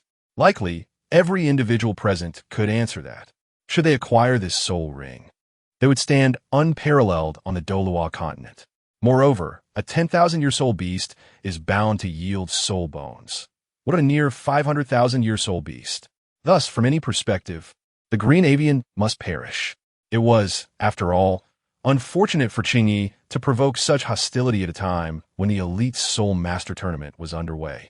With numerous elders in attendance, with 9 titled Dolua present, how could one still exhibit such arrogance? Had Qingyi chosen a different time or place, Jiang Luoran would undoubtedly face a grim fate. Yet now, his pleas for mercy would bear no fruit. Filthy hybrids, dare you attempt to slay me? I am an enforcer of Biming. Beware, for my kin shall seek vengeance. The green avian, its breath erratic and demeanor frantic, protested. Fear had rendered it hesitant to strike. However, the old man was determined to witness what kind of reinforcements its master could send. Dugabo aimed for the avian's head wound, administering a lethal dose of the Bai Lin Shi Huang poison. Such arrogance. Even in your final moments, you feign bravado. The bone Dolua transformed into a skeletal dragon, clutching a black cannonball in its jaws. Esteemed ones, please reserve the soul ring for me. I am in urgent need of one, Bibi Dong implored. Of course, I shall forego any soul bones it possesses. The titled Dolua present remained silent, for they had no need for it, having already acquired their 9th soul rings. What use would they have for a soul ring nearing 500,000 years? They were reluctant to acquiesce to Bibi Dong, yet they recognized their inability to absorb it.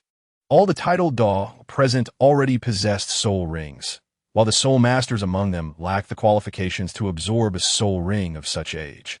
This meant that Bibi Dong was the only one present capable of utilizing the soul ring without waste. If not for her, whom else would it be given? In truth, no one among them could refute this logic, nor could they avoid relinquishing their soul rings.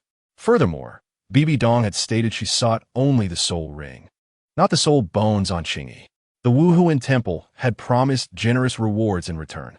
Ultimately, only those most suited for exceptional treasures could claim them. Very well.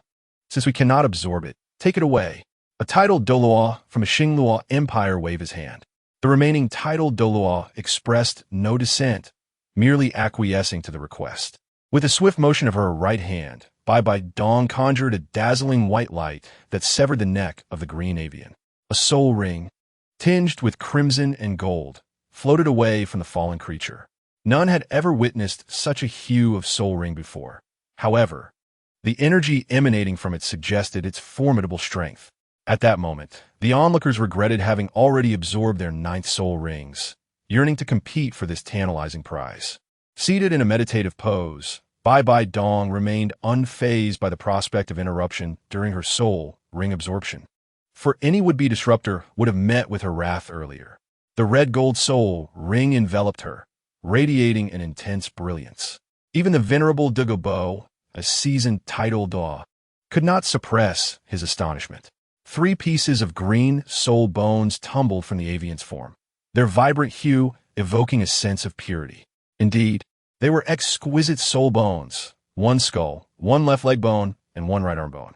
To ensure fairness, Yu Yuanjun claimed the right arm bone, while a titled Doa from the Xing Luo Empire took the other, and Dugu Bo acquired the skull. All participants were entitled to the substantial rewards offered by the Spirit Hall, including soul bones for their efforts in the battle. Furthermore, they were granted the privilege of receiving guidance from the Ghost Dolua and access to the Spirit Hall. The most significant aspect was that no lives were lost in this confrontation. Jiang Luo Ren observed as the fierce melee transformed into a division of soul beasts. The demise of this creature was fortuitous, for had he been outside, he would have suffered its lethal grasp. The Spirit Hall awarded the necessary soul bones to Shrek and the others, marking the conclusion of the elite Soul Master Tournament across the continent. Chapter 156. Divine Bones hearing from Qing that he had another companion who had gone to Feng Ling Heir's side, Zhang Luo Ran felt uneasy. After all, as Qing Yi's companion, this being must also be a soul beast nearing 500,000 years of age. Fengling Heir herself had yet to reach the 100,000-year mark.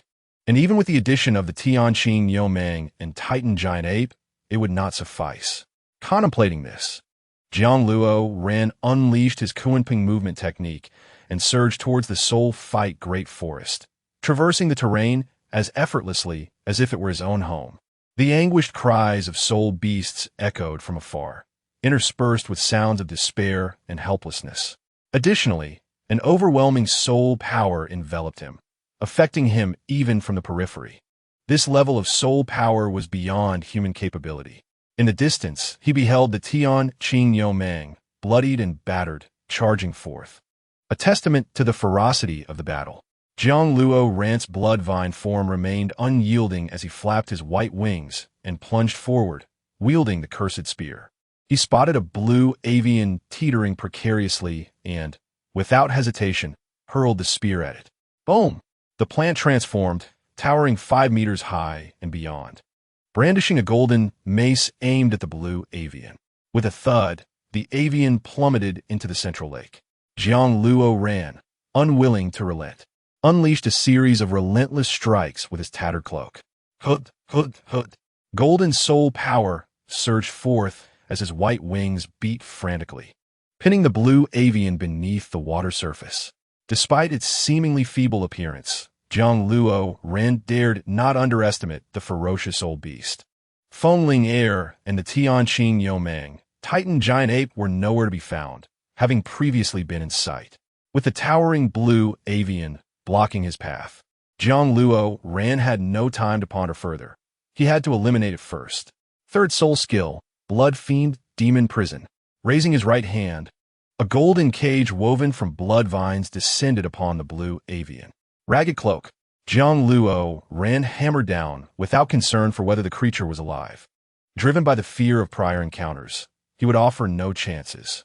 Striking 50, 70, 99 times. The entire Soul Fight Great Forest trembled with each reverberating sound, growing increasingly terrifying. The central lake had collapsed, strewn with remnants of the blue avian. Zhang Luo Ran's eyes glowed crimson, exuding a murderous aura. After all, he was a level 75 Soul Sage. With various soul bone enhancements, his final series of 99 strikes with the Ragged Cloak had to yield significant results. Boom! The final 100 strikes rendered the blue avian incapable of rising again. Zhang Luo Ran shed his bloodvine form and discarded the golden hammers from his hands. He was utterly exhausted. The last 100 strikes had depleted his stamina. He was no longer the same as before. While he could once unleash hundreds of Ragged Cloak strikes, that was reliant on stacking damage. Now, the first strike of Ragged Cloak could match the power of his previous 30th strike. Precision. Indeed, it was precision, utilizing quality to ensure damage rather than quantity. This approach allowed for a reduction in time and opportunities, avoiding unnecessary harm. After all, if one strike could suffice, why unleash 30? Ling Ye? Zhang Luo Ran spotted 3 approaching soul beasts in the distance. Where have you been? Now he acknowledged that this hammering technique was a rare and exceptional method, to which Fengling Heir nodded in agreement. Hammering technique? Zhang Luo Ran chuckled at himself. Indeed, without this technique, I wouldn't be nearly as powerful. Countless times in peril, this technique had been his salvation. Earlier, when that soul beast attacked, Fengling Heir employed a secret treasure, enabling us to contend with it. I never anticipated the external soul beast would be so formidable. After being battered, I plan to let you scavenge the remnants. How does it feel to confront a soul beast nearing 500,000 years? The Tianqing Yomeng spoke with a calm demeanor, as if the adversary were merely a 1,000-year soul beast. The pressure is immense. Even though it merely took hits, I could feel the weight on my psyche with each strike. Zhang Luo Ran took a deep breath. This is the official enforcement of Baiming. He mentioned another enforcer was sent to find you. Fengling Heir inquired. Indeed, it coincides with the elite Soul Master Tournament across the continent. I heard of 9 titled Duos attacking and killing, Zhang Luo Ran replied. Since they have targeted you, It indicates their urgency and readiness to turn against you. Your time is limited. You must upgrade swiftly and activate the Biming treasure. Feng Ling Heir's gaze sharpened. Is it those 8 golden soul rings?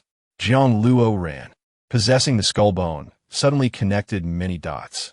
In his view, the only items that could resonate with the treasure were those 8 golden soul rings. Not entirely. It is a piece of trunk bone. The trunk bone from Yibei Bay, a million-year soul beast, is rare for Feng Ling Heir to disclose. Yibei Bay should be my mother, right? Furthermore, shouldn't a million-year soul beast have ascended to divinity? Jiang Luo ran mused, bewildered. Indeed, she should have ascended.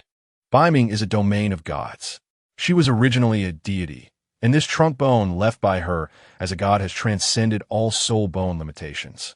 It can even be described as a divine bone. Feng Ling Heir's eyes sparkled with fervor as she spoke of this soul bone, even with the wisdom skull. I never fathomed such matters. It was my father who bestowed the soul bone upon me, correct? Jiang Luo ran pondered. He likely anticipated his demise and chose to leave this soul bone for you. Feng Ling Heir replied. You have but a month to ascend to level 90. Then return here to absorb the essence of this 500,000-year soul beast, thereby becoming a tidal daw. Activate the soul bones and lead me back to Biming. Feng Ling Heir spoke with an authority that brooked no dissent. Sister Ling Heir, do you think reaching such a level is a jest? Is it as simple as saying it and it becomes reality? I can already feel the daunting challenge of such an ascent. Furthermore, the soul beasts in Biming are at least 300,000 years old. How do you expect me to combat them? At this juncture, Jiang Luoran found himself momentarily at a loss for words. Could it be that by activating the divine bone left to me by my mother, I might gain 8 million-year soul rings? Jiang Luoran was taken aback. This conjecture seemed plausible. No, it is 9 rings. Since Jiang Nan at that time was merely a soul de law, he could only acquire 8 rings. If you're a title de law, then it is indeed 9. Finally, Feng Ling Heir revealed the full circumstances, albeit with many obscure details remaining. Divine. Jiang Luoran was still somewhat incredulous about the notion of his mother being a deity. A mother he had never met, claiming to have ascended as a divine being from a million-year soul beast. Such a stark contrast filled him with trepidation. Thankfully, the wisdom bestowed by the divine skull cleared away unnecessary emotions. Otherwise, he would have succumbed to madness like any ordinary person. Do not inquire further. Your progress is swift and commendable. I shall disclose everything in due time. Time is of the essence. Let's embark on our journey now. Seeking every possible avenue to enhance your power. With a flick of her purple wings, Feng Ling Heir propelled Jiang Luoran out of the Soldo forest. Upon landing outside the forest, following his recent skirmish with the 500,000-year soul beast, his soul power had surged to level 76. Chapter 157. The Malevolent Beginning with merely a month at her disposal. One must ponder from whence Feng Ling Heir derived her confidence in achieving the status of title de law within such a brief span. Yet, it also underscored her genuine urgency. However, even with the augmentation of 5 soul bones, it was improbable to attain the rank of title de law in such a short time frame, unless one were to cheat. Wasting even a second equated to squandering life itself. Jiang Luoran took off, unleashing his Kunpeng martial soul in a mighty leap. The city of slaughter shall be the crucible of my rise, he thought, racing towards the ominous expanse ahead. In a desolate village shrouded in an endless black mist, it felt akin to an abyss from which one could not escape. Yet, for Jiang Luoran, this was not a significant concern. He was well versed in the rules of the city of slaughter. This dark abyss, he believed he could navigate through it. Nonetheless, caution was paramount. For arrogance invariably leads to downfall. To enter the city of slaughter, one must partake in a Bloody Mary, brewed from human blood. Moreover, one must kill. This, of course, only applies if someone provokes Jiang Luoran. However, the very act of consuming the Bloody Mary would surely incite someone to attack him. Once one steps inside, retreat becomes impossible.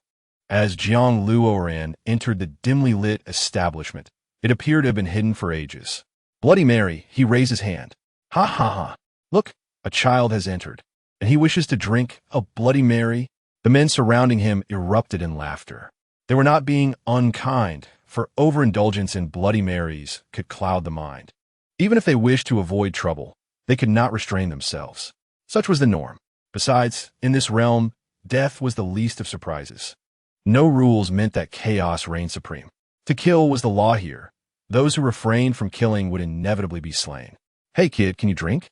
An older man approached, clearly intent on using Jiang Luoran as a specimen for entering the city of slaughter. To enter, one must take a Bloody Mary, which equates to a life. Refusing to drink is not an option. If one begins drinking, they will inevitably learn. Jiang Luoran's intent was clear. He likened the Bloody Mary to a life, implying he would not kill, but if compelled, he would. "You speak boldly." The older man presented a Bloody Mary. "Come on. It seems you haven't completely lost your wits. You can still understand me," Jiang Luoran scoffed. Truthfully, he found the Bloody Mary utterly repugnant. He could not bring himself to drink it. After all, it was human blood. Jiang Luoran vowed he would rather consume raw eggs than partake in human blood. Who, after all, would savor the taste of human blood? "Drink up. Consider it on me," the older man said coldly, flanked by a dozen men closing in on Jiang Luoran. "Drink, drink, drink. Ha ha ha." Jiang Luoran suddenly crawled onto the table, laughing maniacally, his expression grotesque, as if mocking something. The onlookers deemed him insane, even more so than themselves. To conquer madness, one must embrace greater insanity. "Did I ever say I would drink one? Make it 10 cups for me."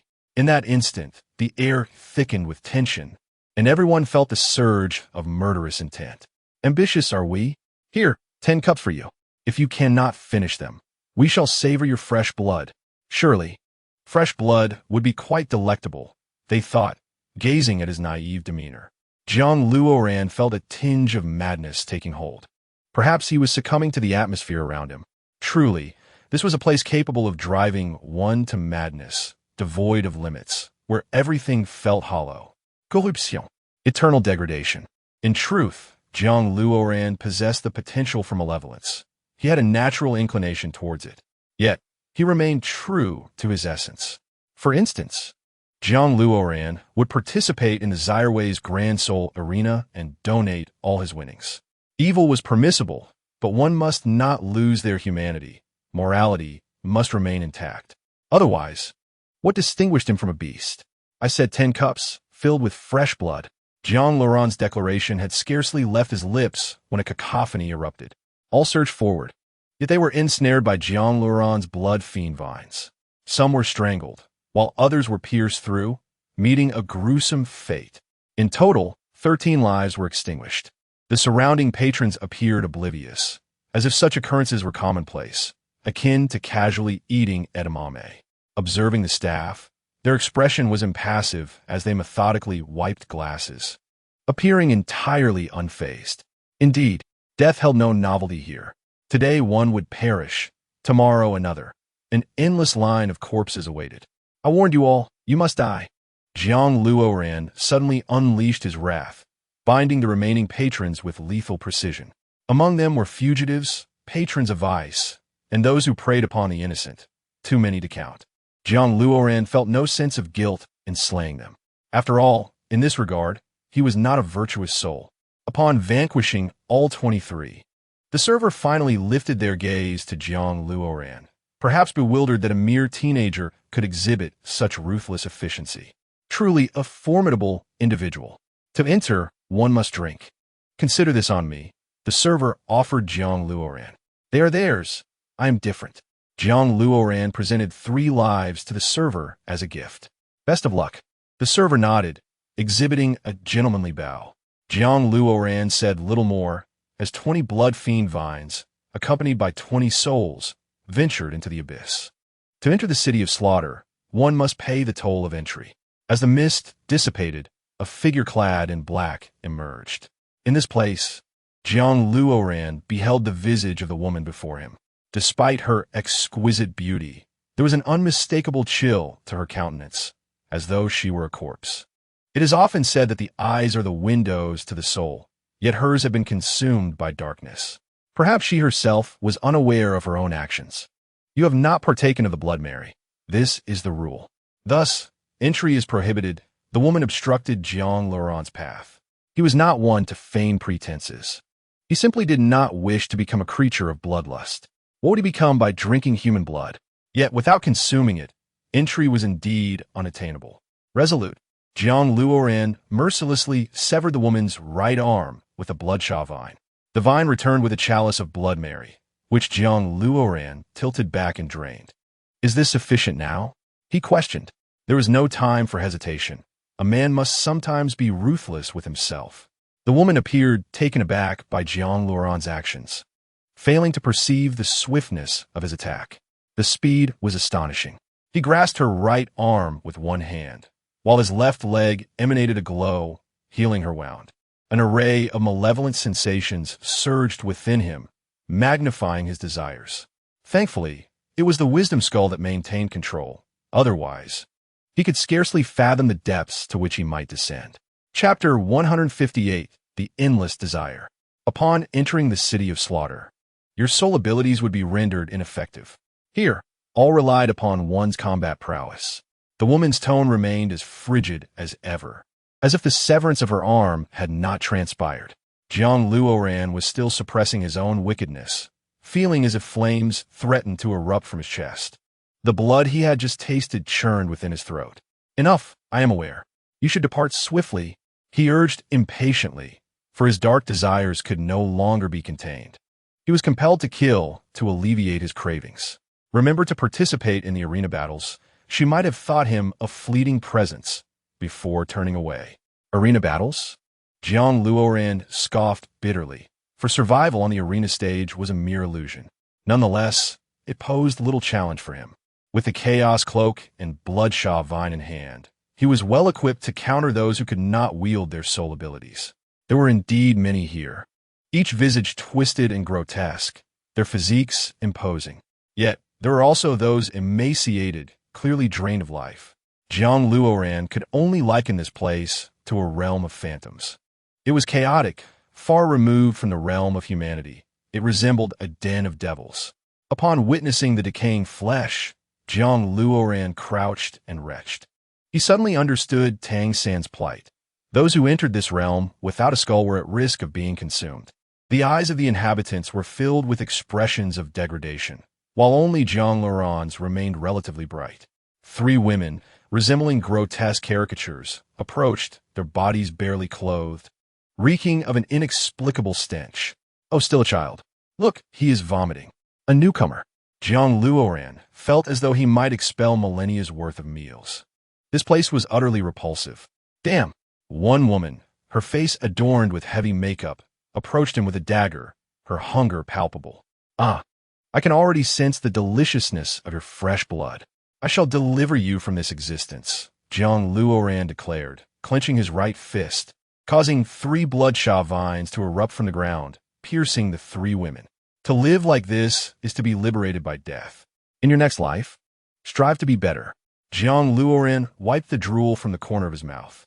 3 days elapsed, and Jiang Luoran had carved out a formidable reputation as the North Sea killing god. With his ruthless methods, this was hardly a challenge. Regardless of whether in the arena or on the streets, he had claimed numerous lives, to the point where he had lost count. Blood was everywhere.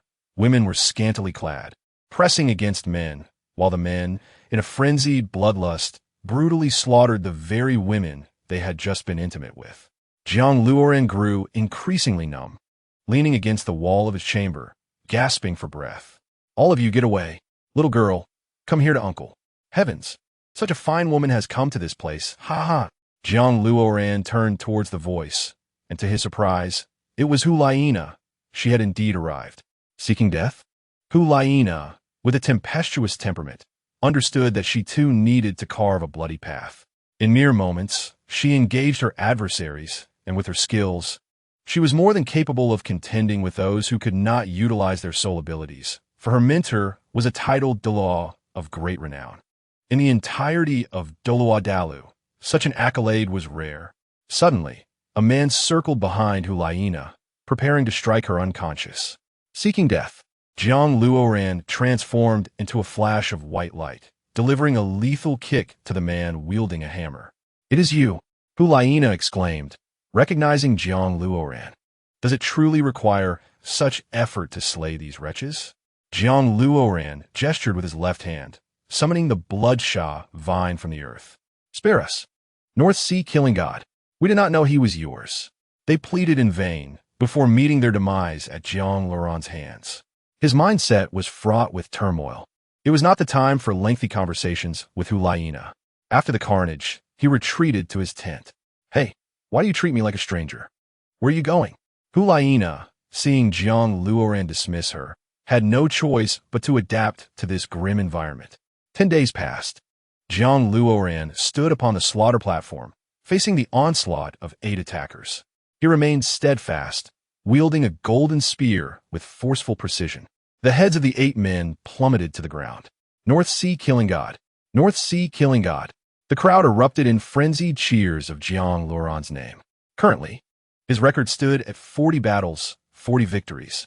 He had observed Hulaina's fights.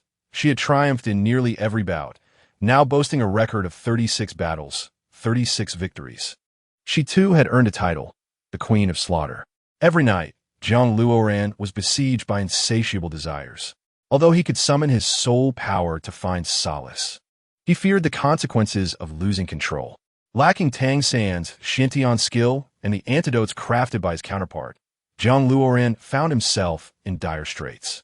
The overwhelming nature of his desires stemmed from his refusal to partake of the blood Mary offered here.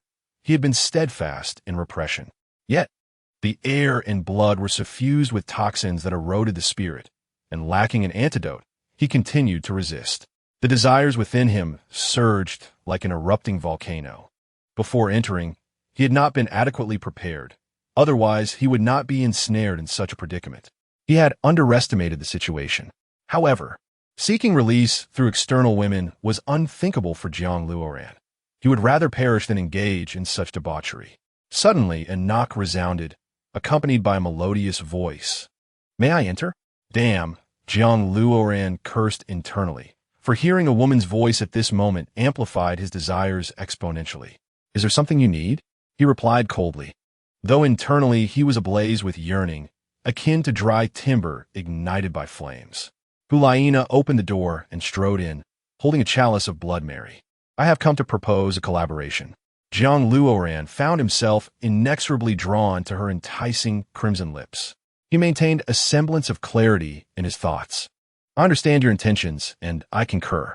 Let us collaborate to delve into the deepest recesses of the city of slaughter and obtain the realm of carnage."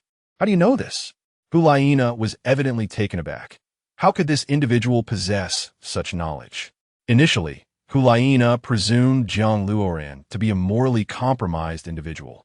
Yet after prolonged observation, she discerned that he was akin to her.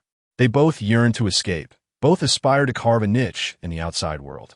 Hulaina felt that this seemingly refreshing yet formidable young man exuded a sense of responsibility and masculinity. Quite commendable indeed. He possessed ambition, was not morally bankrupt, demonstrated strength, and exhibited a commendable level of consciousness, excelling in combat. Moreover, he could even perform a martial soul fusion technique with her. This was more than sufficient. Hulaina believed he was the person she had longed for.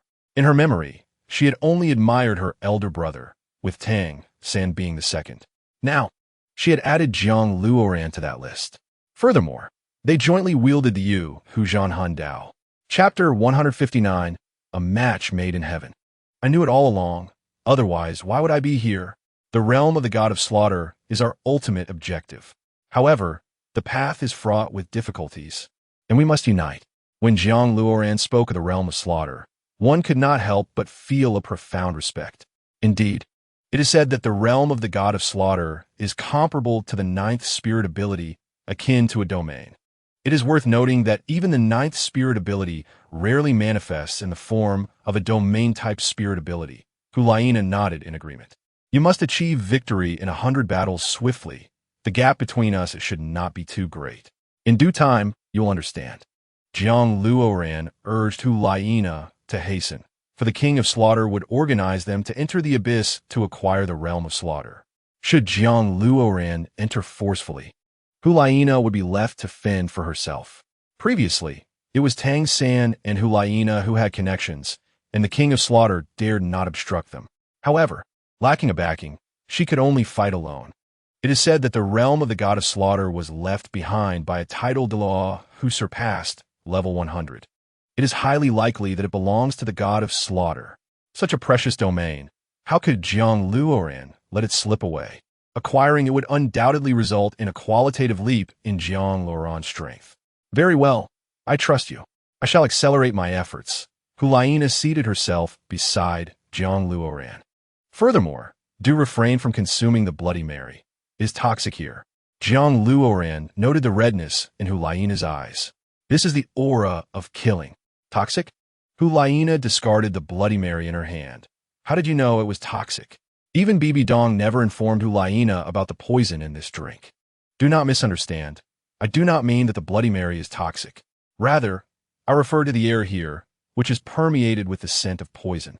Inhaling this air can affect one's mind. Moreover, the blood of the deceased undoubtedly contains such elements. You will grow increasingly thirsty until you transform into a demon.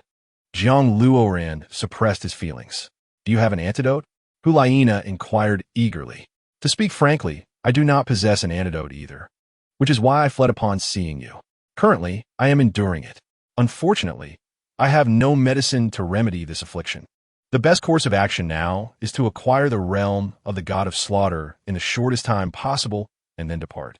Jiang Luoran took a deep breath. Alternatively, there is another method. Hulayina gazed into Jiang Luoran's eyes. You mean? To release desires, but only under mutual consent. Jiang Luoran thought Hulayina truly was a woman of fortitude. Such matters were beyond even his own imagination. This would allow our minds to remain clearer and prevent corruption by demons. Moreover, it would resolve the issue of cultivation. Do you wish to lie here with a furrowed brow for days on end without cultivating your spirit power? What purpose does our arrival serve? Hulayina retorted. Indeed, if desires are resolved, then all obstacles can be surmounted. This is their best approach at present. Moreover, at this moment, only the two of them remained uncorrupted, thanks to the presence of spirit bones. This implies that only they could proceed. With the conversation reaching this juncture, Jiang Luoran no longer held back and lunged forward. The following morning, Jiang Luoran and Hulayina emerged from their quarters. Although it was called morning, outside, the world was shrouded in perpetual darkness and blood-red hues. All year round and 24 hours a day. Rest assured, Jiang Luoran assured Hulayina, patting her shoulder. Hulayina comprehended Jiang Luoran's meaning, a charming blush gracing her cheeks. I will participate in the competition. You should cultivate today. Hulayina turned away. Do not forget the Yu, Hujan Hundao. If you utilize it in the Elite Soul Master competition, victory may not elude you, Jiang Luoran merely suggested. The teacher forbade its use, stating that relying on spirit bones for victory was somewhat lacking in rigor. However, Hulayina had unexpectedly released Jiang Luoran's hand and departed directly. But things took a turn for the worse, did they not? After seeing Hulayina off, Jiang Luoran returned to his room. It had been 15 days since his arrival, and he had not cultivated even for a single day, constantly caught in the cycle of battle and slaughter. He immediately sat cross-legged on the ground, channeling his spirit power and blood fiend vine. After releasing it, he found cultivation to be surprisingly effortless. He was uncertain if this feeling stemmed from his martial soul fusion technique partner, but Jiang Luoran could distinctly perceive that his body-spirit power had grown more ferocious. Although he did not know his current level, it was certainly not low. Hulayina had participated for 3 days and now boasted 56 battles, 56 victories. On several occasions, she had narrowly escaped peril, relying on the Yu Hujan Hun Dao to vanquish her opponents. She was unafraid of being pursued or having her spirit bones taken. For Jiang Luoran stood guard behind her, swiftly eliminating any intruders. Indeed, in such a place, having a friend, or rather, a partner, was exceptionally reliable. One kept watch while the other advanced, forming an unassailable fortress. In the city of slaughter, within the Hell Slaughter Arena, the victory of the North Ming killing god in his 72nd battle was celebrated. Here, those who emerged victorious represented the undefeated, for losing even once meant death. Who dares to challenge me? Jiang Luoran surveyed the crowd below the arena. Most individuals, upon meeting Jiang Luoran's gaze, instinctively lowered their heads. Why not join forces? If I lose, each of you will earn a point. If I win, what then? Jiang Luoran understood that this was a land of madness, where only the insane thrived. As expected, upon hearing Jiang Luoran's words, the crowd erupted in fervor, chanting his alias and name. 007. Are you certain about this? A lady inquired. Is that permissible? Is there such a rule? Jiang Luoran retorted. 10 people limited to 10. Everyone seized the opportunity. The lady leaped down from the arena. Upon hearing this, the entire audience went wild. 10 people besieging one. What tremendous advantage. If 10 could not slay a single individual, would they not be considered worthless? Conversely, they could expend minimal effort to earn a point. Suddenly, 10 individuals sprang forth onto the arena, all pressing forward with fierce expressions, their teeth gritted, eager to tear Jiang Luoran apart. Please, Jiang Luoran, having cultivated and released his energy, had returned to his former state, no longer in a state of frenzy. While a frenzy could yield terrifying lethality, encountering someone who could exploit one's weaknesses would lead to a fatal blow. In the present moment, Jiang Luoran stands more vigilant and lethal than ever. 10 adversaries surge towards him, and he unsheathes the Moon Tiger soul-cutting blade from his waist. 3 hearts synchronize in their rhythm. His hips support his waist anchors his pectoral muscles, and his shoulders align in a straight line. With a swift motion, a crimson-black streak manifests on the battlefield, perfectly positioned at the waists of the 10 assailants. Perhaps they were oblivious to the unfolding events, as their bodies suddenly became immobile, their pupils dilating, bloodshot eyes wide with shock. In an instant, the 10 were cleaved in two, a single strike, a fatal blow. Onlookers could scarcely believe their eyes. To sever 10 adversaries with one stroke is an astonishing display of might. 007. The North Sea god of slaughter, with 82 consecutive victories. Congratulations, the lady exclaims, raising Jiang Luoran's right hand. In the past, he might have relished the opportunity to feel the warmth of a woman's palm, but now, Jiang Luoran is impervious to any threats. He breaks free from her grasp and departs alone. Chapter 160. Turmoil.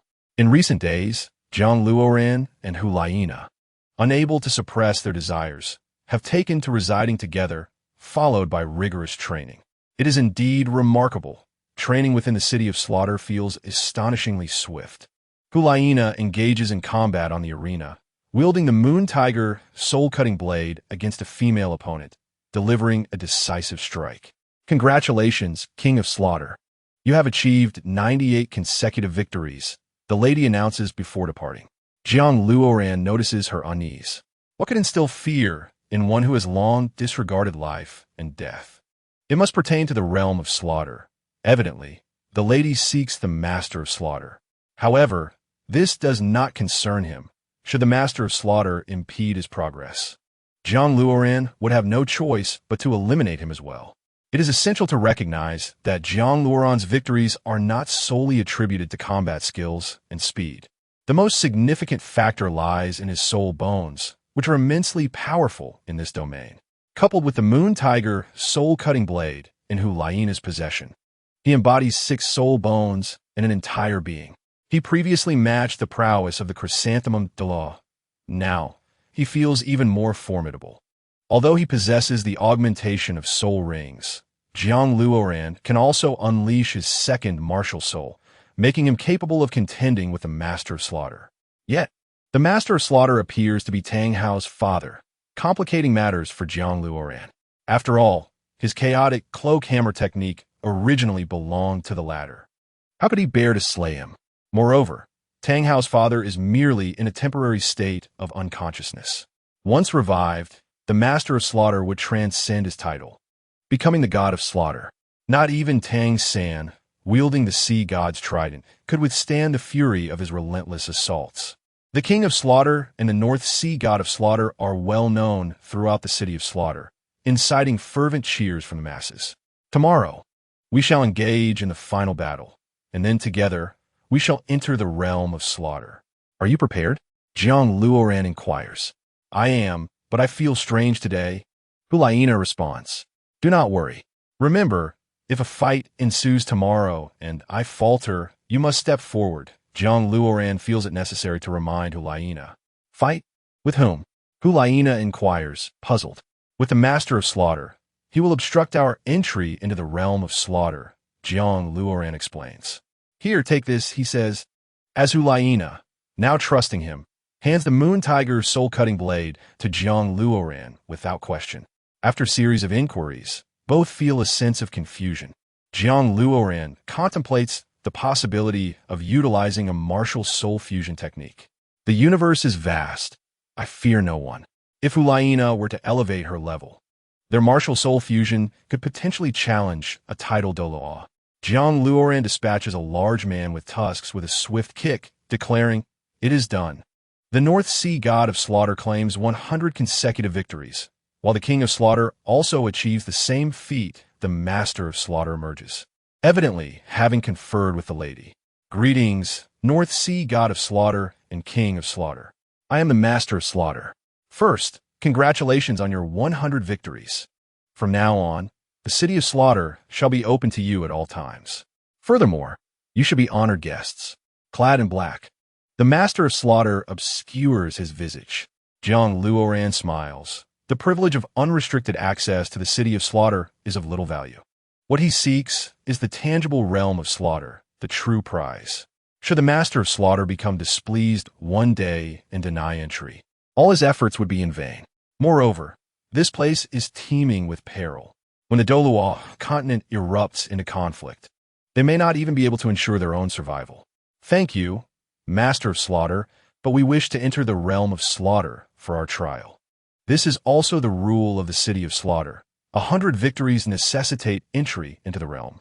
We cannot be the ones to violate the rules, Jiang Luoran insists, holding back his frustration. If it comes to that, then we must act. The Master of Slaughter's anger becomes palpable, his gaze turning fierce. Indeed, if we disrupt the rules, would that not be unfair to others? Hulaina retorts.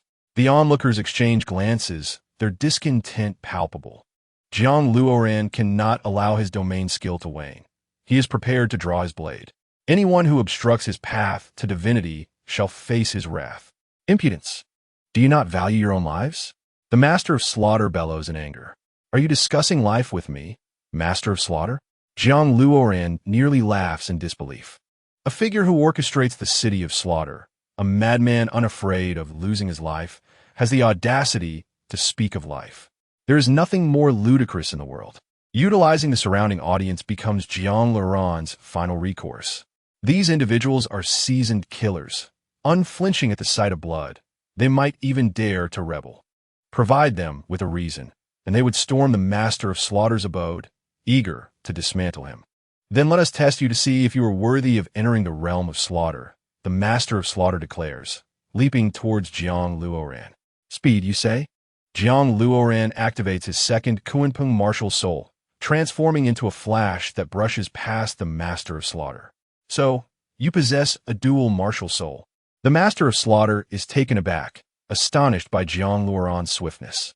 With the Moon Tiger, soul-cutting blade, and the spectral boots, Jiang Luoran surges forward. To triumph over the adversary, he must first dare to meet his gaze. However, in this situation, soul skills cannot be activated. The blade in his hand is his greatest asset. The Master of Slaughter strikes with a powerful punch towards the great blade, extending his left hand to assault Jiang Luoran. With a decisive slash, Jiang Luoran aims for the Master of Slaughter's head. A resounding impact reverberates as the Master of Slaughter's head resonates like iron, producing a deafening sound. Jiang Luoran, however, suffers a blow to his abdomen and collapses to the ground. The Master of Slaughter, touching his head, retreats repeatedly. 007. How dare you harm the great Master of Slaughter? I now command all of you to eliminate 007. The lady shouts. Jiang Luoran strikes the ground with his right palm, causing a blood-red vine to erupt from the earth, ensnaring the lady and strangling her. The crowd stirs restlessly, uncertain whether to heed the command, as neither side presents a threat. Once more, the Master of Slaughter unleashes a right fist. Jiang Luoran blocks with his blade, then counters with a swift strike. Following the exchange, Jiang Luoran finds himself teetering on the edge of the arena. He tightly gripped the Yu Hu Zhan Hun Dao, compressing, and further compressing the soul power throughout his body, channeling it into the blade, achieving a flawless synergy of strength and soul energy. This technique was not unfamiliar to Jiang Luoran, who had wielded it before with devastating impact, capable of cleaving through anything. The blade shimmered with a cold light, its edge radiating a crimson mist, exuding a furious aura, akin to unleashing a ferocious beast. With 3 hearts pulsating in unison, he summoned his utmost strength. His hips propelled his waist, which twisted and engaged his chest, followed by his arms. Jiang Luoran understood that against a being like the Lord of Slaughter, one could not afford to hold back. With a lethal move at hand, he decided to unleash it first and consider alternate tactics if necessary. With a swift motion, the Yu Hu Zhan Hun Dao transformed into a crimson streak of fire as Jiang Luoran propelled it toward the King of Slaughter. The crowd felt the scorching wave approaching, nearly suffocating them. The King of Slaughter, still disoriented, could not wield the Haotian hammer for defense. Instead, he resorted to his fists, enveloping them in soul power. In an instant, the arena shattered, debris scattered everywhere. True power does not manifest as a chaotic tempest, but rather concentrates at a singular point, delivering a fatal blow. It is akin to harnessing countless flames, instantly finding an outlet for release. Yet, nothing is absolute. Even in a chaotic storm, one cannot consolidate all their strength. To his astonishment, the King of Slaughter's right hand was severed, and he was reminded of the long-forgotten sensation of bleeding. Just then, Hulaina rushed forward, respectfully addressing the King of Slaughter, asserting that they had done nothing wrong. The king, wary of their backing, suppressed his fury. "Fine. Do not say I did not warn you. The land of slaughter is open to you. Fate is in your hands." With that, he turned to leave. "Let's go." Jiang Luoran urged Hulaina, stepping into the land of slaughter. "I must begin to regain my strength. Otherwise, there will be no opportunity." "Have you been here before?" Hulaina inquired. "I have reviewed the records. This place is also known as the Hell Road," Jiang Luoran replied, activating his left leg's bone Tianqing. A green light rising steadily. Hulaina seized the moment to recuperate, preparing for the unforeseen challenges ahead. After 2 full hours, Jiang Luoran stood up, feeling sufficiently restored. "Let us go." Hulaina drew 2 silver short blades. Suddenly, a red-eyed bat swooped toward Jiang Luoran, claws bared. With a swift stroke, he dispatched the creature, a sardonic smile on his lips. However, as he lifted his gaze, his laughter was abruptly silenced. A massive swarm of blood-red bats, numbering in the thousands, filled the sky, casting a shadow over them. The gusts from their wings roared like a tempest. "Get down." Jiang Luoran summoned a 10-meter golden hammer, standing firm to shield them from the fierce wind. Once the storm passed, if not for Jiang Luoran's firm grip on Hulaina, she would have been swept away. "Attack!" Jiang Luoran dismissed the golden hammer, wielding the Yu Hu Zhan Hun Dao in his right hand and a golden spear in his left. As he slashed downward, the swarm of bats scattered. They relied on sound to navigate, moving with remarkable speed. Yet, their swiftness was matched by their lethal prowess. The blood bats were masters of assassination. Unbeknownst to him, he wondered if any of them bore toxins, as he could not afford to hesitate. However, with his left leg's bone Tianqing, healing was possible, but time was of the essence. Thus, a decisive strike was imperative. In the realm of speed, Jiang Luoran had never known defeat, not even against a titled Doluo. With a fierce upward slash of Yu Hu Zhan Hun Dao, blood rained down as bat limbs fell to the ground. "I shall assist you," Hulaina declared, refusing to merely observe, and charged forward with her dual blades. However, she could not match Jiang Luoran's pace, relegated to clearing the external bats. "Quickly, let us move." Jiang Luoran pulled Hulaina forward. The multitude of bats was far from vanquished. As they fought, they could retreat once they had diminished their numbers. The bats continued their pursuit, and Jiang Luoran raised his right hand, summoning the Bloodshaw vine to obstruct them. They found themselves cornered against a cliff, This distance posed little challenge to Jiang Luoran. But Hulaina could not traverse it. "We must detour. There's a path over there," Hulaina suggested. "No, we shall jump across," Jiang Luoran declared firmly. "Jump? Are you trying to get us killed?" Hulaina questioned in disbelief.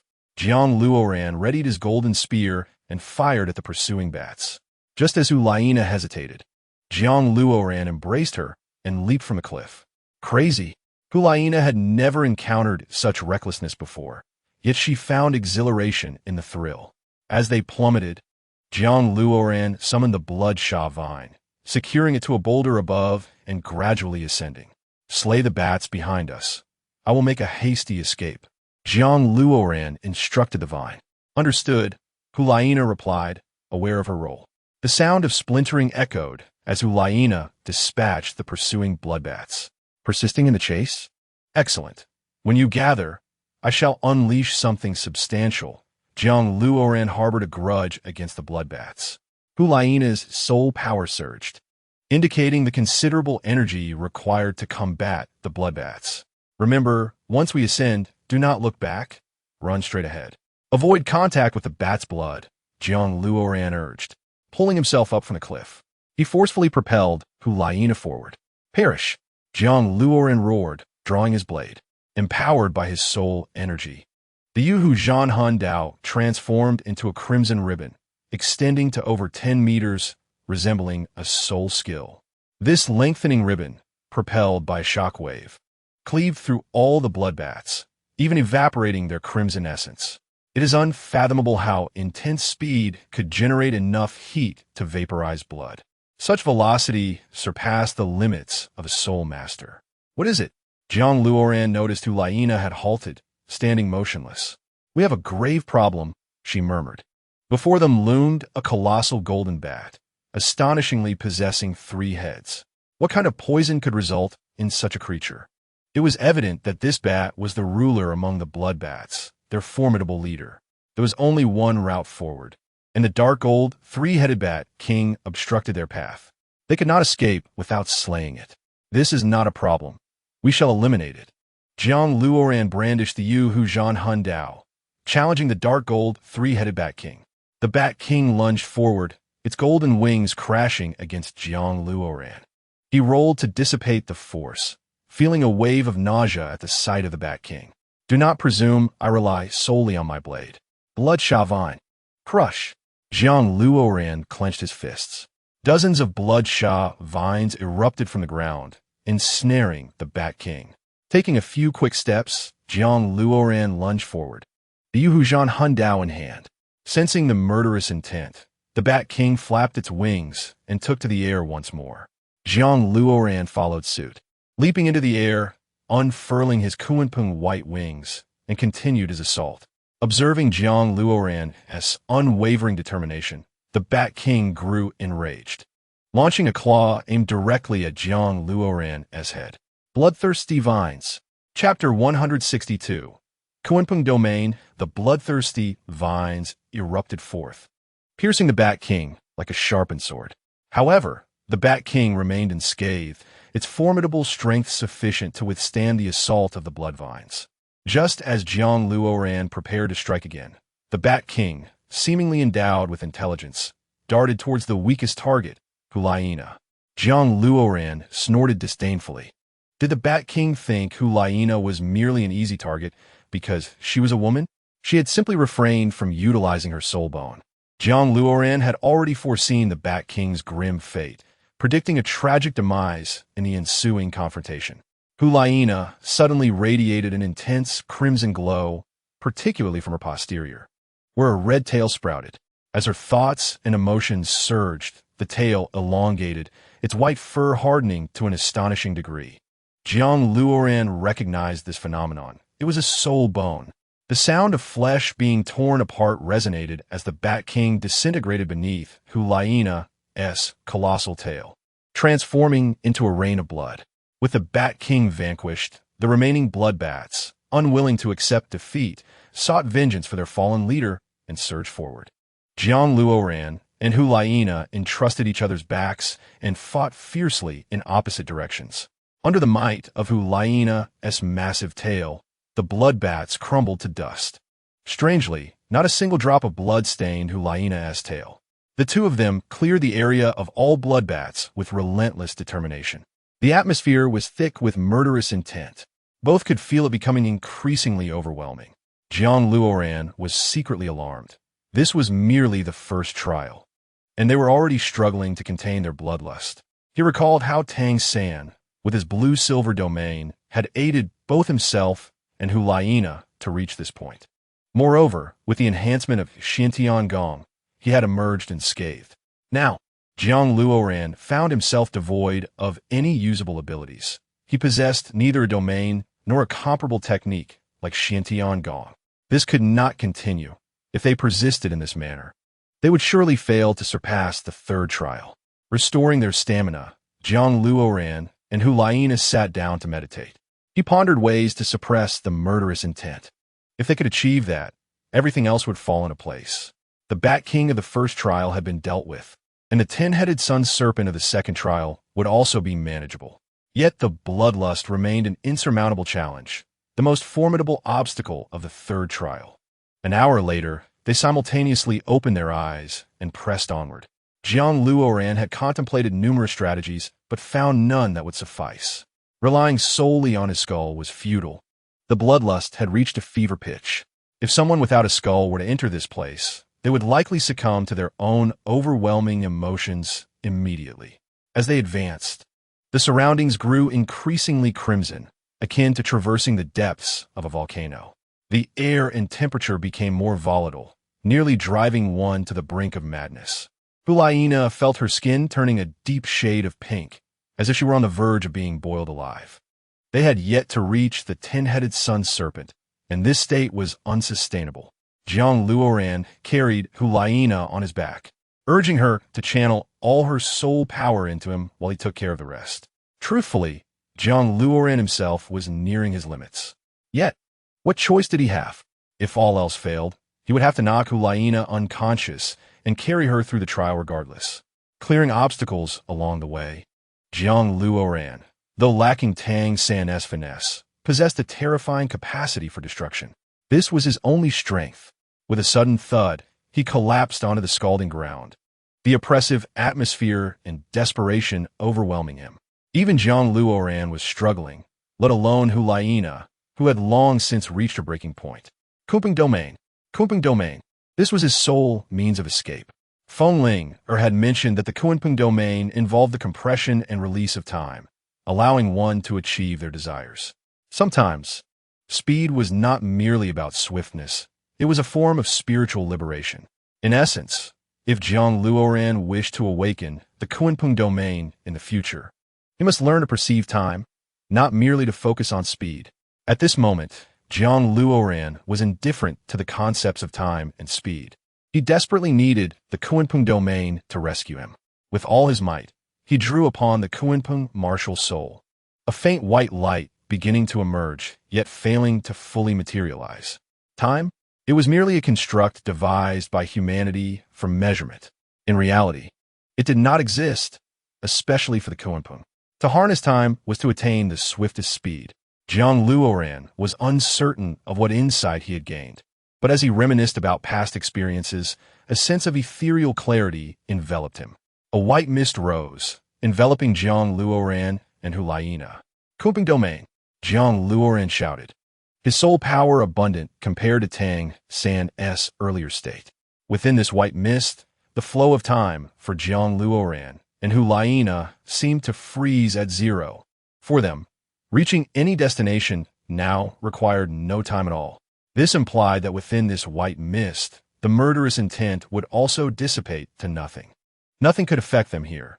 This was an absolute domain, impervious to invasion. Suddenly, Hu-Lyena and Jiang Luoran felt an immense weight lift from their bodies.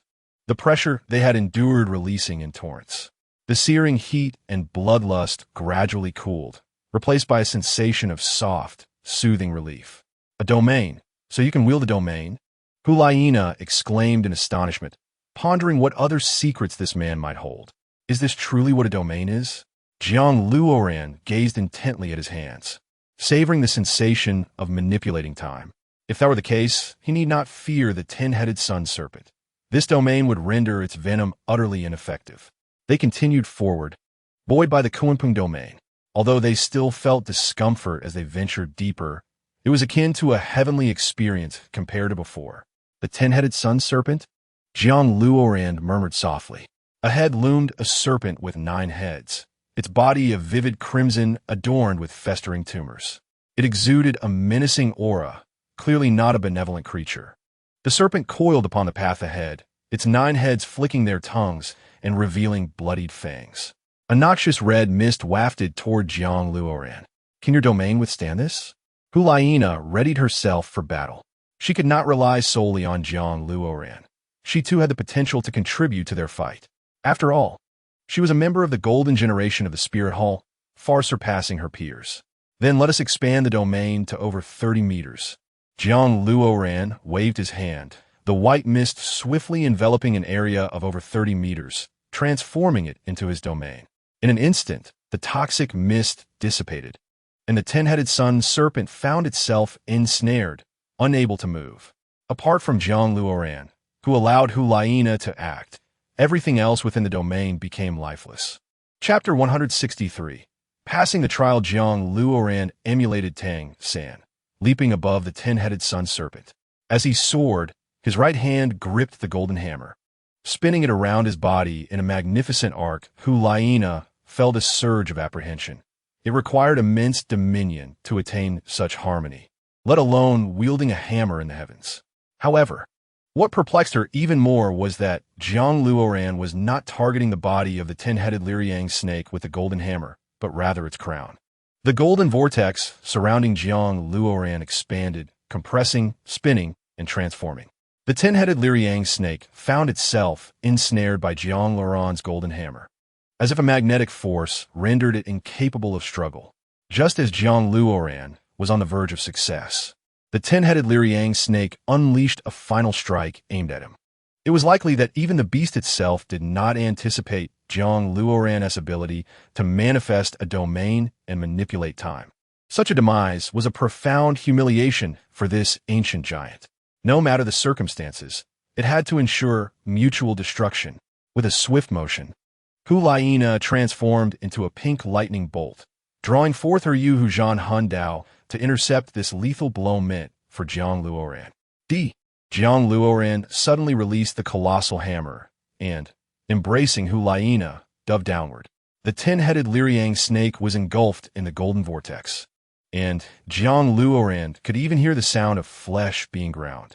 I have never witnessed such a skill, Hulaina mused, genuinely curious about how one could wield such a technique. After all, this place forbade the release of soul skills. It was a hammer technique, a chaotic convergence of myriad forms.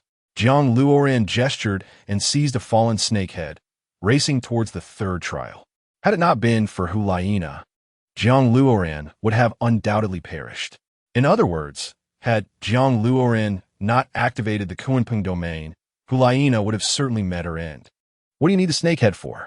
It contains potent venom, Hulaina questioned, confused. Jiang Luoran offered no reply, merely continuing to run. At last, he spotted a river in the distance. If memory served, the inhabitants of the city of Slaughter needed to drink from this water. Without a shred of compassion, he discarded the snake head into the water. He recalled how Tang San had done the same, annihilating the city of Slaughter in the process. This tactic was indeed lethal. However, Tang San had harbored profound hatred for that place, a sentiment Jiang Luoran shared. The city of Slaughter was deserving of its fate. It was rife with filth and the allure of the Lord of Slaughter. Those present bore the weight of countless cases of murder or violation. To defeat evil, one must embrace even greater malevolence. The further they advanced, the more oppressive the atmosphere became. The murderous intent surged uncontrollably, as if their bodies were leaking it. Indeed, this third trial was expressly designed to target such malevolence. While the first 2 trials allowed for some control over emotions, now the murderous intent overflowed, boiling forth uncontrollably. The Kunpeng domain shrank, confined to just Jiang Luoran and Hulaina. Even Jiang Luoran, brimming with soul power, dared not recklessly wield the Kunpeng domain now, as its temporal control had become constrained, a struggle to maintain. Hulaina collapsed, her eyes blood-red, her entire being radiating a scorching pink hue. Frankly, Jiang Luoran also wished to escape this unbearable amalgamation of murderous intent and heat. It was excruciating, far beyond any earthly sauna. Yet, he was the sole pillar of hope in this dire situation. If he faltered, no one would come to their aid. He understood that the longer they lingered in this third trial, the greater their peril became. Observing Hulaina's struggle, Jiang Luoran prepared to carry her. Logically, he would incapacitate her and rely on their combined strength to break free. I can no longer suppress my murderous thoughts. Either you leave, or you incapacitate me, Hulaina declared, a woman unwilling to succumb. Even in despair, her sole desire was to survive. In the face of death, she felt no shame. Upon hearing her words, it was evident she had reached her limit.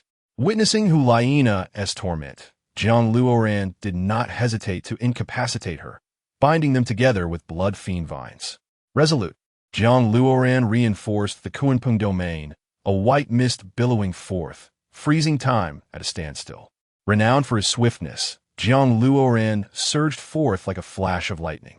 Spotting two massive boulders ahead, he summoned blood fiend vines to tether them, rapidly pulling back. With a resounding boom, he harnessed the momentum and his own speed, soaring over 30 meters. Were it not for his adept footwork, he might have met a dire fate. After sprinting for several minutes, he finally glimpsed the final slope. Knowing the exit lay ahead, he summoned his Kunpeng martial spirit and raced towards the mountain, each passing second a torment. He yearned to escape immediately. Upon leaping towards the mountainess in trance, a sensation of liberation washed over him. Suddenly, an inexplicable force began to tug at him from behind. A feeling Jiang Luoran would never forget. The murderous aura was intrinsic to this place. This malevolence possessed a formidable pull, ensnaring individuals within its depths, rendering escape nearly impossible. Without the myriad factors at play, even with 9 lives, Jiang Luoran and Hulaina would not have survived. This third trial could be deemed insurmountable. Lacking a domain, one could not attain relief in this trial. Only a group of perverse warriors like the evil God Battle Team might revel in such a place. The entrance before him grew increasingly luminous, and Jiang Luoran's vision sharpened, the burdens upon him lifting entirely. However, he dared not instantly relinquish the Kunpeng technique, for the overwhelming pressure of murderous intent had forged an immunity within his body. If he were to release the Kunpeng domain now, their bodies would be unable to withstand the strain, leading to incapacitation or even explosion. It was akin to the peril of alternating between extremes of heat and cold. Even the sturdiest of entities could not endure such fluctuations. Eventually, the Kunpeng domain gradually dissipated, time passing minute by minute until Jiang Luoran fainted from exhaustion. In truth, he was uncertain whether he had truly escaped the City of Slaughter. At that moment, chaos erupted within the City of Slaughter. All who dwelled within seemed to succumb to a state akin to poisoning. The Lord of Slaughter was furious. Though the 10-headed Liryang snake was easily vanquished, it was still an ancient giant. The venom of such a beast was not to be trifled with. A poison that had festered for millennia had, in its final moments, wrought a measure of good. Uncertain of the passage of time, Jiang Luoran struggled to rise, suddenly realizing how exquisite the air outside felt. In Chapter 164, Xinghua Empire, he raised his Kunpeng martial spirit, now adorned with a striking white band, indicative of the God of Slaughter domain. Jiang Luoran grasped the essence of the God of Slaughter domain. Once activated, foes would be immediately eroded by his murderous intent. This meant that during combat, enemies would suffer a 10% reduction in strength, while those wielding the God of Slaughter domain would experience a 20% augmentation in power. This was the essence of the God of Slaughter domain. Against soul masters of lesser realms, it was conceivable that a mere glance could vanquish them. Yet, as he surveyed his surroundings, Hulaina had vanished, presumably taken by Gue Delaw and Judoa. You feel it too, don't you? Hulaina embraced the fragrant fruit and savored its taste. within the realm of the killing god, regardless of circumstances or levels. One would always possess a strength surpassing their opponent by a staggering 20. This figure is nothing short of extraordinary. If Jiang Luoran were to face off against Zhu Hua Delaw as he did previously, activating the killing god domain would allow him to barely triumph over the adversary. The power of domain skills is undeniably formidable without exception. In contrast to her former enchanting allure, Hulaina now possessed eyes reminiscent of a serene autumn lake, radiating purity and grace. The once alluring elder sister had transformed into a demure young maiden. Jiang Luoran, driven by hunger, devoured the fruit eagerly. In the city of slaughter, his only sustenance came from the meat stored in his spatial ring. He could hardly obtain food as refreshing as the fragrant fruit. The mere act of smelling, it was a luxury beyond his reach. How do you feel? Hulaina inquired with a smile. Quite well, he replied, appreciating the vivid contrast brought about by their situation. Jiang Luoran waved his hand, recalling the two elders who had sought him out, intending to escort him back to the Wuhuan temple. He contemplated how he could become complacent simply because he had acquired the killing god domain. I think I should cultivate with you for a while longer. Are you certain? I plan to train in the Stardow Forest and acquire an 8th spirit ring. Jiang Luoran questioned. You become a spirit Doloa? Is that true? Hulaina scrutinized him. You haven't been using steroids, have you? Why the rapid upgrade? Exactly at level 79, and I only just realized it myself. I hadn't expected such swift progression, he confessed. Let me ask you again, are you certain about this? I am. With the killing god domain coupled with the vastness of the universe, and with you being a full-level soul sage, I believe it poses no significant challenge. Hulaina assessed earnestly. Yet therein lay the crux of the issue, for once the battle commenced, it would inevitably involve her, Jiang Luoran cautioned. A distant, hoarse roar echoed, reverberating through the heavens. Just the sound alone conveyed an unmistakable aura of killing intent. However, for Jiang Luoran and Hulaina, this was inconsequential, as they were both bearers of the killing god domain, the very source of such malevolence. Hurry, Jiang Luoran urged, pulling Hulaina along as they fled. Another escape? What have you done? Hulaina questioned with a mixture of skepticism and curiosity as she followed Jiang Luoran. Once they exited the city of slaughter, the dynamics shifted entirely. Jiang Luoran's spirit abilities and martial soul were no longer constrained. He immediately activated his Bloodvine true body and employed the Kunpeng wings to speed away. In the blink of an eye, they arrived at the capital of Sylves. Of course, as he utilized his movement technique, he also employed the Kunpeng domain.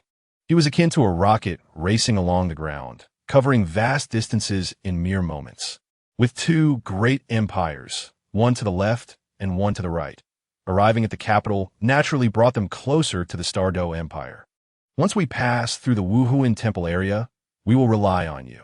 Even I wouldn't dare to force my way through, Jiang Luoran remarked as he dispelled his plant form and white wings. Rest assured, just keep moving. The Wuhuan Temple will not impede us, Hulaina reassured, still recovering her senses from their rapid flight. You must be curious about my speed, Jiang Luoran surmised, noticing Hulaina's disbelief regarding their location in Sylves. Even the esteemed Zhu Lao from within the sect could not match such velocity. This was a monumental leap in capability, and Hulaina became convinced that this was indeed Sylves.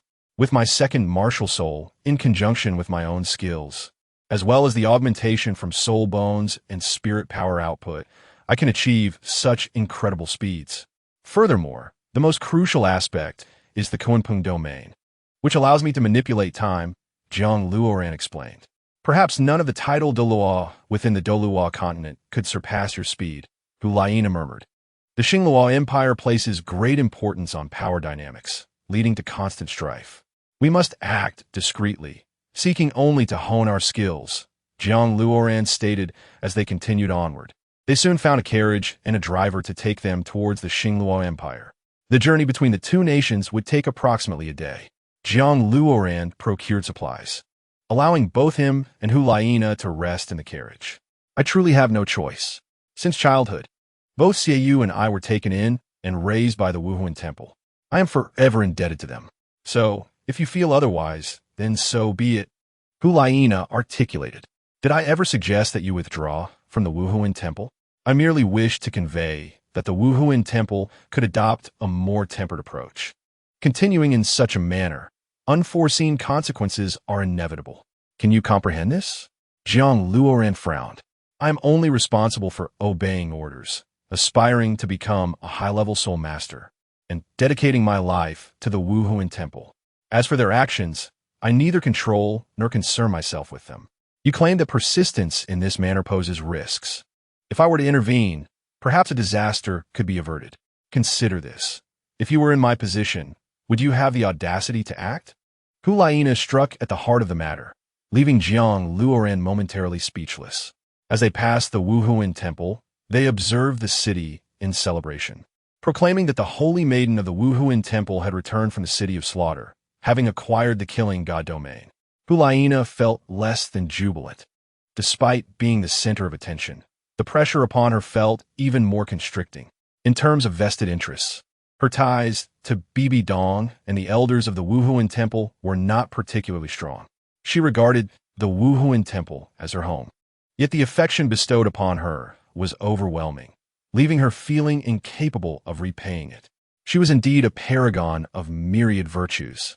The higher one ascends, the more arduous the descent becomes, Jiang Luoran sighed. However, you may rest assured, I can guarantee your safety. Suddenly, a barrier was erected, halting their passage. No entry. Please turn back, the knights of the Wuhuan Temple commanded, blocking the carriage. It is the sacred moment of the Wuhuan Temple. All vehicles are prohibited from passing. It is I who seeks passage to the Xinglua Empire, Hulaina declared, pulling back her cloak. Holy Maiden! The knights momentarily faltered, only to then notice the man within the carriage. To the denizens of the Wuhuan Temple, everything was suspect. They assumed Jiang Luoran was abducting the Holy Maiden, swiftly raising their polearms to strike. Hulaina had yet to intervene. Jiang Luoran evaded the attack, offering a wry smile. Do not be alarmed. There is no abduction here. She is willingly seeking trials. If you doubt this, let the Holy Maiden disembark. I will not impede her. Chapter 165. PK Hulaina stepped down from the carriage. It's fine, let us pass. After all, they are concerned for my safety, and it would be unbecoming of me to erupt in fury. Indeed, allow the Holy Maiden to pass. The knights of the Wuhuan Temple aligned themselves, permitting the carriage to proceed. The old driver, upon learning he was in the presence of the Holy Maiden, trembled in fright, realizing the significance of the 20 gold soul coins he had received. His previously carefree posture transformed into one of utmost respect. As the carriage traversed the Wuhuan Temple, it journeyed towards the city of Xinglua in the Xinglua Empire. After a night's travel, they arrived at the foot of Xinglua City. What troubles you? Hulaina inquired. Perplexed. I suddenly feel as though we are on a honeymoon, Jiang Luoran admitted, struggling to adjust to the transformation of the aloof goddess into a neighborly girl. The two entered in, settling in temporarily to strategize before venturing into the Stardow Forest. As it was their first encounter with such a formidable place, they dared not embark without ample preparation. Reflecting on the previous incident in the city of slaughter, Jiang Luoran realized he had been excessively careless. Had he not activated the Kunpeng domain at a crucial moment, he might have become nothing more than a pile of bones. While dining at the Wyerkson Hotel, they were suddenly taken aback by a throng of people rushing towards a particular direction, as if something momentous was unfolding. What is happening? Jiang Luoran inquired of the waiter as he was setting down the dishes. You are unaware? Such a significant event has spread throughout the entire Xinglua city. The waiter replied with exaggerated expression. Oh, may I speak candidly? Hulaina expressed her curiosity. What could be so shocking to the entirety of Xinglua city? The Xinglua auction house has put up a 5th-level soul guide device, specifically of the battle soul type. It is said that even the crown prince and princess of the Xinglua Empire have attended. By the way, the current crown prince is Dai Mubai, who was just appointed 2 weeks ago. A 5th-level soul guide. This is indeed a remarkable creation, Hulaina murmured. Who is the creator? Jiang Luoran asked. It is Mr. PK. The soul guide device is a means for lower-level soul masters to contend with their higher-level counterparts. When soul masters find it challenging to acquire soul bones and elevate their soul power, they devise methods to enhance their strength through technological means. It is believed that it was not until 10,000 years later that soul guides became widespread in the Dolawa continent, reaching as high as the 9th level. The emergence of a 5th-level device at this time is indeed a rarity. Given the current technological capabilities, achieving such advancements is quite difficult. The two of them, in unison, finished their meal and set off to witness the auction, as Jiang Luoran intended to bid for it if it seemed appropriate. One must understand that means of survival hold paramount importance in the Dolawa continent. Jiang Luoran even speculated whether Hike might be a distant ancestor of Hikaitu. With Hulaina's esteemed reputation, he felt no apprehension about encountering trouble in any setting. Soon, they found themselves seated in the auction hall. A 5th-level soul guide. It must be mine. Brother, don't even think about it. Just look at the crowd gathered here. With a few tens of thousands of gold wedding coins, you might be able to purchase a mere component, someone remarked. It is said to be a battle soul device. I wonder about its attributes and attack capabilities. Since it is 5th level, it must possess significant power. Let us wait and see. The Crown Prince has arrived. Based on his demeanor, if he decides to intervene, we shall have no chance.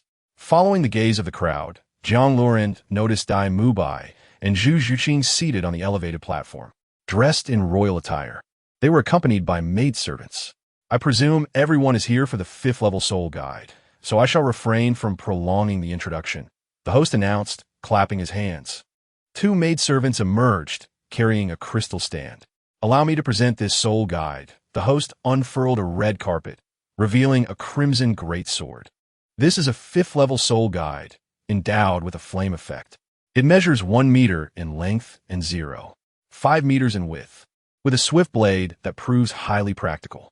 Even if you face an opponent with a 2-level advantage, wielding this sword allows you to hold your ground. As the host concluded, the audience erupted in applause, their excitement palpable at the prospect of such a weapon. The starting bid is 50 million gold wedding coins. Bang! Just as the host finished speaking, the door was flung open, and a disheveled middle-aged man rushed in. I said it's not for sale. Take it back. Stop him. Stop him. The host shouted. The maidservants and guards rushed forward to block the middle-aged man. What is happening? Isn't that Hike? He appeared flustered, as though something had been stolen from him. Hike bellowed, I have never agreed to sell this soul guide. It contains not only power but also the foundation for developing soul guides. To create stronger soul guides, one must start from this basis. You clearly signed a contract. The auction house will grant you a 60% profit, the host retorted angrily. Someone remove him. The host was exasperated. What is this commotion? How can we sell anything now? It's not a matter of money. You intoxicated me and had women serve me, intending to restrict me. That is why I was coerced into providing my fingerprint. This is a scientific breakthrough. It cannot be sold. Hike struggled. What is this? Are you resorting to coercive sales? The Xinglua auction house must provide an explanation. The scene erupted into chaos, reminiscent of the previous tumult at the Silves auction house. Jiang Luoran, having single-handedly disrupted the Silves auction house, recognized the fervor of the crowd. I wonder if someone finds this scene a tad familiar. Hulain equipped. Suddenly nostalgic. You have indeed become more loquacious, Jiang Luoran mused. Some of Hike's supporters rushed down, engaging in combat with the guards. Others in the audience cheered and called out. It was evident that the 5th-level soul guide was foundational for advancing to the 6th or even 9th level. Jiang Luoran nodded, recognizing its rarity. It can be deemed a priceless treasure. You are unreasonable. Do not blame me for seizing it. Hike, displaying unexpected ferocity, hurled an explosive projectile towards the guards. The auction house became a battlefield, with structures collapsing under the barrage. Dai Mubai leaped from his royal seat. As the crown prince of the Xinglua Empire, he felt compelled to intervene to maintain order. Moreover, this was an opportunity to instill a sense of authority among the subjects of the Xinglua Empire. Everyone, cease this at once. Dai Mubai commanded, unleashing his soul power, causing the hall to tremble. Unfortunately, Dai Mubai had come unaccompanied. Otherwise, he could have quelled the uproar. One side had their research equipment stolen, akin to a theft of their very lives. The other side, being merchants viewed money as their lifeblood. How can mere words pacify such individuals?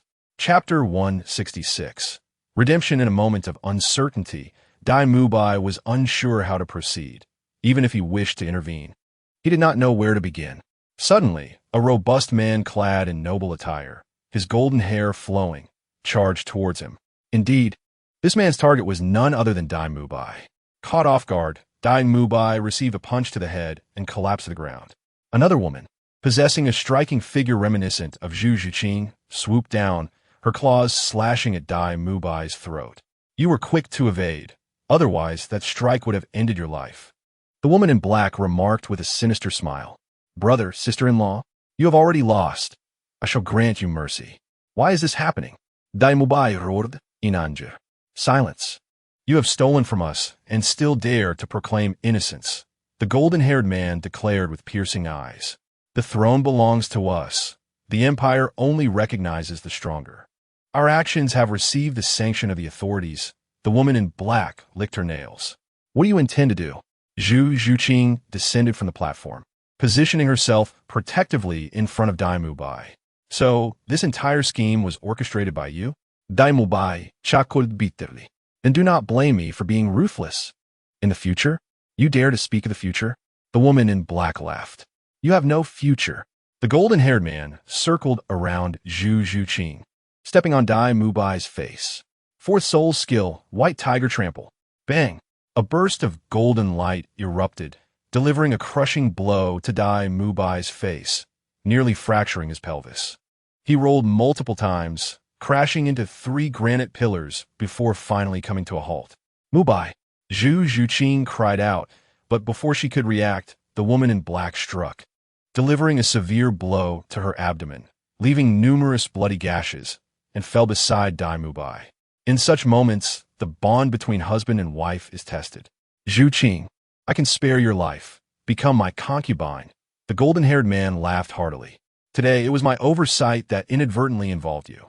Zhuqing, flee quickly and seek out Xiao San and the others, Dai Mubai urged as he pushed Zhu Zhuqing away. In a while, let us fight it out. Life or death matters not. A fierce light flickered in Zhu Zhuqing's eyes.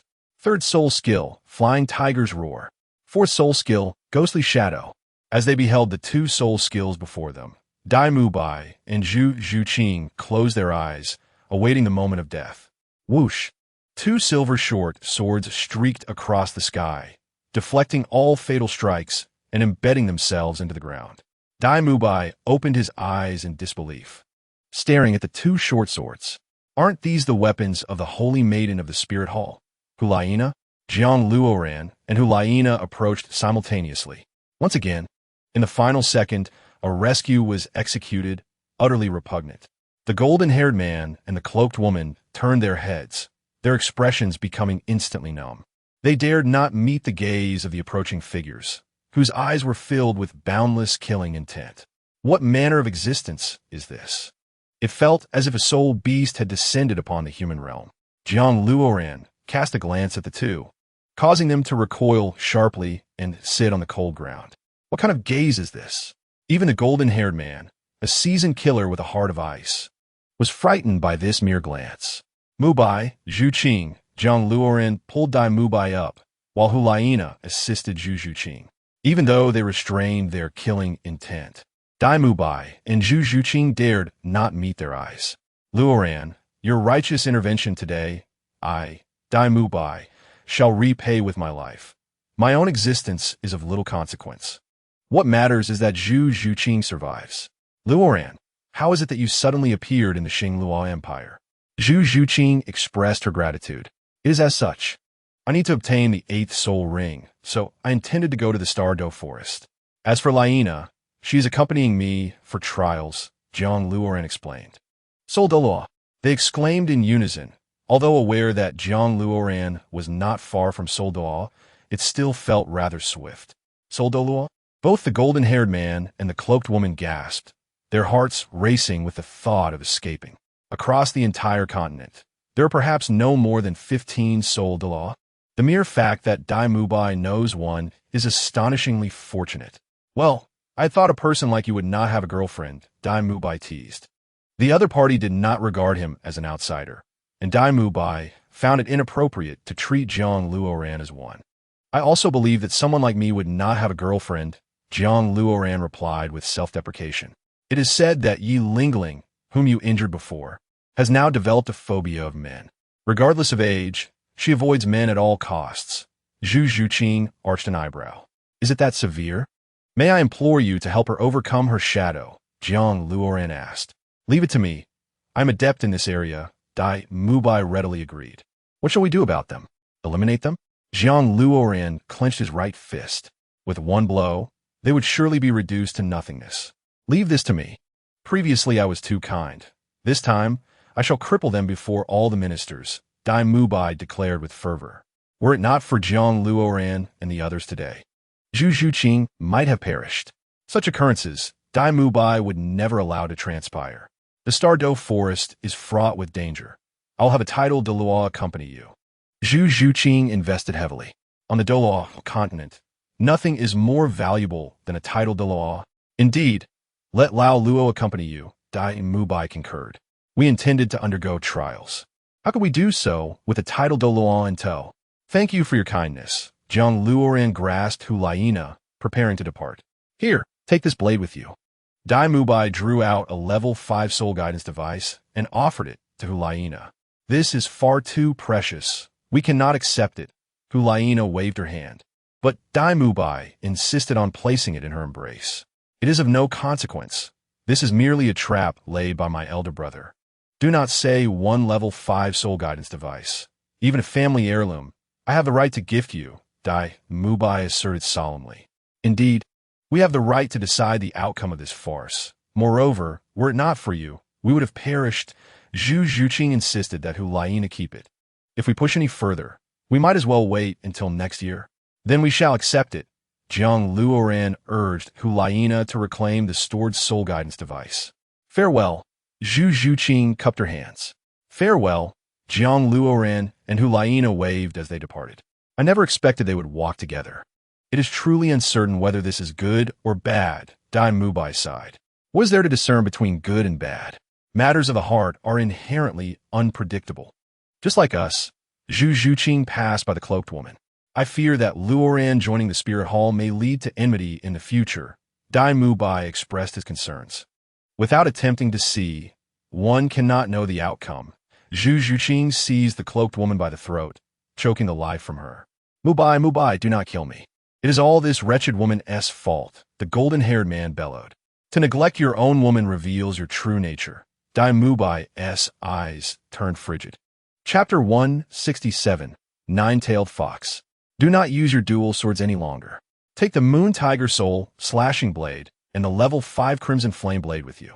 Additionally, Jiang Luoran gestured with his right hand, conjuring 2 black soul rings. 5th soul skill, Hell Battle Armor. 7th soul skill, Blood Vine True Form. A set of plant-like armor woven from golden vines appeared on Hulaina. As she examined herself, she felt no burden. Rather, an unprecedented sense of exhilaration enveloped her. It was as though she had been nurtured by the 9-treasure glazed tile pagoda all along. Speed, strength, agility, wisdom, and defense, all attributes enhanced, coupled with 2 astonishing weapons. Hulaina was now capable of contending with a fully realized Soul Emperor. Perhaps she was even stronger. Is it necessary? The Stardow Forest is similar to the Souldow Forest. I have seen you uncharacteristically calm. Hulaina mused, finding him excessively cautious. Knowing shame brings courage. Having escaped by luck last time, I shall not allow any mishaps this time. Jiang Luoran could naturally escape on his own. However, with Hulaina's presence, the outcome would be uncertain. Furthermore, Jiang Luoran was acquainted with the 3 tyrannical soul beasts within the Souldow Forest, ensuring every encounter would be perilous yet manageable. I concede defeat. Hulaina transformed into a red streak of light, darting into the Stardow Forest. In truth, Jiang Luoran feared for the safety of those dear to him. After an hour of exploration, Jiang Luoran discerned the structure of the Stardow Forest. Here, like the other forests in the outside world, it is divided into outer and inner regions. Comparatively, The inner region boasts better air quality and cultivation spots, free from disturbances by lower-level soul masters. The outer region, however, is home to century-old and millennium-old soul beasts. Soul beasts are also stratified by strength, with the weaker ones relegated to the outer regions. This creates a clear distinction between the outer and inner areas. How could one traverse the soul beast territory without being hindered? Hulaina instructed Jiang Luoran to wait in the trees, advising him not to interfere unless he encountered a 10,000-year soul beast, and even then, only to assist if she was overwhelmed. This is precisely the reason why Jiang Luoran admires Hulaina. She is mature, composed, and possesses a drive for self-improvement, a quintessential partner in his eyes. At present, Hulaina is engaged in a fierce battle with the Qi Yin Xinghua, a soul beast over 5,000 years old. They have been locked in combat for half an hour, during which Hulaina has gained the upper hand. It is remarkable that a soul king can hold an advantage against a soul beast of such an age. Achieving this is no small feat. Hulaina's aptitude is indeed exceptional. She is undoubtedly a formidable woman. Were it not for Jiang Luoran's extraordinary abilities, he would not dare claim he could rival her. With a swift motion, Hulaina twirled her dual blades and forcefully severed the Qi Yin Xinghua's antennae, moving with the speed of lightning. The Qi Yin Xinghua let out a pained roar and struck at Hulaina with its powerful forelimbs. But she, clad in her plant armor, moved with a velocity that surpassed sound itself. With a whoosh, Hulaina lunged at the Qi Yin Xinghua, swiftly altering her attack to plunge her blades deep into the beast's body and delivered a decisive strike. In an instant, the 5,000-year-old soul beast fell, lifeless in a pool of its own blood. This was accomplished without Hulaina even resorting to her killing god domain. Preliminary assessments of Hulaina's strength suggest she is capable of contending with soul beasts exceeding 6,000 years in age. Should they continue onward or take a moment to recover? Jiang Luoran pondered as he landed on the ground. Hulaina, her eyes sparkling with excitement, remarked, "I believe I also require a soul ring." Jiang Luoran assessed her soul power, noting her elevation to Soul Emperor in this trial. Upon their return to the Spirit Hall, she would undoubtedly be the center of attention. I did not expect such rapid advancement. However, growing stronger to serve the Spirit Hall is indeed a worthy pursuit. Hulaina replied, "Let's advance. I know precisely which soul ring would suit you best," Jiang Luoran declared, deciding to postpone his own quest for a soul ring to assist Hulaina in becoming a soul emperor. This would not only bolster their team's strength, but also allow him to focus without distraction, a truly advantageous arrangement. Having surpassed the threshold of a 1,000-year-old soul beast, they now entered the inner regions of the Stardow Forest, where they would encounter 10,000-year-old soul beasts. This is my first time in the Stardow Forest, so I'm unfamiliar with the exact locations. However, I am aware of the habitats they favor. If I were to provide you with a 15,000-year-old soul beast, would you be able to absorb it? Jiang Luoran inquired as he scouted ahead. Elder Ju once suggested I absorb a 12,000-year-old beast, but after numerous battles and experiences, I now wish to attempt a 15,000-year-old one, though I am uncertain of the nature of the soul beast, Hulaina replied, retracting her dual blades. At last, he found what he sought. The soul beast I wish for you to absorb is a celestial species among soul beasts, the Jiuwei Yao Hu. Jiang Luoran exclaimed, halting by a lake as he spotted a pinkish-white fox in the distance. This soul beast appeared extraordinarily remarkable, exuding an ethereal aura, and most notably, it possessed 9 tails. Soul beasts are often elusive, especially those of such caliber. With your brilliance, I have found it. Jiang Luoran wiped the sweat from his brow. The Jiuwei Yao Hu is indeed a soul beast that transcends the pyramid of power, arguably of celestial grade. The soul rings produced by such a creature would undoubtedly be immensely powerful, overwhelming all peers. Without hesitation, Hulaina unleashed her dual blades, summoning her crimson giant tail as she charged forward. In an instant, the two clashed, and, as their soul skills were unleashed, the entire mountain range trembled, causing nearby weaker soul beasts to scatter in fear. Jiang Luoran stood aside, ensuring no other soul beasts would interfere. Yet, Hulaiina's soul skills proved ineffective against the Jiawei Yao Hu, while the fox's abilities had little effect on her as well. Their duel was purely a contest of hand-to-hand combat, with neither able to inflict significant harm on the other. The Jiawei Yao Hu, boasting an age of 16,000 years, was a formidable opponent for Hulaiina. Nevertheless, Jiang Luoran adhered to her wishes, waiting for the moment when Hulaiina could no longer endure before he would intervene. Even a soul emperor ascending to soul sage would hesitate to challenge such a soul beast alone. Teamwork was essential. Hulaiina's endurance thus far had been commendable, with her blades as fierce as a tempest and her giant tail sweeping through the air. Hulaiina's relentless assault was met with the 9 massive tails of the Jiawei Yao Hu, which deftly deflected her strikes before launching a counterattack. In a swift maneuver, one of Hulaiina's blades grazed the fox, causing it to bleed a gem-like crimson. The celestial nature of this soul beast endowed it with remarkable intelligence and lineage. Instead of howling or shrieking, it observed Hulaiina with a calm demeanor. "I have reached my limit," Hulaiina gasped, embedding her dual blades into the ground.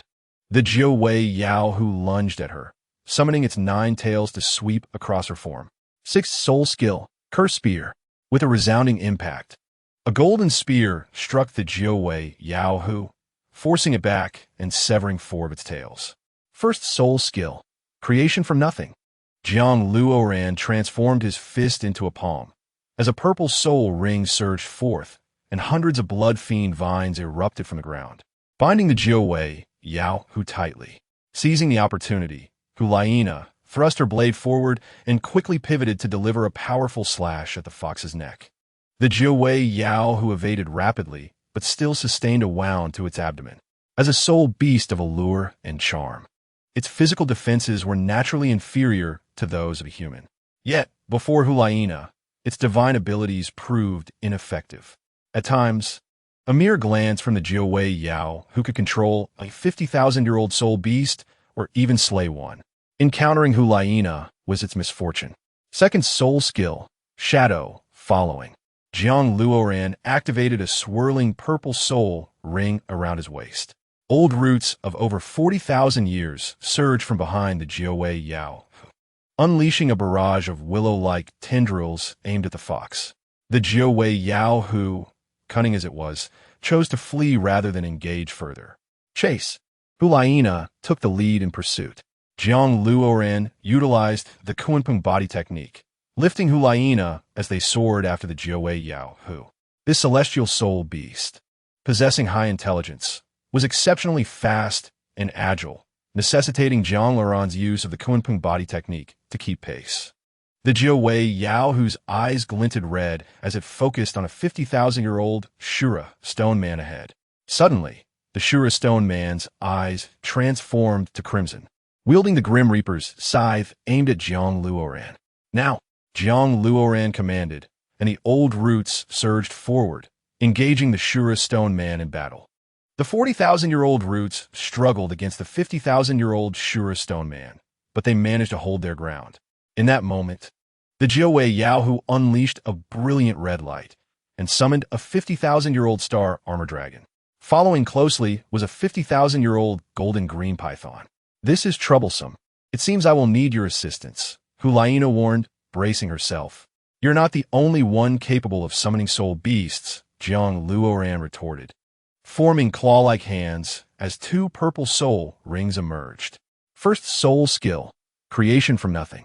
2nd soul skill, Shadow Following. By combining Shadow Following with Creation from Nothing, he maximized the summoning of the old roots. Suddenly, 10 40,000-year-old roots erupted from the ground, raising their voices to the heavens. The Jiawei Yao Hu appeared astonished, realizing the adversary possessed such a trump card. "Charge!" Jiang Luoran gestured, and the 10 old roots grouped in threes, launching themselves at the approaching soul beasts and swiftly retaliating. 3rd soul skill, Blood Fiend Magic Prison. Jiang Luoran invoked his 3rd soul skill, intertwining it with his 1st soul skill to gain control over the Jiawei Yaowa. Should the Jiawei Yaowa venture deeper, captivating soul beasts of 8 or even 10,000 years, Jiang Luoran would have no ground to lament. Hood. Blood fiend magic cages descended rapidly, yet the Jiawei Yaohua nimbly evaded capture. Seizing the opportunity, the Jiawei Yaohua turned, its eyes glowing crimson, attempting to bewitch Jiang Luoran. Hulaina swiftly dispelled the enchantment, drawing forth her red flame blade for a decisive strike. The Jiawei Yaohua exhaled a cloud of crimson mist, severing the fiery assault. The old tree roots, seemingly driven mad, engaged in a frenzied assault against the three soul beasts. Trees splintered, stones shattered, and the ground caved in. The scene was akin to a grand melee, rivaling the chaos of a battle among soul beasts. The 4,000-year-old tree roots, despite their time constraints, were not much different from soul beasts of the same age. Kunpeng possessed Jiang Luoran, taken aback by the difficulty of capturing a mere Jiawei Yaohua, found it even more challenging than slaying a soul beast of 70,000 years. Boom! Kunpeng's white wings unfurled, a torrent of white wind akin to a tornado sweeping in all directions. Jiang Luoran leaped forward, embracing Hulaina. Sensing the exhilarating speed, even the Jiawei Yaohua was cautious, darting towards the innermost depths of the Xingdou forest. It seemed intent on bewitching the forest's sovereign for its own protection.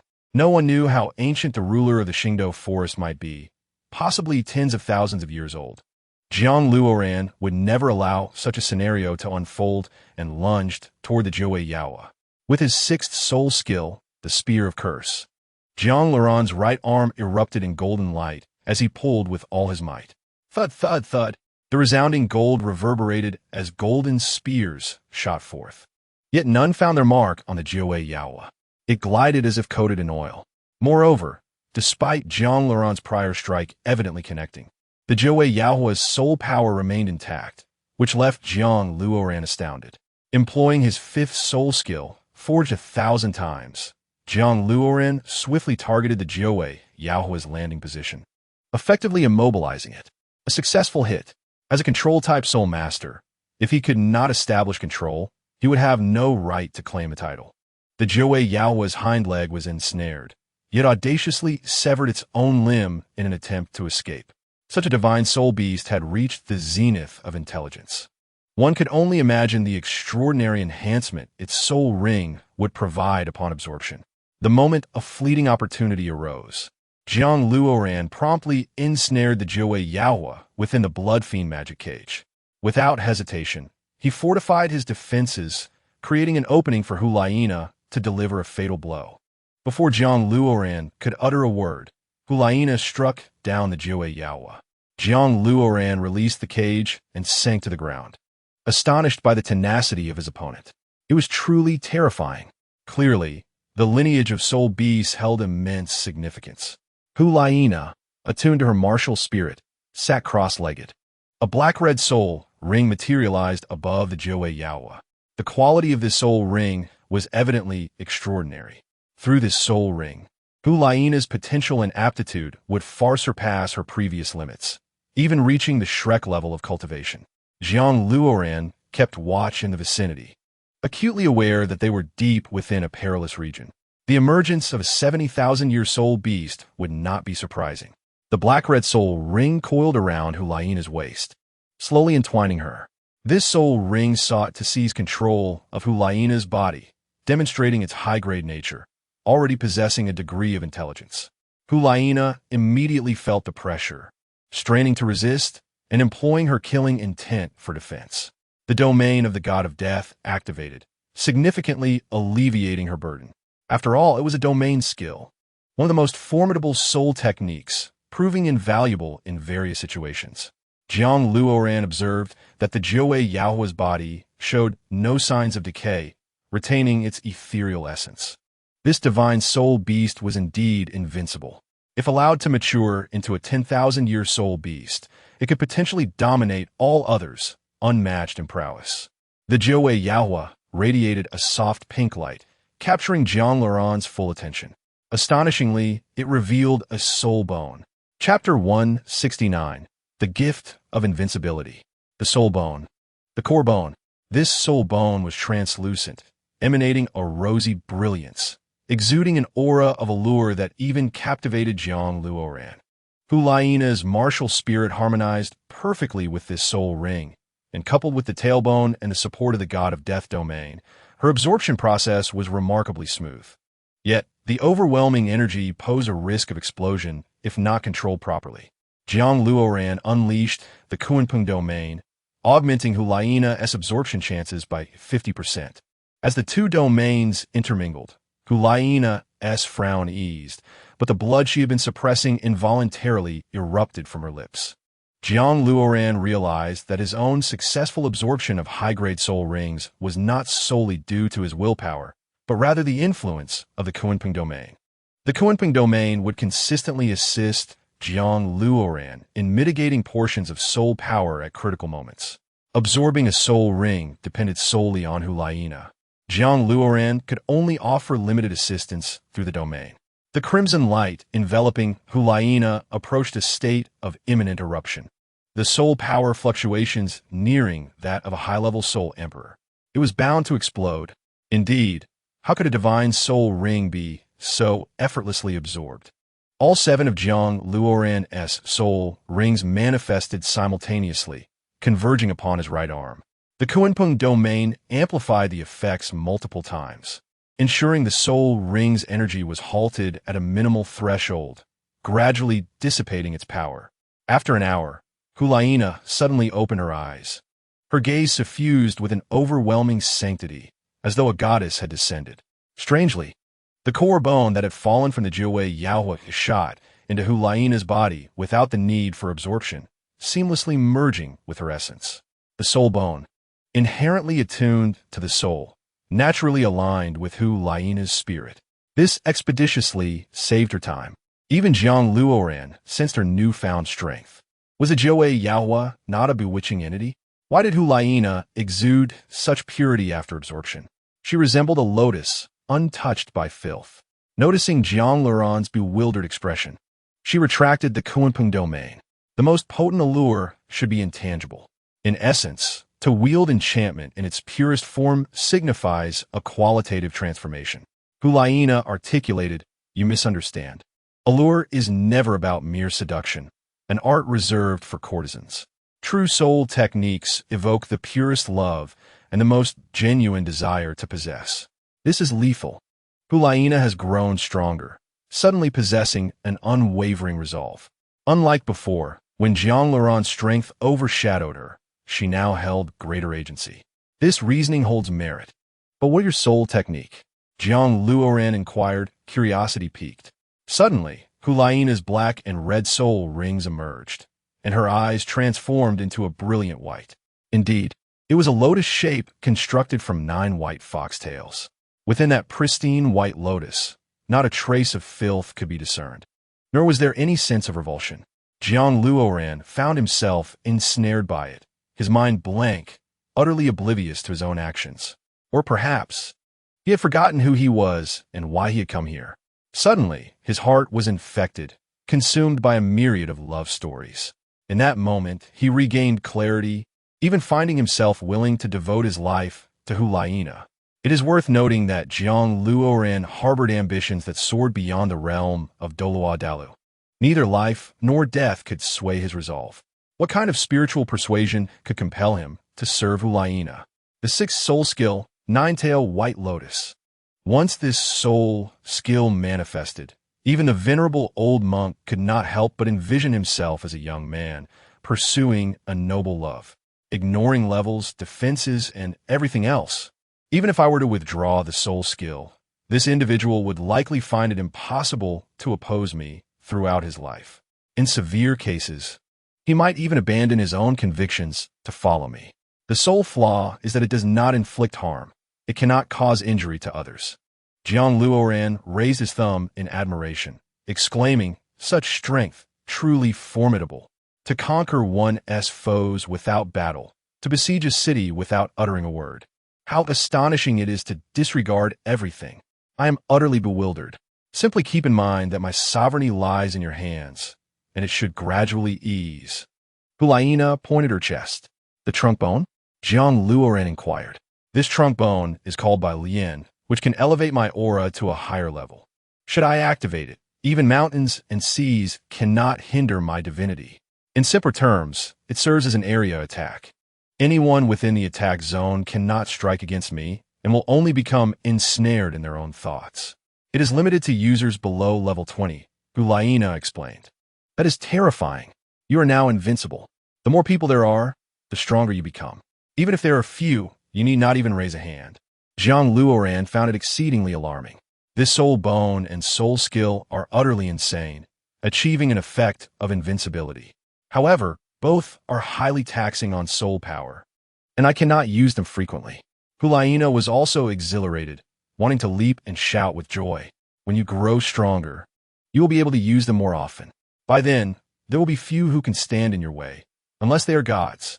Zhang Luoran asserted. To attain this power, I must thank you. I'm aware of how rare this soul ring is. It not only grants me strength, but also enhances my potential. I have completely grasped my future cultivation and goals. Within 5 years, I shall undoubtedly become a titled Doloa, GodlyMutated declared. Zhang Luoran gasped in astonishment.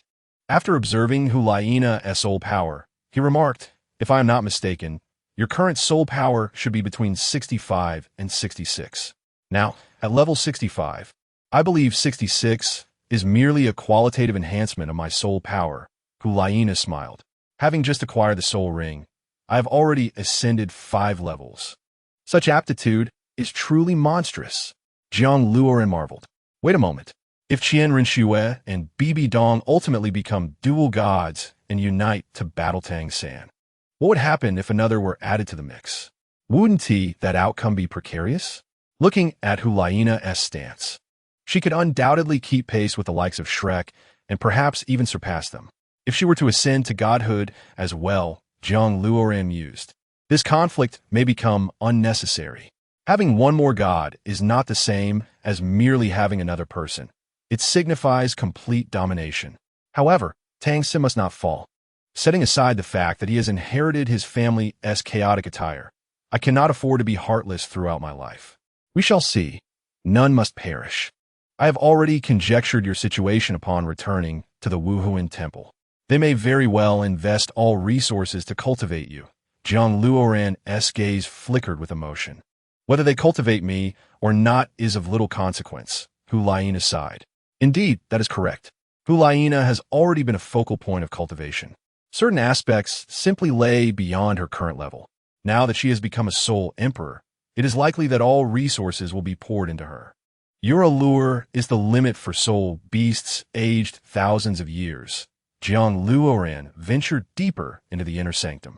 60,000 years. Beyond that, it becomes impossible. If I were to be generous with my soul power, combined with the strength of the soul bone, I could reach 70,000 years, GodlyMutated stated. That is truly terrifying. You should refrain from using it, Zhang Luoran advised. As they traversed through the verdant forest, they stumbled upon a dazzling expanse deep within the Stardow forest. The area was littered with gemstones, as if adorned with sacred gold. The expansive golden ground, illuminated by the setting sun, resembled a magnificent yet melancholic ancient palace. A palpable killing intent emanated, an overwhelming aura of danger. Zhang Luoran gestured for GodlyMutated to conceal herself. This must be the deepest part of the Stardow forest. The soul beasts residing here are likely of extraordinary caliber. Wait, this is an illusion. How could there be gemstones scattered throughout the depths of the Stardow forest? Even if there were, they would likely be decayed. Zhang Luoran observed his surroundings. If only I possessed the Ziji magic eye, I could unravel the mysteries at a glance. With the domains of the god of killing and the Kunpeng, 2 white auras emanated from Zhang Luoran, purging the area.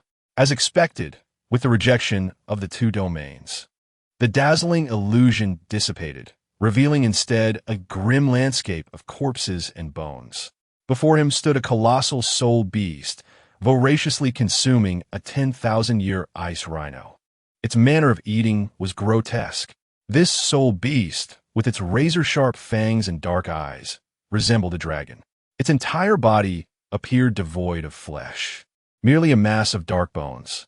This soul beast was akin to the true form of the Bone de Law from the 7 Treasure Glazed Tile School. The sword-toothed bone dragon king.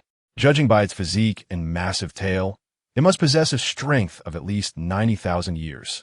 Jiang Luoran stared at it intently, while the sword-toothed bone dragon king continued its meal, seemingly dismissive of Jiang Luoran's presence, regarding him as inconsequential. The blood of its prey pooled on the ground as the sword-toothed bone dragon king devoured it with incredible speed. Seventh soul skill, blood vine true form. Jiang Luoran transformed into a 5-meter-tall plant being, standing resolutely before the beast. Fifth soul skill, held battle armor. The 5-meter-tall plant being donned resplendent golden armor, creating an illusion of invincibility. Fourth soul skill, forged to perfection. The plant being's right hand manifested a 5-meter-tall golden warhammer, exuding a chilling light that instilled fear. The moon tiger soul slashing blade erupted from Jiang Luoran's body, growing to 5 meters, and was grasped in the left hand of the plant being, resembling a celestial blade. Kunpeng empowerment. God of killing domain. Kunpeng domain. All soul bones. Jiang Luoran's momentum surged like the tide, his power layering upon layering. Choosing to engage the sword-toothed bone dragon king in battle, Jiang Luoran was uncertain of the outcome, but he felt compelled to give it a try. The sword-toothed bone dragon king could no longer ignore him. The aura emanating from Jiang Luoran had reached the pinnacle of tidal law, even surpassing it. The 5-meter-tall plant man resembled a celestial being descending from the heavens. Indeed, it was as if a divine entity had arrived.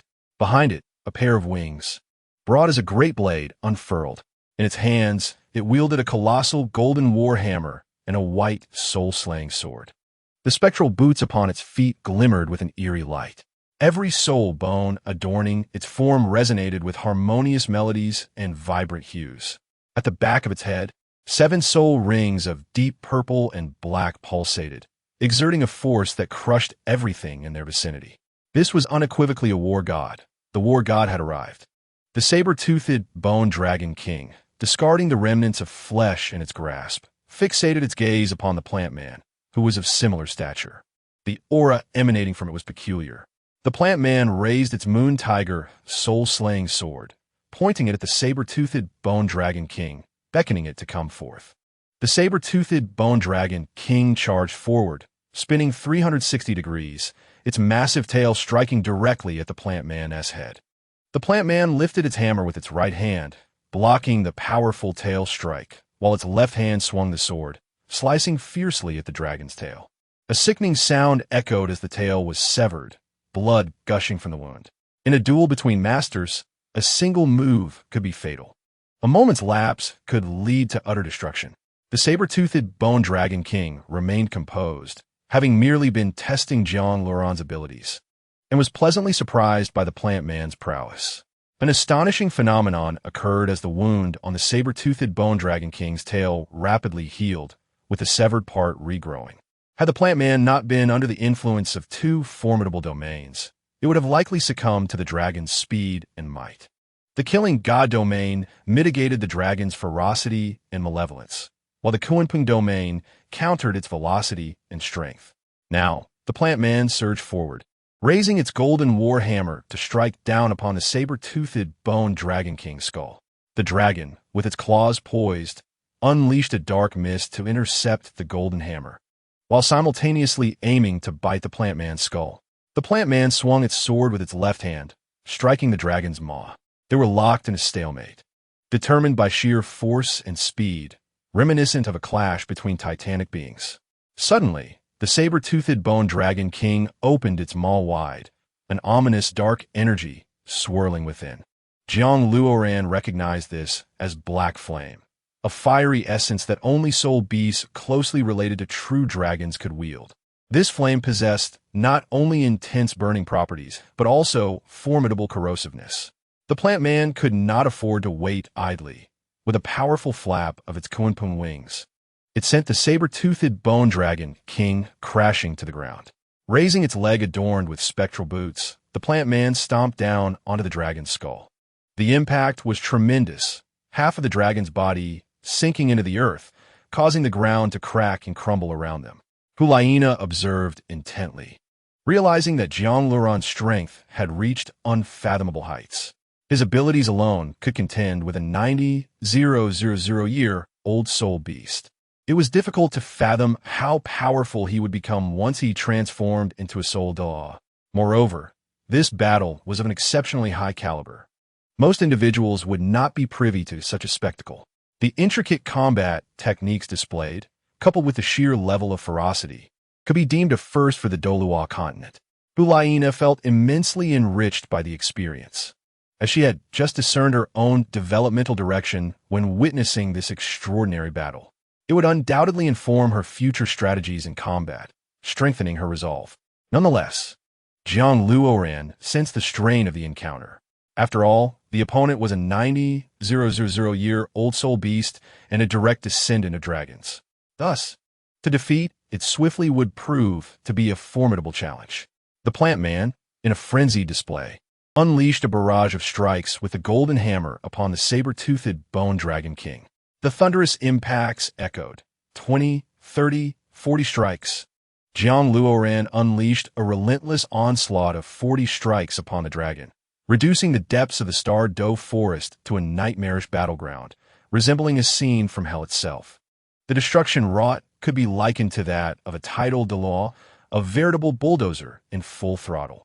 With a sudden flash, the black flame erupted, and for a fleeting moment, Jiang Luoran felt as though time had paused. The inferno surged forth, seething with untold fury.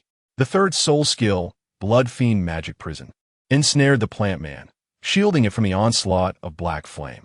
The saber-toothed bone dragon king bore numerous injuries, its bones fractured. It had offered no respite to the plant man, lunging forward with ferocity. The dragon moved with lightning speed, clearly agitated.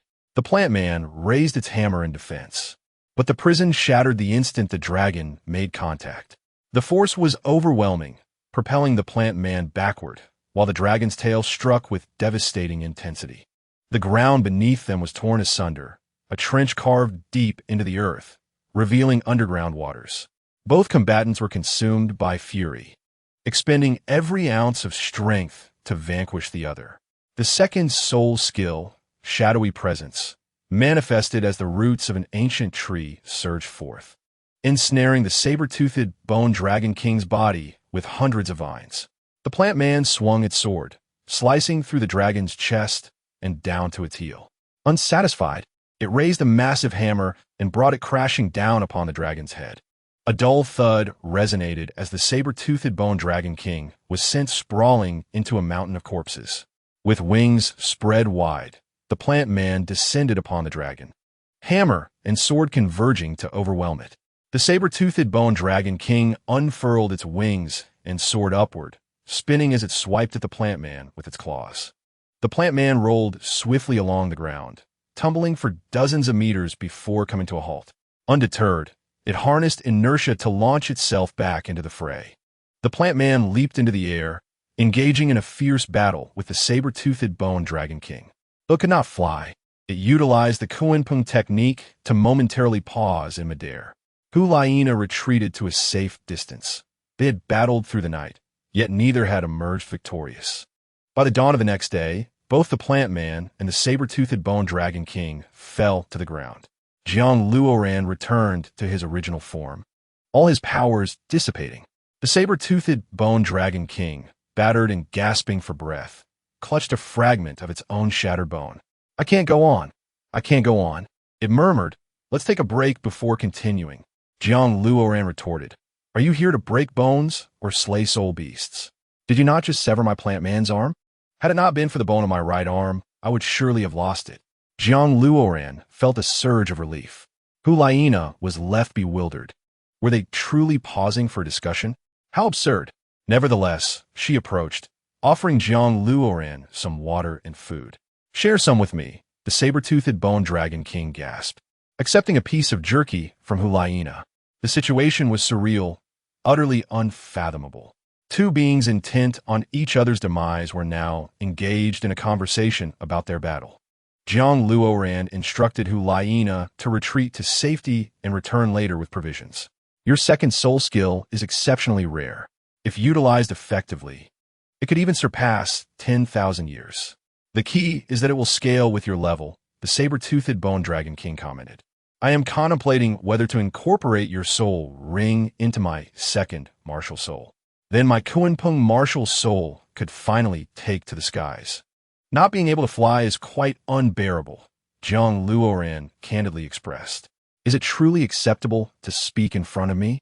I yearn to savor your essence. The Jianshi Gulong Wang launched a swift and lethal strike. 7 soul rings surged simultaneously as Zhang Luoran returned to his peak state, engaging in fierce combat with the Jianshi Gulong Wang once more. The clash reverberated, shaking the heavens. 2 days later, Hu Liena quietly cultivated in the Xingdou de Sun Lin, occasionally foraging for herbs to brew sweet dew. The battle between the plant-like being and the Jianshi Gulong Wang raged above. The soul beasts occasionally wished for them to fight during the day and rest at night, for the nocturnal clashes produced thunderous booms that disrupted their sleep. Some soul beasts even cast disdainful glances at the two, muttering curses under their breath. Hu Liena's level ascended rapidly, now reaching level 68.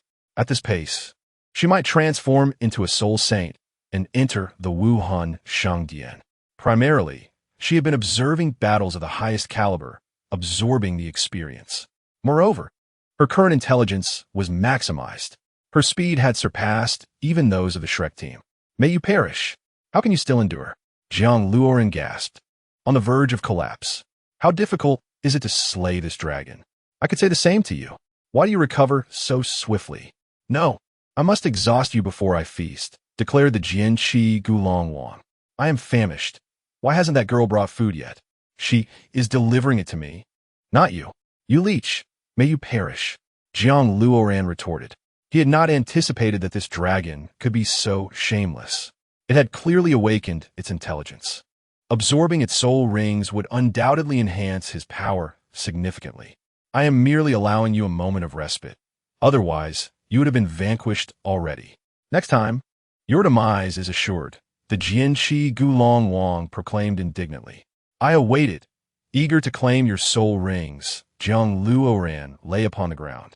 The Jianshi Gulong Wang, too, lay down, maintaining a safe distance from Zhang Luoran. Hey, why the caution? I have not plotted against you. It was you who ambushed me while I rested last night, Zhang Luoran spat. One must always be wary. The Jianshi Gulong Wang closed its eyes. An hour later, the ancient soul beasts of the Xingdou de Sun Lin had grown accustomed to the tumult, with some 1,000-year-old flower spirits leisurely watching the spectacle. You are near your end. I know you are spent. The Jianshi Gulong Wang's eyes glowed with fervor. I believe it is you who is faltering. Relying on your soul rings will not save you. The plant-like being declared as it plunged into the lake, creating a deep crater. The two had evidently reached their breaking point, having fought relentlessly for 3 days without rest. A 6,000-year-old Liu Xinyo wiped the water from its face in disdain and departed. Do not cling to me. Release me. The Jianshi Gulong Wang bellowed. Who is gnawing at my left leg? Zhang Luoran tightened his grip. A day later, you are defeated. Once I catch my breath, prepare for your demise. Today, I shall claim your soul ring. Zhang Luoran's eyes glazed over. Catch a breath? You have been lying down for mere minutes. Is that not sufficient? The Jianshi Gulong Wang sensed a shift in the atmosphere. Chapter 172. The flying eagle. The cry of an eagle echoed, prompting Zhang Luoran and the Jianshi Gulong Wang to gaze skyward in unison. A gray flying eagle, bearing an imposing gaze, approached swiftly. The third party from Beiming?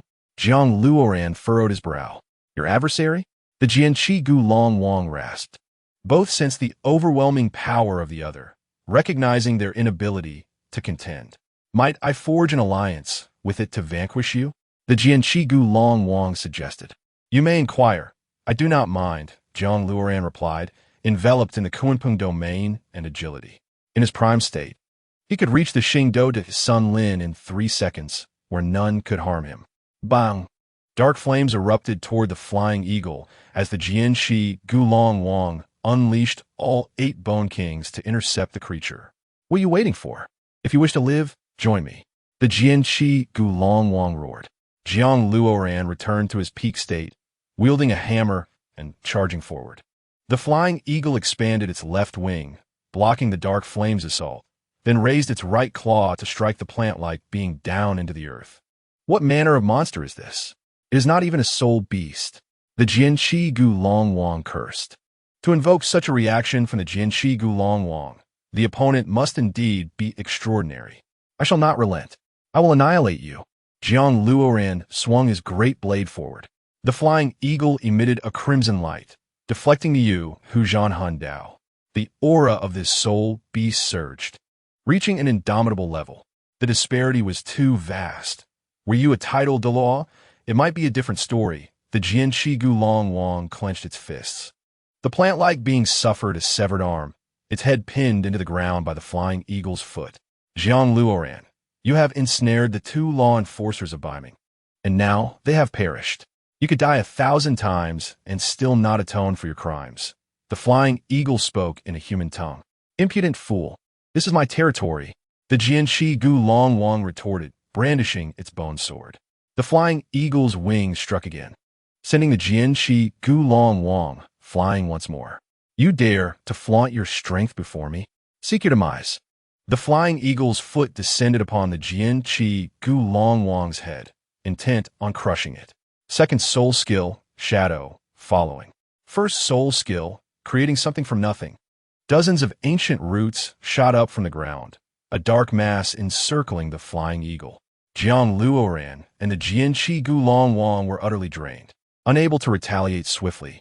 After exhausting his soul skills, Jiang Luoran fell into a state of unconsciousness. The Jianqi Gulong Wang's head was crushed underfoot.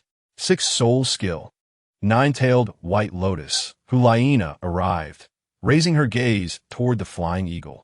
The eagle's icy stare repelled her charm. With a gasp, Hulaina expended all her soul power, suffering backlash and collapsing to the ground. The flying eagle then aimed its foot at her face, while the Jianqi Gulong Wang felt an imminent explosion within. Beiming scum, I shall eradicate all of you. The plant-like being rose. The Haotian hammer spun around, striking towards the eagle's eyes.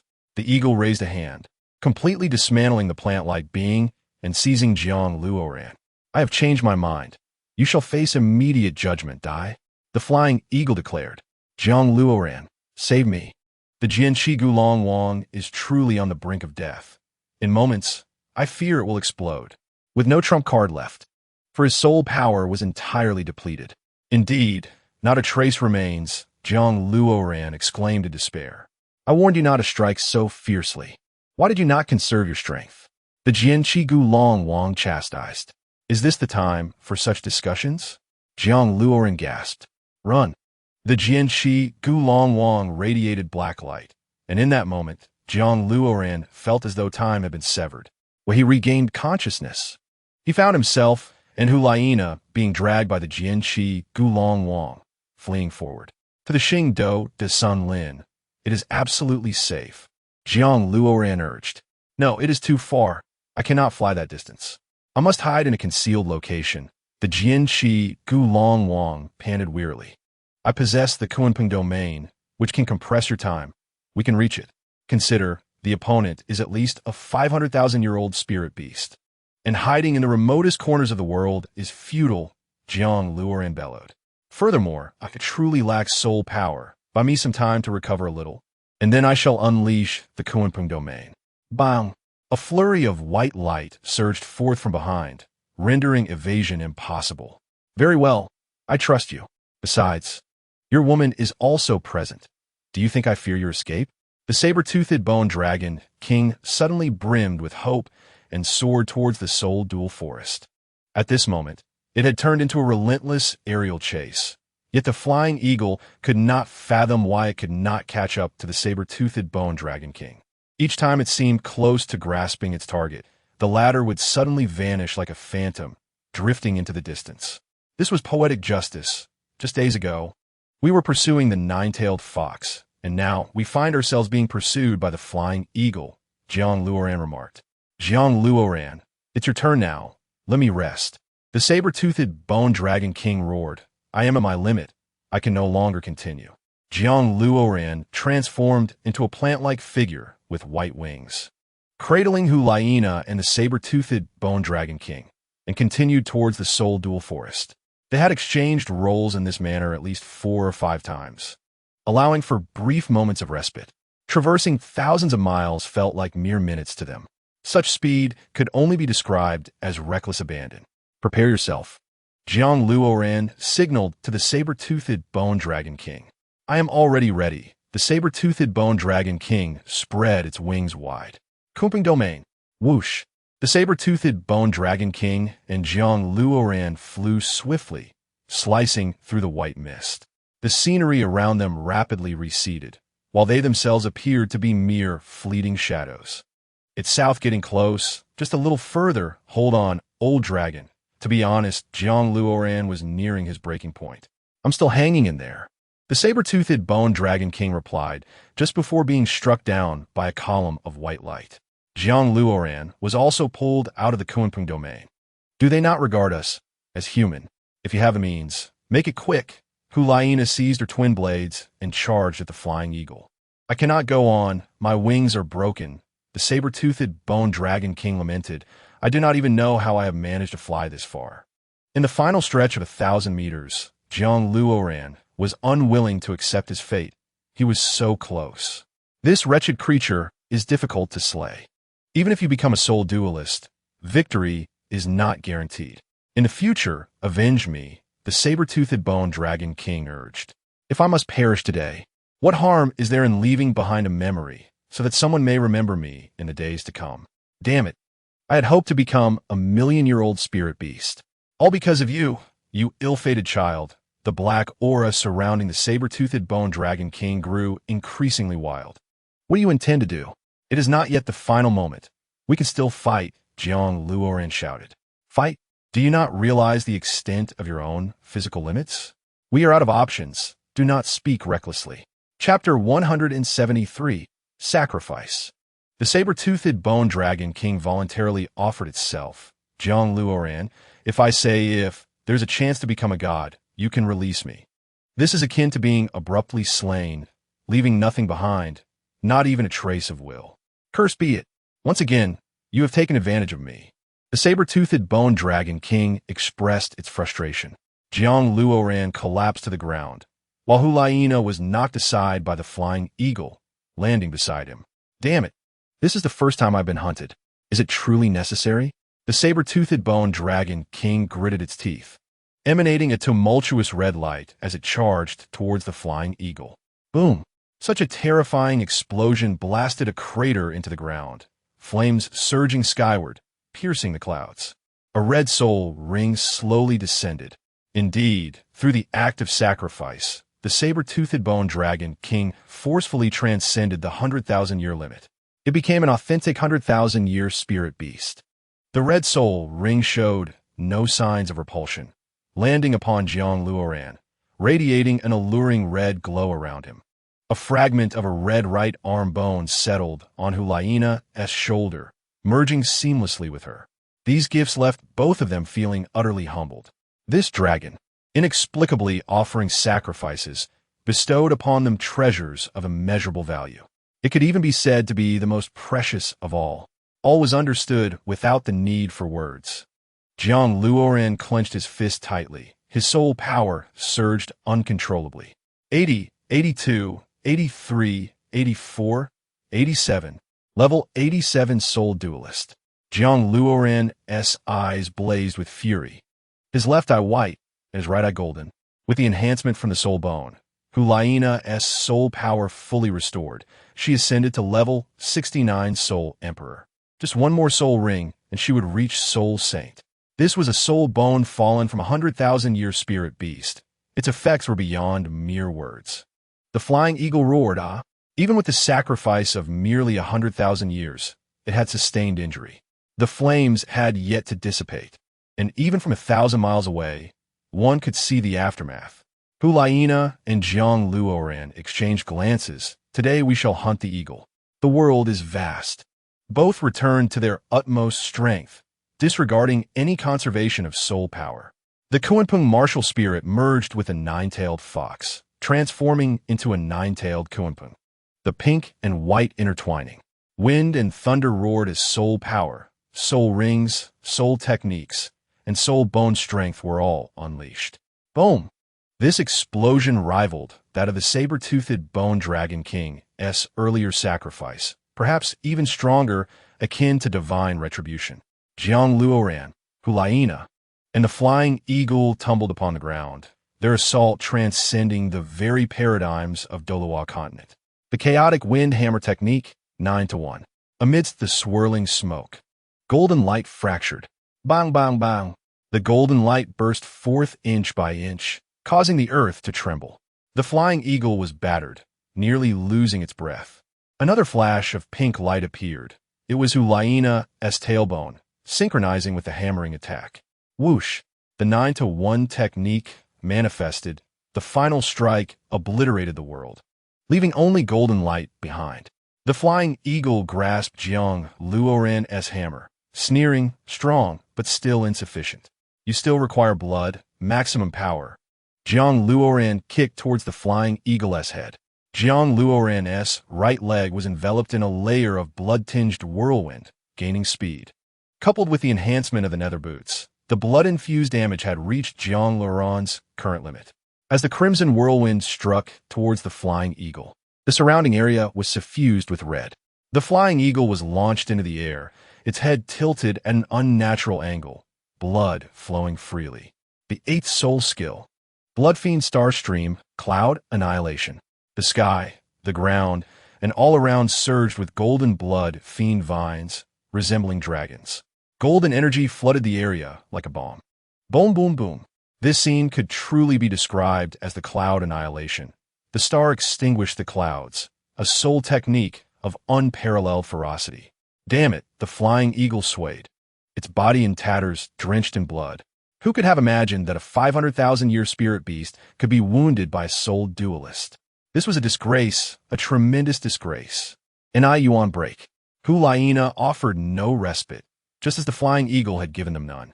Her right arm bone glowed, and a hand of black clouds emerged, gripping the Flying Eagle as if intent on crushing it immediately. Enough.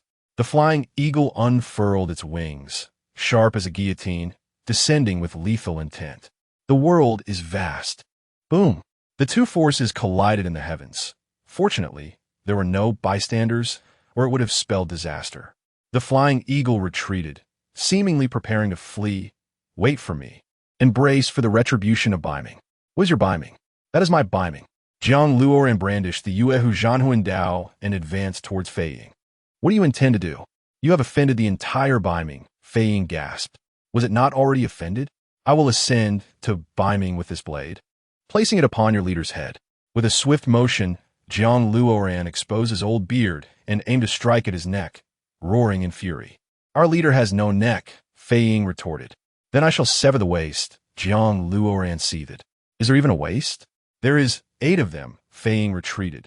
A purple 9-tailed wind bell bird descended, accompanied by a colossal soul beast, the very one Jiang Luoran had slain 50,000 years prior. Strike! The purple wings swept down. And sensing danger, Fei Ying withdrew. Windling, you wait. Zista Lingia? How did you know? Jiang Luoran retracted his soul power. I had already sacrificed a 10,000-year soul beast.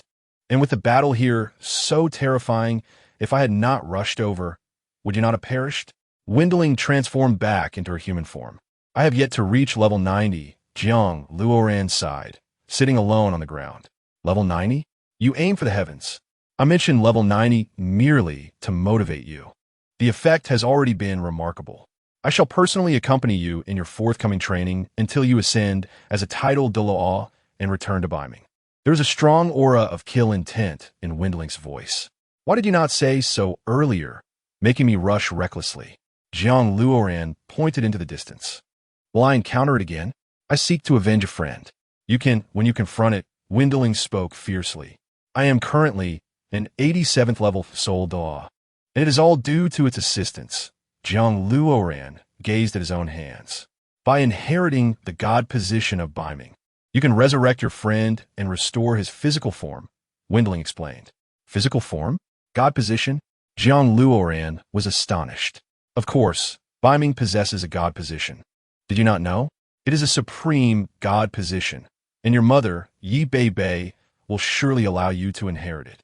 As long as you strive for a glimmer of hope for Baiming, the people of Baiming will not forget you. At this critical juncture, could you not elaborate on what exactly is Baiming? Why has all this transpired? Jiang Luoran was eager to understand the situation. What is the essence of it all? Chapter 174, Poseidon. You are aware of the urgency. Is the truth still significant at this moment? All you need to remember is to return and slay. Windling replied curtly. So where do we go now?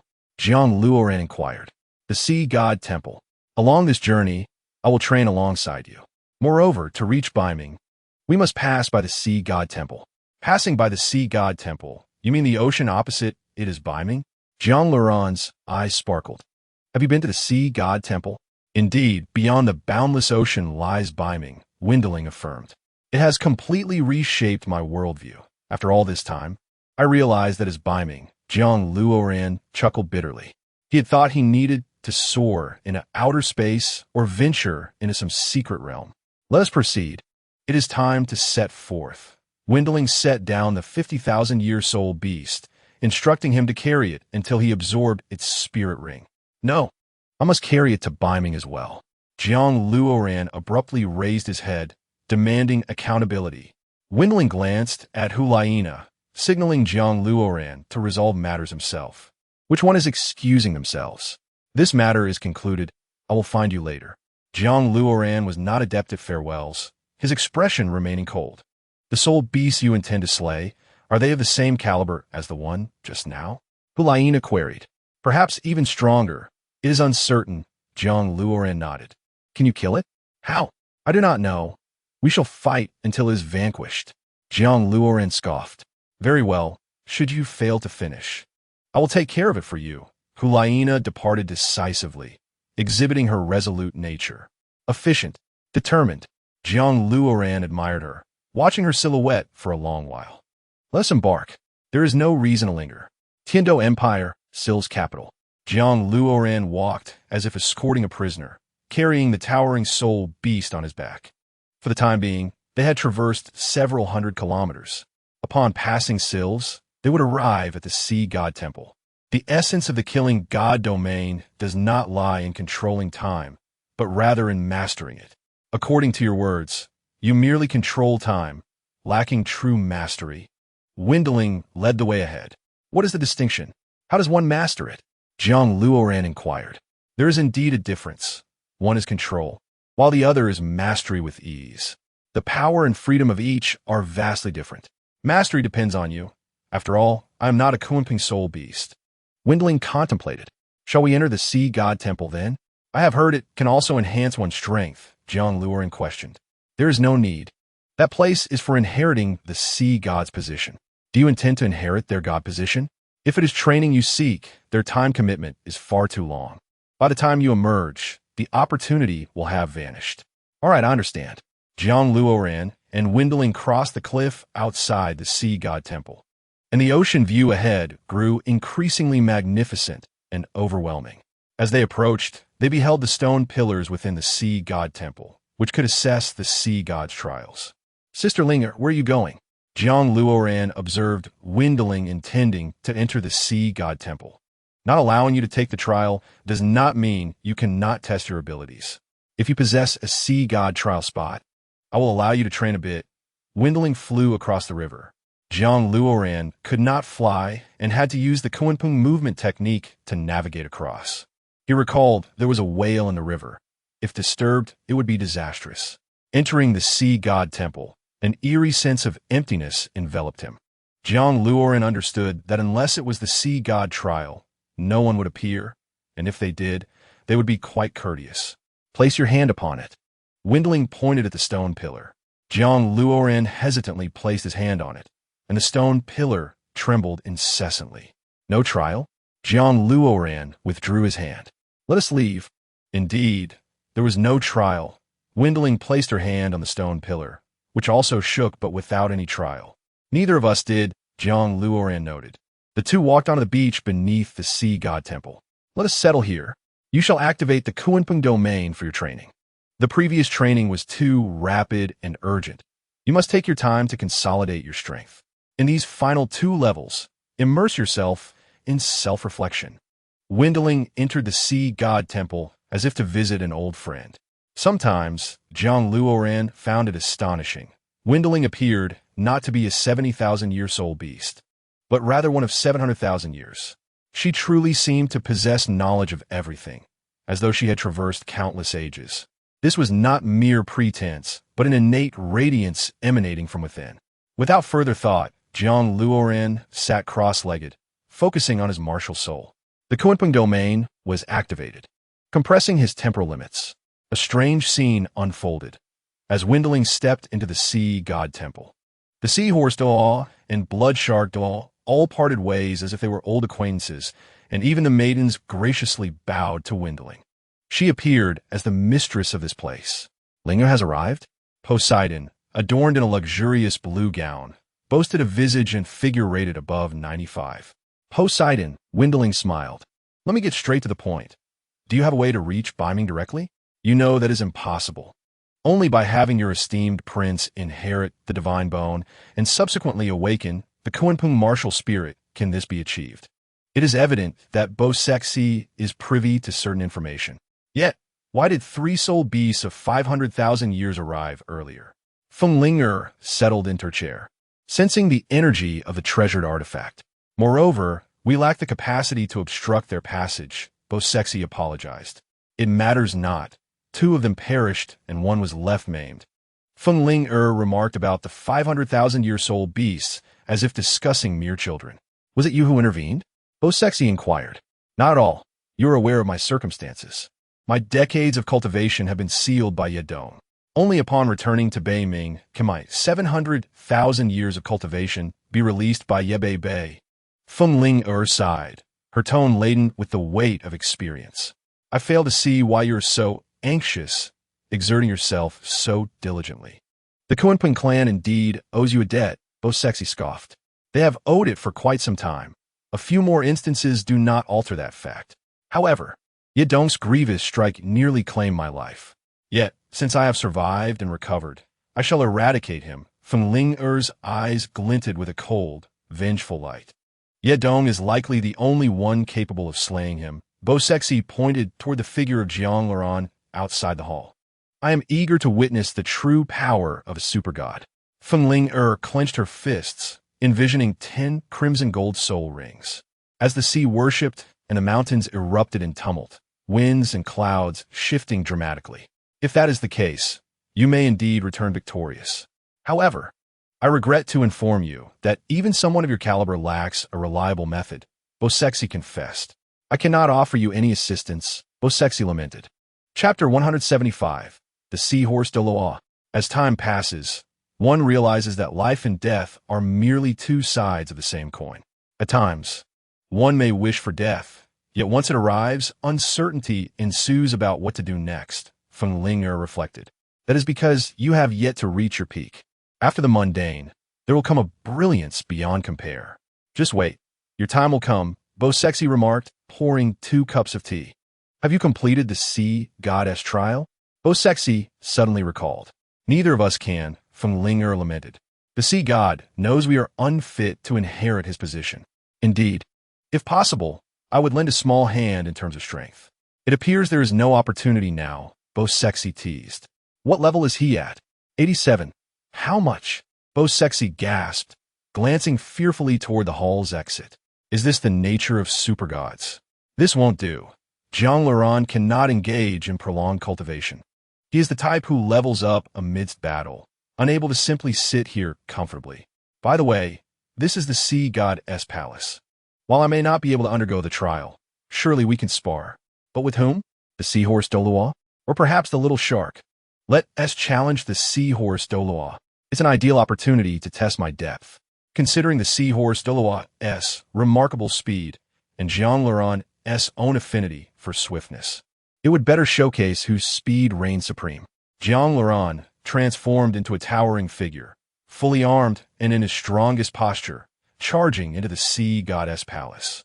As anticipated, the Seahorse Doloa appeared instantly, wielding a bone spear with blinding speed. The spear moved so swiftly that it seemed to slice through time itself. The Seahorse Doloa, a title Doloa above level 97, was indeed a formidable opponent, capable of creating waves of chaos in the Doloa continent, let alone halting Jiang Laran. Bang! Jiang Laran staggered back 2 steps, realizing a gash had formed on his warhammer. So strong. The Seahorse Doloa, as swift as a flash, lunged forward for another strike. Jiang Laran, refusing to concede, evaded with lightning speed. His sole trump card was his swiftness. He could not afford to forsake it. Even after the demise of the saber-toothed Bone Dragon King, Jiang Laran continued honing his speed, determined to prevent a recurrence of such events. He aimed to be fast enough to hasten the Dawn's arrival. What incredible speed! The Seahorse Doloa marveled, astonished that anyone could match its velocity. One drinks to a friend and find 1,000 cups insufficient. In contrast, a conversation with a stranger feels excessive. This Jiang Laran piqued its interest. 2 beams of white light whirled like tornadoes, chasing one another, rendering their figures indistinguishable, with only the sound of excited breaths audible. Bang! Bang! Bang! The 2 beams collided, producing a cacophony of clashing weapons. This illustrated the extraordinary speed at which they battled. It was not merely rapid, it was transcendent. As they raced across the mountains, even the rocks could not withstand their speed, shattering into fragments. Can we go even faster? Yes, faster, Jiang Laran cried, frantically striving to increase his attack speed by a second, expending soul power without hesitation. The Seahorse Doloa, possessing a calm disposition, regarded Jiang Laran as a madman, even a lunatic. Such velocity threatened to tear his flesh apart. Fortunately, he possessed soul bones. Otherwise, he might have collapsed from the exertion. The plant-like figure floated above the ground, swiftly summoning soul rings. First soul skill, creation for nothing. 8th soul skill, Blood Fiend Celestial Star, Flowing Cloud, Annihilation. Jiang Laran had long wished to test the synergistic effects of his 1st and 8th soul skills. Though the burden would be immense, perhaps even leading to unconsciousness, the effect was worth the risk. As for the Seahorse Doloa, it was assuredly indestructible. There was no need for concern. This was its domain, and besides, it was a limit Doloa. No matter the attack, it would not be fatal. Golden divine dragons descended from the heavens, filling the sky under the impetus of the 1st soul skill, creating a scene reminiscent of deities arriving. Jiang Laran was flanked by myriad divine dragons, swirling around him, imparting an aura of annihilation. A barrage of attacks. Yes, a veritable storm of assaults. To be frank, this spectacle startled Jiang Laran. Had he known this assault was so potent, he would have aimed for the flying eagle and reduced it to mere fragments. The Seahorse Doloa's expression shifted. Its golden soul power surged, climbing ever faster, matching the divine dragon's might. The Seahorse Doloa was the first to charge, unwilling to engage Jiang Laran here, lest it attract the attention of the sea god. Jiang Laran, understanding the situation, retreated alongside the Seahorse Doloa to the ocean surface, launching a counterattack. Boom! The 2 forces clashed, ripping apart and exploding, sending waves across hundreds of miles, the sea unable to settle. Have they begun to fight? Bosexy emerged from the Grand Hall. He possesses great potential, but alas, his strength is insufficient. There is much room for growth. I shall convey your truth to him. He is equipped with high-quality soul rings, enabling him to fight above his level. In terms of soul power, he is on par with a limit Doloa, Fenglinger observed. I could match him, but I fear I might not be able to restrain myself, Bosexy contemplated. He possesses soul bones, 6 of them. He is not in danger of death. Strike with all your might. Start strong, Fenglinger advised, her gaze filled with affection. In the days that followed, Jiang Laran continued to spar with the Seahorse Doloa and the Little Shark. Engaging in combat with formidable opponents without the price of life was quite enjoyable, at least alleviating the constant tension.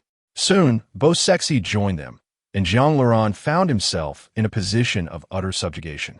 Just as Yuanjin had once struck him, he found himself utterly unable to retaliate. He even entertained the thought that his opponent might be a demigod. No, it seemed she truly was a demigod. Amidst the fierce clashes of various formidable masters, Jiang Luoran garnered a wealth of combat knowledge and experience. Coupled with his relentless training, he had made significant strides in his soul power. He now stood at the illustrious rank of 89 as a soul de law, merely one soul ring away from achieving the title of a title de law. He might well be the youngest title de law in the Doloa continent, except, of course, when compared to Huiyuhao. Huiyuhao was a prodigy of the future, a celebrated figure in the world of soul masters, married to Tang San's daughter. This was indeed a path leading to the pinnacle of life. Standing before the deceased soul beast, which had lived for 500,000 years, he wondered how long its essence could remain preserved. It was truly terrifying. This soul beast met its end at the hands of Jiang Luoran, a soul sage. With a great blade raised, he brought it down. A crimson golden soul ring slowly ascended. As the crimson golden ring attempted to flee, the blood-shackling vine ensnared it and forcefully drew it back to Jiang Luoran's waist. The Kunpeng domain activated, exerting its suppression. Jiang Luoran sat cross-legged, focusing on his martial spirit, preparing to become a title Doloa. As he absorbed the soul ring, the very winds and clouds shifted. In Chapter 176, boundless strength emerges. The fierce winds howled. The skies darkened, and Jiang Luoran undeniably became the focal point of the sea goddess hall. It was as if all soul power converged upon him, forming a golden vortex. The 500,000-year soul ring became ensnared by the blood-shackling vines, thoroughly suppressed and unable to move. Both the Kunpeng domain and the killing domain activated simultaneously, dissipating the soul power emanating from the soul ring. Feeling the overwhelming force of the 500,000-year soul ring, every muscle in Jiang Luoran's body tensed, his veins bulging. Purple, purple, black, black, black, black, black, red. 8 soul rings emerged in unison, encircling the crimson golden ring, resonating in harmony. The soul bones shimmered into view, safeguarding Jiang Luoran's physical form, while the wisdom bone shielded his head and nerves. This 500,000-year soul ring was akin to battling a fully armored tank. Why? Because Jiang Luoran had reached a point where there was no vulnerable aspect left to threaten him. Even if the soul ring sought to eliminate him, it found itself at a loss. As time passed, 1 day, 2 days, 3 days, Jiang Luoran's surroundings transformed into a divine temple. The heavens rumbled with thunder, mountains churned, and the seas swayed, resembling the descent of a celestial being. The blood-golden soul ring settled at Jiang Luoran's waist, gradually merging with the other 8 rings. Boom! The world was momentarily shrouded in blood gold, blinding many observers. Purple, purple, black, black, black, black, black, red, blood gold. 9 soul rings, the title de law. A true title de law. No, given the intensity of this power, it transcended even that title. Level 91, 92, level 95 title de law. The force surged forth like an unstoppable tide. This sensation was unlike anything he had experienced before. Jiang Luoran felt as though he had become an entity defying the heavens, soaring beyond the skies. If his former self had been a soul Doloa, he could now crush his past self with a single hand. The disparity was monumental. This overwhelming strength instilled within him a fervor to unleash his soul power in a single strike. Was this the essence of being a title Doloa? From the lifeless body of the 500,000-year soul beast, a blue soul bone emerged, an external soul bone. The soul bone affixed itself to Jiang Luoran's back, seamlessly integrating with him, as if he were merely toying with a game. This was a winged soul bone, capable of rapid flight and immensely resilient, serving as a weapon in its own right. The blue feathers could be used as throwing darts, possessing explosive properties. A tremendous harvest, undoubtedly a monumental gain. With newfound strength, even facing another 500,000-year soul beast would be a triviality. Suddenly, a sensation washed over him, gentle yet imbued with an urgent desire for recognition. Kunpeng's manifestation. The golden blood shrouding Jiang Luoran dissipated, replaced by an overwhelming white mist. This mist enveloped the entire sea goddess hall, as if the dawn had arrived. At his chest, a white soul bone glowed, awakening his Kunpeng martial spirit. The divine bone activated. The Kunpeng martial spirit emerged, now in a true state of awakening.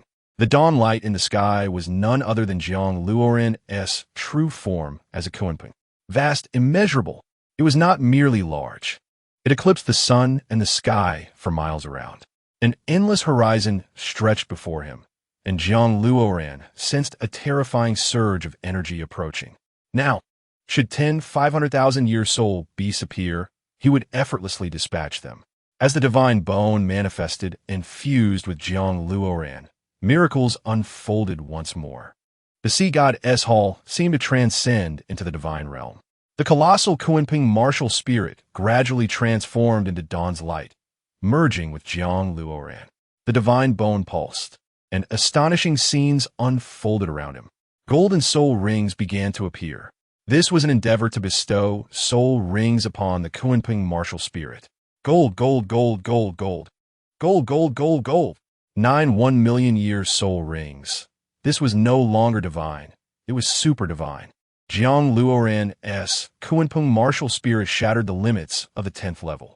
Ultimately, the Kunpeng martial spirit ascended to the status of an authentic titled Doloa. Yet, this was merely an exterior semblance of a titled Dolo. Jiang Luoran now dared to challenge even deities. Such strength had transcended the heavens. With a mere flick of his finger, a 500,000-year soul beast would be reduced to a pool of blood. Consider that a mere 100,000-year soul ring could grant the spirit hall immense power. What then of Jiang Luoran's current possession of 9 1,000,000-year soul rings? This was the pinnacle of attainment, an insurmountable strength.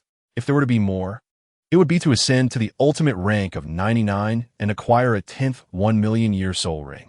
Jiang Luoran was now fully equipped. Soul bones, soul rings, martial spirit, soul power, and combat techniques. Emerging from the golden light, Jiang Luoran waved his hand to disperse the phenomena in the sky.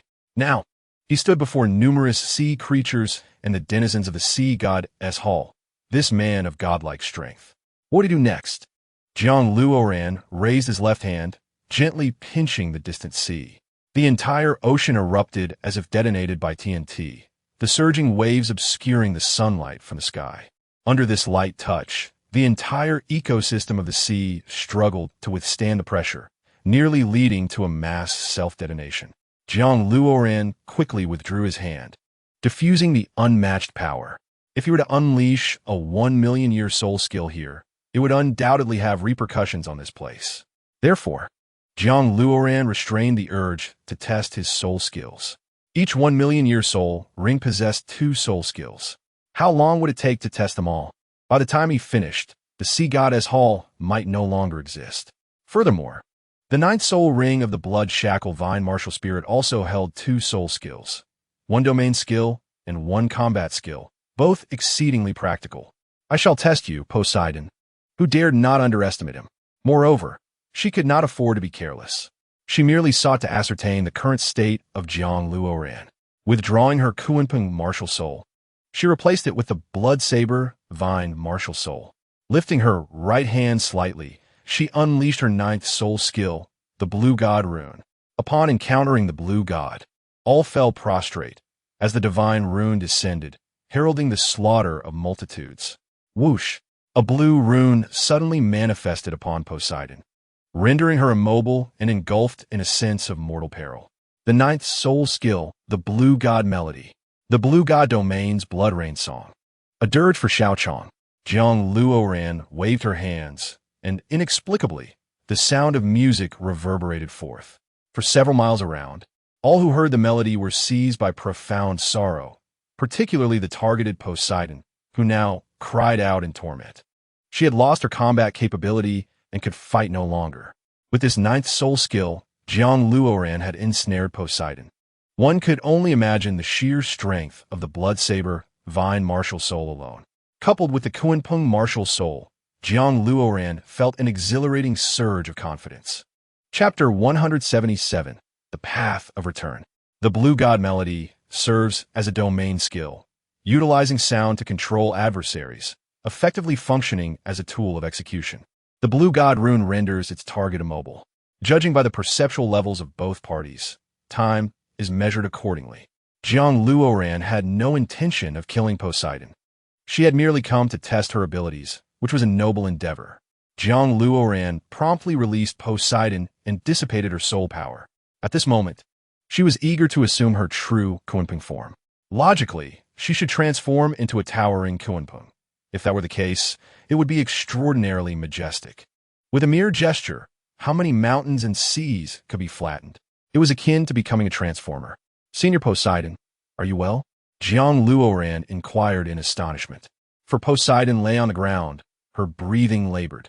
This is the sea god palace. I cannot perish here. Truly formidable. You may return to Biming, Poseidon replied, squatting on the ground. At last, this day had arrived. I thought I would have to wait at least a year to become a title de law. And Feng Ling'er also emerged. Am I now a demigod? Jiang Luoran asked uncertainly.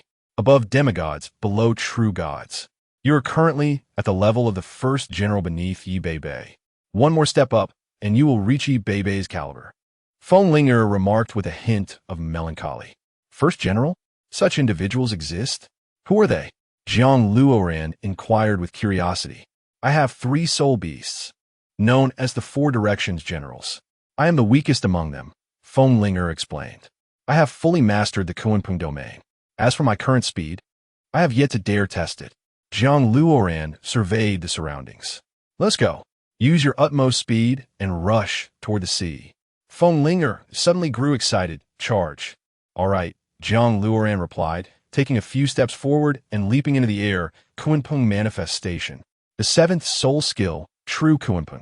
9 crimson golden soul rings appeared, akin to a golden aura enveloping Jiang Luoran.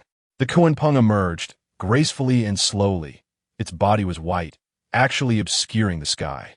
However, the color of its body blended with the heavens, creating an illusion that it had not appeared at all. Jiang Luoran felt exceedingly well after transforming into the Kunpeng. His strength and speed underwent a remarkable transformation. He even questioned whether this was truly himself. The Kunpeng hovered beside Feng Ling'er, signaling her to mount. The surrounding fish began to pay homage, for how could they not fear the sovereign of the soul beast realm? Kunpeng domain. Activate.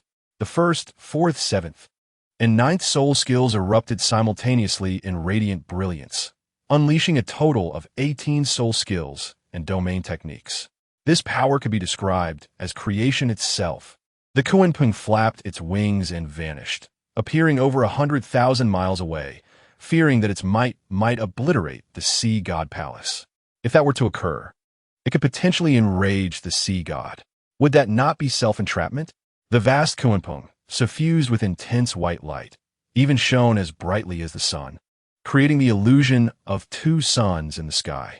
Also bones appeared, accelerating the Kunpeng. Sister Ling'er, I cannot guarantee how fast I will be in the next second. Hold on tight. Truthfully, Jiang Luoran was uncertain of how fast he could truly go. However, judging by this momentum, reaching the edge of Dolua continent within a second was undoubtedly feasible. He was even somewhat hesitant to fly, fearing he might crash to the ground at excessive speed. No worries, fly recklessly. There are no restrictions ahead. Being here means you are no longer connected to Dolua continent. Maximum throttle, charge. Feng Ling'er was remarkably bold. Her eagerness to return home was unmistakable. Joyous and excited, she had awaited this young rascal for over a decade. Now, she was finally embarking on her journey home. All right. Since the other party has said so, Jiang Luoran did not linger. He charged forward. Could he possibly crash? The Kunpeng vanished in a flash, leaving no trace of its existence. The speed reached an almost infinite threshold. Jiang Luoran was engulfed in a blinding light, unaware of where he was. To speak frankly, if he were not familiar with Feng Ling'er, one might think she intended to take him to a desolate place to deal with him. Is extreme speed akin to stillness?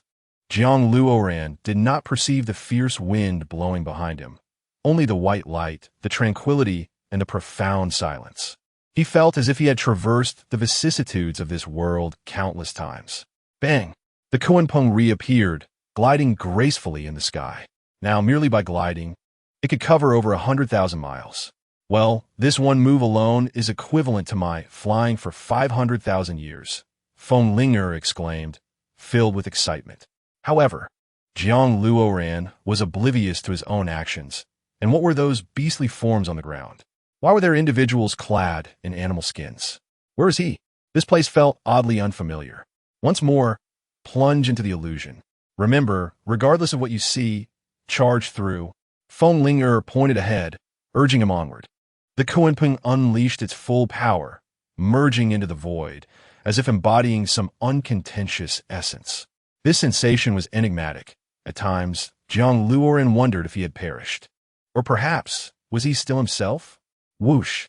The Kunpeng reappeared before them, confronting a swirling white mist vortex blocking their path. All right, you traverse from the Sea God Palace to here without even a second's delay. Truly the fastest divine beast in existence. The anguish I endured for thousands of years, you accomplished in the blink of an eye. This journey is equivalent to what I would have traversed in 1,000,000 years, if not more, Feng Linger exclaimed with fervor. Not even a second? Sister Linger, are you jesting? I feel as if I have experienced the weight of time's passage. And is this truly Biming? Jiang Luoran turned his head left and right, surveying the surroundings. It seemed as though they were suspended in midair. Everything was absent. No sea, no mountains, no land, no sky. Everything was non-existent, void, dreamlike. Jiang Luoran could scarcely fathom that he had arrived in such a bizarre place. If he were not a dual-soul wielder and a 95th level title de law, he would likely have fled in terror long ago. Fear arises from the unfamiliar. Moreover, beyond this illusion lies Biming, a realm teeming with soul beasts that have existed for hundreds of thousands of years. The energy they exude is palpable even from the outside. Enough of this talk. Plunge in. You are the navigator, and your word is law.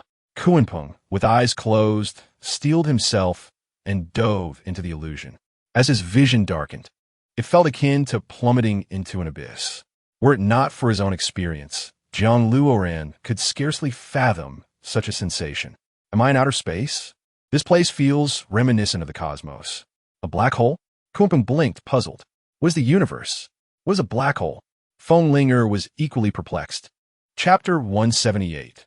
The land of Biming shadows of warriors emerged, resembling dragon knights wielding long spears. Following Feng Linger's guidance, Kunpeng charged in, decimating the ranks of the Black Knights along the way. Jiang Luoran was secretly astonished at Kunpeng's sheer audacity. The first soul skill, Kunpeng's 9 heavens and 10 clouds kill, unleashed waves of white energy that cleaved the surrounding Black Knights in twain. Kunpeng's domain. Jiang Luoran halted all nearby riders with his first soul skill, the Heavenly Strike. The vast palm imprint of Kunpeng swept through, shattering the remaining Black Knights. Boom! Jiang Luoran traversed the dark expanse and found himself in a realm shrouded in white mist. Do not be careless. We are not yet in Biming. This is an illusion. Do not be startled by what you see. Feng Linger began to fade. Is there danger? Sister Linger, you are fading. Jiang Luoran attempted to grasp Feng Linger. This signifies that we have indeed fallen into an illusion, she said before vanishing completely. An illusion? Or have we truly succumbed? When Jiang Luoran turned back, he found himself lying in bed. Home! My home! Jiang Luoran touched his face, feeling the reality of it. Luoran, hurry to work. You're usually not this lazy. Jiang Luoran was startled. Is this all a dream? Is Dolua Dalu merely a dream? I say, why are you still in bed?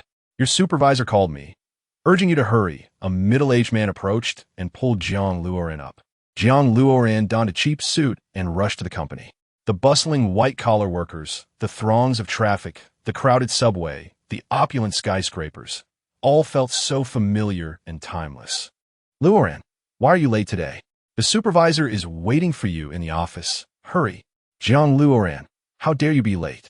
You've lost your performance for this month. Look at the mess you've created. Are you still half asleep? A woman approached, berating him. Enough. We misjudged Jiang Luoran in the previous incident. He is a pillar of our company. Despite being an employee, he possesses the capability of a CEO. The supervisor waved his hand impatiently. Indeed, we intend to promote and raise your salary. We misjudged you before. Let us work together. Your future is boundless, the supervisor smiled. Jiang Luoran held his head, sensing something amiss. I do not belong here. Haha, of course. You do not belong here. The office has already been arranged for you. The supervisor laughed heartily. Images of Diluat Dalu flashed vividly in Jiang Luoran's mind, so real that he could scarcely believe they were false. What is wrong with you? The supervisor approached, supporting Jiang Luoran. Take a day off. Go rest. No, this is not where I belong. I must return. Jiang Luoran collapsed to the ground. Return? To where? Jiang Luoran. The supervisor has arranged an office for you. Are you not satisfied? The woman shouted. Jiang Luoran waved his hand, shaking off the supervisor's grip, and dashed out of the office. Good day, Deputy Supervisor, a female in turn greeted sweetly. Do we know each other? Jiang Luoran's thoughts drifted, yet he could not recognize her. Deputy Supervisor, you were my senior in college. You introduced me to the company. Have you forgotten? Oh, I have not forgotten. So it's you. Just call me Luoran. The Deputy Supervisor is too formal. Luoran? Luoran. Memories surged back, more vividly replaying in Jiang Luoran's mind. It felt overwhelmingly real, and he could not believe it was a fabrication. Deputy Supervisor, how are you? Deputy Supervisor? Jiang Luoran brushed the woman's hand aside and fled the building, desperately sprinting towards the adjacent skyscraper. An hour later, Luoran, I previously misjudged you, and I'm giving you the position of Deputy Supervisor. What more could you want? Come down from the building, the supervisor shouted. I do not belong in this world. I only wish to return, Jiang Luoran screamed. Where do you intend to return? Come down immediately. Blood-slaying vine, blood-slaying vine. Jiang Luoran could not summon the blood-slaying vine. Kunpeng, embody me, Kunpeng, embody me. His soul weapon had vanished, perhaps even non-existent. Yet, Jiang Luoran still believed this was not a dream. If he left from here, he could return to that world. Jiang Luoran, come down now. The company wronged you, and we will compensate you. The supervisor frowned. Farewell, that world. There are those waiting for me. Jiang Luoran leapt down, limbs outstretched, feeling a surge of power. The supervisor and others rushed up the building, gazing at the towering structure. This building stands 19 stories high. Jumping from here would surely be fatal. Jiang Luoran returned to his true form, Kunpeng, and opened his eyes with ferocity, only to find himself surrounded by the White Legion. Beside him was Feng Linger, who had been calling for him. Kunpeng hoisted Feng Linger onto his back. The ninth soul skill, myriad scrolls of clouds unfurling, Kunpeng slaughter. Mountains and seas bow in submission across vast distances. Kunpeng's wrath can shatter all. A white light erupted from within Kunpeng, expanding infinitely, annihilating all in its path, severing reality itself. Even the illusion was torn apart. This energy was unparalleled, transcending the limits of heaven and earth. The ninth soul skill, Kunpeng deity. All ancestors return to their roots, bloodlines converge. From heaven to earth, nurture me, Kunpeng. Absolute. An unknown force surged forth, manifesting multiple forms of Kunpeng, each unique yet bearing a semblance to one another. Total annihilation. This terrifying, earth-shattering might reach the level of obliterating everything, shattering the dreamscape. Kunpeng charged forth, escaping the collapsing illusion. Before him lay a vast expanse of white, adorned with palace feathers and white walls, resembling a divine temple. It was immense, so vast that even Kunpeng seemed insignificant within its confines. This place gave Jiang Luoran an impression of standing at the edge of the world, leaving him feeling lost and alone, without a soul in sight, not even a single soul beast. Beiming, I have returned, Feng Linger exclaimed with excitement. Is this Beiming? Kunpeng continued soaring, and they simultaneously glimpsed an enormous palace far in the distance, grand beyond measure. Its height was indiscernible, its width unfathomable, so vast it could accommodate millions of Kunpengs. There lies your home, the Kunpeng Temple. Yibei is right here, Feng Linger urged. And Kunpeng nodded foolishly before rushing inside. Jiang Luoran felt a pang of anxiety. His mother? Could she possibly be a Kunpeng? Would this meeting be too awkward? This was simply an unprecedented situation. Halt! Who allowed you to trespass in Beiming? A swarm of soul beasts approached, all avian, standing imposingly around Kunpeng. Chapter 179, Ye Baby. He is the Prince of Beiming. Are your eyes blind? Even if you cannot recognize him, surely you can observe his bloodline. Feng Linger looked down from her elevated position, surveying the soul beasts. Prince? Ha ha ha. He is merely a hybrid. So, the hybrid has returned. I was wondering what was going on. This child is merely in his teens. Look at that naive expression. He knows nothing, yet claims the title of prince. Kunpeng tilted his large head, perplexed by the rejection he seemed to be facing. Prince, an avian shouted, striking Kunpeng's face. Come, let me kill you. You seek death. Kunpeng bellowed, unleashing his seventh soul skill, martial soul, true body. Kunpeng's true form expanded tremendously, seemingly gaining weight in tons. 3 soul beasts of 40,000 years were crushed beneath his form, perishing instantly. Rebellion? You want to rebel? The remaining avians were caught off guard by Kunpeng's sudden violence.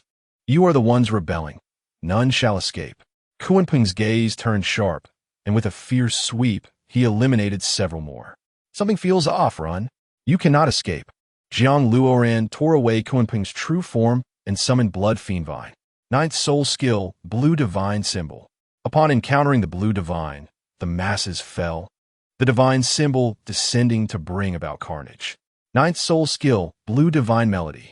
The Blue Divine Domain unleashed a bloody rain song, a requiem for Shao Chong. Bang! The remaining 40,000-year soul beasts were reduced to dust, leaving no trace behind. Lingye, I have finally awaited your return. A woman in powdery attire approached. Just from the soul power radiating from her, Jiang Luoran could sense that she was at least a soul beast of 500,000 years. Xinya, is the master still here? Has she not ascended to the divine realm? Feng Linger clearly had a close relationship with the woman, likely having known her for several 100,000 years. Still, in the Kunpeng Sacred Hall, she has not ascended to the divine realm. Currently, the Yidong lineage is openly targeting her. The master lacks a divine bone and can only contend with Yidong, unable to strike him down. Sina express. This is Jiang Luoran. You understand. Feng Linger led the way towards the towering divine hall. You are Jiang Luoran. Have you learned to eat properly now? Exiner approached, pinching Jiang Luoran's face. I'm already in my teens, Jiang Luoran replied coldly. Oh, of course, I know you're already in your teens. Do you still wet the bed? To Exiner, who had surpassed 500,000 years as a soul beast, being a teenager was akin to being a newborn. This was akin to Jiang Luoran, claiming he had just been born. Jiang Luoran ignored her and activated Kunpeng's true form, flying toward the divine hall. Exin suddenly frowned, gazing at Jiang Luoran. What a powerful aura. Even I may not be able to defeat you. How could a mere infant be so formidable? Have you consumed a catalyst? Entering the grand palace, Kunpeng raised his hands to open the massive doors, peering inside. It appeared as vast as the outside. Just a single white pillar reached an astonishing height of 80,000 meters, intricately engraved with the forms of 9 avian beasts. Moreover, there were more than one such pillar. The ground was constructed of white bricks, with 4 diamond thrones surrounding it, each depicting the likeness of 4 avian creatures. Among them, one was that of the 9-tailed Feng Ling bird, likely Feng Linger's throne. At the center stood an enormous throne. This throne was so vast that it could not even accommodate a dozen people, resembling a giant bed fit for a giant. Jiang Luoran imagined his mother, Yi Bei, would not truly be several meters tall and quite plump. Such imagery felt so out of place. A woman emerged, neither a Kunpeng soul beast nor an individual of lowly status. Instead, she was a graceful young maiden, clad in a white pleated dress, with fair skin and large eyes framed by a delicate chin. She resembled a more beautiful version of Hulaina, possessing an aura that transcended humanity. Surely, this woman could not be his mother? The incongruity deepened. She appeared to be a youthful girl, rather than a robust woman, which would at least convey a parental presence. In this scene, Jiang Luoran, in his Kunpeng true form, faced off against a human-like entity. It felt as though he were an alien in contrast to her humanity. Dumbfounded, he thought, Master. Feng Linger nodded slightly, returning to her throne. A purple soul power began to swirl and rise, as if Feng Linger was unlocking some kind of confinement. Jiang Luoran stood still, unsure of how to proceed, suddenly feeling quite awkward. An unfamiliar woman, no, a young girl, was approaching him to recognize her as a mother. This was not merely awkward, it was utterly absurd. Nevertheless, the woman walked closer, her eyes resembling pools of autumn water, devoid of the gaze one would expect from a mere human. Jiang Luoran dissipated his martial soul true form, glancing at Exner, who seemed to be observing his embarrassment due to his earlier indifference. Big sister, you are a soul beast of hundreds of thousands of years. Why are you holding a grudge? You are Jiang Luoran? Ye baby inuited. What? Jiang Luoran felt his worldview shatter. Big sister, is this your first time giving birth? How can recognizing kin be so awkward? Given that I possess the Kunpeng martial soul, you must indeed be my child, she affirmed. Yes, I will help you resolve this trouble. At that time, Yi Beibei embraced Jiang Luoran. There was no doubt he was a Kunpeng. It is best to leave now, you are not needed here. Jiang Luoran. Yi Dong has already gone mad. Even I cannot overcome it. When the time comes, I will confront him. You must not remain. Is it really that difficult to kill? Jiang Luoran did not leave. Instead, he crouched down. I will return the divine bone to you. Using the divine bone is futile. Yi Dong has already ascended. If you do not leave now, it will truly be too late. Then let's fight, Jiang Luoran declared. Is this the time to shirk responsibility? He waved his hand, summoning a cascade of soul rings, purple, black, red, and gold. 18 soul rings danced forth, expanding within the divine hall, resonating with a clashing sound. His soul power aura surged, even stronger than Exiner's. You cannot hope to contend with a deity without prior experience. Yi Beibei waved her hand dismissively. Then I shall reach level 100. Obtaining the final 2 soul rings will surely enable me to battle a god. Jiang Luoran's gaze turned resolute. He still could not bring himself to call her mother. It felt too awkward. Furthermore, given her aura, he simply could not utter that term. This relationship was undeniably uncomfortable. However, blood ties still connected them, and they both felt a significant pull. At the very least, they shared a mutual confusion. Master, why not take Luoran for a stroll? I need to assist Linger in restoring her powers, Exiner offered with a gentle smile. What? Sister Linger is recovering her powers? Isn't she a soul beast of 70,000 years? Exiner cast a glance. If she were a 70,000-year-old soul beast, she would have been killed countless times. Chapter 180. The True Power of the Kunpeng Martial Soul. After much deliberation, Jiang Luoran discovered that Feng Linger was a soul beast of 700,000 years. 700,000 years, what a concept. It was akin to reaching the heavens, capable of blocking the sky with a single hand. Furthermore, according to Yi Beibei, the 4 soul beasts under her command had Feng Linger as the youngest. This implies that Exiner and several others could very well be soul beasts of over 800,000 years. Such strength was overwhelming, beyond comprehension. I heard they dispatched enforcers to trouble you. Is everything all right? Yi Beibei casually remarked. Fortunately, you have Sister Ling, right? One of them escaped, and it forced my friend to offer sacrifice, Jiang Luoran replied coldly. It was a flying eagle. Indeed, such encounters are common on the battlefield. Since you are willing to assist me, I shall proceed directly to the heart of the matter. Are you prepared to bear the divine position of the North Sea deity? Yi Beibei held a glimmer of hope for Jiang Luoran. If this power is truly needed in battle, then I am willing to embrace it, Jiang Luoran thought. After all, he had always been like this. Then follow me. Yi Beibei led Jiang Luoran to an open area. Here stood a magnificent statue, crafted from jade, depicting a vast Kunpeng, larger than oneself. Above the Kunpeng was a woman. This woman was Yi Beibei. Indeed, I am the North Sea deity who can bestow upon you the divine position. However, it cannot be granted solely based on your familial ties, as that would demonstrate a lack of respect for both you and my divine position.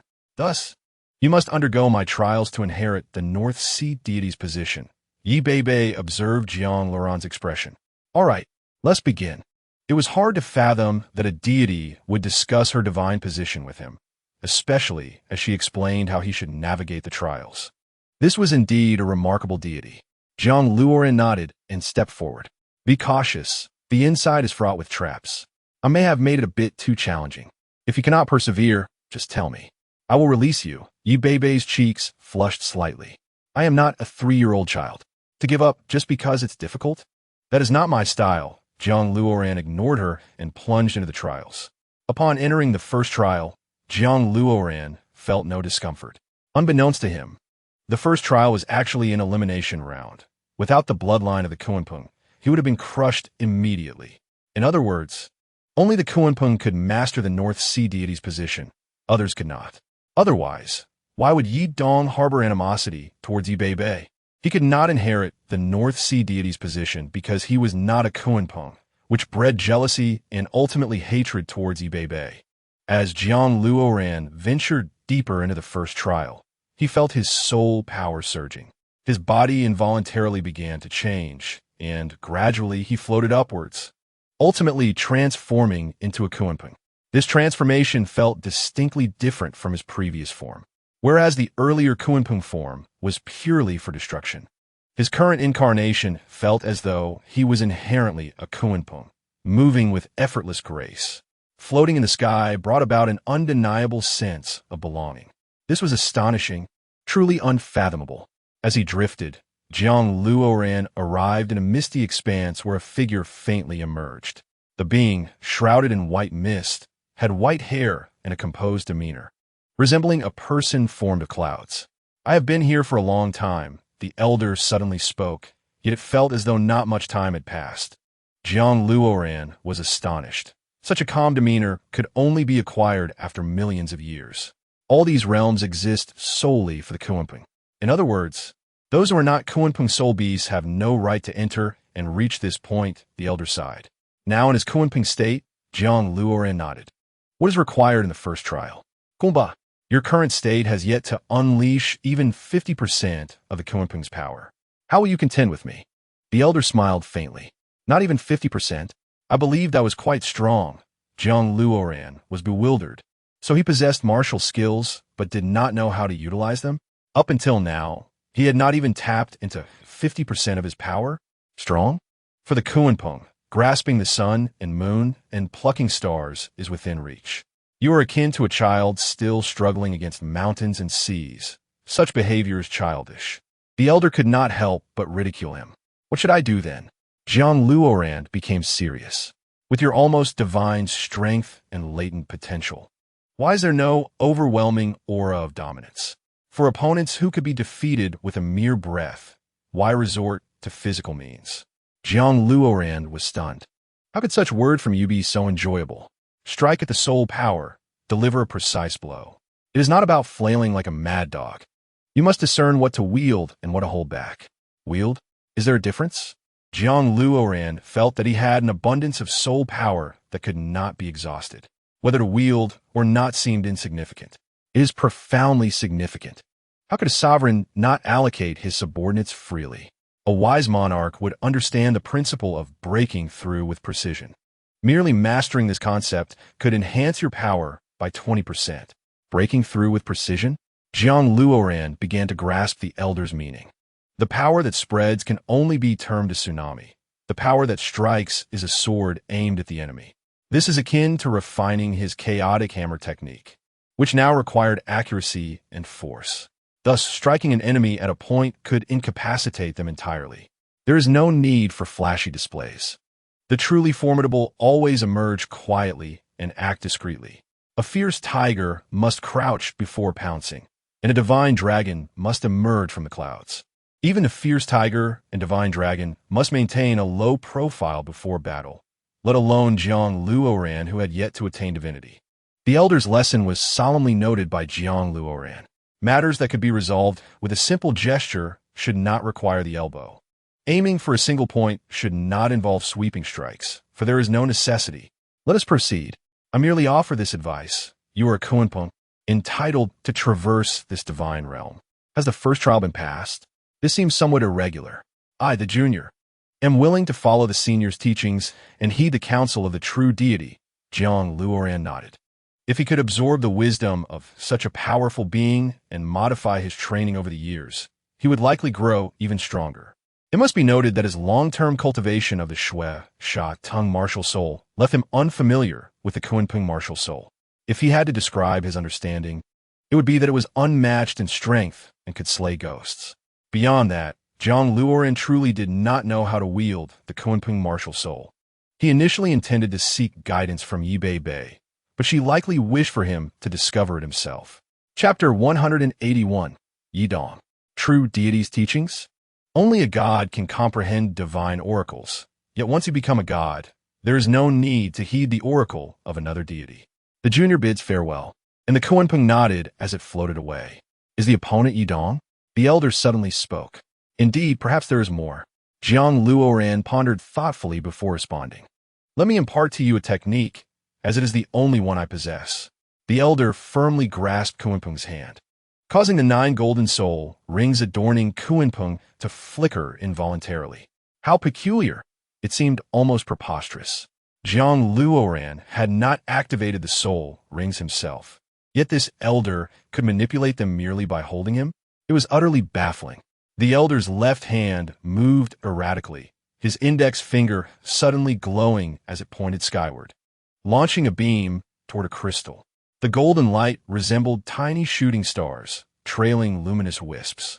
With a resounding thud, the crystal did not shatter but was pierced by the celestial sparks, resulting in several other crystals being similarly breached. With this pinpoint precision, the elder released Kunpeng's hand, smiling. The power of his feat was astonishing. Moreover, Zhang Luoren felt a depletion of his soul power, a sensation he had seldom experienced since inheriting the Kunpeng martial spirit. There was also the unsettling realization that no matter how he unleashed his ultimate techniques, he felt no satisfaction whatsoever. It was as if he were brimming with untapped soul power, yet unable to channel it effectively. Zhang Luoren had previously believed that he had reached a certain level of mastery, rendering concerns about soul power irrelevant. Now, it appeared he was mistaken. His prior state was merely a facade, a hollow display devoid of substance. True masters strike decisively, eliminating their foes with precision, who would engage in reckless explosions. Such behavior was reserved for brutes. Now, as a Kunpeng, indulging in such antics would be a disservice to his formidable abilities. Can I do it too? Kunpeng whispered to himself. You must practice until you succeed, the elder insisted. Otherwise, you will not pass the first trial. Can I unleash the same strike as before? Kunpeng transformed back into Zhang Luoren's true form, still uncertain of his training. Regardless of his inquiries, the elder's response remained the same. You must practice until you understand.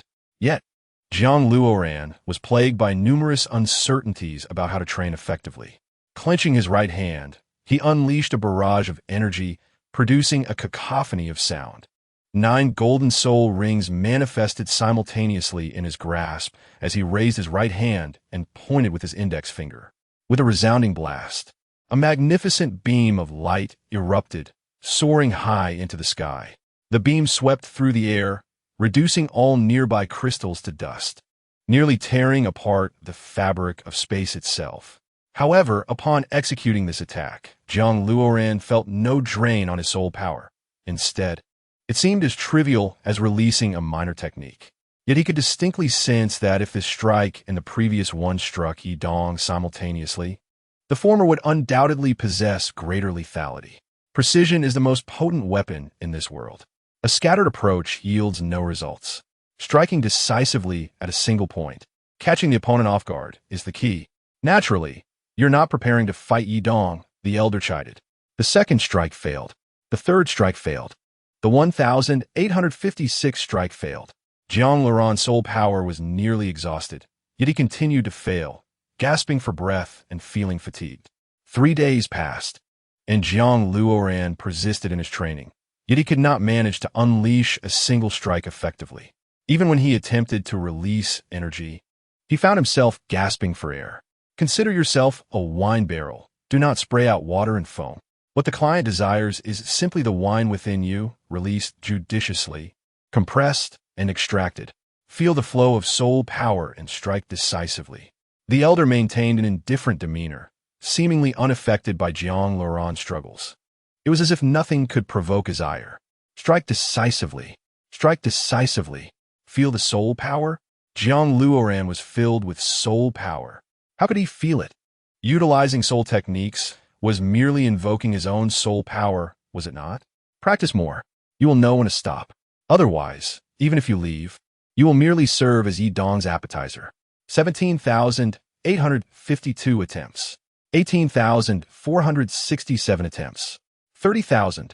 A beam of golden light streaked through the sky, creating a rift in the heavens. Not enough.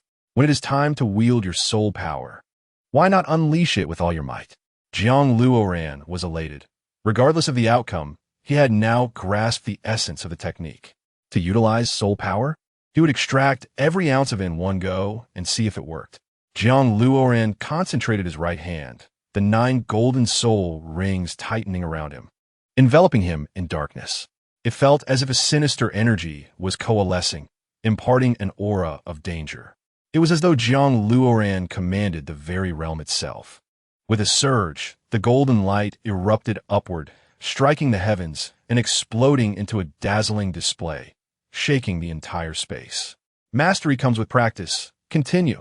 Exhausted, Jiang Luoran collapsed to the ground, his soul power depleted. He needed to recover swiftly and resume his training.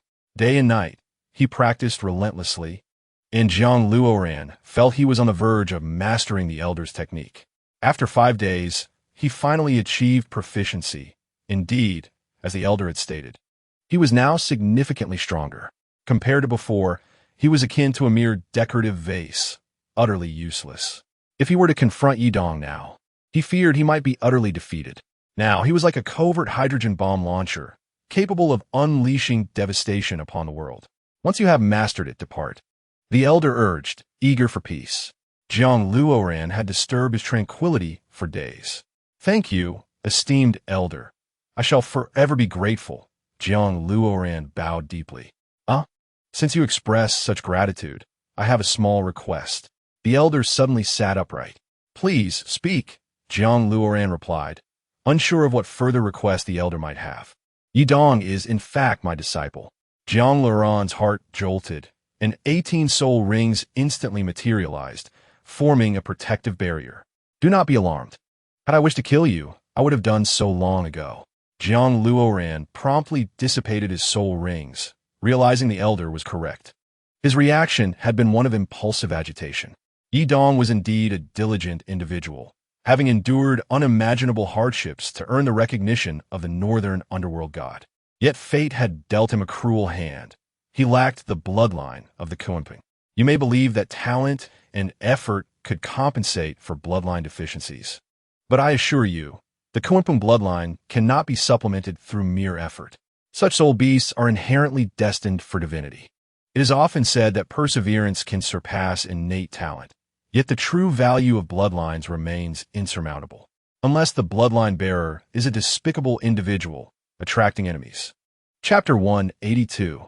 The Fearless Elder. He once cherished peace and aided many soul beasts and endeavors. Yet in the end, he lacked even the qualifications to challenge the northern underworld god's domain. I can sense his despair. What must I do? After becoming a deity, shall I take him on a tour of the northern underworld divine realm? Perhaps prepare him a simple feast?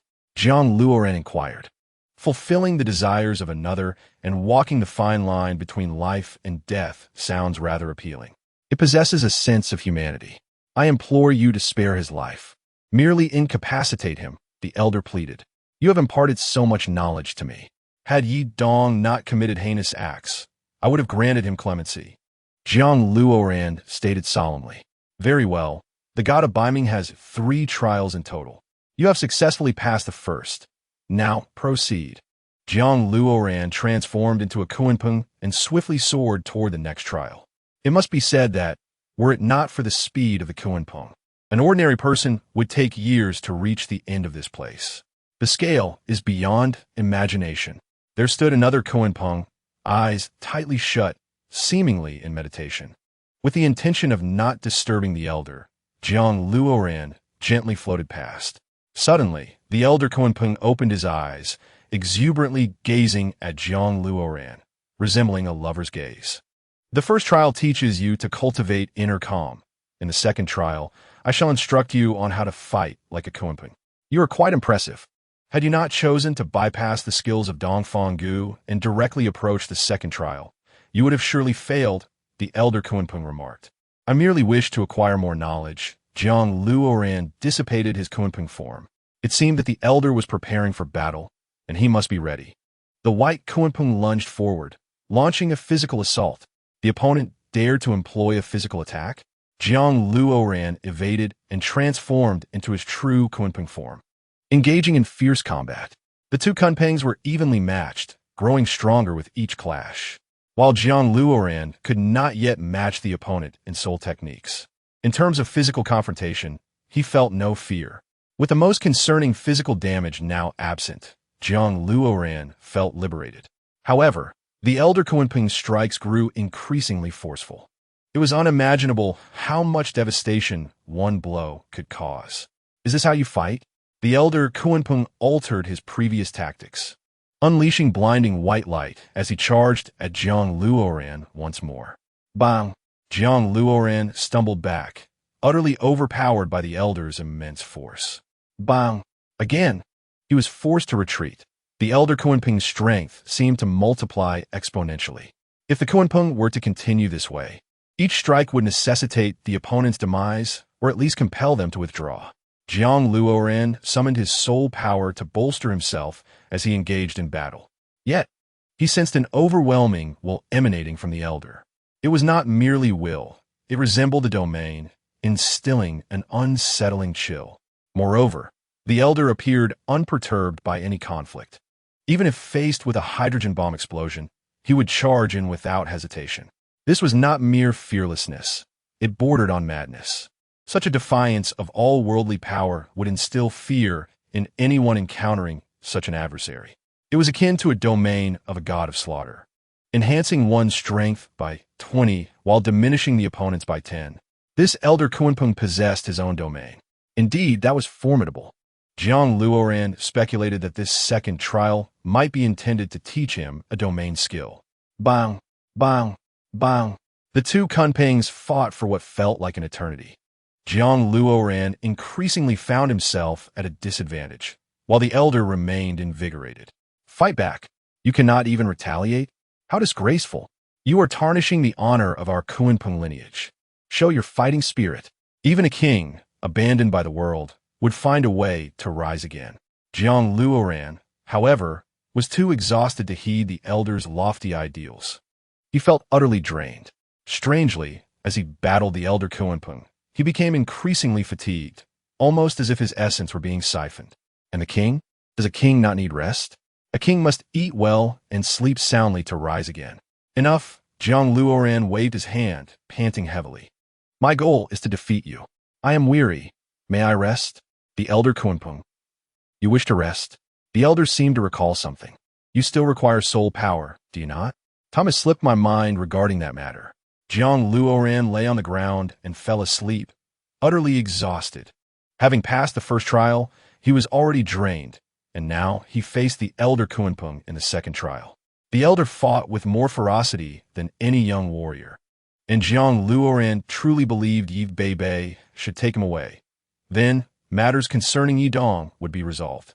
However, he decided it best to refrain from dwelling on such thoughts. He must handle his own affairs.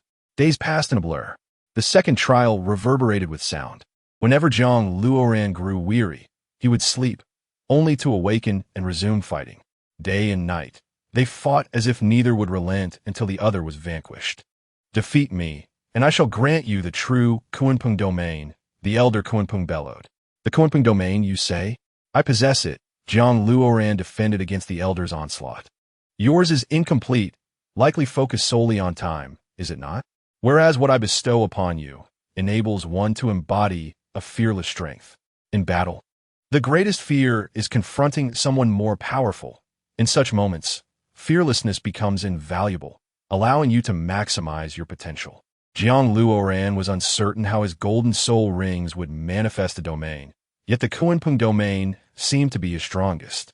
However, if it could be enhanced by the elder's spoken benefits, it would undoubtedly be advantageous. Much like when the flying eagle pursued them, Had he possessed such an attribute, then, he would not have panicked. Perhaps he could have even taken the sword Toothbone Dragon King and flown back to the Soul Fighting Forest for refuge. Then let it come. This battle was undeniably a true test of strength, devoid of any shortcuts. Boom! Jiang Luoran faced defeat numerous times, repeatedly being driven back by the elder. Each failure pushed him closer to despair. Was this elder truly invincible? No, he would wear his opponent down. Jiang Luoran charged forth anew, both refraining from using soul techniques. Otherwise, the elder Kunpeng's divine skill would render Jiang Luoran utterly powerless. Divine skills and soul techniques were vastly different. A soul master could inflict no harm upon a god. It was akin to Tang San, a demigod, being at an ant's level compared to a true god. With a mere wave, they could extinguish or elevate with ease. The chasm between gods and mortals is immense. Jiang Luoran attempted to channel the Kunpeng domain, seeking to achieve the elder's vision. Yet each time he released it, he could only manipulate time, failing to connect with the essence of fearlessness. This was perplexing. Was the elder's domain acquired through deceit? How could he not even achieve the most fundamental development? This was impossible. The Kunpeng domain, Jiang Luoran poured all his soul power into it, striving to expand and enhance its quality. Chapter 183, Defeat. Nonsense. The Kunpeng domain does not require upgrading. No amount of effort will suffice. It requires will to transform. To effect change, one must delve into the core. The elder Kunpeng swatted Jiang Luoran to the ground. Transforming will? Am I not already imbued with fearlessness? Throughout this journey, have I ever known fear? Without delving into the myriad battles, even in dire circumstances, I have faced them alone. Vengeance, striving, self-improvement. Perhaps it is I who embodies these qualities, while the elder Kunpeng has been the one perpetually battling. Perhaps this is a wrong approach. If the elder seeks to instill a spirit of fearlessness within me, then in his view, I'm already there. Since understanding eludes me and the elder persists in his insistence, I shall adopt a more primal approach. Did he not say that defeating him would upgrade the Kunpeng domain? Then let us fight. Jiang Luoran no longer hesitated, yet he refrained from unleashing his soul skills. He was unwilling to engage in any form of petty provocation. As for strength, with his current power, utilizing the chaotic cloak hammer technique was a formidable notion. He decided to give it a try. Switching to Blood Devil Vine, he summoned a colossal golden hammer with his fifth soul skill, and once again transformed into the Kunpeng spirit. What is this? You dare to engage me with such inexplicable weaponry. This hammer technique is remarkably potent. Be cautious. Jiang Luoran warned gravely. Very well. Let me witness the true essence of your hammer technique, the old Kunpeng replied, a hint of excitement in his tone. So this is the disparity of bloodlines? A truly exceptional bloodline is not characterized by arrogance nor by razor-sharp blades, but rather by a willingness to learn and a heart that does not belittle any combat skill. Who is the mightiest? Only through relentless cultivation can one become the most formidable soul master. The Kunpeng bloodline embodies not only tremendous power, but also a heart eager to learn until the end. One enlightening experience. Jiang Luoran clasped his hands in greeting and vanished in a flash of white light. So swift, the old Kunpeng's eyes widened. The real battle was about to commence. The golden hammer surged forth, trailing streaks of clouds, particularly with soul power that pressed against the limits of a tidal law. What a powerful strike! The old Kunpeng exclaimed, raising his hand to counter it. Bang! Following the collision, the old Kunpeng finally took a step back, staring incredulously at his palm, which crackled with electricity. Was that nearly a spark of fire? Such a heavy blow. Jiang Luoran soared through the air, oblivious to notions of fearlessness. He was uncertain if he could be deemed fearless. Regardless, defeating you was all that mattered. In the realm of wisdom and strength, Jiang Luoran leaned toward sheer power. He relished speed, the faster the better. Engaging in a battle of wits would only ensure he did not suffer loss. Very well, but you must defeat me. The old Kunpeng lunged forward, both hands poised to strike Jiang Luoran down. Jiang Luoran's Kunpeng wings flared, propelling him several meters back. Fear not. This hammer technique is not merely a single strike. Its true power lies in its accumulation. Previously unable to fly and lacking suitable footholds, employing the chaotic cloak hammer technique had its limitations. Now, Zhang Luoran was a formidable adversary in land, sea, and sky. Choose your battlefield, and I shall fight. The golden hammer in Zhang Luoran's grasp flowed like noodles, a testament to the extreme fusion of speed and strength. As the old Kunpeng charged once more, Zhang Luoran pivoted and swept the hammer, unleashing a torrent that collided with the opponent's palms. Bang! The old Kunpeng was repelled once again, more forcefully than before. Zhang Luoran seized the opportunity, relentlessly striking the old Kunpeng, each blow illuminating the sky with a golden arc.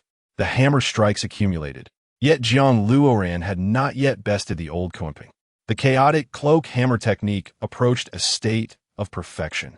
With each hammer strike, the very fabric of space seemed to warp and distort, exerting influence over the air itself. Zhang Luoran employed techniques that penetrated surfaces, compressing these skills within the golden hammer, yielding significant utility. Yet, the impact pained his hands. Such immense power could not merely be borne by the human form. Each strike resonated like a thunderous explosion, shaking the heavens and the earth. Zhang Luoran, being the closest in proximity, would inevitably bear the brunt of the shockwave, his hands and fingers splitting, leaving trails of blood. The old Kunpeng was evidently startled by this hammer technique, repeatedly praising its excellence. Furthermore, Zhang Luoran's combat awareness was commendable, as he adeptly integrated techniques from the first level into this hammer technique, exponentially enhancing its power, reaching a terrifying stage. Despite their divine separation, the old Kunpeng found himself somewhat overwhelmed. The chaotic cloak hammer technique reached its pinnacle. Zhang Luoran soared higher into the sky, raising the golden hammer above his head. Hundreds of golden rays coalesced, tightly adhering to the hammer, imparting an impression of an impending grand attack. No, he was indeed about to unleash a devastating move. How could the old Kunpeng evade it?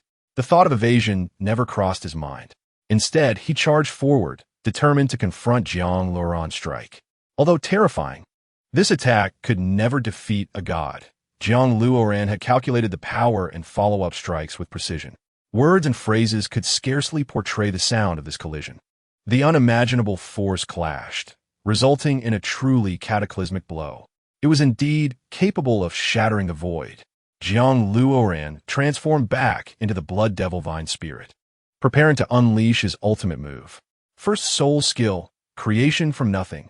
As the first soul ring enveloped Zhang Luoran, he manifested 99 clones, all standing behind him. Each clone wielded a cursed spear, surging forward in a frenzied assault against the old Kunpeng.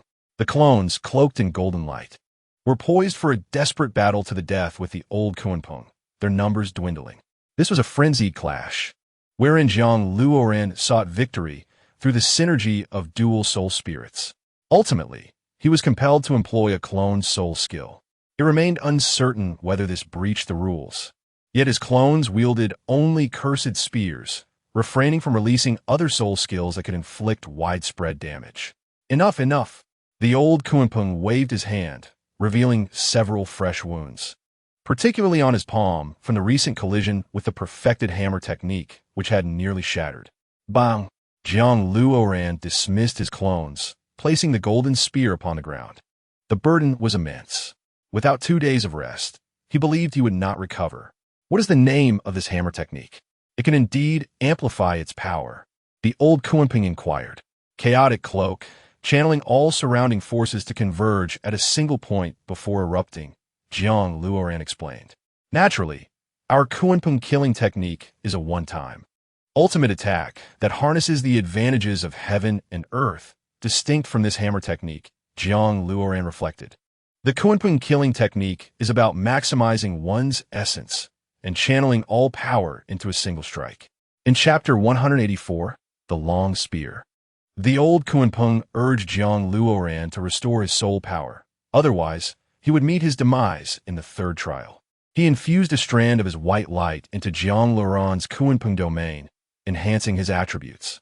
Following this battle, Jiang Luoran's soul power increased, and he sensed the faint signs of a breakthrough. Upon awakening once more, the old Kunpeng had vanished. Did they truly exist? Or were they mere illusions conjured by Yi Bei? Jiang Luoran rose and advanced toward the third trial. Entering the third trial, Jiang Luoran discovered a dazzling scene. The layers of white clouds radiated a crimson hue reminiscent of the evening glow, evoking a sensation that one could almost reach out and touch the heavens. To his astonishment, there were fish soaring in the air, none of which he had ever encountered. Glimmering little carp danced in the sky in droves, numbering in the millions. Enormous tiger sharks wove through the carp, casually devouring a few. Double-lamp fish adorned with lush bamboo shoots and colossal pink sea turtles measuring hundreds of meters in size were present. These colors were utterly natural, devoid of artifice or enhancement.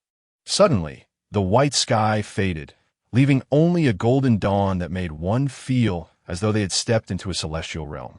The expanse of white before me was not the sky, but rather the vast belly of an unimaginable whale. What constitutes the beauty of the ocean? If this does not qualify, then one must seek the angels in paradise. Jiang Luoran suddenly realized that the tickets he had purchased for the marine aquarium back on Earth were utterly wasted. Wait, is this not the third trial? Yet there is no water. How can fish swim freely in this place? Why does it feel as though I am submerged in the sea? This sense of bewilderment left Jiang Luoran at a loss. Even someone of his caliber could not detect the presence of hostility. However, he could not afford to be careless. Even the venerable Kunpeng had warned of the perils of the third trial. To be negligent would be tantamount to courting death. But what was the purpose of this third trial?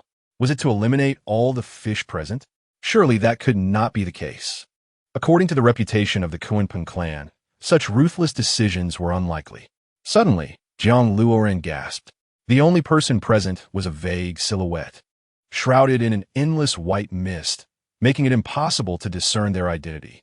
Was the opponent in the third trial a woman? Although he could not see her clearly, he could ascertain that she possessed the physique of a woman. At the very least, she could be a mermaid. Regardless, there was no escaping her feminine identity. I am curious to see what lies within this third trial. Jiang Luoran boldly approached, wielding a golden giant hammer. Bibi Dong? The white temptation. Jiang Luoran nearly spat blood. How could she be here?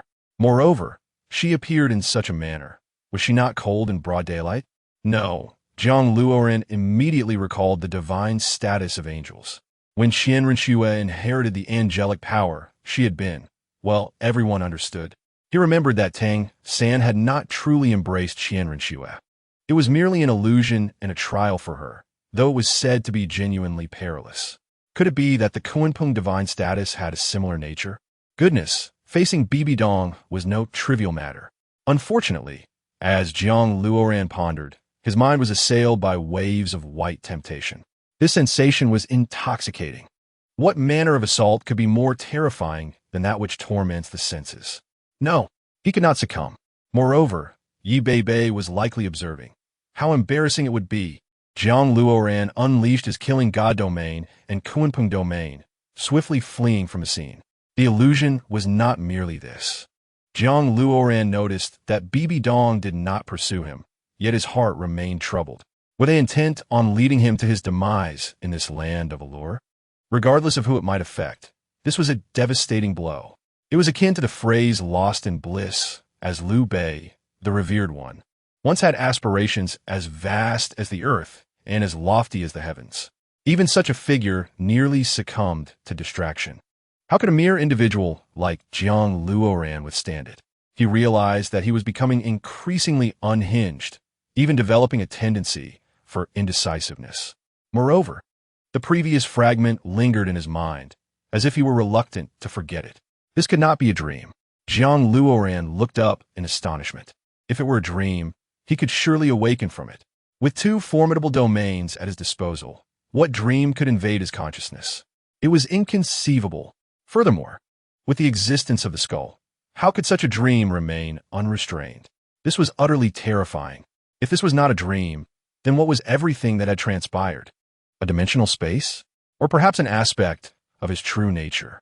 if he were to become a god devoid of desires. Jiang Luoran had no intention of inheriting the divine status of Baiming. Had he lost his mind?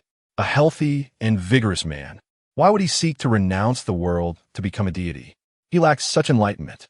Yet, the allure he faced was intent on stripping him of all desires. What to do now? Jiang Luoran activated his Kunpeng true form and found himself sprinting through an unfathomable distance, unable to escape this place, revealing its vastness. He had encountered Bibi Dong 3 times already and feared the next moment might bring forth another woman, preferably not Hulaina. Otherwise, he would be doomed. This place was either immense or it bore the characteristics of a labyrinthine trap. Could any individual, no matter how swift, outpace the laws of nature? Circling in a confined space would not lead to an exit. Even if one were to fly endlessly, escape was impossible, unless one could breach a gap with soul skills. Jiang Luoran had attempted to attack the surrounding barriers, but could not shatter them. Not even the Elder's divine skill had succeeded. And this was merely the 3rd trial. Attempting to break through the barrier now would likely yield no results. Eliminating all impossibilities, Jiang Luoran found himself utterly at a loss. But he was not one to easily surrender. Surely he could not have fought his way to this point only to be defeated by a woman in the allure of comfort. Was this the so-called hero's downfall at the hands of beauty? A burning sensation throbbed within his chest, spreading throughout his body. This sensation was akin to an insatiable urge to charge into the realm of the killing god. He could no longer resist. Jiang Luoran sat cross-legged, focusing his martial soul, channeling all his soul power and soul rings. The blood fiend vine and Kunpeng martial soul oscillated back and forth, accumulating layers of soul rings that generated waves of energy. It felt as if something were touching his body, an undeniably tangible sensation, leaving Jiang Luoran speechless. He tightly shut his eyes to channel his soul power. If only he had Tang San's Xin Tiangong at this moment. Regrettably, he did not. The process was agonizing. But just as a ray of dawn burst forth before his eyes, all thoughts of degradation began to fade. No, this cannot merely be called dawn. It resembled the light of a new day. Illuminated by its radiance, Jiang Luoran felt a surge of hope. Upon opening his eyes, he beheld an astonishing artifact, a long spear of earthy hue, somewhat reminiscent of the sea cucumber trident. Yet this spear radiated an irresistible light of dawn. At first glance, one might mistake it for a brush rather than a spear. However, the dawn light could not be dispelled. This was undoubtedly a long-forgotten divine artifact. Indeed, it was a divine weapon of the Kunpeng deity. Just like the sea cucumber trident, it had been sealed away for eons, requiring a truly formidable individual to activate it. The seal could only be undone by Jiang Luoran upon inheriting the divine status. For now, it was enough to acknowledge the seal. Even grasping the black spear was beyond his reach. It was too swift. Even in his Kunpeng true form, Jiang Luoran could not catch up to this spear. It perpetually remained just a meter away, always eluding his grasp.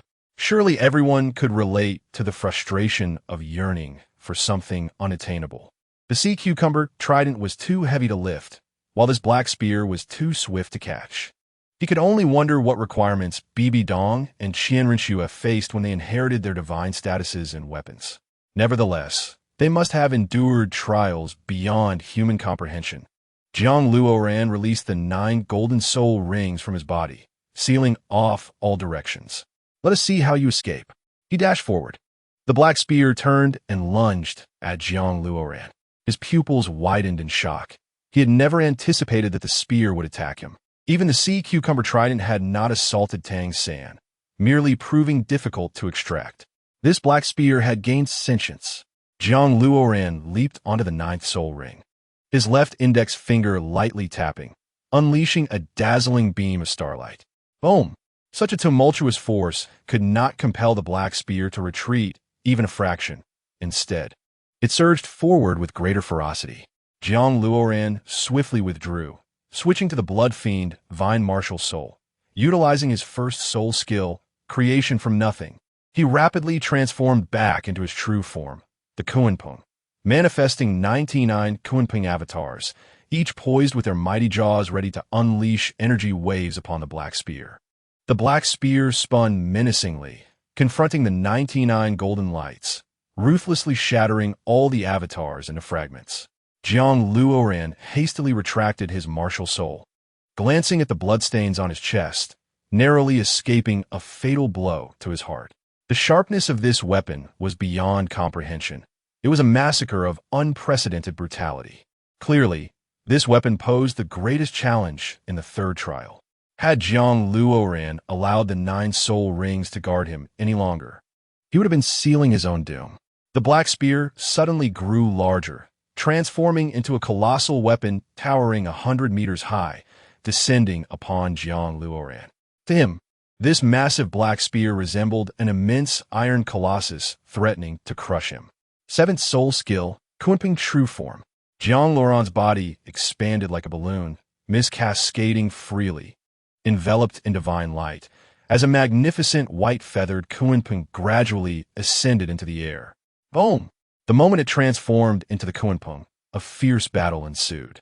To Jiang Luoran's astonishment, the rusted black spear could indeed pierce through his Kunpeng form. Blood from the Kunpeng splattered everywhere. He suddenly felt a disorienting shift, his power and stature waning. Jiang Luoran was taken aback, but seized the opportunity, gripping the black spear tightly. Pain surged through him. A searing agony, akin to being sliced, radiated throughout Jiang Luoran's body. This spear could not be released. No, he understood that if he relinquished his grip, the nature of his adversary would surely deliver a fatal strike. From start to finish, Jiang Luoran felt that even grasping a hot potato would be 100 times preferable to this predicament. He was not exaggerating. The distinction was indeed vast. Jiang Luoran's entire being turned crimson, involuntarily crying out in distress. Had it not been for the support of his soul bones, he feared he would have been slain on the spot. The black spear wavered, struggling to break free from Jiang Luoran's grasp, as the dawn light erupted, blindingly bright. At that moment, the dawn light felt like molten lava seeping into his eyes, flowing into the core of his brain. This inhumane artifact seemed intent on draining Jiang Luoran of everything he possessed. Jiang Luoran strained to lift the black spear. However, his opponent's strength was equally formidable, if not greater. Who could say whether this artifact concealed divine power? Otherwise, even 8 Jiang Luorans would not suffice to withstand its might. The sound of metal being pulled echoed, and infuriatingly, Jiang Luoran could not budge an inch. His body endured relentless assaults, the negative effects of the artifact infiltrating every fiber of his being.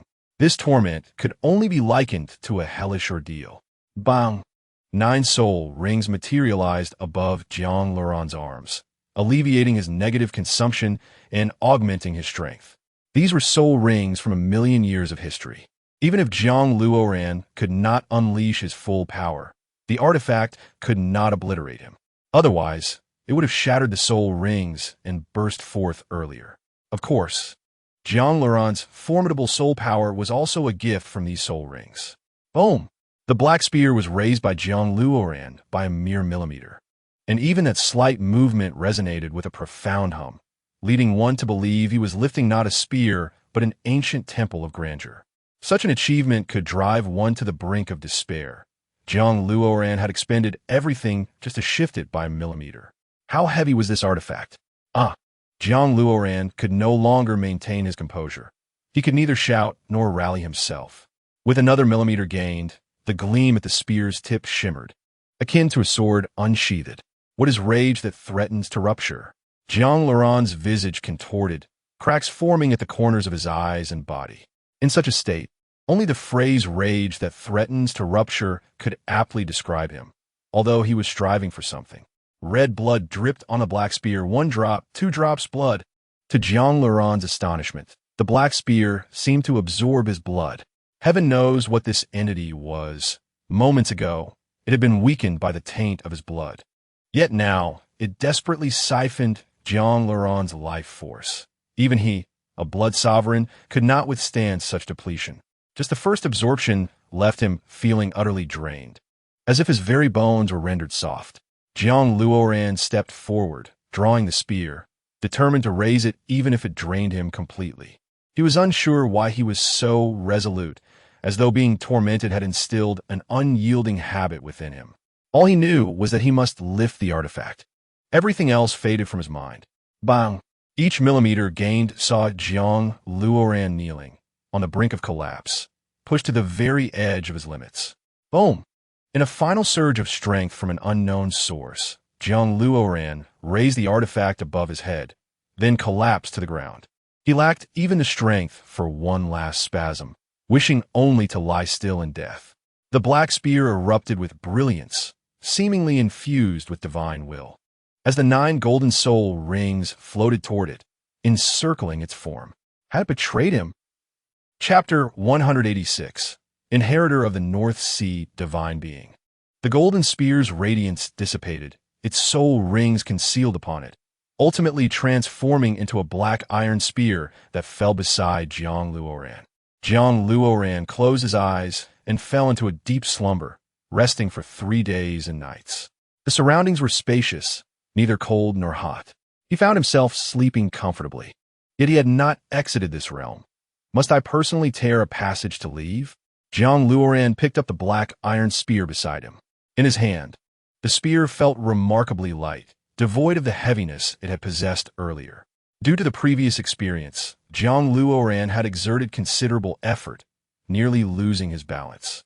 However, the black lacquered surface of the spear did not appear rusty or moldy. Instead, it emanated a ghostly glow, suggesting a mystical quality. Let us give it a try. Jiang Luoran approached a barrier, hefted the spear, and thrust it fiercely. Whoosh! The barrier was sliced open as if it were tofu, the ease of the act almost terrifying. Jiang Luoran thought that had he been struck by the spear earlier, he might not have bled a drop. As he exited the barrier, Jiang Luoran felt that the previous illusion was imbued with temptation and intense heat. Outside the realm, however, the air was refreshingly pleasant, extremely agreeable. Yet, only a few minutes passed before a sharp pain surged through Jiang Luoran's body, a piercing ache that struck deep into his forehead. He was unsure of the cause, but the nature of the Kunpeng should not lead to lethal retribution. It must be the spear's doing. Who would have thought it bore a grudge? The Dawn Spear. After a brief moment, Jiang Luoran's pain subsided. He sensed something new in his forehead and crawled to the edge of the Kunpeng Sacred Hall's lake to observe. There, he discovered a totem of the Dawn Spear emblazoned on his forehead, a totem of pure gold. Jiang Luoran instantly comprehended that the Dawn Spear was the emblem of the Kunpeng deity, as well as its token. Having gained the recognition of the Kunpeng deity, he was now entitled to wield the Dawn Spear. In the future, when the Dawn Spear radiated its brilliance once more, he could return to claim the divine position. With the Dawn Spear in hand, his demeanor and appearance transformed significantly. He now exuded an aura of a strikingly handsome man, with flowing long hair and a tranquil heart. Most notably, his divine essence was palpable.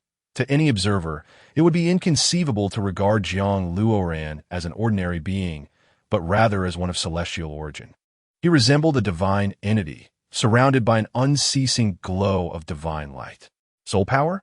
Jiang Luoran placed his hand on his chest, astonished. How could this be? Level 99? The ultimate Doluo. Extraordinary. The current strength he possessed reached unprecedented heights. After this profound experience, Jiang Luoran's capabilities had undergone a remarkable elevation. Now, with the Dawn Spear at his disposal, he was capable of sweeping away all opposition, vanquishing demons and spirits alike. If challenged by a million-year soul beast, he would not falter. Being a demigod, why fear a soul beast? No matter how swift it may be, it could not surpass the control of the grand design. A true Kunpeng can transcend all limitations. At that moment, the Dawn Spear merged seamlessly with the token of the Kunpeng deity. You are now my candidate and the unparalleled choice of the Kunpeng deity. Yi Beibei approached, flanked by 4 exquisite young maidens. To an onlooker, they appeared not as divine beings, but rather as sisters on a spring outing, each adorned with delicate charm. Clearly, Yi Beibei was their elder sister. The Dawn Spear? Is that its name? Jiang Luoran lifted the spear. Yi Beibei nodded and confidently took the Dawn Spear into her hands. Jiang Luoran was about to protest against her touching it, recalling the hardships he endured, but he suddenly realized that Yi Beibei wielded it with great ease, as if they were long-lost friends. I'm also a Kunpeng deity, so it could be considered mine. As Yi Beibei brandished the dawn spear, a valiant aura emanated from her. Jiang Luoran was taken aback. Could there truly be two Kunpeng deities in one realm? It is known that when Tang San inherited the title of sea god, the former deity could retire, and with Poseidon, there would be a sacrifice. Naturally, he did not wish for Yi Beibei to sacrifice herself. On the contrary, aware of the underlying truths, he did not intend to fully inherit the Kunpeng deity's powers. As long as he possessed his current strength, he could assist Baiming in overcoming this trial. This way, no one would need to perish, and he could still aid Baiming. The Baiming deity position was self-created, unlike other deities such as the god of slaughter, which required a price of life. It could be said that there was only one Kunpeng deity at present, which was him. Even if he were to inherit the divine position, he would still remain, albeit without the responsibility of overseeing all matters. Residing atop the Baiming divine palace was still an option. However, you may be the last person to inherit the Baiming deity's position, Yi Beibei sighed. It seemed that the Baiming deity was too scarce. She wished to create a lineage, a self-created divine position. How extraordinary! What kind of prowess could establish a divine position within the divine realm? This was a gamble of the flesh for divinity. One dares to challenge, and one dares to fight. Why am I the last Baiming deity? Jiang Luoran could not comprehend. Was it not said that the Baiming deity did not require a price of blood? Because in this world, there were no more Kunpengs. This was also the flaw of a self-created divine position. It was not something that an ordinary person could easily break. Only the bloodline of the Kunpeng could inherit the divine position. This was designated for the Kunpeng. If another were to take their place, they might not even be able to unlock the domain. Yi Beibei frowned. Even as a Kunpeng deity, this fact could not be altered. It's over. So it turns out that I am destined for extinction? How amusing.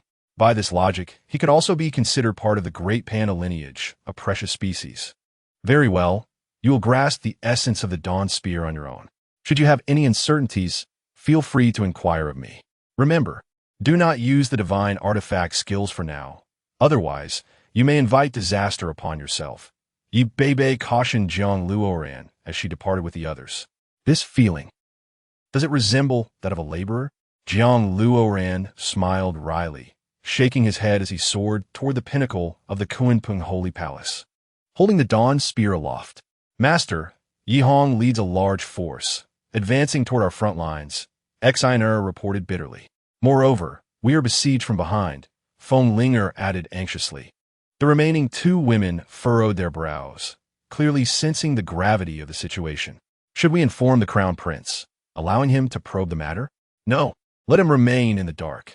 When he truly inherits the divine position, he shall assist us. Yi Beibei resolutely rejected the suggestion. Master, Yi Dong requests to meet with you, claiming he wishes to reclaim the Kunpeng Holy Palace, Xiner stated. Do not meet. If he desires it, let him come take it. I shall await him, Yi Beibei replied with unwavering decisiveness. The Fur could see clearly that Yi Beibei genuinely cared for Jiang Luoran's safety, though she chose not to voice it. On the surface, she appeared indifferent, yet she harbored deep concern for the boy.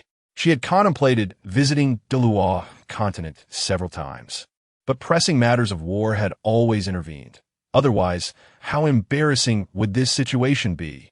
If Yi Dong were to ascend to divinity, Yi Beibei could easily defeat him with a single strike. However, if Yi Dong were to suddenly become a deity, leading a rebellious faction, they would be powerless to stop him. Chapter 187.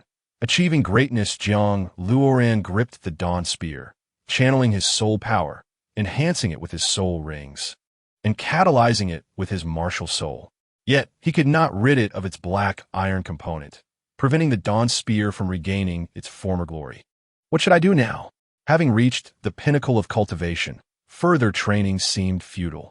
As for combat techniques, mastering the ability to strike from a point to an area still required practice, as he was still somewhat unrefined in this regard. In truth, Jiang Luoran sensed that the principle of striking from a point to an area applied not only to the release of soul techniques, but also to his own attacks. Each strike and every moment required precision and finesse. Such mastery could only be attained through practical training. Mere contemplation would not suffice. After all, with ample combat experience, one would naturally discover the nuances. At the apex of the Kunpeng Holy Palace, there were, astonishingly, stairs. Jiang Luoran was taken aback. Where could these stairs lead? Surely to the divine realm. Little did he expect that his ancestors could have opened a passage from the heavens down to the mortal realm, establishing their own divine position. What kind of profound capabilities could achieve this? As he ascended the first step, Jiang Luoran immediately felt a pressure. He grasped its meaning in an instant. Was this not the same staircase that Tang San traversed within the Sea God Palace? The longer the staircase, the greater the pressure. However, what Jiang Luoran felt most was not merely pressure, but a force propelling him forward. By the time he reached the 13th step, he was pushed back to the 9th step. Had he not held on tightly, he would have been flung backward.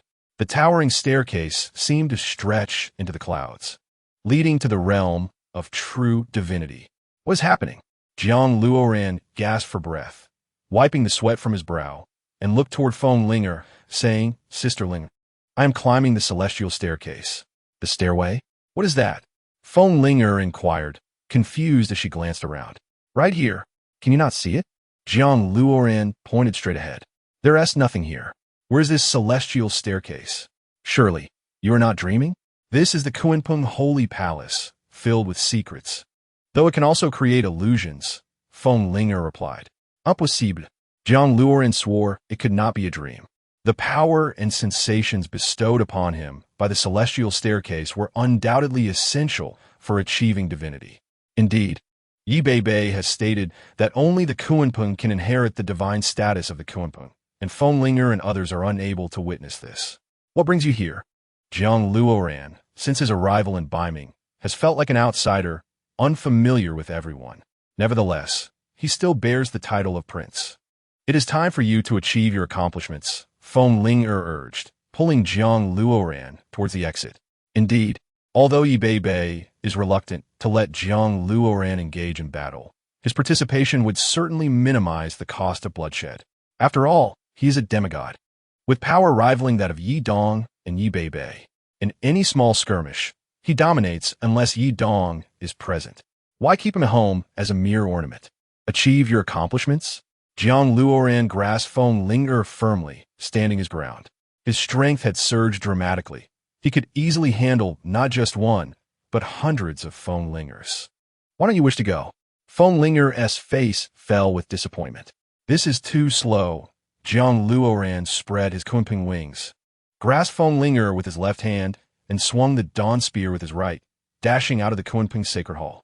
Jiang Luoran's speed was akin to a flash of light, traversing the domain of the Kunpeng sacred hall and soaring towards the battlefield Feng Linger mentioned. The cacophony of chaos erupted, as if the entire world were entrenched in an age of warfare. Beneath the mountains of Changshan County, countless soul beasts battled fiercely, evoking a sense of stepping into antiquity. This was a brutal clash reminiscent of the primordial era. Had he not witnessed it himself, Jiang Luoran would never have believed such a scene still existed in the world. A grand spectacle indeed. Even the weakest of these soul beasts had lived for over 300,000 years.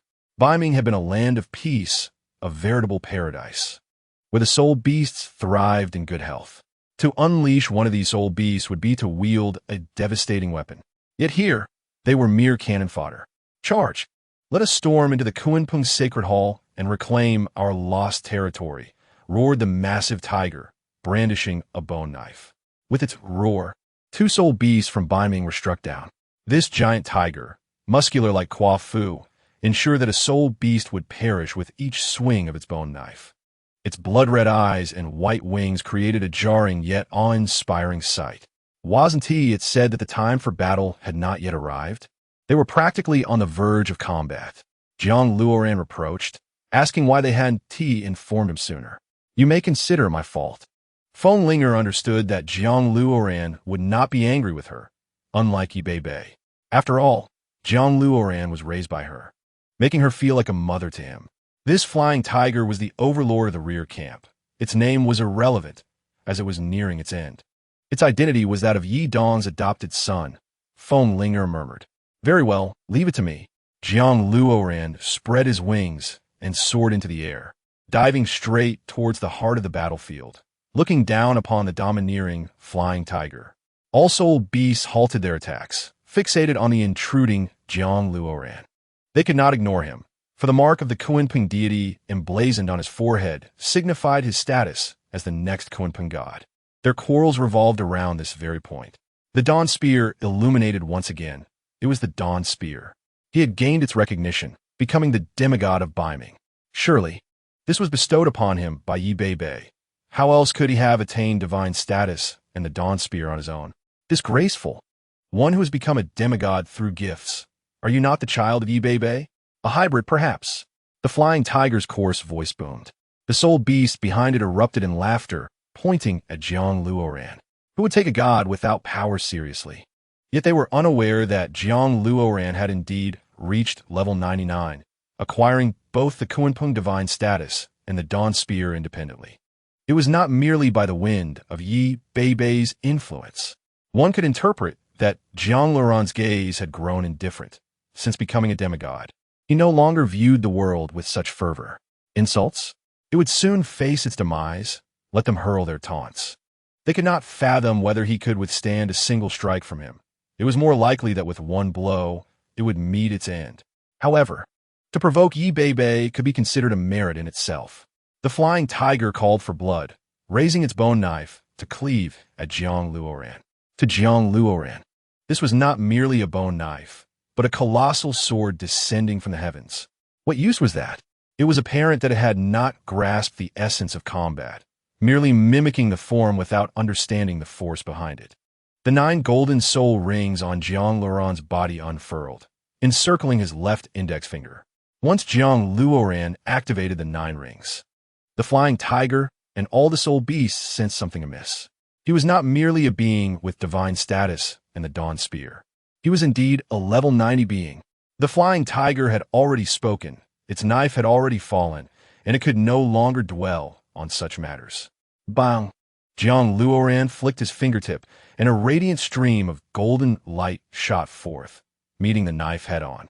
The bone knife shattered into 2, yet the golden light continued its trajectory towards the flying tiger. Bang!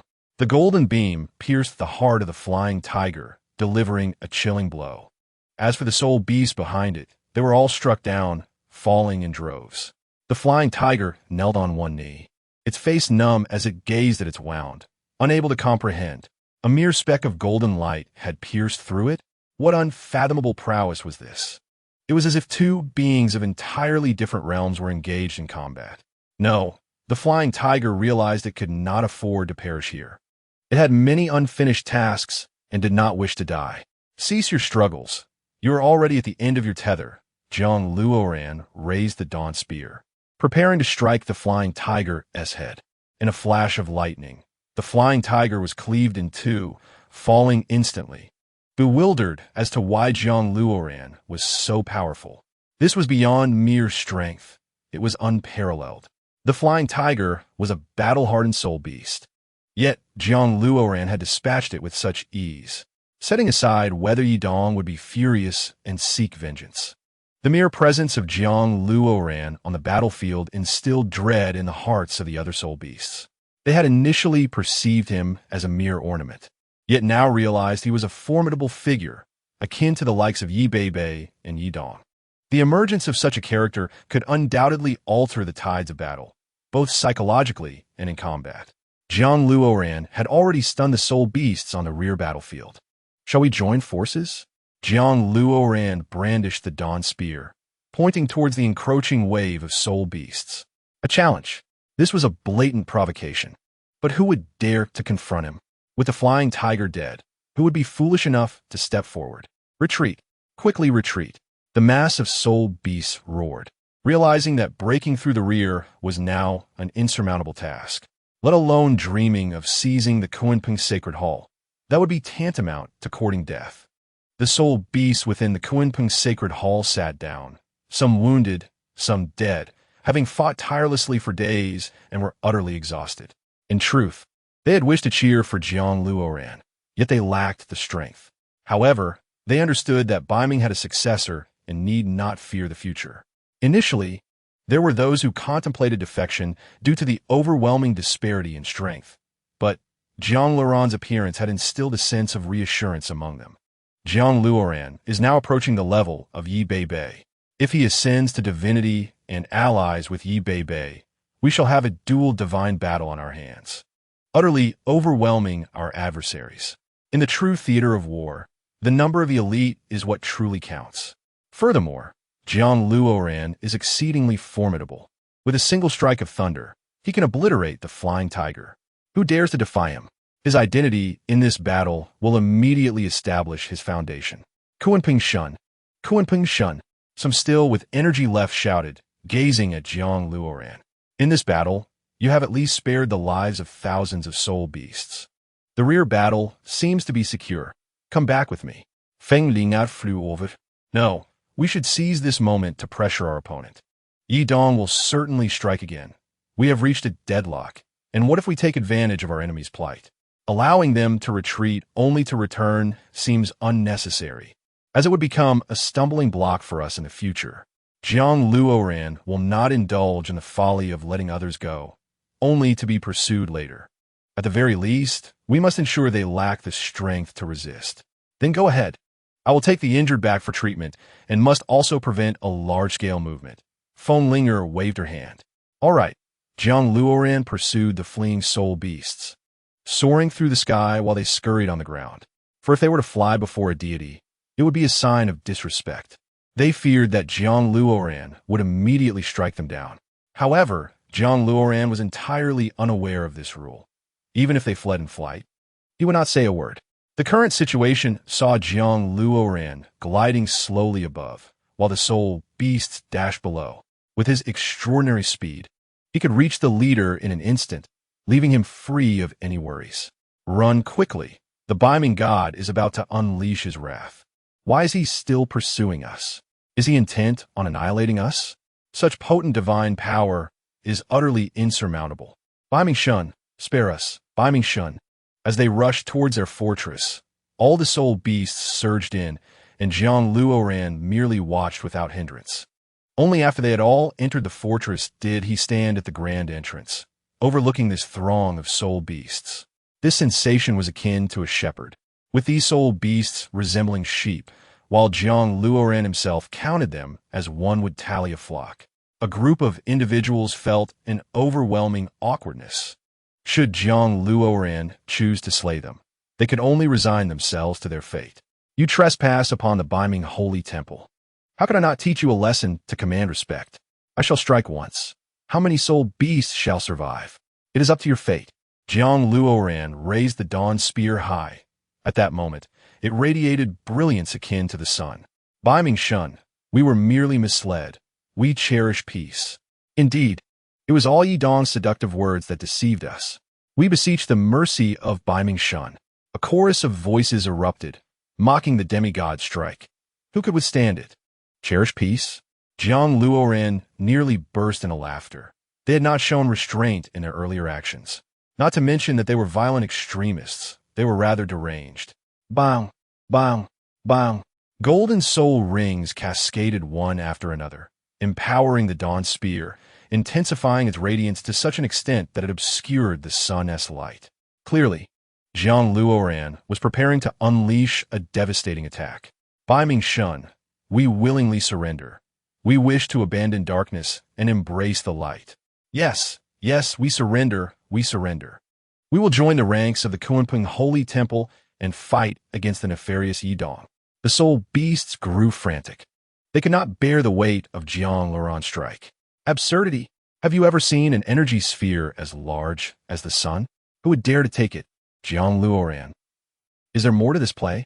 Surrender? If speaking thus is an option, it would not be unacceptable. After all, Jiang Luoran did not wish to spill excessive blood, as that would seem undignified. Moreover, the Baiming Holy Temple indeed lacked manpower, Otherwise, how could they be pressed in battle? Given this, if one could convert their strength to his own, why should Jiang Luoran resort to killing? Well, indeed, that is quite reasonable.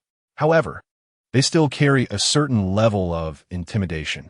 It is imperative to bind their hearts tightly. Otherwise, one cannot guarantee they would not turn against him. Buzz! The dawn spear in Jiang Luoran's hand continued to radiate light, seemingly on the brink of exploding. This dawn light was not something mere mortals could behold. Its blinding intensity rendered it impossible to gaze upon directly. I do not agree. You have slain my subjects, severed my water source, and consumed my land. Such acts are a challenge to divine authority. The light of dawn. The light of dawn is the divine skill of the dawn spear. Chapter 189, Saikisi. We are willing to take the lead, to fight for you against Yidong, Baiming Shun. Please trust us.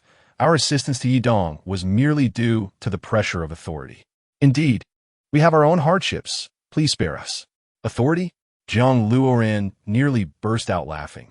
By his actions, were they not also shaken by authority? Jiang Luoran retracted the golden soul rings, dissipating the light upon the dawn spear, fixing his gaze upon the vast expanse of soul beasts. Very well. I shall grant you an opportunity. Should there be a next time, I will show no mercy. They were originally generals under the Kunpeng Holy Temple, but out of selfishness, they intended to rebel alongside Yidong. As it stands, the Baiming Holy Temple is likely to produce dual deities, and after all, the foundation of the Kunpeng Holy Temple is the Kunpeng. The Kunpeng is the legitimate lineage. Even if Yidong rebels, he cannot inherit the Kunpeng Holy Temple. In this case, they should kneel and fawn over the future Baiming Shun. Surviving is the true path. You dare to bluff? A massive iron-blue avian charged forth, its feathers resembling steel. Protect Baiming Shun. Be vigilant. These soul beasts are indeed capable. As a demigod, Jiang Luoran faced no significant issues even in the absence of Yidong. Now is the moment to demonstrate loyalty.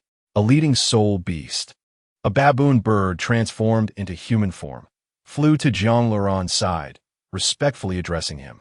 Esteemed Baiming Shun, the opponent is a general of Yidong named Saikisi, known for his ferocious and tyrannical battle style. He is reputed as the most brutal soul beast within Baiming. Of course, under your strike, he may not survive. Another 7-star ladybug flew over, whispering softly. If he is not your enemy, should you not take him seriously? Jiang Luoran furrowed his brow. What manner of sycophants were these? It seems they can only be sent to the battlefield. Keeping them close would surely lead to the downfall of the nation. Malicious words from petty individuals. Untrustworthy. Moreover, Jiang Luoran had discerned the intentions of the general. There are a total of 8 generals in Baiming. Yi Beibei and Yidong each have 4. Currently, he has slain one. It remains to be seen whether Saikisi will erupt in fury upon learning the reason. Saikisi roared in rage, bellowing to the heavens, declaring that he is but a mongrel who knows only to live under the breast of a mammal. Why should he possess such divine status? The divine artifact in your hands will only grow dim. You are a mere wretched creature. Jiang Luoran could hardly be bothered to engage in dialogue. He raised the dawn spear, preparing to deliver a fatal strike. And you lot, do you wish to rebel? My king Yidong hold the most esteemed position, and yet you dare to betray righteousness and the strongest. Damn it, all of them must perish. After uttering these words, Sakes charged forward, targeting the Babunio beside Jiang Luoran first. Only through bloodshed could this group be subdued. Otherwise, Yidong would lose a crucial part of his military strength. Jiang Luoran brandished the dawn spear, blocking Sakes' massive wings. The impact felt akin to being struck by steel, causing Jiang Luoran to stumble back a few steps. The force was indeed formidable.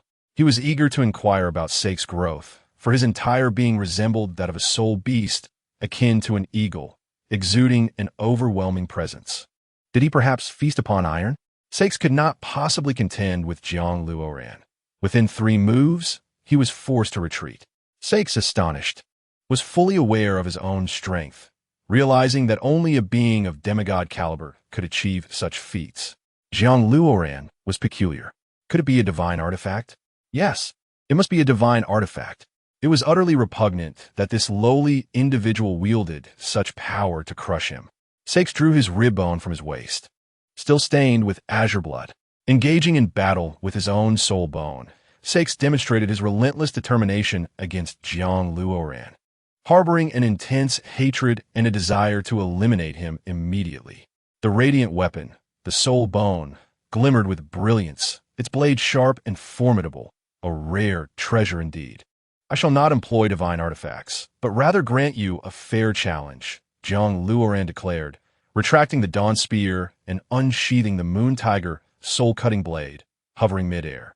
Witnessing Jiang Luoran withdraw the dawn spear, Sakes felt a pang of anguish and vowed, "Once I dispatch you, I shall claim the artifact." "Let us test that," Jiang Luoran retorted, leaning forward and darting through the clouds towards Sakes' upper body. The moon tiger, soul-cutting blade in his hand grew ever larger, equal to the great blade wielded by Sakes. A tremendous clash ensued, not lingering in a stalemate, merely a collision of blades that ignited a tempest of thunder and fire. Sakes reversed his soul bone blade, lunging at Jiang Luoran. To him, no adversary was insurmountable. Every battle was fought with ferocity. The sky was cloaked in mist, thunder crackled, signaling the fierce exchange of blows. Sakes grew increasingly brutal, yet no matter what, he could not vanquish Jiang Luoran, nor even wound him. This was inconceivable. The opponent was merely a decorative figure, incapable of possessing the strength to battle a war general. Sakes charged wildly, but Jiang Luoran, with a decisive slash, once more struck Sakes' wing.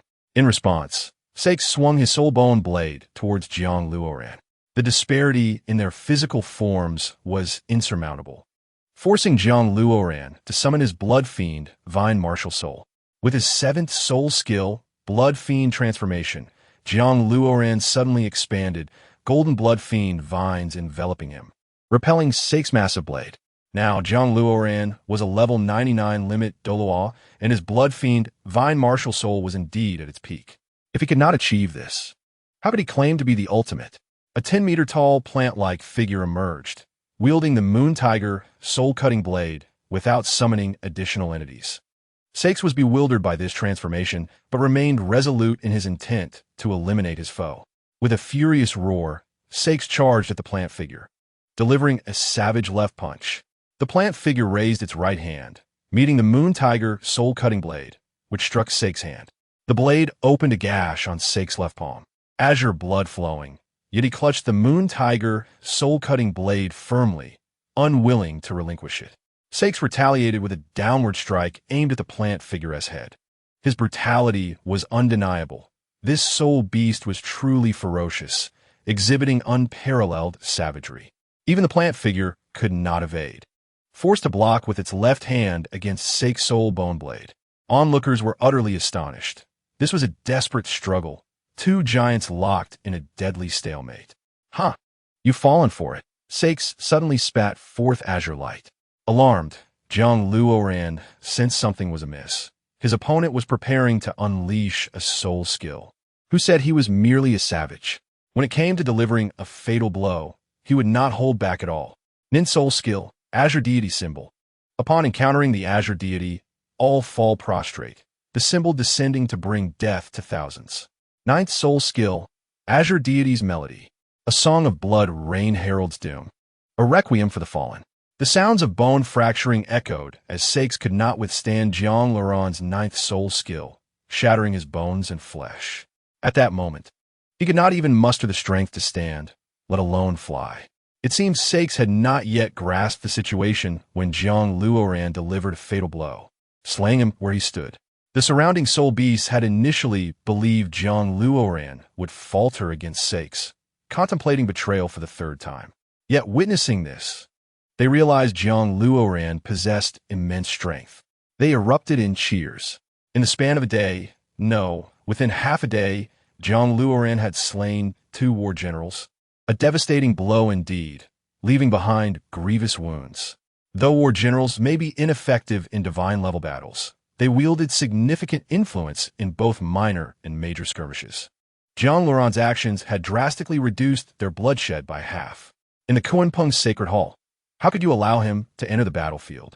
He is still a mere child, unaccustomed to such brutality. Despite his strength, in such circumstances, he might even forget his own power. Ye bye-bye repoachet fenglingia. Master, you do not understand the prince's temperament. I have accompanied him for years.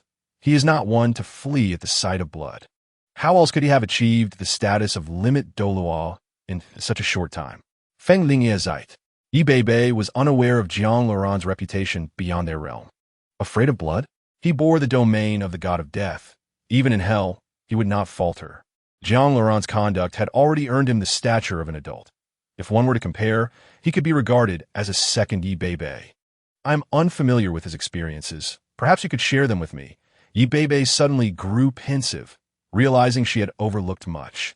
Her son was merely a vague concept. She truly did not know what kind of person he was. Feng Lingye smiled gently.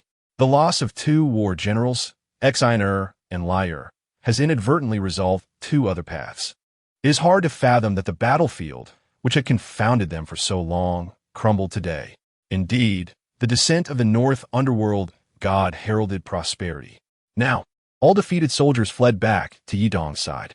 With the loss of 2 war generals and the recently contested stronghold seized, Yidong was in a rage, resembling a lion poised to devour the heavens.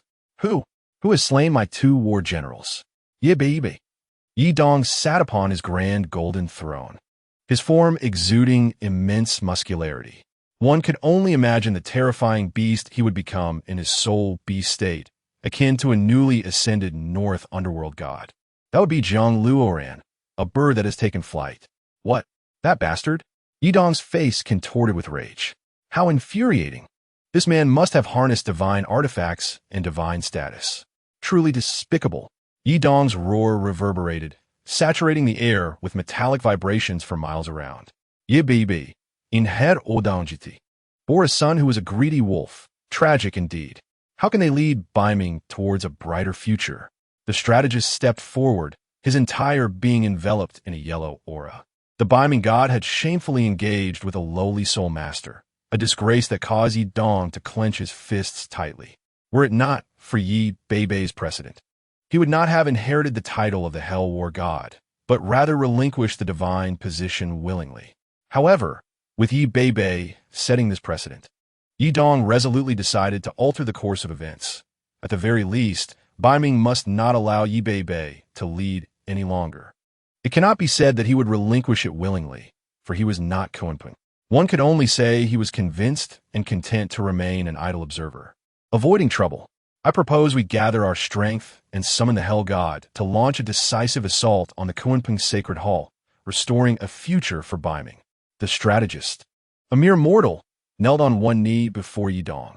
Such a domineering figure, as Yidong suddenly displayed a hint of apprehension, his brow furrowed, as if struggling with his resolve. Summon the Hell God for the sake of Baiming's future.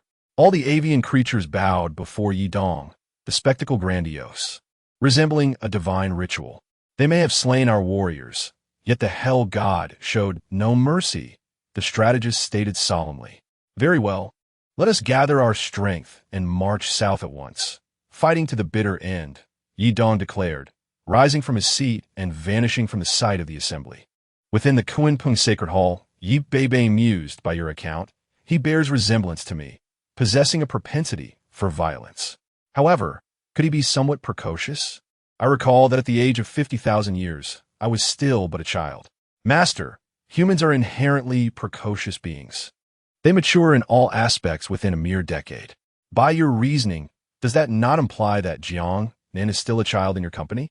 Feng Linger is truly an eloquent genius, Yi Bei conceded, acknowledging her superiority in this regard. If that is the case, I permit him to engage in battle, provided he does not encounter Yidong. Upon hearing that man's name, Yi Bei's expression dimmed. Now that all enemy forces have retreated, Yidong must either seek peace or gather his strength for a decisive strike, Feng Linger speculated. Indeed, but I know he will not choose peace. Rather, he will aim for a lethal blow, Yi Bei lamented. Should Yidong be willing to go to any lengths to seize the Kunpeng Sacred Hall, I shall fight to the end. Though she could return to the divine realm and escape the ravages of war, Yi Bei was unwilling to be a spineless deity. Once the crown prince ascends to divinity, shall we not possess two gods? Why should there be cause for concern? Feng Lingye inquirit. Because on Yi Dong's side, there is not merely one deity. Ultimately, we are outnumbered. When that time comes, do not blame me for my ruthlessness. I must ensure Luo Ran is sent to the divine realm, Yi Beibei affirmed. Are there also two gods on the opposing side? Feng Linger's pupils widened in astonishment.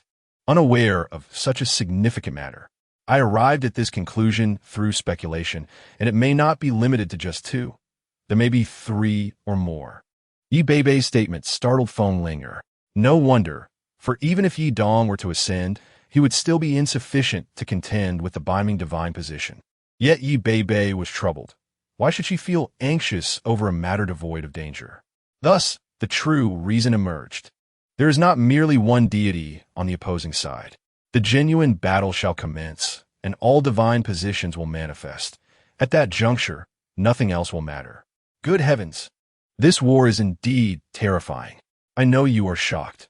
You four shall accompany Luo Ran to the divine realm, serving as his warriors. If the opportunity arises, seek out your own divine positions.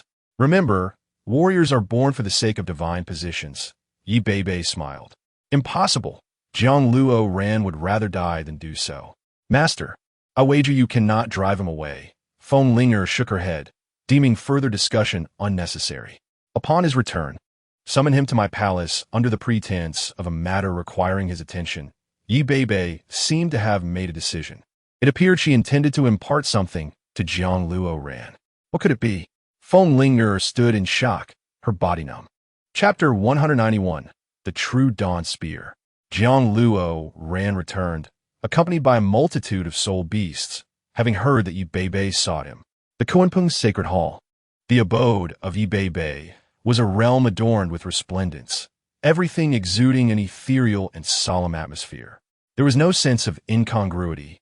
For Jiang Luo Ran even felt that the Kunpeng martial spirit was a kind of illusion, fluctuating in size and form unpredictably. In such a vast palace, what purpose could it serve? Jiang Luo Ran could only ponder, transforming into a human to take a nap, then into Kunpeng for another, experiencing different sensations. Indeed, from a visual perspective, it hardly resembled a palace. Rather, it appeared more like a grand plaza. Wealth, such abundant wealth. How frustrating to have depleted his resources over the years, feeling as if he could barely afford to spend a single gold coin. Yet his mother was present, and the wealthy could not spend extravagantly here. When Yi Dong ascended to become the Hell God, I had just emerged from the divine realm, unaware of the treachery that awaited me. I then encountered that man, initially intending not to return, but how could a god of Beiming neglect his responsibilities? Yi Beibei revealed a countenance, seeking forgiveness. I hold no grudge against you. In any case, I believe the differences are not substantial. Jiang Luo Ran spoke from the heart. Those surrounding him, Tang San, Dai Mubai, Ma Hongjun, Oscar, Zhu Zhuqing, and Xiao Wu, were all lacking parental figures. Ning Rongrong, by contrast, was better off, cherished by Ning Fengji, and accompanied by two titled Diluos. Thus, associating with monsters led to adopting monstrous thoughts. Upon hearing such a response, Yi Beibei felt a twinge of sorrow. It had come to this. It was undeniably awkward. If gentleness fails, then let force prevail, for he sought power, and I could teach him. Through trials, you have mastered combat techniques and domains, and obtained the Dawn Spear. This is undoubtedly commendable. You merely lack harmonious application. I shall personally duel you. Yi Beibei retreated a couple of steps. You wish to battle me? Jiang Luo Ran instinctively tightened his grip on the Dawn Spear. Having a deity assist him felt somewhat exaggerated. Yes, wield the Dawn Spear and strike with all your might. Know that in my presence. The Dawn Spear in your hands holds no value. Yi Beibei's statement served as an evaluation. Her intent was not to belittle the artifact, but to convey that in Jiang Luo Ran's hands, it was as if it were ineffectual. Divine artifacts must be wielded by deities to unleash their true power. Very well, Jiang Luo Ran swept the spear horizontally, activating the domains of slaughter and Kunpeng simultaneously. The swiftness of Jiang Luo Ran could only be described as electric. He moved with lightning speed, the dawn spear in his hand trailing a golden dawn light. Buzz! Yi Bei merely pointed to block the dawn spear, as if she were halting a mere plastic toy. The most astonishing aspect for Zhang Luoran was that with such a strike, he nearly exhausted his soul power. He never anticipated that Yi Bei could effortlessly deflect it without even breaking the surface. Swiftly switching to a different attack, Zhang Luoran yanked back the dawn spear and executed a wide sweep towards Yi Bei. Previously, he had been concerned about injuring her, but now he felt entirely at ease. After all, she was a deity. How could he possibly harm her? The sweeping motion was also deflected by a mere finger from Yi Bei.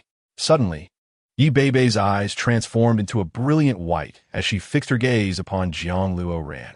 In an instant, Zhang Luoran felt as if he were engulfed by tumultuous waves, nearly plunging into the abyss of despair. Was this the might of a deity? It seemed rather terrifying. Just a mere hint of divine aura left him utterly overwhelmed. If this was the case, the disparity was monumental, rendering any comparison futile. With a cough, Zhang Luoran expelled a mouthful of blood, the world around him fading into darkness. Remarkably, you managed to withstand even a trace of my divine power, Yi Bei thought, quite pleased with Zhang Luoran's physical resilience. A mere trace? Zhang Luoran nearly spewed blood once more. The opponent's insignificant force had him on the brink of collapse. Indeed, the chasm between mortals and gods was vast. Even a fragment of my divine strength is beyond your endurance. Unless you too are a deity, Yi Bei stated matter-of-factly.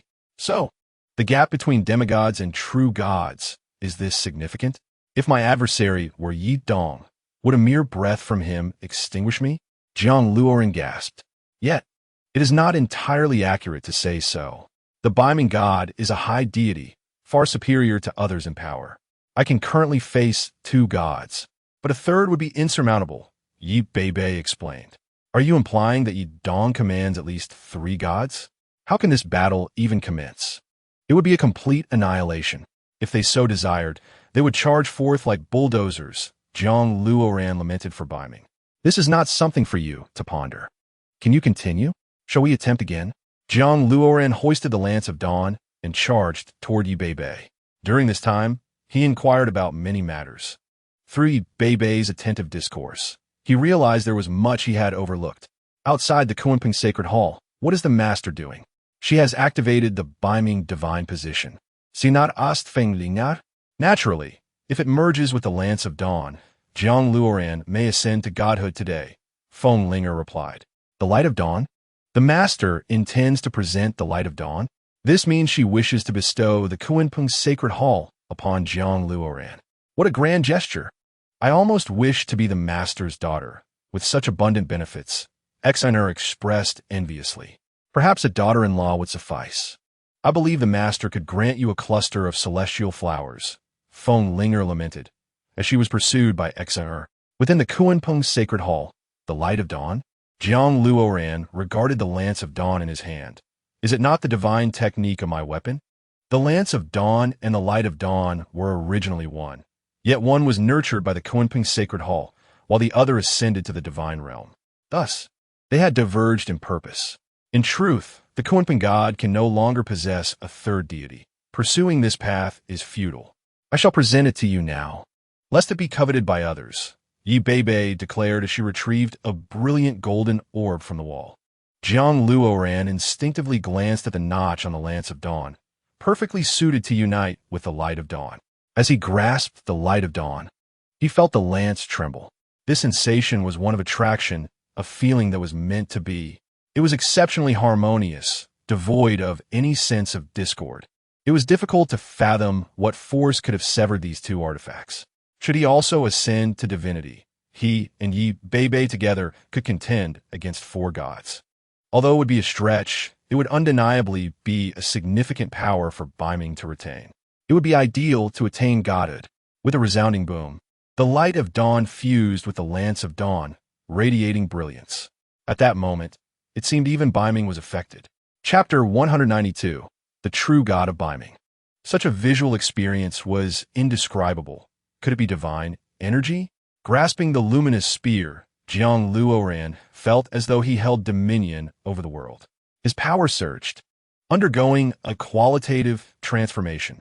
The lance of dawn shed its dark impurities, completely merging with the light of dawn and embedding itself within Jiang Luoran's brow.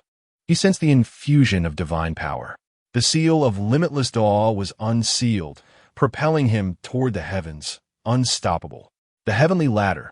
Yes, the heavenly ladder still awaited him. Ascending the heavenly ladder was the path to becoming the Beiming god, so he was merely augmenting his strength without yet attaining divinity. Jiang Luoran ascended to the highest level of the Kunpeng sacred hall, where the heavenly ladder met the clouds. Without a moment's hesitation, he stepped forward. The pressure was undeniable. His waist bent under the weight, for if he did not become a god today, the opportunity for future ascension would dwindle. Thus, Jiang Luoran pressed on with all his might, for retreat was not an option. As he ventured further, Jiang Luoran found himself unable to see the end of the path ahead. He felt this journey was more distant than that between Beiming and Doluo continent. Shaking his head, he continued onward. Though he felt dazed, the pain coursing through him was an unyielding reminder. After traversing 100 steps, the sensations transformed from mere pain to a mental rending. Words could scarcely convey the turmoil within Jiang Luoran. His current state echoed the initial moment he grasped the lance of dawn, perhaps even more profoundly. As he pressed forward, his pupils gradually widening. The rhythm of losing his sanity was approaching. At times, Jiang Luoran yearned to scream, lamenting that he was the sole Kunpeng in existence. Was the divine position crafted by his ancestors designed to extinguish him? Would he truly sever his lineage, leaving the Kunpeng clan without hope? He felt on the brink of madness, for this heavenly ladder seemed not a trial of endurance akin to the Sea God Hall, but rather a tool of destruction, compelling him to ascend with unyielding resolve. This sensation drove Jiang Luoran to the edge of fury, teetering on the brink of insanity. To be frank, he was now propelled solely by inertia, his consciousness submerged.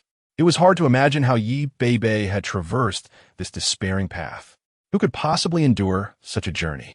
The lance of dawn at his brow began to dim, as if it were unwilling to assist Jiang Luoran any longer. Is this truly the end?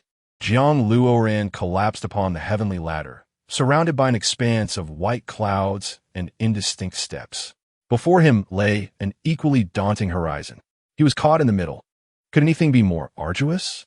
Retreat would bring torment, while continuing forward promised even greater suffering. Jiang Luoran had abandoned all courage and hope, for the light of his life had extinguished. With eyes closed, he fell upon the clouded steps, motionless. As he plummeted, he pondered what fate awaited him. Was this the sensation of death? Yet, devoid of pain or cruelty, continuing this way was rather pleasant. But what of Beiming? Did he truly wish to forsake family and friendship, to plummet endlessly? Yet, a part of him hesitated to let go.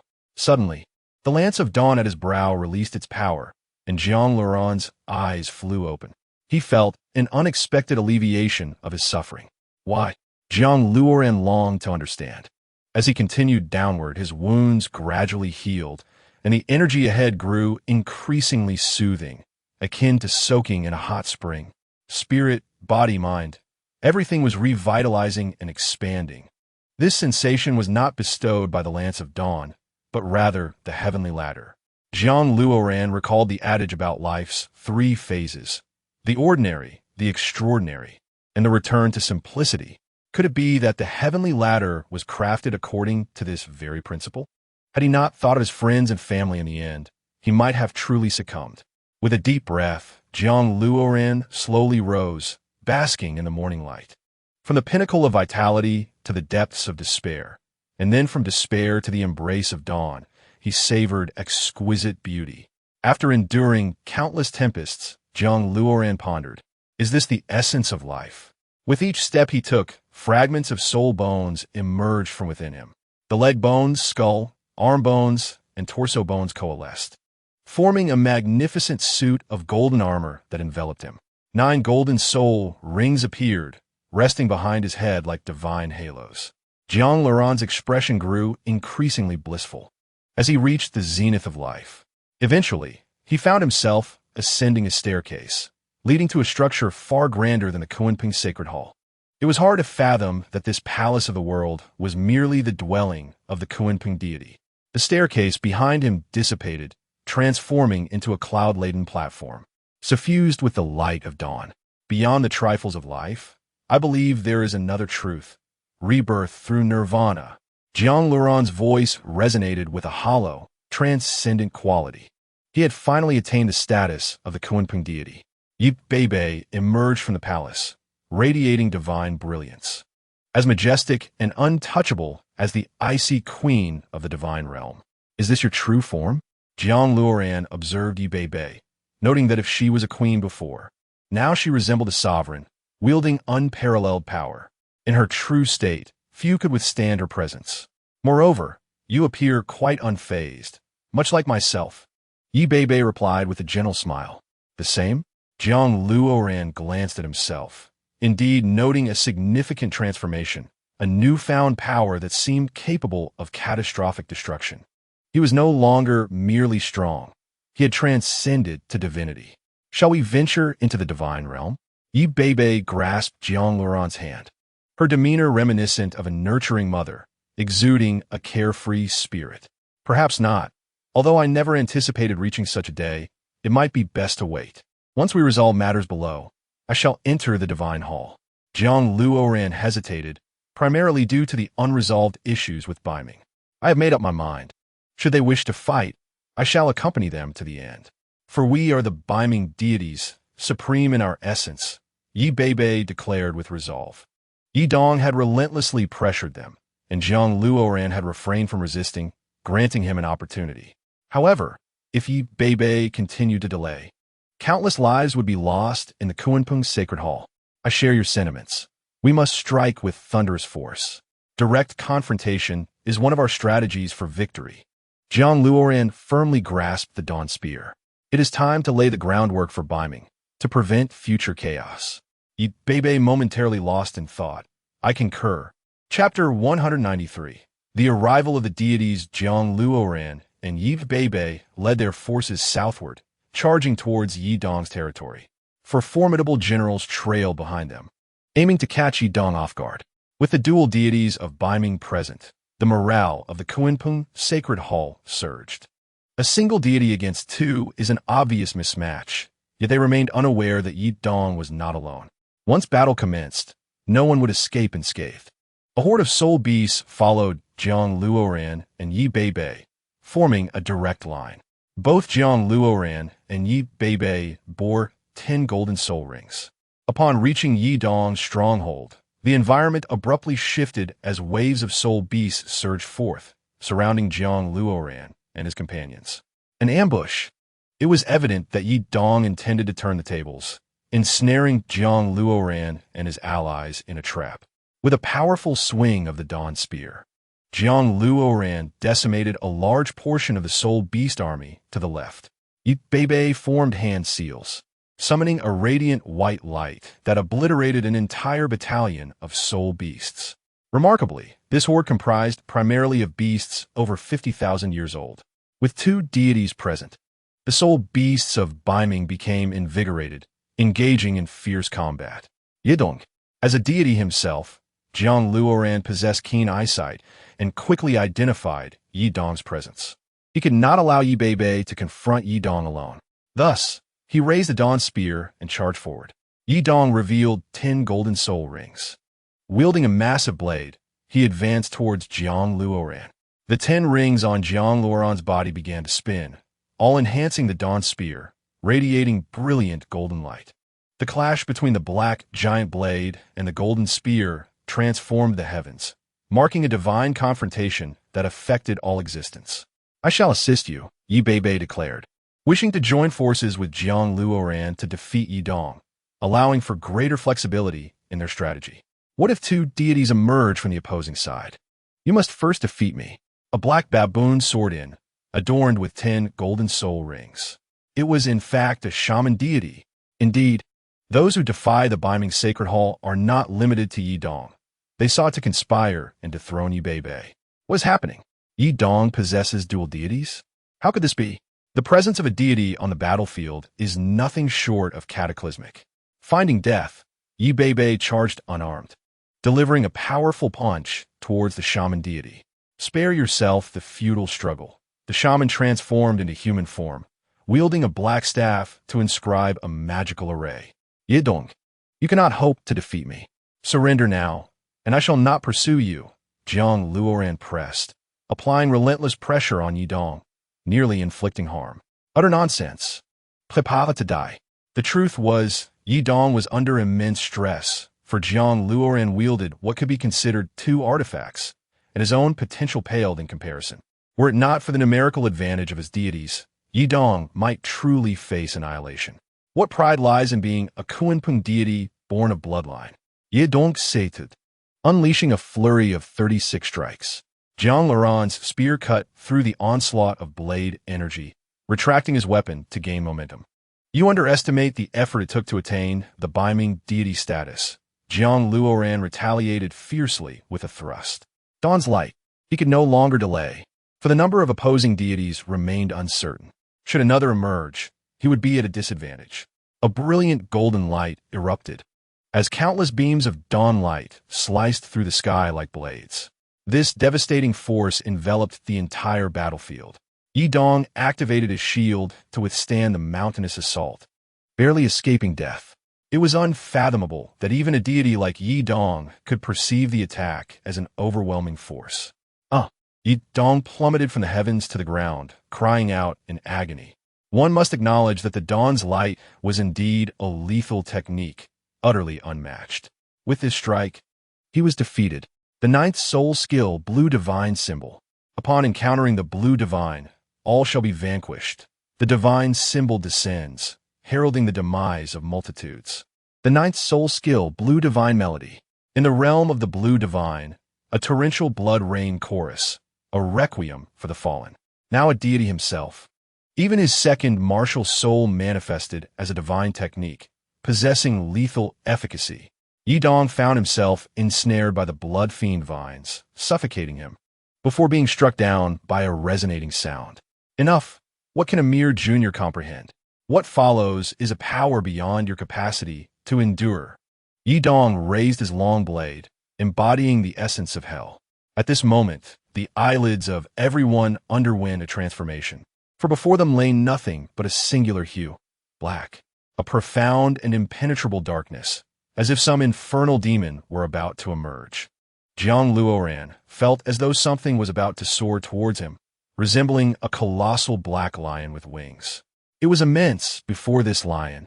Jiang Luoran appeared as minuscule as a mere tooth. Luoran, stop dawdling, strike it. Yi Bei shouted as she repelled the witch god, intending to assist Jiang Luoran. Yet she found herself restrained once more. Kunpeng manifest. Jiang Luoran transformed into the deity of Kunpeng, his radiance illuminating the heavens, contrasting starkly with the darkness below. Black and white whirled at breakneck speed. The nature of the assault remained obscured, as it was utterly overwhelming, consuming the entirety of existence. The divine combat would affect a radius of several hundred miles. However, in the face of such godly conflict, one could only consider retreating to safety. Retreat, quickly move. Someone shouted amidst the chaos, but in such circumstances, where could one flee? The path was obscured, rendering escape impossible. Ultimately, even the voices of the soul beasts were drowned out, leaving only the clash of white and black light. Jiang Luoran sensed impending doom. Should an explosion occur here, none would survive. He grasped the black lion and, in an instant, soared to the stratosphere. It erupted. No words existed to encapsulate the sound it produced. It consumed all, as if simultaneously releasing everything. This strike was indeed a divine technique. Yi Bei, ignited with determination, summoned her own Kunpeng form, identical to Jiang Luoran's. Save for her feminine essence, the witch god swiftly withdrew, invoking his own divine form. Black and white light clashed once more, echoing the earlier explosion in both power and intensity. The soul beasts felt bewildered, The battlefield was rapidly transforming into a realm of gods. Seizing the moment while the soul beasts still possessed sight, they frantically raced towards the so-called safety zone, which was merely a hillside.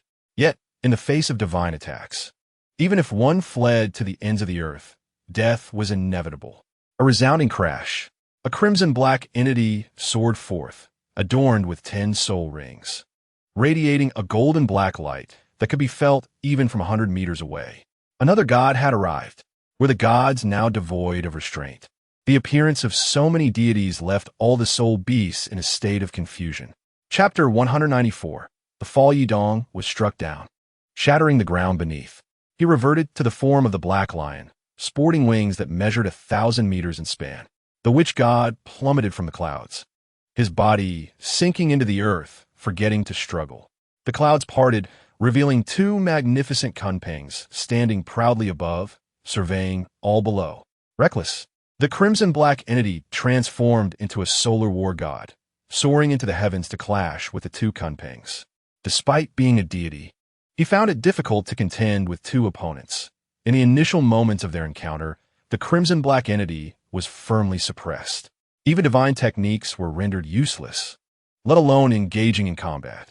Yidong and the witch god ascended to the sky, aiding the crimson-black entity as the battle dynamics shifted once more.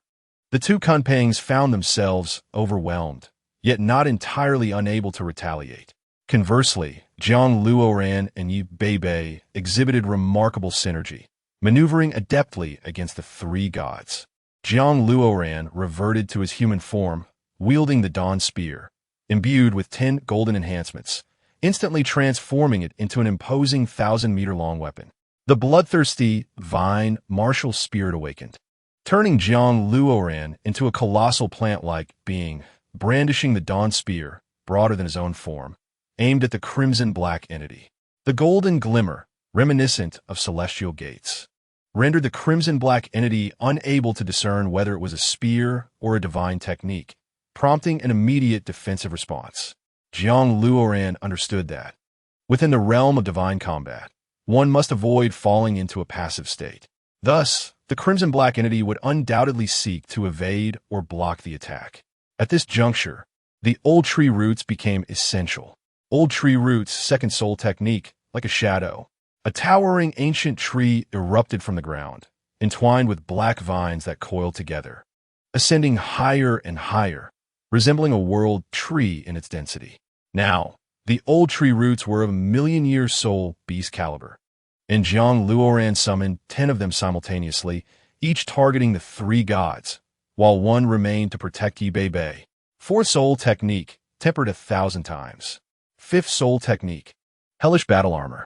These 2 techniques were unleashed upon the old tree roots, reinforcing their defense and attack capabilities.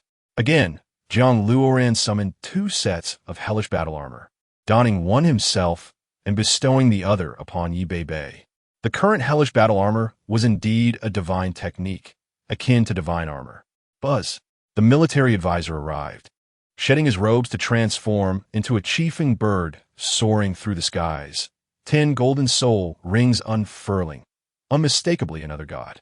The situation now stood at 4 gods against 2, tipping the scales of battle decidedly in Yidong's favor. Jiang Luoran felt the pressure mount as both the witch god and Yidong launched a simultaneous assault, their strikes incredibly fierce and challenging to withstand. Jiang Luoran executed a sweeping horizontal strike, repelling Yidong and the witch god. But just as he aimed to attack Yidong, he was thwarted by the witch god's magic array. You cannot win. The disparity is too great. Surrender now to avoid the destruction of Baiming, Yidong urged in desperation. If the battle continued, Baiming would inevitably collapse, perhaps even submerging into the sea. You instigated this conflict. Now you want us to relent? You must cease your attacks first. Jiang Luoran shattered the magic array with a single blow. The witch god's seal. Bind. Ensnared Jiang Luoran once more in a colossal magic circle, restricting his movements. Let us see how much you can still unleash, Jiang Luoran declared, wielding the Dawn Spear like a hammer, striking the magic array with force. Boom!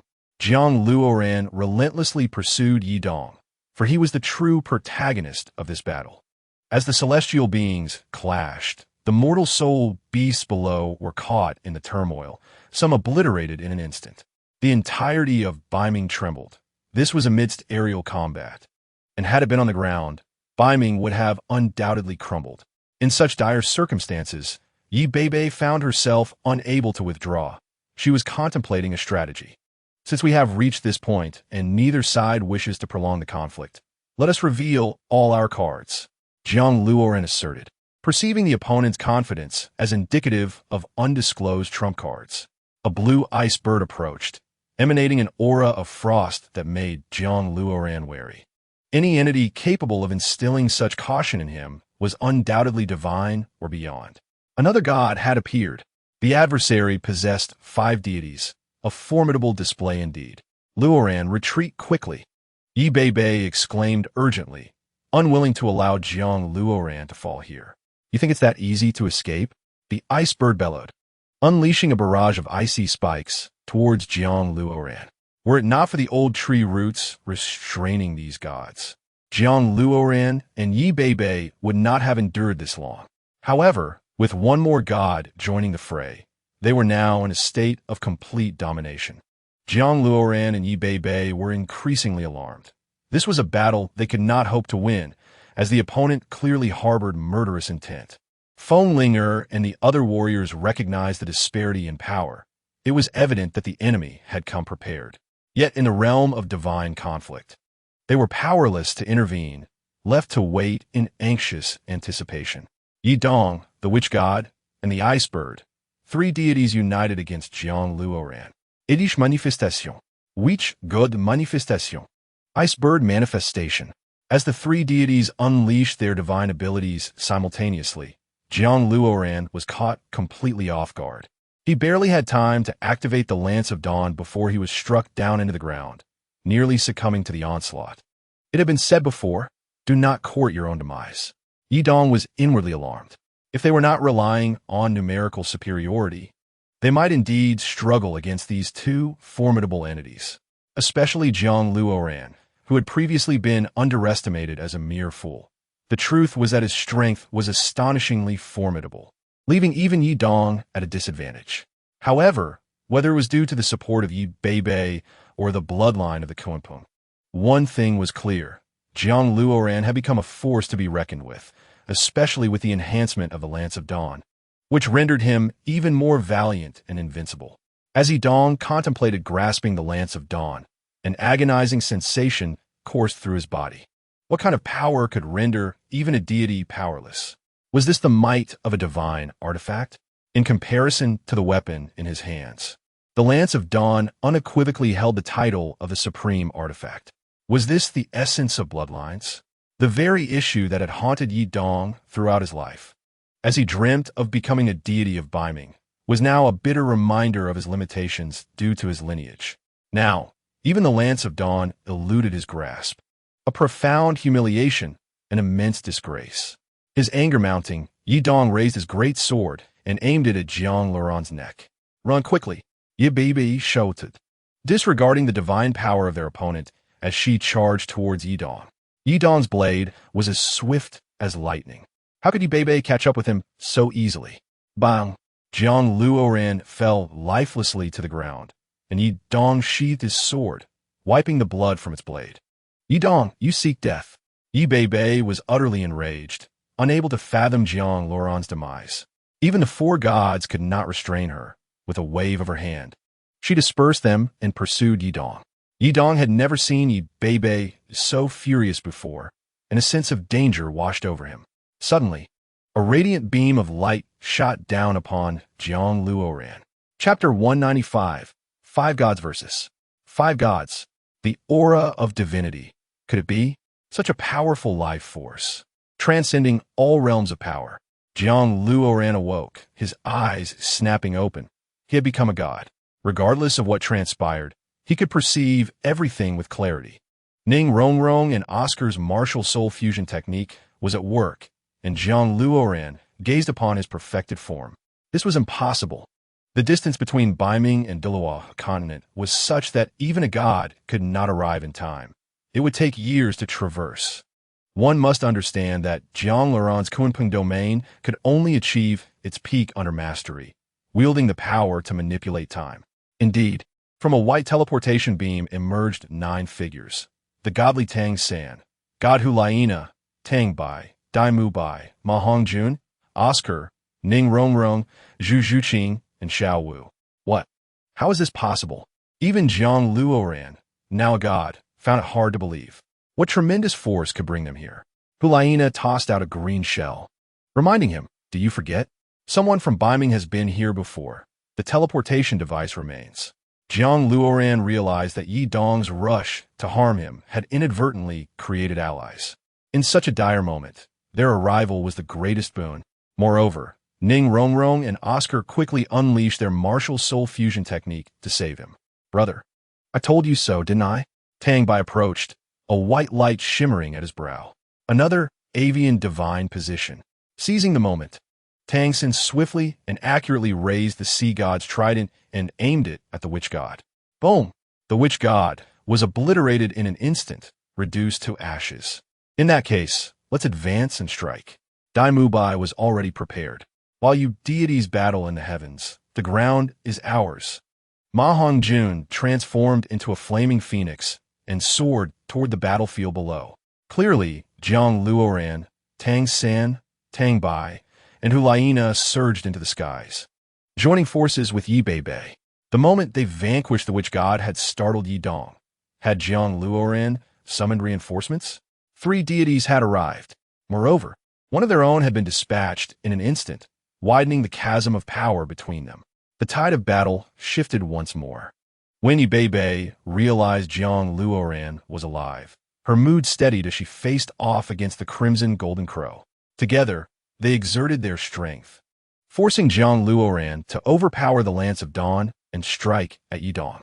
With a cough, Yi Dong nearly expelled his innards, followed closely by the sea god's trident striking his chest. Do not harm my master. The strategist conjured black wings with a swift motion.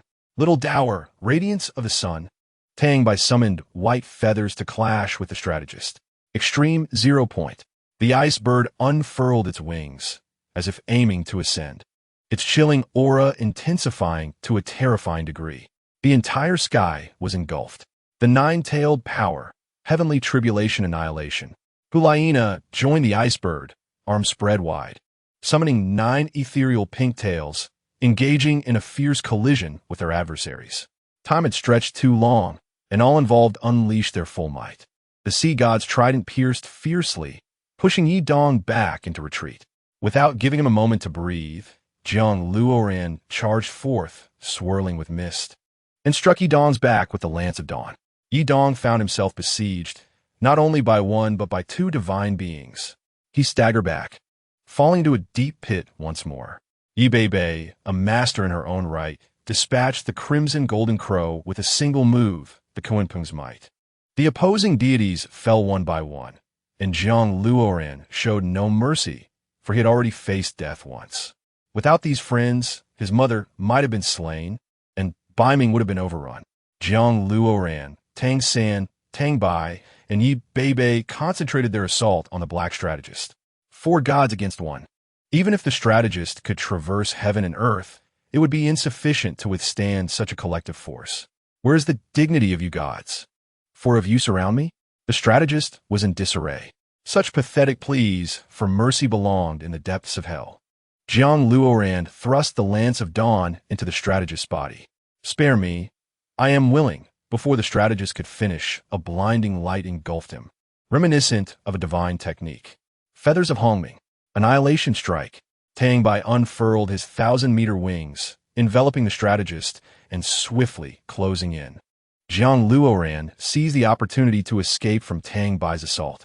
Boom! The strategist fell on the spot, leaving no blood behind. A deity had been vanquished just like that. Such a feat was truly astonishing. This method of slaying deities was nothing short of breathtaking.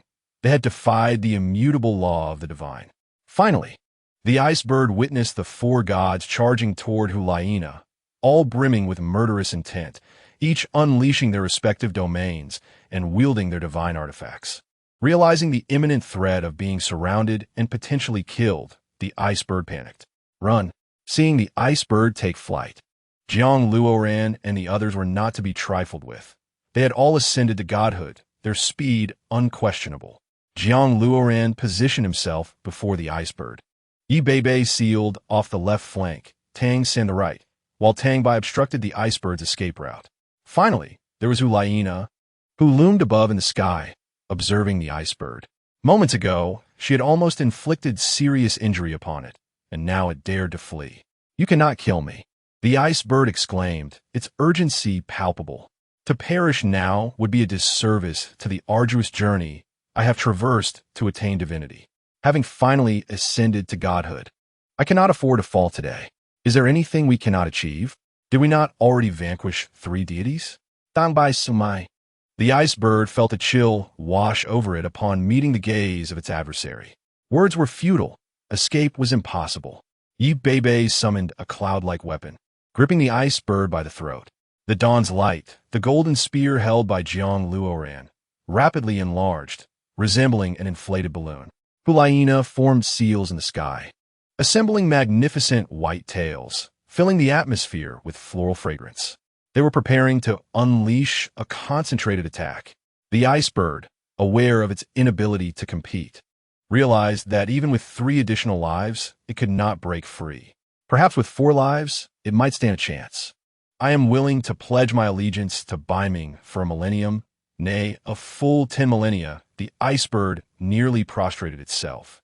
The divine techniques continued their release, seemingly oblivious to the ice bird's pleas. Would eternal servitude to Baiming not suffice? The ice bird darted about, unable to escape. The 5 did not trust its words. After all, it had nearly slain the Baiming twin gods not long ago, only to now seek mercy. Let the annihilation commence. At Jiang Luoran's command, 5 divine techniques were unleashed simultaneously, hurtling toward the ice bird. "Very well, you have forced my hand. Sacrifice!" The ice bird bellowed, its body beginning to disintegrate, ice and snow erupting from within. Chapter 196, Crisis Averted. A god sacrificing itself unleashed unimaginable power, instantly overshadowing the 5 soul techniques. The freezing cold enveloped the heavens, its suffocating chill palpable even without direct contact, an ultimate force poised to erupt beyond the realm of existence. This was in essence ice of divine caliber. Unleashed upon the mortal realm, it could spell catastrophe. From the ground's perspective, a colossal ice lotus was accumulating in the sky, expanding relentlessly. "Utilize your domains, otherwise, everyone aside from us shall perish." Jiang Luoran immediately activated all domains to contain the ice lotus. Tang Sin whirled the sea god trident and danced the sea god S-dance, unleashing torrents of domain energy. Yi Beibei formed hand seals, enveloping the ice lotus in swirling white mist. Hulaina and Tang Bai simultaneously unleashed their god-level domains. To thwart a divine sacrifice, one must operate above the divine.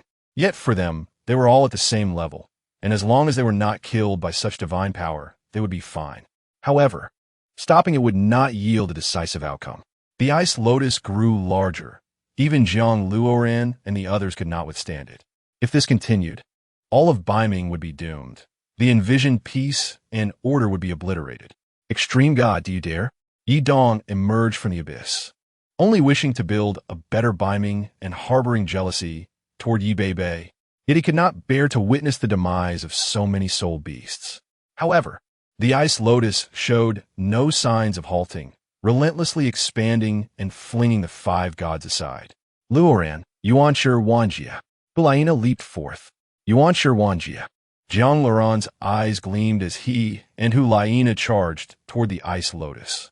Now, as gods, their combined attacks could certainly obliterate other gods, though whether they could withstand a divine sacrifice remained uncertain. It was difficult to fathom the might of Yuanshi Wanjia, as the GodlyMutated approached the status of a mythical divine beast. Clad in resplendent armor, with a gentle aura, its eyes emanated a dreamlike radiance. The GodlyMutated and the ice lotus, both of similar stature, collided, unleashing a silent force of the cosmos. Donji. Before Tang San could voice his warning, Jiang Luoran and Hulaina were already confronting the Ice Lotus.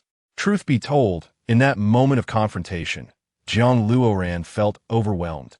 As the god of Biming, he found it taxing.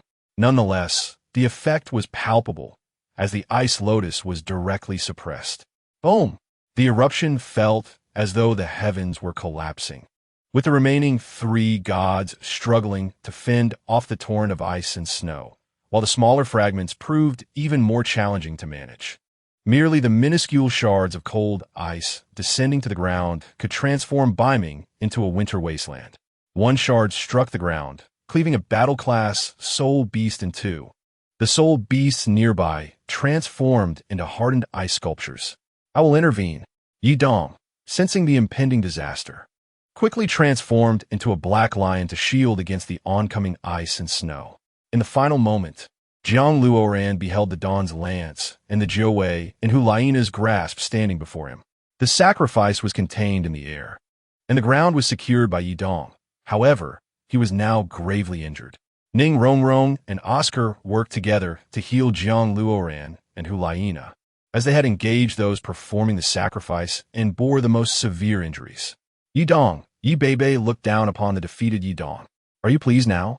Yi Dong was now left in tatters, his divinity nearly shattered, for the bulk of the ice and snow on the ground had been deflected by him. Kill me. I am grievously wounded and wish for death. Yi Dong closed his eyes, seemingly unwilling to utter more. Tang San and the others stood outside the circle. What remained was their family matter. Yi Dong, who had believed his plan would succeed, had not anticipated that Jiang Luoran would have divine allies to assist him. Furthermore, there existed divine techniques capable of resurrecting the dead. Yi Dong was utterly speechless. What was the difference from cheating?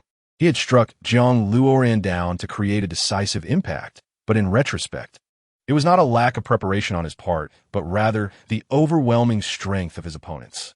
Infinite lives, how does one combat that? The moment they obliterated one of their gods, how could they continue to fight? It would be remarkable if they did not lose. Heaven knows how these individuals arrived, appearing suddenly and engaging in battle. He barely had time to comprehend the current situation. The 4 gods by his side had perished. Reflecting on this, Yi Dong involuntarily glanced at Oscar and Ning Rongrong, who were administering healing. The chaos they found themselves in was largely due to these 2. How infuriating. Regrettably, he was now immobilized, otherwise he would drag them down with him. Yi Dong, you show no remorse. I shall send you on your way now. Yi Beibei raised her hand, gathering energy. Why? Why am I not the god of Biming? How I loathe this divine position, the position of the god of the underworld. Yi Dong Beiluit. Yi Dong met a fate similar to that of Jiang Luoran, cleaved apart. This time, however, there was no Ning Rongrong or Oscar to aid in his resurrection. Death was final. Yi Beibei appeared somewhat dazed, as though she had traversed countless years of hardship. Only now did she reveal a visage befitting her age. The assistance of her companions would not be forgotten. Please allow me to take you to Biming for recuperation. Yi Beibei instructed, arranging for Tang San and the others to settle in. They had rendered immense aid, and she could not dismiss them lightly. It would be disingenuous to claim that they had emerged unscathed from the battle. Tang San and the others did not hesitate to enter the Kunpeng Sacred Hall. There is no need for courtesy. Luoran has previously aided us greatly, Tang San remarked. Indeed, there is no need for such formality, Dai Mubai smiled. Nevertheless, one must first recuperate. I will prepare divine medicines from the Kunpeng Sacred Hall for you shortly. Consider it a familial gesture, Yi Beibei stated. The following concern would be regulation. With the greatest threat vanquished, the remaining would surely kneel in submission. By now, the Kunpeng Sacred Hall boasted 5 gods. This was no jest. Anyone who dared to resist would be courting death. Feng Ling'er and her companions initially believed that Bei Ming was on the verge of collapse. Yet they were taken aback by the unfolding drama. The situation has transformed from peril to safety, a fortunate turn for Bei Ming. In truth, even if Yi Dong were to conquer Bei Ming, satisfaction would elude him, as the deities aiding him are those who rained down upon the land of Bei Ming. Should Bei Ming fall, Yi Dong's elevated position would be precarious, or perhaps the other four deities would carve up Bei Ming among themselves. At that point, not only would the prosperity of Bei Ming be jeopardized, but the division of territory would plunge the soul beasts into dire straits. With a temperament like that of the ice bird, how benevolent could she possibly be? However, it is likely that Yi Dong merely exploited them, intending to ally with the strategist to eliminate the rest. Soul beasts like Yi Dong, who are singularly focused on Bei Ming, are unlikely to overlook this reality. As he stated, inheriting the position of the Hell God was a necessity for him, one he detested. Jiang Luoran had initially planned to merely incapacitate Yi Dong, having promised the other party regarding the illusions of Bei Ming. Yet now, his demise could be seen as a form of liberation, setting aside the physical pain he endures. The emotional burden is unbearable. Chapter 197. A joyous reunion upon awakening. Jiang Luoran found himself resting on a bed, recalling that he had seemingly perished once more, likely saved by Ning Rongrong. However, the continual exertion of life-saving techniques had taken a considerable toll on them. The ice bird had nearly gone mad, threatening to engulf everyone in chaos. Nearby, he felt something soft. Struggling to sit up, he discovered that Hulaina had also been brought in, evidently requiring collective treatment. In their exhaustion, Ning Rongrong and Oscar had forgotten to return Hulaina to her room. At last, it seemed that the ordeal had come to an end. Jiang Luoran felt that everything had been resolved, thanks to the assistance of his friends. Otherwise, the consequences would have been unimaginable. The ascension of Tang San to godhood was within the realm of Jiang Luoran's contemplation. However, how had Hulaina and Tang by achieved divinity? What divine positions had they acquired? Indeed, Jiang Luoran meant to convey that while Dulua continent is home to more than a handful of gods, the other divine positions are exceedingly elusive. How had they discovered them? This could be regarded as a monumental opportunity, providing him with the impetus to succeed. Within the Kunpeng sanctuary, the master expressed joy, having reclaimed all territories of Bei Ming. Even the forbidden zones were under their control. Upon hearing that the sanctuary housed 5 deities alongside dozens of super warriors, the adversaries had fled in disarray. Feng Linger clasped her hands in gratitude. Now she could finally rest, biding her time to become a million-year soul beast. What the sea territories belonging to Bei Ming? Ye Bei Bei Inuited.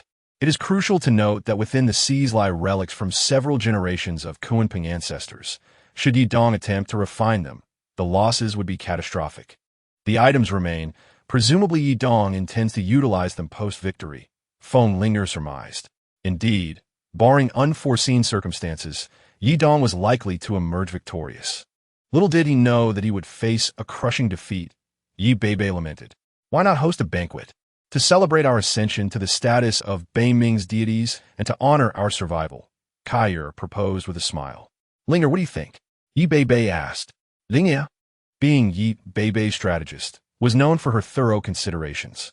Very well, it shall be done, Linger replied, departing to arrange the details. In light of this, it seems that the young master and you will not linger in the mortal realm for long. How shall we proceed? Xiner expressed her concerns. There is no need for worry. The newly appointed Bei Ming deity wields the Dawn Spear, a weapon utilized by our ancestors to open the divine realm pathways. Should anything be amiss, he will personally address it. You shall handle various affairs, Yi Bei Bei assured. Who is that woman? Hulaina awoke, inquiring, as she had thought she was on the brink of death. Now, it appears she has been rescued. You may be unaware, but this place is called Bei Ming, and that woman is my mother, the Kunpeng goddess of Bei Ming, Jiang Luoran sighed. After enduring such tumultuous trials, they had finally returned, only to face yet another setback. Presently, it seemed they could enjoy a period of tranquility. I wondered why you were so mysterious, always appearing to be elsewhere while physically present. You even startled my brother earlier, Hulaina chuckled. Ah, see, you nearly met his end. I saved him, Jiang Luoran waved his hand, attributing his achievements in land creation to Yi Bei Bei. Jiang Luoran spoke truthfully. First came the divine bones, followed by the martial soul, and ultimately the dawn light. Not to mention the Kunpeng deity position. All of this was bestowed upon him by Yi Bei Bei. Without her, such accomplishments would have been unattainable. The least among the soul beasts here is over 200,000 years old. It is truly a paradise. Hulaina gasped in astonishment. Perhaps it is the decree of the heavens that Bei Ming has endured this raid. Following this crisis, many soul beasts have perished. Jiang Luoran suggested that prosperity and decline are intertwined. Bei Ming has become excessively powerful, necessitating a degree of weakening to progress further. What is this decree of heaven? Hulaina questioned, having never encountered such terminology. Two deities discussing the heavenly decree while sharing a bed feels rather incongruous. Hulaina activated her divine position, appearing once more as pure and flawless as a celestial maiden descended to the mortal realm. It is a language from my homeland. It is natural that you do not understand. Jiang Luoran almost forgot that this was not Earth. By the way, is it truly appropriate to discuss such matters in bed? Jiang Luoran highlighted their current predicament to Hulaina. Dai Mu Bai traversed through Bei Ming, where all soul beasts treated him with utmost respect, as everyone knew that he was the one holding the ground. Were it not for him, the soul beasts from the opposite side would have already attacked. Bei Ming is indeed vast, even larger than the combined territories of the two great empires. Upon his arrival, Dai Mu Bai immediately sensed the enormity of the place. He unleashed his soul techniques in combat, and merely traversing the distance took quite some time. This nearly diminished his soul abilities, causing a multitude of soul beasts to converge upon him. Uncertain of why Luo Ran would assist that woman, Zhu Zhuqing observed from the sidelines. Not to mention outside, even the bed where he and Dai Mu Bai had just lain was ample enough for the Yuming white tiger to rest. Soon enough they would find out. As they had heard a banquet was to be prepared, Dai Mu Bai was eager to bring Zhu Zhuqing to the event. For the size of the place made them doubt they could arrive on time, even with an hour to spare. Furthermore, Dai Mu Bai was unaware of what Bei Ming favored in terms of cuisine. Surely it could not be mere grass. Ma Hongjun had transformed. He no longer gazed about aimlessly, for he had now turned over a new leaf, understanding the consequences of indulgence. Upon arriving at the Kunpeng sanctuary, Jiang Luoran observed everyone gathered together, akin to preparing for a grand beast worship ceremony. Yi Bei quickly comprehended the situation upon seeing him with Hulaina. Could this fellow truly find a girlfriend? It seemed there was no need for him to worry. Upon encountering the child, his expression had been as cold as ice, as if someone owed him a substantial debt. What kind of fierce girlfriend must he have? Thank you, my brothers, for your righteous assistance. Jiang Luoran clasped his hands in gratitude. Though he knew they were not fond of thanks, he still felt compelled to express his appreciation. Luoran, that soul tool nearly crushed us. Were it not for the three deities we possess, we might not have made it, Ma Hongjun lamented, mentioning that Dean Flander and the others still intended to come, but due to space constraints, they could only select the most capable elites. Fatty, refrain from speaking carelessly. You are only adding pressure on Luo Ran. Oscar nudged Ma Hongjun. Is that so? Pray tell, what exactly transpired? Jiang Luoran inquired. It is of no concern. It is merely the collapse of space. Together with Hulaina and Tang Bai, we managed to reconstruct the space, albeit with some difficulty, yet we ultimately succeeded. Tang San's troubles were diminished. When you appeared, I was perplexed as to how you knew I was in danger in Bei Ming. This is precisely what Jiang Luoran found most puzzling. It was because of her that we could not locate you and eventually found her, leading us to deduce that you were in peril. Tang San gestured towards Hulaina. Chapter 198, The Final Boss. Indeed, we ultimately arrived at the Sea God's Palace, where, through Poseidon's explanations, we learned of your predicament. Furthermore, Poseidon had gathered the soul-guiding devices necessary for our arrival to assist you. Damu Bai remarked nonchalantly. That is not a soul-guiding device, Jiang Luoran interjected, waving her hand. It is merely a teleportation device from Bei Ming. However, if you wish to return, I shall personally escort you. Suddenly, the entire Bei Ming began to tremble, as if it were on the verge of collapsing. While everyone was celebrating, none anticipated such an occurrence. Even the Kunpeng Sacred Hall was affected, causing Bai to topple. No one understood the situation. It could not possibly be an earthquake. This is Bei Ming, where countless high-level soul beasts stand firm. What kind of earthquake could shake this place? Jiang Luoran sensed an ominous feeling. It was not only Jiang Luoran. Those of divine status could also feel something amiss. This energy seemed to awaken from beneath the ground, not merely to shake Bei Ming, but was a force of immense power, a power that even the gods could not ignore. What could this be? The five exchanged glances, and the one most suited to speak was Yi Bei. Aside from her, no one could fathom what this was. I shall go outside to investigate. Yi Bei transformed into a beam of white light and shot forward. I will follow you.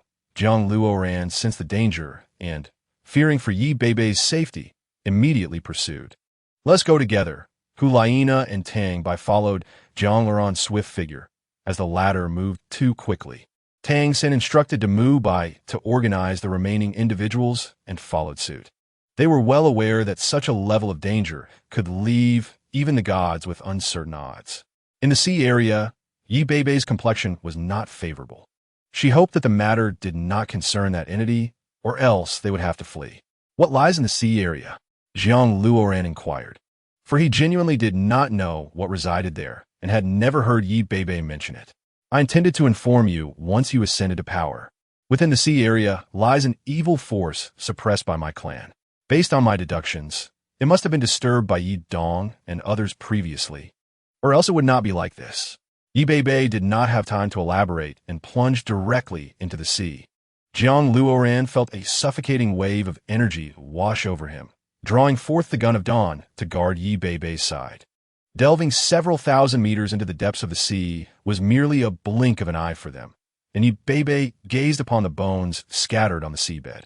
The seal had been broken. It was undoubtedly that madman Yi Dong who had taken a desperate gamble, leaving behind this hidden danger. The emergence of such an evil force would not only threaten Bei Ming, but could spell doom for the divine realm as well. Yi Bei's pupils reflected a sense of despair. Whoosh!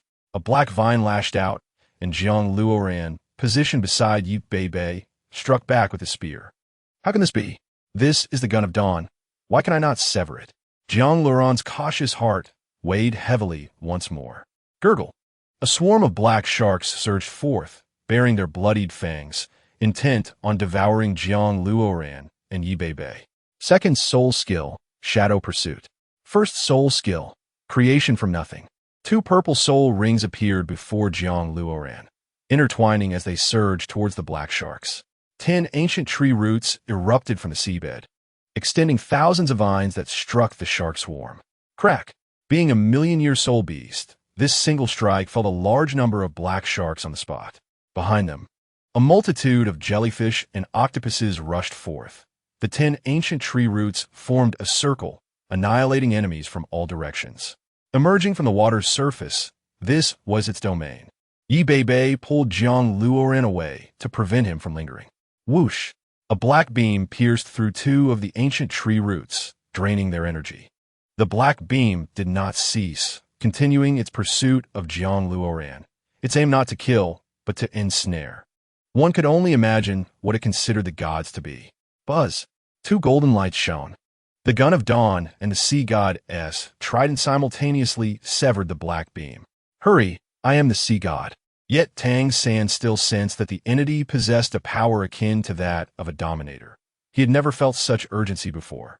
Immediately following, hundreds of black beams descended like scattered flowers from the heavens. Jiang Luoran commanded the ancient tree roots to defend, but they were swiftly obliterated and penetrated. Corona force. Above the sea, a brilliant white radiance erupted, rapidly coalescing into white feathers that pierced the black beams, cutting them asunder. What is that? Hulaina exclaimed, having caught sight of a gaze. A golden pupil. One would feel that there could be no more haunting gaze than that of this pupil, not even among the gods. The evil force was on the verge of awakening. Luoran, quickly activate the Kunpeng domain, Yi Bei urged, releasing her own Kunpeng domain. Jiang Luoran dared not hesitate, unleashing the Kunpeng domain simultaneously with Yi Bei to suppress the evil force. Time is the essence of all transformations. Without time, one might as well have nothing. Yet it was immensely taxing. Even with both gods unleashing the Kunpeng domain, they could not suppress the other. if it were not for the disparity in levels. What else could it be? We must retreat. Zhang Luoran could no longer hold on. He struck towards Yi Bei, urging Hulaina to take her away. The four were perceptive enough to head towards the surface of the sea. No matter what it is, I am now a god. Zhang Luoran spun 360 degrees. The gun of dawn manifesting numerous energy avatars. Light of dawn. In an instant, the winds and clouds shifted, mountains crumbled, and a tempest roared with ferocity. As a titanic tsunami rose from the sea, golden light was the only hue visible in everyone's eyes. Bang! Zhang Luoran soared from the water, landing before the four, bearing grievous wounds, the gun of dawn vibrating in his grasp. What lay within was not merely a god, but something far beyond. Zhang Luoran opened his hand, revealing a bloodstain. So it is, Yi Bei observed Zhang Luoran's injury. I was just contemplating. Yi Dong could not possibly act against Bei Ming in such a manner. The strategist had inherited his divine position, yet should he fall, this deity would awaken. He had gambled everything merely for the sake of his divine status. Did he disregard all else? Zhang Luoran felt distressed, realizing why he insisted that they could not kill him. Evacuate everyone as swiftly as possible, Yi Bei declared decisively. For in such moments, leadership must shine through, making the most accurate judgments. Suddenly, Hulaina froze, her eyes deeply fixated on the sea area. It is too late. From the depths of the sea, a colossal dark figure slowly emerged, towering 1,000 meters high, its black scales scraping against one another with a grating sound. 9 long black, serpentine bodies coiled around, ultimately revealing their entirety. This was an ancient beast with 9 heads and a serpent-like body, each of its eyes radiating golden light. Roar!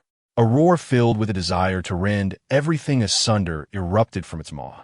What years of repression must it have endured to unleash such a sound? Chapter 199, The Bitter Struggle. In this scenario, none could claim to obstruct the other. They all flew back to Bei Ming, urging the evacuation of personnel. Buzz. In an instant, they felt as though time had come to a standstill. The oppressive atmosphere sent shivers down everyone's spine. No, it was not merely time that had paused. It was as if the very air had been sucked away. At the mouth of Jiu Dao Chong, a sphere of black energy coalesced. No one dared to underestimate the power of this strike, not even the gods. 9 beams of black light shot forth, leaving no time for preparation. Within the Kunpeng domain, Zhang Luoran harnessed this force, for the range of the beam was vast. Aside from him and Yi Bei, no one could escape its grasp. In the Kunpeng domain, Yi Bei deployed her area of effect against Hulaina and her companions, urging them to flee. The current Beiming is a land of chaos. I cannot let you be embroiled in it. Then may I inquire if this spirit beast intends to attack Beiming alone? Tang, Sin did not retreat. We are gods, and also inhabitants of Dolua Dalu. Wherever we go, we cannot evade it. It is better to unite our strength to confront this threat, Tang Bai stated solemnly. Are you not aware of the formidable power of this malevolent creature? Withdraw for now. Let us ally with the gods and return to vanquish it. Before Yi Bei could finish, Hulaina surged forward, brandishing her divine sword. The power of the white lotus swept through the air, severing all black beams, even cleaving the ground beneath her. White feather, 1,000 red slash. The golden soul rings on Tang Bai glimmered as he grasped a golden feather, soaring into the sky. A flurry of golden feathers stitched together, obscuring half the sky, all aimed at the malevolent entity. The golden light annihilated the creature, evoking the earlier scene of a tsunami. Buddha's fury, Tang Lian. Tang Sen wielded the golden Tang Lian, launching a barrage of petals upon the malevolent beast. Yet, these forces merely wounded it, intensifying its malevolence. Boom! The 9 heads charged from 1,000 meters away towards Zhang Luoran and the others. They scattered to avoid the malevolent creature's onslaught. 7th soul skill, Blood Vine Incarnation. Zhang Luoran spread his arms, transforming into a giant to stand shoulder to shoulder with the malevolent beast, brandishing the Spear of Dawn to block its ferocious assault. If Zhang Luoran did not intervene, the creature would surely rampage through Beiming, compelling him to strike furiously upon entering the fray. He unleashed a barrage of soul skills as if they were without cost. The 9 heads were pushed back, their bodies lifted by the plant-like being. The spectacle was reminiscent of a Gundam battle. Jiang Luoran seized an opening, thrusting his spear into the creature's chest. The spear of dawn merely pierced its skin, failing to penetrate further, as if the creature bore hundreds of layers of toughened skin that resisted all attempts to cleave it. 5th soul skill, Hellish Battle Armor. Jiang Luoran infused a surge of golden energy into the malevolent beast's body. The hellish battle armor enveloped it tightly, constricting its movements. However, before he could activate his 4th soul skill, he was seized by a vine around his neck. The plant-like being was swiftly subdued, despite their similar sizes. It was far inferior in strength to the malevolent creature. Kunpeng Strike. Bebe's blade of light severed the vine, binding the plant-like being. Seizing the opportunity, the plant-like being grasped one of the creature's heads, lifted the spear of dawn, and unleashed the light of dawn downward upon the wound. With a slicing sound, the blow was delivered. The malevolent beast howled in agony, blood splattering from its wound, the pain so intense it caused it to groan. Retreat. Everyone retreat. Jiang Luoran, closest to the creature, sensed that it was preparing to unleash a devastating attack. Get away, Luoran. Tang San summoned the ocean's might, conjuring a towering wave to crash upon the malevolent beast. Yet, this meager assault was dismissed by the creature as it continued its brutal struggle with the plant-like being. If you seek a decisive battle, as a god, I will not cower. Jiang Luoran's spirit ignited. He wielded the spear of dawn like a hammer, executing a flurry of strikes that resonated with thunderous echoes. Boom! A red light emanated from the creature's chest, as if it were about to spew forth blood. Whoosh! The red energy rapidly charged, extracting the air from the surrounding miles, creating an oppressive heat that left Jiang Luoran feeling as though he were caught in a hurricane. What is this? Tang Bai's hands felt numb, and he bore unknown wounds. Were he not a god, he would have perished many times over. The critical point was that even he did not comprehend the source of these injuries. This red light is toxic. Even within its charging range, one would be affected. Tang San wiped the blood from his chest. We must not allow it to release its power. The consequences would be dire. Hulaina unfurled her 9 tails, engaging the creature's 8 heads in aerial combat. Though they were gods, even if they were not as strong as their adversary, they would not be utterly vanquished. Yet, this assault was beyond their capacity to withstand. Let me. Jiang Luoran regrouped the plant-like beings, colliding with the malevolent beast and forcing it into the sea. The moment the creature plunged into the water, the sea began to evaporate rapidly. What could be the temperature? Jiang Luoran glanced at his right arm, covered in blood from burns sustained even through the plant-like being's defenses. With a defense of 1,000 and the plant-like being's innate protection, they had been breached. This heat was likely beyond even that of the fire god. Even if Ma Hongjun ascended to godhood, he would scarcely wield such heat. Speaking of second-level gods, Jiang Luoran suddenly realized that this might indeed be a second-level malevolent beast. A first-level god would surely be unable to contend with it. The disparity lay therein. They were all newly ascended gods, still unaware of their limits. The plant-like being grasped the malevolent creature tightly, preventing its escape from the surface, yet its strength was overwhelming. The malevolent beast rose, preparing to unleash a fatal blow. Ancient roots surged from the water, ensnaring it and forcefully dragging it down. In this critical moment, the ancient roots proved indispensable. Otherwise, Jiang Luoran would have been at a loss to resolve this predicament. Divine skill. Divine skill. Quickly unleash your divine skills. I cannot hold it much longer. Jiang Luoran cried out. The power of the sea god. Tang San hurled the sea god's trident, the metallic sound slicing through the air. Boom! The malevolent creature's body, just emerging from the water, was struck back beneath the surface by the golden trident. At that moment, the energy in its chest had fully coalesced, though the angle was misaligned, releasing a torrent skyward. The once white sky turned a deep crimson. No, this was not merely red. It was ablaze. The heavens appeared as though a wound had been opened, bleeding a fiery hue, with the temperature radiating the essence of hellfire for miles around. Those closest to it were Jiang Luoran and his companions, who could scarcely endure it. The five gods unleashed their utmost defenses, merging them to avert a fatal fate. This force was terrifyingly formidable. Dozens of defensive barriers shattered, and the ground beneath them crumbled like dust, as suffocating waves of energy surged into their nostrils, filling their bodies. This overwhelming force of death was impossible to extricate themselves from. Jiang Luoran even felt as if this red energy had detonated deep within the cosmos. As the red light dissipated, the divine artifacts in the hands of the five fell aside, especially Jiang Luoran, who stood at the forefront.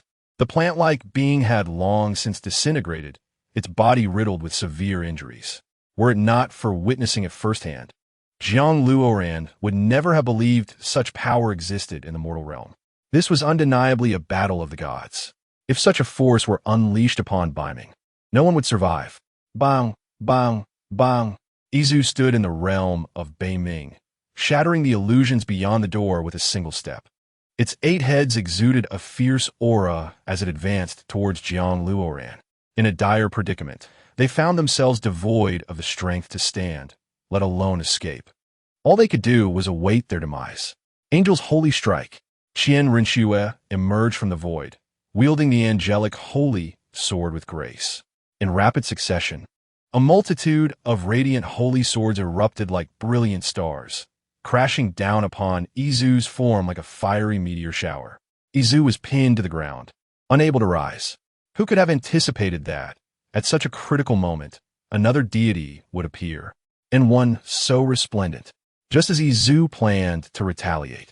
It was ensnared by tendrils of dark energy. 6th soul skill, eternal creation.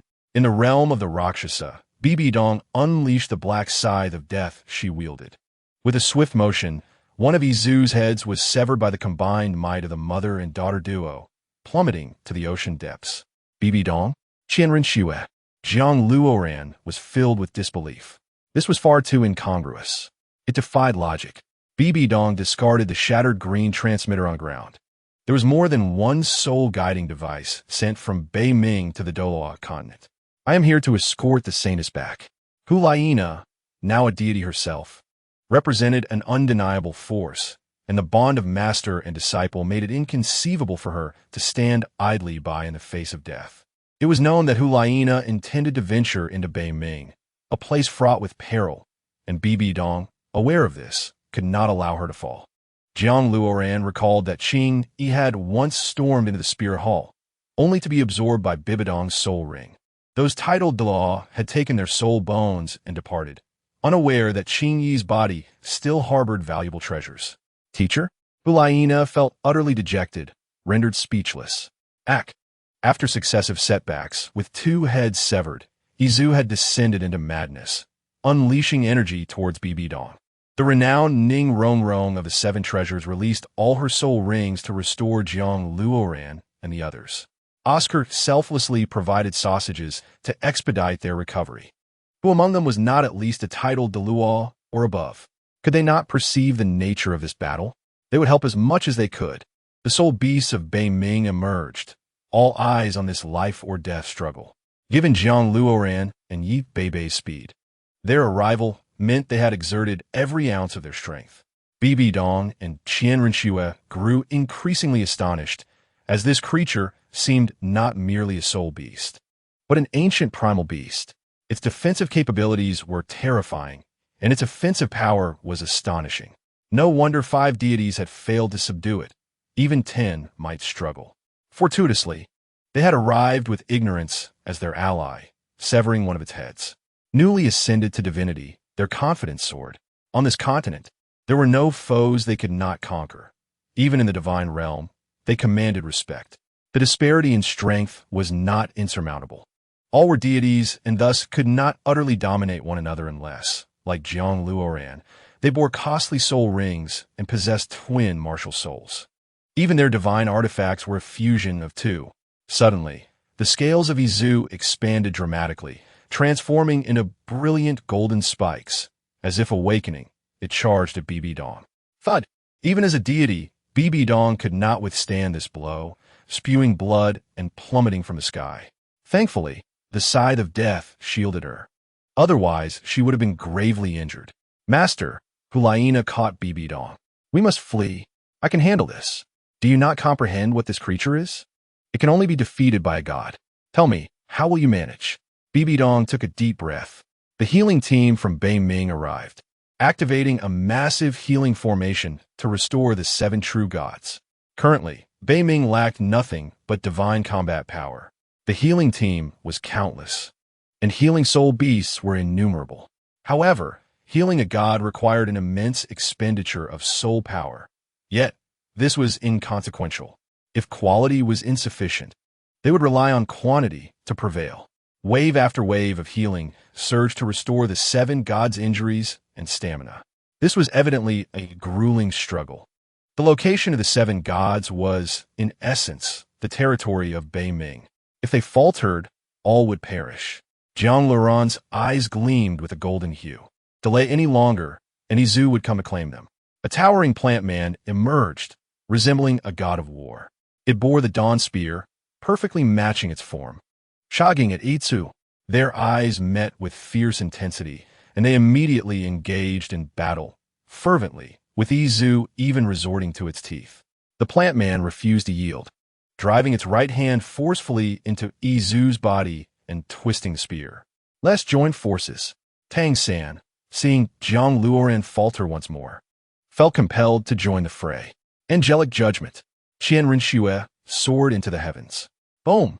A celestial angelic figure manifested in the sky, wielding a colossal sword akin to a heavenly gate, descending upon Izu. Furious, Izu's body swelled, its scales elongating further. Boom! One of Izu's heads expelled black flames, clashing with the angelic judgment. The realms of Rakshasa, Kunpeng, Sea God, White Lotus, Corona, Angel, and God of Slaughter converged upon Izu, sealing it in place. The intersection of these 8 domains created a scene of spatial obliteration. Zolwunding Eitsu. Tendrils of energy twisted and space itself seemed to shatter, causing a chaotic disturbance. Ak! Izu cried out in agony. This damage was lethal. The blood within its body surging forth as if it were being cleaved. Such a magnificent spectacle was beyond the comprehension of soul beasts above 40,000 years of age. Otherwise, they would be obliterated by the residual power of the domains, an overwhelming force indeed. Witnessing such combat was invaluable experience for high-level soul beasts. Even Dai Mubai and the others began to ponder, seeking flaws to learn from for their ascension to godhood. The previous rumors were not mistaken. Divine battles shattered mountains and stirred storms, embodying a sense of annihilation. The 7 gods now united in their assault on Izu, transcending the realm of typical soul master's understanding. No enemy remained unscathed, with the dawn spear soaring forth like the dawn breaking upon the horizon, casting a golden bridge across the sky. This was the true essence of divine skill. Chapter 201. The Divine Sealing Formation. Golden light shattered. In the vast expanse, a golden giant orb exploded, releasing waves of energy. This proved that even such power could not pierce Izu's defenses. Its resilience was truly otherworldly. It was not over. Jiang Luoran pressed forward, penetrating Izu's very being. The mingling of red blood and golden light erupted like snow in August, as Jiang Luoran expended every ounce of his strength. The golden light contracted, piercing through Izu's body, clearing the path ahead of him. Ak! The 7 heads continued to struggle, but in an instant, they sank like a beast gasping for breath beneath the waves. Jiang Luoran, allowing his fury to channel through him, recognized that Izu was a 2nd-level divine beast. This strike from the Dawn Spear had drained him of all his energy and soul power. Jiang Luoran expelled a mouthful of seawater, inhaling deeply, prepared to strike with precision. A guaranteed kill. Had he not employed such techniques to compress all his power into the spear's tip, he would never have pierced through his foe. Engaging in this endeavor carries immense risks. Should the compression not be meticulously controlled, Jiang Luoran might very well obliterate himself. This destruction is not merely a cataclysmic event. Confronted by such ferocious power, he would find no refuge. The entirety of a deity's might compressed into the tip of a spear. It is fortunate that it is the gun of dawn. Otherwise, any mere substitute would likely lead to dire consequences. This strike is exceedingly reckless, invoking fear of the Kunpeng deity. Victorious? If Luoran possesses such ferocity, why hesitate? Ma Hongjun, drenched in a cold sweat, reflects on Jiang Luoran's habitual demeanor. He could resolve matters with ease, yet insists on feigning vulnerability. There are undoubtedly numerous contingencies he refrains from utilizing. However, having been forewarned repeatedly, Ma Hongjun has little further to say. Such power? Has he transcended divinity? Dai Mubai, bare-chested, muses in disbelief. Bibi Dong and Xianrenshu inquire, what are we here for? In the distance, the sound of gnawing echoes, akin to a shark feasting upon an octopus. Jiang Luoran observes that all eyes are fixated upon the still, tumultuous sea. A crimson monstrosity emerges from the abyss, voraciously devouring its own limbs, as if relishing the taste. This sensation resembles that of a serpent shedding its skin, true malevolence. An ancient writing reveals that the evil limb itself embodies wickedness, merely awaiting a catalyst for release. It becomes apparent that evil is intrinsic. Only through the experience of death can the limb transform into pure malevolence. At that juncture, it will consume the limb, reaching a state of self-forgetfulness. With nothing left to impede its path, except for a deity, Yi Beibei withdraws a silver spear from her sleeve. It is worth noting that sealing this malevolence has cost the lives of several deities. Presently, only 7 remain. Confronting true evil appears daunting. Is it still alive? Is it akin to a cockroach? After vanquishing this one, will another arise? Ma Hongjun yearns to ascend to divinity, rushing into battle alongside them. This situation is profoundly disheartening. A sensation of invincibility in the face of insurmountable odds. Despite exhausting all efforts, one still cannot achieve victory. Dai Mubai, incensed, shatters a nearby boulder with a single punch. Do not act rashly. In battles of this magnitude, we should refrain from interference. Zhu Zhuqing admonishes, restraining Dai Mubai. Indeed, the chasm in strength is vast. Xiao Wu, anxious, fears for Tang San's safety. Another one? Jiang Luoran's resolve falters. How difficult is it to slay this spirit beast? It seems nearly indestructible. For the first time, Jiang Luoran feels devoid of fighting spirit, contemplating surrendering to be trampled. Ning Rongrong's 9 treasure glazed tile pagoda, along with Oscar-S sausages, merge with Jiang Luoran's essence, dispelling all his apprehensions. It must be said that the assistance of support-type soul masters on the battlefield proves invaluable, influencing the desire for victory. Without their aid, even the 7 deities might find themselves overwhelmed. Not to mention, engaging a second-tier deity is another matter entirely. The 7 gods clash with the newly awakened red malevolence, their battle causing chaos in the heavens and the earth, the mountains and seas boiling. From the skies to the depths, the very fabric of space is rent asunder.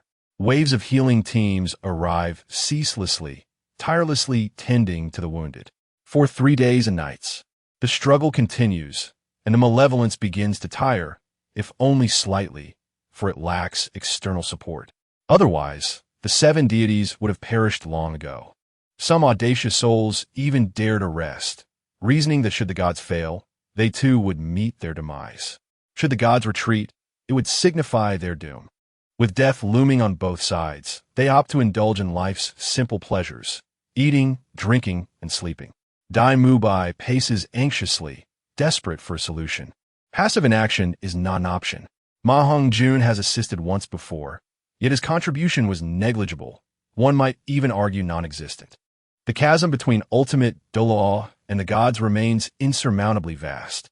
If ascending to godhood were not so arduous, Jiang Luoran would not have endured countless near-death experiences to inherit the Kunpeng deity position. In this desolate realm of Baiming, devoid of allies, seeking assistance necessitates divine intervention. What can be done? Dai Mubai exhausts every conceivable strategy, yet what is desperately needed now is a god, not anything else. What should be done? What is to be done? Dai Mubai furrows his brow, wishing fervently to become a deity at this moment. I have a plan, but we must first retreat, Yi Bei proclaims, continuing to shield against the onslaught. In such circumstances, retreat seems implausible. Tang Xin gasps for breath, drenched in sweat. He is on the brink of collapse. The strain of this battle proves challenging even for a deity to withstand. Biming possesses a grand formation for sealing gods, but it requires an individual to activate it. However, before this can occur, those outside the formation must withdraw, lest they too be affected. Yi Bei resorts to this course of action out of necessity. The grand formation is a one-time use. Once employed, it shall not be available again. When danger looms over Biming in the future, survival will be precarious. Thus, it falls upon either you or Luoran to activate the formation, for your speed is unparalleled. At that moment, we shall seize the opportunity to enter a safe zone. Bibi Dong can no longer endure. If this battle continues, it will surely lead to ruin. Hearing such favorable news grants a moment of respite. Luoran, only the Gun of Dawn can activate the grand formation. Hasten to the Kunpeng shrine, and upon activation, signal us. It is imperative to be swift. Yi Bei propels Zhang Luoran forward with the Kunpeng domain. Understood, Zhang Luoran responds without hesitation. In such dire times, one must do what one can. Should the malevolence breach, it would spell doom for all. Zhang Luoran darts forth like a golden streak of light, piercing into the Kunpeng shrine. His speed may very well determine the fate of the gods. The lives of those still fighting on the front lines, regardless of who falls, is a scenario he desperately wishes to avoid. Thus, he must hasten to the utmost limit, transcending all barriers. He must move swiftly enough that even time cannot keep pace. Zhang Luoran is determined to unleash his utmost potential accumulated over the years. Chapter 202. Activation upon entering the Kunpeng Shrine. Zhang Luoran realizes that he has no knowledge of the Grand Formation's location. Yi Bei would not neglect to inform him, indicating that only the wielder of the Gun of Dawn can unlock it. As for its whereabouts, it likely varies randomly. Zhang Luoran leaps and scours every corner of Biming, yet fails to uncover the formation's location. He possesses the key but cannot find the door. Zhang Luoran raises the Gun of Dawn, radiating golden brilliance. Yet nothing responds to him.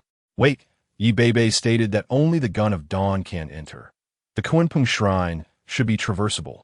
The only remaining option is the Divine Realm, above the Kunpeng Shrine. The Grand Formation, of course, must be activated using artifact from the Divine Realm, sealed with divine power. With this realization, Zhang Luoran thrusts forth a spear, not daring to hesitate, and immediately dashes inside. The Divine Realm reappears before Zhang Luoran. It is resplendent with radiance and fragrant grasses, populated by mythical beasts, vastly different from the human realm. Approaching the exterior of the White Palace, he finds the Kunpeng Shrine, a symbol of unparalleled majesty. Simultaneously, it is his own dominion. The Kunpeng Shrine's grand doors open automatically, recognizing only the Kunpeng deity for entry. Any intruders will meet a swift end. Though this is the Divine Realm, it is not without its challenges. Upon entering the shrine, Zhang Luoran discovers that it is even grander than the Kunpeng Shrine, with ancient scripts meticulously arranged and murals depicting the Kunpeng. However, that is oneself, and there is no sense of oppression. Compared to the Holy Temple, the Divine Temple possesses an added aura and spirit. Here, the teapot, garden bed, table, and throne are all present, resembling a luxurious, oversized villa in the countryside, exuding a vacation-like atmosphere. Zhang Luoran once again raised the Lance of Dawn, yet there was still no response. How could this be? Was the function formation not here? Zhang Luoran felt anxious. He understood better than anyone that without his presence on the battlefield, the risks were immense, potentially resulting in loss of life. The function formation, Zhang Luoran reminded himself to remain calm. If it was to be used only once, it must be of great significance. Could it be related to the throne? Jiang Luoran had seen many anime on Earth where important objects were often found on or beneath the throne. He sat down on the throne, and an immediate sense arose within him. Indeed, this was the Fengshan formation. This was the sensation. Jiang Luoran merged with the throne, and the entire Kunpeng divine temple radiated a crimson glow, signifying the true return of the Kunpeng deity. Now that the Fengshan formation had been located, he needed to ensure that his signal was sent out in a timely manner.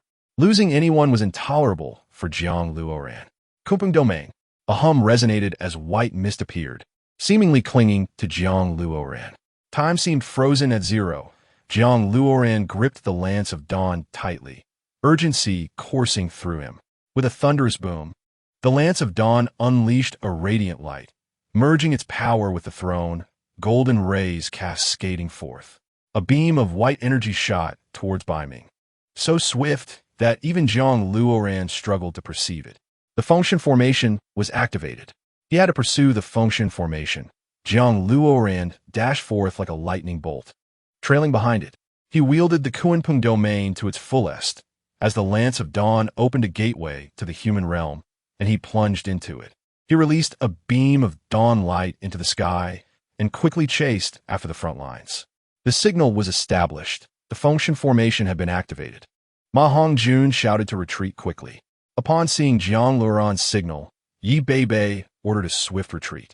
However, it was too late. They were already exhausted. Tang San's right hand trembled, on the verge of losing control. The domain could only temporarily restrain the evil. It was their only chance to escape. Hulaina touched the scar on her chest. The evil seemed to sense their intentions, increasing its assault. Under the onslaught of the evil's deadly fists, the six deities suffered significant repercussions, collapsing to the ground. Activate soul abilities. All combatants, unleash your soul abilities. They could not withstand the pressure, Dai and Mubai shouted. Though this was a desperate measure, it was better than standing by helplessly. With 6 of them already down, they could not simply watch as their comrades were slaughtered. Various soul abilities surged forth like a tidal wave, and it must be said that the combined strength of the group was unparalleled. The entire Baiming sea boiled with energy. Red, orange, blue, green, cyan, and purple. Soul abilities were countless, flourishing like an ancient tree in bloom, all converging towards the evil's form. This carpet bombing of energy pushed the evil back. Feng Linger dashed out, carrying Yi Beibei and Hulaina, while Xiner lifted Qianrenxue and Bibi Dong. Dai Mubai bore the weight of Tang, San, and Tang Bai. The 3 fled swiftly, fearing the wrath of the evil. It felt like seeking sustenance from the jaws of tiger, the danger palpable. Just as the 3 escaped, a golden barrier descended upon Baiming, effectively isolating the evil. They had narrowly escaped. Witnessing this scene, Jiang Luoran finally relaxed and succumbed to fatigue.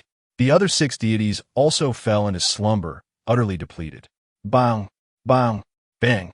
The evil struck the barrier with 3 powerful punches, and Dai Mubai and the others remained skeptical, wondering if it could withstand the assault of this malevolent deity. To their astonishment, the Fengshan formation proved formidable, using the evil's own power to repel its attacks. The evil seemed caught off guard, continuing its assault against the barrier. A low growl emanated from its mouth, coalescing into a red mist as it faced the barrier and expelled its breath. The barrier clashed with the red mist, producing a dissonant humming sound. Ma Hongjun, terrified, sat on the ground, struggling to fathom the potential devastation of such a strike. At least half of Baiming would be doomed. Dai Mubai stared in astonishment at the barrier. This Fengshan formation was indeed resilient enough to withstand even divine forces. Ha, bring on. Ma Hongjun suddenly felt at ease, reassured by the formidable wall before them. Bang! The barrier above shimmered, leaving everyone perplexed. The Fengshan formation had a duration of 3 days. If subjected to the evil's battering, it would only withstand for 2. Within those 2 days, a battle of life and death awaited them, regardless of success or failure. Yi Beibei and the others would be taken back to the Kunpeng sacred temple to recuperate. Dai Mubai stood guard at the entrance, prepared for any unforeseen events. This Fengshan formation would merely grant them a 2-day respite.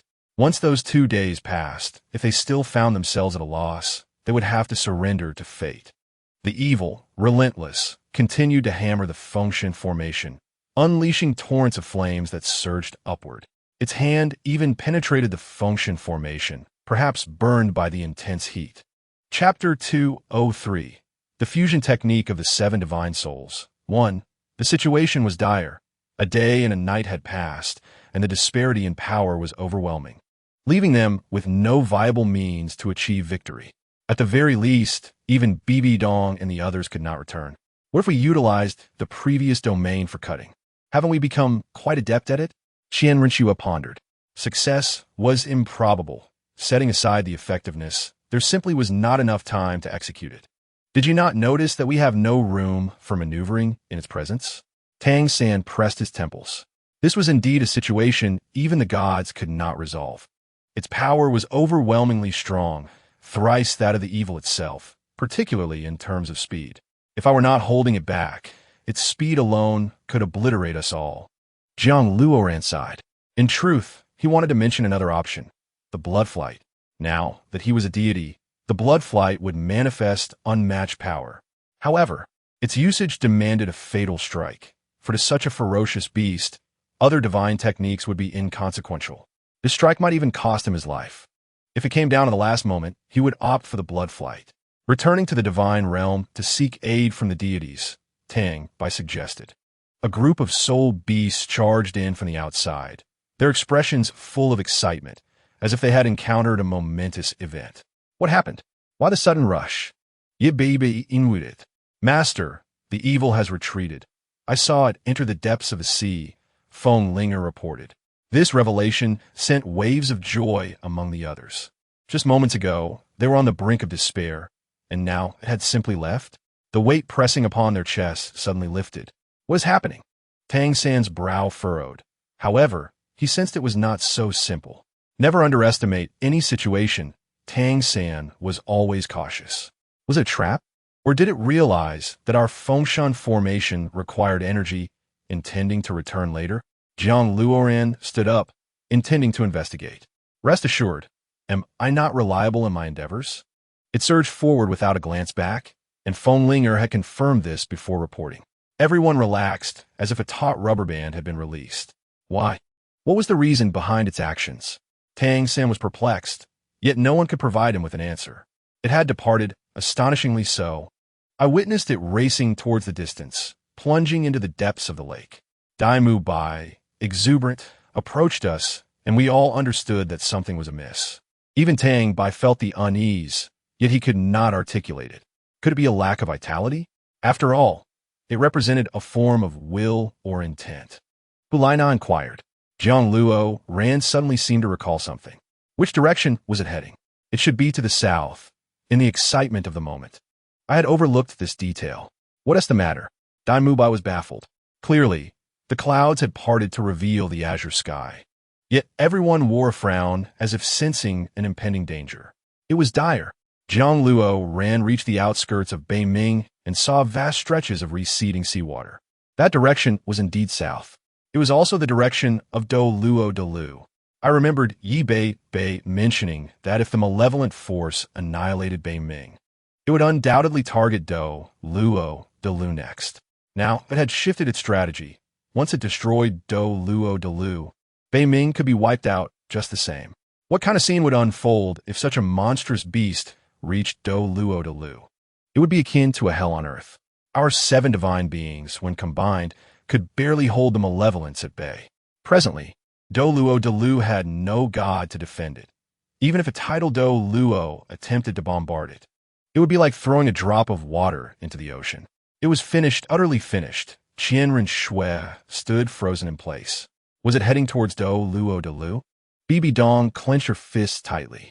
It was undoubtedly Do Luo De Lu. Regardless of what happened, as long as it remained alive, both Beiming and Do Luo De Lu would meet their doom.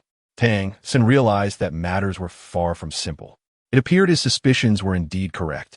To resolve this issue, one must address it at its roots. The question was how to kill it. We are already gods. Could there be something even more powerful? Tang Bai suddenly felt that even after achieving divinity, he was not entirely at ease. We must not lose our composure. Each of us is capable of summoning the might of mountains and seas, commanding the sun, moon, and stars. Yet, encountering such a formidable obstacle could be considered a trial of our divine ascension. Zhang Luo sought to break through the barrier. However, the divine sealing formation was designed precisely for that purpose, sealing the gods and preventing the encroachment of malevolence. Yet now, it seemed we needed to breach the barrier to provide support to Do Luo de Lu.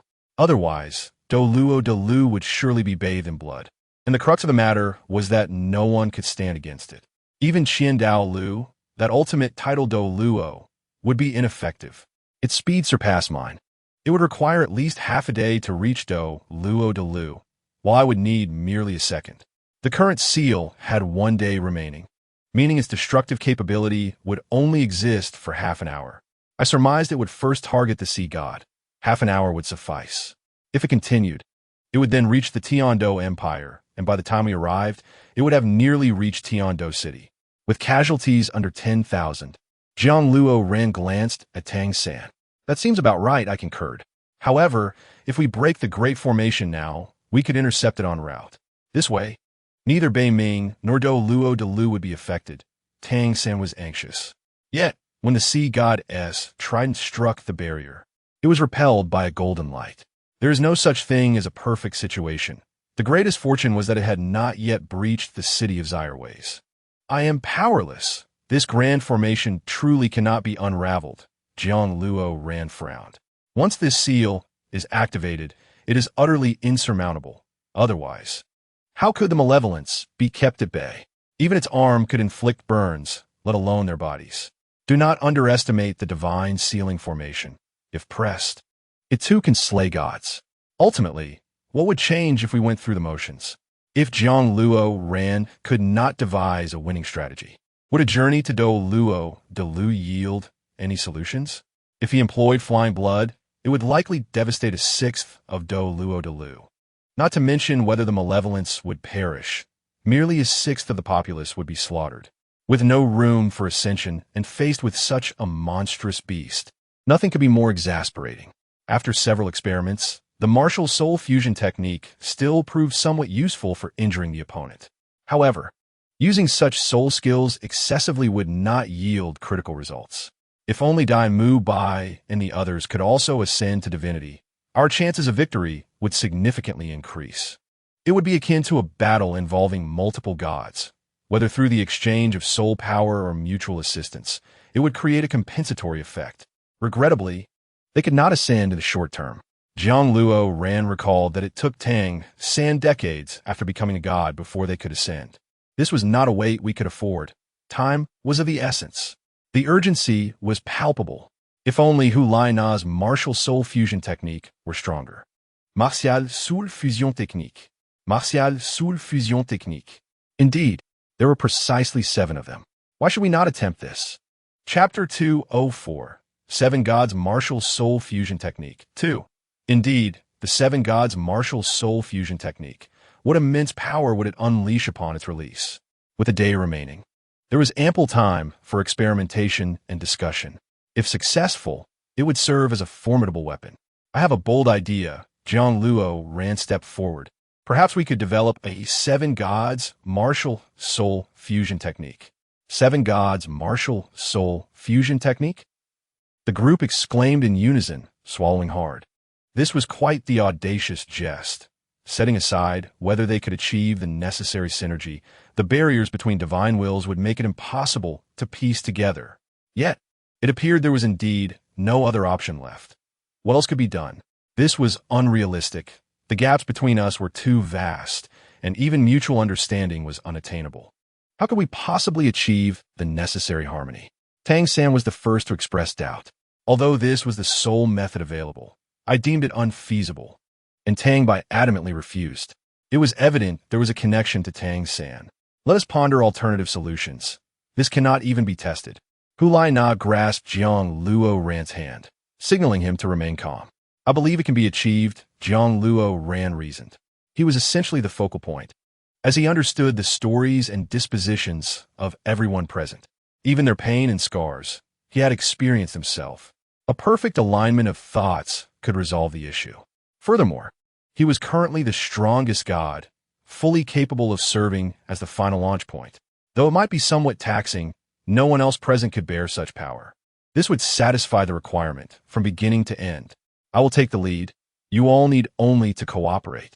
Time is truly of the essence. Once the malevolence breaches Zyreways, we would be utterly unprepared. Jiang Luo Ran believed it was essential to provide them with a compelling reason to fight. There were people of Do Luo de Lu, and naturally detested a land strewn with corpses. Moreover, they were among the few gods of Do Luo de Lu. If they did not help protect it, who else would? Shall we give a try? If it fails, we can discuss it then. Qianren Shui expressed her agreement. Tang San placed the sea god S trident on the ground. Then let us all work together. For the sake of Do Luo de Lu. For Du Luo de Elu. Tang by reluctantly acquiesced. As a god of Do Luo de Lu, how could he not safeguard it? Jiang Luoran stood at the forefront, flanked by Hulaina and Yiv Beibei on either side, with Bibi Dong positioned centrally. Following closely behind were Tang San, Tang Bai, and Qianren Shui. They formed an interdependent angle, for this assault necessitated only Jiang Luoran to initiate, while the others merely assisted. During this inaugural experiment, it was prudent not to harbor excessive expectations. All must heed my command and diligently analyze the causes of failure. Remember, we must strive for the sake of Doloa Dalu.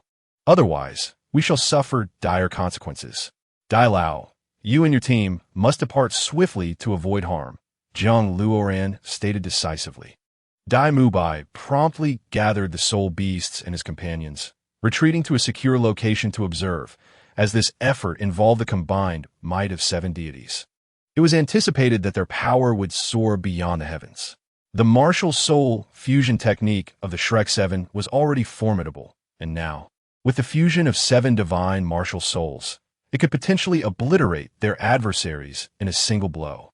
The experiment commenced with Tang San, Tang Bai, and Qianren Shui transmitting energy to Bibi Dong, who would then unleash the Azura domain to achieve equilibrium. Jiang Luoran, daring to take a chance, recognized that if it were to fail, there would be little recourse. Control your strength. Do not release everything at once. Strike with 3 parts of your power, reserving 7 for ourselves. Only by doing so can we manifest greater damage. The Sea God domain, Corona domain, and Angel domain were activated simultaneously, converging at a singular point and gradually flowing toward Bibi Dong.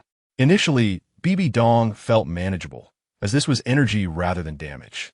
However, as time passed, the accumulation became overwhelming, rendering her unable to endure.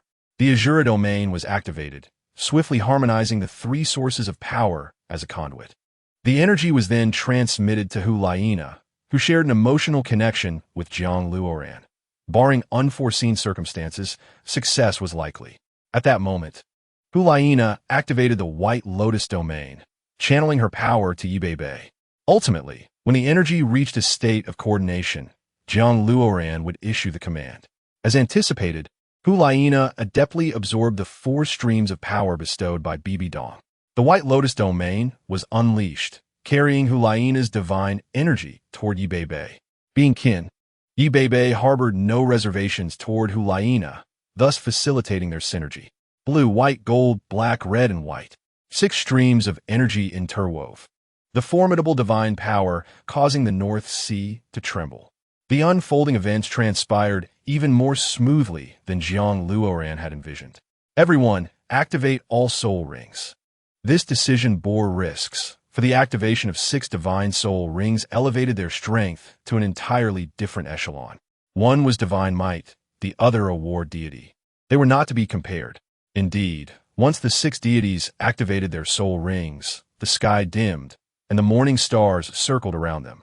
In that moment, even time hesitated to intrude, for the divine power was overwhelmingly potent. Jiang Luoran comprehended the essence of commanding the sun and moon, plucking stars from the firmament, a being unmatched in this realm. The current situation necessitated the unification of the powers of 7 such extraordinary individuals. and he feared their strength might collapse the very continent beneath them. Observing the strain on his companions, Jiang Luoran directed, "To the sea now." Yi Bei transferred her energy to Jiang Luoran, who invoked the Kunpeng domain, summoning 10 golden soul rings to rise before him. These rings, akin to cannons, arranged in a linear formation from smallest to largest. Subsequently, the golden soul rings resonated with a charging sound as 7 distinct beams of light surged skyward, enveloping the golden rings. Bang, bang, bang. The golden soul rings erupted, and with each explosion, the heavens resonated in response. Jiang Luoran found himself slightly unsteady, as this power surpassed the ordinary. Let's first conduct a small experiment, targeting the endless sea. After assessing their readiness, Jiang Luoran commanded, "Launch." Boom! The 10 golden soul rings unleashed a thunderous roar, akin to the culmination of centuries of hatred from the depths of the abyss. This power was unlike anything Jiang Luoran had ever experienced. It was a force that even the gods feared, potent enough that he could not predict the outcome. 7 beams of energy converged upon the ocean, continuing unabated for several minutes. Jiang Luoran cautiously glanced around, only to be startled by the sight before him. Where had the mountain gone? Why was the sea suspended in the sky? How had the flora and fauna vanished? Everything before him had transformed into a void. Chapter 205. The Fusion Technique of the 7 Gods. 3. This power seems somewhat exaggerated, Tang Bai murmured. Just moments ago, they had been surrounded by picturesque scenery, now replaced by an endless expanse of emptiness. It was undeniable. This was an astonishingly cataclysmic explosion of might that had obliterated everything in its path. Upon reflection, they had only utilized a third of their strength. If they unleashed their full power, the resulting scene would be absolute annihilation. The unity of 7 individuals in battle could be aptly described as such. The fusion technique employed by the 7 was indeed devastating. Given their encounters with evil, a full force strike would surely be lethal. Continue.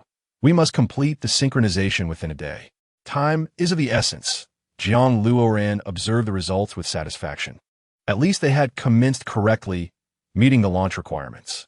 After numerous training sessions, they consistently directed their assaults toward the ocean. With each passing practice, the sensation of unfettered release had emerged. There had been failures, moments that nearly resulted in rampant divine power. However, they were merely experimenting, devoid of professional guidance. Yet, no one could possibly instruct a deity on the release of a martial soul fusion technique. Otherwise, what purpose would there be in fighting? As a day passed, their soul power had dwindled significantly. Ning Rongrong and Oscar awaited them eagerly, ready to restore their vitality. Thus far, they could barely manage a full-force martial soul fusion technique. Their control remained inadequate, even verging on disastrous. Is there still time to practice? Kulaina voiced her concern, suggesting that their journey to Doloadalu might end in demise. This martial soul fusion technique was chaotic, rendering them unable to accurately target their strikes. A resolute woman, she believed that if they were to engage in battle, it must be decisive. From the most favorable perspective, they should delay their return to Doloadalu, perfecting their technique before making their way back. After all, if they fell, there would be no one left to halt the encroaching evil. Regardless of the circumstances, we must return. I fear we may never master the martial soul fusion technique. Tang Sen insisted on returning. Though the chances seemed slim, he was willing to fight for it, lest they remain untrained while Doloadalu faced obliteration. His loved ones resided there. How could he stand idly by as it succumbed to ruin? Saintus, you bear the weight of the Spirit Hall's mission. You must not proceed. Bibi Dong contemplated. And you, Qianren Xue, you both must survive. If danger arises, I command you to retreat immediately. Who are you to dictate my actions? I will fight if I choose to fight, Qianren Xue retorted, her temper flaring. Master, I will not leave, Kulaina declared resolutely. Nonsense. Just moments ago, I sensed an impending threat. You are the future of the Wuhuan Temple, and failure is not an option. Bibi Dong has issued a death order. On several occasions, Kulaina and Qianren Xue found themselves in peril, and it was these seasoned soul masters who assisted them in evading danger. Whether in Baiming or Doloadalu, BB Dong will not permit their demise. They may fight, but they must not die. BB Dong expressed this sentiment openly, dismissing the need for clandestine remarks. Regardless of how others perceive her, selfish or altruistic, her desire is for both women to survive. To those who have traveled from afar to aid us in overcoming our tribulations, I extend my heartfelt gratitude on behalf of Baiming. Thus, regardless of your actions, I hold no objections, Yi Beibei stated unequivocally. During battle, you may withdraw as needed. She will not voice any complaints. With great power comes great responsibility. I will not abandon my post, Qian Renshue asserted with newfound resolve. I too, Hulaina added solemnly. Although they might resort to any means to achieve their objectives, Doluadalu is deeply rooted in their hearts. They cannot refrain from offering assistance. No, if trouble arises, all of you must retreat, Jiang Luoran decisively countered. Since we have already fought valiantly and survived, why continue to risk further loss? It is essential to conserve our energy and bide our time to defeat the enemy directly.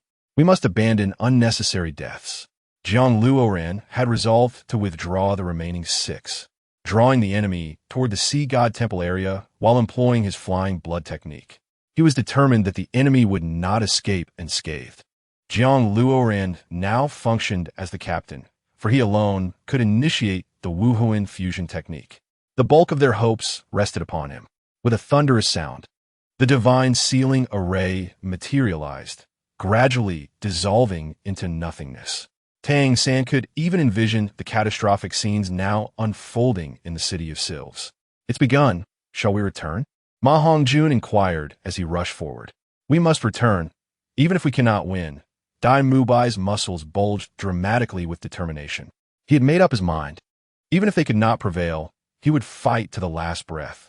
The group was filled with fervor and a fierce spirit, evidently prepared for a decisive battle. Ning Rongrong and Oscar had completed their recovery efforts for Jiang Luoran and fell unconscious. Now, brimming with soul power, they were in their prime. It was akin to pouring forth every ounce of their strength.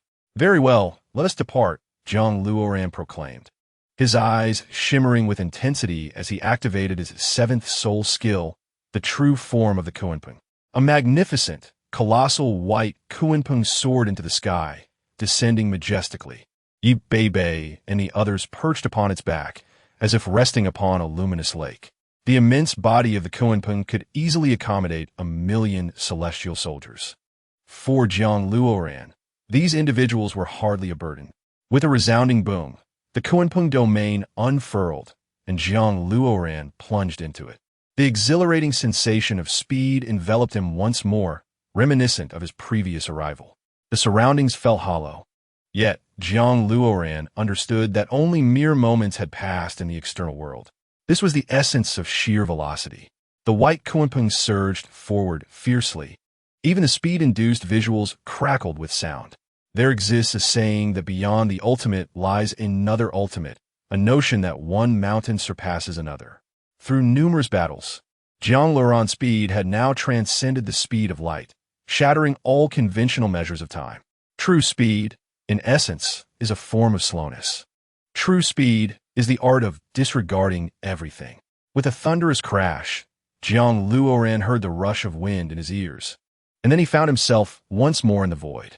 He realized he might have returned to the cosmos. The sound of thunder echoed, akin to electricity surging. As Jiang Luoran stood firm above Sylves, they beheld a scene of hell on earth. Corpses littered the ground, engulfed in flames, as countless soul beasts were obliterated by the enemy's brutal force. As for the Sea God Temple, it was clear it had also endured the enemy's onslaught. However, the Sea God Temple could not be entirely destroyed, for it was a divine sanctuary. The fates of those within, however, remained uncertain. The scene was grotesquely bloody, with soul Doluos being crushed effortlessly in the hands of the enemy. The soul masters of Doluadalu had succumbed to a bloodlust. Witnessing such a sight, who would not feel anguish? Each was consumed by rage, yearning to eradicate the foe immediately. The enemy seemed to sense their presence, turning to face the gods, yet inexplicably hesitated, as if sensing something ominous about them. After a moment of indecision, the enemy resumed its assault on the Soul Masters. Sills had been ravaged to such an extent that it could only be described as a scene of utter devastation. With a single punch from the enemy, the ground within a several-mile radius would instantly collapse. Solar impact. Tang Bai's 10 soul rings revolved as a white arrow manifested, standing tall in the air. No one could overlook such divine power. The Soul Masters beheld Jiang Luoran and the others, suddenly prostrating themselves. As the arrow soared forth, it cleaved through all in its path, piercing through buildings and aiming directly for the enemy's head. The enemy let out a deafening roar, raising its right hand to grasp the arrow, crushing it with brute strength. Yet a line of blood appeared on its hand. This was Tang Bai's strongest strike. If it could not breach the enemy's defenses, then he need not consider himself a god. Commence battle. Jiang Luoran radiated with brilliance, and when he reappeared, he stood atop the enemy's head, his right foot clad in electrifying boots. With a swift motion, he sliced open a small gash in the enemy's back. This encounter was markedly different from their previous clash. They were now on the offensive. The enemy understood the necessity of not granting them too much time to attack, lest it become detrimental to itself.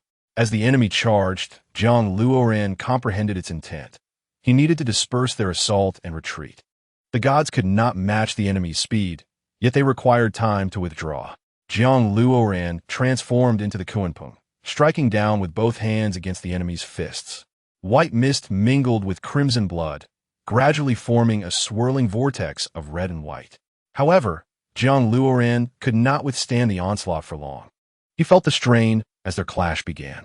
Kunpeng slash. Yves Bebe assisted Jiang Luoran in retreating, unleashing a strike aimed at the enemy's neck. One attack alone was insufficient to deter the foe. Qian Rinxue charged forward, her hands forming a sword that pointed towards the heavens.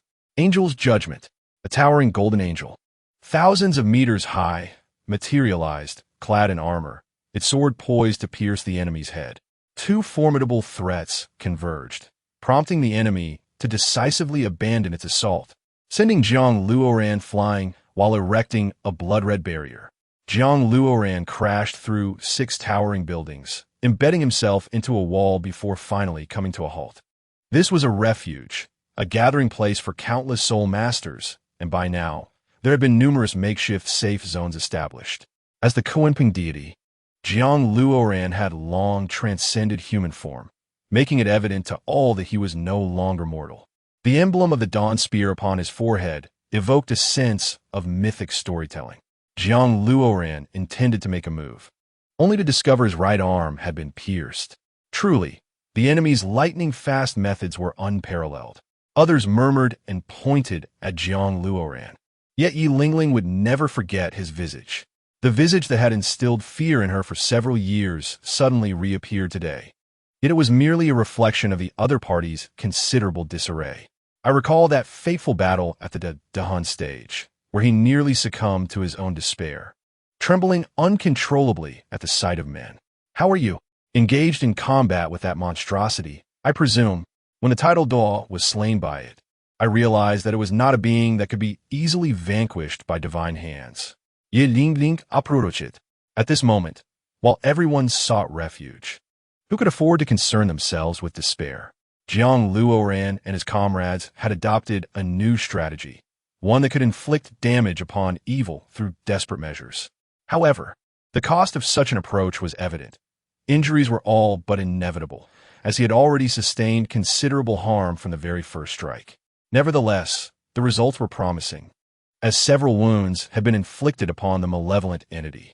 Yet, Jiang Luoran perceived a glimmer of hope in Yi Lingling. Would you be willing to assist us? With the presence of Jiao Xian Haidang, their odds of victory would multiply several-fold. Jiao Xian Haidang, the epitome of healing. 8 soul rings simultaneously manifested around Yi Lingling. Truly, the power of Jiao Xian Haidang was formidable. Even in the face of a soul Delaw, Jiang Luoran felt his wounds mending rapidly. Should Yi Lingling be a titled Delaw, they could indeed consider themselves free from any lingering concerns. Jiang Luoran's injuries healed, his spirit rejuvenated. We had come as a party of 7, embroiled in a fierce struggle against the creature, as Jiang Luoran wiped the blood from the corner of his mouth and descended from the wall. Do you wish for my assistance? Is that permissible? Yes. Yi Lingling had little choice. With Sylves facing imminent doom, what else could she refuse? Rest assured, we shall safeguard your safety, for the creature's primary target is us. Jiang Luoran seized Yi Lingling, and together they soared away in a flash of light. The light of the White Lotus. Hulaina raised the White Lotus high, and the blinding radiance pierced the malevolent being's form. The realm of the Rakshasa. Bibi Dong unleashed her fury, brandishing the scythe of death to assault the creature. Her main objective was to preemptively thwart any counterattack to mitigate potential damage. The Light of Dawn. Jiang Luoran gripped the Dawn spear tightly, advancing like a Roman legion, striking through the malevolent armor. Agonizing pain surged forth as the creature rapidly coalesced crimson blood, spewing forth beams of blood-colored light. With a sweeping motion, Bibi Dong, Hulaina, and Jiang Luoran were all sent sprawling. Zhu Xin Hai Dang, how? Petals scattered like confetti, cascading over the three of them. The creature suddenly noticed Yi Lingling and prepared to eliminate her in an instant, but Tang San, wielding the sea god trident, collided with the creature, forcing it back.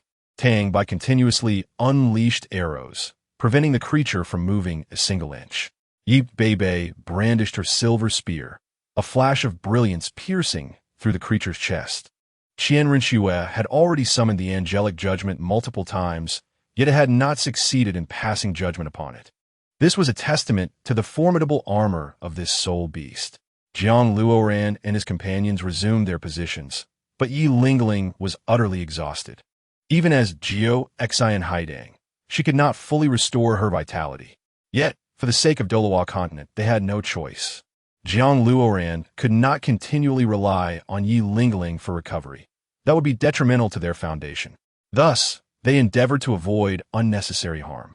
After a significant passage of time, Sylves had long since become a battleground of the divine. Jiang Luoran swiftly delivered Yi Lingling into Yu Tianhing's care before returning. The moment was ripe. If they delayed further, their soul power would diminish to a point where they could no longer utilize their martial soul fusion technique. Martial Soul Fusion Technique. Jiang Luoran bellowed, transforming into a Kunpeng soaring through the skies, exhaling a plume of white mist directed at the creature. The creature, momentarily caught off guard, was pushed back several hundred meters, sensing an external force attempting to control it. Boom! Chapter 207. 7 Divine Martial Soul Fusion Techniques. 5 Bang. Bang. Bang. Tang San, Tang Bai, and Qian Rinxue reverted to their martial soul forms, unleashing their utmost soul power to create a junction. Bibi Dong channeled this energy, intertwining with Hulaina, culminating in Yi Bei, who shared the essence of the Kunpeng. Jiang Luoran, of course, could not unleash such power within Dolawa continent. It would be akin to deploying a massive annihilation bomb.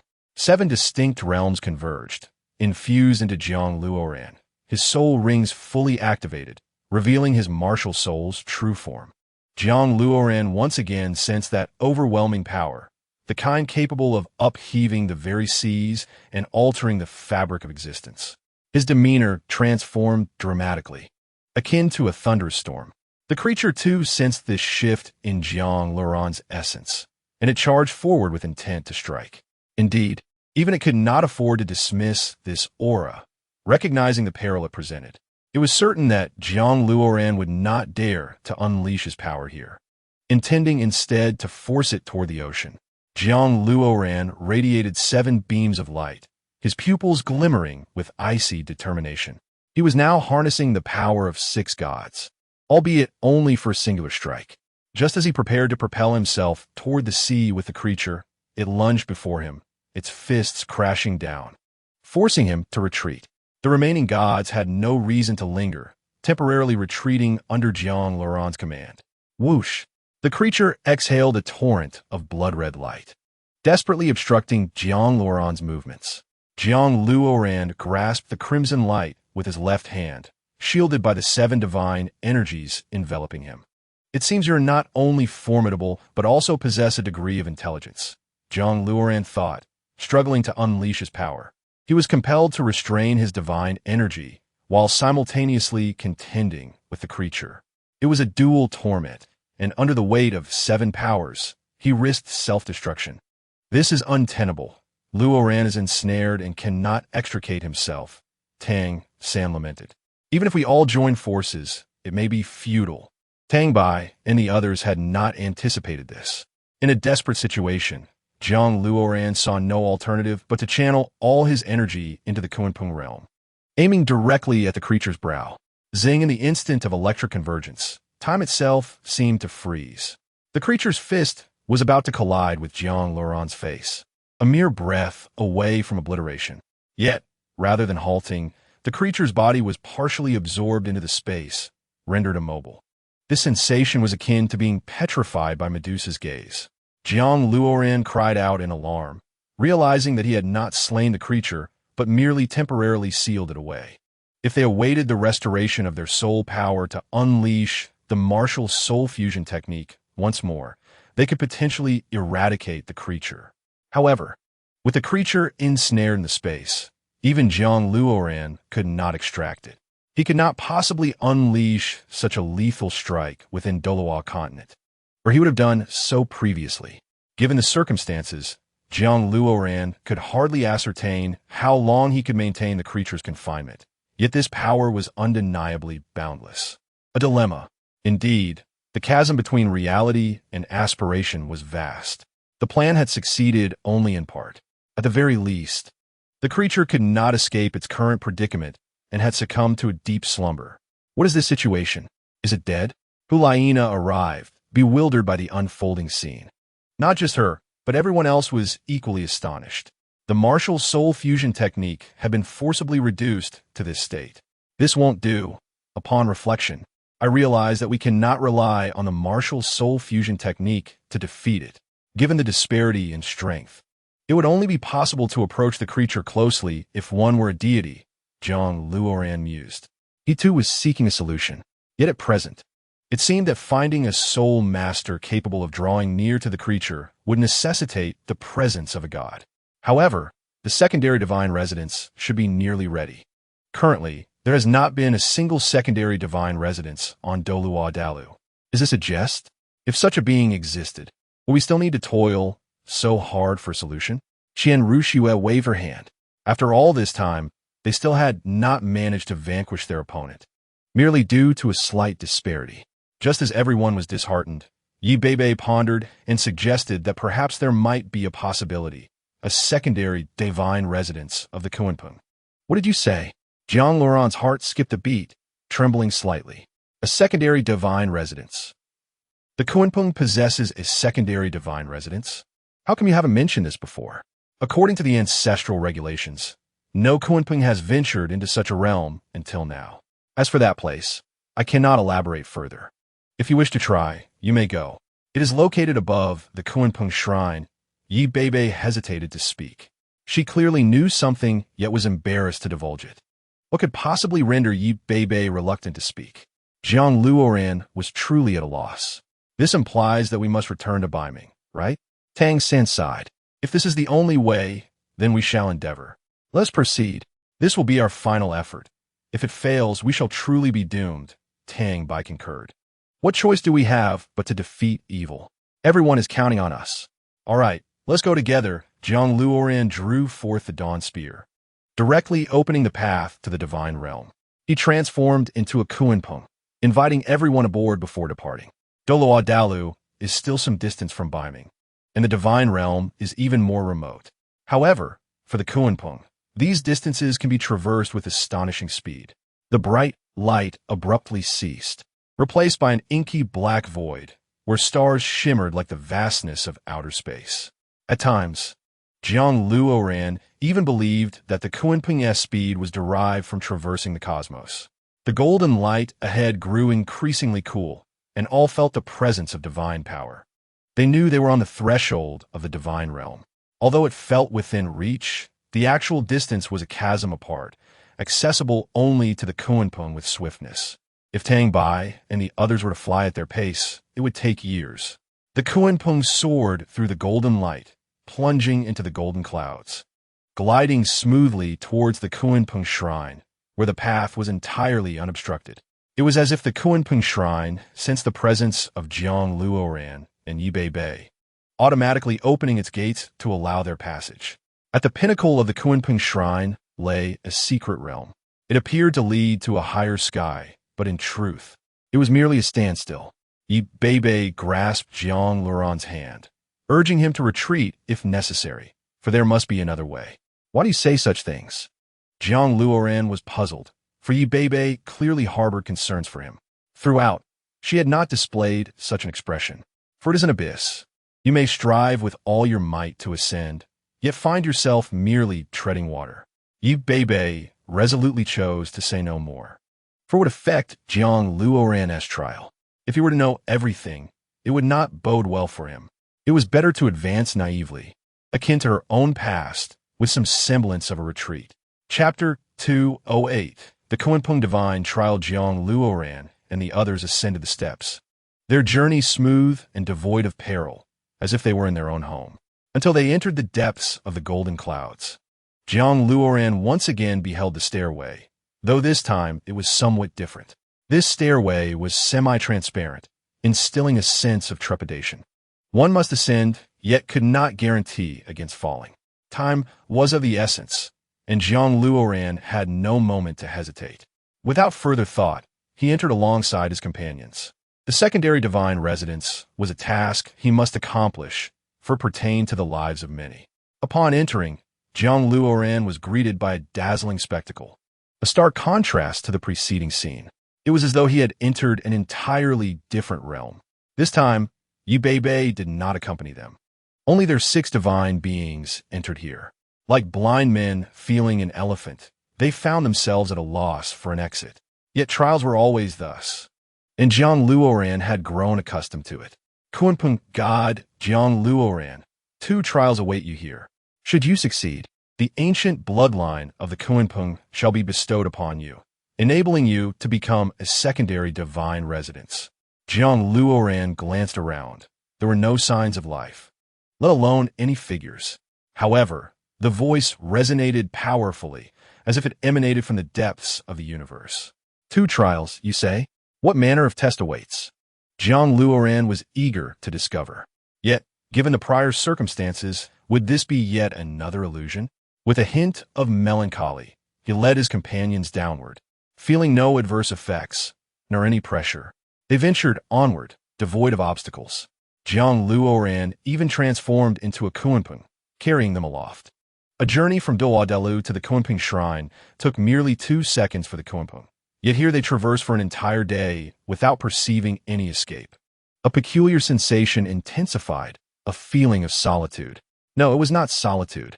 It felt more akin to a state of being a mere shell of oneself. Emptiness enveloped everything, as if nothing remained. Despair echoed eternally in Jiang Luoran's mind. He realized that some paths were void. The more one walked, the more ephemeral they became. In certain aspects, the distinction between existence and non-existence was negligible, yet some matters were inevitable. Luoran. Tang Bai's face reflected terror as he gazed at Jiang Luoran. Jiang Luoran turned to Tang Bai, suddenly noticing that he had become translucent, as if the void sought to erase everything about him. Not only Tang Bai, but the eyes of Tang San and the others gradually faded, as if they were on the verge of vanishing. Jiang Luoran halted abruptly, fearing to advance further. What should one do in such a scenario? Would continuing lead to dilution? Jiang Luoran could barely feel his limbs. What constitutes the harshest punishment? It is not the earlier peril of ascending the heavenly ladder, nor the trials endured, but rather the current situation, where this space negates all your experiences, denies your existence. It even nullifies everything about you, leaving no trace of your memory in the world, not even in death. Death, this is death. Jiang Luoran felt as though they treaded a path to hell, for all signs here bore the hallmarks of infernal realms. To proceed further would surely lead to obliteration, leaving no trace behind. Yet, what alternative exists? Could any other means facilitate passage through the first trial? Tang Bai's form had become entirely transparent, his body drifting away like falling snow. Tang Bai. Jiang Luoran cried out, yet Tang Bai appeared to hear nothing, merely opening his mouth in silence. Tang Bai yearned to scream, yet his corporeal form dissipated without a trace of sensation. He even found no need to cry out, further negating his existence. Tang Bai Vanitz. And Jiang Luoran found himself forgetting that such a person had ever existed, his consciousness gradually blurring. He continued onward, witnessing his friends fade one by one. First, it was Bibi Dong. Her pupils hollowed, her eyes turned white, and she transformed into shards of glass, scattering into the void. Qian Rushue let out a cry. Yet Jiang Luoran felt a deep fatigue, too weary even to turn and look back. Or perhaps he had entirely forgotten who was behind him. Or maybe there was no one at all. One after another, the figures that had accompanied Jiang Luoran faded into oblivion, and a pale light enveloped his own eyes.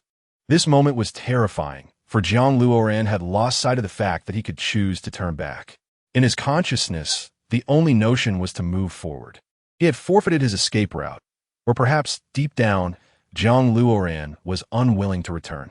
The gun of dawn flickered at Jiang Luoran's brow, and the light of dawn radiated, enveloping him completely. Suddenly, Jiang Luoran regained his senses, instinctively preserving this moment of awareness, and he fled backwards. Tang Bai, Tang San, Hulaina, Qianren Shue, Jiang Luoran shouted. No one answered him. They had vanished, disappearing without a trace. He had led them here, yet they had disappeared. Jiang Luoran abruptly halted, realizing he could not simply abandon them.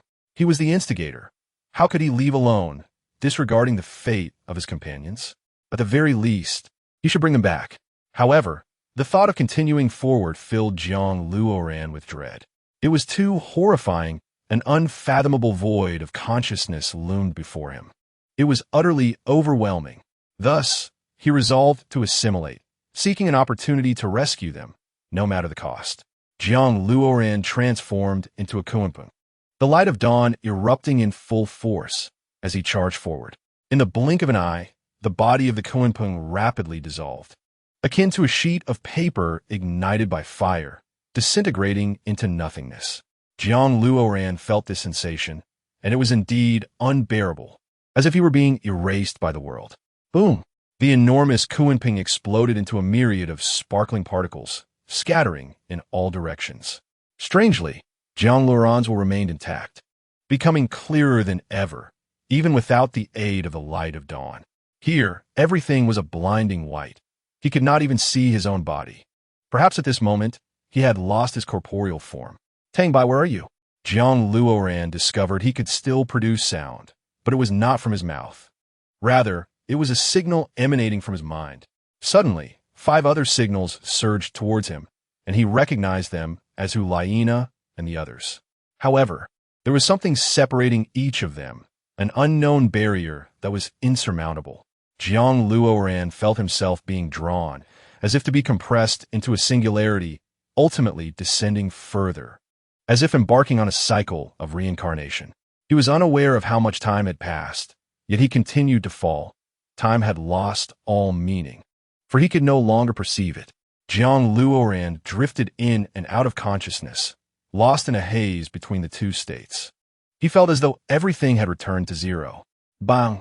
At an unknown moment, Jiang Luoran suddenly regained awareness, feeling himself plummeting from a certain place, accompanied by a sensation of pain. Chapter 209. The First Trial of Kunpeng. 1. This tangible sensation invigorated Jiang Luoran's spirit. Although he could perceive the surrounding environment, he was utterly incapable of controlling his own body. Moreover, a sense of danger bore down upon his mind, inescapable. The more he struggled, the deeper he sank, ultimately succumbing to dizziness. Indeed, a knight clad in white armor wielding a long spear approached. Jiang Luoran cried out urgently, yet no sound emerged from his throat, and he could not control his body. The light of dawn swept through at 180 degrees, forcing the armored knight back. Jiang Luoran suddenly awoke, drawing the gun of dawn and lunging towards the knight's neck. Bang! The clash of steel resonated explosively. Jiang Luoran's right hand went numb, and the gun of dawn shook in his grasp. He could not discern whether his strength had waned or if the armored knight was simply formidable. But this was absurd. As the god of Kunpeng, how could he be outmatched by a mere knight? What on earth was happening? The best way to verify was through the soul rings. Buzz. 10 golden soul rings appeared on Jiang Luoran's left hand. Indeed, he was still the god of Kunpeng, while the armored knight before him possessed divine power as well. Without further ado, the knight thrust his spear, and in an instant, golden light erupted, blinding in its brilliance. Jiang Luoran flicked his left hand, attaching all 10 soul rings to the gun of dawn. The soul rings surged, awakening the gun of dawn, its golden light swelling, radiant like a river of gold. Boom! The collision of golden light emitted a fervent brilliance. Strangely, every inch of this place remained untouched by the clash of the two deities. It was as if they were puppets, incapable of conscious combat. Jiang Luoran concentrated, compressing a beam of dawn light that penetrated the armored knight. Whoosh! Jiang Luoran gasped for breath, pushing against the knight. Indeed, facing an equally ranked deity was quite taxing. He wondered if Tang San and the others were experiencing a similar situation. However, Jiang Luoran distinctly felt that upon defeating the armored knight, his own power surged, as if he had undergone a metamorphosis. Is this what they mean by the mountains not being weary of their heights? There are no limitations to be spoken of, no boundaries to constrain. Whoosh! 3 streams of white light surged towards Jiang Luoran, merging into the crown of his head. Jiang Luoran transformed into the bloodthirsty, vine martial soul, activating his 4th soul skill, forged by a hammer. A golden hammer manifested, shattering the white light into a flurry of blossoms. 3 more? Jiang Luoran raised his hammer, charging forward. He even suspected that this first trial aimed to push him to the 2nd rank of divinity. Otherwise, why would it be like this? Boom! With a flurry of strikes, the 3 armored knights were left disoriented, their helmets and armor scattered, revealing heads that shimmered like mist. 9 and 9 return to 1. Jiang Luoran descended from the sky, empowered by thunder, his eyes transforming to a golden hue. His 5th soul skill, hellish armor. Golden thunder crashed into the armored knights, unleashing a force that obliterated everything in its path. The hellish armor shielded Jiang Luoran from harm. The golden light manifested an annihilating effect, scattering like crushed gold, ultimately vanquishing the 3 armored knights. His brothers must be nearby. He had to regroup. Jiang Luoran retracted the hellish armor and sprinted forward with the golden hammer. He knew full well that Tang San and the others were not yet as powerful as he was, making their battles against the armored knights all the more arduous. Though uncertain if being killed here counted as true death, it was wise to err on the side of caution. The light of the corona. A voice echoed from afar. White light converging like energy, exploding outward, accompanied by falling arrows. Tang Bai was drenched in sweat, cursing. Why couldn't he kill them? Did he have such formidable underlings? Was this a violation of regulations? It should be noted that he had inherited the position of the corona and had never encountered such a situation in trials. God versus God? No, it should be gods versus a multitude of gods. Unable to kill them, he would likely be worn out. The armored knight charged, striking towards Tang Bai's neck. Momentarily caught off guard, Tang Bai was knocked to the ground, just as he was about to be slain. An explosion of golden light erupted, obliterating the knight in midair. Jiang Luoran plummeted from above, rolling several times before coming to a halt. Hey, what kind of combat style is this? Self-destructive? Tang Bai staggered over, helping Jiang Luoran to his feet. It has been a while since I wielded the chaotic cloak, and with excessive force, I flung myself away. Jiang Luoran wiped the blood from the corner of his mouth. The power I just unleashed was utterly uncontrollable. I am at a loss as to what transpired. You truly are a madman, resembling a lunatic in every aspect. Tang Bai inhaled deeply. Engaging in a life-and-death struggle with someone, is that not the very definition of insanity? How shall we locate them? Tang Bai yin gui. The battle between gods is not difficult to witness. Searching for them is undoubtedly feasible. Jiang Luoran felt he was nearly ready. He transformed into the true form of Kunpeng, carrying Tang Bai into the unknown. A dark, purple magical array loomed in the sky, with dozens of layers, casting beams of black light, all aimed unwaveringly at Hulayina. Hulaina arranged her 9 soul rings in a line, each containing a robust pink tail.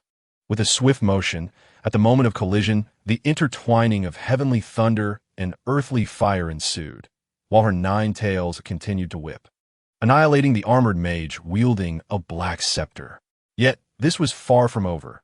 Hulaina found herself surrounded by mages, all possessing divine-level strength, perhaps even beyond. The White Lotus domain. The White Lotus blossomed as Hulaina clenched her fists tightly, grasping her 10th soul ring. The 9 tails enveloped her, executing a 360-degree assault on the mages, ultimately obliterating them completely. However, just as Hulaina prepared to cease her attacks, an armored knight, mounted on a golden warhorse and wielding a golden spear, charged forth. The 9 tails met the knight's strike simultaneously, resulting in a stalemate. Above the first-level divine residence, below the second-level divine residence, Hulaina swiftly deduced the opponent's strength. She sidestepped to evade the sharp blow. The warhorse neighed fiercely, its hooves striking down, revealing its own divine-level prowess, glimmering with golden light, reminiscent of the dawn's radiance. With a chaotic cloak, 9 returning to 1, Jiang Luoren barreled forward like a cannonball, colliding with the warhorse and sending them flying far away. The armored knight remained relentless, leaping swiftly to deliver a fatal blow to Hulaina. Tang Bai transformed into a colossal white eagle, crashing down alongside the armored knight. Help! Jiang Luoren grasped the hooves of the warhorse with his left hand and swung down with his right, sending it soaring into the heavens. The White Lotus bloomed. 9 colossal pink tails merged into a single strike, sending the warhorse hurtling back, leaving no trace behind. One more. Don't stop. Quickly assist me. Tang Bai cannot hold out much longer. Chapter 210. Kunpeng's Trial. First challenge. 2. Seeing Jiang Luoren and Hulaina lying safely on the ground, Tang Bai grew anxious. There is more. Don't rush to rest. Lend a hand. Tang Bai Saotet. The strength and divine power of this armored knight surpassed his own. Had he not encountered malevolent forces before, he would have undoubtedly feared the knight's might. This power transcended a single-level divine residence, but had not yet reached the second-level divine residence. First soul skill, creation for nothing. 9th soul skill, blue divine symbol. 9th soul skill, blue divine melody. The scarlet golden soul rings rose before Jiang Luoren. Break. The blue runes and musical notes converged, culminating in an explosion within the armored knight's body. Jiang Luoren unleashed his first soul skill, releasing the divine technique within the knight. If it did not annihilate him, it would surely maim him. Tang Bai retracted his martial soul, gliding down from the sky. What is happening? Hulaina turned to Jiang Luoren. Shall we eliminate them all? I don't know. Let us regroup first. The armored knight possessed strength above the first-level divine residence and below the second-level divine residence. This indicated that they were in an extraordinary realm, and second-level divine knights might also appear. Our only chance of victory lies in ensuring he cannot fully unleash his power. Jiang Luoren soared high, carrying both of them to the 9th heaven. Here, amid the clouds, the distinction of this place became indistinguishable. I just encountered Qian Renshu, but she was blocked by a group of armored knights. I was also attacked by mages, which led to our separation. Hulaina pointed to the right. Where to? Mages? There are more mages? Jiang Luoren asked in confusion. They also fight using soul rings, wielding staves like wizards. Moreover, their soul skills resemble magic. Hulaina expressed her astonishment. She had never seen such beings before. She recalled reading about them in ancient texts, referring to them as mages, like necromancers who wield staves to cast spells. Ilex, although he has yet to manifest in the world. I understand now. You must be referring to necromantic magic. Jiang Luoren swiftly approached Qian Renshu. If Hulaina's description holds true, the opposing forces are overwhelming. We must unite. None of us can be absent. Qian Renshu swiftly swung the angelic divine sword, deflecting a dozen golden spears and necromantic magic. In the angelic domain, Qian Renshu glided gracefully like a white swallow, slicing through the armored knights, delivering 5 strikes to each. The sword aura surged forth, akin to magma erupting from the Earth's core, cleaving through the armored knights. Hulaina relied solely on her extraordinary battle awareness to endure thus far. Now, her hair was disheveled, her armor barely clinging to her, rendering her a pitiful sight. In the Rakshasa domain, Bibi Dong charged forth first, wielding the Grim Reaper's scythe, unleashing waves of dark energy that ensnared several mages like a vortex. Qian Rinxue and Bibi Dong stood back to back.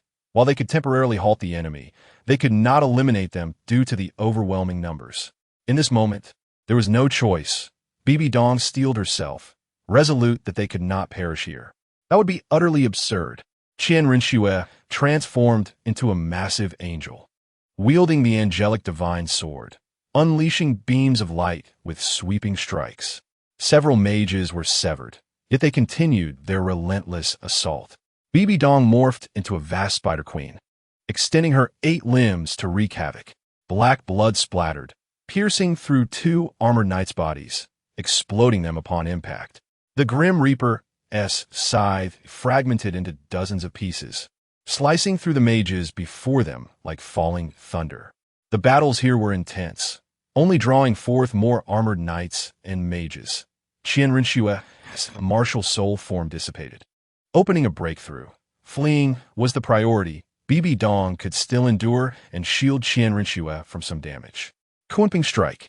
Jiang Luoran dove into the throng of mages. As the howling winds spiraled outward, shattering all magical arrays. The White Lotus bloomed. The White Lotus obliterated. The White Lotus thrust.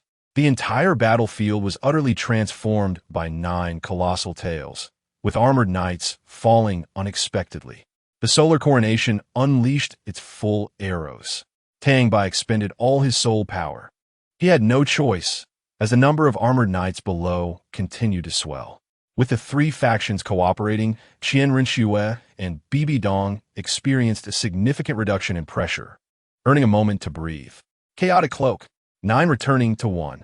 In an instant, the winds and clouds shifted, flashes of lightning illuminated the sky. As Jiang Luoran advanced with golden pupils, enveloped in 100 bolts of lightning.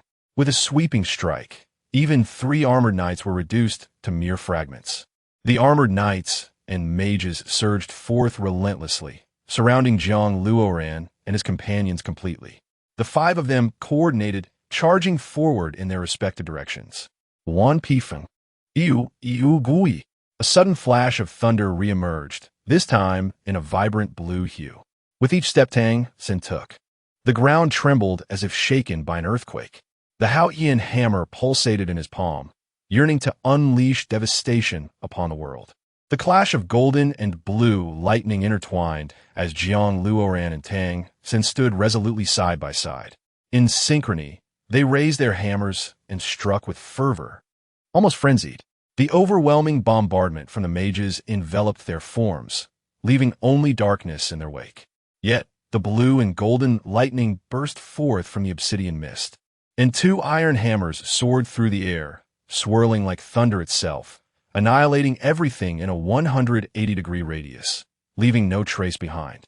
The thunderous echoes continued to resound as Jiang Luoran and Tang San, with their radiant hammers, shattered the armor of the knight riding the warhorse. Just in time, Tang Bai praised, the team was finally assembled. There had been no such rapport during their previous battles against evil, but now, surely, they would prevail. Your battlefield is so grand, it is impossible for me to remain oblivious. Tang Sin sheathed the Haoyan hammer. Still, this trial perplexed me. Jiang Luoran, since they were ready to advance toward the ultimate challenge, we will handle the support. You shall inherit the 2nd-level divine residence, and then return to Dolua Dalu. It is that simple, Qian Rinxue declared. Hiss, hiss, hiss. The roar of the warhorse echoed again, but this time it was different. This warhorse emitted a more terrifying sound, with wisps of concealed thunder emanating from its nostrils, and with every breath, one could see lightning coursing through its body. The pounding of hooves grew ever closer, the blue lightning gradually materializing before their eyes. Had they not been divine beings, they would surely have been struck down by such overwhelming presence. There stood a horse with 8 hooves, its body adorned with golden fur, robust and clad in golden armor. Upon its back sat a knight, gripping a golden lance. Chapter 211. The first challenge of the Kunpeng trial. This knight was stronger and more powerful than any they had encountered before. His eyes burned with golden flames, and the fervor of his blood surged forth, assaulting Jiang Luoran's senses. Scatter! Jiang Luoran bellowed, casting aside his golden hammer and tumbling to the ground with Hulaina. The armored knight swung his lance, severing the golden lightning and hammer. None of this impeded his advance, nor that of the warhorse. Hiss, hiss, hiss. The powerful roar created ripples that echoed across the skies. The warhorse reared its front hooves, charged with lightning, and aimed directly at Jiang Luoran's head. Crack! The lightning struck the ground, narrowly missing Jiang Luoran. Hulaina, cradled in his arms, rolled and eventually came to a halt, dazed. Bibidong, come fort. Binding death's web. A pitch-black spider web surged forth, heavily pressing down upon the warhorse and the armored knight. The knight swung his weapon, shattering the web into oblivion. Curiously, the warhorse and knight pursued only Jiang Luoran, ignoring the others entirely. The second soul skill, Shadow's Embrace. Jiang Luoran rolled backward, preparing to confront such a formidable foe alone. The trial ground showed no signs of the ancient roots emerging. Thick, dark roots burst forth from the earth, extending their tendrils to ensnare the 8 legs of the warhorse. As the saying goes, a fast horse is easily broken. The warhorse collapsed, ensnared by the root's relentless grip. The armored knight stumbled forward, instinctively raising his golden lance as he charged. Bloodthirsty Vines. Fourth soul skill, Forged to Perfection. First soul skill, Creation from Nothing. Jiang Luoran wielded a soul ring in each hand, directing his fists toward the armored knight. Boom! As the knight surged forward, his body expanded, emanating countless golden, bloodthirsty vines. Jiang Luoran, sensing a lack of power, poured forth his soul energy. The knight was pierced by innumerable vines, which twisted and coiled within him, rising higher like a tree. Eighth soul skill, Bloodthirsty Celestial Star Flow. Jiang Luoran planted his feet firmly, a red soul ring shimmering before him. 3 rings arranged like artillery, spinning wildly in a frenzy. The golden, bloodthirsty vines, resembling dragon heads, spread throughout the sky. Bang, bang, bang. The relentless collisions and strikes washed over the armored knight, though he remained oblivious. Devoid of consciousness, yet still overwhelmed by this force. Suddenly, the armored knight opened his eyes, and a star-cross symbol manifested upon his body. Whoosh! The golden star-cross rampaged through the sky, growing larger until it severed all the bloodthirsty vines. The second-level divine residence was unquestionable. This was undoubtedly a second-level divine residence. Otherwise, these assaults alone would have sufficed to end him. The knight was wounded, blood spilling from his mouth as half of his armor lay shattered. Third soul skill, Bloodthirsty Demon Prison.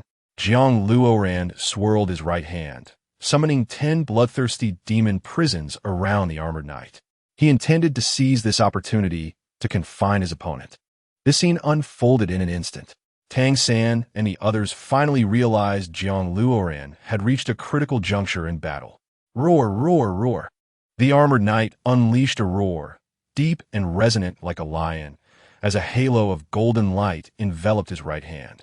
Wherever the golden light touched, it cleaved through everything, severing the prisons and emitting scalding white smoke. Depart for hell, Kunpeng deity. The armored knight lifted his gaze, locking eyes with Jiang Luoran. To Jiang Luoran's surprise, they could speak. He had assumed they were mute. Thunderous, holy garb. Judgment of the power of Garo. The armored knight raised his hands above his head, the golden lance suspended in midair, absorbing all surrounding energy. This sensation felt reminiscent of an energy convergence wave. No, it felt oddly familiar, akin to a malevolent skill, albeit more genuine. Luoran, flee. Hulaina cried out, looking down to find a bloodthirsty vine ensnaring her. He had anticipated this from the beginning. Did he know his opponent with a second-level divine residence? 7th soul skill, true body of the bloodvine, Jiang Luoren expanded, ultimately growing into a towering 5-meter giant. 6 soul skill, Curse Lance. The plant-like figure surged forward, drawing forth a black soul ring, wielding 2 cursed lances that were hurled ahead. 4th soul skill, Forged to Perfection. Lance of Dawn. Gripping the Lance of Dawn in his right hand and the golden hammer in his left, Jiang Luoren thrust the cursed lance toward the armored knight, only for it to disintegrate like paper upon contact. He withdrew the golden lance, clashing it against Jiang Luoren's Lance of Dawn. Boom! The surging pressure erupted, causing a sensation of heaviness in the chest. An opening. Jiang Luoren lunged with his lance, piercing through the knight's body, golden light bursting forth from within him. It was incomprehensible how such a phenomenon could be created and generated. Blue-silver grass bind. Tang Sen observed the armored knight's intent to strike Jiang Luoren and swiftly restrained his right foot. The white lotus blossomed, and 3 tails emerged. 3 robust fox tails ensnared the knight's left leg. With a swift motion, Bibi Dong cast a black iron chain, binding the knight's left arm. A sudden flash revealed a gash in the knight's chest, with the exposed hip unmistakably belonging to the divine sword of angels. You actually managed to breach this place. Yi Bei descended, using the white mist in her hand to thwart the knight's offensive. Aunt Yi, what brings you here? Tang Bai exclaimed in astonishment.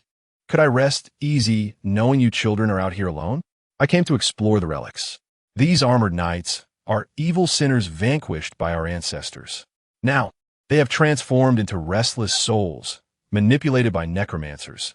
Yi Bei spoke rapidly. Necromancers? We have encountered them before, Tang San remarked, sensing an ominous turn of events. If I am not mistaken, the final trial involves the necromancer. It is the true mastermind. Defeating it is the only way to inherit the second-tier divine residence of Kunpeng. Most crucially, only Jiang Luoren can enter. We can assist no further, Yi Bei declared. Luoren, take action. 9th spirit skill, Blue Divine Symbol.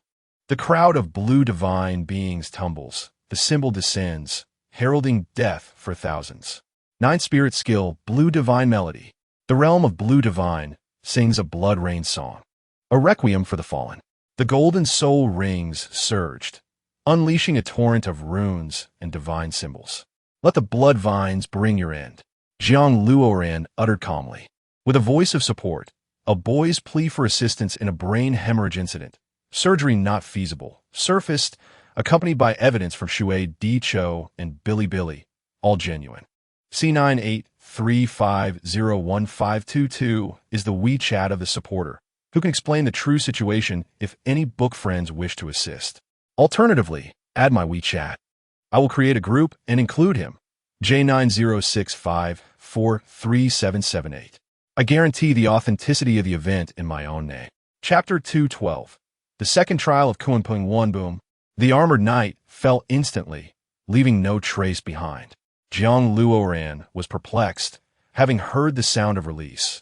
It was a sensation akin to finally being vanquished. Power. After slaying so many armored knights and personally dispatching their leader, Jiang Luoren felt an overwhelming surge of strength, approaching the consciousness of a second-tier divine residence. No wonder he could breach the knight's defenses and strike them down. It was due to his enhanced power. This is where we part. Tang San and the others stood outside the circle, watching Jiang Luoren. Here, Hulaina tossed the blood vines bound to her feet to Jiang Luoren. Is this necessary? Though she feigned impatience, she felt a sense of joy within. Jiang Luoren truly wanted to question the necessity, as Hulaina would surely have perished had she charged forward moments ago. The armored knights sought him, not them, so he would face them alone. Brother, safe travels. We await your return. Tang Bai patted Jiang Luoren's shoulder, urging him onward. To vanquish the evil, we rely on you. Thank you, Qian Rinchu added. Luoren, no matter what you encounter, hold firm. If it becomes unbearable, use your true form of Kunpeng to collide with the enemy, Yi Bei advised. All right, await my return to resolve this. To be honest, Jiang Luoren felt a twinge of anxiety. They had all arrived together. The thought of entering the second trial was daunting. However, he had to press on. How else could he ascertain his capabilities? A golden vortex emerged, gradually expanding, creating an opening sufficient for a single person to pass through. Zhang Luoran, without hesitation, stepped inside, merging with the golden vortex until he vanished from sight. Upon opening his eyes again, Zhang Luoran found himself engulfed in darkness. Ominous clouds swirling above, with lightning occasionally flickering. This place resembled a battlefield of hell, the epitome of a hellish arena. Despite the pervasive aura of danger, Zhang Luoran had yet to encounter a single necromancer or armored knight. It felt more like an open space. The menace was merely superficial, and further advancement would yield similar results. Boom! If anything had changed along the way, it was undoubtedly the rolling thunder above. What began as a thread-sized bolt now thickened to the girth of a water barrel, even expanding further. In an instant, the sky unleashed a bolt of lightning, cutting across the ground with intent, targeting Zhang Luoran with blinding speed. Zhang Luoran leaped and dashed, narrowly evading it, seizing the opportunity to draw forth his golden warhammer. As expected, the lightning twisted and pursued him, seemingly under someone else's control. Zhang Luoran flipped and hurled the golden hammer, unleashing a tempest. The hammer collided with the thick bolt of lightning, culminating in a brilliant explosion that created a radiant halo of electricity. Attempting to ambush me, Zhang Luoran charged forward, grasping the hammer entwined with the fearsome lightning, returning the assault with its own force. Boom! The sky erupted in a blinding brilliance, and Zhang Luoran could not discern what he had struck, but it was undeniably something exceedingly solid. To his dismay, such terrifying power did not inflict even a scratch on the opponent. A wave of necromancers emerged from the ground, revealing they had been waiting for quite some time. Even a previous lightning surely had been meticulously orchestrated. 7th Spirit Skill, Blood Vine True Form. A 5-meter-tall plant being descended from the heavens, crashing to the ground. The plant being swiftly rose, surveying its surroundings. To be honest, Zhang Luoran felt uneasy with the necromancer's absence, and now that they finally manifested, his discomfort intensified. There were simply too many, counting at least several hundred. Just a single drop of spit from each would be overwhelming, not to mention the necromantic spells they wielded. Now in need of assistance, the old tree roots were essential. 2nd Spirit Skill, Shadow Following. 1st Spirit Skill, Creation from Nothing. 2 purple soul rings intertwined, and an ancient tree root, venerable for millions of years, stood proudly. All the old tree roots followed behind the plant being, growing wildly, as if inflated. 5th Spirit Skill, Hellish Armor. The hellish armor was mass-produced. All 50 old tree roots donned the hellish armor, including the foremost plant being. 4th Spirit Skill, Tempered by 1,000 strikes. Weapons were also mass-produced, with a single old tree root capable of wielding over 100 weapons, and all 50 old tree roots grasped their arms. This formed a formidable and lethal battalion, a truly ferocious force. The plant being wielded its hammers, eyes gleaming with golden light, as the dual hammers crackled with intertwining lightning, producing a sound akin to a magnetic pull. The necromancers were not idle, spreading out a series of necromantic magic arrays, confining the plant beings and their vast army within. There were even signs of isolation. Zhang Luoran would not wait for their preparations to conclude. With a commanding shout, "Kill!" the plant beings led the old tree roots' grand army, surging forth like a tidal wave. The lead necromancer waved his staff, and the necromancers followed suit, rushing forward. Tempestuous winds, all returns to one. At this moment, the plant man's power surged to its zenith. He understood that the initial wave of assault would be ferocious, and he had to assist the old tree roots in withstanding it. Otherwise, the old tree roots would be scattered, leading to a disintegration of their forces, making victory elusive. With the utmost strength, he aimed to repel the first strike and obliterate the enemy. The double hammers crackled with lightning, illuminating the vicinity with golden bolts. The plant man felt the overwhelming energy coursing through him, and he could no longer suppress it. Boom! The chaotic wind surged forth, and Zhang Luoran descended like a deity of thunder, toppling a row of necromancers. He resembled a frenzied demon, swiftly spinning his golden hammer. Leaping into the midst of the necromancer cohort, Boom, boom, boom. Wherever the hammer passed, it heralded the commencement of chaos, power, eruption, might. This was an unparalleled strike. Although the necromancers were divine-level beings, they were mages, inherently vulnerable in close combat. Moreover, against a speedster like the Plant Man, they found themselves battling him in front, and then soon being attacked from behind. The Plant Man hurled his double hammers skyward, unleashing his 8th soul skill. Blood Fiend Starstream. A crimson soul ring manifested, spinning with the speed of blood, instilling a palpable dread in all who beheld it. The hammers, crackling with lightning, plummeted downward, accompanied by countless blood vines resembling dragon heads, trailing after them. Chapter 213. The Second Trial of Kunpeng 2. The clash of thunder and golden dragons annihilated everything in its path, yet it was insufficient to eradicate the necromancers entirely. The old tree roots surged forward, shattering the necromancer's spells and swinging their chaotic blades. Wail. To capture the thief, one must first seize the king. The Plant Man had long set his sights on the leader of the necromancers and leaped forward with haste. The necromancer began to chant the Song of the Dead. Black and white ripples of notes ensnaring Jiang Luoran.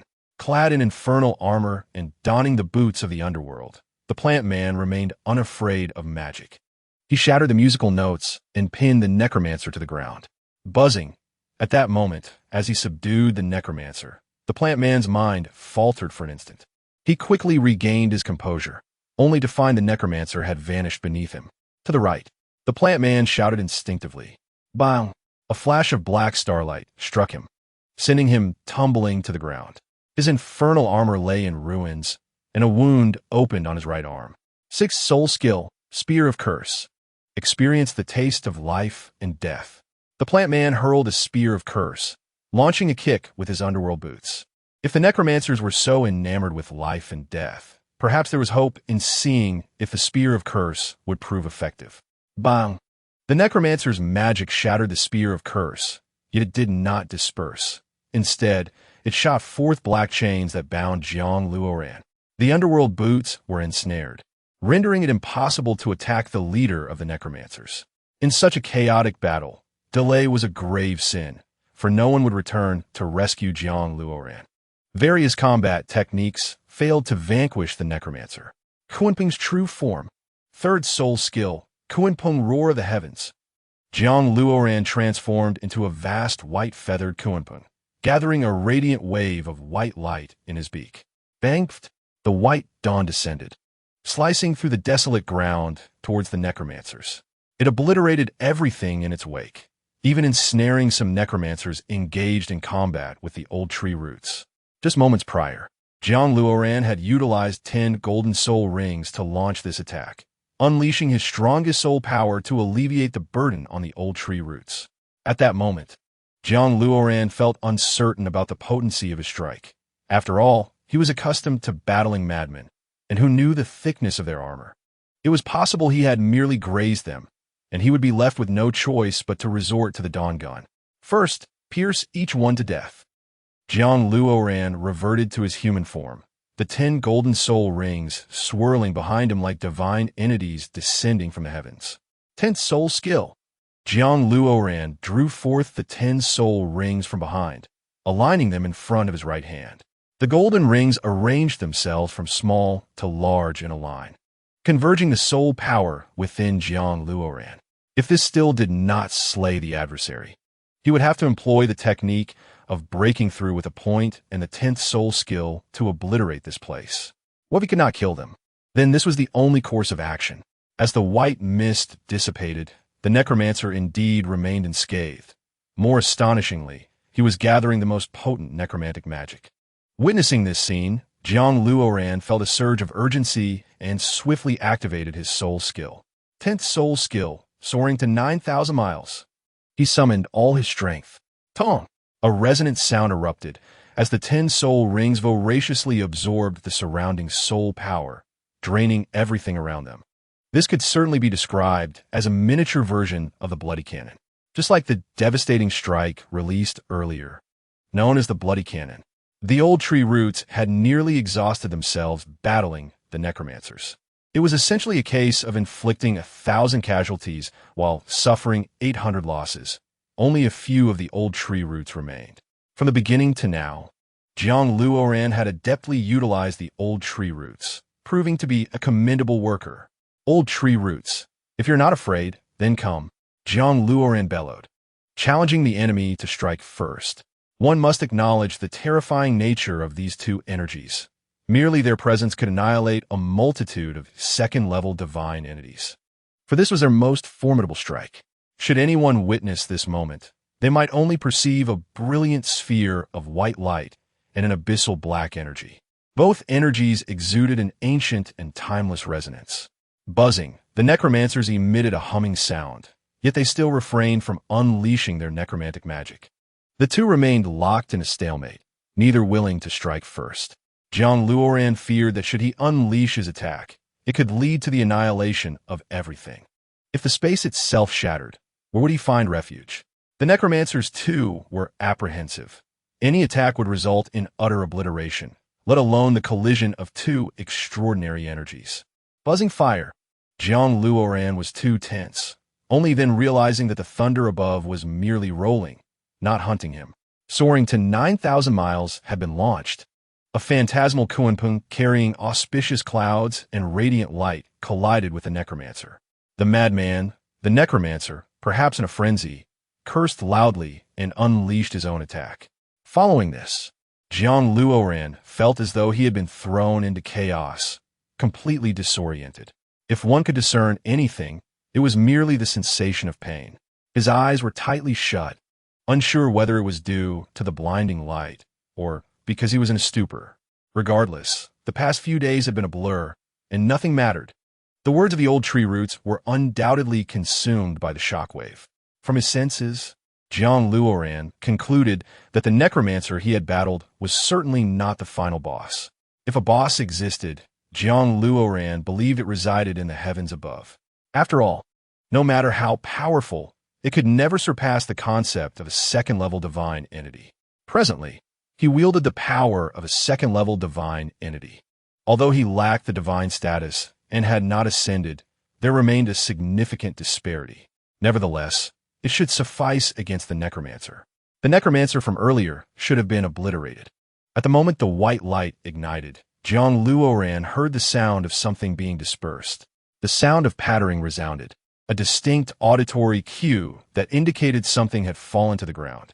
Jiang Luoran slowly narrowed her eyelids, revealing a sliver of sight. Before her stood a woman clad in black, elegantly adorned as a lady, with black lace gloves and wielding a staff of purple gold. She was seated upon a throne of black iron, exuding an aura of indestructibility. In her embrace lay the soul of the necromancer whom Jiang Luoran had just dispatched.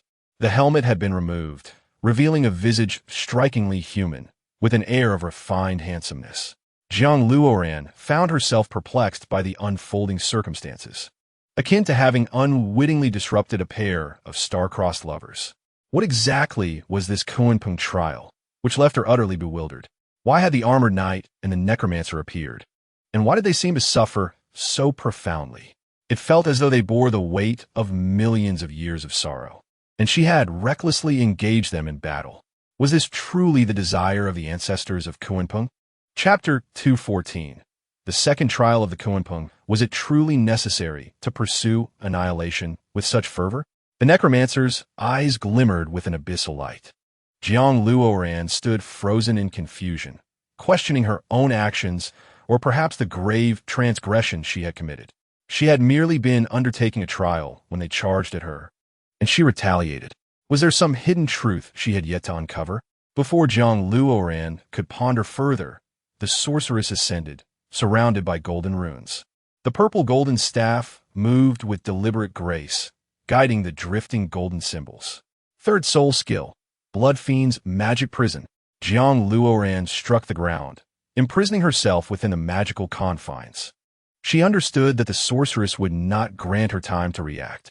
With a thunderous crash, Jiang Luoran and her magical prison were sent several meters away. Within the confines, she observed a dented opening, and from that alone, she could surmise the magnitude of the damage inflicted. There was no explanation to be offered. For all these beings were those she had slain. What manner of trial was this, Kunpeng? Panic surged through Jiang Luoran as she grasped her golden warhammer.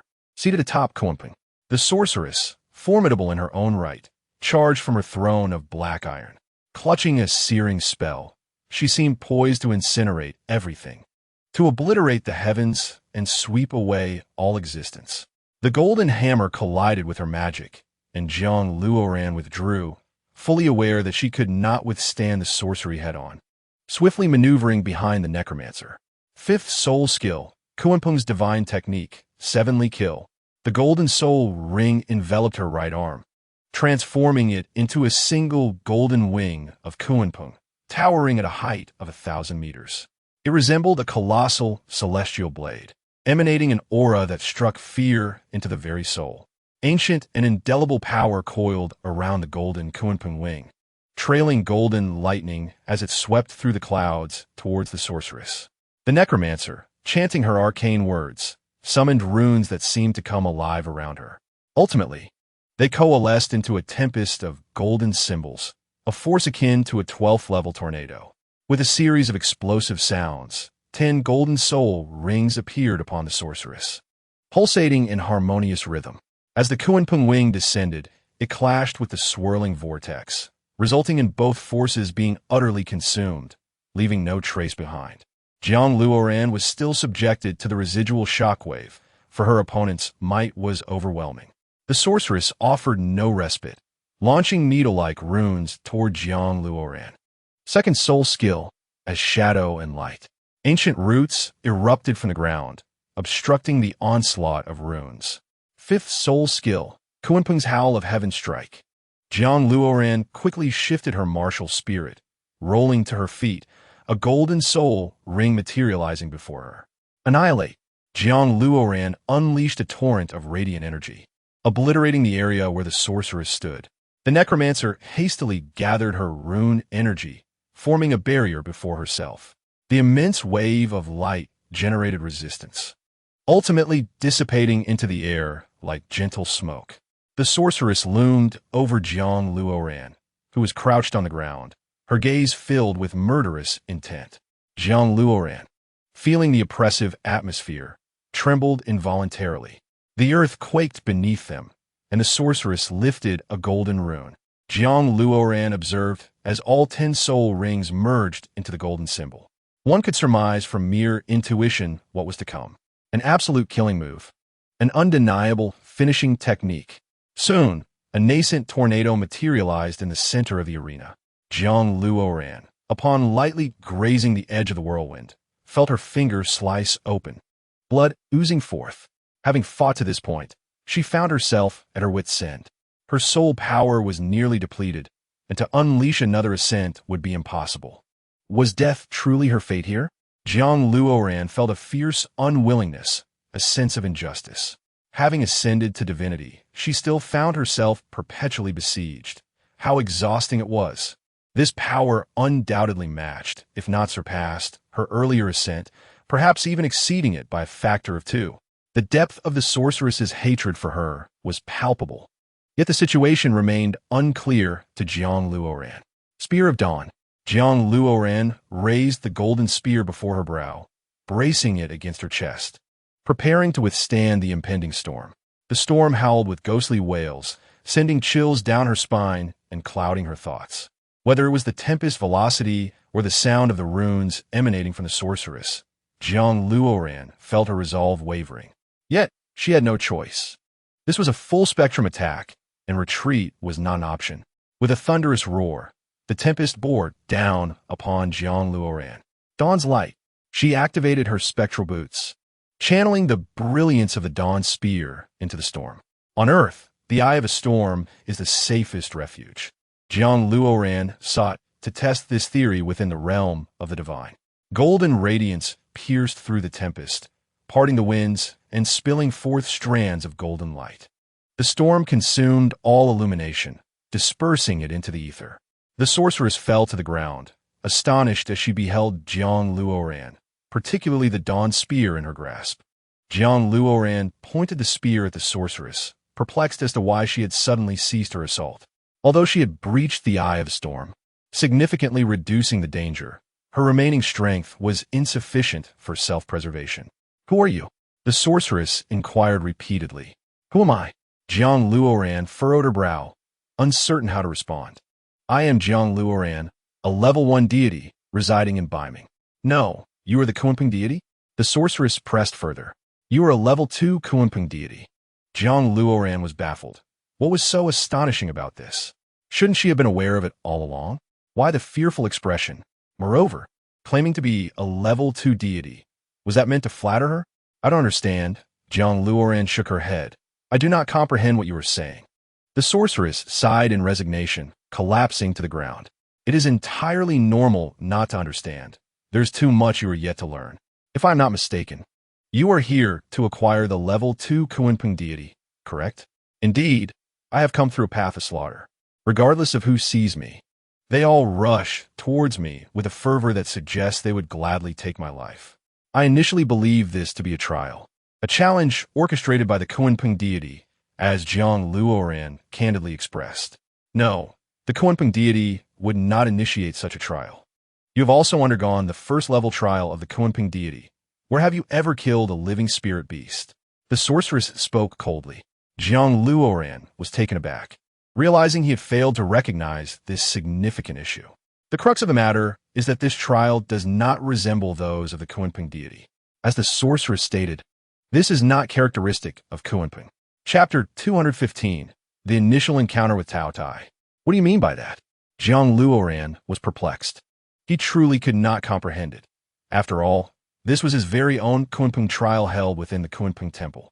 Could it possibly be another dimension? "We have regarded you as the deity of Tao Tai, which is why we attacked you upon arrival.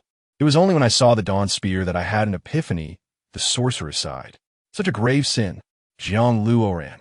How could it get any more bewildering? He felt utterly lost. The Kunpeng deity has long been extinguished, leaving behind only the self-inherited second-level divine rank. The deity of Tao Tai is inherently linked to the Kunpeng lineage, thus acquiring a side divine position. What you have entered is actually commanded by the deity of Tao Tai. It possesses the energy to unlock the Kunpeng divine rank. Of course, this does not imply an intent to entrap you. Its true purpose is to annihilate us. As for the divine rank, you shall smoothly inherit it after you eliminate me." The sorceress, gravely injured, appeared resigned. "Jiang Luoran, why would it want to kill you? Does it harbor a grudge against you?" Jiang Luoran questioned in confusion. After all his struggles, it turned out he was merely acting as a pawn for Tao Tai. His emotions at that moment were at a peak of disbelief. What a trap. The reason for our enmity lies in necromancy, which is, in essence, derived from Tao Tai itself. How could a mythical beast allow its magic to be exposed? The sorceress gasped for breath. Its consciousness is returning. "I am puzzled. As a second-level divine being, why does it not eliminate you directly?" Jiang Luoran honed in on the critical point. Tao Tai could likely extinguish everyone with a single divine technique. Why go through such convolutions and have itself do the killing? Is it for amusement? Because it is left with only its consciousness. If it exhausts its power, it will miss witnessing our demise. The sorceress sensed movement to her right. Whoosh! A beam of crimson light shot towards the sorceress's head. In her present state, the sorceress was unable to defend herself. Even her black throne could not provide timely protection. Bang! Jiang Luoran thrust the dawn spear before his chest, intercepting the bloodlight with significant force. He pivoted the spear and, with a powerful flick, sent the energy flying back. A shadowy Tao Tai rushed forward, devouring the blood energy that Jiang Luoran had rebounded. "What are you doing? Kunpeng deity, swiftly eliminate this woman. Once she is dealt with, I will immediately release the energy of the Kunpeng deity," Tao Tai bellowed. Jiang Luoran glanced at the sorceress. "Whatever. Let us regard this as a repayment of a favor to our Kunpeng ancestor." The sorceress understood Jiang Luoran. Such an exchange is indeed hard to refuse. Jiang Luoran was perplexed. He had just questioned why his strength seemed to grow with each kill. It turned out he was unwittingly playing in a Tao Tai scheme. Thus, his current power was entirely derived from this methodology. What if it were otherwise? Jiang Luoran, not one to tolerate being toyed with. found it absurd to assist those who treated him like a fool. The audacity! Furthermore, he bore no enmity towards the necromancer. He had even slain many of her kin. Is this not madness? Assist you? I'd rather not help at all. What did you say? The necromancer is wicked, malevolent. Tao Dai gathered the bloodlight energy in its hands. Wickedness, so what? Jiang Luoran's pupils gleamed with golden light. Tao Dai, has the Kunpeng deity become increasingly deranged with each generation? And yet, it remains so unabashedly righteous. Tao Dai found itself momentarily speechless. We are now at our limits. Combined, we cannot defeat it. It is over. Do not engage in futile actions. The sorceress mocked Jiang Luoran for his childishness. Only a child throws tantrums, engaging in ventures devoid of profit. Not kill. Tao Tai inquired. Why kill? Jiang Luoran approached, offering up the Kunpeng energy. A delusion. Tao Tai roared, fists clenched as it sent a wave of light crashing towards Jiang Luoran. Sixth soul skill. Kunpeng spreads its wings.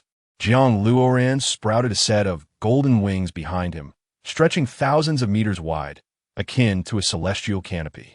Golden soul rings flickered and danced behind him. The dawn spear blocked Tao Ye's fists, halting its advance. With a swift kick from his shadowy boots, Jiang Luoran sent Tao Tai staggering back. Just as he prepared to unleash his soul skill, he suddenly collapsed to the ground. The lack of soul power left him unable to support the sixth soul skill. Kunpeng spreads its wings. At our limits, how dare you boast?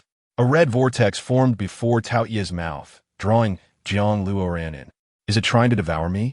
The Necromancer Supreme commanded her black throne to stand firm before Jiang Luoran. The celestial blue leg bone cannot regenerate quickly enough, and besides, who among those who can ascend to godhood lacks a soul bone capable of restoring energy? Currently, Jiang Luoran's needs cannot be met by the celestial blue bone in such a short span. United, the sorceress leapt, grasping the dawn spear and thrusting it into Tao Ye's body.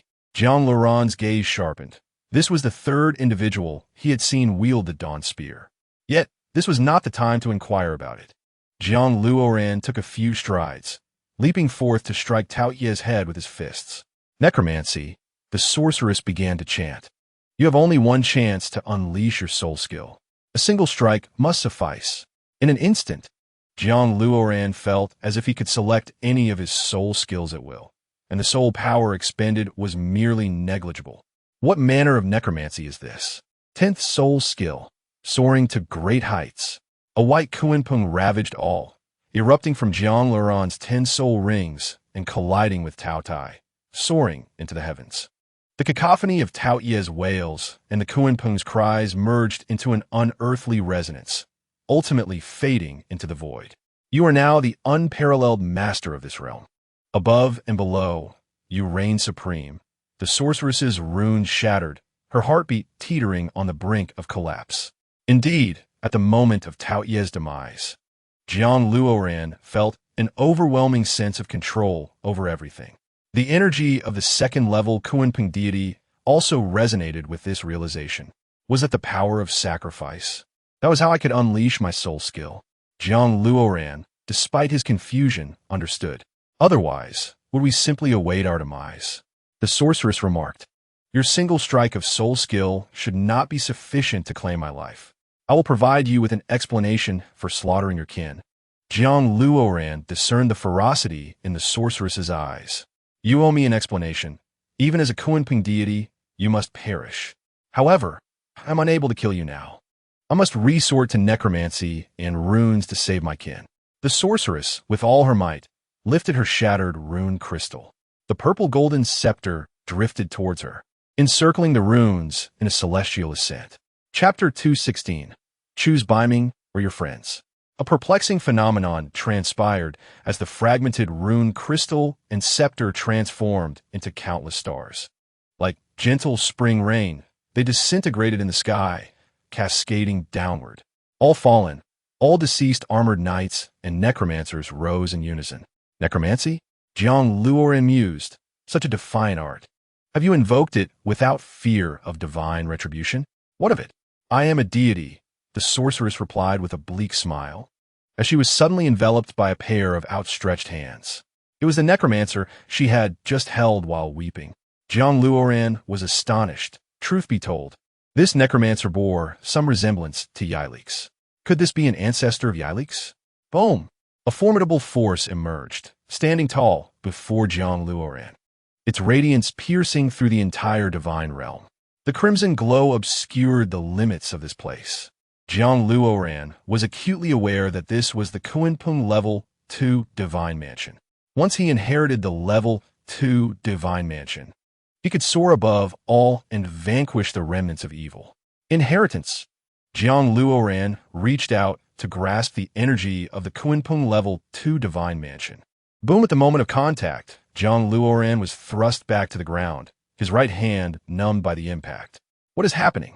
Jiang Luoran was perplexed. There seemed to be no issue. He could sense the energy of Kunpeng merging with him. Ha ha ha! Since you cannot bear to slay for me, then slay for yourself. A fragment of the Kunpeng energy is under my stewardship. Lacking sufficient energy, you cannot inherit it. The final words of the Taotai deity echoed and then vanished. What does that mean? Jiang Luoran furrowed his brow. What does it mean to slay for oneself? The Kunpeng God, the power of the Level 2 Divine Mansion, is already diminished. You must choose among all the soul beasts of Baiming and your friend from the first trial. The Kunpeng Divine Mansion will automatically decompose their powers into awakening energy. Nonsense. What do I care about the life and death of others? I have no authority to command them. Jiang Luoran stood in a daze. Luoran, we are willing to assist you in becoming a Level 2 Divine Mansion. After all, we will not perish. The evil of Dolua Dalu is entrusted to you. Yi Bei and the others spoke in unison. This was a telepathic message. Jiang Luoran understood they were already aware. The evil was likely gearing up, depriving us of our power to defeat it. Hulaina commanded.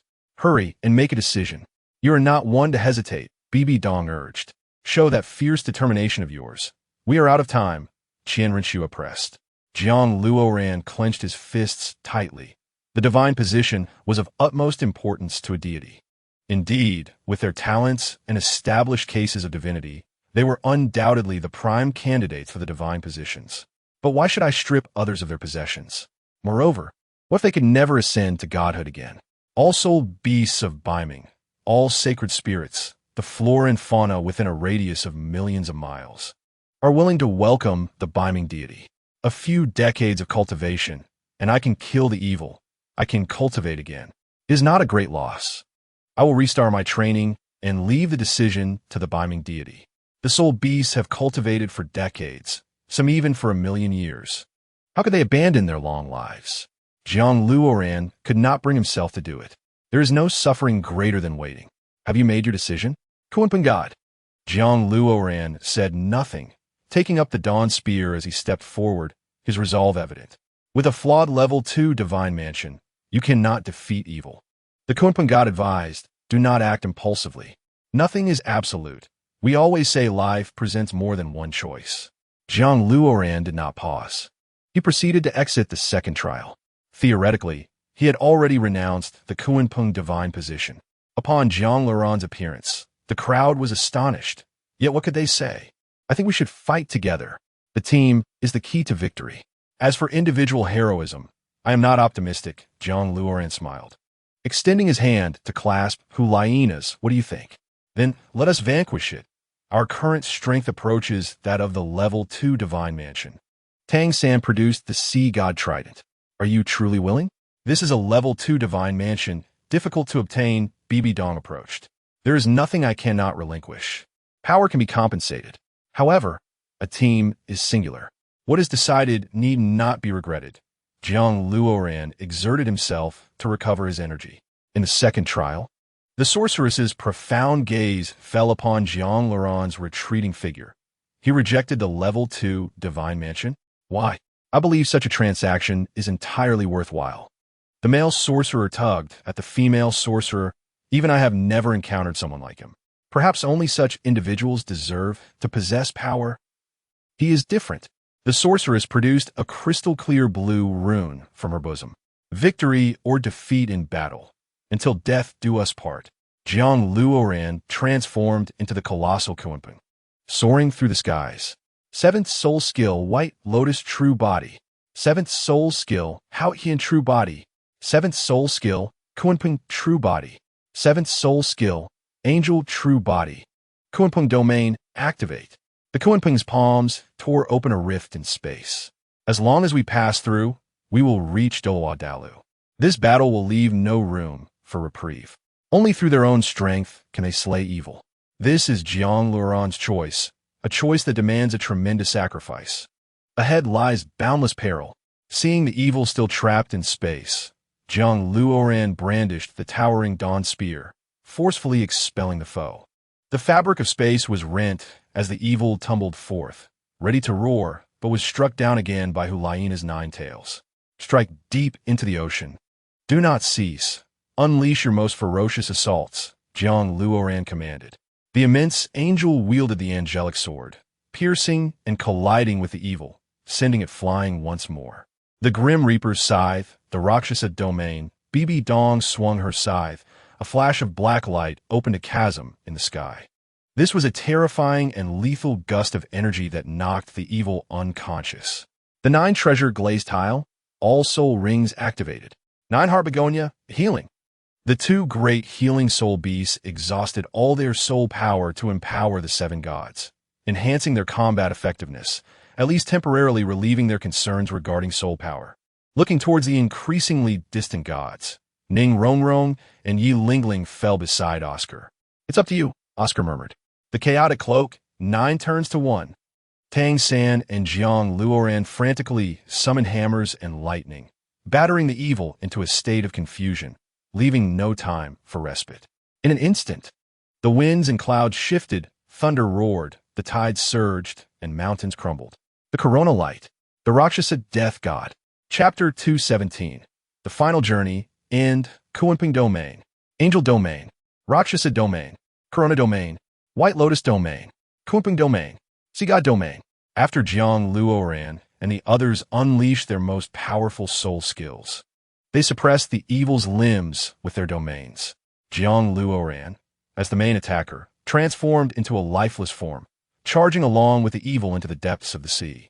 The other 6 gods followed closely, swords drawn.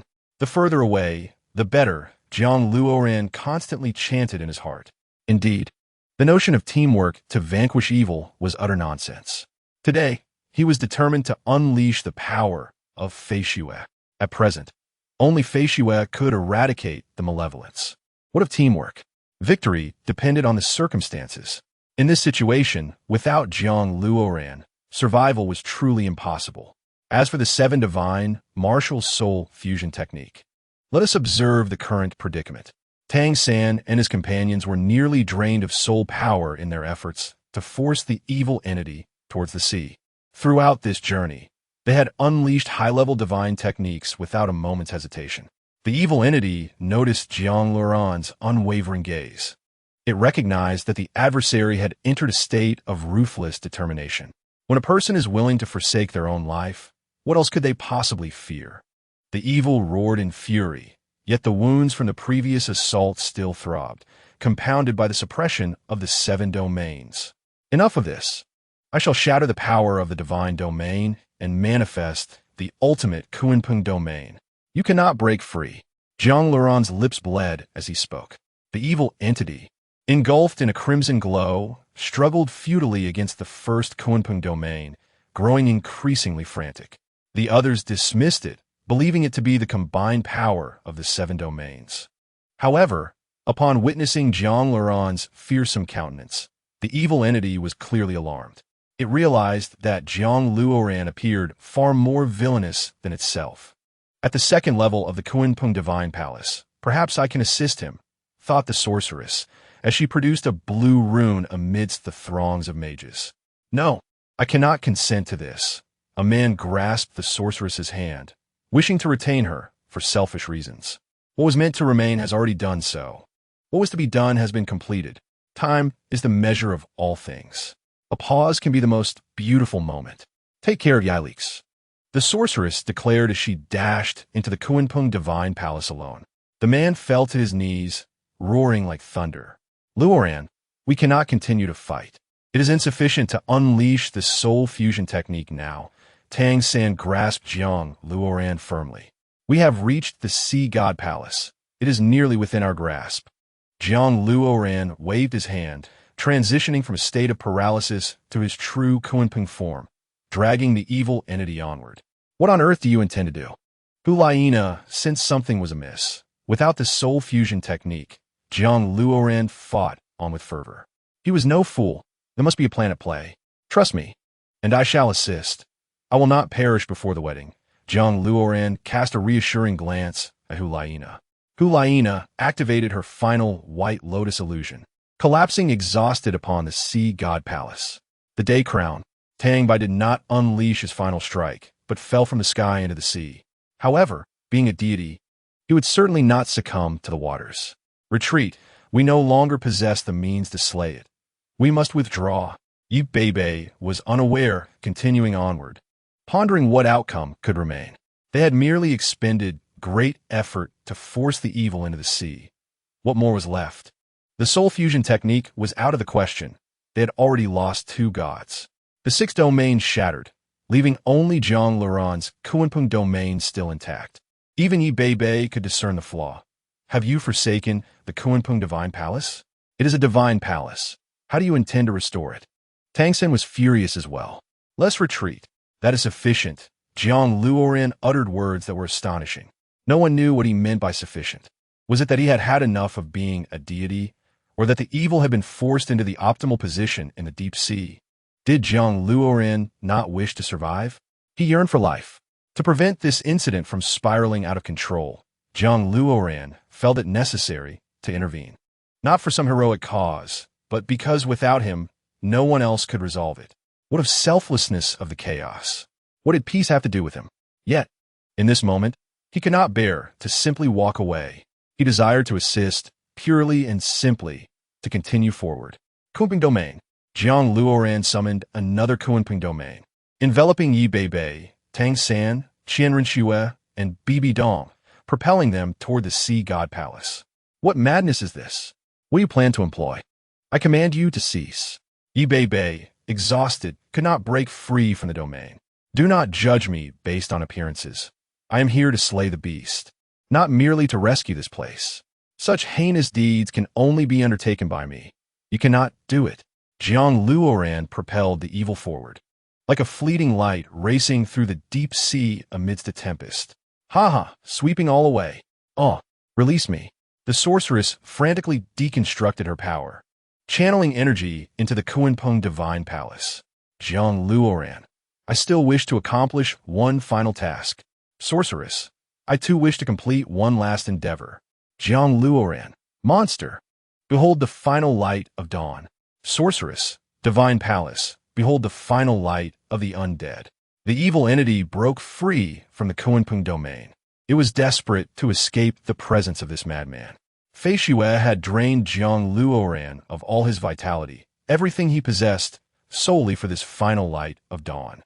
The dawn spear was raised high, its golden hue nearly as fragile as gold itself, arranged in a circle. Fei Xue 3040-608-0100. Boom, let me teach you. This is true power. Jiang Luoran's eyes blazed with golden fire, piercing the dim sky with a radiant beam that widened exponentially. The evil entity suddenly realized it was mistaken. This was not merely a breach in the sky. No, it was as light of dawn, vast as the heavens. The path of the great was silent. Gray enveloped the scene. Time rendered it difficult to perceive anything. If one thinks they see, it is merely the figure in the sky, gradually dissolving into nothingness, becoming fragmented shards, akin to unwanted refuse, swept away by the wind. That is all. Perhaps we shall not even remember this fleeting moment. It is inconsequential, is it not? Finally, you have acknowledged it. The sorceress smiled as she closed her eyes.